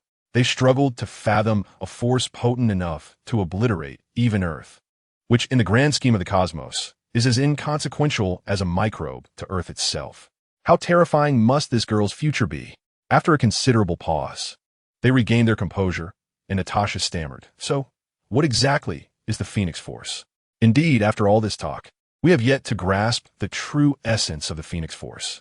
If it is so immensely powerful, does that not make Wanda's chaos magic equally formidable? They were eager to learn more about this extraordinary phenomenon. "Calm down, allow me to elaborate," Chen Bei teased, taking a sip of tea. The Phoenix Force originates from the primordial universe, birthed at the dawn of all things.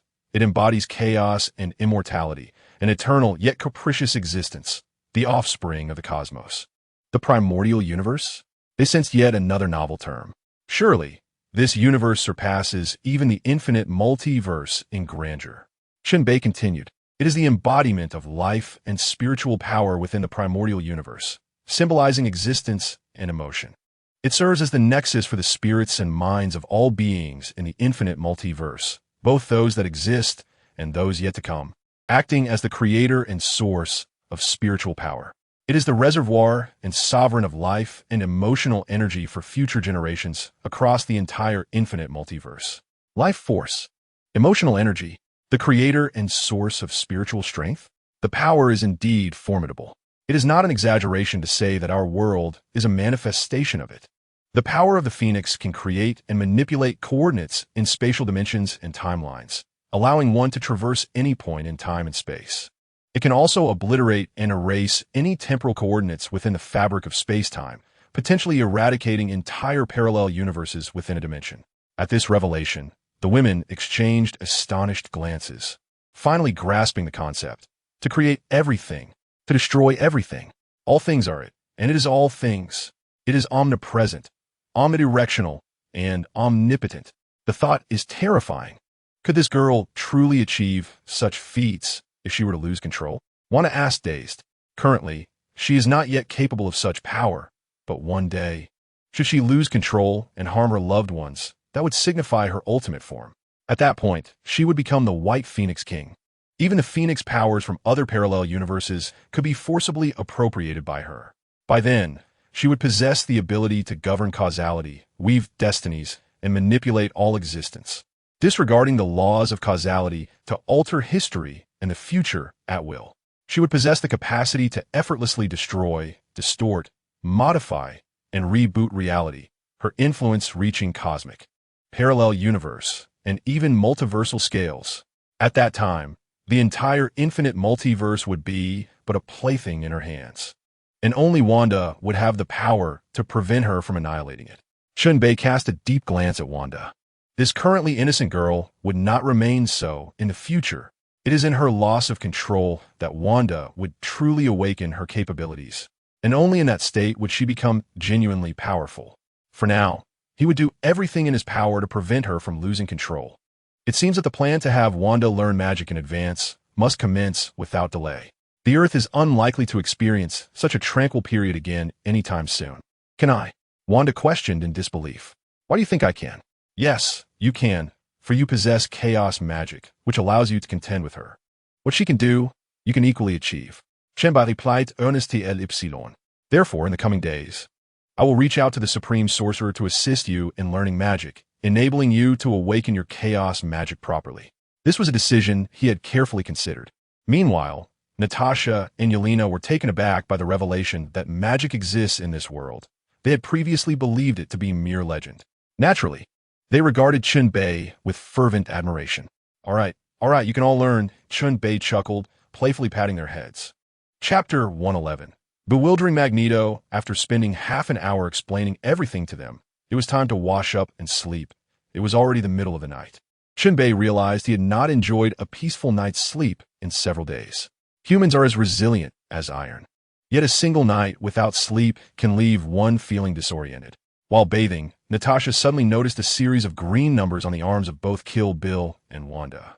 These numbers were gradually decreasing, pulsating rhythmically with each passing second, which piqued her curiosity.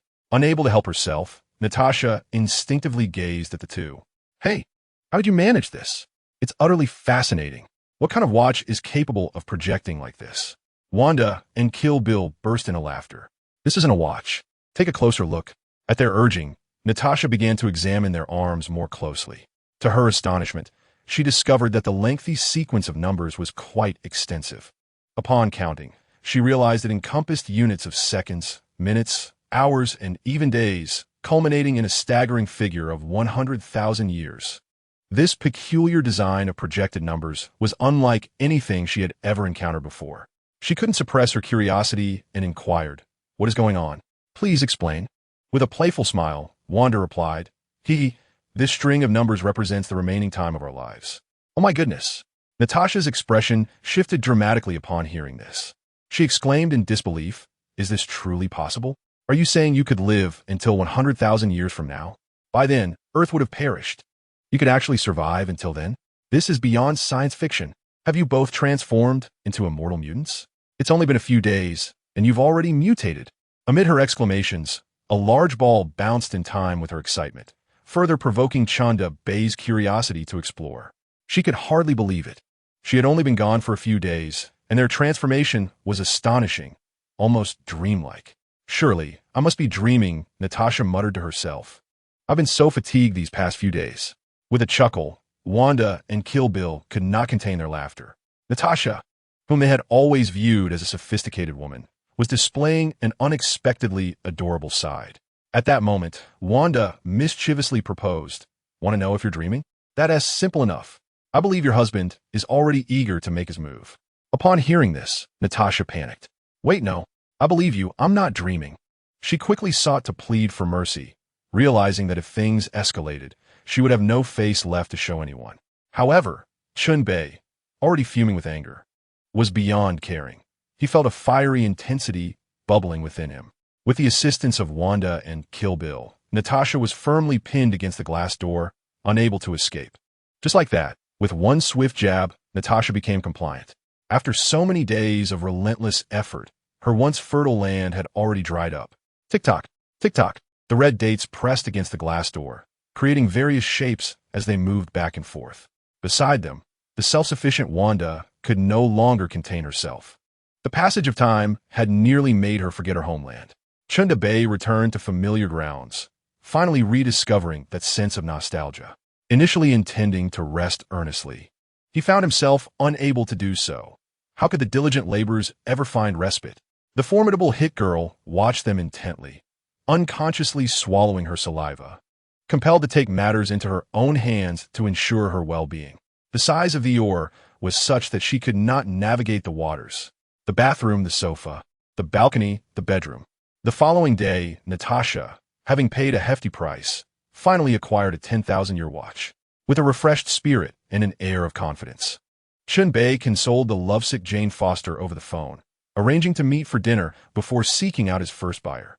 At the headquarters of the Brotherhood, he encountered Eric, also known as Magneto. This old fellow was living quite comfortably, lounging in his lair and filling bags with cash. "Ah, Eric, your life seems rather pleasant," Chen Bei remarked. While sipping coffee and reading the newspaper, Eric was nearly startled into spilling his drink by this unexpected voice. As he prepared to reprimand the oblivious subordinate, he looked up to discover that it was none other than Chen Bei. The reprimand he had on the tip of his tongue was abruptly stifled. "What brings such a prominent figure in the investment world to our humble abode?" Magneto immediately donned a cheerful expression, greeting him with enthusiasm. "Just a little banter," Chen Bei replied with a modest smile. "Do not be overly humble. Excessive modesty borders on arrogance," Magneto interjected. "You are indeed a formidable capitalist now, a major shareholder in several large conglomerates. All right, let us get down to business. As your saying goes, no one visits the Three Treasures Hall without reason," Magneto continued with a smile. Chen Bei, unwilling to beat around the bush, directly stated his purpose. "I have an earth-shattering treasure to offer. Would you be interested in acquiring another superpower?" Upon hearing this, Magneto sprang to his feet, hands slapping the table, his expression grave as he fixed his gaze on Chen Bei. "Are you suggesting that you possess the technology for the transplantation of mutant abilities?" It was no wonder that Magneto appeared so serious. He had dedicated his life to the mass production of mutants, a goal that had proven elusive. Could it be possible? He stared intently at Chen Bei, eager to uncover what he sought. "Cough, cough, what are you thinking? I would never conduct such cruel experiments," Chen Bei interjected, rolling his eyes. He felt utterly defeated by Magneto's train of thought. The idea of transplanting mutant powers? What an absurd notion. I am a protagonist, after all. Well, upon reflection, it is indeed a daunting task, he sighed despondently, the once menacing aura of Magneto dissipating as he suddenly appeared deflated. How do you bestow extraordinary abilities upon individuals? Is there truly a phenomenon of secondary awakening in this world? Magneto pondered, reflecting on his own awakening. He mused whether there existed a method to grant himself another power. Aside from transplantation, could it be possible to artificially awaken mutant abilities? This was a project he had invested considerable resources into. As this thought ignited his fervor, Chen Bei shook his head at the intensity of Magneto's anticipation. "You are overthinking it. There is absolutely nothing of the sort. I merely possess a fruit that can bestow superpowers, which I intend to sell to you." With that, he produced a pineapple-shaped fruit adorned with repulsive patterns and placed it on Magneto's desk.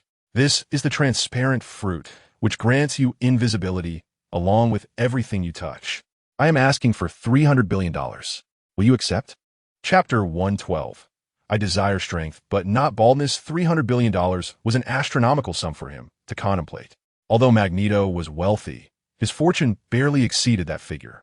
Compared to prominent business magnates and super tycoons, he was still at a disadvantage.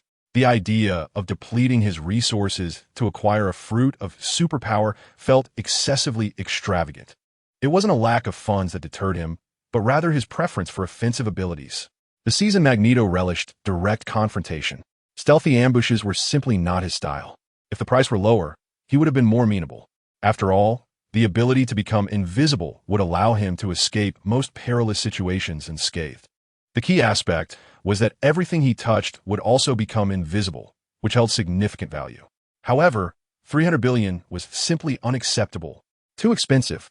I cannot agree to it," he declared, regretfully gazing at the transparent fruit. "I want it, but it is too costly. What price would you consider acceptable? I propose a sum, and you can negotiate." "It is not a grave matter," Chen Bei replied with a smile. His lofty initial price was a tactic to encourage counteroffers. In his mind, he aspired for a price of $200 billion. Anything below that would afford him ample room for negotiation, as many could afford such a sum. He could effortlessly sell the transparent fruit to anyone willing. $150 billion is the most I can offer. Any higher, and I cannot justify the expense. Magneto gritted his teeth and stated a figure. Goodness. Chen Bei was taken aback. Old Magneto, you have changed. The version of you I remember should not be this shrewd. Bargaining down a half? Have you been seeking wisdom in Huaxia? Did Annie teach you this? Slash the price in half, and then gradually increase it? He exclaimed, marveling at Magneto's newfound negotiation prowess. Old Man Juan, I must say, your bargaining skills are quite impressive. I feel compelled to acquiesce to your offered price. A sudden gleam of joy illuminated Magneto's face. Really? Are you willing to bid $15 billion? No, you misunderstand me. Chen Bei solemnly rejected. Do you think I'm foolish or deluded? I categorically refuse. $20 billion. Not a cent less. Chen Bei, unfazed by his antics, boldly stated his psychological threshold. I shall consider this. Upon hearing these words, Magneto grasped the situation. This figure must be Chen Bei's bottom line. $20 billion was not beyond consideration, but he feared that depleting his resources might hinder his financial liquidity. I owe you $1 billion, and now would be a fitting time to repay you, Chen Bei suddenly added. $1 billion. Magneto realized the implication. If I do not purchase this transparent fruit, you will withhold my repayment. Is that it? I never anticipated your heart to be so merciless. Contemplating this, Magneto clenched his teeth in resignation. Very well, I shall buy it. I offer you $19 billion. Huh, now we are speaking the same language. You shall surely be grateful that I offered this splendid item to you rather than another. Chen Bei chuckled heartily as he handed over the transparent fruit. Gazing at the fruit in his hands, Magneto felt a pang of regret mingled with satisfaction. Who does not desire strength? Yet, he loathed the notion of baldness. Thus he had no choice but to acquiesce to the extortion of this unscrupulous merchant. Chapter 113. A further negotiation? Examining the repulsive patterned pineapple fruit, Magneto displayed his characteristic smile. Laughing heartily, Chen Bei, witnessing this expression, could not help but share a knowing smile. With several $1 billion secured, it was once again the season for golden fishing rods. Reflecting on previous fishing experiences in a low martial arts world, utilizing a golden fishing rod felt like wearing oversized shoes. While it could yield valuable items, those items were functional rather than dominative. Perhaps it was time to explore the high martial arts universe? As these thoughts crossed his mind, the system's voice chimed in. Host, a task awaits you.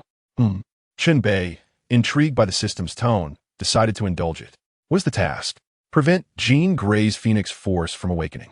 Accepting this task will reward you with a white fishing rod. Are you joking? Who would want a white fishing rod at this point?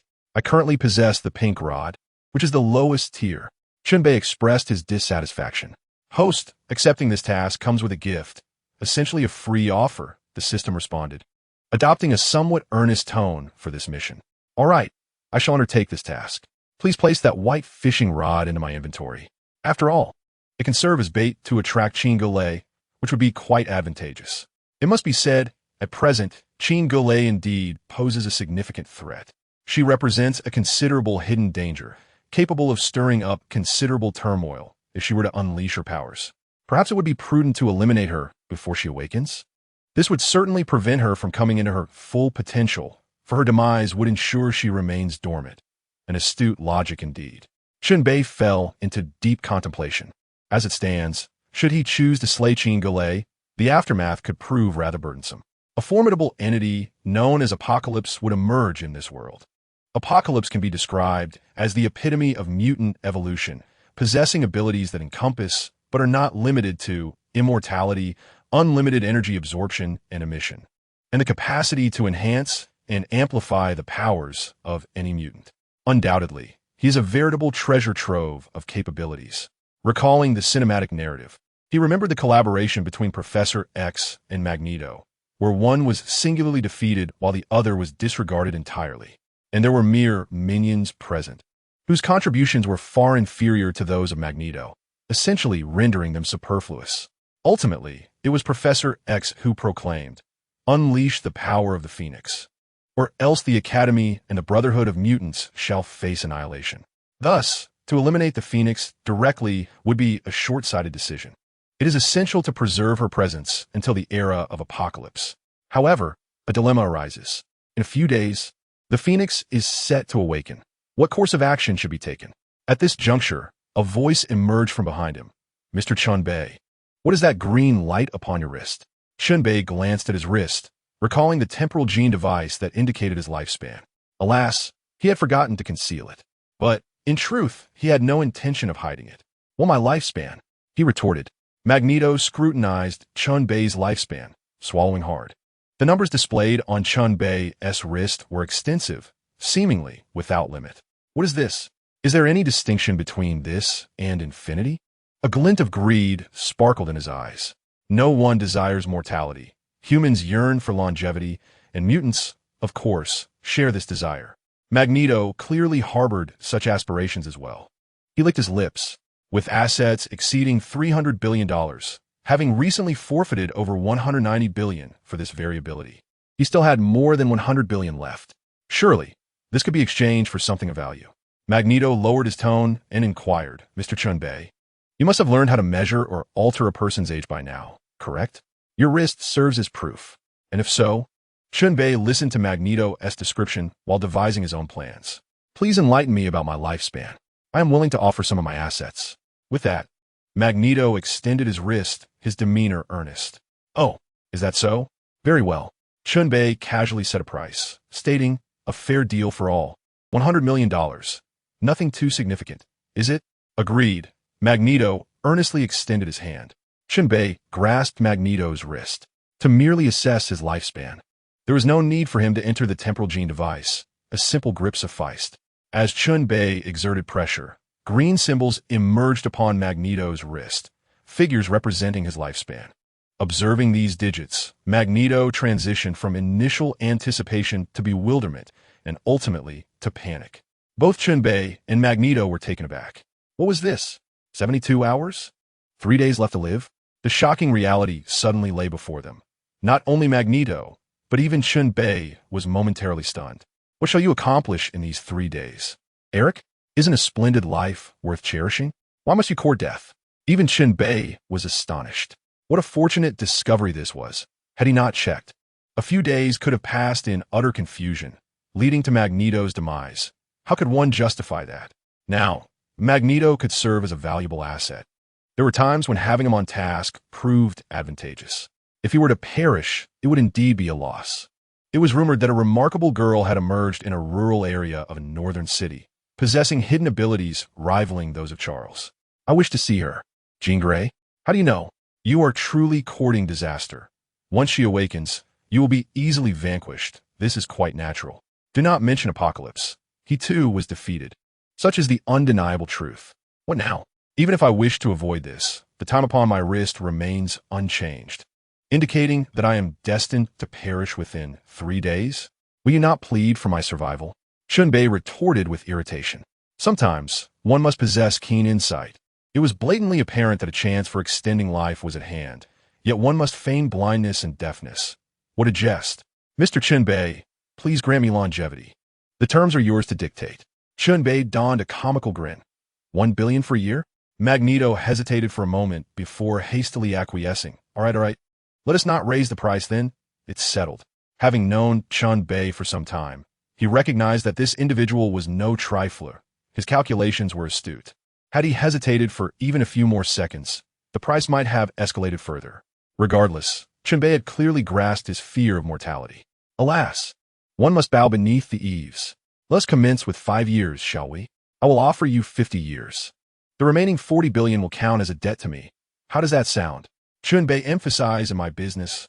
The annualized interest rate for loans is merely 5%. You need not fear the debt. Why did you only come half an hour ago?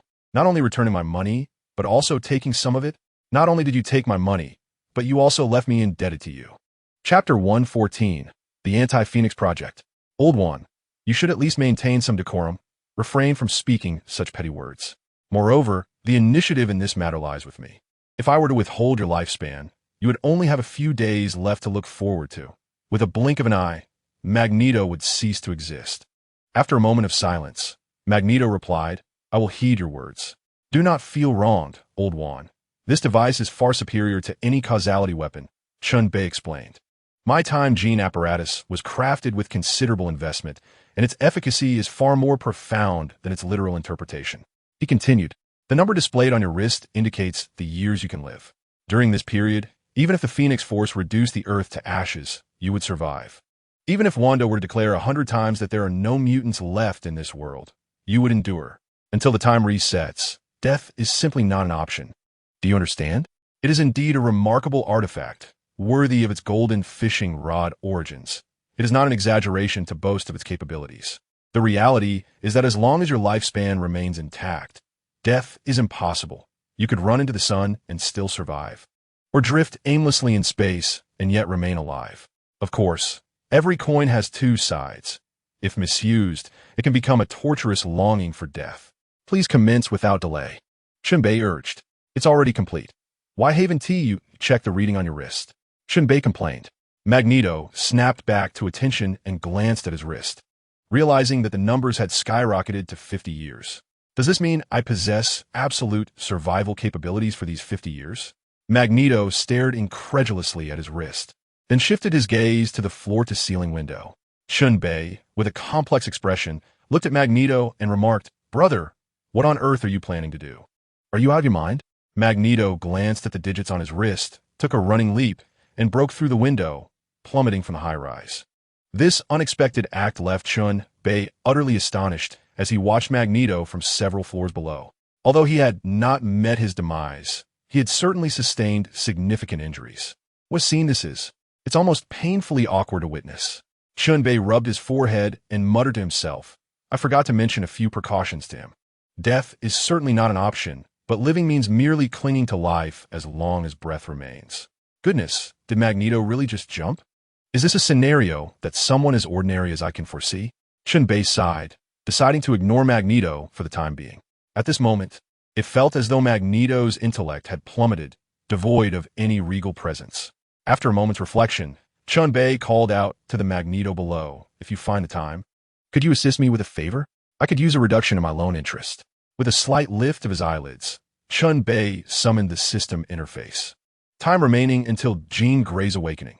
48:00:00. 2 days and 2 nights. To prevent Jean Grey's awakening, this task requires a harmonious alignment of timing, location, and personnel. One must adeptly leverage one's personal connections to forge a solid material foundation. Magneto, an Omega-level mutant, possesses formidable control over magnetic fields, a capability ideally suited to provide energy for restraints.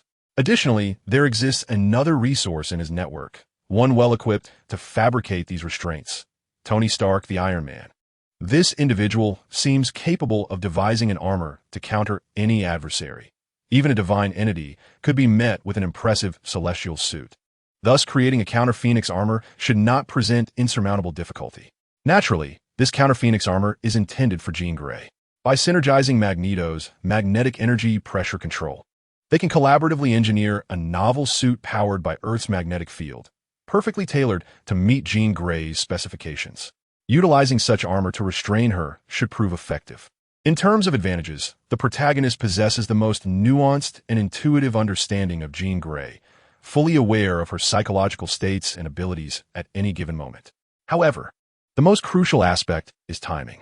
While the partnership between Iron Man, a titanic figure of the Avengers, and Magneto, a leader among mutants, instills great confidence, it is essential to remember that the Phoenix Force can spiral out of control should its host experience emotional turmoil, rendering all preparations futile. This armor may ultimately serve as a temporary solution rather than a permanent fix. At the heart of this endeavor lies the necessity for a more fundamental mechanism that can avert Jean Grey's emotional instability. Chen Bei opens his account, revealing a staggering balance of over $5 billion. While this may seem inconsequential when considering a golden opportunity, it holds considerable value when viewed through the lens of a more advantageous prospect. Patience is key, and a comical smile spreads across his face as he contemplates further persuading Tony Stark. As for Magneto's somewhat precarious state, he harbors little concern. After all, The Brotherhood of Mutants is rife with skilled healers who could restore him to peak condition in mere moments. Having departed from Magneto's chamber, Chen Bei promptly resolves to visit Tony Stark's residence. In his hillside villa, Stark stands before a panoramic window, a glass of red wine in hand, gazing upon the sprawling expanse of Los Angeles. Suddenly, a voice interrupts his reverie. "Tony Stark, do you wish to prolong your life?"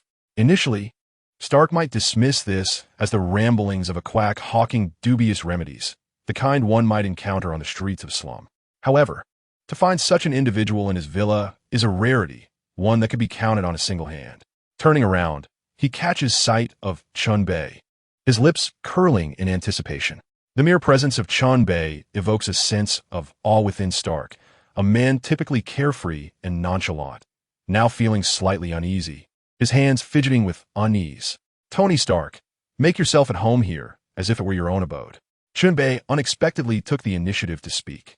Tony Stark, momentarily taken aback, instinctively seated himself on the sofa and replied, all right. As his mind began to clear, he remembered that he was in his own home, prompting a slight embarrassment to cross his face. Recalling Chen Bei's earlier mention of longevity, his interest was piqued. "Is it possible to extend one's lifespan?" he inquired. "By the way, what would you like to drink? I could have my secretary prepare something." "No, I do not wish for anything to drink," Chen Bei replied nonchalantly, sitting opposite Tony with an air of confidence, even crossing his legs. "Shall I check your lifespan? The examination is complimentary." The quintessential workaholic Iron Man had scarcely lived for a few years in the cinematic universe. As a businessman, he spent his days engaged in combat, and it was nothing short of a miracle that he had not succumbed to a heart attack. Ultimately, he was drained by the Infinity Gauntlet, leaving him with only a few years to live. In every realm, Iron Man was a short-lived entity, either turning into a zombie or becoming a virus. It was quite tragic when one thought about it. Chapter 115. To take the initiative? "Very well, what must I do?" Tony Stark asked uneasily. "Am I to sit in some peculiar contraption?" "No, for now. It is merely a test of your lifespan. No elaborate procedures are necessary. I do possess a device that can extend life, but that requires a substantial fee, and it can only be activated after a millennium. For a mere few decades or centuries, I can simply transfer that to you." Chen Bei appeared remarkably at ease, leaving Tony Stark utterly astonished by his words. What was this youth implying? Was he casually determining the life and death of a person? Was he asserting control over someone's lifespan? Such abilities were reserved for deities, were they not? He seemed almost divine, possessing the power to dictate the length of another's life. "Behold, your lifespan is displayed on your wrist," Chen Bei remarked. "Let us proceed swiftly. I have other matters to attend to." Chen Bei was indeed disinterested in lingering. He anticipated that within moments, Tony Stark would display a look of shock, followed by a questioning remark. Sure enough, in the next instant, Tony Stark's face was awash with bewilderment as he turned to Chen Bei, saying, "What?" It was no wonder. The figure displayed on his wrist indicated a mere 3 years of life remaining. This revelation meant that he had only 3 years left to live. Despite being a titan in the military-industrial complex and donning the illustrious title of Iron Man, wealthy and renowned, he was now faced with the grim reality of a truncated existence. After overcoming countless challenges, to be told that he had such a short time left was unbearable. Tony Stark stared fixedly at the number, initially laughing it off, waving his hand dismissively. "Impossible. I cannot possibly have such a short lifespan." He erupted into laughter, and unlike his composed demeanor in the face of Magneto, he was now teetering on the brink of madness, laughing for a good 5 or 6 minutes. "I say, Tony, I am not denying you an extension of your life. Why are you giving up so easily?" Chen Bei scoffed. "Surely you do not believe that I solely focus on testing lifespan without considering its enhancement?" Upon hearing this, Tony Stark displayed an expression of fervor, exclaiming, "Whatever the terms, I am willing to accept. For you, $500 million for 1 year of life." Chen Bei replied, while stroking his chin. "What is your net worth?" $100 billion, Tony Stark responded. Chen Bei swallowed hard. The figure seemed substantial. He intended to grant Stark 70 to 80 years of life, yet this was all he had to offer. "So, I can currently accumulate 20 years of life for myself?" Tony Stark pondered. "And you plan to spend it all? I must say, how can you be so impoverished? You have an entire suite of armor, yet your assets amount to this paltry sum?" Stark lamented. compensating for the damages inflicted by supervillains upon these cities. The creation of armor. These will all be core issues that deplete my assets. Once the topic of money arose, Stark surprisingly regained his composure, displaying a more rational demeanor. As a friendly gesture, I shall charge you $8 billion for this villa, and you will create another suit of armor for me, granting you 50 years of life. How does that sound? Of course, absolutely. Tony Stark enthusiastically attempted to embrace Chen Bei, but Chen Bei, unamused, seized Stark's wrist and granted him 80 years of life. Though this lifespan may seem insignificant compared to the 100,000 years others might receive, Chen Bei was certain that Stark would lead a life far more exhilarating than most. Events such as the Secret Wars, the Siege, the Fear Itself incident, and the Infinity Gauntlet saga would all grace Stark's coming decades, filled with wars both grand and small. Chen Bei felt a twinge of sympathy in extending Stark's life.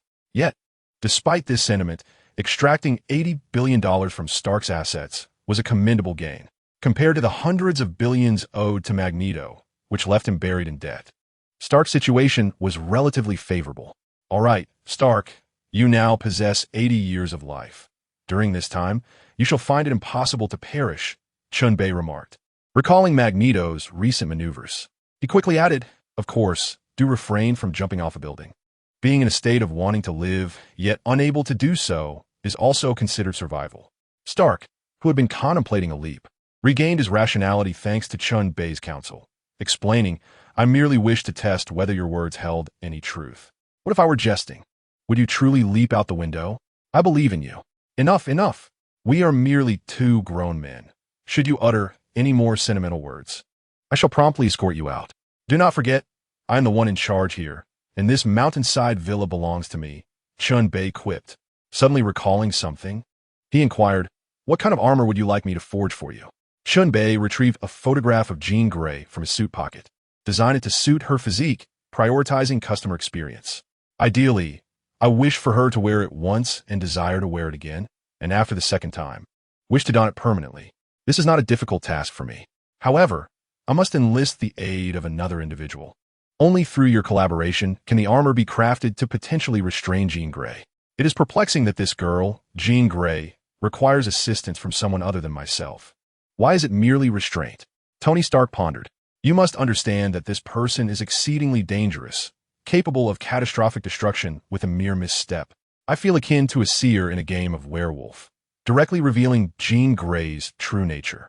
You should designate her as a threat. As for the armor, it must be designed with a restraint mechanism, yet it should provide a sense of comfort akin to that of a luxurious prison. So, who is the individual with whom I am to collaborate? For this endeavor, I highly recommend War Machine as my ally. We have fought alongside one another for many years. What are you thinking? Apart from his incessant sarcasm, what else can that big black carrot do? Furthermore, this is a confidential matter, known only to you, myself, and your new teammate. So who is he? Magneto. Tony Stark's gaze momentarily faltered, his expression stiffening. To say nothing of the fact that he resembled a mouse encountering a cat. The thought of Magneto, who could effortlessly control a multitude of my armors, was exasperating. Meanwhile, he was quietly developing anti-Magneto armor, and now the prospect of collaboration filled me with anxiety, dissatisfaction, and above all, suspicion. This was an ally I could never have anticipated. You two must forge the armor's resilience to withstand a surge of Phoenix Force, which Magneto will then imbue with magnetism, and I shall provide the crucial core component. In other words, this armor necessitates our tripartite collaboration. When can I expect the core component to arrive? Rest assured, it will be delivered within 3 days. During this time, I will contact old Magneto, and you two can discuss the specifics. Chapter 116. Let the fishing begin. Could you provide me with a rough outline of its shape and functionality? This way, I can prepare and expedite the integration of the core component when constructing the armor. Chen Bei, growing impatient, responded, how should I know? I have no certainty. Design it as a 20-centimeter cylindrical object. Perhaps I might actually locate that item. Tony Stark was thoroughly bewildered. What is this? How does the first half of the sentence lack certainty, while the latter half grows increasingly bizarre? Is it the kind of strange I am envisioning? Why does it feel increasingly peculiar? Tony Stark inquired. Where do you intend to place this item?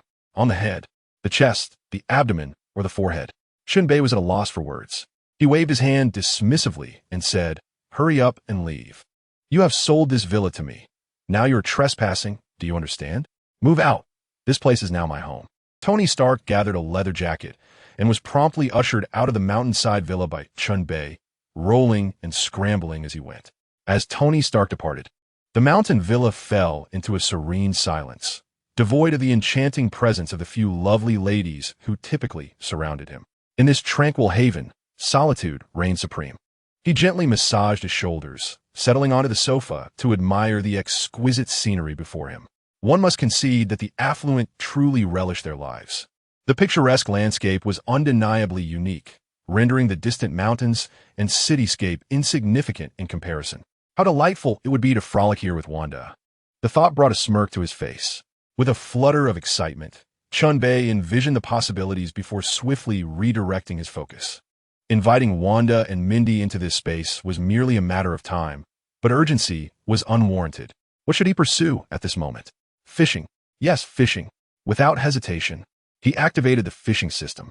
And let me extract the dividends from Osborne Industries and Stark Industries, consolidating these assets. I am eager to see how many golden fishing rods I can procure this time. In Wall Street, the cadre of financial moguls, clad in suits, suddenly found themselves in a state of disbelief. They observed that within the luxurious villa district of East Los Angeles, one prominent figure was engaged in an astonishing accumulation of assets. It must be Mr. Tony Stark. Only he could amass such a staggering fortune. Unbelievable, simply unbelievable.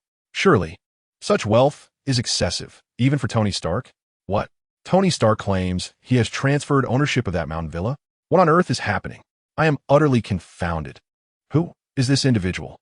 The numbers continued to rise, skyrocketing. It was terrifying.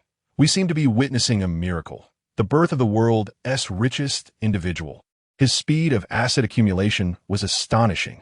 No. The title of the world's richest has always existed, but the velocity at which he is amassing wealth is unparalleled.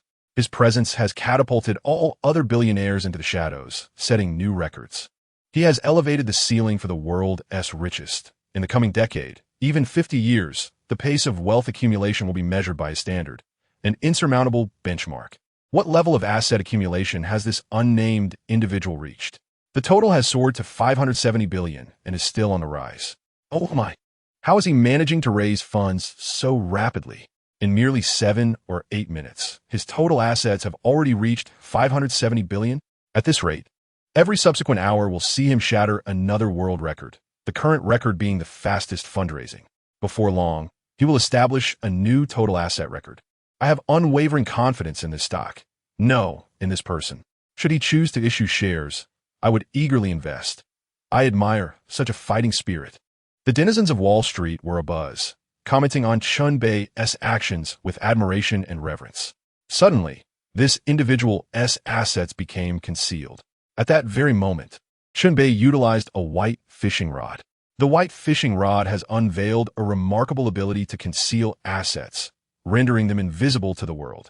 Consequently, I have ascended to the status of a hidden, affluent individual. Chen Bei gazed at his account, and it was difficult to conceal his elation.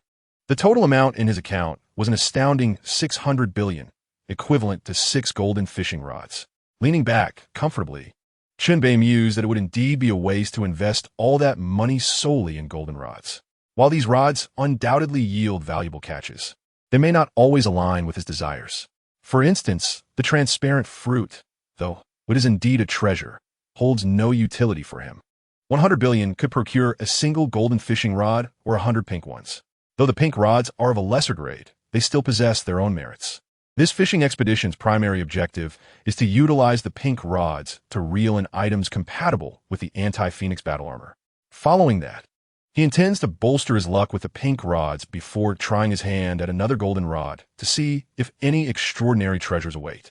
System: exchange for 10 pink fishing rods. Today, I shall fish from dawn till dusk to ensure an exhilarating experience, Chen Bei declared with enthusiasm.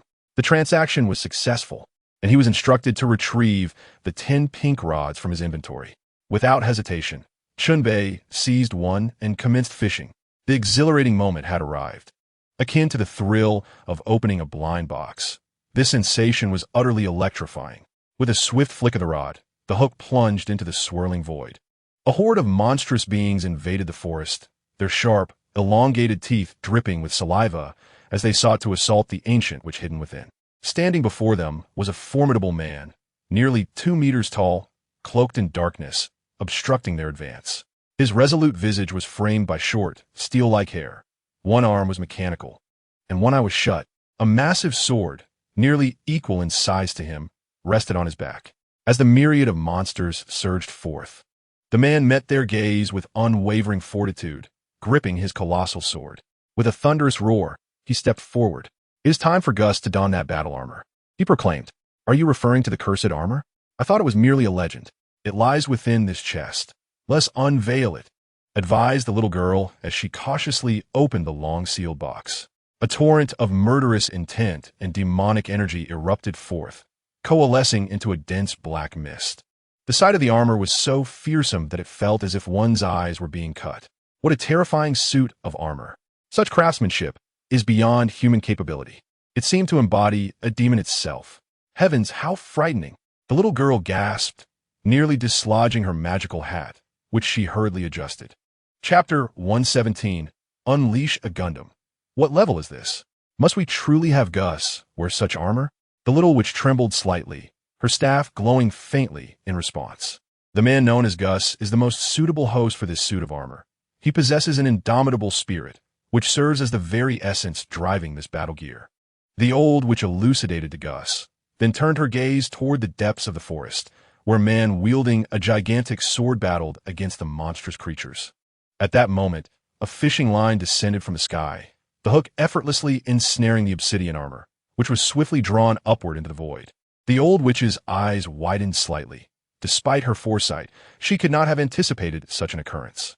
Both the young witch and the elder were momentarily stunned, watching the dark armor vanish into the heavens, struggling to accept the reality of the situation.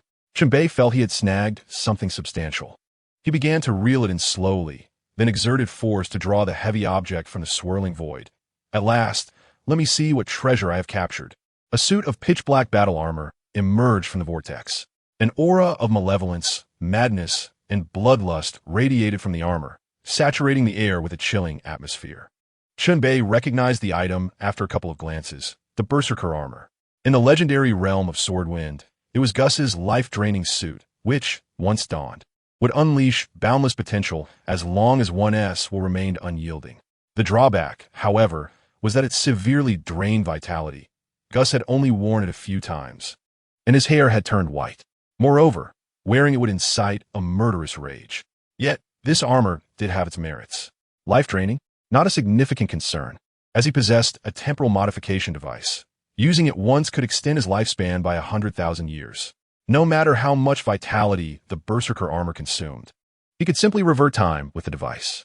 As for the murderous rage, his will was sufficiently stable, especially since his mind was occupied with a fishing system. Should he teeter on the brink of madness, the system would surely intervene to restore his sanity out of concern for its own predicament. This armor was indeed usable. The Berserker armor, he would claim it.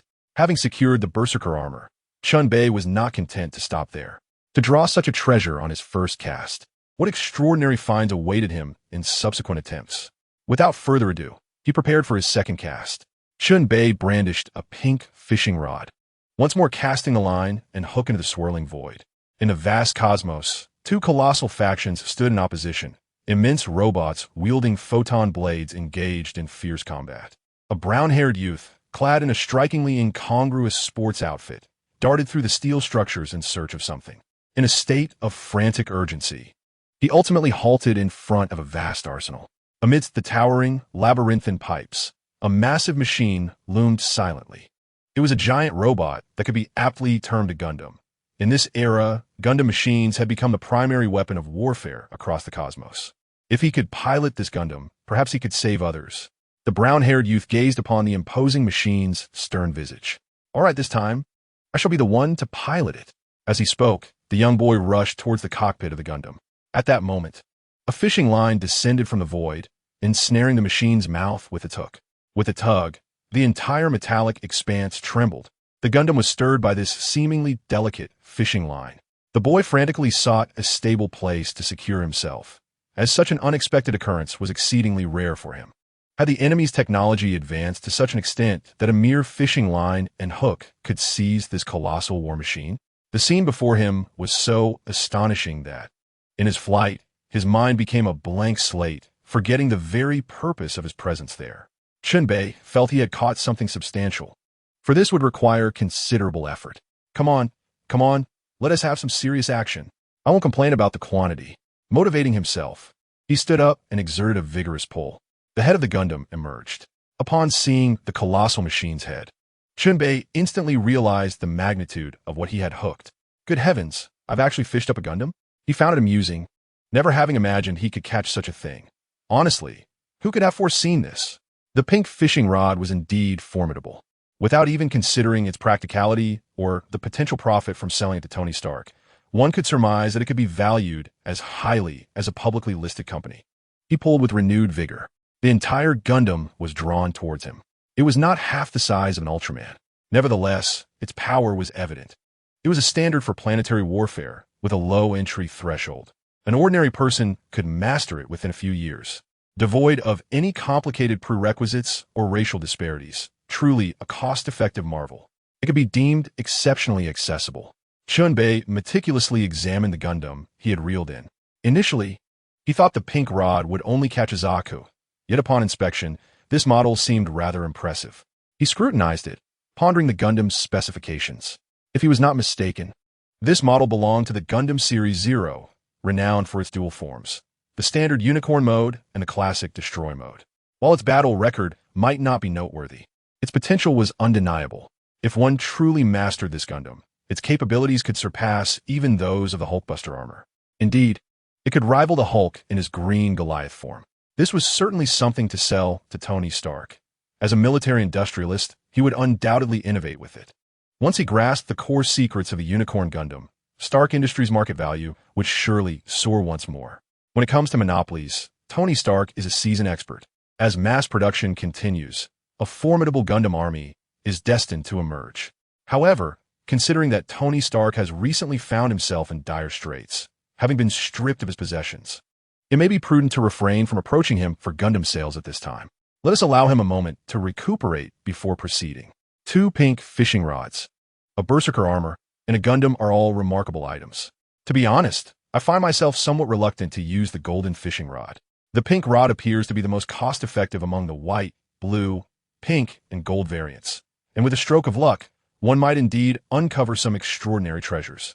Another cast, and I am utterly captivated, unable to resist the allure. Chen Bei feels a surge of determination. May fortune bless me with a successful catch. Witness my skillful endeavor. Without hesitation, Chen Bei cast the fishing rod into the swirling void. In a tranquil villa district, a frail youth donned in round-framed glasses. A yellow shirt, black shorts, and white socks sits with his hands folded, awaiting his instant noodles to cook. Chapter 118. The World of the Dark-Clad Man. Where is Doryman? The Doriaki is nearly cold. The boy, named Nobita, furrows his brow, growing increasingly irate. Alas, I cannot wait any longer. He is simply too slow. With that, he reaches for a piece of dorayaki and takes a bite before peeling back the lid of his noodle cup. Sucking in a mouthful of noodles, Nobita's face contorts in despair. Oh no, the noodles have become overly soft. They've soaked too long. Once again, his anger flares. It's all Doryman's fault. As he continues to eat his noodles, Nobita's gaze suddenly falls upon an unfamiliar object resembling a hairdryer in the distance. What is this? It seems so foreign. He sets down his noodles and approaches the hairdryer, picking it up. A label affixed to the device indicates its purpose, and as he reads, he murmurs, "This is called an evolution ray." After deciphering a few words, Nobita ponders, could it be that by pressing the devolution button, one can regress an object, and by pressing the evolution button, one can enhance it? If so, might it be possible to improve my forgetful father's memory? Lost in thought and no longer in the mood for noodles, Nobita prepares to exit the house and test the device on his father. At that moment, a fishing line descends from the ceiling, ensnaring the evolution ray. Nobita feels the tug and in a daze asks, "What is happening?" Just as he is engulfed in confusion, the fishing hook suddenly exerts force, seizing the device and pulling it upwards. By the time Nobita comprehends the situation, it is far too late for him to grasp it. He leaps in an attempt to catch the ray, but cannot reach it. What on earth is going on? I can't reach that ray at all. Nobita exclaims in frustration. From a swirling void, an object resembling a hairdryer emerges along the fishing line. Upon seeing it, Chen Bei is momentarily taken aback. The pink fishing rod has caught this peculiar item. Isn't it somewhat disappointing? At first glance, it appears utterly unremarkable, and due to its mundane nature. Chen Bei gazes at the well-used, soon-to-be-forgotten pink fishing rod with a hint of skepticism. What a letdown. The previous item was a berserker's armor, a mecha. Now this? A hairdryer? What kind of absurdity is this? Chen Bei picked up the hairdryer, which bore several intriguing labels that piqued his interest. Evolution and devolution laser? Upon uttering the true name of this hairdryer, Chen Bei's mood lightened. It seemed to be an object from the world of Doraemon, possessing the ability to evolve or devolve whatever targets. For instance, if one were to direct its evolution beam at an egg, that egg would transform into a chicken. Conversely, if aimed at a chicken, the chicken would revert to an egg. A mischievous smile crept across Chen Bei's face. Logically speaking, this golden fishing rod is the evolved version of the pink one. If he were to fire the evolution beam at the pink fishing rod, would it not become a golden fishing rod? He chuckled at the thought. If that were the case, he would fear nothing. He could summon one and test it out.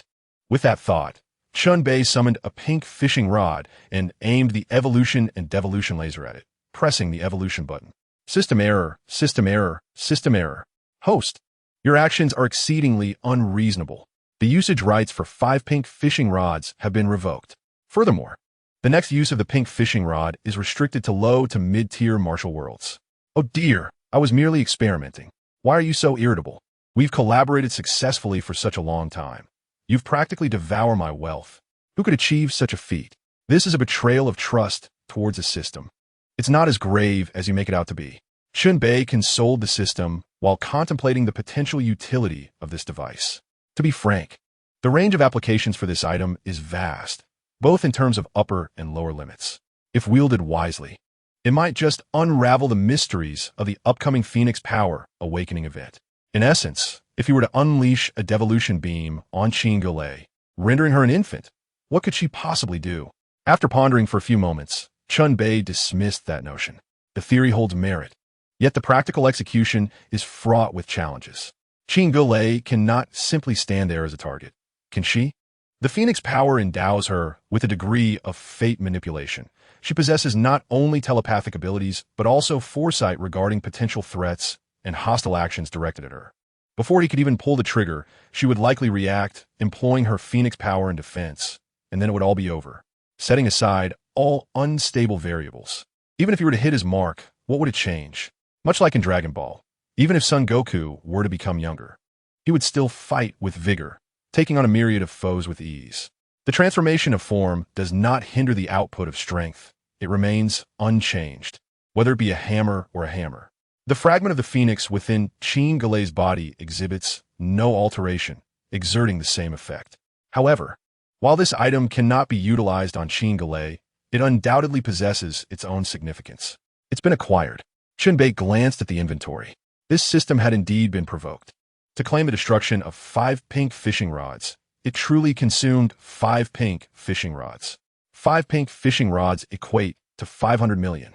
Who can withstand such expenditure when the system is in a fit of rage? Sigh. Chen Bei let out a bitter laugh and retrieved another pink fishing rod. This particular rod was cursed, confined to a low martial realm, rendering it useless in higher martial worlds for procuring items.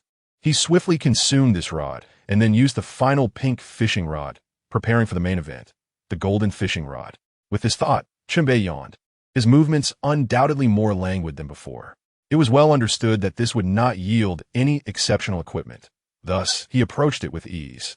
Not only was it relaxed, but he also aimed for efficiency. Once a hook snagged something, regardless of whether it could be reeled in, it had to be swiftly retrieved to save time as much as possible. In another realm, a man clad in a suit and sunglasses adjusted his buttons, driving towards his destination. In the driver's seat, a stern middle-aged man remarked, "Agent, the prerequisite for becoming a member of the Black Cloud organization is possessing a heart that can endure the existence of otherworldly beings in this world. I hope you're always prepared. In the passenger seat, a tall man of dark complexion, with an exaggerated expression, exclaimed, "Heavens! I thought I would never encounter such bizarre circumstances in my life. 7 hours ago, I was assisting in the delivery of an extraterrestrial being. I couldn't even locate its umbilical cord. Its offspring enveloped my head, and I nearly believed I was to meet my demise there. Such occurrences are numerous. A secret among agents. Indeed, we have also clandestinely utilized memory erasers at times." Chapter 119. New authority of the golden fishing rod. As he spoke, the agent produced a rod-like object, presenting it for the other agent's inspection. The agent accepted this object, searching for a switch. Can human memories truly be erased by such a device? While toying with the rod, the agent questioned, are there any instances of accidental harm, such as an agent intending to use the memory eraser on another, only to have it used against them instead? None. Oh, really? I mean, the agent will not remember having the memory eraser used on them. As the two conversed, a swirling void suddenly appeared above the car, and a fishhook descended, ensnaring the memory eraser under the watchful gaze of the agents. What is this? The agent could not resist removing his sunglasses to scrutinize the phenomenon before him. What is happening? Is that a fishhook? Where did it come from? We were driving. Upon hearing the agent's cries, he glanced towards the location of the fishhook, following its line of sight upward, where he beheld a void vortex atop the vehicle. It seemed that trouble had arisen. Stay calm. Agent, you must stand strong. It is time for us to engage in battle. With that, the agent removed his sunglasses, preparing to draw forth his extraterrestrial firearm. At that moment, the fishhook fortuitously activated the switch of the memory eraser, and in a flash of light, the two unprotected individuals were plunged into confusion. Wow, what has happened? Who am I? Where is this? Chen Bei slowly tugged at the fishing line, pulling it back. This time, the catch was exceedingly light. It felt as though a mere finger could reel it in. Yet, an unsettling feeling persisted, for the system had previously indicated a need to reduce weight. Clearing his throat, he thought, well, I might as well fish casually. I do not seek any exceptional components or equipment, considering the system has already halted 6 fishing rods. Suddenly, Chen Bei was taken aback. What is this? Is this a transformation device from some Ultraman? Images flooded his mind, reminiscent of the original Ultraman's transformation device. However, upon closer inspection, differences became apparent. Chen Bei felt akin to a treasure appraiser, discerning the object's value through its patterns and antiquity. Yet, who among treasure appraisers evaluates Gundam or Berserker armor? He pondered over this peculiar stick, nodding in satisfaction. This device was known as a memory eraser, a type of inquiry weapon employed by the men in Black organization within their universe. After questioning, one could don the sunglasses and utilize the memory eraser.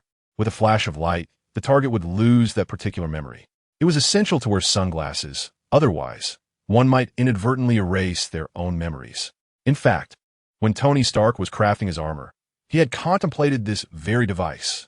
The mechanism of the memory eraser allows individuals to forget their memories. Once memories are forgotten, there is no disappointment, no sorrow, no pain, and no despair. Phoenix Girl, Jean Grey, awakens her Phoenix power under 2 circumstances. First, when she experiences profound sorrow, which causes her to lose control of her emotions, leading to a collapse of her mental state and, consequently, an inability to harness the power within her. Second, during a near-death experience, when her body uncontrollably releases the Phoenix Force. These are the only 2 conditions. For both scenarios, Chen Bei possessed countermeasures. In the event of overwhelming sorrow, he could simply activate the memory eraser, erasing the painful memories and preventing the possibility of a Phoenix Force rampage born from suffering. As for the second condition, well, it is no exaggeration to say that Tony Stark, an industrial magnate, has been acknowledged by even Thanos as an earthling cursed with knowledge. This illustrates Stark's intellect. He has constructed every type of armor imaginable and is scarcely inferior to the most formidable forging race in the universe, the dwarves. Additionally, with the enhancement of an Omega-level mutant, Magneto, the leader of the Brotherhood of Mutants, how could the synergy of these 2 formidable forces result in anything less than extraordinary? On the brink of death, the notion of demise is rendered futile.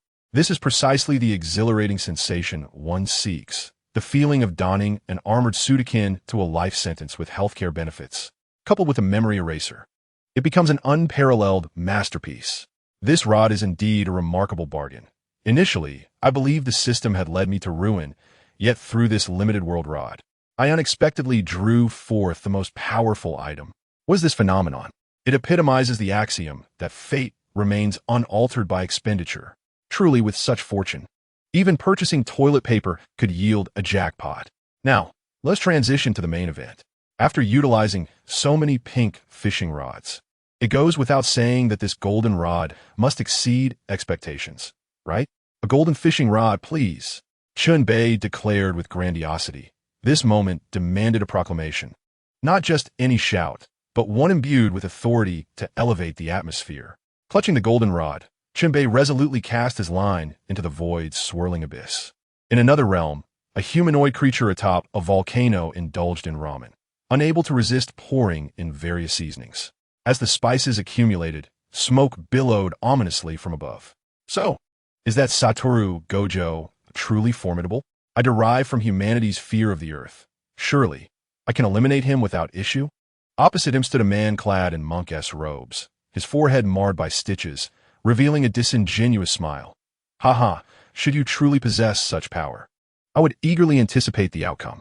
Upon finishing this ramen, I shall proceed to eliminate him. He must be traversing the mountain road. Knowing his whereabouts, I shall set off immediately. With that, the creature named RG stood, igniting a fierce blaze within the establishment. As patrons instinctively screamed in terror, they were consumed by the flames, reduced to ashes.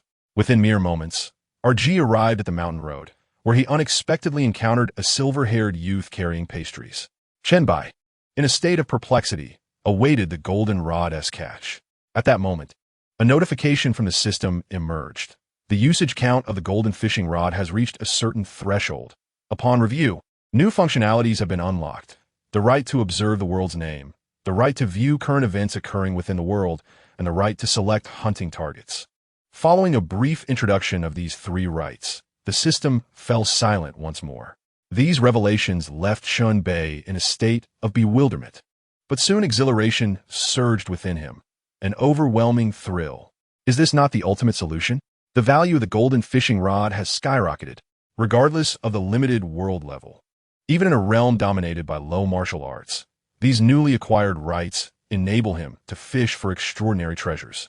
In a low martial world, the pinnacle remains formidable. And what is more, the golden rod is entirely unbound by the constraints of any limited worldview. Chapter 120. The power to halt Chen Bei was particularly intrigued by the latest permissions granted by the golden fishing rod, brimming with an eager anticipation to explore their potential. He felt that it would be a tremendous pity not to experience such an excellent feature.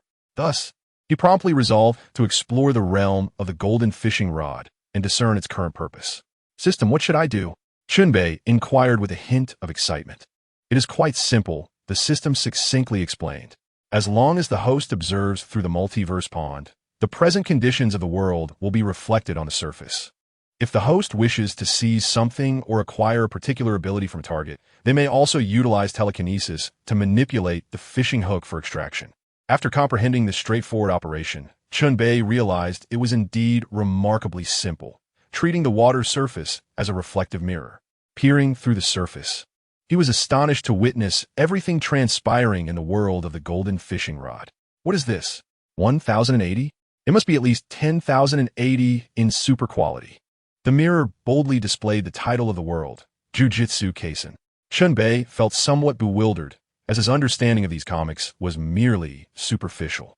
In his recollection, the world of Jujitsu Kaisen possessed considerable strength. As he gazed into the mirrored world, he beheld a classic scene. This character, named Mahito, was ambushed by Satoru Gojo, who effortlessly dominated the encounter. Gojo even brought Yuji Itadori along to spectate the battle. Mahito attempted to unleash his domain expansion, but was decisively defeated and severely injured by Gojo's domain, resulting in his head being twisted off. However, he was fortunate, as the timely arrival of Hanami weakened Gojo's fighting spirit and employed an unknown technique to attack Yuji Itadori, buying time for his escape. Chen Bei shook his head at this spectacle, thinking, what a pretentious individual, only to be outmatched in the end.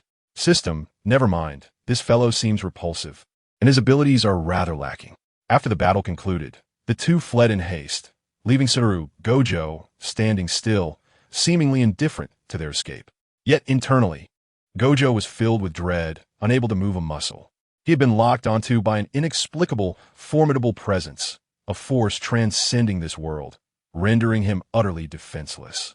Suddenly, a golden fishing hook materialized in the void, completely bewildering Gojo's mind. What is this fishing hook? How peculiar. Before he could further contemplate, the fishing hook surged towards him. Gojo was at a loss for what it intended to do. He wished to resist, but found himself powerless, forced to watch helplessly. As the hook extracted something from his being, he realized he had lost something, yet could not fathom what it was. Ding! Congratulations, host. You have acquired the power to halt jujitsu. When Chen Bei heard this ability, he felt a bit awkward, entirely unaware of its implications. Nevertheless, this was of little concern as he turned his gaze toward the system's explanation. The neutral, boundless curse lacks offensive intent. It manifests in a manner that causes objects approaching the host to decelerate, as if they were frozen in time. In this state, no attack can strike the host. Only the activation of a domain can dispel the effects of this spell. This technique unfolds automatically and continually, assessing the strength, quality, and velocity of approaching entities to gauge their level of threat. Based on this evaluation, it will either immobilize or repel them. Upon realizing this, Chen Bei could not help but feel a surge of excitement. Was this not the ultimate defensive technique? Moreover, it inherently possessed the capability for counter damage. Chapter 121, Earth Catastrophe? A bath first. With this enhancement, who could possibly harm me in the future? I shall no longer fish. The purpose of my fishing expedition was solely to heal Gulei's phoenix power. I have managed to obtain the memory eraser and the power of stasis. These two items are of paramount importance. The mechanism of the memory eraser can erase Qin Gulei's painful memories, inducing amnesia. By implanting this device into the counter phoenix battle armor for her to wear, will she ever lose control again? Absolutely not. As for the power of stasis, it can be succinctly described with two words: incredibly formidable. With this technique, no enemy can inflict harm upon me. The closer they attempt to approach, the more unattainable they become. I would be completely impervious to injury. Even if a nuclear bomb detonated before me, the ensuing damage would merely rebound. Should Qin Gulei unleash her phoenix power at my feet, she too would be repelled. However, I do wonder what would occur during a direct confrontation with an overcomer. Pondering this, Chen Bei scratched his head, feeling somewhat embarrassed. Well, I cannot dismiss the overcomer too lightly. If that entity were to attack, I must admit I lack confidence. Cough, cough. In any case, I must hasten to step outside. As soon as he exited, Chen Bei noticed his phone on the table vibrating uncontrollably, as if it were about to seize. Urging, what could be so urgent? He approached the table and picked up the phone. The caller ID revealed it was Tony Stark's number. Upon dialing, Stark's voice came through.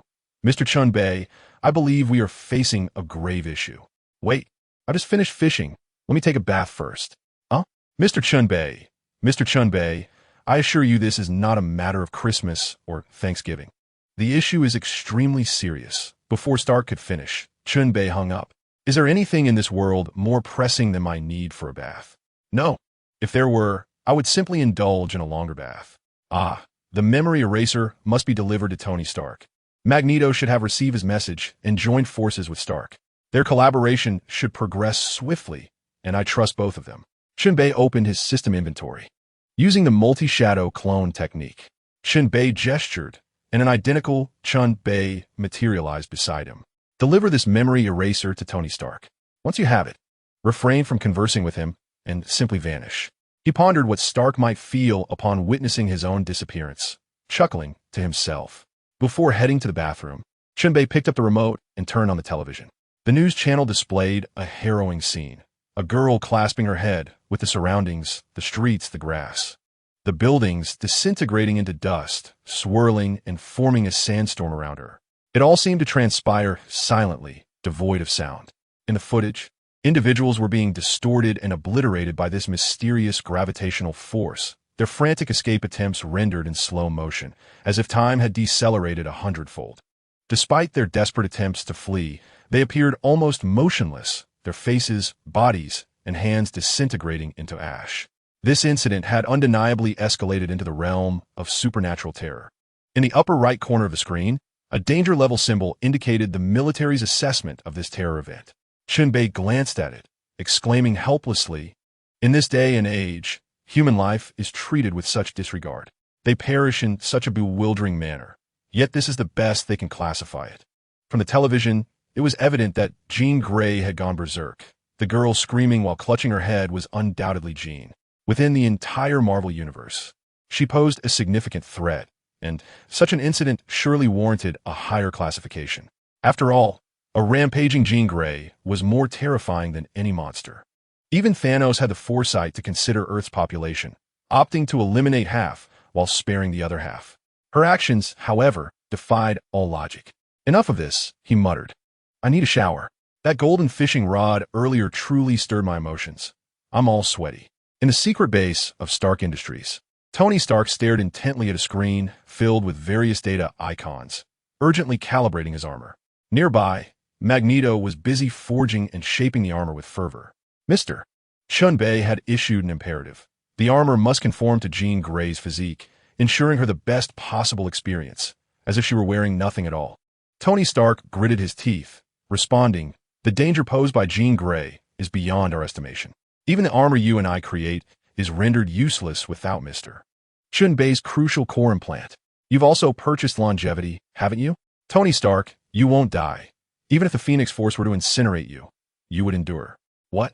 Magneto, you've acquired longevity as well? How much did you buy?" "Let us put it this way. When he arrived, he owed me billions. When he departed, I found myself in debt to him, and after that conversation, I nearly leapt from a building. Well, I have you beat. I sold my house. Here lie the two essential tools to be utilized. The memory eraser, whose core mechanism involves a flash of white light, causing memories to dissipate. Those who employ will understand its power, and its usage is indeed startling." Upon hearing a familiar sound, Tony Stark and Magneto simultaneously turned their gazes toward the figure in the distance. Chen Bei emerged before them, cradling a cylindrical object in his hands. "Chen Bei, Chen Bei." Tony Stark's eyes sparkled with excitement. "I knew you'd come at such a perilous moment. The Jean Grey incident has surpassed our wildest imagination with your presence. We shall surely prevail." He then glanced at the memory eraser held by Chen Bei's doppelganger. "Is this the core of the battle armor?" "It truly is a mere 20 centimeters, Stark noted, directing his attention towards the cavity beneath the armor's abdomen, where a slot had indeed been prepared. However, this was a crisis moment. There was no time for jest. Jean Grey represented an overwhelming force they could not contend with alone. It was imperative for Chen Bei to take the lead and orchestrate their efforts, thereby assuring their confidence. As Stark reached for the memory eraser, poised to communicate with Chen Bei, a sudden explosion echoed, and Chen Bei vanished. Both Stark and Magneto stood frozen in disbelief. What on earth just happened? Did Chen Bei perish? They pondered. With Chen Bei gone, who would assist them in this battle? The pressing question loomed. If the battle armor was complete, who would deliver it? This dilemma rested heavily upon them, as no one would emerge unscathed from this predicament. Could Magneto approach the fray? Even with his Omega-level mutant abilities to manipulate the Earth's magnetic field, could he truly stand against Jean Grey? As for Tony Stark, he was merely a fabricator. Could he be effective? Chapter 122. The world watches on even if we were to construct the anti-Phoenix battle armor. Given the current circumstances, we would be unable to approach and don it upon Jean Grey. She has lost control of her emotions and is utterly uncommunicative. Tony Stark expressed his growing concern. Magneto candidly replied, "Even if Chen Bei has granted us prolonged lifespans, we lack the means to restrain Jean Grey's emotional turmoil. This armor should have been equipped on her before her descent into chaos. We are already too late. What shall we do?" Stark exclaimed. "That is for Chen Bei to determine. He will undoubtedly devise a solution." Stark incredulously gestured toward the space where Chen Bei had just stood. "Did you not witness him disappear? He vanished right before our eyes. Could he have been consumed by the Phoenix Force? My heavens, he is not so inept, Stark. Surely you do not regard Chen Bei as a fool? He has compelled me to leap from great heights. Do you dare to question his competence? He must have intended to surprise you with a trick," Magneto remarked thoughtfully. "We must hasten the production of the armor. As the saying goes, the boat will find its way once it reaches the bridge," Magneto suggested, urging a swift course of action. As time inexorably ticked away, an hour later, The city housing Jean Grey had been reduced to nothingness. It appeared as though it had aged centuries, steel edifices decayed, and 3 million inhabitants along with the streets, trees, and shop signs were all transformed into ash, forming the material foundation for this catastrophic escalation. On the television screen, the incident involving Jean Grey has escalated to a critical level, posing a threat that surpasses the limits of human experience in major events. In the skies above, fighter jets stand ready, while hundreds of tanks converge like a torrent of steel towards the city where Jean resides. At a naval combat testing site, a general, following the orders of a nation's leader, prepares to press a button with his fingerprint. Once activated, a nuclear missile will be launched towards the target, Jean Grey. In the outer reaches of Earth, a resplendent golden light observes the unfolding events, taking the form of a woman whose eyes blaze with fiery divinity, enveloped in an intense energy. As a mediator of the myriad civilizational disputes in the cosmos, Captain Marvel has sensed the extraordinary transformation of Jean Grey and foresees an impending catastrophe that could ultimately lead to the extinction of humanity. Within the bell tower, a stern-faced man gazes through the vast, multicolored circular window at the scenery beyond. Despite the thousands of miles separating him from the source, he perceives the imminent crisis capable of annihilating human civilization. He begins to draw circles in the air with his hand, resolved that this war must be averted. In a villa, Natasha awakens abruptly as her phone vibrates. After a brief glance at the messages, she swiftly dons a black bodysuit and rushes out of her home, turning to her companions to say, "Tell Chen Bei that if I do not return this time, I may never come back." The character known as Hit Girl, still grappling with the unfolding situation, inquires, "What is happening?" Wanda, feeling a sense of unease, clasps her chest and replies, "I've felt an unsettling anxiety since earlier, as if something dreadful is about to occur." Chen Bei mentioned that Jean Grey's powers are spiraling out of control. What? Chen Bei warned that she is dangerous. No, I must go too. We all must go. We will all perish. Did Chen Bei not say we have long lives? Surviving in agony can also be a form of longevity. We could be scorched by the Phoenix Force, losing most of our muscle tissue, yet as long as we remain alive, it counts as longevity. That is far too perilous. Not going is akin to awaiting death. Very well. At that moment, Chen Bei's voice resonates within the villa. Wait for me to finish my shower, and I will handle this matter. You all stay at home and prepare dinner. In a couple of days, I'll take you to see our new residence. Upon hearing Chen Bei's voice, the three women pause, their tension easing. It appears he is also aware of the situation, which brings them comfort, for he is typically effective in his words. By the way, do you recall what Chen Bei mentioned about that game? Something about fighting? Was it Do-Di-Ju? There are 3 of us. Let's play a game of Do-Di-Ju. Once we finish, it will be over. That is a splendid idea. Is there anything we can wager? Whoever wins. Chen Bei will be theirs for the night. What do you say? Agreed. Agreed. Hearing the voices of the 3 women discussing within the villa, Chen Bei found himself at a loss for words. It seemed as though he had become their pet, with each vying for his attention. Did his prowess require a one-on-one engagement? What of a 1 against 3? After changing his attire, Chen Bei cast a coin into the air, under his magnetic control. The coin expanded, growing larger and larger until it transformed into a circular platform with a radius of 1 meter, breaking through the floor-to-ceiling window and hovering in the void. Taking a few steps forward, Chen Bei stood upon the circular platform and gestured, causing it to move swiftly. Having finished his shower, it was time to deal with this Phoenix woman. Oh, right.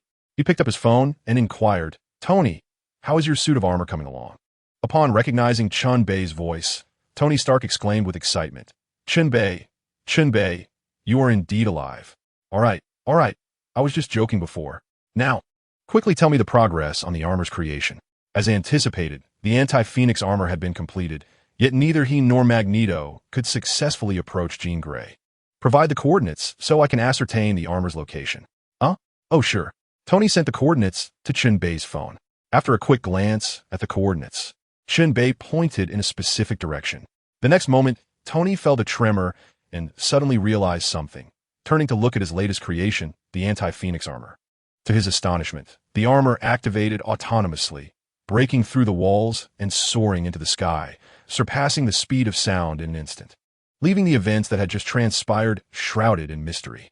What? Where's the anti-Phoenix armor that I painstakingly crafted? Tony gazed around in confusion, then up at the gaping hole above, finally turning to Magneto. Magneto shrugged helplessly and remarked, "This is not my doing. The only ones capable of activating that armor so swiftly, apart from myself, are you. Are you attempting to claim it for yourself?" "No." "Then what do you mean?" "I mean, the ability to swiftly operate that armor is not limited to just you and me. What I can accomplish, Chen Bei can as well. And he can do it even better." Magneto rubbed his forehead in exasperation. Chapter 123. The Boy Who Courted Death? He possesses that capability? Tony Stark stood frozen in place, then murmured, "No, since it is Chen Bei, such feats must be routine for him. Damn it. Is there anything he cannot achieve? Just hours ago, he even granted me an extension on my life. To any person grounded in a simple scientific worldview, this is nothing short of miraculous. From here on out, we have no part in this." Chen Bei activating the armor signifies his serious intent. Once he dedicates himself to a matter, it becomes trivial. Magneto spoke, his words resembling a tongue twister as he rambled on before levitating into the air. "Farewell, Tony Stark. May you one day forge an anti-Magneto suit. I shall eagerly await that day." With these words, Magneto ascended into the sky, soaring through the rift and vanishing from sight in an instant. In the desolate city, a relentless barrage of bullets, incendiary rounds, and artillery shells rained down upon Jean Grey, transforming the downpour into a blinding spectacle of light pollution that rendered the daylight excessively radiant. This assault had persisted for 20 minutes, reaching a scale capable of obliterating a nation within mere seconds. Yet, amidst this dazzling display, Jean Grey remained utterly unscathed. "Why must I endure such torment when I am already in sorrow?" Jean Grey lamented softly, "Let destruction be upon you." In an instant, all attacks dissipated like whispers in the wind. Tanks crumbled, helicopters fell like fragile paper, and the vast military formation collapsed silently at the utterance of her words. At the Pacific Ocean's combat testing grounds, a general could no longer contain himself and pressed the nuclear launch button. Humanity found itself in its gravest peril. Sacrifices had to be made, even if it meant breaching previously signed nuclear missile treaties to eliminate the girl known as Jean Grey. The ocean churned with towering waves as a colossal missile launch system emerged from the depths, unleashing a nuclear missile capable of inflicting radiation havoc upon human civilization for centuries. The missile ascended, traversed, and positioned itself above its designated target with seamless precision. At that moment, all of humanity fixated on the nuclear missile, speculating whether this most formidable and devastating weapon could conquer the emotionally volatile young woman. As the missile began its descent, diving towards Jean Grey, the world held its breath. With a mere gesture towards the nuclear warhead, Jean Grey conjured a thought, and the atomic bomb vanished without trace. Witnesses through satellite imagery were left speechless, while the commentary sections of major video media platforms erupted into a frenzy of public sentiment. Sensationalist news headlines proliferated, presenting a chaotic narrative. This woman, she has vanquished a nuclear bomb. Sci-fi has become reality once more. An emotional breakdown threatens to annihilate the world. Inexplicable scientific phenomena prompted inquiries into the current state of human scientific progress. Do not provoke a woman in distress. Remember these 3 points, and you shall surely win over your girlfriend. The commentary sections of various videos experienced an exponential surge as people fervently debated the extraordinary prowess of Jean Grey. Who could obliterate even a nuclear missile? Who could possibly halt this girl? Would they allow her to bring about the world's demise? Increasingly, humanity descended into panic. Even the previously indifferent youth began to take heed, hesitating to type their comments. Nations initiated evacuation plans. High-ranking officials sought refuge in shelters. And people began to flee in disarray, with even those far removed from the chaos growing anxious about their own fates. Doctor Strange traversed dimensions to arrive at an altitude of 3,000 meters above Jean Grey, his crimson cloak billowing in the wind as he surveyed the decaying city below. His expression growing increasingly grave. "I believe I have encountered a significant dilemma," he murmured. At that very moment, Captain Marvel deemed it necessary to intervene, gracefully entering the gravitational embrace of Earth, ascending through the ionosphere, ozone layer, and stratosphere. Dr. Strange soon sensed the presence of an extraterrestrial entity and turned his gaze toward the unfamiliar figure hurtling toward Jean Grey. Mid-flight, Captain Marvel also detected the aura of Doctor Strange, pausing in the high skies as the two engaged in a tense standoff. In the distance, aboard a warship, a man with an eye patch regarded a medieval sorcerer and an electric-eyed giant, exclaiming, "Good heavens, it feels as though I am watching a grand masquerade." During the confrontation between Captain Marvel and Doctor Strange, the military's firepower waned, the absence of nuclear arms placing immense pressure upon them. And even such formidable weapons could not vanquish the frail girl before them. All their firepower was but a paper tiger. In the midst of this tension, a young boy soared in on a disc, an entire suit of armor neatly arranged at his side. Whether it was Doctor Strange, Wonder Woman, the military, or the most ordinary civilians, all were taken aback by the boy's sudden appearance. What ist? This was a matter of life and death for humanity. How could this boy suddenly plunge into the fray? The most astonishing aspect was that he had arrived clad in pajamas, despite exhibiting the extraordinary ability to fly from a circular platform. He appeared more akin to a hapless actor who had wandered onto the wrong set than a being of great power. The military activated a large loudspeaker, issuing a warning. "Alert, alert. You have entered the combat zone, and you are only 1,000 meters from the hostile target, Jean Grey. Warning, warning. You are in grave danger."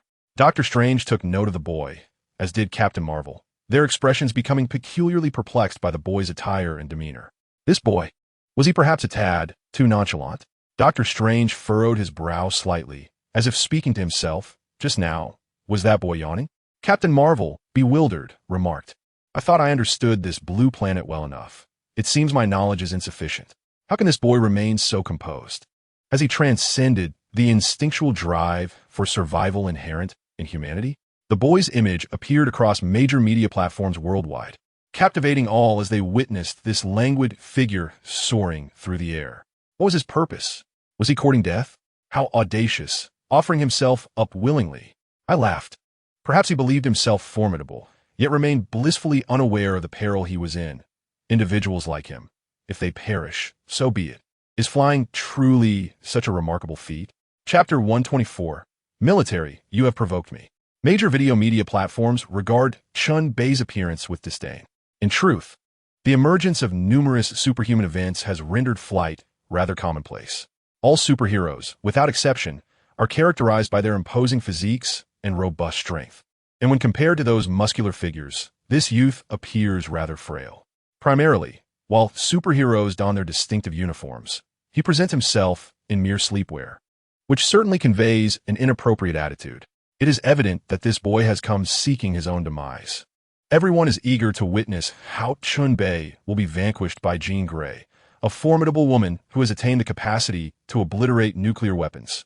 Her prowess is indeed terrifying. Chen Bei has approached to within 700 meters, a distance at which the Phoenix Force begins to exert its influence. He softly murmurs, "Limitless technique, stasis power, activate." In the next moment, the terrifying symbol of annihilation, the Phoenix Force, is unable to encroach upon Chen Bei. He resembles an audience member engrossed in a film, soaring towards Jean Grey without encountering any hindrance whatsoever. What am I witnessing? Doctor Strange gazes at Chen Bei in disbelief. This seemingly inconsequential child has audaciously ventured into the domain of the Phoenix Force, a territory that warrants their utmost caution. This audacity leaves the two powerful figures momentarily speechless. As Captain Marvel and Doctor Strange watched Chen Bei approach Jean Grey with growing proximity. Within the Academy, Professor Charles Xavier, adorned with a cerebral amplifier, wears a grave expression. Chen Bei possesses such formidable strength. It seems I have grossly underestimated him. With a complex gaze, Charles asserts, we must ensure he joins the Academy at any cost. On board the S.H.I.E.L.D. battleship, Nick Fury observes the lighter in his hand, then turns his attention to the globally broadcast image of Chen Bei, remarking, perhaps enlisting him as a S.H.I.E.L.D. agent would be a wise choice, though I suspect his price will be steep. Various organizations around the world are keenly focused on Chen Bei. The multitude of gazes directed at him is neither filled with hatred nor anger. Rather, they express a fervent desire for talent. The ability to approach Jean Grey so effortlessly without facing annihilation alone is sufficient to elevate him to a position of prominence on Earth. Such a prodigy would be advantageous to any who can claim him. Chen Bei lands lightly, now merely 300 meters from Jean Grey. As he does so, the mechanisms of his armor begin to activate. Commentary across major video platforms begins to shift dramatically. Chen Bei has drawn so close, yet remains entirely unscathed. People are starting to take him seriously. Goodness, he could get this near without a scratch. It seems a confrontation is imminent. This individual has yet to reveal any of his strength. He feels like a profoundly enigmatic figure. Could it be that he could intercept a nuclear bomb with his bare hands? He appears to be only 16 or 17. What on earth is happening? Is it now typical for high school students to engage with nuclear bombs, sunflower seeds, and bottled water? None care for their lives now. A confrontation looms between these two, and we shall merely be spectators. Are there any gamblers in the comments? If the man prevails, I shall wash my hair upside down. If the woman triumphs, I shall run naked in the streets for 7 hours. The crowd is abuzz with fervent discussions, anticipating the unfolding drama. On the sea, the second nuclear missile has entered its launch trajectory, and the general presses the launch button once more, sending the missile forth from its apparatus. The distant horizon reverberates with a thunderous roar. Chen Bei approaches Jean Grey, who kneels on the ground, and inquires, "I have prepared a new outfit for you. Would you care to try it on?" Jean Grey looks up in bewilderment. In her emotional turmoil, no one can approach her. No living being could survive in her vicinity, a nightmare that she cannot control or escape. "How did you get in here?" Jean Grey asks, astonished, her shock momentarily weakening her phoenix power. Regaining her composure would allow her to reclaim her phoenix power. She has exerted tremendous effort to regain control over it. Wearing this anti-phoenix battle armor will enhance your ability to master the phoenix power. Chen Bei realizes his words might sound overly formal. Given his nature, he would typically be the first to suggest remedying her melancholic state, as he is adept at treating depression. "Stay still. Let me help you put on." With a sigh, Chen Bei snaps his fingers, and the armor disassembles into various components that adhere to Jean Grey's form. As the armor conforms to her, she gradually rises, and the chaotic phoenix power begins to subside. Once you don this armor, you need not worry about losing control. Should you falter, it can induce amnesia, ensuring no future issues. After the armor fully envelopes Jean Grey, Chen Bei silently nods, concluding this matter. Suddenly, he senses an impending threat. A barrage of artillery, bullets, and biochemical weapons hurtles towards them, a renewed onslaught from humanity. Witnessing this, Chen Bei's expression turns cold. What is the meaning of this? Do they intend to annihilate me as well? Just because Jean Grey's phoenix power has slightly diminished, they seek to capitalize on her vulnerability and eradicate the threat? He muses, "Yet here I stand. Surely these projectiles will find their mark upon me."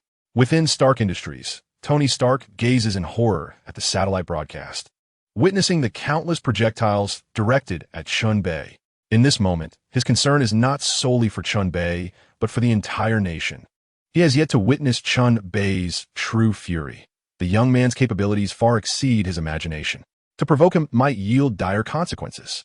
This is the true national crisis, a threat far more terrifying than Jean Grey herself. He swiftly dialed a number, inquiring with the nation's highest military institution while attempting to establish communication with Colonel Rod. Danger loomed. They were provoking Chen Bei. He glanced back at the surveillance footage, observing Chen Bei's expression. Chen Bei began to emit a cold snort. He snorted. Thousands of projectiles had instantaneously reached Chen Bei's vicinity. Captain Chong exclaimed, "You are in grave danger." As she spoke, she abruptly accelerated, striving to safeguard Chen Bei's safety. However, in the next moment, Chen Bei aimed a hand at the oncoming barrage. The projectiles, in a bizarre twist, veered 180 degrees, hurtling back in the direction from whence they came. An eye for an eye, a tooth for a tooth. This was a principle ingrained in his very being. Chen Bei manipulated magnetis forces, repelling the projectiles and various biochemical weapons. Since they regarded him as less than human and sought his demise, he felt no obligation to show mercy. The downpour of munitions rained upon the technologically advanced military forces, engulfing the human side as combatants in flames and the sharp sounds of explosions. In this instant, hundreds of tanks lost their combat capabilities and 15 fighter jets were destroyed, with estimated losses exceeding $100 billion. Chen Bei ascended slowly, currents of electricity surging through him as the powers of the thunder fruit began to manifest. The skies darkened, ominous clouds gathered, and the world was enveloped in a shroud of thunderstorm. Across major social media platforms, people remained stunned, watching as the previously calmed Chen Bei struggled to comprehend the sudden disappearance of the Phoenix Force, only to witness this ordinary youth exhibiting godlike prowess. One cannot deny, the thunder fruit, with its striking appearance, far surpassed the flashy powers of the quake fruit and magnetic abilities. Floating in the air, he resembled a deity. Chen Bei felt this way, and so did the onlookers. Some ignorant individuals, upon seeing Chen Bei's image on satellite surveillance, immediately knelt in reverence. The explosive display of Chen Bei's Phoenix Force had instilled panic, leading them to believe the world was on the brink of destruction. In this moment, the young man effortlessly resolved the crisis, even rebounding all harm. He was a divine being. He would unleash retribution upon the mortal realm. How magnificent! I scarcely dared to gaze upon him. My heavens, I shall never underestimate any youth again. All I wish now is to bow before him. Could it be? The woman was not the most formidable. This man is even more terrifying. The true threat lies with him. At that moment, the satellite live feed captured the trajectory of a nuclear missile, which had appeared within 2 kilometers of Chen Bei, and the distance was closing rapidly. In the next instant, the missile, accompanied by a terrifying storm, surged towards Chen Bei. Major media outlets erupted in a frenzy. The nuclear missile is coming. The most fearsome weapon humanity possesses is upon us.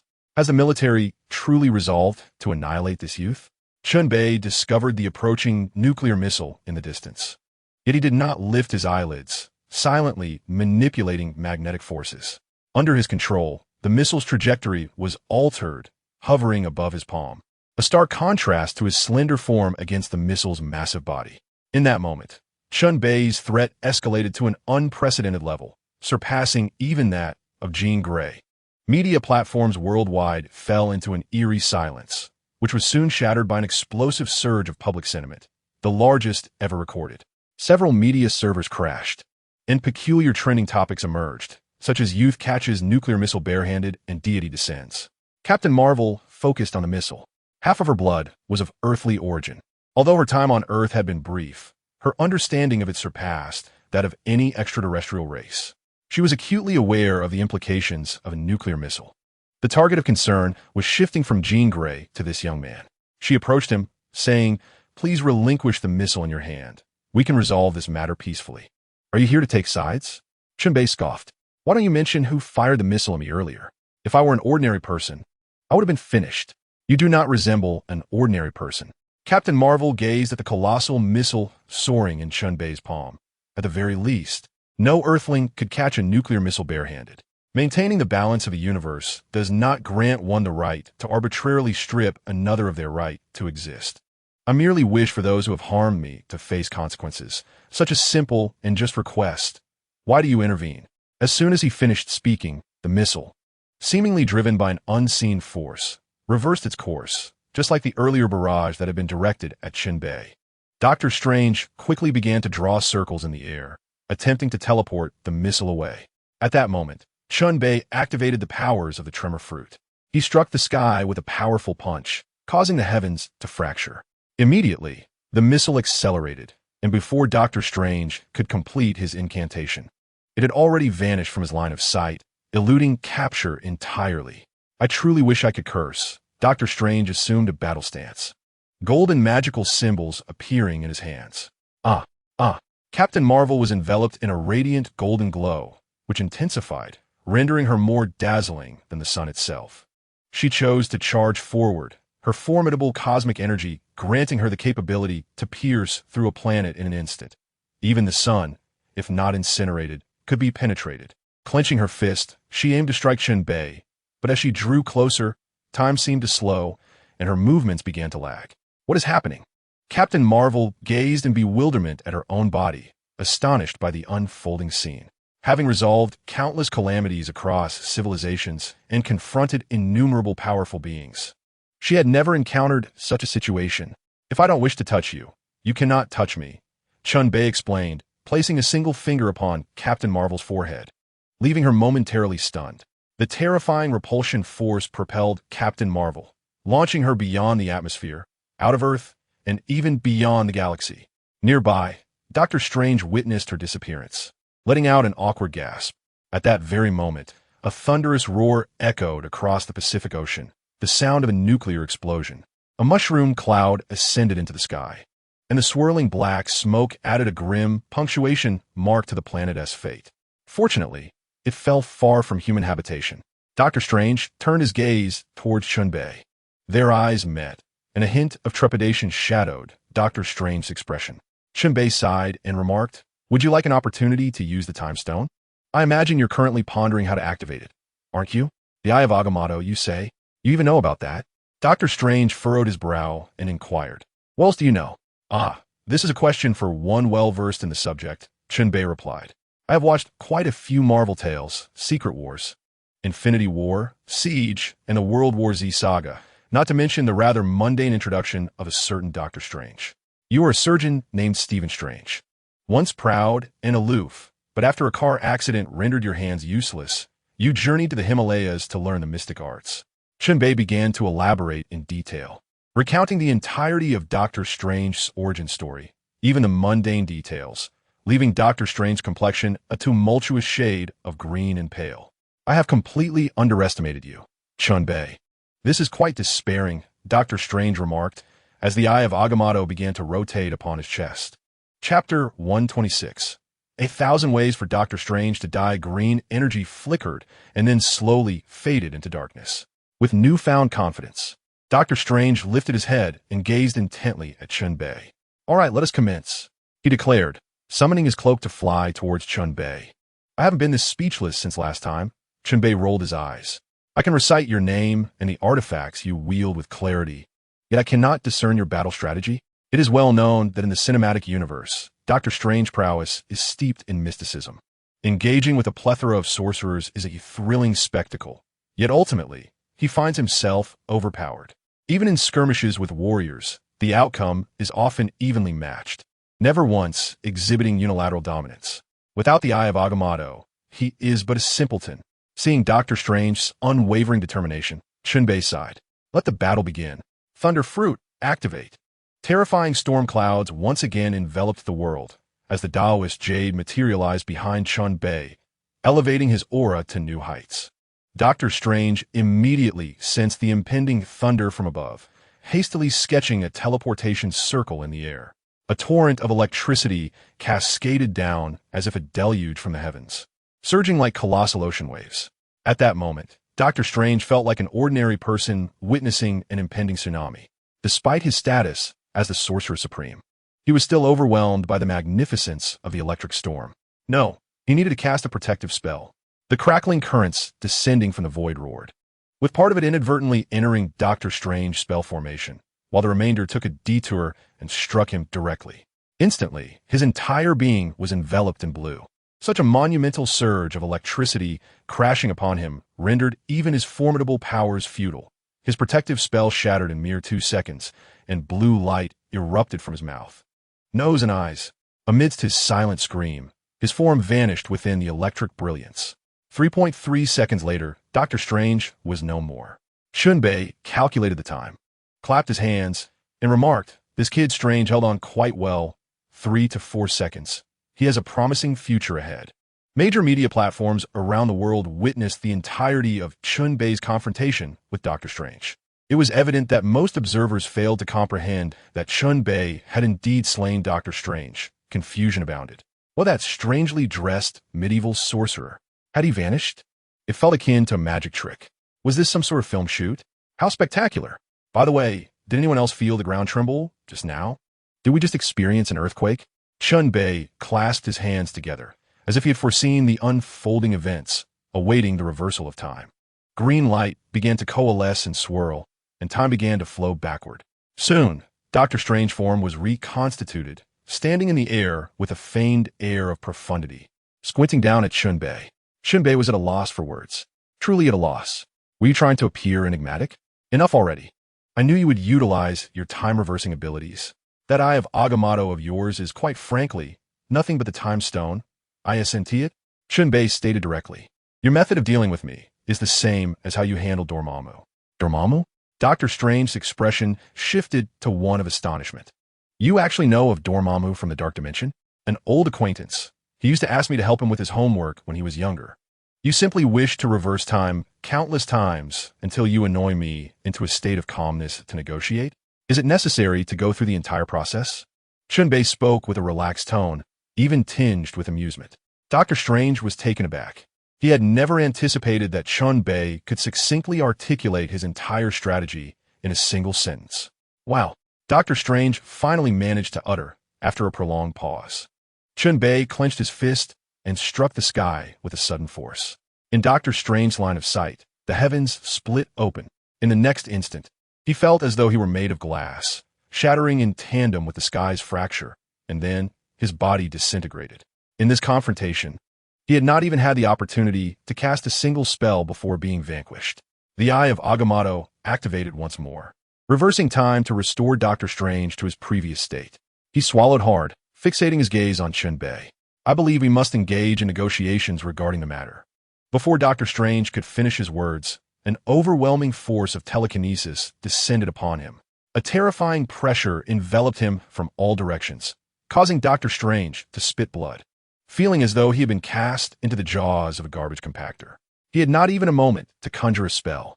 The crimson cloak, seemingly animated by an unseen wind, enveloped Dr. Strange's body, attempting to alleviate the crushing weight. Yet even the cloak could not withstand such a horrific pressure and was torn asunder. This battle lasted merely 3 seconds, during which Dr. Strange was compressed into a spherical form, and the cloak was shredded. The Eye of Agamotto tirelessly spun, each demise of Dr. Strange triggering its effects, ensuring his resurrection, ready to confront the challenge anew. As Dr. Strange gazed once more at Chen Bei, his expression had lost the confidence he had displayed previously, now reflecting a sense of bewilderment. Chen Bei snapped his fingers. In the next instant, the air was filled with Chen Bei's clones. Dr. Strange was taken aback, glancing from one side to the other, unable to locate the original amidst the chaos. In his panic, he began to chant an incantation, but before he could finish, a fist struck him. Wait, I haven't. Dr. Strange attempted to protest, yet he was overwhelmed by a tide of clones. The attacks of the shadow clones consisted solely of punches, kicks, and headbutts, yet these were sufficient to plunge Dr. Strange into agony. He had no time to cast a spell, and a mage unable to wield magic was little more than a slightly stronger ordinary person. After a flurry of blows, Dr. Strange met his demise. The Eye of Agamotto silently activated, initiating the cyclical rewind of time once more. As the revived Dr. Strange swallowed hard, he barely had time to utter a word before Chen Bei produced a seemingly ordinary black notebook. This sight left Dr. Strange astonished. Mr. Chen Bei, I believe we should converse about what you are doing. I am writing. Dr. Strange dies of cardiac arrest at this very moment. And now, I have finished writing. Chen Bei closed the notebook. Suddenly, a sharp pain gripped Dr. Strange's heart. He felt it cease to beat.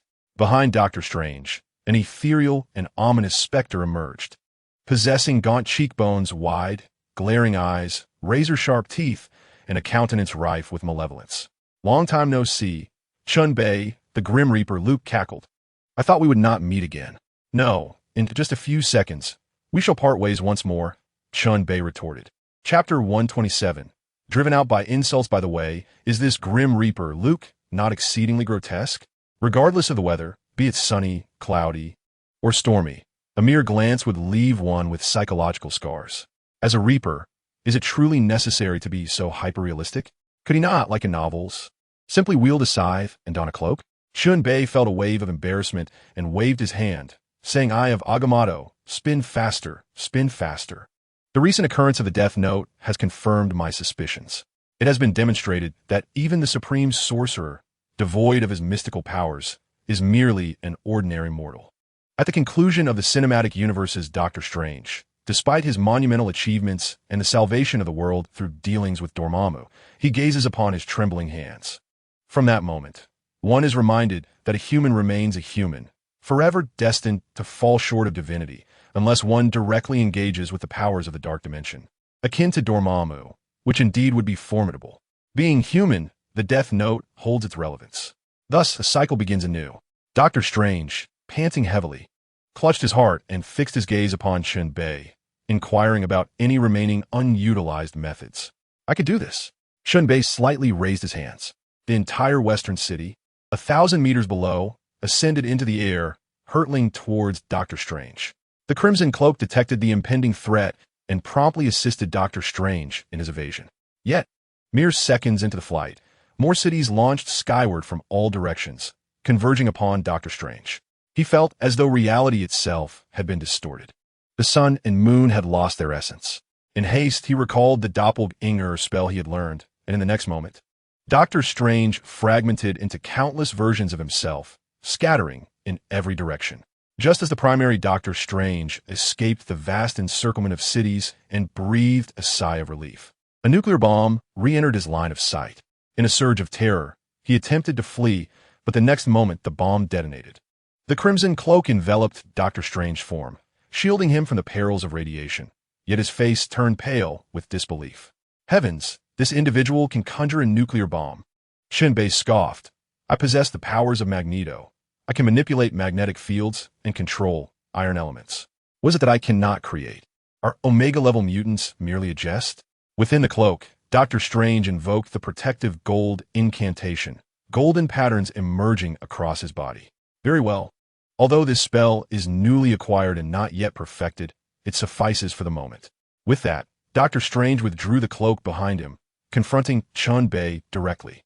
Chen Bei calmly gestured upwards. Doctor Strange's gaze followed, and he beheld 100 nuclear bombs arrayed from the troposphere to the outer layers of the atmosphere. Witnessing such a magnificent sight, Doctor Strange exclaimed, "What jest is this? Do you intend to annihilate this planet? After all, you possess the eye of Agamotto." Chen Bei nonchalantly replied, "I can experiment with various artifacts, while you can only bear witness to your own and humanity's repeated demise. Wait, we can sit down and have a proper discussion." Doctor Strange understood that this battle differed significantly from his encounter with Dormammu. Undoubtedly, the battle against Dormammu and this clash share a monumental commonality. Dormammu was unbeatable, and so too was Chen Bei. However, while Dormammu was unreasonable, Chen Bei, on the other hand, was amenable to reason. Moreover, this Chen Bei exhibits no semblance of urgency. In the battle against Dormammu, he adeptly exhausted the latter's willpower through the cyclical nature of the Eye of Agamotto, preventing Dormammu from consuming Earth and augmenting his strength. Time is indeed of the essence. Dormammu, unwilling to squander his precious moments, also despises the notion of being eternally ensnared within the temporal loop crafted by Doctor Strange, for he could otherwise devour countless planets and amass greater power. Simultaneously, he remains unfamiliar with Doctor Strange, feeling exasperated by his tricks. Thus, he ultimately withdrew his followers and vowed never to encroach upon Earth. Yet, this time is markedly different. The youth before him appears entirely unperturbed by the passage of time. In fact, he seems rather at ease. It is as if he has come to conduct an experiment upon him. How utterly absurd. He sets a trap of temporal recursion, only to find himself ensnared. What is more alarming is that this young man seems aware of his possession of the Eye of Agamotto and comprehends its power of time manipulation. This implies that his choice to enter into this trap stems from his ability to unravel the very cycle of time. His strength begets his fearlessness. Contemplating this, Doctor Strange emanates an aura of defeat. Utilizing the time loop signifies failure. The strategy he once took pride in has been effortlessly deciphered by his opponent, rendering each of his movements a mere farce in Chen Bei's eyes. Very well. Doctor Strange raises his hands, declaring, "Let us no longer engage in futile combat. I concede." Chen Bei jestingly responds, "Are you not going to continue employing your Eye of Agamotto? My experiment has yet to reach its conclusion. If you endure a few more cycles, I may very well activate my Berserker armor for a one-on-one duel." As if struck by inspiration, he muses, "I could also unleash the Unicorn Gundam upon you. I recall possessing the Evolution ray gun. Employing it against you might yield a delightful new spectacle. Doctor Strange, Chen Bei Stimiano Gadua Likus. I have already shown you considerable leniency, Stephen Strange. Should I genuinely wish to resolve the matter of the Eye of Agamotto, it would not pose a challenge. I could simply ensure your perpetual existence while torturing you endlessly. This cycle would continue indefinitely, driving you to madness, rendering you crippled and powerless.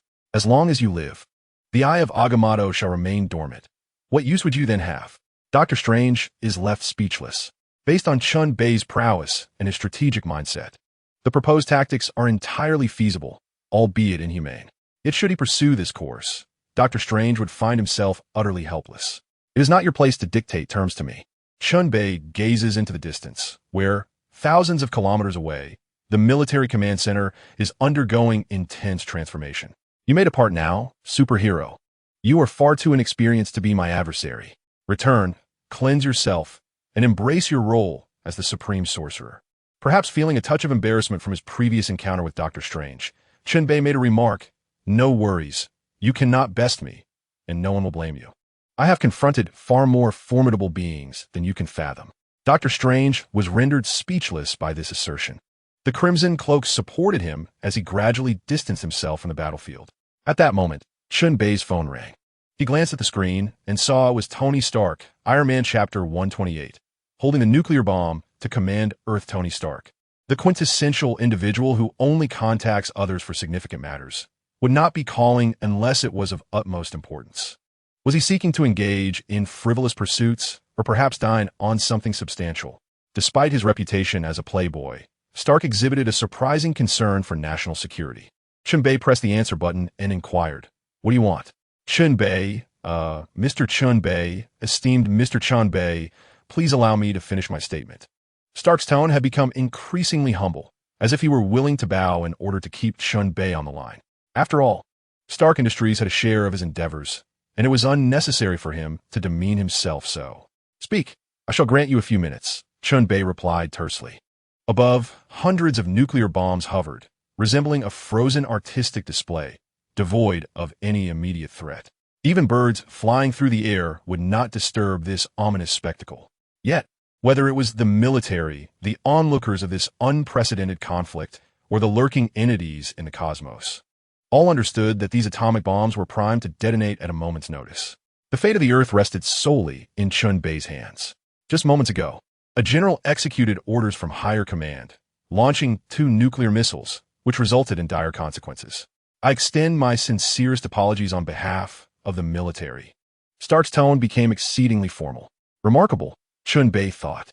Stark, who typically exuded charm and sophistication, had aligned himself closely with the nation upon donning his armor and assuming the mantle of Iron Man. In many respects, he had become a figure synonymous with national interests, his words carrying significant weight. In essence, conversing with Iron Man was tantamount to engaging in dialogue with an entire nation. Regrettably, the general and his commanding officer who issued the nuclear launch orders were not within reach. Chen Bei detected a hint of defiance in Stark's words, and he furrowed his brow. Because that general and his superior were killed by the nuclear bomb you launched just 3 minutes and 33 seconds ago, along with their operational platform, leaving no trace behind. Chen Bei was left speechless. Was Stark truly struggling to articulate his thoughts? The gravity of the situation was almost overwhelming. However, this does not adequately convey our apologies to you, Mr. Chen Bei.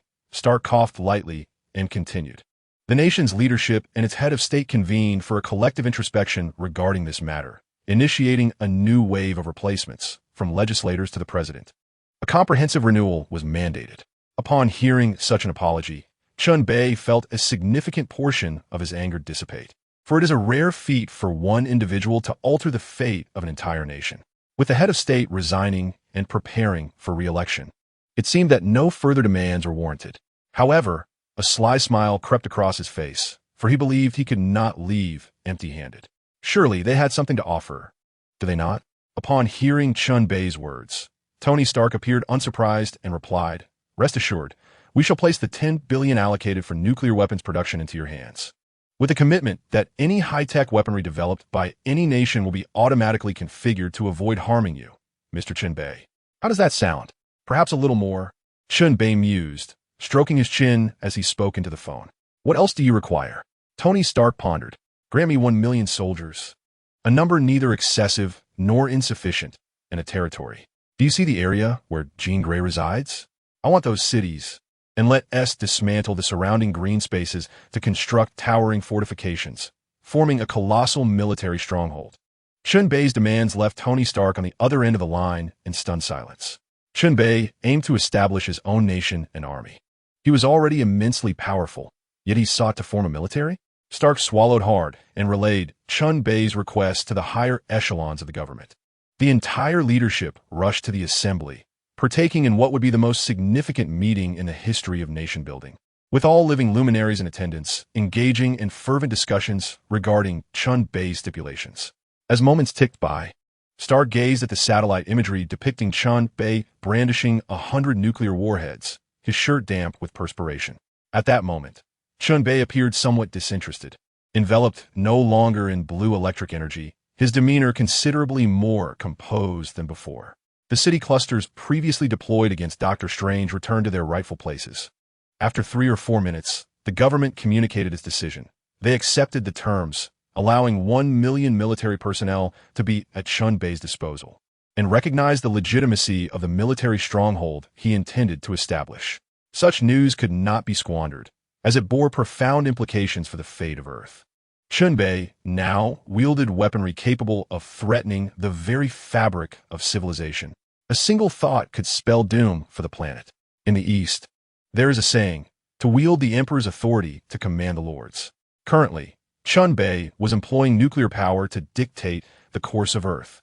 The 1 million soldiers departed from Area 51, elite troops donning their gear, advancing toward the location designated by Chen Bei, observing the throngs of people approaching from a distance. Chen Bei nodded in satisfaction. He did not aspire to establish a nation, merely desiring to establish a grand military fortress. One might ponder the underlying motivation. The answer is straightforward. Profit.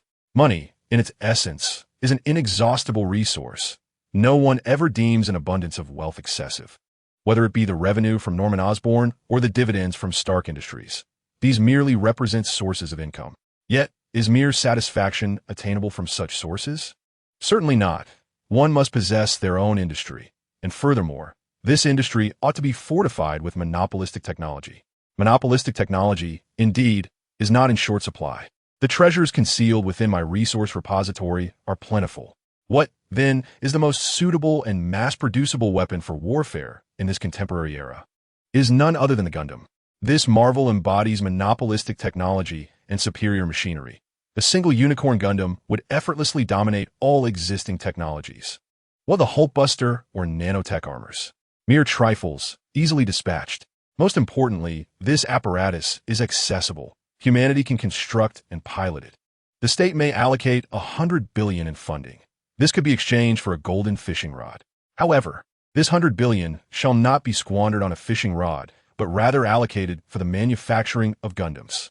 Chapter 129. Constructing the Military Fortress. Funding is assured, and the technology is attainable, for the Gundam technology is not overly complex to decipher. With the Unicorn Gundam as a reference, one could readily analyze and produce a simplified version of the Zaku Gundam. Moreover, the Unicorn Gundam is always ready for combat. What more could one desire? This military fortress could serve as a mercenary organization. Should anyone wish to engage in battle, financial compensation would prompt Chen Bei to dispatch troops. As long as the remuneration is adequate, all concerns would be alleviated. Chen Bei stretched his neck, feeling rejuvenated. He arranged for Phoenix to don new attire, all without incurring expenses himself. Not only did he contribute to the salvation of the world, but he also amassed $100 billion along with 1 million soldiers, laying a formidable foundation for the forthcoming Gundam warfare. One must always plan with foresight. Chen Bei licked his lips and inquired of Tony Stark over the phone. Old Tony, do you have anything further to add? Tony Stark hesitantly probed. Nothing? Is there truly nothing else? His rhetorical question left Chen Bei momentarily perplexed. After a brief pause, he queried, do you not desire some semblance of power, perhaps the position of head of state? Chen Bei, taken aback, could only roll his eyes. What would I do with that? He chuckled. In the conclusion of Naruto, Uzumaki Naruto achieved his dream of becoming Hokage. Yet what followed? Exhaustion, weariness, and a relentless barrage of responsibilities. What joy could possibly be derived from such a life? Is reigning as an emperor truly a blessing? In ancient times, Emperors were burdened with endlessly reviewing decrees until dawn, perpetually vigilant against assassins and navigating the complexities of court politics, all while managing relationships with concubines to consolidate power. A tiresome endeavor indeed. What being the head of state? Engaging in endless conversations with a cadre of silver-haired gentlemen, reveling day and night with Wanda, Mindy, and Natasha. Doesn't that sound delightful? Casting a line and reeling in some fine equipment. Isn't that pleasurable? Indeed, it is exhilarating. Tony Stark, remember this. Such trivialities hold no value for me, for I can't acquire them at will, yet I find them to be mere encumbrances. Tony Stark gazed at the youth displayed on the surveillance screen, his expression a tapestry of complexity. This boy was increasingly enigmatic. Drawing a deep breath, Stark glanced at his wrist, where the green digits marking the passage of time flickered, a stark reminder of his dwindling lifespan. From the shadows came a voice. Provide me with Chen Bei's contact information. Stark was taken aback, staring into the darkness. This was Stark Industries, a fortress of security, representing the pinnacle of military technology and protection. How could someone breach his defenses unnoticed and come so close? Who are you? I am Nick Fury, an agent of S. Aka-E-L-E. Upon hearing that name, Stark felt a surge of respect, albeit tinged with confusion. Nick Fury, why do you seek the boy's contact information? Because I require him. He is an enigma akin to the cosmic cube, a formidable weapon capable of vanquishing any foe, a true guardian of this world. If he would but heed my command. At this, Stark burst into laughter. Surely you do not believe that Chen Bei is one to follow orders, willing to sacrifice himself for the sake of others? Stark, you must understand, it is not solely my desire to recruit Chen Bei. Other factions are also stirring. If I do not extend an olive branch to him, and should he choose to ally with another force, particularly one of dubious integrity, the consequences could be dire. Stark paused, the gravity of the situation dawning on him. Fury articulated each word with precision. We must never be adversaries of Chen Bei. He must become our ally. This is a cardinal rule that must be upheld, even at the cost of our lives. Indeed, Stark replied. Meanwhile, within the academy, Professor Charles sat in the mind control chamber, facing the psychic amplifier. Beside him stood the blue-skinned beast, who remarked, "It has become evident that Chen Bei's value far exceeds our expectations." The professor pondered deeply. Indeed, he represents the most formidable existence among mutants. Even I cannot fully restrain an Omega-level mutant, yet he easily subdued Jean Grey. After donning that armor, even with the psychic amplifier, I was unable to detect Jean Grey's presence. The beast noted, he must have prepared thoroughly. He is a person of exceptional cunning. Laser, I meticulously compiled the record of the battles between Chen Bei and Doctor Strange, thanks to the assistance of other mutants. Every instance of Chen Bei's multiple defeats of Doctor Strange was documented, untouched by the cyclical nature of time. Strikes of lightning, psychic assaults, clones, notebook attacks, assaults from the skies, various methods of annihilation unfolded before the observers, each scene more shocking than the last. Beast picked up a notebook, diligently recording Chen Bei's myriad actions, analyzing the breadth and intensity of his abilities. As he wrote, however, he found himself at a loss for words and sighed deeply. Chen Bei exhibited the strength of an Omega-level mutant, possessing an array of powers with minimal interrelation, switching between them with remarkable ease. His mental fortitude was unparalleled. His character composed, transcending the capabilities of most Omega-level mutants. He represented a new breed of mutant that surpassed even them. If one were to define him, it would be through his own essence, alongside the other mutants. Laser bowed his head, expressing his shame. I believe that even if the entire academy were to mobilize, we would be unable to vanquish Chen Bei. His might is utterly incalculable. We have yet to witness his limits. This is not due to our inadequacies, but rather his overwhelming strength. The professor stated, "We need Chen Bei to join us." Beast lifted his gaze slightly to regard the professor. The professor continued, "He outshines Jean Grey and poses an even greater danger. He could serve as a catalyst for the evolution of humanity, mutants, and other civilizations. His potential is vast. He must become one of us." He looked at Beast, saying, "Please convey this message to him. I wish to meet and engage in a profound dialogue. There is much in this world that warrants exploration. It would be my honor if we could become allies within the Brotherhood of Mutants." Magneto witnessed the entirety of Chen Bei's brutal confrontation with Doctor Strange. Without hesitation, he applauded. Behold, this is Chen Bei, the one to whom I owe billions. Just days ago, he stood before me, discussing conditions for extending life. He addressed the other mutants. Should he become your leader, would you accept? Chapter 130. Contest among many Magneto rose.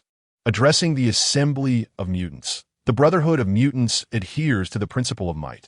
Whoever possesses supreme mutant abilities shall be the new leader of the Brotherhood. He raised his voice, declaring, now, that mutant has emerged, the one who can effortlessly subdue me. He has controlled a portion of the Phoenix Force's host, Jean Grey, repelled alien adversaries, and thwarted sorcerers wielding ancient magic. He has earned my respect. He can become the new leader of the Brotherhood of Mutants. With his presence, mutants are destined to ascend to greater heights. He will enable us to lift our heads high, to look down upon humanity. We shall dominate this world. We will become the rulers of this planet. The multitude of mutants erupted in fervent support, answering Magneto's call as the atmosphere reached a fever pitch. In Kamartaj, Dr. Strange knelt upon the ground, his hands pressed against the earth, gasping for breath. The overwhelming pressure exerted by Chen Bei had cast a profound shadow upon him. A formidable threat loomed over the world, one far more terrifying than Jean Grey and more perilous than any creature that had ever existed. In his current state, he was utterly incapable of vanquishing Chen Bei. As Dr. Strange gazed at his trembling hands, he realized that such a condition rendered him incapable of safeguarding this world. He reached for the ancient tomes, diligently searching for spells that could counterbalance Chen Bei's might. To rapidly acquire power to rival Chen Bei, he saw no alternative but to incessantly consume the dark entities from other dimensions and universes, transforming himself into a master of dark magic. For the sake of this world, what else could possibly matter? His gaze fixed upon one particular creature within the tome, and he began to chant its name. Upon completing the incantation, a magic circle a few meters ahead erupted in black smoke, revealing a hunched goblin clutching a wooden staff, emitting a low, drawn-out growl. A mere low-level goblin. It appeared feeble enough to be dispatched by an ordinary individual with a single blow. Yet, to amass his strength, he would commence with this goblin. As Dr. Strange whispered the incantation, his mouth agape, a golden light emanated from his eyes and mouth. A potent force of attraction enveloped him, drawing the goblin toward him. The goblin let out a frightened shriek, brandishing its staff in a futile attempt to resist, ultimately being pulled inexorably in Dr. Strange's direction. Upon consuming the goblin, he felt a shift within his body. He was indeed stronger than before. More, he declared, seeking to absorb a more formidable creature. Flipping through the pages, he encountered a stag. After reciting the spell, the stag materialized from the black magic circle, immediately thrashing about in a fit of fury. Dr. Strange aimed at the stag and unleashed his consumption spell.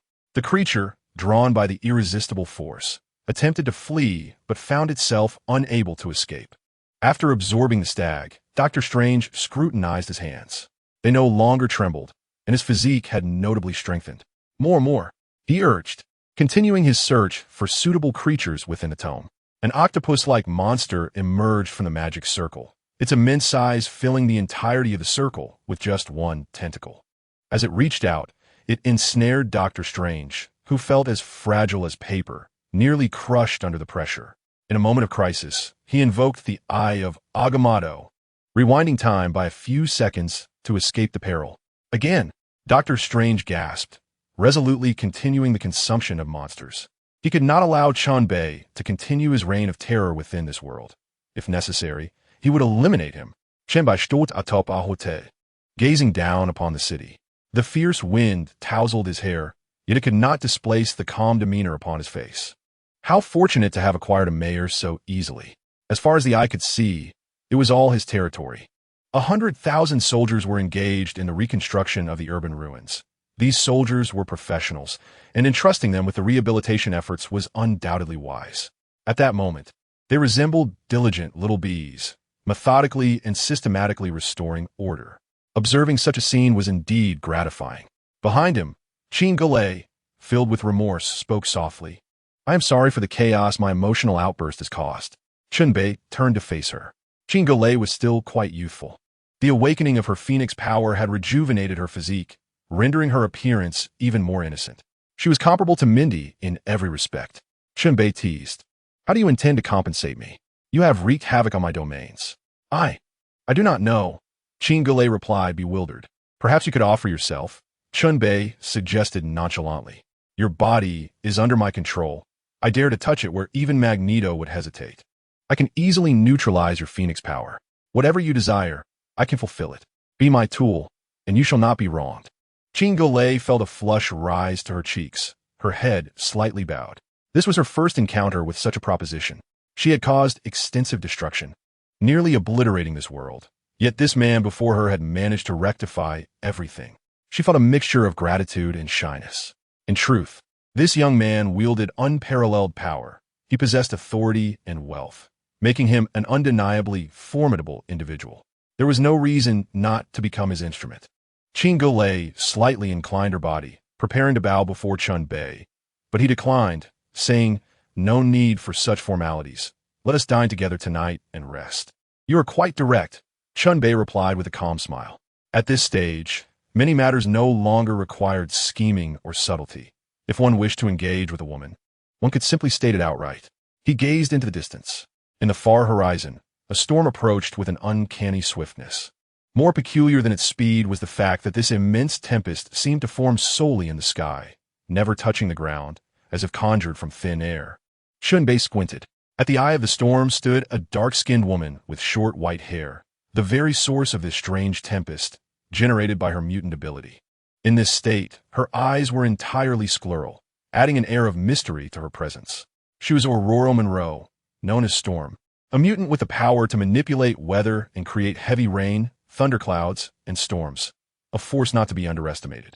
It appeared that Storm was accompanied by another figure, a humanoid creature more powerful than a gorilla and fiercer than a lion, covered in dense fur, yet clad in a suit, adorned with small, round spectacles. Jean Grey, do you hold a favorable view of these two individuals? One of them, known as Storm, possesses the ability to control the weather, while the other, Hank McCoy, boasts exceptional strength and agility, excelling in hand-to-hand combat. Jean Grey nodded, gazing innocently at the two figures approaching ever closer. Chapter 131. The Academy's defeat. Storm reached the vicinity of Chen Bei, preparing to land. While Beast leapt onto the rooftop first. After taking a few steps to absorb the impact, he stood upright and approached Chen Bei. Hello, I am. Before Beast could finish his sentence, Jean Grey interjected, you are Beast, a scientist and highly skilled in melee combat. Beast was taken aback, his hand frozen mid-air, his entire being rigid as if he were a statue. At that moment, Storm also descended onto the rooftop, joining Beast, and upon seeing his astonished expression, she seemed puzzled. What is the matter, Hank? Jean Grey pointed at Storm and declared, you are Storm, with the power to control natural weather. Storm fell silent, staring intently at Jean Grey for a prolonged moment, before finally saying, the professor mentioned that your abilities also encompass telepathy. From what I can observe, that alone is terrifyingly powerful. You might even surpass the professor. Not all. It was Mr. Chen Bei who informed me. Jean Grey indicated Chen Bei beside her. Beast remained silent. Storm, too, fell into silence. Both of their gazes turned toward Chen Bei. He spread his hands and remarked, this information is hardly remarkable. If we were to delve deeper, I could tell you that Beast University has a football star who once felt insecure due to his large feet. A single injection transformed his physique into what it is now, previously not much different from a human. And you, Storm, were once a thief, though not of ill intent. Your mother was an immigrant. I am well acquainted with the life stories of both of you. Chen Bei's discourse rendered the two even more taciturn. Before negotiations had even commenced, one party's secrets had been thoroughly laid bare, akin to a game where the opposing team's roster was discerned before the match had even begun. Beast cleared his throat twice and stated, it appears Mr. Chen Bei has done his homework. Actually, I haven't done any homework at all. I gleaned what I needed from a mere glance at your affairs. Well, all right then, Beast struggled to mask his embarrassment. He considered himself a composed and formidable man, having overcome his own body insecurities to mature into a distinguished scientist and negotiation expert. Yet, before Chen Bei, he found himself regressing to a state of self-doubt and confusion. We come from the academy. The professor dispatched you. Indeed, Chen Bei replied, his hands clasped together. Let us dispense with veiled language. I have no desire for lengthy discourse. You wish for me to join the Academy as one of its members, perhaps even as the leader of a strike team. This is the purpose of your visit. Present your terms, and let me see what you can offer. His words left Beast momentarily speechless. He had not come bearing any conditions. There had been no precedent for accommodating someone of Chen Bei's caliber. Their method of containment primarily involves the professor utilizing a mental amplifier to search for mutants across the globe. Upon locating a mutant, he informs them of a sanctuary where others like them coexist, a place devoid of worldly conflicts, where mutual understanding and communication flourish. There exists a professor, akin to a gentle grandfather, who accompanies you on your journey of growth, tenderly guiding you towards becoming a better version of yourself. This is a utopian vision, a mere illusion. When faced with a pragmatist like Chen Bei, can it truly succeed? Utopia? The ideal state? He possesses everything he desires. What need has he for ideals? If one wishes to negotiate, one must have their own conditions, for one cannot simply weave dreams without substance. By joining the Academy, the professor can devise a specialized enhancement plan for your abilities. We will safeguard you and assist in your healthy development. Chen Bei rolled his eyes. Let the professor come and compare strengths before we continue, shall we? Can he subdue Jean Grey? Can he exert mind control over me? Can he alter my memories? Is he here to guide me? Based on strength, it is clearly I who should be guiding him. Noticing the silence between the two, Chen Bei added, as for your protection, that is truly laughable. I need not speak for myself. My wife alone could dismantle your entire academy. I am not jesting. Jean Grey's face flushed as she replied, I believe we have not reached that point yet. Chen Bei waved his hand dismissively. No, I was not referring to you. I meant my wife. This time, Jean Grey fell silent, as did Beast and Storm, leaving the atmosphere palpably awkward. Jean Grey bit her lip, visibly distressed, while Beast and Storm found themselves ensnared in the dual embarrassment of a failed negotiation and the realization of Chen Bei's concealed prowess. As negotiators, they were woefully inadequate in both emotional and physical terms. At that moment, several mutants soared from the distance, and mere meters before Chen Bei, a red mist enveloped the air. In an instant, a crimson figure arrived, kneeling before Chen Bei in reverence. Chen Bei beheld the man clad in a red suit, with pointed ears and a tail, and identified him as the Red Devil. This individual was renowned for his mastery of teleportation, performing the feat with such frequency that it seemed as though he could teleport 8 times within a second. Wasn't this a subordinate of the seasoned Master One? Has he become disoriented by his own teleportation, mistakenly acknowledging a thief as a father? How unfortunate to inadvertently speak words that could wound oneself. Why do you bow to me? Chen Bei inquired. The Red Devil remained silent, as if he were mute, dutifully executing commands without question, yet unable to utter a single word when prompted. Suddenly, a colossal figure descended from the heavens, a man towering at least 3 meters tall, adorned with a helmet, his body bursting with muscular definition, emitting a bellowing roar akin to a distressed bull. The figure crashed onto the rooftop, creating a significant rupture, and his form plummeted several stories below. Chen Bei could only place a hand on his forehead in exasperation. What trickery is this? This hulking figure known as the Red Tank derives its formidable strength from a malevolent deity, possessing an indomitable might and a capacity for destruction. Despite its moniker, the Red Tank typically dons light-colored metallic armor. It may appear to be a mere buffoon, yet it embodies that very essence. The Red Tank also hails from the clan of Old One. What is the purpose of all these individuals congregating here to cause chaos? News travels swiftly. Have they come to seize territory upon learning of the military stronghold being established here? Chen Bei pondered, observing the half-kneeling Red Devil, whose devout demeanor seemed genuine, devoid of pretense.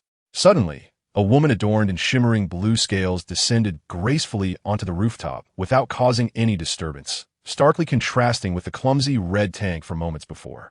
It was the shapeshifter. Not only did Chen Bei notice her, but the beast did as well, his gaze laden with significance, simultaneously confirming that Magneto had also entered the fray. Chapter 132. The stage requires a grand edifice to repay debts evidently. The sincerity exhibited by Magneto's subordinates far surpassed that of the Academy. They made no demands or speeches, opting instead to kneel in allegiance en masse. showcasing a grand display of devotion. The difference in conduct between the two factions was reminiscent of the contrast between modern and ancient emperors. In contemporary governance, even the most adept leaders face protests as groups disrupt order. Why? Because emphasis is placed on individual freedom, rights, and consideration for personal sentiments, necessitating the granting of speech and demonstration rights. This is the Academy's ethos. Conversely, the Brotherhood of Mutants resembles ancient emperors, standing above the masses, free to act as they please. Might dictates respect. Those who are strong wield the greatest authority. Chen Bei slightly lifted his gaze. In the distance, a potent force was approaching. Not only were the core members of the Brotherhood of Mutants en route, but Old One himself had come, a perilous figure, his visage plastered across the streets as a warning of his danger, indicative of the vigilance humanity holds against him. He rarely makes appearances, yet when he does, calamity ensues. Should the human military become aware of his approach, they would undoubtedly be set on edge, preparing for battle. For an Omega-level mutant like Old One, an inadvertent misstep could pose a significant threat to human society, causing the military to be on high alert, filled with trepidation. Old One, however, remains untroubled by such concerns. He is utterly indifferent. At this moment, his gaze was fixated solely on Chen Bei, radiating a fervent admiration that left Chen Bei feeling somewhat flustered. Why are you staring at me like that? What do you intend to do? Magneto strode confidently towards Chen Bei, disregarding the presence of others. He aspired to grasp Chen Bei's hand with the reverence of a saint, then half kneeling before him, he vowed his allegiance. Chen Bei, feeling a wave of discomfort, retorted, "Keep your distance. What? Do you wish to touch my hand?" Despite being rebuffed, Magneto showed no signs of embarrassment. Instead, he fully knelt before Chen Bei and proclaimed, "Esteemed Mr. Chen Bei, in the battle showcasing the power of the Phoenix, you revealed an unparalleled might that commands our respect." He attempted to recite verses in the manner of a poet from the last century, extolling Chen Bei's virtues, but Chen Bei interrupted, "If you have something to say, say it. You usually carry yourself with dignity. What is this charade today? Speak quickly and let it be done." Upon hearing Chen Bei's words, Magneto cleared his throat twice and said, "Please accept the mantle of our mutant king. Your strength far surpasses ours, and you rightfully deserve to stand atop the mutant hierarchy. You could be our new guide, leading mutants towards prosperity." He spoke with fervor. "You can employ any of the Brotherhood's subordinates, direct them, reward them, or even command their demise. Such is the right of the powerful." Chen Bei smiled faintly. "Why should I lead mutants to prosperity? I am merely an ordinary human. What more is there to discuss? I am not of mutant lineage, so do not attempt to forge familial ties with me. The fate of you mutants is of no concern to me." Magneto replied, "You overestimate the capabilities of those mutants under your command. The allure of being able to command any mutant is enticing, but for me, it is of little consequence." Magneto fell silent. "The terms you propose hold no value for me. Most importantly, everything your mutants can achieve, I can accomplish with a mere gesture." Chen Bei's tone grew serious. "Do not forget the debt. Even a fly's leg is still a leg. After all, it amounts to billions of dollars. Do not think that pledging loyalty will absolve you of those loans. Repayment is necessary." Magneto could not resist a quip. "So, billions are merely the legs of a mosquito?" Chen Bei's tone softened. "Old man, I understand your abilities. Making money is no challenge for you. With a bit of investment, you could purchase land without needing to hire builders. You could construct a skyscraper and easily earn millions. Build a magnetic power plant, and with a little effort, you could reap further profits. To put it bluntly, your pride holds you back." Magneto fell into contemplation, as if illuminated by divine insight. "Very well, if there is nothing more, you may withdraw. A good borrower repays their debts, and if you repay soon, perhaps I might lend to you again." As Chen Bei spoke, he mused internally, "I wouldn't lend you a dime. Every penny I possess is for my fishing rod." One cannot deny the allure of this fishing system. It is truly captivating.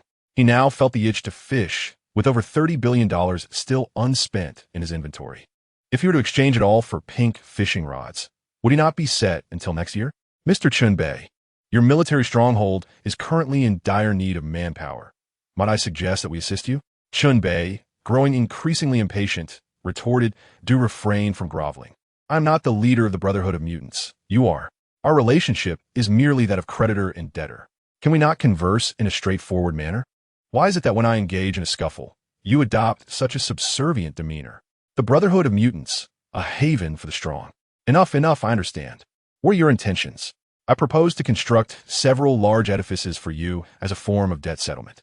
Additionally, I can arrange for some mutants to serve as your guards, ensuring the safety of this nascent fortress. Given the magnitude of the investment, several buildings would hardly suffice. Why not construct an entire military stronghold? Noticing Magneto's hesitation, Chen Bei swiftly revealed his mercantile nature, eloquently articulating, "This area has fallen into desolation. Situated in a rather remote locale, with the nearest metropolis over 300 kilometers away. There are no airports, no subways, and the commercial landscape is underdeveloped. Currently, the only significant presence is that of a mere 1,000,000 human soldiers." Magneto wiped the sweat from his brow. Is it truly appropriate to describe 1,000,000 soldiers as merely this? 1,000,000-strong military force possesses the potential for transformative change. Even I would not dare to venture alone into such a scenario, yet you speak of it as if jesting. In a short while, I shall provide you with the blueprints. You may proceed to construct according to them, and upon completion, the sum of several $billion will be waived. Furthermore, Chen Bei added with a meaningful tone, your mutants need not serve as guardians of my military stronghold. Once the task is complete, they are free to return and coexist peacefully, should you insist on embedding them within my ranks. Do not be surprised if I turn against you. Chapter 133. The first level 100 agent in history? Chapter 132. The first level 100 agent in history? No, I have no intention of arranging spies, Magneto hastily clarified. Chen Bei, you know I'm not skilled in such matters. Having witnessed Chen Bei's formidable prowess, Magneto dared not provoke him. Inciting Chen Bei's ire would undoubtedly lead to dire consequences. He was far too enigmatic and powerful. The blueprints will be ready in an hour. You may commence constructing large cafeterias and sports facilities, which should not pose a significant challenge for you. Correct? Indeed, Magneto replied, rising to his feet. He then addressed the other members of the Brotherhood of Mutants. Let us begin the assembly of the military stronghold together. Upon hearing Magneto's command, the Brotherhood members displayed their unique abilities, leaping from rooftops to the distance, soaring, sprinting, and teleporting in a dazzling array of feats reminiscent of acrobatics. Only Beast and Storm remained in the corner of the rooftop, creating a rather awkward atmosphere. Ignoring the two, Chen Bei settled into the chair arranged by Jean Grey, gazing contemplatively at the weather. Moments ago, he activated the Thunder Fruit, infused with the power of the Thunder God, to strike Doctor Strange. After the battle, the weather across the globe turned ominously overcast, and it was likely to rain soon. Remembering that there were clothes left outside the villa, Chen Bei took out his phone and sent a message to Wanda. Please gather the clothes outside the villa. Had he known to conserve some energy, he would have at least ensured that it wouldn't rain in the area where he resided. Chen Bei muttered to himself as he gazed up at the darkened sky. At that moment, his phone vibrated. Upon checking, it was a call from Nick Fury. This fellow was known for his persistent interruptions, and it was certain he was coming with some demands, likely to recruit him. Let us have a fight. Several parties are vying for talent. I wonder why I'm so sought after, thought Chen Bei. He recalled that Storm and Beast were still at the scene, both overshadowed by the recent appearance of the Brotherhood of Mutants, leaving them in a state of indecision. Mr. Beast, why don't you stay here at this stronghold as an ambassador for the Academy? I wouldn't mind the Academy folks visiting, as long as they inform me in advance. Chen Bei paused before adding, but blacklist those with excessive destructive capabilities, such as Wolverine and Cyclops. They're not welcome here. Most others are welcome, though men must pay, while women enter free. Upon receiving Chen Bei's message, a glimmer of hope sparked in Beast's eyes as he gently replied, Very well. I believe our collaboration will be delightful. Chen Bei observed the vibrating phone with a faint smile. Both the Academy and the Brotherhood of Mutants were associations of superpowered individuals, each offering him considerable authority, both vying for his leadership. And what could humanity offer? What conditions would SHIELD provide? Chen Bei was prepared to mock Nick Fury. Yet this man did possess some acumen. Perhaps he could deliver an impressive pitch that might sway him. When he answered the call, Chen Bei asked, as usual, Hello? Who is this? What do you want? Nick Fury jested. I am Nick Fury, an agent and an adept negotiator. I also wear a distinctive eye patch. which you should remember. Indeed, I do remember. Before I sought you out, how many parties have approached you? 2. Shall I hear their conditions? No need to elaborate. I'm already aware. So, Nick Fury, what terms can you offer? I appreciate direct men. Nick Fury inhaled deeply and stated, firstly, you will become the first level 100 agent of SHIELD, a unique honor in the history of the organization. And you will be the sole level 100 agent, granting you the privileges associated with that status. As for glory, it is like a cloud floating in the sky. Whether it is black or white does not concern me. Tell me what tangible benefits this will bring me. The privileges of a level 100 agent encompass the right to knowledge, investigation, and resolution regarding all recorded mysterious events within SHIELD, Area 51, and globally. Chen Bei's eyes sparkled with intrigue. While this might seem trivial at first glance, upon closer inspection, it represented an additional eye capable of observing all that transpires on Earth. SHIELD stands as a pivotal entity within the Marvel Universe, from which many significant events can be derived. To truly benefit from these major occurrences, one must possess a discerning eye to witness the evolving trends of the world. Henceforth, I shall require a media outlet to report daily on the happenings observed by SHIELD. If you are willing to join SHIELD, I shall wholeheartedly assist you, transitioning myself to a civilian role, no longer engaging in combat, and personally crafting daily news articles for you, along with writing a letter of gratitude each day. Chen Bei chuckled. Surely you do not believe such meager benefits would deceive me? Nick Fury's expression turned grave as he fell silent for several moments before responding, certainly not. I can also grant you access to all recorded artifacts within SHIELD. I mean all of them. Chen Bei pondered this for a moment. In truth, these were the only two benefits SHIELD could offer. Nick Fury had laid all his cards on the table. The Academy, the Brotherhood of Mutants, and SHIELD each presented their own terms, with the first two demanding sacrifices, one requiring the maintenance of peace between mutants and humans, and the other advocating for the prosperity of mutants. Yet, the latter had yet to lay down any conditions. Are there any prerequisites to join SHIELD? Chen Bei inquired. You've been mulling this over for a while. What exactly do you desire from me? Speak plainly, I am willing to listen. None, Mr. Chen Bei. A question mark flashed in Chen Bei's mind. No expectations in return? He could not help but scoff. Are you engaging in charity here? Offering such extensive benefits without any conditions? Will anyone else agree to this? The doors of SHIELD are perpetually open to you, Mr. Chen Bei. This is the principle I have established, and it is a service available to you. Rest assured, these benefits are unencumbered by any conditions. Nick Fury wiped the sweat from his brow. In reality, even without these perks, Chen Bei's strength would allow him to easily acquire what he desired. He could flatten the earth in an instant, even if he were to seize items from SHIELD. The military would compel Nick Fury to relinquish whatever Chen Bei sought for the sake of stability.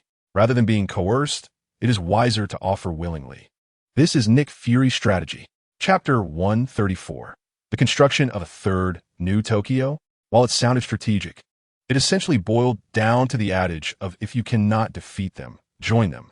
Nick Fury felt a pang of humiliation, but recognized the inevitability of the situation. There was no choice. Reality dictated acceptance. Chen Bei's strength indeed posed a catastrophic threat to Earth.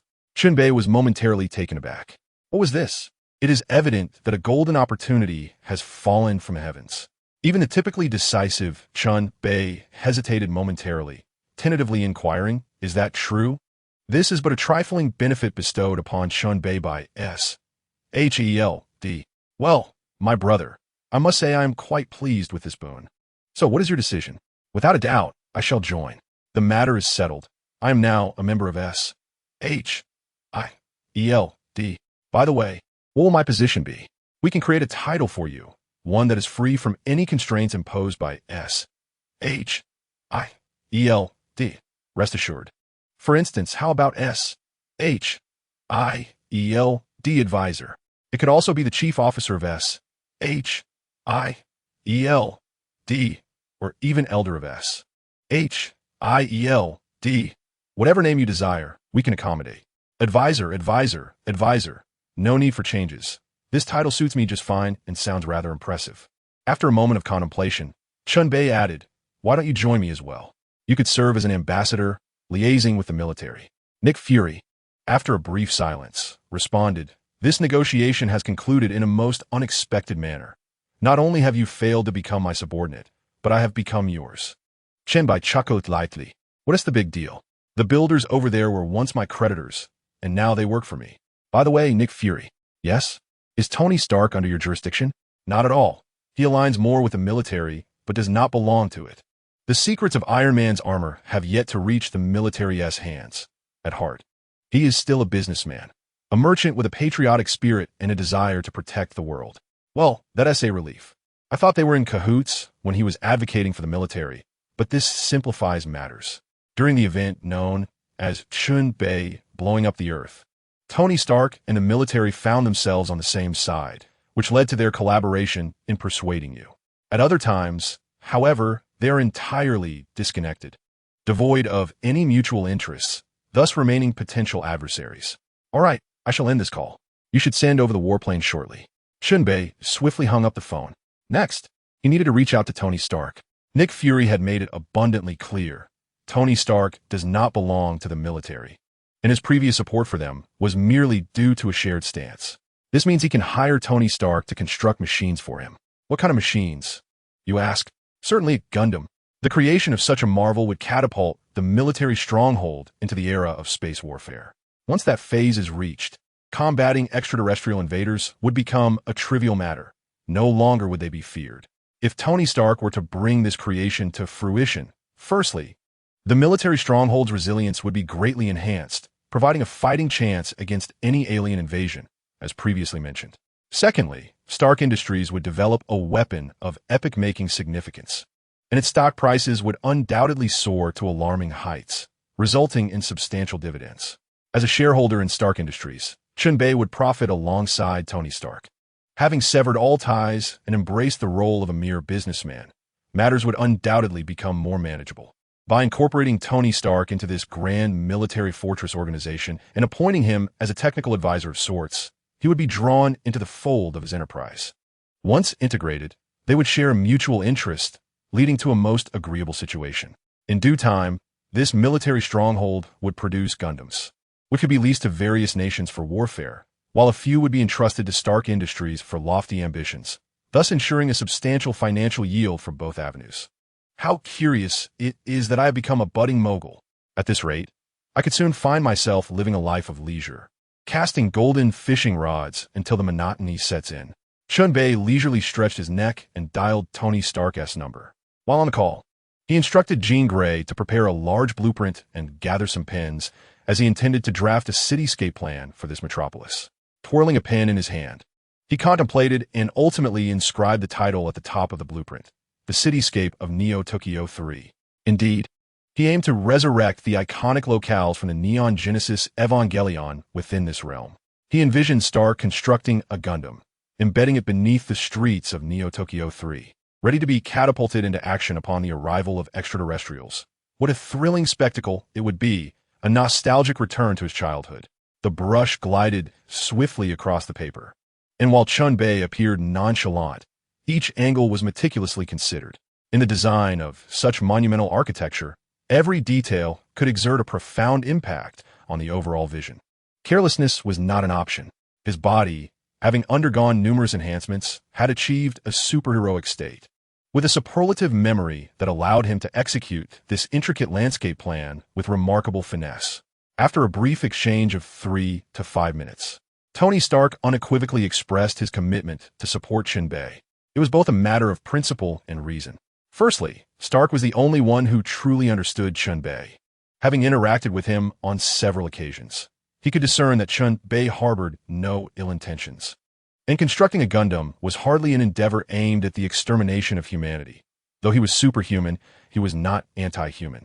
Secondly, this endeavor represented a colossal business opportunity. Possessing such technology would pave the way for limitless financial prospects in the future. As the call concluded, Chen Bei heard the distinct sound of engines igniting. It was the unmistakable noise of Tony Stark donning his Iron Man suit, rushing to his side with admirable enthusiasm. Chen Bei surveyed the blueprint in his hands. Completed, it was done. With a snap of his fingers, the blueprint soared through the air. 2,000 meters away, Magneto, who was overseeing the construction of a large shopping mall, paused, sensing something amiss. He gazed upwards, where a large blueprint was approaching him, eventually hovering before him. Narrowing his eyes, he scrutinized the entirety of the design. Gazing at the intricacies of the blueprint, Magneto fell silent. This was undoubtedly a creation beyond the capabilities of this era. Is this the blueprint submitted by Chen Bei? I am increasingly unable to underestimate this individual. He undoubtedly possesses wisdom that transcends this era. Magneto, profoundly moved, abandoned the task of constructing a large shopping mall and urgently commenced the creation of the third new Tokyo city, according to Chen Bei's vision. This remarkably revolutionary urban architecture must be realized by him. An inexplicable sense began to rise within him. Chapter 135, A Shocking Encounter. When Old Man unleashed his power, the scene was utterly breathtaking. All the earth and stones within Chen Bei's domain soared into the air, forming multiple sandstorms. The entire city was a spectacle. The beast, witnessing such a sight, felt a chill run down his spine, his primal instincts awakening, causing his teeth to sharpen. Storm also turned pale, and both entered a state of combat readiness. Chen Bei casually explained, "There's no need to panic. Magneto intends to construct a larger fortress. Follow me inside." And with his Omega-level mutant prowess, it shouldn't take long for things to settle down. Here, Chen Bei was akin to a deity. His words held undeniable authority. The beast and Storm fell silent, following Chen Bei's lead into the building. JARVIS. Accelerate the armor speed. I must reach the military fortress established by Chen Bei at the earliest opportunity. He requires my assistance, and I can provide some financial support to enable the operation of this colossal military stronghold. Understood. The foot thrusters intensified, as did the palm repulsors. Iron Man broke the sound barrier, a thunderous roar echoing in the skies, as the armor entered a higher echelon of flight speed. Minutes later, guided by the map, Tony Stark arrived at the military fortress where Chen Bei was located, the very epicenter of the prior destruction wrought by the Phoenix Force. Oh my goodness. Tony Stark paused momentarily, exclaiming, "Check my neural pathways. Is there any sign of infection or mutation? I suspect I have fallen victim to an illusion." "Your brain is functioning normally, Mr. Stark. Then what about my eyes? Surely they must be compromised. Upon examination, your eyes are perfectly fine. You possess a normal physical condition." Tony Stark swallowed hard. "What I see is entirely different from what I imagined. Is this truly a military fortress? It baffles me." He pressed his forehead, continuing, "Can a city devastated by the Phoenix Force transform into such tranquility and advancement in such a short span? If this technology truly exists, I would love to propagate it across the globe." Before him lay a skyline of towering edifices, embodying the essence of a developed metropolis. The city, built against the mountains, featured a grand stadium capable of accommodating tens of thousands in the northern district. The southern district was adorned with luxurious apartments, and a financial center complete with expansive shopping malls. The public transport system was extensive, complemented by a large amusement park of considerable scale. Even the city where Jean Grey once resided could not boast such advancement. Could it? Tony Stark gazed incredulously at the landscape before him, feeling as though he were ensnared in a dream. At this juncture, even if it were not to seek Chen Bei, he felt compelled to investigate further. "Jarvis, locate a vantage point. I must scrutinize this city. It is utterly bizarre.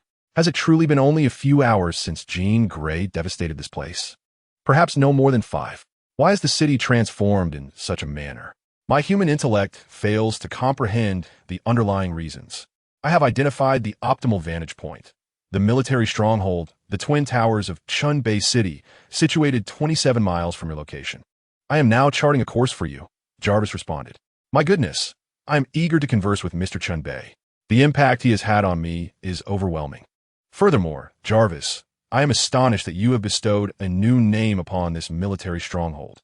It is akin to discovering that the woman I have pursued for so long is, in fact, a man." At that moment, The visual system of the armor emitted a red alert, flashing vigorously, warning Tony Stark. Perplexed, he furrowed his brow and inquired, "Jarvis, could it be that you are malfunctioning?" Before he could further question Jarvis, the cityscape abruptly morphed. Munitions barrels sprouted from buildings, and the sports field sank, only to rise again transformed into photon cannons. While streets erupted and sonic disruption devices entered a state of readiness. In a sudden panic, Stark turned to flee, exclaiming, "What on earth has transpired in this city? What has occurred in these few hours?" After soaring for 2 or 3 seconds, Stark believed he had ascended to great heights, only to realize he remained stationary. Stark could not restrain his expletives. This was utterly incomprehensible. His armor was equipped with engines more potent than nuclear reactors, capable of defying any gravitational constraints on Earth and achieving supersonic speeds. Yet here, his velocity proved futile. On the ground, a tree suddenly emanated a terrifying gravitational force. Stark had no time to react, as both he and his armor were drawn inexorably toward it, crashing against the trunk with a resounding thud, rendering him immobile. "What a cursed day this is," he lamented, gazing skyward and surveying his surroundings. There was not a soul in sight. All the munitions output devices were aimed directly at Stark, placing his life in imminent peril. "Chen Bei, is this also your doing?" Stark remarked, bemused. No sooner had he spoken than all the munitions output devices discharged their payloads. Yet, what emerged was not true ammunition. Rather, a white flag unfurled gracefully from the long barrels, fluttering in the wind, as if mocking the performance of today's military industrial giants. In the tavern behind him, Chen Bei, clutching a large mug of beer, strolled toward Stark and snapped his fingers. The gravitational force surrounding Tony Stark abruptly vanished, and the ammunition output devices of the building reverted to their original forms. The sonic apparatus retreated underground, and the sports field flipped over, once again adorned with lush grass and seating for spectators. The city returned to a state of tranquility, resembling a prosperous metropolis, albeit one remarkably devoid of inhabitants. Tony Stark licked his lips, accepted the beer from Chen Bei, took a hearty swig, and then surveyed his surroundings with keen interest. What distinguishes this from a military fortress in your imagination? This is entirely dissimilar to the military stronghold I envisioned. This is technology far beyond the current grasp of humanity. He took another deep drink of beer, reflecting on how his armor had been subdued in mere seconds. Although it was a source of humiliation, the fact that it was a city of your creation somehow rendered it reasonable. Unable to contain his excitement, he grasped Chen Bei's shoulder and inquired, "How on earth did you accomplish this groundbreaking feat? I wager no one throughout history has achieved such a thing. I hired a few individuals to assist me. They are currently watching you from the tavern. Would you like to meet them?" Chapter 136, Doctor Strange. Obscured by darkness, Tony Stark stared silently at Chen Bei. Observing Chen Bei's demeanor, it seemed as though the tavern was filled with temporary recruits. How could they possibly be the kind of casual laborers one finds on any street? What a jest. Those who work for Chen Bei must surely be extraordinary individuals. Certainly not the disheveled, middle-aged workers clad in gray uniforms. Given his capabilities, he would believe it if the head of state was summoned to work for him. Tony Stark removed his headpiece and strode purposefully into the tavern. Upon entering, his gaze fell immediately upon Magneto. At that moment, Magneto was indulging in a steak, seemingly indifferent to his presence. Indeed, it was the inclusion of Magneto that had facilitated the installation of the magnetic attraction system within the city, a contraption that had nearly incapacitated his armor. Damn it, the anti-Magneto armor would need to be prioritized. He then turned his attention to others present. Jean Grey, the Phoenix, stood by the window, awaiting Chen Bei with a demeanor of utmost respect, seemingly willing to submit to him. Wait a moment, this woman had recently sparked global alarm, possessing the power to obliterate the world, and now she appeared so subservient? This is absurd. Just how charismatic is this young man that he can transform a formidable threat like the Phoenix into his servant? Unbelievable. Simply unbelievable. Who else is present? Tony Stark glanced to the other side of the table. There sat a large blue beast, its fur thick and abundant. A beer mug in its hand resembled a mere water bottle. This character, fit for the pages of various fairy tales, was astonishingly attired in a suit and wearing glasses. If memory serves, this individual is a core figure from the Academy, a mutant scientist. The beast sensed a gaze and turned to Tony Stark, Their eyes met briefly. The beast inquired, "Hello, are you here for work as well?"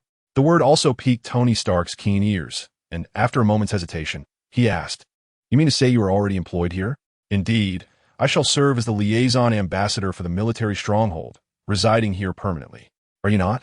"Well, I too am here for work, Nick Fury," Tony Stark replied. Just as he intended to take a seat, he noticed that it was already occupied by someone cloaked in shadows, their complexion blending seamlessly with the dark background.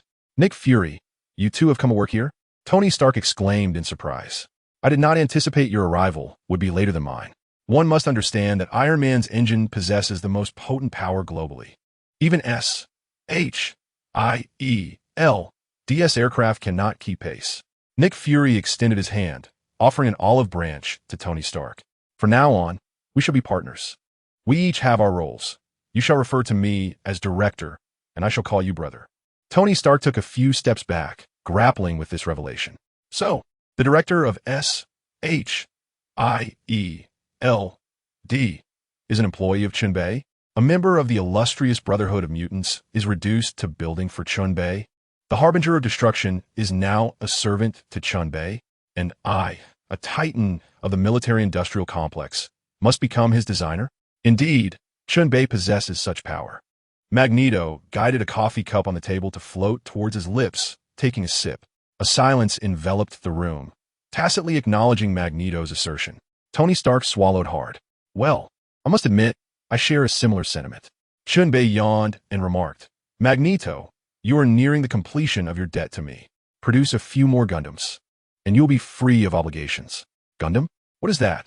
"This matter shall be discussed privately with you and Tony Stark. You both have prior experience collaborating. Constructing battle armor quickly without significant issues is no small feat thus. Creating something larger should pose no problem. Shortly, I will present you with the Unicorn Gundam as a reference." Chen Bei then addressed the others. "Everyone, feel free to eat and drink. The third new Tokyo City has been established, and the creation of Gundams has been assigned to Tony Stark and Magneto.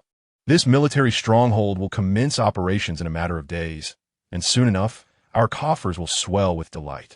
Jean Grey, shall you accompany me for a stroll home?" Chen Bei expressed with a suggestive smile.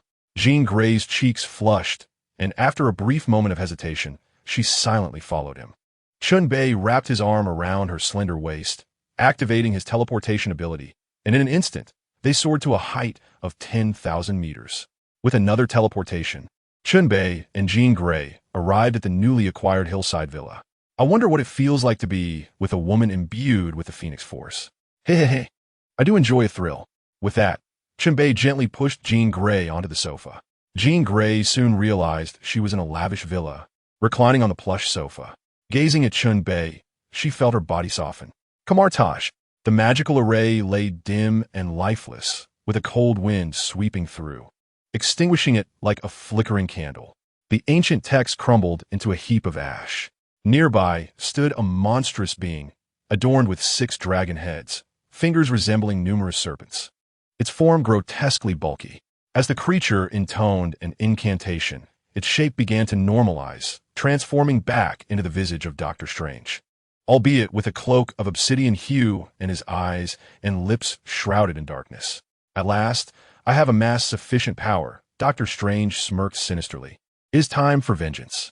He ascended slowly, soaring from Camartage, his figure dissipating into the winds. When he reappeared, it was above the remnants of the battlefield, the very site where he had endured humiliation, repeatedly vanquished by Chen Bei. Had it not been for the Eye of Agamotto, he would have surely perished on that day. Now, endowed with formidable strength, he no longer feared the relentless assaults from Chen Bei. With his eyes slightly lowered, he felt the surge of power within him. 1,000 beasts prowled in his chest, and his mind was a repository of countless spells. He could draw magic from the dark dimension. He could also utilize the Eye of Agamotto for continuous rebirth. Thus, even Chen Bei would tread carefully. "Chen Bei, your failure to eliminate me is a grave oversight. Henceforth, your only course is to depart from Earth and never again infringe upon it." As he spoke, Doctor Strange prepared to cast his spell. Suddenly, he froze. What he beheld was not crumbling ruins nor a city in decay. Instead, a vast metropolis of steel stretched before him. What has transpired? Hovering in the air, He gazed down at this iron city, pondering whether this was yet another ruse devised by Chen Bei to vanquish him. I shall not be deceived again. As he prepared to unleash a torrent of wrath, he then noticed the soldiers marching along the streets. This is dire. These are humans. Doctor Strange instinctively covered his mouth to prevent the dragon from wreaking havoc upon them. Chapter 137. Defeat without battle the presence of the military. What could this signify? Observing the soldiers and scrutinizing their insignia, he speculated about their origins. Clad in the garb of a modern sorcerer, he possessed the heart of a contemporary man. Before becoming Doctor Strange, he had been a skilled surgeon, acutely aware of the importance of detail. Undoubtedly, these soldiers belonged to the same faction that had previously assaulted Jean Grey and Chen Bei. What does this imply? It indicates that this city has been overtaken by the military. Doctor Strange furrowed his brow, contemplating various possibilities, ultimately converging on the notion that the nation had emerged victorious and, in a remarkably brief span, had completed the city's reconstruction and deployed its forces. Thus, Chen Bei, having established a city within this territory and even dispatched troops, is undoubtedly being suppressed. It appears that everything has come to an end. Doctor Strange soared towards this advanced metropolis. As he approached within a few hundred meters, a sudden cacophony of mechanical sounds erupted from the city. Immediately, Doctor Strange summoned his powers, conjuring two circular magical arrays, bracing for the impending crisis. However, to his astonishment, he encountered a holographic projection resembling guiding arrows from a racing video game. This city had, indeed, delineated a racing track for him. Had it reached such an advanced state? How much time had truly elapsed? It felt as though only a few hours had passed. Contemplating this, Doctor Strange ascended to an altitude of 10,000 meters, surveying the expanse for thousands of kilometers around. The cities far beyond remained serene and harmonious, as per usual, with the sounds of honking cars and peculiar individuals rushing to the cinema. Amidst the bustling streets were some donned clown costumes while others had their signage snatched away. This was still the modern era. Glancing at the time displayed by Big Ben, he confirmed that indeed, only a few hours had gone by. Doctor Strange gazed at the city with a complex expression. Why did this city exhibit a technological aura so distinct from that of others? There could be no mistake. Those military personnel were certainly not mere holograms or alien imitations. Such deceptions would not escape his keen perception. He descended once more into the city, this time opting to follow the guiding arrows. As he glided past each one, the central tower of the city emitted a game-like sound effect, leaving Doctor Strange with an odd sensation, as though he were being treated as a character in a game. Feeling peculiar, he pressed on, winding his way around a large sports arena, navigating past signal towers and bypassing numerous military residential areas, as well as the financial district. Ahead, a banner composed of black and white squares appeared. Doctor Strange fixated on this elongated banner, recognizing that every racing game concludes with a flag of similar design. Even someone like him, who seldom indulged in games, was aware of this fact. If the state had truly taken control of the city, why would they provide such frivolous guidance? It seemed rather childish. Growing cautious, Doctor Strange tentatively flew past the black and white flag, reaching the finish line, which turned out to be a tavern. A sense of foreboding washed over him as he hesitated at the entrance. Ultimately, someone opened the tavern door of their own accord. Upon seeing the individual, he instinctively called out the name. Nick Fury? Nick Fury, munching on fried chicken, replied, "Oh, so you remember me. It seems your memory serves you well. However, the Doctor Strange I recall is not entirely like you appear now. You look as though you've been burning the midnight oil for quite some time. It seems even a sorcerer can develop dark circles under their eyes." Doctor Strange gazed at Nick Fury, fully assured of his identity as the director of S.H.L., confident that he was not under any form of control, and convinced that all of this was indeed real. With a sense of relief washing over him, he also felt a tinge of regret. It seemed the skills he had diligently honed were rendered unnecessary. However, he was grateful that everything was, at least, in order. "Now you can join us for a drink in celebration." "We?" Strange inquired. "Are there others?" "Oh, are we to witness a repeat of this familiar scene?" Nick Fury replied. "Before you, Tony Stark was already astonished by the lineup for this gathering. However, Stark and Magneto will return in due time, while Mr. Chen Bei and Jean Grey will take quite a while to come back.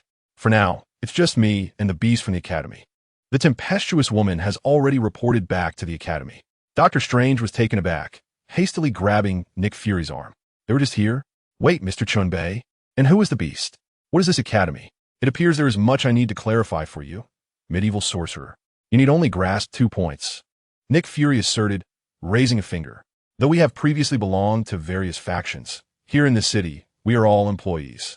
He raised another finger, adding we are employees, and our employer is Mr. Chen Bei. What? Dr. Strange's astonishment returned at the mention of Chen Bei's name, his mind racing with countless possibilities. Nick Fury interrupted his thoughts. Let us be realistic, Dr. Strange.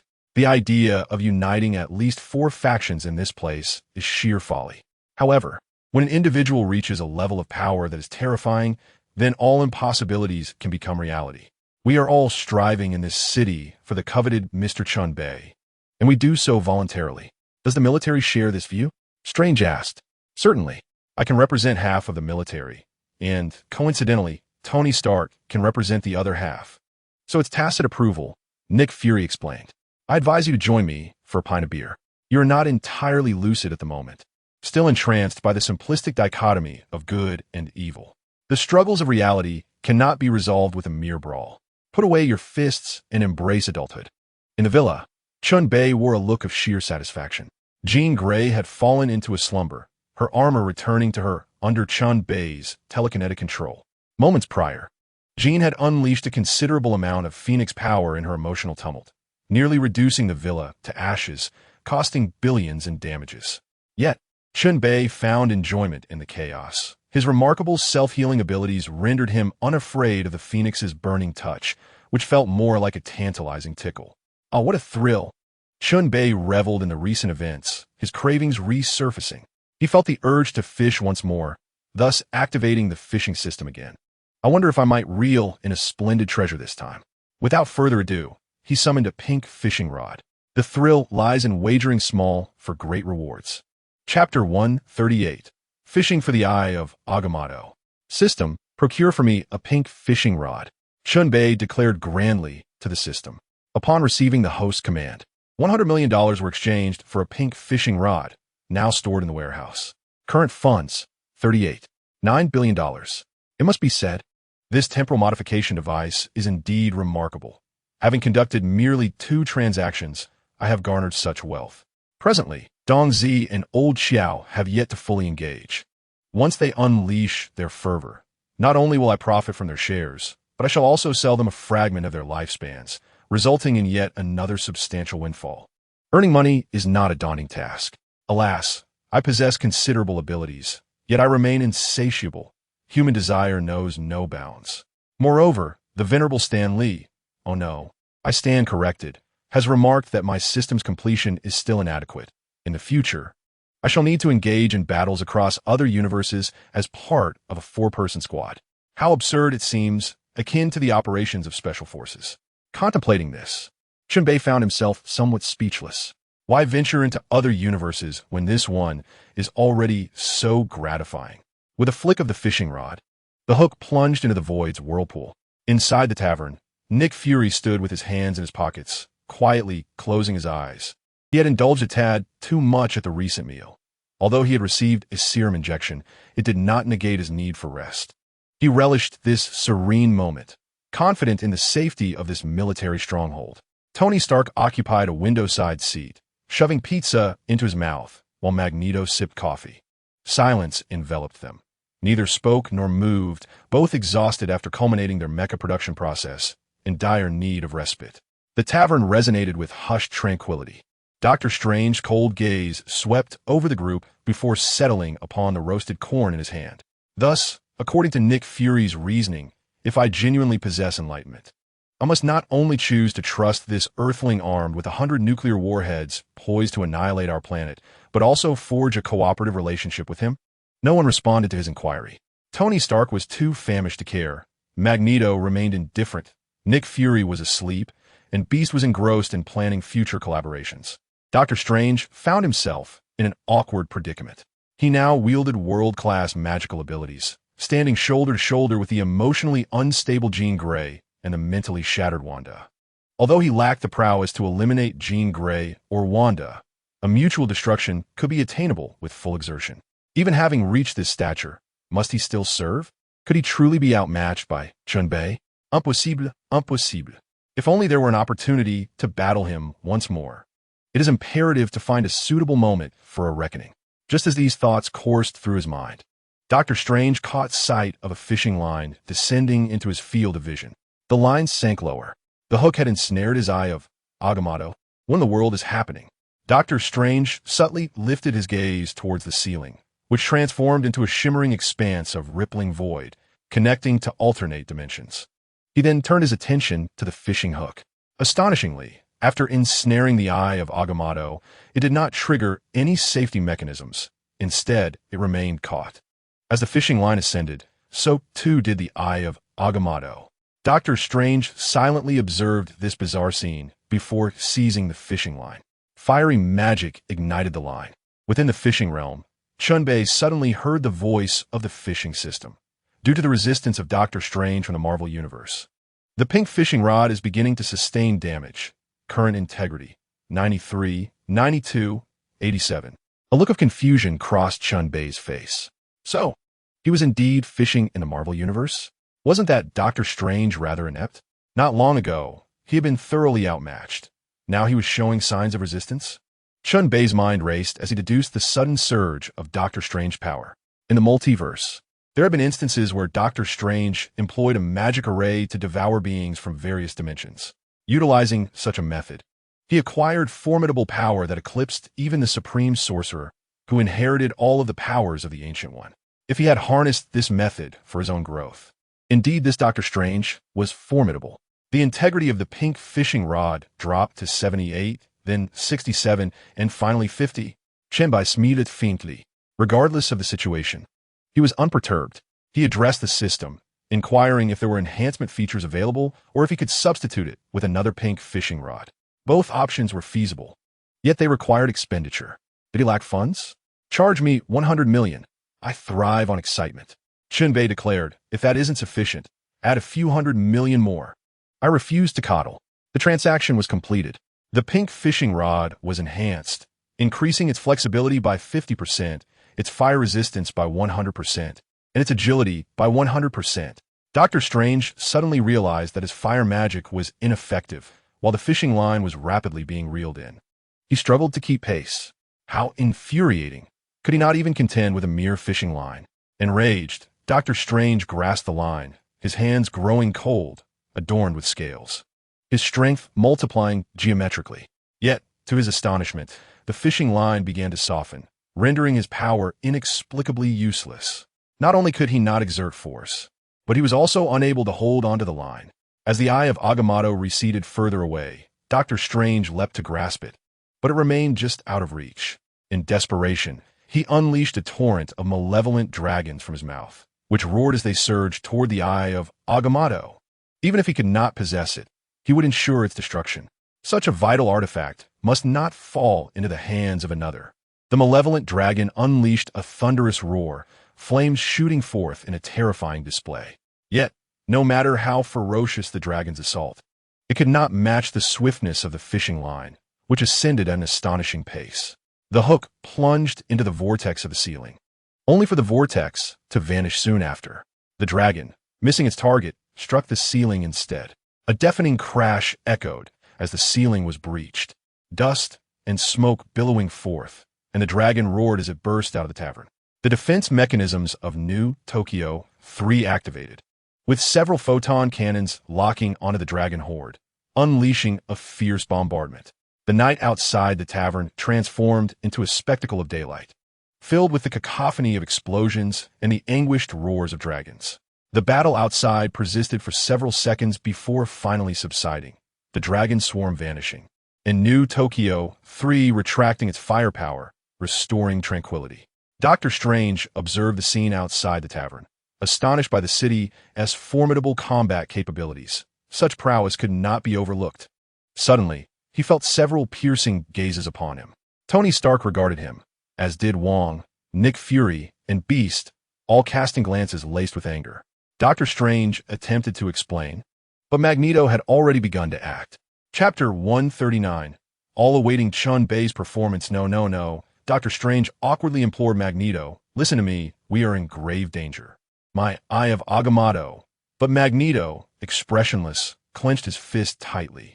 In the next moment, Dr. Strange felt the weight of the world pressing down upon him, as if even his cloak were on the verge of being torn apart by this pressure. Was this the might of an Omega-level mutant? Dr. Strange yearned to wield his powers, yet now was not the time for internal strife. Disturbing our respite, a good beating seems reasonable enough. Tony Stark cracked his knuckles, the sound echoing ominously. The group advanced toward Dr. Strange, fists and palms poised to strike, leaving him reeling from the assault. Gritting his teeth, Dr. Strange felt an irrational fury rising within him. If I lose the Eye of Agamotto, I will forfeit my chance to negotiate with Dormammu. He will send his acolytes to ravage this world once more. Yet you care not and demand I endure this humiliation. I absolutely cannot abide such indignity. With that, Dr. Strange inscribed a protective spell upon himself and began to conjure magic. At that moment, he sensed a disturbance from the dark dimension. Just as he suspected, turmoil had begun to unfold within the dark dimension. There, Dormammu sensed the transfer of the Eye of Agamotto from its master. He exhaled deeply and proclaimed, my disciples, you may once again venture to Earth to seize the resources of that planet and destroy the 3 sanctuaries, allowing me to consume that world.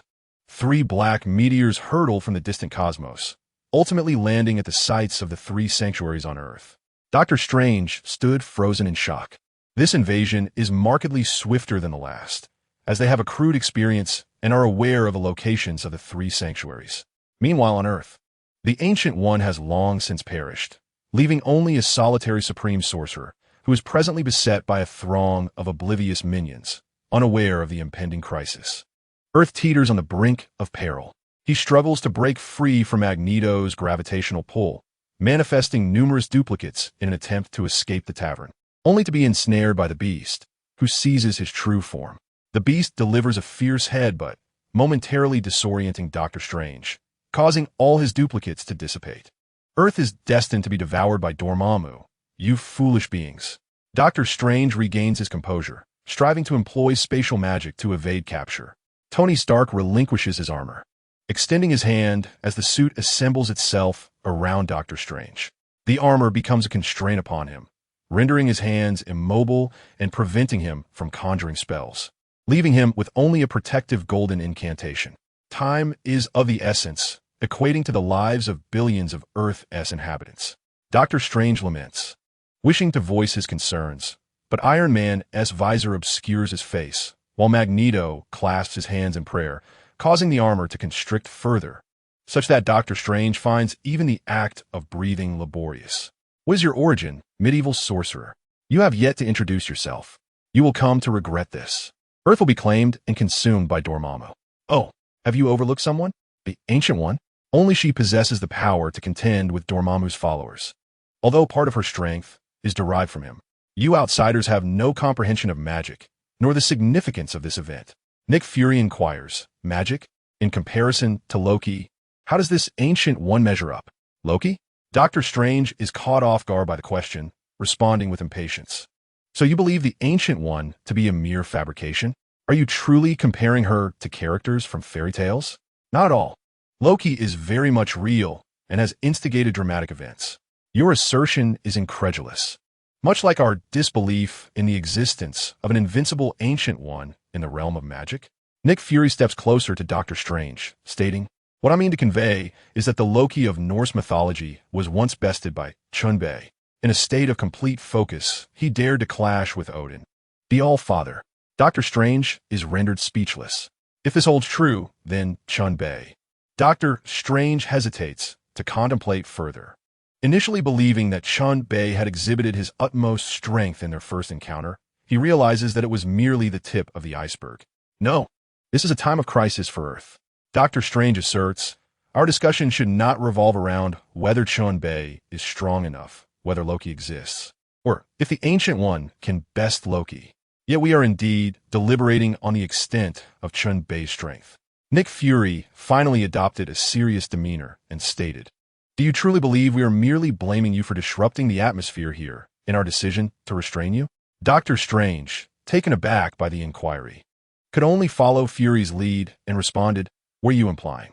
Refrain from any actions, just as you are now, sipping tea or coffee.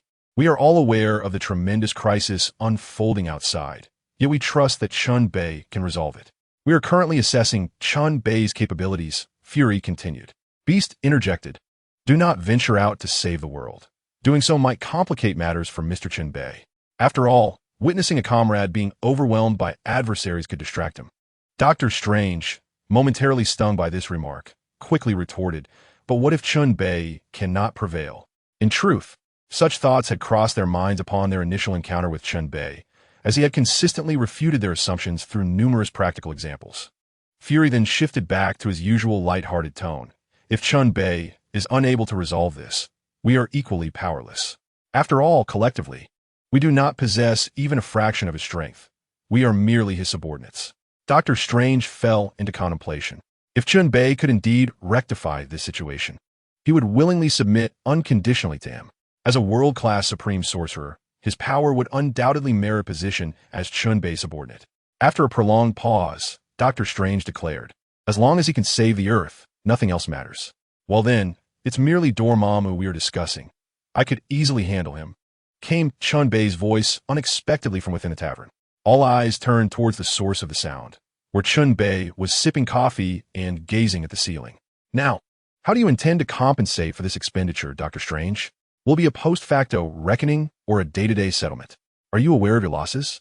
Your sanctum may not earn back this amount in a century. Among the three great sanctums, yours is the most impoverished, barely affording a meal, let alone repaying this sum. I could offer my services, Mr. Chen Bei. This military fortress is still under construction. Perhaps you could assist me in its completion," Chen Bei suggested, turning his gaze to the others. "Are you all interested in witnessing how I will confront Dormammu?" Chapter 140. The despair of Doctor Strange upon hearing Chen Bei's proclamation. Doctor Strange stared at him in astonishment. He intends to confront Dormammu? This was anticipated, as the individuals in the tavern had restrained him to observe whether Chen Bei could contend with Dormammu. It was only a matter of time before Chen Bei faced Dormammu. Doctor Strange cautioned, "Chen Bei, I recognize your strength, but you must understand that you are about to confront Dormammu of the Dark Dimension. Even someone as formidable as the Ancient One drew power from Dormammu. In this world, there exists no being more powerful than Dormammu." He yearned to approach Chen Bei, yet the constraints of his steel armor rendered his movements laborious. "To be frank, Chen Bei, I do not believe you possess greater strength than I do at present. I have consumed numerous magical creatures and even encountered the forces of the Dark Dimension. Were it not for my reluctance to let us both perish, perhaps I could have fought these individuals to a standstill instead of descending into such a dire fate. You must understand that Dormammu is far more powerful than I am." He wished to articulate further, but Chen Bei disregarded Doctor Strange entirely, interrupting him to address the others. "Do you not wish to witness that monstrous being, Dormammu?" Magneto replied, "I have already sensed the terrible aura emanating from him, a cosmic force that rivals even the Phoenix's power. I shall not go, just as I would not have arrived on the battlefield during Jean Grey's moment of instability." Tony Stark added, "My armor remains with him. As a mere mortal, I cannot compare to a deity." Nick Fury stated, "I cannot be counted among the combatants. I am better suited to act as a negotiator or leader." Beast remarked, "Aside from my blue muscles, I am merely a slightly stronger natural creature. That realm is beyond my reach, hence I shall not venture there." Chen Bei raised his hands in resignation. "All right, Doctor Strange, if you are the only one, I shall reluctantly take you to see Dormammu. It seemed that the timelines of this world have become somewhat chaotic. You have already encountered Dormammu, have you not? Logically, you should have become Doctor Strange during the Civil War of the Avengers." He snapped his fingers, and the Iron Man armor enveloping Doctor Strange was instantly cast off. Returning to Tony Stark, as Doctor Strange felt the resurgence of his powers and gazed at his own hands, he turned towards Chen Bei, a dark expression revealing hostility. "I truly wish to avenge my humiliation right now. I wager that this time, I can at least hold my own against you. Let us deal with Dormammu first." Chen Bei activated his enhanced vision and heightened perception, swiftly detecting the ebb and flow of energy from the three great sanctuaries across the globe. All three sanctuaries had been obliterated, and the robed adherents were chanting praises for Dormammu's impending arrival. while the tyrant of the dark dimension had expanded his reach, spreading boundless darkness in the wake of the sanctuary's collapse. In the span of 5 seconds, 11 billion lives were extinguished, 700 cities lay in ruin, and a quarter of Earth's oceans were consumed by darkness, exposing the crimson core beneath. A monstrous black tsunami surged toward New Tokyo 3, the waters poised to engulf the tavern's doors and windows, threatening to submerge all within. Doctor Strange immediately invoked a levitation spell, attempting to raise the city into the air. However, before he could complete his incantation, he found his words reversing, and the armor that was meant to return to Tony Stark now flew back towards him. What is this? Could it be? His gaze was forcibly drawn to Chen Bei. Looking at him, he noticed a green gemstone locked within a bronze necklace upon his chest, which was now radiating a brilliant light. In an instant, Doctor Strange recognized the identity of that gemstone. The Eye of Agamotto. The Eye of Agamotto, previously ensnared by fishing line, astonishingly found its way into his grasp. Doctor Strange was instantly consumed by rage. However, even as a formidable force on a global scale, he was bound to adhere to the cosmic laws of order. While time retreated in accordance with Chen Bei's will, tsunamis receded back into the ocean. The soil once engulfed by darkness re-emerged upon the rocky layers. The deceased emerged from the shadows. Urban structures gradually regained their former completeness, and the expressions of the people shifted from terror to bewilderment. The yellow-robed cultists vanished one by one, and the 3 great sanctuaries were re-established. Dormammu called out in a low voice, ultimately compelled to withdraw from this universe. The Eye of Agamotto rewound the timeline to a moment before Dormammu's arrival, when nothing had yet transpired. Chen Bei cast a satisfied glance at the gem adorning his chest and remarked, "This trinket is indeed better than none. 150 million. Well spent." Oh, it dawned on him that the cost of acquiring it had drained his finances significantly, which he would certainly lay at Doctor Strange's feet. He wished to shift the blame. Apologies, but that was utterly impossible. As global powerhouses, both Doctor Strange and Magneto distinctly retained the memory of this temporal reversal. At that moment, both turned their gazes toward Chen Bei, their expressions a tapestry of complexity. Despite their contrasting emotions, they uttered in unison, "You, reverse time?" Chen Bei, growing impatient, replied, "Is this truly a rarity? Such feats are not uncommon. Your astonishment now will pale in comparison to what lies ahead." Furiously, Doctor Strange pointed an accusatory finger at Chen Bei, speaking in a slow, profound tone. "You have stolen my Eye of Agamotto." Chen Bei finally scrutinized Doctor Strange's appearance. Shadowy eyes, blackened lips, pointed ears, and darkened nails, an unmistakable embodiment of a dark sorcerer. He sighed and remarked, "It seems you have indeed progressed toward the darker realms of the worldview. You have summoned magical beings from various dimensions using dark magic circles, consuming them for power. Have you not?" Confronted with the truth, Doctor Strange displayed no visible change in demeanor. Instead, he persistently reiterated, "You have stolen my Eye of Agamotto." Chen Bei scoffed. "If you were truly worthy of the Eye of Agamotto, how could it have been stolen from you? This artifact recognizes its master otherwise. How could Dormammu repeatedly slay you without prying it from your grasp?" Enraged, Doctor Strange succumbed to madness, recklessly charging at Chen Bei. One of his hands transformed into a multitude of black serpents, lunging for the Eye of Agamotto upon Chen Bei's chest. The eye ignited with green flames, searing Doctor Strange's arm and incinerating the serpents. "No, no!" Doctor Strange howled, clutching his severed limb and screaming at the ceiling. This agony was not born of physical pain. At his level, he could regenerate severed limbs and would never succumb to despair over the loss of an arm. It was merely the Eye of Agamotto's rejection that plunged him into profound torment. "You see, the Eye of Agamotto has chosen me," Chen Bei added. "I'm not a villain, merely a remarkably astute businessman. This matter is far more beneficial in my hands than in yours. At the very least, when Thanos arrives, he will seek me out instead of you." Chapter 141. The meeting with Dormammu. What new vocabulary are you uttering? Do you fancy yourself a prophet? Well, your predictions may often prove accurate, but can you shoulder the burden of saving this world? As Doctor Strange spoke, he still resisted stubbornly. Chen Bei rolled his eyes. "It's been quite a while, and you remain unpersuaded? Are you truly that arrogant? The Phoenix Force went berserk. Who managed that? You? What about that recent tsunami? You? And the Hulk's rampage through the city. Who dealt with that? You? After being questioned multiple times, Dr. Strange felt his dignity erode, humiliated and increasingly enraged. However, Chen Bei remained indifferent to Strange's humiliation, brushing past him and heading outside the tavern. Ah, so you wish to engage in combat outside. Chen Bei. Dr. Strange felt a sense of duty slipping away, but still contemplated a reckless confrontation with Chen Bei, insisting that their battle must reach a resolution. Pointing towards a specific direction in the azure sky, Chen Bei informed Dr. Strange, "Do you see that? Dormammu will strike from that latitude. He will first send a few followers, arriving as meteors at the 3 great sanctuaries on Earth."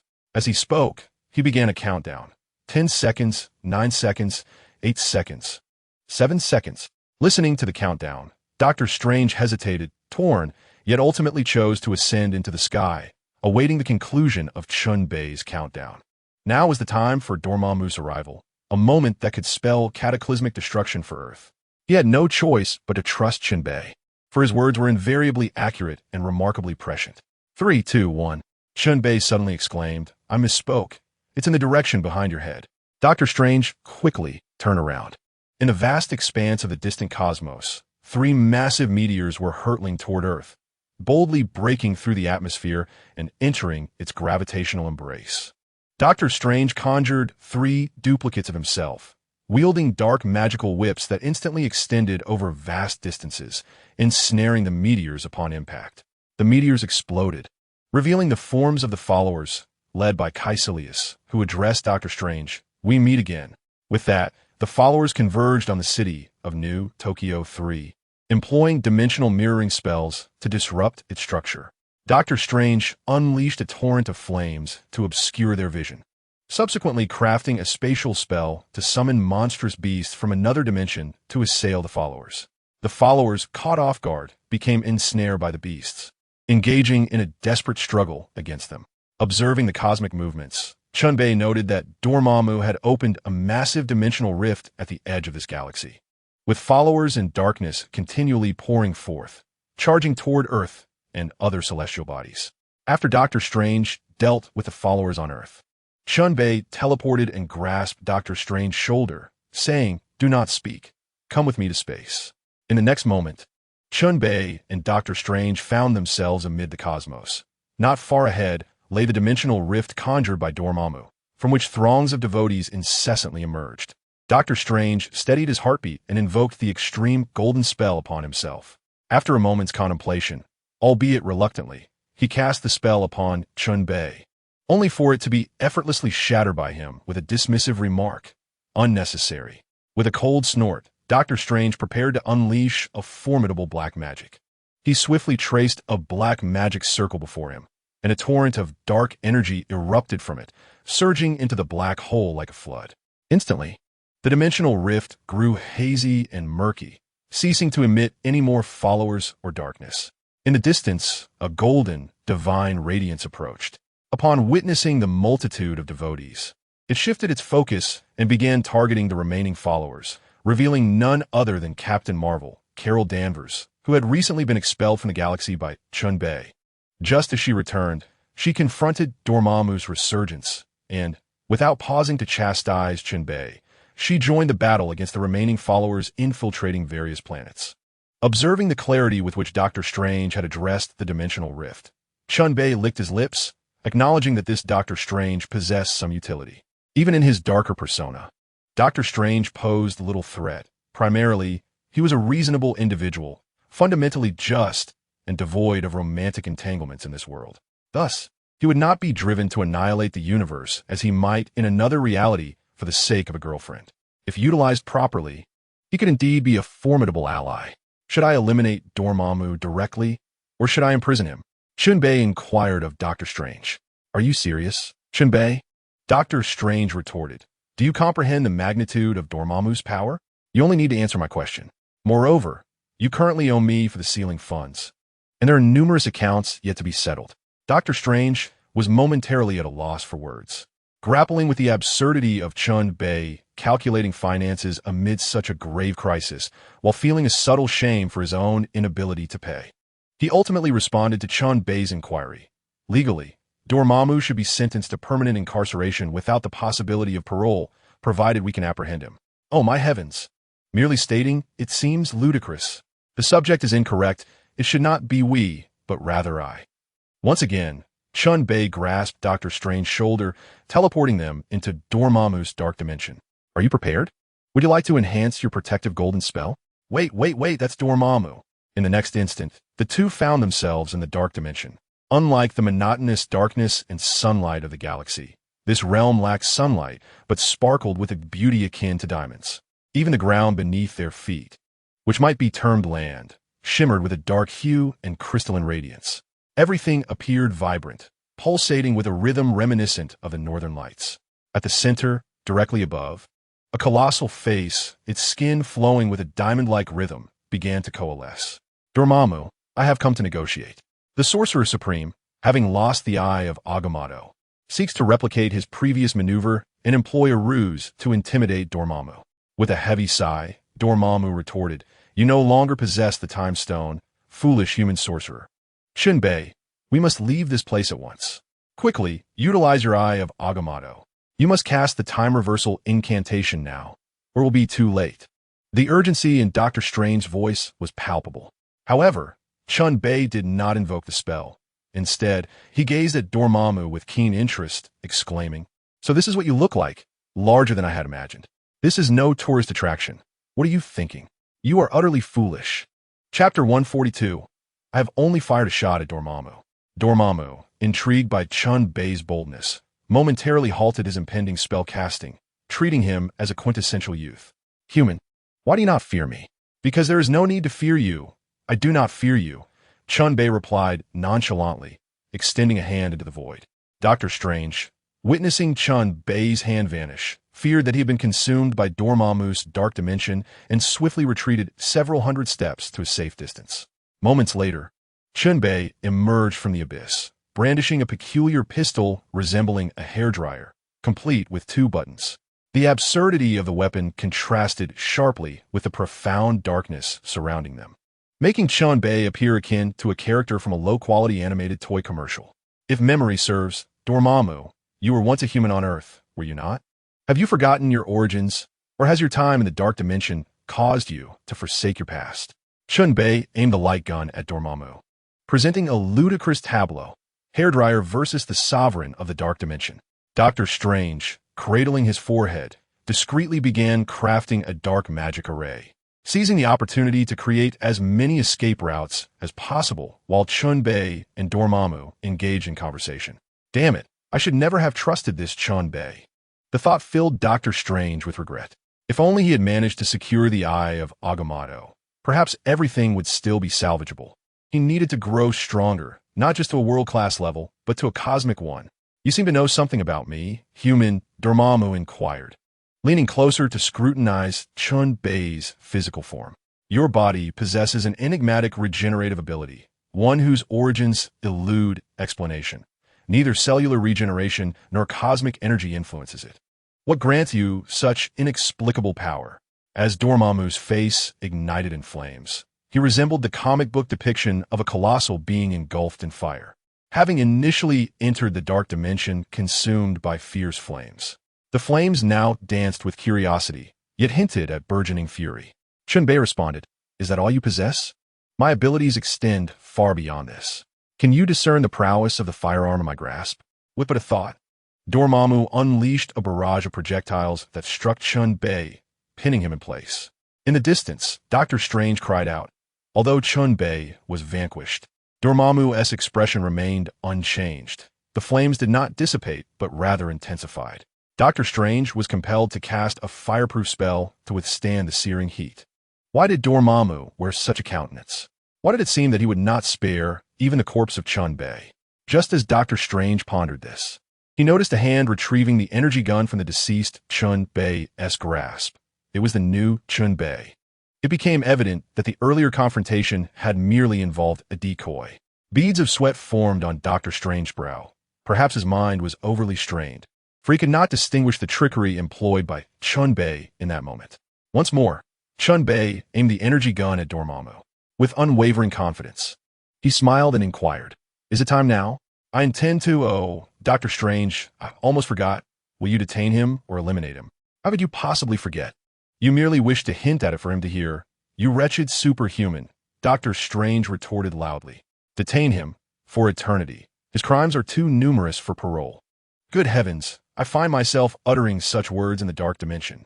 Our strength is wholly insufficient to withstand Dormammu. In the next instant, flames engulfed Chen Bei, charring his form. Emerging from the inferno was the new Chen Bei, energy gun in hand, advancing towards Dormammu. Dormammu summoned the powers of the dark dimension, and an endless torrent of darkness surged into Chen Bei, transforming his entire being into a mass of black liquid. A foot stepped upon the puddle of darkness, retrieving the energy gun. Unsurprisingly, it was still Chen Bei. The new Chen Bei had manifested once more. As Dormammu executed a maneuver, Chen Bei conjured yet another doppelganger. The true Chen Bei would never be harmed. Each doppelganger met a gruesome fate, yet not a shred of Chen Bei's stamina was depleted. Unlike Naruto's shadow clone technique, which required immense chakra, Chen Bei needed merely a thought to create his duplicates. Bludgeoned to death, consumed by darkness, distorted by telekinesis, dismembered, devoured, drained of blood, a myriad of deaths unfolded in that moment. Yet Chen Bei remained unfazed. Each fallen doppelganger gave rise to another, a cycle of demise and renewal. At last, Dormammu, observing the seemingly endless legion of Chen Bei's doppelgangers, lost his patience and declared, "Enough! Is it now my turn to strike?" Chen Bei pointed at Dormammu and stated, "So, shall I attack you now?" Dormammu erupted in laughter, proclaiming, "You cannot kill me. I possess an infinite life force. I can traverse dimensions, distort reality, and shift spaces at will. I wield immense magical prowess. I am a deity, an embodiment of faith. I never intended to kill you. Rather, I aim to achieve this." Chen Bei directed his energy beam at Dormammu, finally unleashing a radiant ray. The beam struck Dormammu, causing him to falter momentarily before emitting a fierce roar. "What have you done?" The flames upon Dormammu's visage began to wane, and his colossal face diminished in size, while the aura of the Dark Lord was rapidly contracting. Doctor Strange, as a formidable force in this realm, immediately sensed Dormammu's weakening, a phenomenon so pronounced that it was visible even to the naked eye, requiring no breath detection. He glanced at Chen Bei and then at the ray gun in his possession, which appeared to rival the eye of Agamotto in its potency. Astonishing. He hastened a few steps to catch up with Chen Bei, his insatiable curiosity compelling him to inquire, "Mr. Chen Bei, what have you done?" "He is indeed weakening. Close your eyes and count to 60 seconds. You will witness a more intriguing spectacle. You may now shut your eyes." "Very well, very well." Doctor Strange was utterly captivated by Chen Bei. The fact that a cosmic powerhouse like Dormammu had experienced such a significant diminishment in his aura after merely one attack was nothing short of miraculous. "Then I shall count down from 60. Doctor Strange closed his eyes. Those 60 seconds felt interminable, as he had never anticipated the end of a minute with such fervor. He needed to hasten his counting and then reopen his eyes to see what else might unfold. Chapter 143. The First Cosmic Subordinate. 3, 2, 1. Doctor Strange immediately opened his eyes, wagering that he had never felt such an earnest and desperate desire to discern a singular phenomenon in his life. He had to behold what Dormammu had transformed into at this moment. The sound of a baby's cry reached his ears, a poignant and vivid sound, unmistakably that of a human infant. Doctor Strange gazed into the vast, dark dimension, his vision engulfed by an expanse of darkness adorned with stars shimmering like diamonds. And in the distance, he could perceive the rhythmic dance of the aurora borealis. But where was Dormammu, the tyrant, vast enough to eclipse much of the dark dimension? Where is he?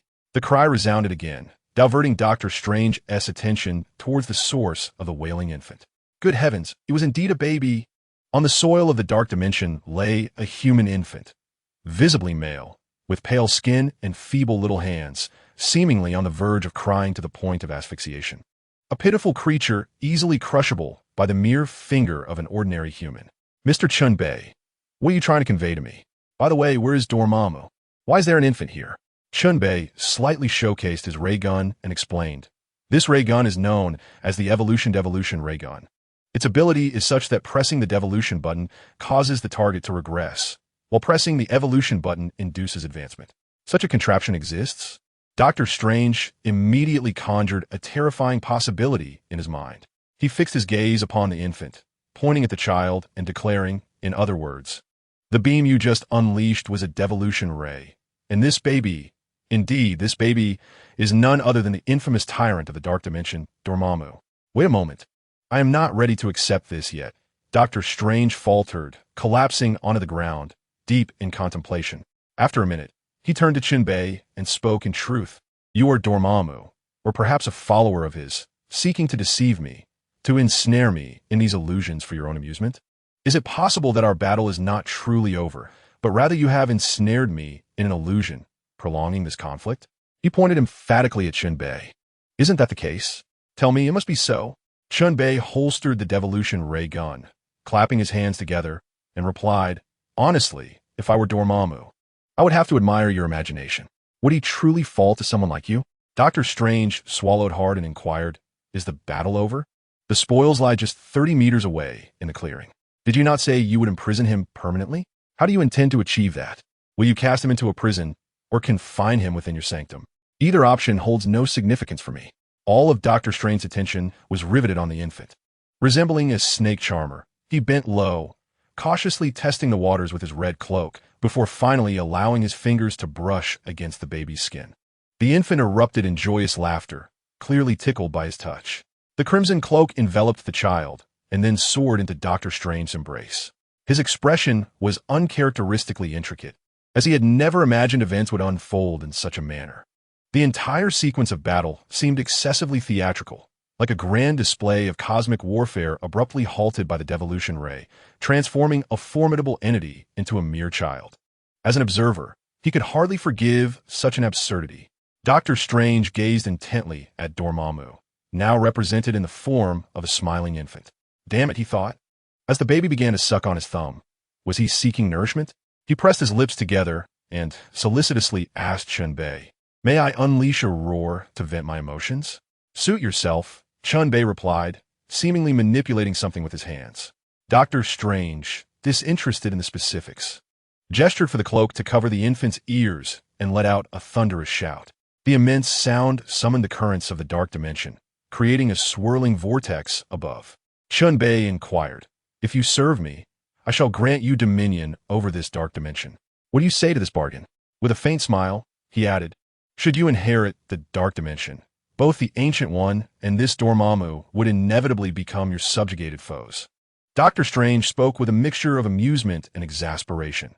"Even if I do not inherit the dark dimension, they are still my defeated foes. One has perished, and the other is but an infant. Let us play and jest, but do not make a mockery of your elder brother Chen Bei. Now, I ask you, do you wish to claim this dark dimension?" "Yes, yes, yes." Doctor Strange felt an immense weight of responsibility. By absorbing the powers of the dark dimension, his strength would soar once more, elevating him from a worldly to a cosmic level, rendering even the mightiest beings from other universes powerless against him. "Very well. Absorb it at your own pace and draw the magic circle yourself, just as you did when absorbing magical creatures. I can provide protection, shielding you from the persecution of formidable entities from other realms." As he spoke, Chen Bei seated himself upon the ground, perusing the description of the fishing system. Truth be told, it was not Chen Bei's intention to relinquish the dark dimension willingly. The primary concern was that absorbing its essence would augment his dark attributes, rendering many items unusable to him thereafter. The limitations imposed by the fishing system were minimal, and he could not impose restrictions upon himself. Utilizing the fishing system to enhance his own powers was not inferior to the dark dimension's offerings. Moreover, even without Chen Bei's encouragement, Doctor Strange would inevitably absorb the dark dimension's power upon realizing its potential, much like his mentor, the Ancient One. In light of this, it would be prudent to extend a gesture of goodwill, graciously presenting it to Doctor Strange, allowing him to believe it was a gift rather than a mere acquisition. This would serve as a significant favor to Doctor Strange. It was evident that Doctor Strange remained somewhat naive, already filled with gratitude. In this conflict against Dormammu, Doctor Strange had been thoroughly outmaneuvered. Chen Bei gazed at Doctor Strange, who now bore crimson markings upon his forehead, characteristics of one absorbing the dark dimension, a symbol of his ascension to its ruler. An inexhaustible tide of darkness surged into Doctor Strange's being. His body, expanded by countless magical creatures, had transformed into a vast receptacle capable of containing all, readily absorbing the darkness. Time slipped away, and at last Doctor Strange exhaled in satisfaction. He had mastered the dark dimension, and now he had finally ascended to the cosmic tier, becoming a formidable cosmic entity. Chapter 144. A bewildered Carol. The power of cosmic magnitude is now at my disposal. Doctor Strange reveled in the essence of the dark dimension, floating to its very center. And with a flick of his wrist, myriad stars shattered like glass. In that moment, despite maintaining his human stature, he appeared as inconsequential as a grain of sand within the dark dimension. Yet, countless shadows flickered with an unnameable rhythm around him, a testament to their submission. Doctor Strange had grasped the laws of the dark dimension, and his cloak, too, absorbed the dark essence, transforming into a garment of shadows. He now bore an unsettling resemblance to a villain, a sight that made even Chen Bei feel a twinge of discomfort. However, the possibility of Doctor Strange succumbing to darkness has become utterly null. Regardless of the worldview, even in the event of his corruption, he still aided in the battle against Ultron, wielding the Infinity Stones. No matter how dark he becomes, his heart remains pure, with an unabashed display of his formidable powers. Doctor Strange ultimately acknowledges that he no longer requires further enhancement of his abilities, as he has ascended to the status of the sovereign of the dark dimension. He gazes towards Chen Bei and gradually glides over. Upon reaching Chen Bei, he kneels respectfully, performing the most devout of gestures. Mr. Chen Bei, from this moment forth, you shall be my faith, my deity. Wait, I thought your conclusion was a curse directed at me. Chen Bei replied with a hint of humor. No, Mr. Chen Bei, I shall never betray you, regardless of the circumstances. Let us converse here. Shall we not indulge in some appetizers? Chen Bei jested. No matter how formidable you are, once on Earth, your wealth is still quite limited. You shall repay your debts in full. I am meticulous with accounts, and nothing can be overlooked. Indeed, Mr. Chen Bei, Doctor Strange affirmed without further objection. Chen Bei could not help but chuckle. Sometimes one must confront the obstinate head-on, lest they be bullied into submission. In other instances, when faced with those who reason, it is best to disregard them, for they are of little consequence. However, encountering someone who combines reason with tenacity, one should immediately enlist them, for such a person is both necessary and capable of being loyal. Not only should one convert foes into allies, but also transform them into trusted subordinates. Now, possessing a cosmic-level powerhouse as his subordinate, Chen Bei felt a surge of confidence. Should Thanos come, even in his absence from Earth, Doctor Strange could contend with him evenly. There was no need for concern. If Thanos had not assembled the Infinity Gauntlet, it would be even less of an issue, as Doctor Strange would easily prevail. Very well, let us return to Earth. Understood, Mr. Chen Bei.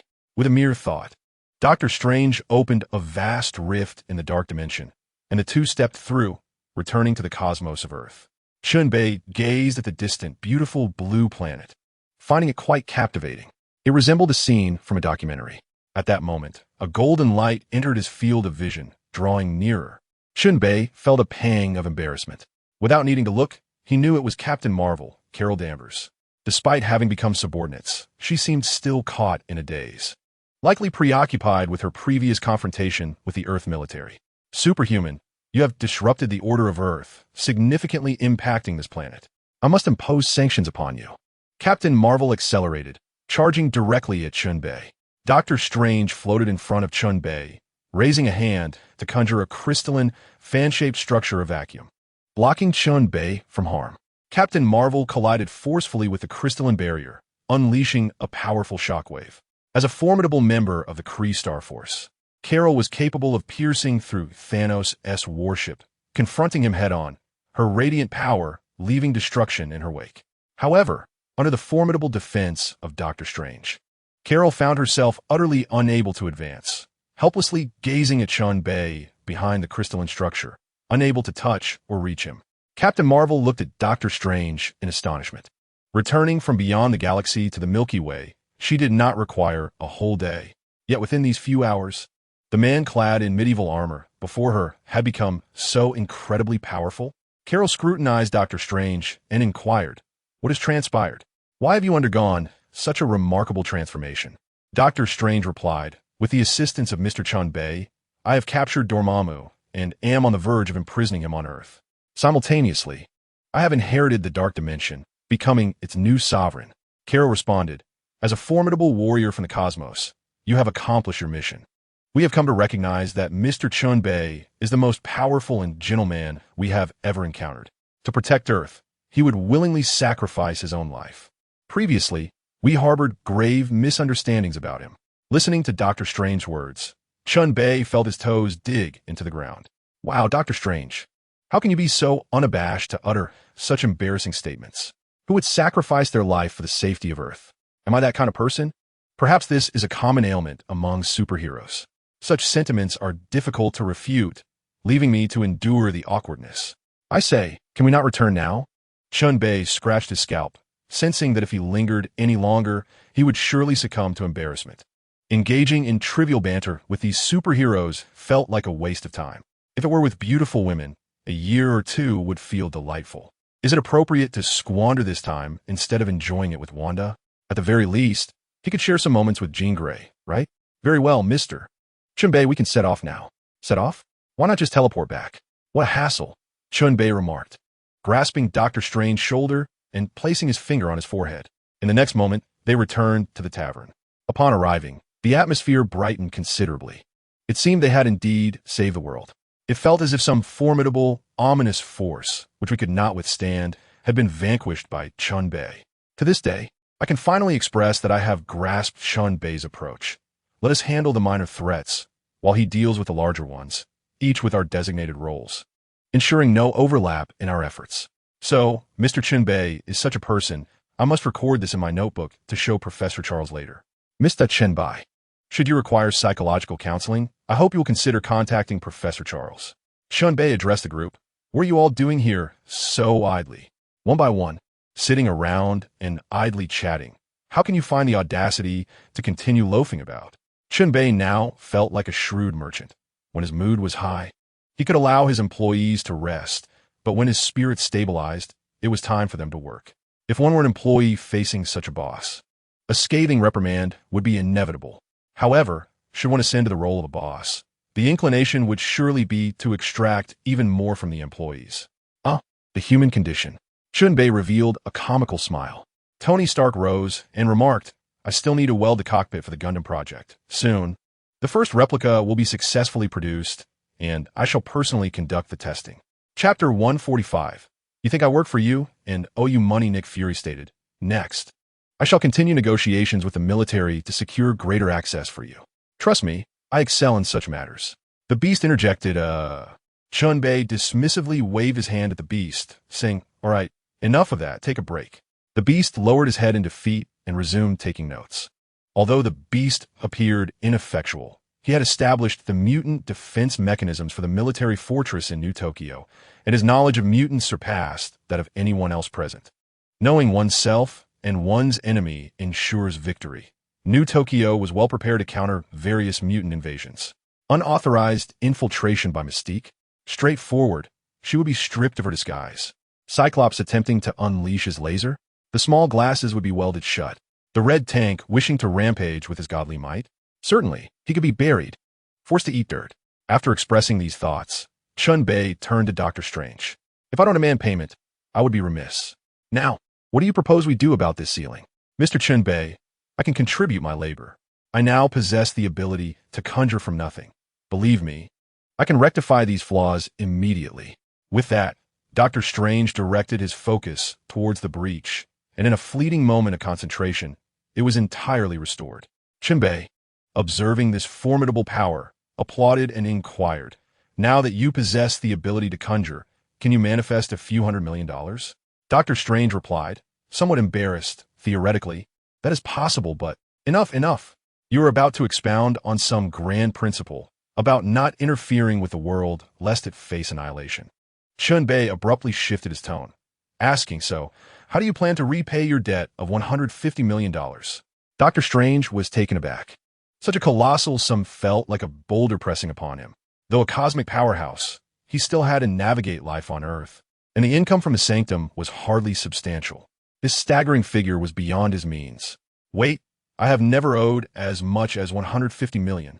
Dr. Strange licked his lips and asked, when did this occur? I was unaware.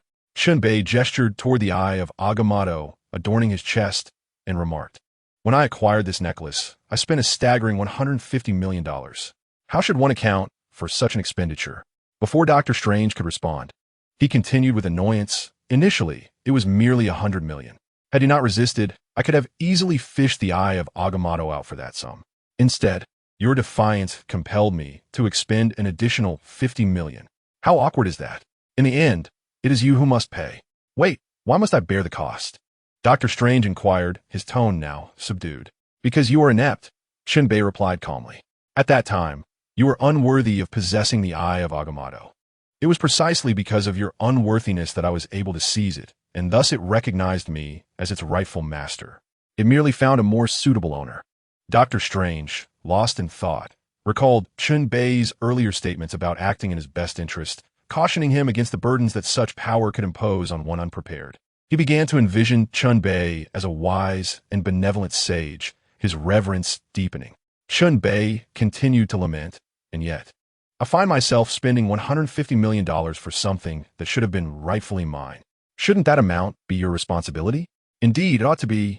Dr. Strange conceded, his resolve unwavering as he became wholly convinced by Chen Bei's argument. Very well, you acknowledge that you owe me $150 million. That is settled. Chen Bei shook the eye of Agamotto before him. Now that you possess the strength you lacked before, do you wish to claim the eye of Agamotto? I offer you an opportunity. With that, Chen Bei grasped Dr. Strange, and in an instant, they found themselves in the dark dimension. Dr. Strange inhaled the familiar essence of the realm, suddenly realizing they had entered the dark dimension. Mr. Chen Bei, how terrifyingly formidable you are. You can traverse the dark dimension at will. Amidst his astonishment, Dr. Strange looked at Chen Bei, seeking to glean some theoretical insight from his gaze. Chen Bei started, if you can defeat me now, I shall forgive the $150 million, and the eye of Agamotto will be returned to you. Dr. Strange fell silent for a moment before replying. No, Mr. Chen Bei, I have come to recognize you as my superior. I will not choose to argue or engage in combat with my superior. Do you not cherish this opportunity? Setting aside the eye of Agamotto's significance to you, do you believe you could earn that $150 million without utilizing your abilities? I, too, wish to test your prowess. You need a sparring partner to fully unleash your talents. I can serve as your mentor. Dr. Strange lifted his gaze, speaking earnestly. Very well, Mr. Chen Bei. I shall strive to do my best. With that, Dr. Strange withdrew a distance, raising his hand, and a vast darkness responded to his command, transforming into towering waves that surged toward Chen Bei. The scene resembled a cataclysmic event on a cosmic scale, with the residual energy capable of annihilating the ecological balance of an entire planet, the dark essence capable of extinguishing any species. However, the tumultuous darkness, akin to a surging sea, bore no capacity to approach Chen Bei.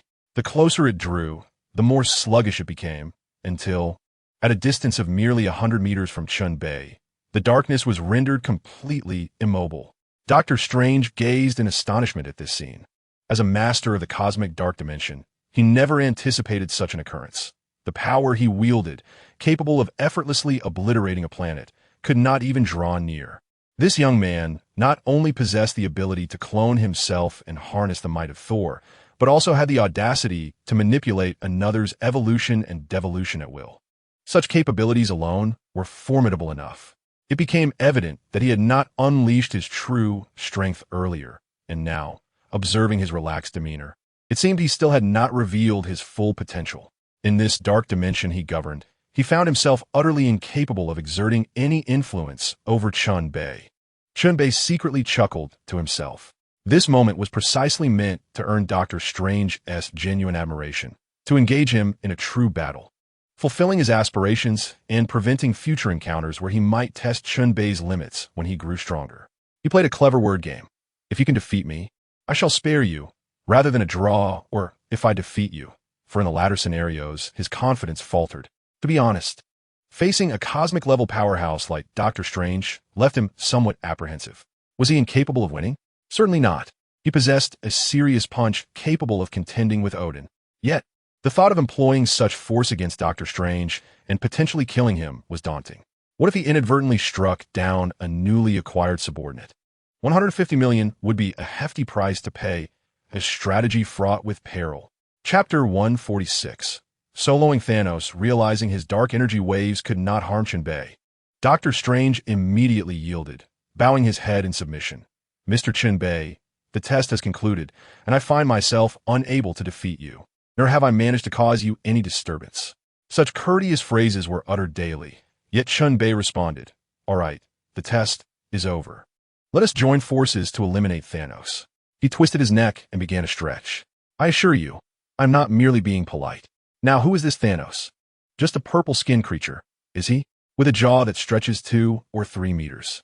Chen Bei mused, then inquired, "How much energy did that last attack expend?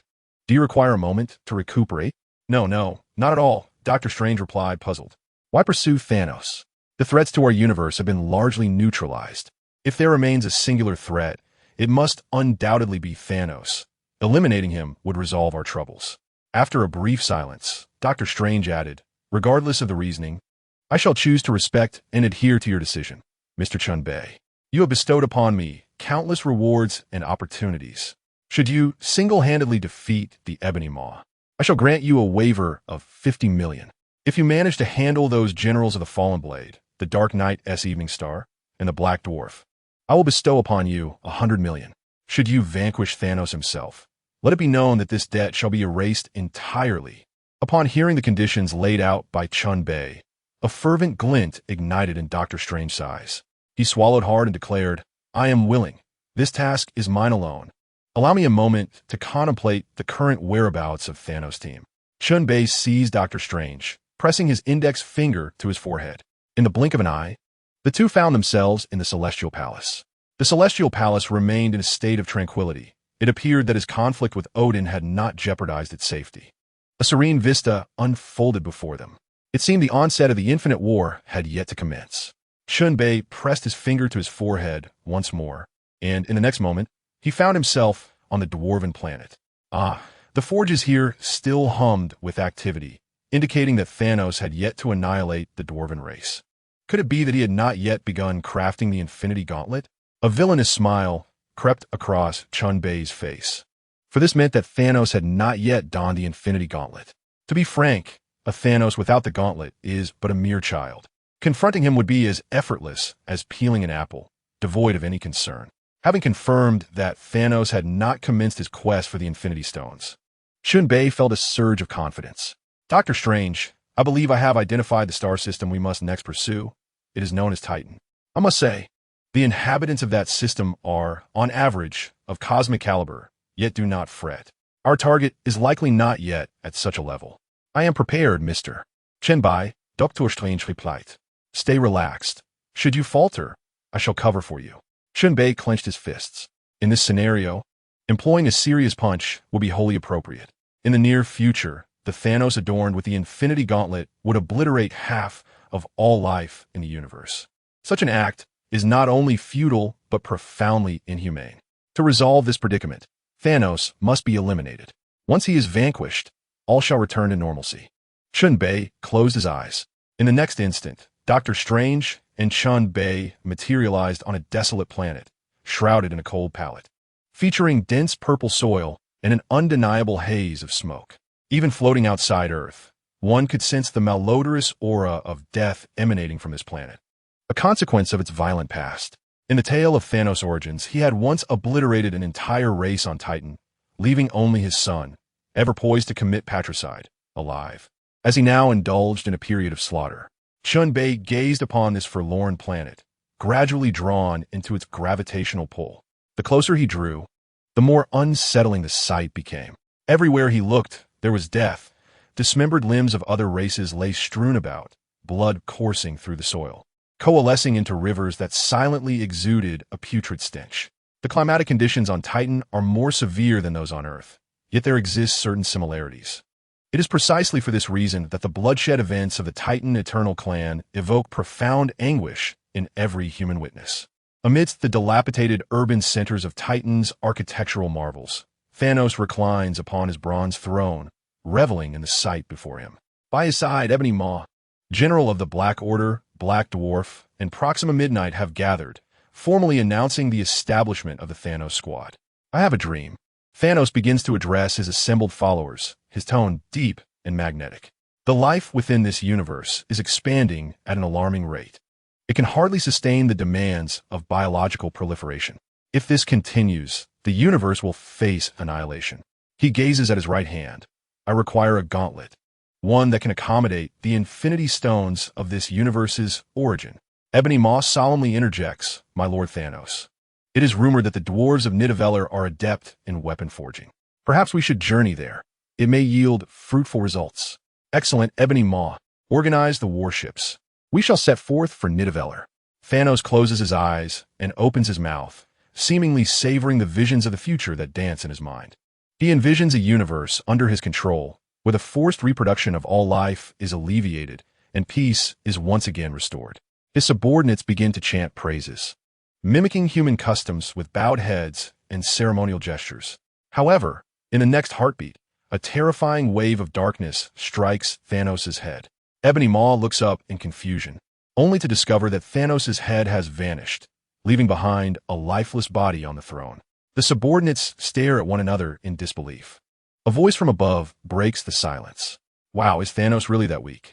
I haven't even made a move, and he has already been dispatched.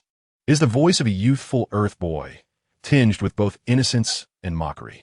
Then, a middle-aged voice follows. When I first heard the term Titan Eternal Clan, I assumed the initial attack would be ineffective.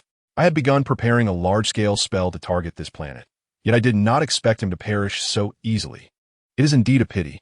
Ebony Maw strides forward to verify Thanos' demise. Upon confirming his death, he raises his gaze to the two speaking Earthlings. Who are you? Doctor Strange, preparing to unleash dark magic to eliminate these intruders, is halted by Chen Bei's inquiry. Doctor Strange, how do you manage talent? Do you have experience in this area? Chapter 147. Farewell, this universe. A new universe, here I come. Chapter 146. Farewell, this universe. A new universe, here I come. Doctor Strange appears perplexed. Chen Bei gestures for him to observe the peculiar beings before him. Do you think these individuals are suitable for you? Mr. Chen Bei, I still cannot comprehend your meaning. While it may be undeniably satisfying to simply scatter their ashes, such gratification yields no tangible benefit. However, if you were to gather them under your command, the situation would transform entirely. Those few individuals could serve as your enforcers. Chen Bei nonchalantly gestured towards one of his subordinates, offering an assessment. Do you see that, Ebony Maw? Though he cannot engage in vacuum combat, he possesses an intimidating presence during terrestrial battles. Do not be deceived by his appearance. Even a typical Supreme Mage would struggle to subdue him. In a certain worldview, should you engage him in battle, you would find yourself at his mercy. At this juncture, Chen Bei could not help but jest. Isn't it rather absurd? This Ebony Maw can be defeated in a vacuum, so it seems this creature also fears asphyxiation. In the face of the esteemed master's evaluations, Ebony Maw felt a mix of astonishment and burgeoning admiration. The Earthling's description rang true. He could not engage in combat within a vacuum, as he required air to breathe. Clearly, both individuals were formidable beings, not merely equal to, but indeed vastly superior to the likes of Thanos. With this realization, Ebony Maw knelt before them, pledging his allegiance. Great masters, please accept me and allow me to serve you. Doctor Strange furrowed his brow, while Chen Bei burst into laughter. Did you see that? These individuals are all opportunists. As long as you are powerful enough, they will bow before you. Should you falter, they would not hesitate to eliminate you. Doctor Strange, do tell me if you are capable of shouldering this burden. Under your tutelage, Mr. Chen, I have attained cosmic-level power. Furthermore, with Dormammu as my protege, he will only grow stronger, destined for a path of righteousness under my guidance. I believe I can also contemplate the inclusion of these subordinates. Now you're speaking sense. Chen Bei clapped his hands and addressed the bewildered group of subordinates. I have granted you leniency, so hasten to kneel and pay homage to your ancestors. Doctor Strange has permitted you to serve under him. Under Chen Bei's urging, and with Ebony Maw leading the way, several former subordinates of Thanos knelt in submission, swearing loyalty to Doctor Strange. Observing this scene, Doctor Strange could not help but reflect. From his beginnings as a supreme mage to now becoming a cosmic-level powerhouse, he had amassed numerous followers and incredible abilities, all within a mere 12 hours. 12 hours, scarcely enough time to perform a thrilling operation. 12 hours, insufficient for a human to ascend the heights of the Himalayas to Kamataj. 12 hours. Doctor Strange glanced at his hands. At this moment, they no longer trembled. Even a supreme mage's hands could quiver. Yet now he was confident he had transcended his former self. Therefore, do not forget to repay me. You have not eliminated these subordinates, so our debt remains unresolved. Chen Bei did not shy away from revealing his mercenary disposition. Doctor Strange sighed with a wry smile. Very well, Mr. Chen. I suppose I still owe you. How much was it again? Chen Bei recalled that during his negotiations with Doctor Strange, he had not mentioned the fact that Thanos' minions had survived. Stroking his chin, he remarked, $100 million, and we shall consider it settled. That leaves us with $50 million. He patted Doctor Strange on the shoulder and continued, $50 million is a fair price. Are you aware of a nation called Wakanda? It is quite remarkable, particularly due to its advanced technology and formidable energy barrier. I insist that you establish a similar barrier for New Tokyo City. In that case, the $50 million will be rendered moot. Doctor Strange nodded in agreement, saying understood. Chen Bei pressed on. Moreover, have you seen the large warships of the Celestial Realm? Those vessels are capable of sustaining the life of all its inhabitants. You must replicate such a ship, and you can enlist Tony Stark's assistance for this endeavor. Should you cultivate a good relationship with the dwarves of the Dwarf Galaxy, they could construct something even more suitable. Indeed, I shall adhere to your counsel, Doctor Strange replied. In truth, there is little in the universe that poses a threat to Earth anymore, for you are here, Doctor Strange. Your strength is unparalleled. Even if both Agamotto and Thanos were to confront you, you would not falter. Chen Bei added, however, this does not imply that you should become complacent, for many challenges still await your attention. You must negotiate with a variety of individuals in your capacity as Earth's guardian. I can foretell a few for you. He began to chat incessantly with Doctor Strange. For instance, regarding the impending Ragnarok, the denizens of the Celestial Realm will board their warships and journey to Earth. You must provide them with shelter. However, if you proceed with this plan, it would indicate a lack of wisdom on your part. Why? Look at Titan. Isn't it appealing? I tell you, once you eliminate Thanos, this planet will belong to you. You may do as you please with it, and the celestial beings share similarities with the Titans. I believe these divine beings would find life here preferable to that on Earth. Indeed, you have a point, Doctor Strange acknowledged. Shall I reveal to you the whereabouts of the Infinity Stones? Before Doctor Strange could respond, Chen Bei began to elaborate. The Infinity Stones are the physical manifestations of the 6 primordial elements of the universe, each possessing extraordinary powers: space, time, reality, power, mind, and soul. Their locations are— Wait a moment, Mr. Chen Bei. Why are you so talkative today? Doctor Strange interjected. Chen Bei paused, chuckling. It is because I have just completed a swift traversal of this universe, and I am now preparing to embark on an exploration of the 1610 Ultimate Universe. Though I am not entirely certain what the 1610 entails, Mr. Chen Bei, are you about to depart from this universe? Of course, otherwise. Why would I be educating you as if you were my successor? Chen Bei replied, slightly irritated. Mr. Chen Bei, I cannot accept this reality. Rest assured, I shall choose an auspicious day for my departure. Not today, but perhaps tomorrow or the day after. Chen Bei contemplated. Let us say tomorrow. He then patted Doctor Strange on the shoulder, and in the blink of an eye, the two found themselves in a tavern. Subsequently, Chen Bei hummed a tune as he departed from the tavern, leaving Doctor Strange in a state of bewilderment. The following day, the entire populace became aware of the impending disappearance of Chen Bei from this universe. The high-ranking officials of New Tokyo 3 gathered in the stadium, spectating as Chen Bei prepared for his vanishing act. Positioned at the center of the arena, Chen Bei took a deep breath. A dazzling vortex manifested in the sky, heralding the opening of a portal. The gateway to a new world had been unveiled. He pressed his lips together, meticulously assessing the items within his storage. With the power of cessation at his disposal, he felt invincible. The Berserker armor, capable of enhancing his lethality, lay ready.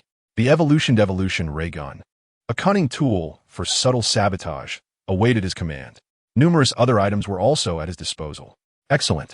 To the world of 1610, the future, I am coming.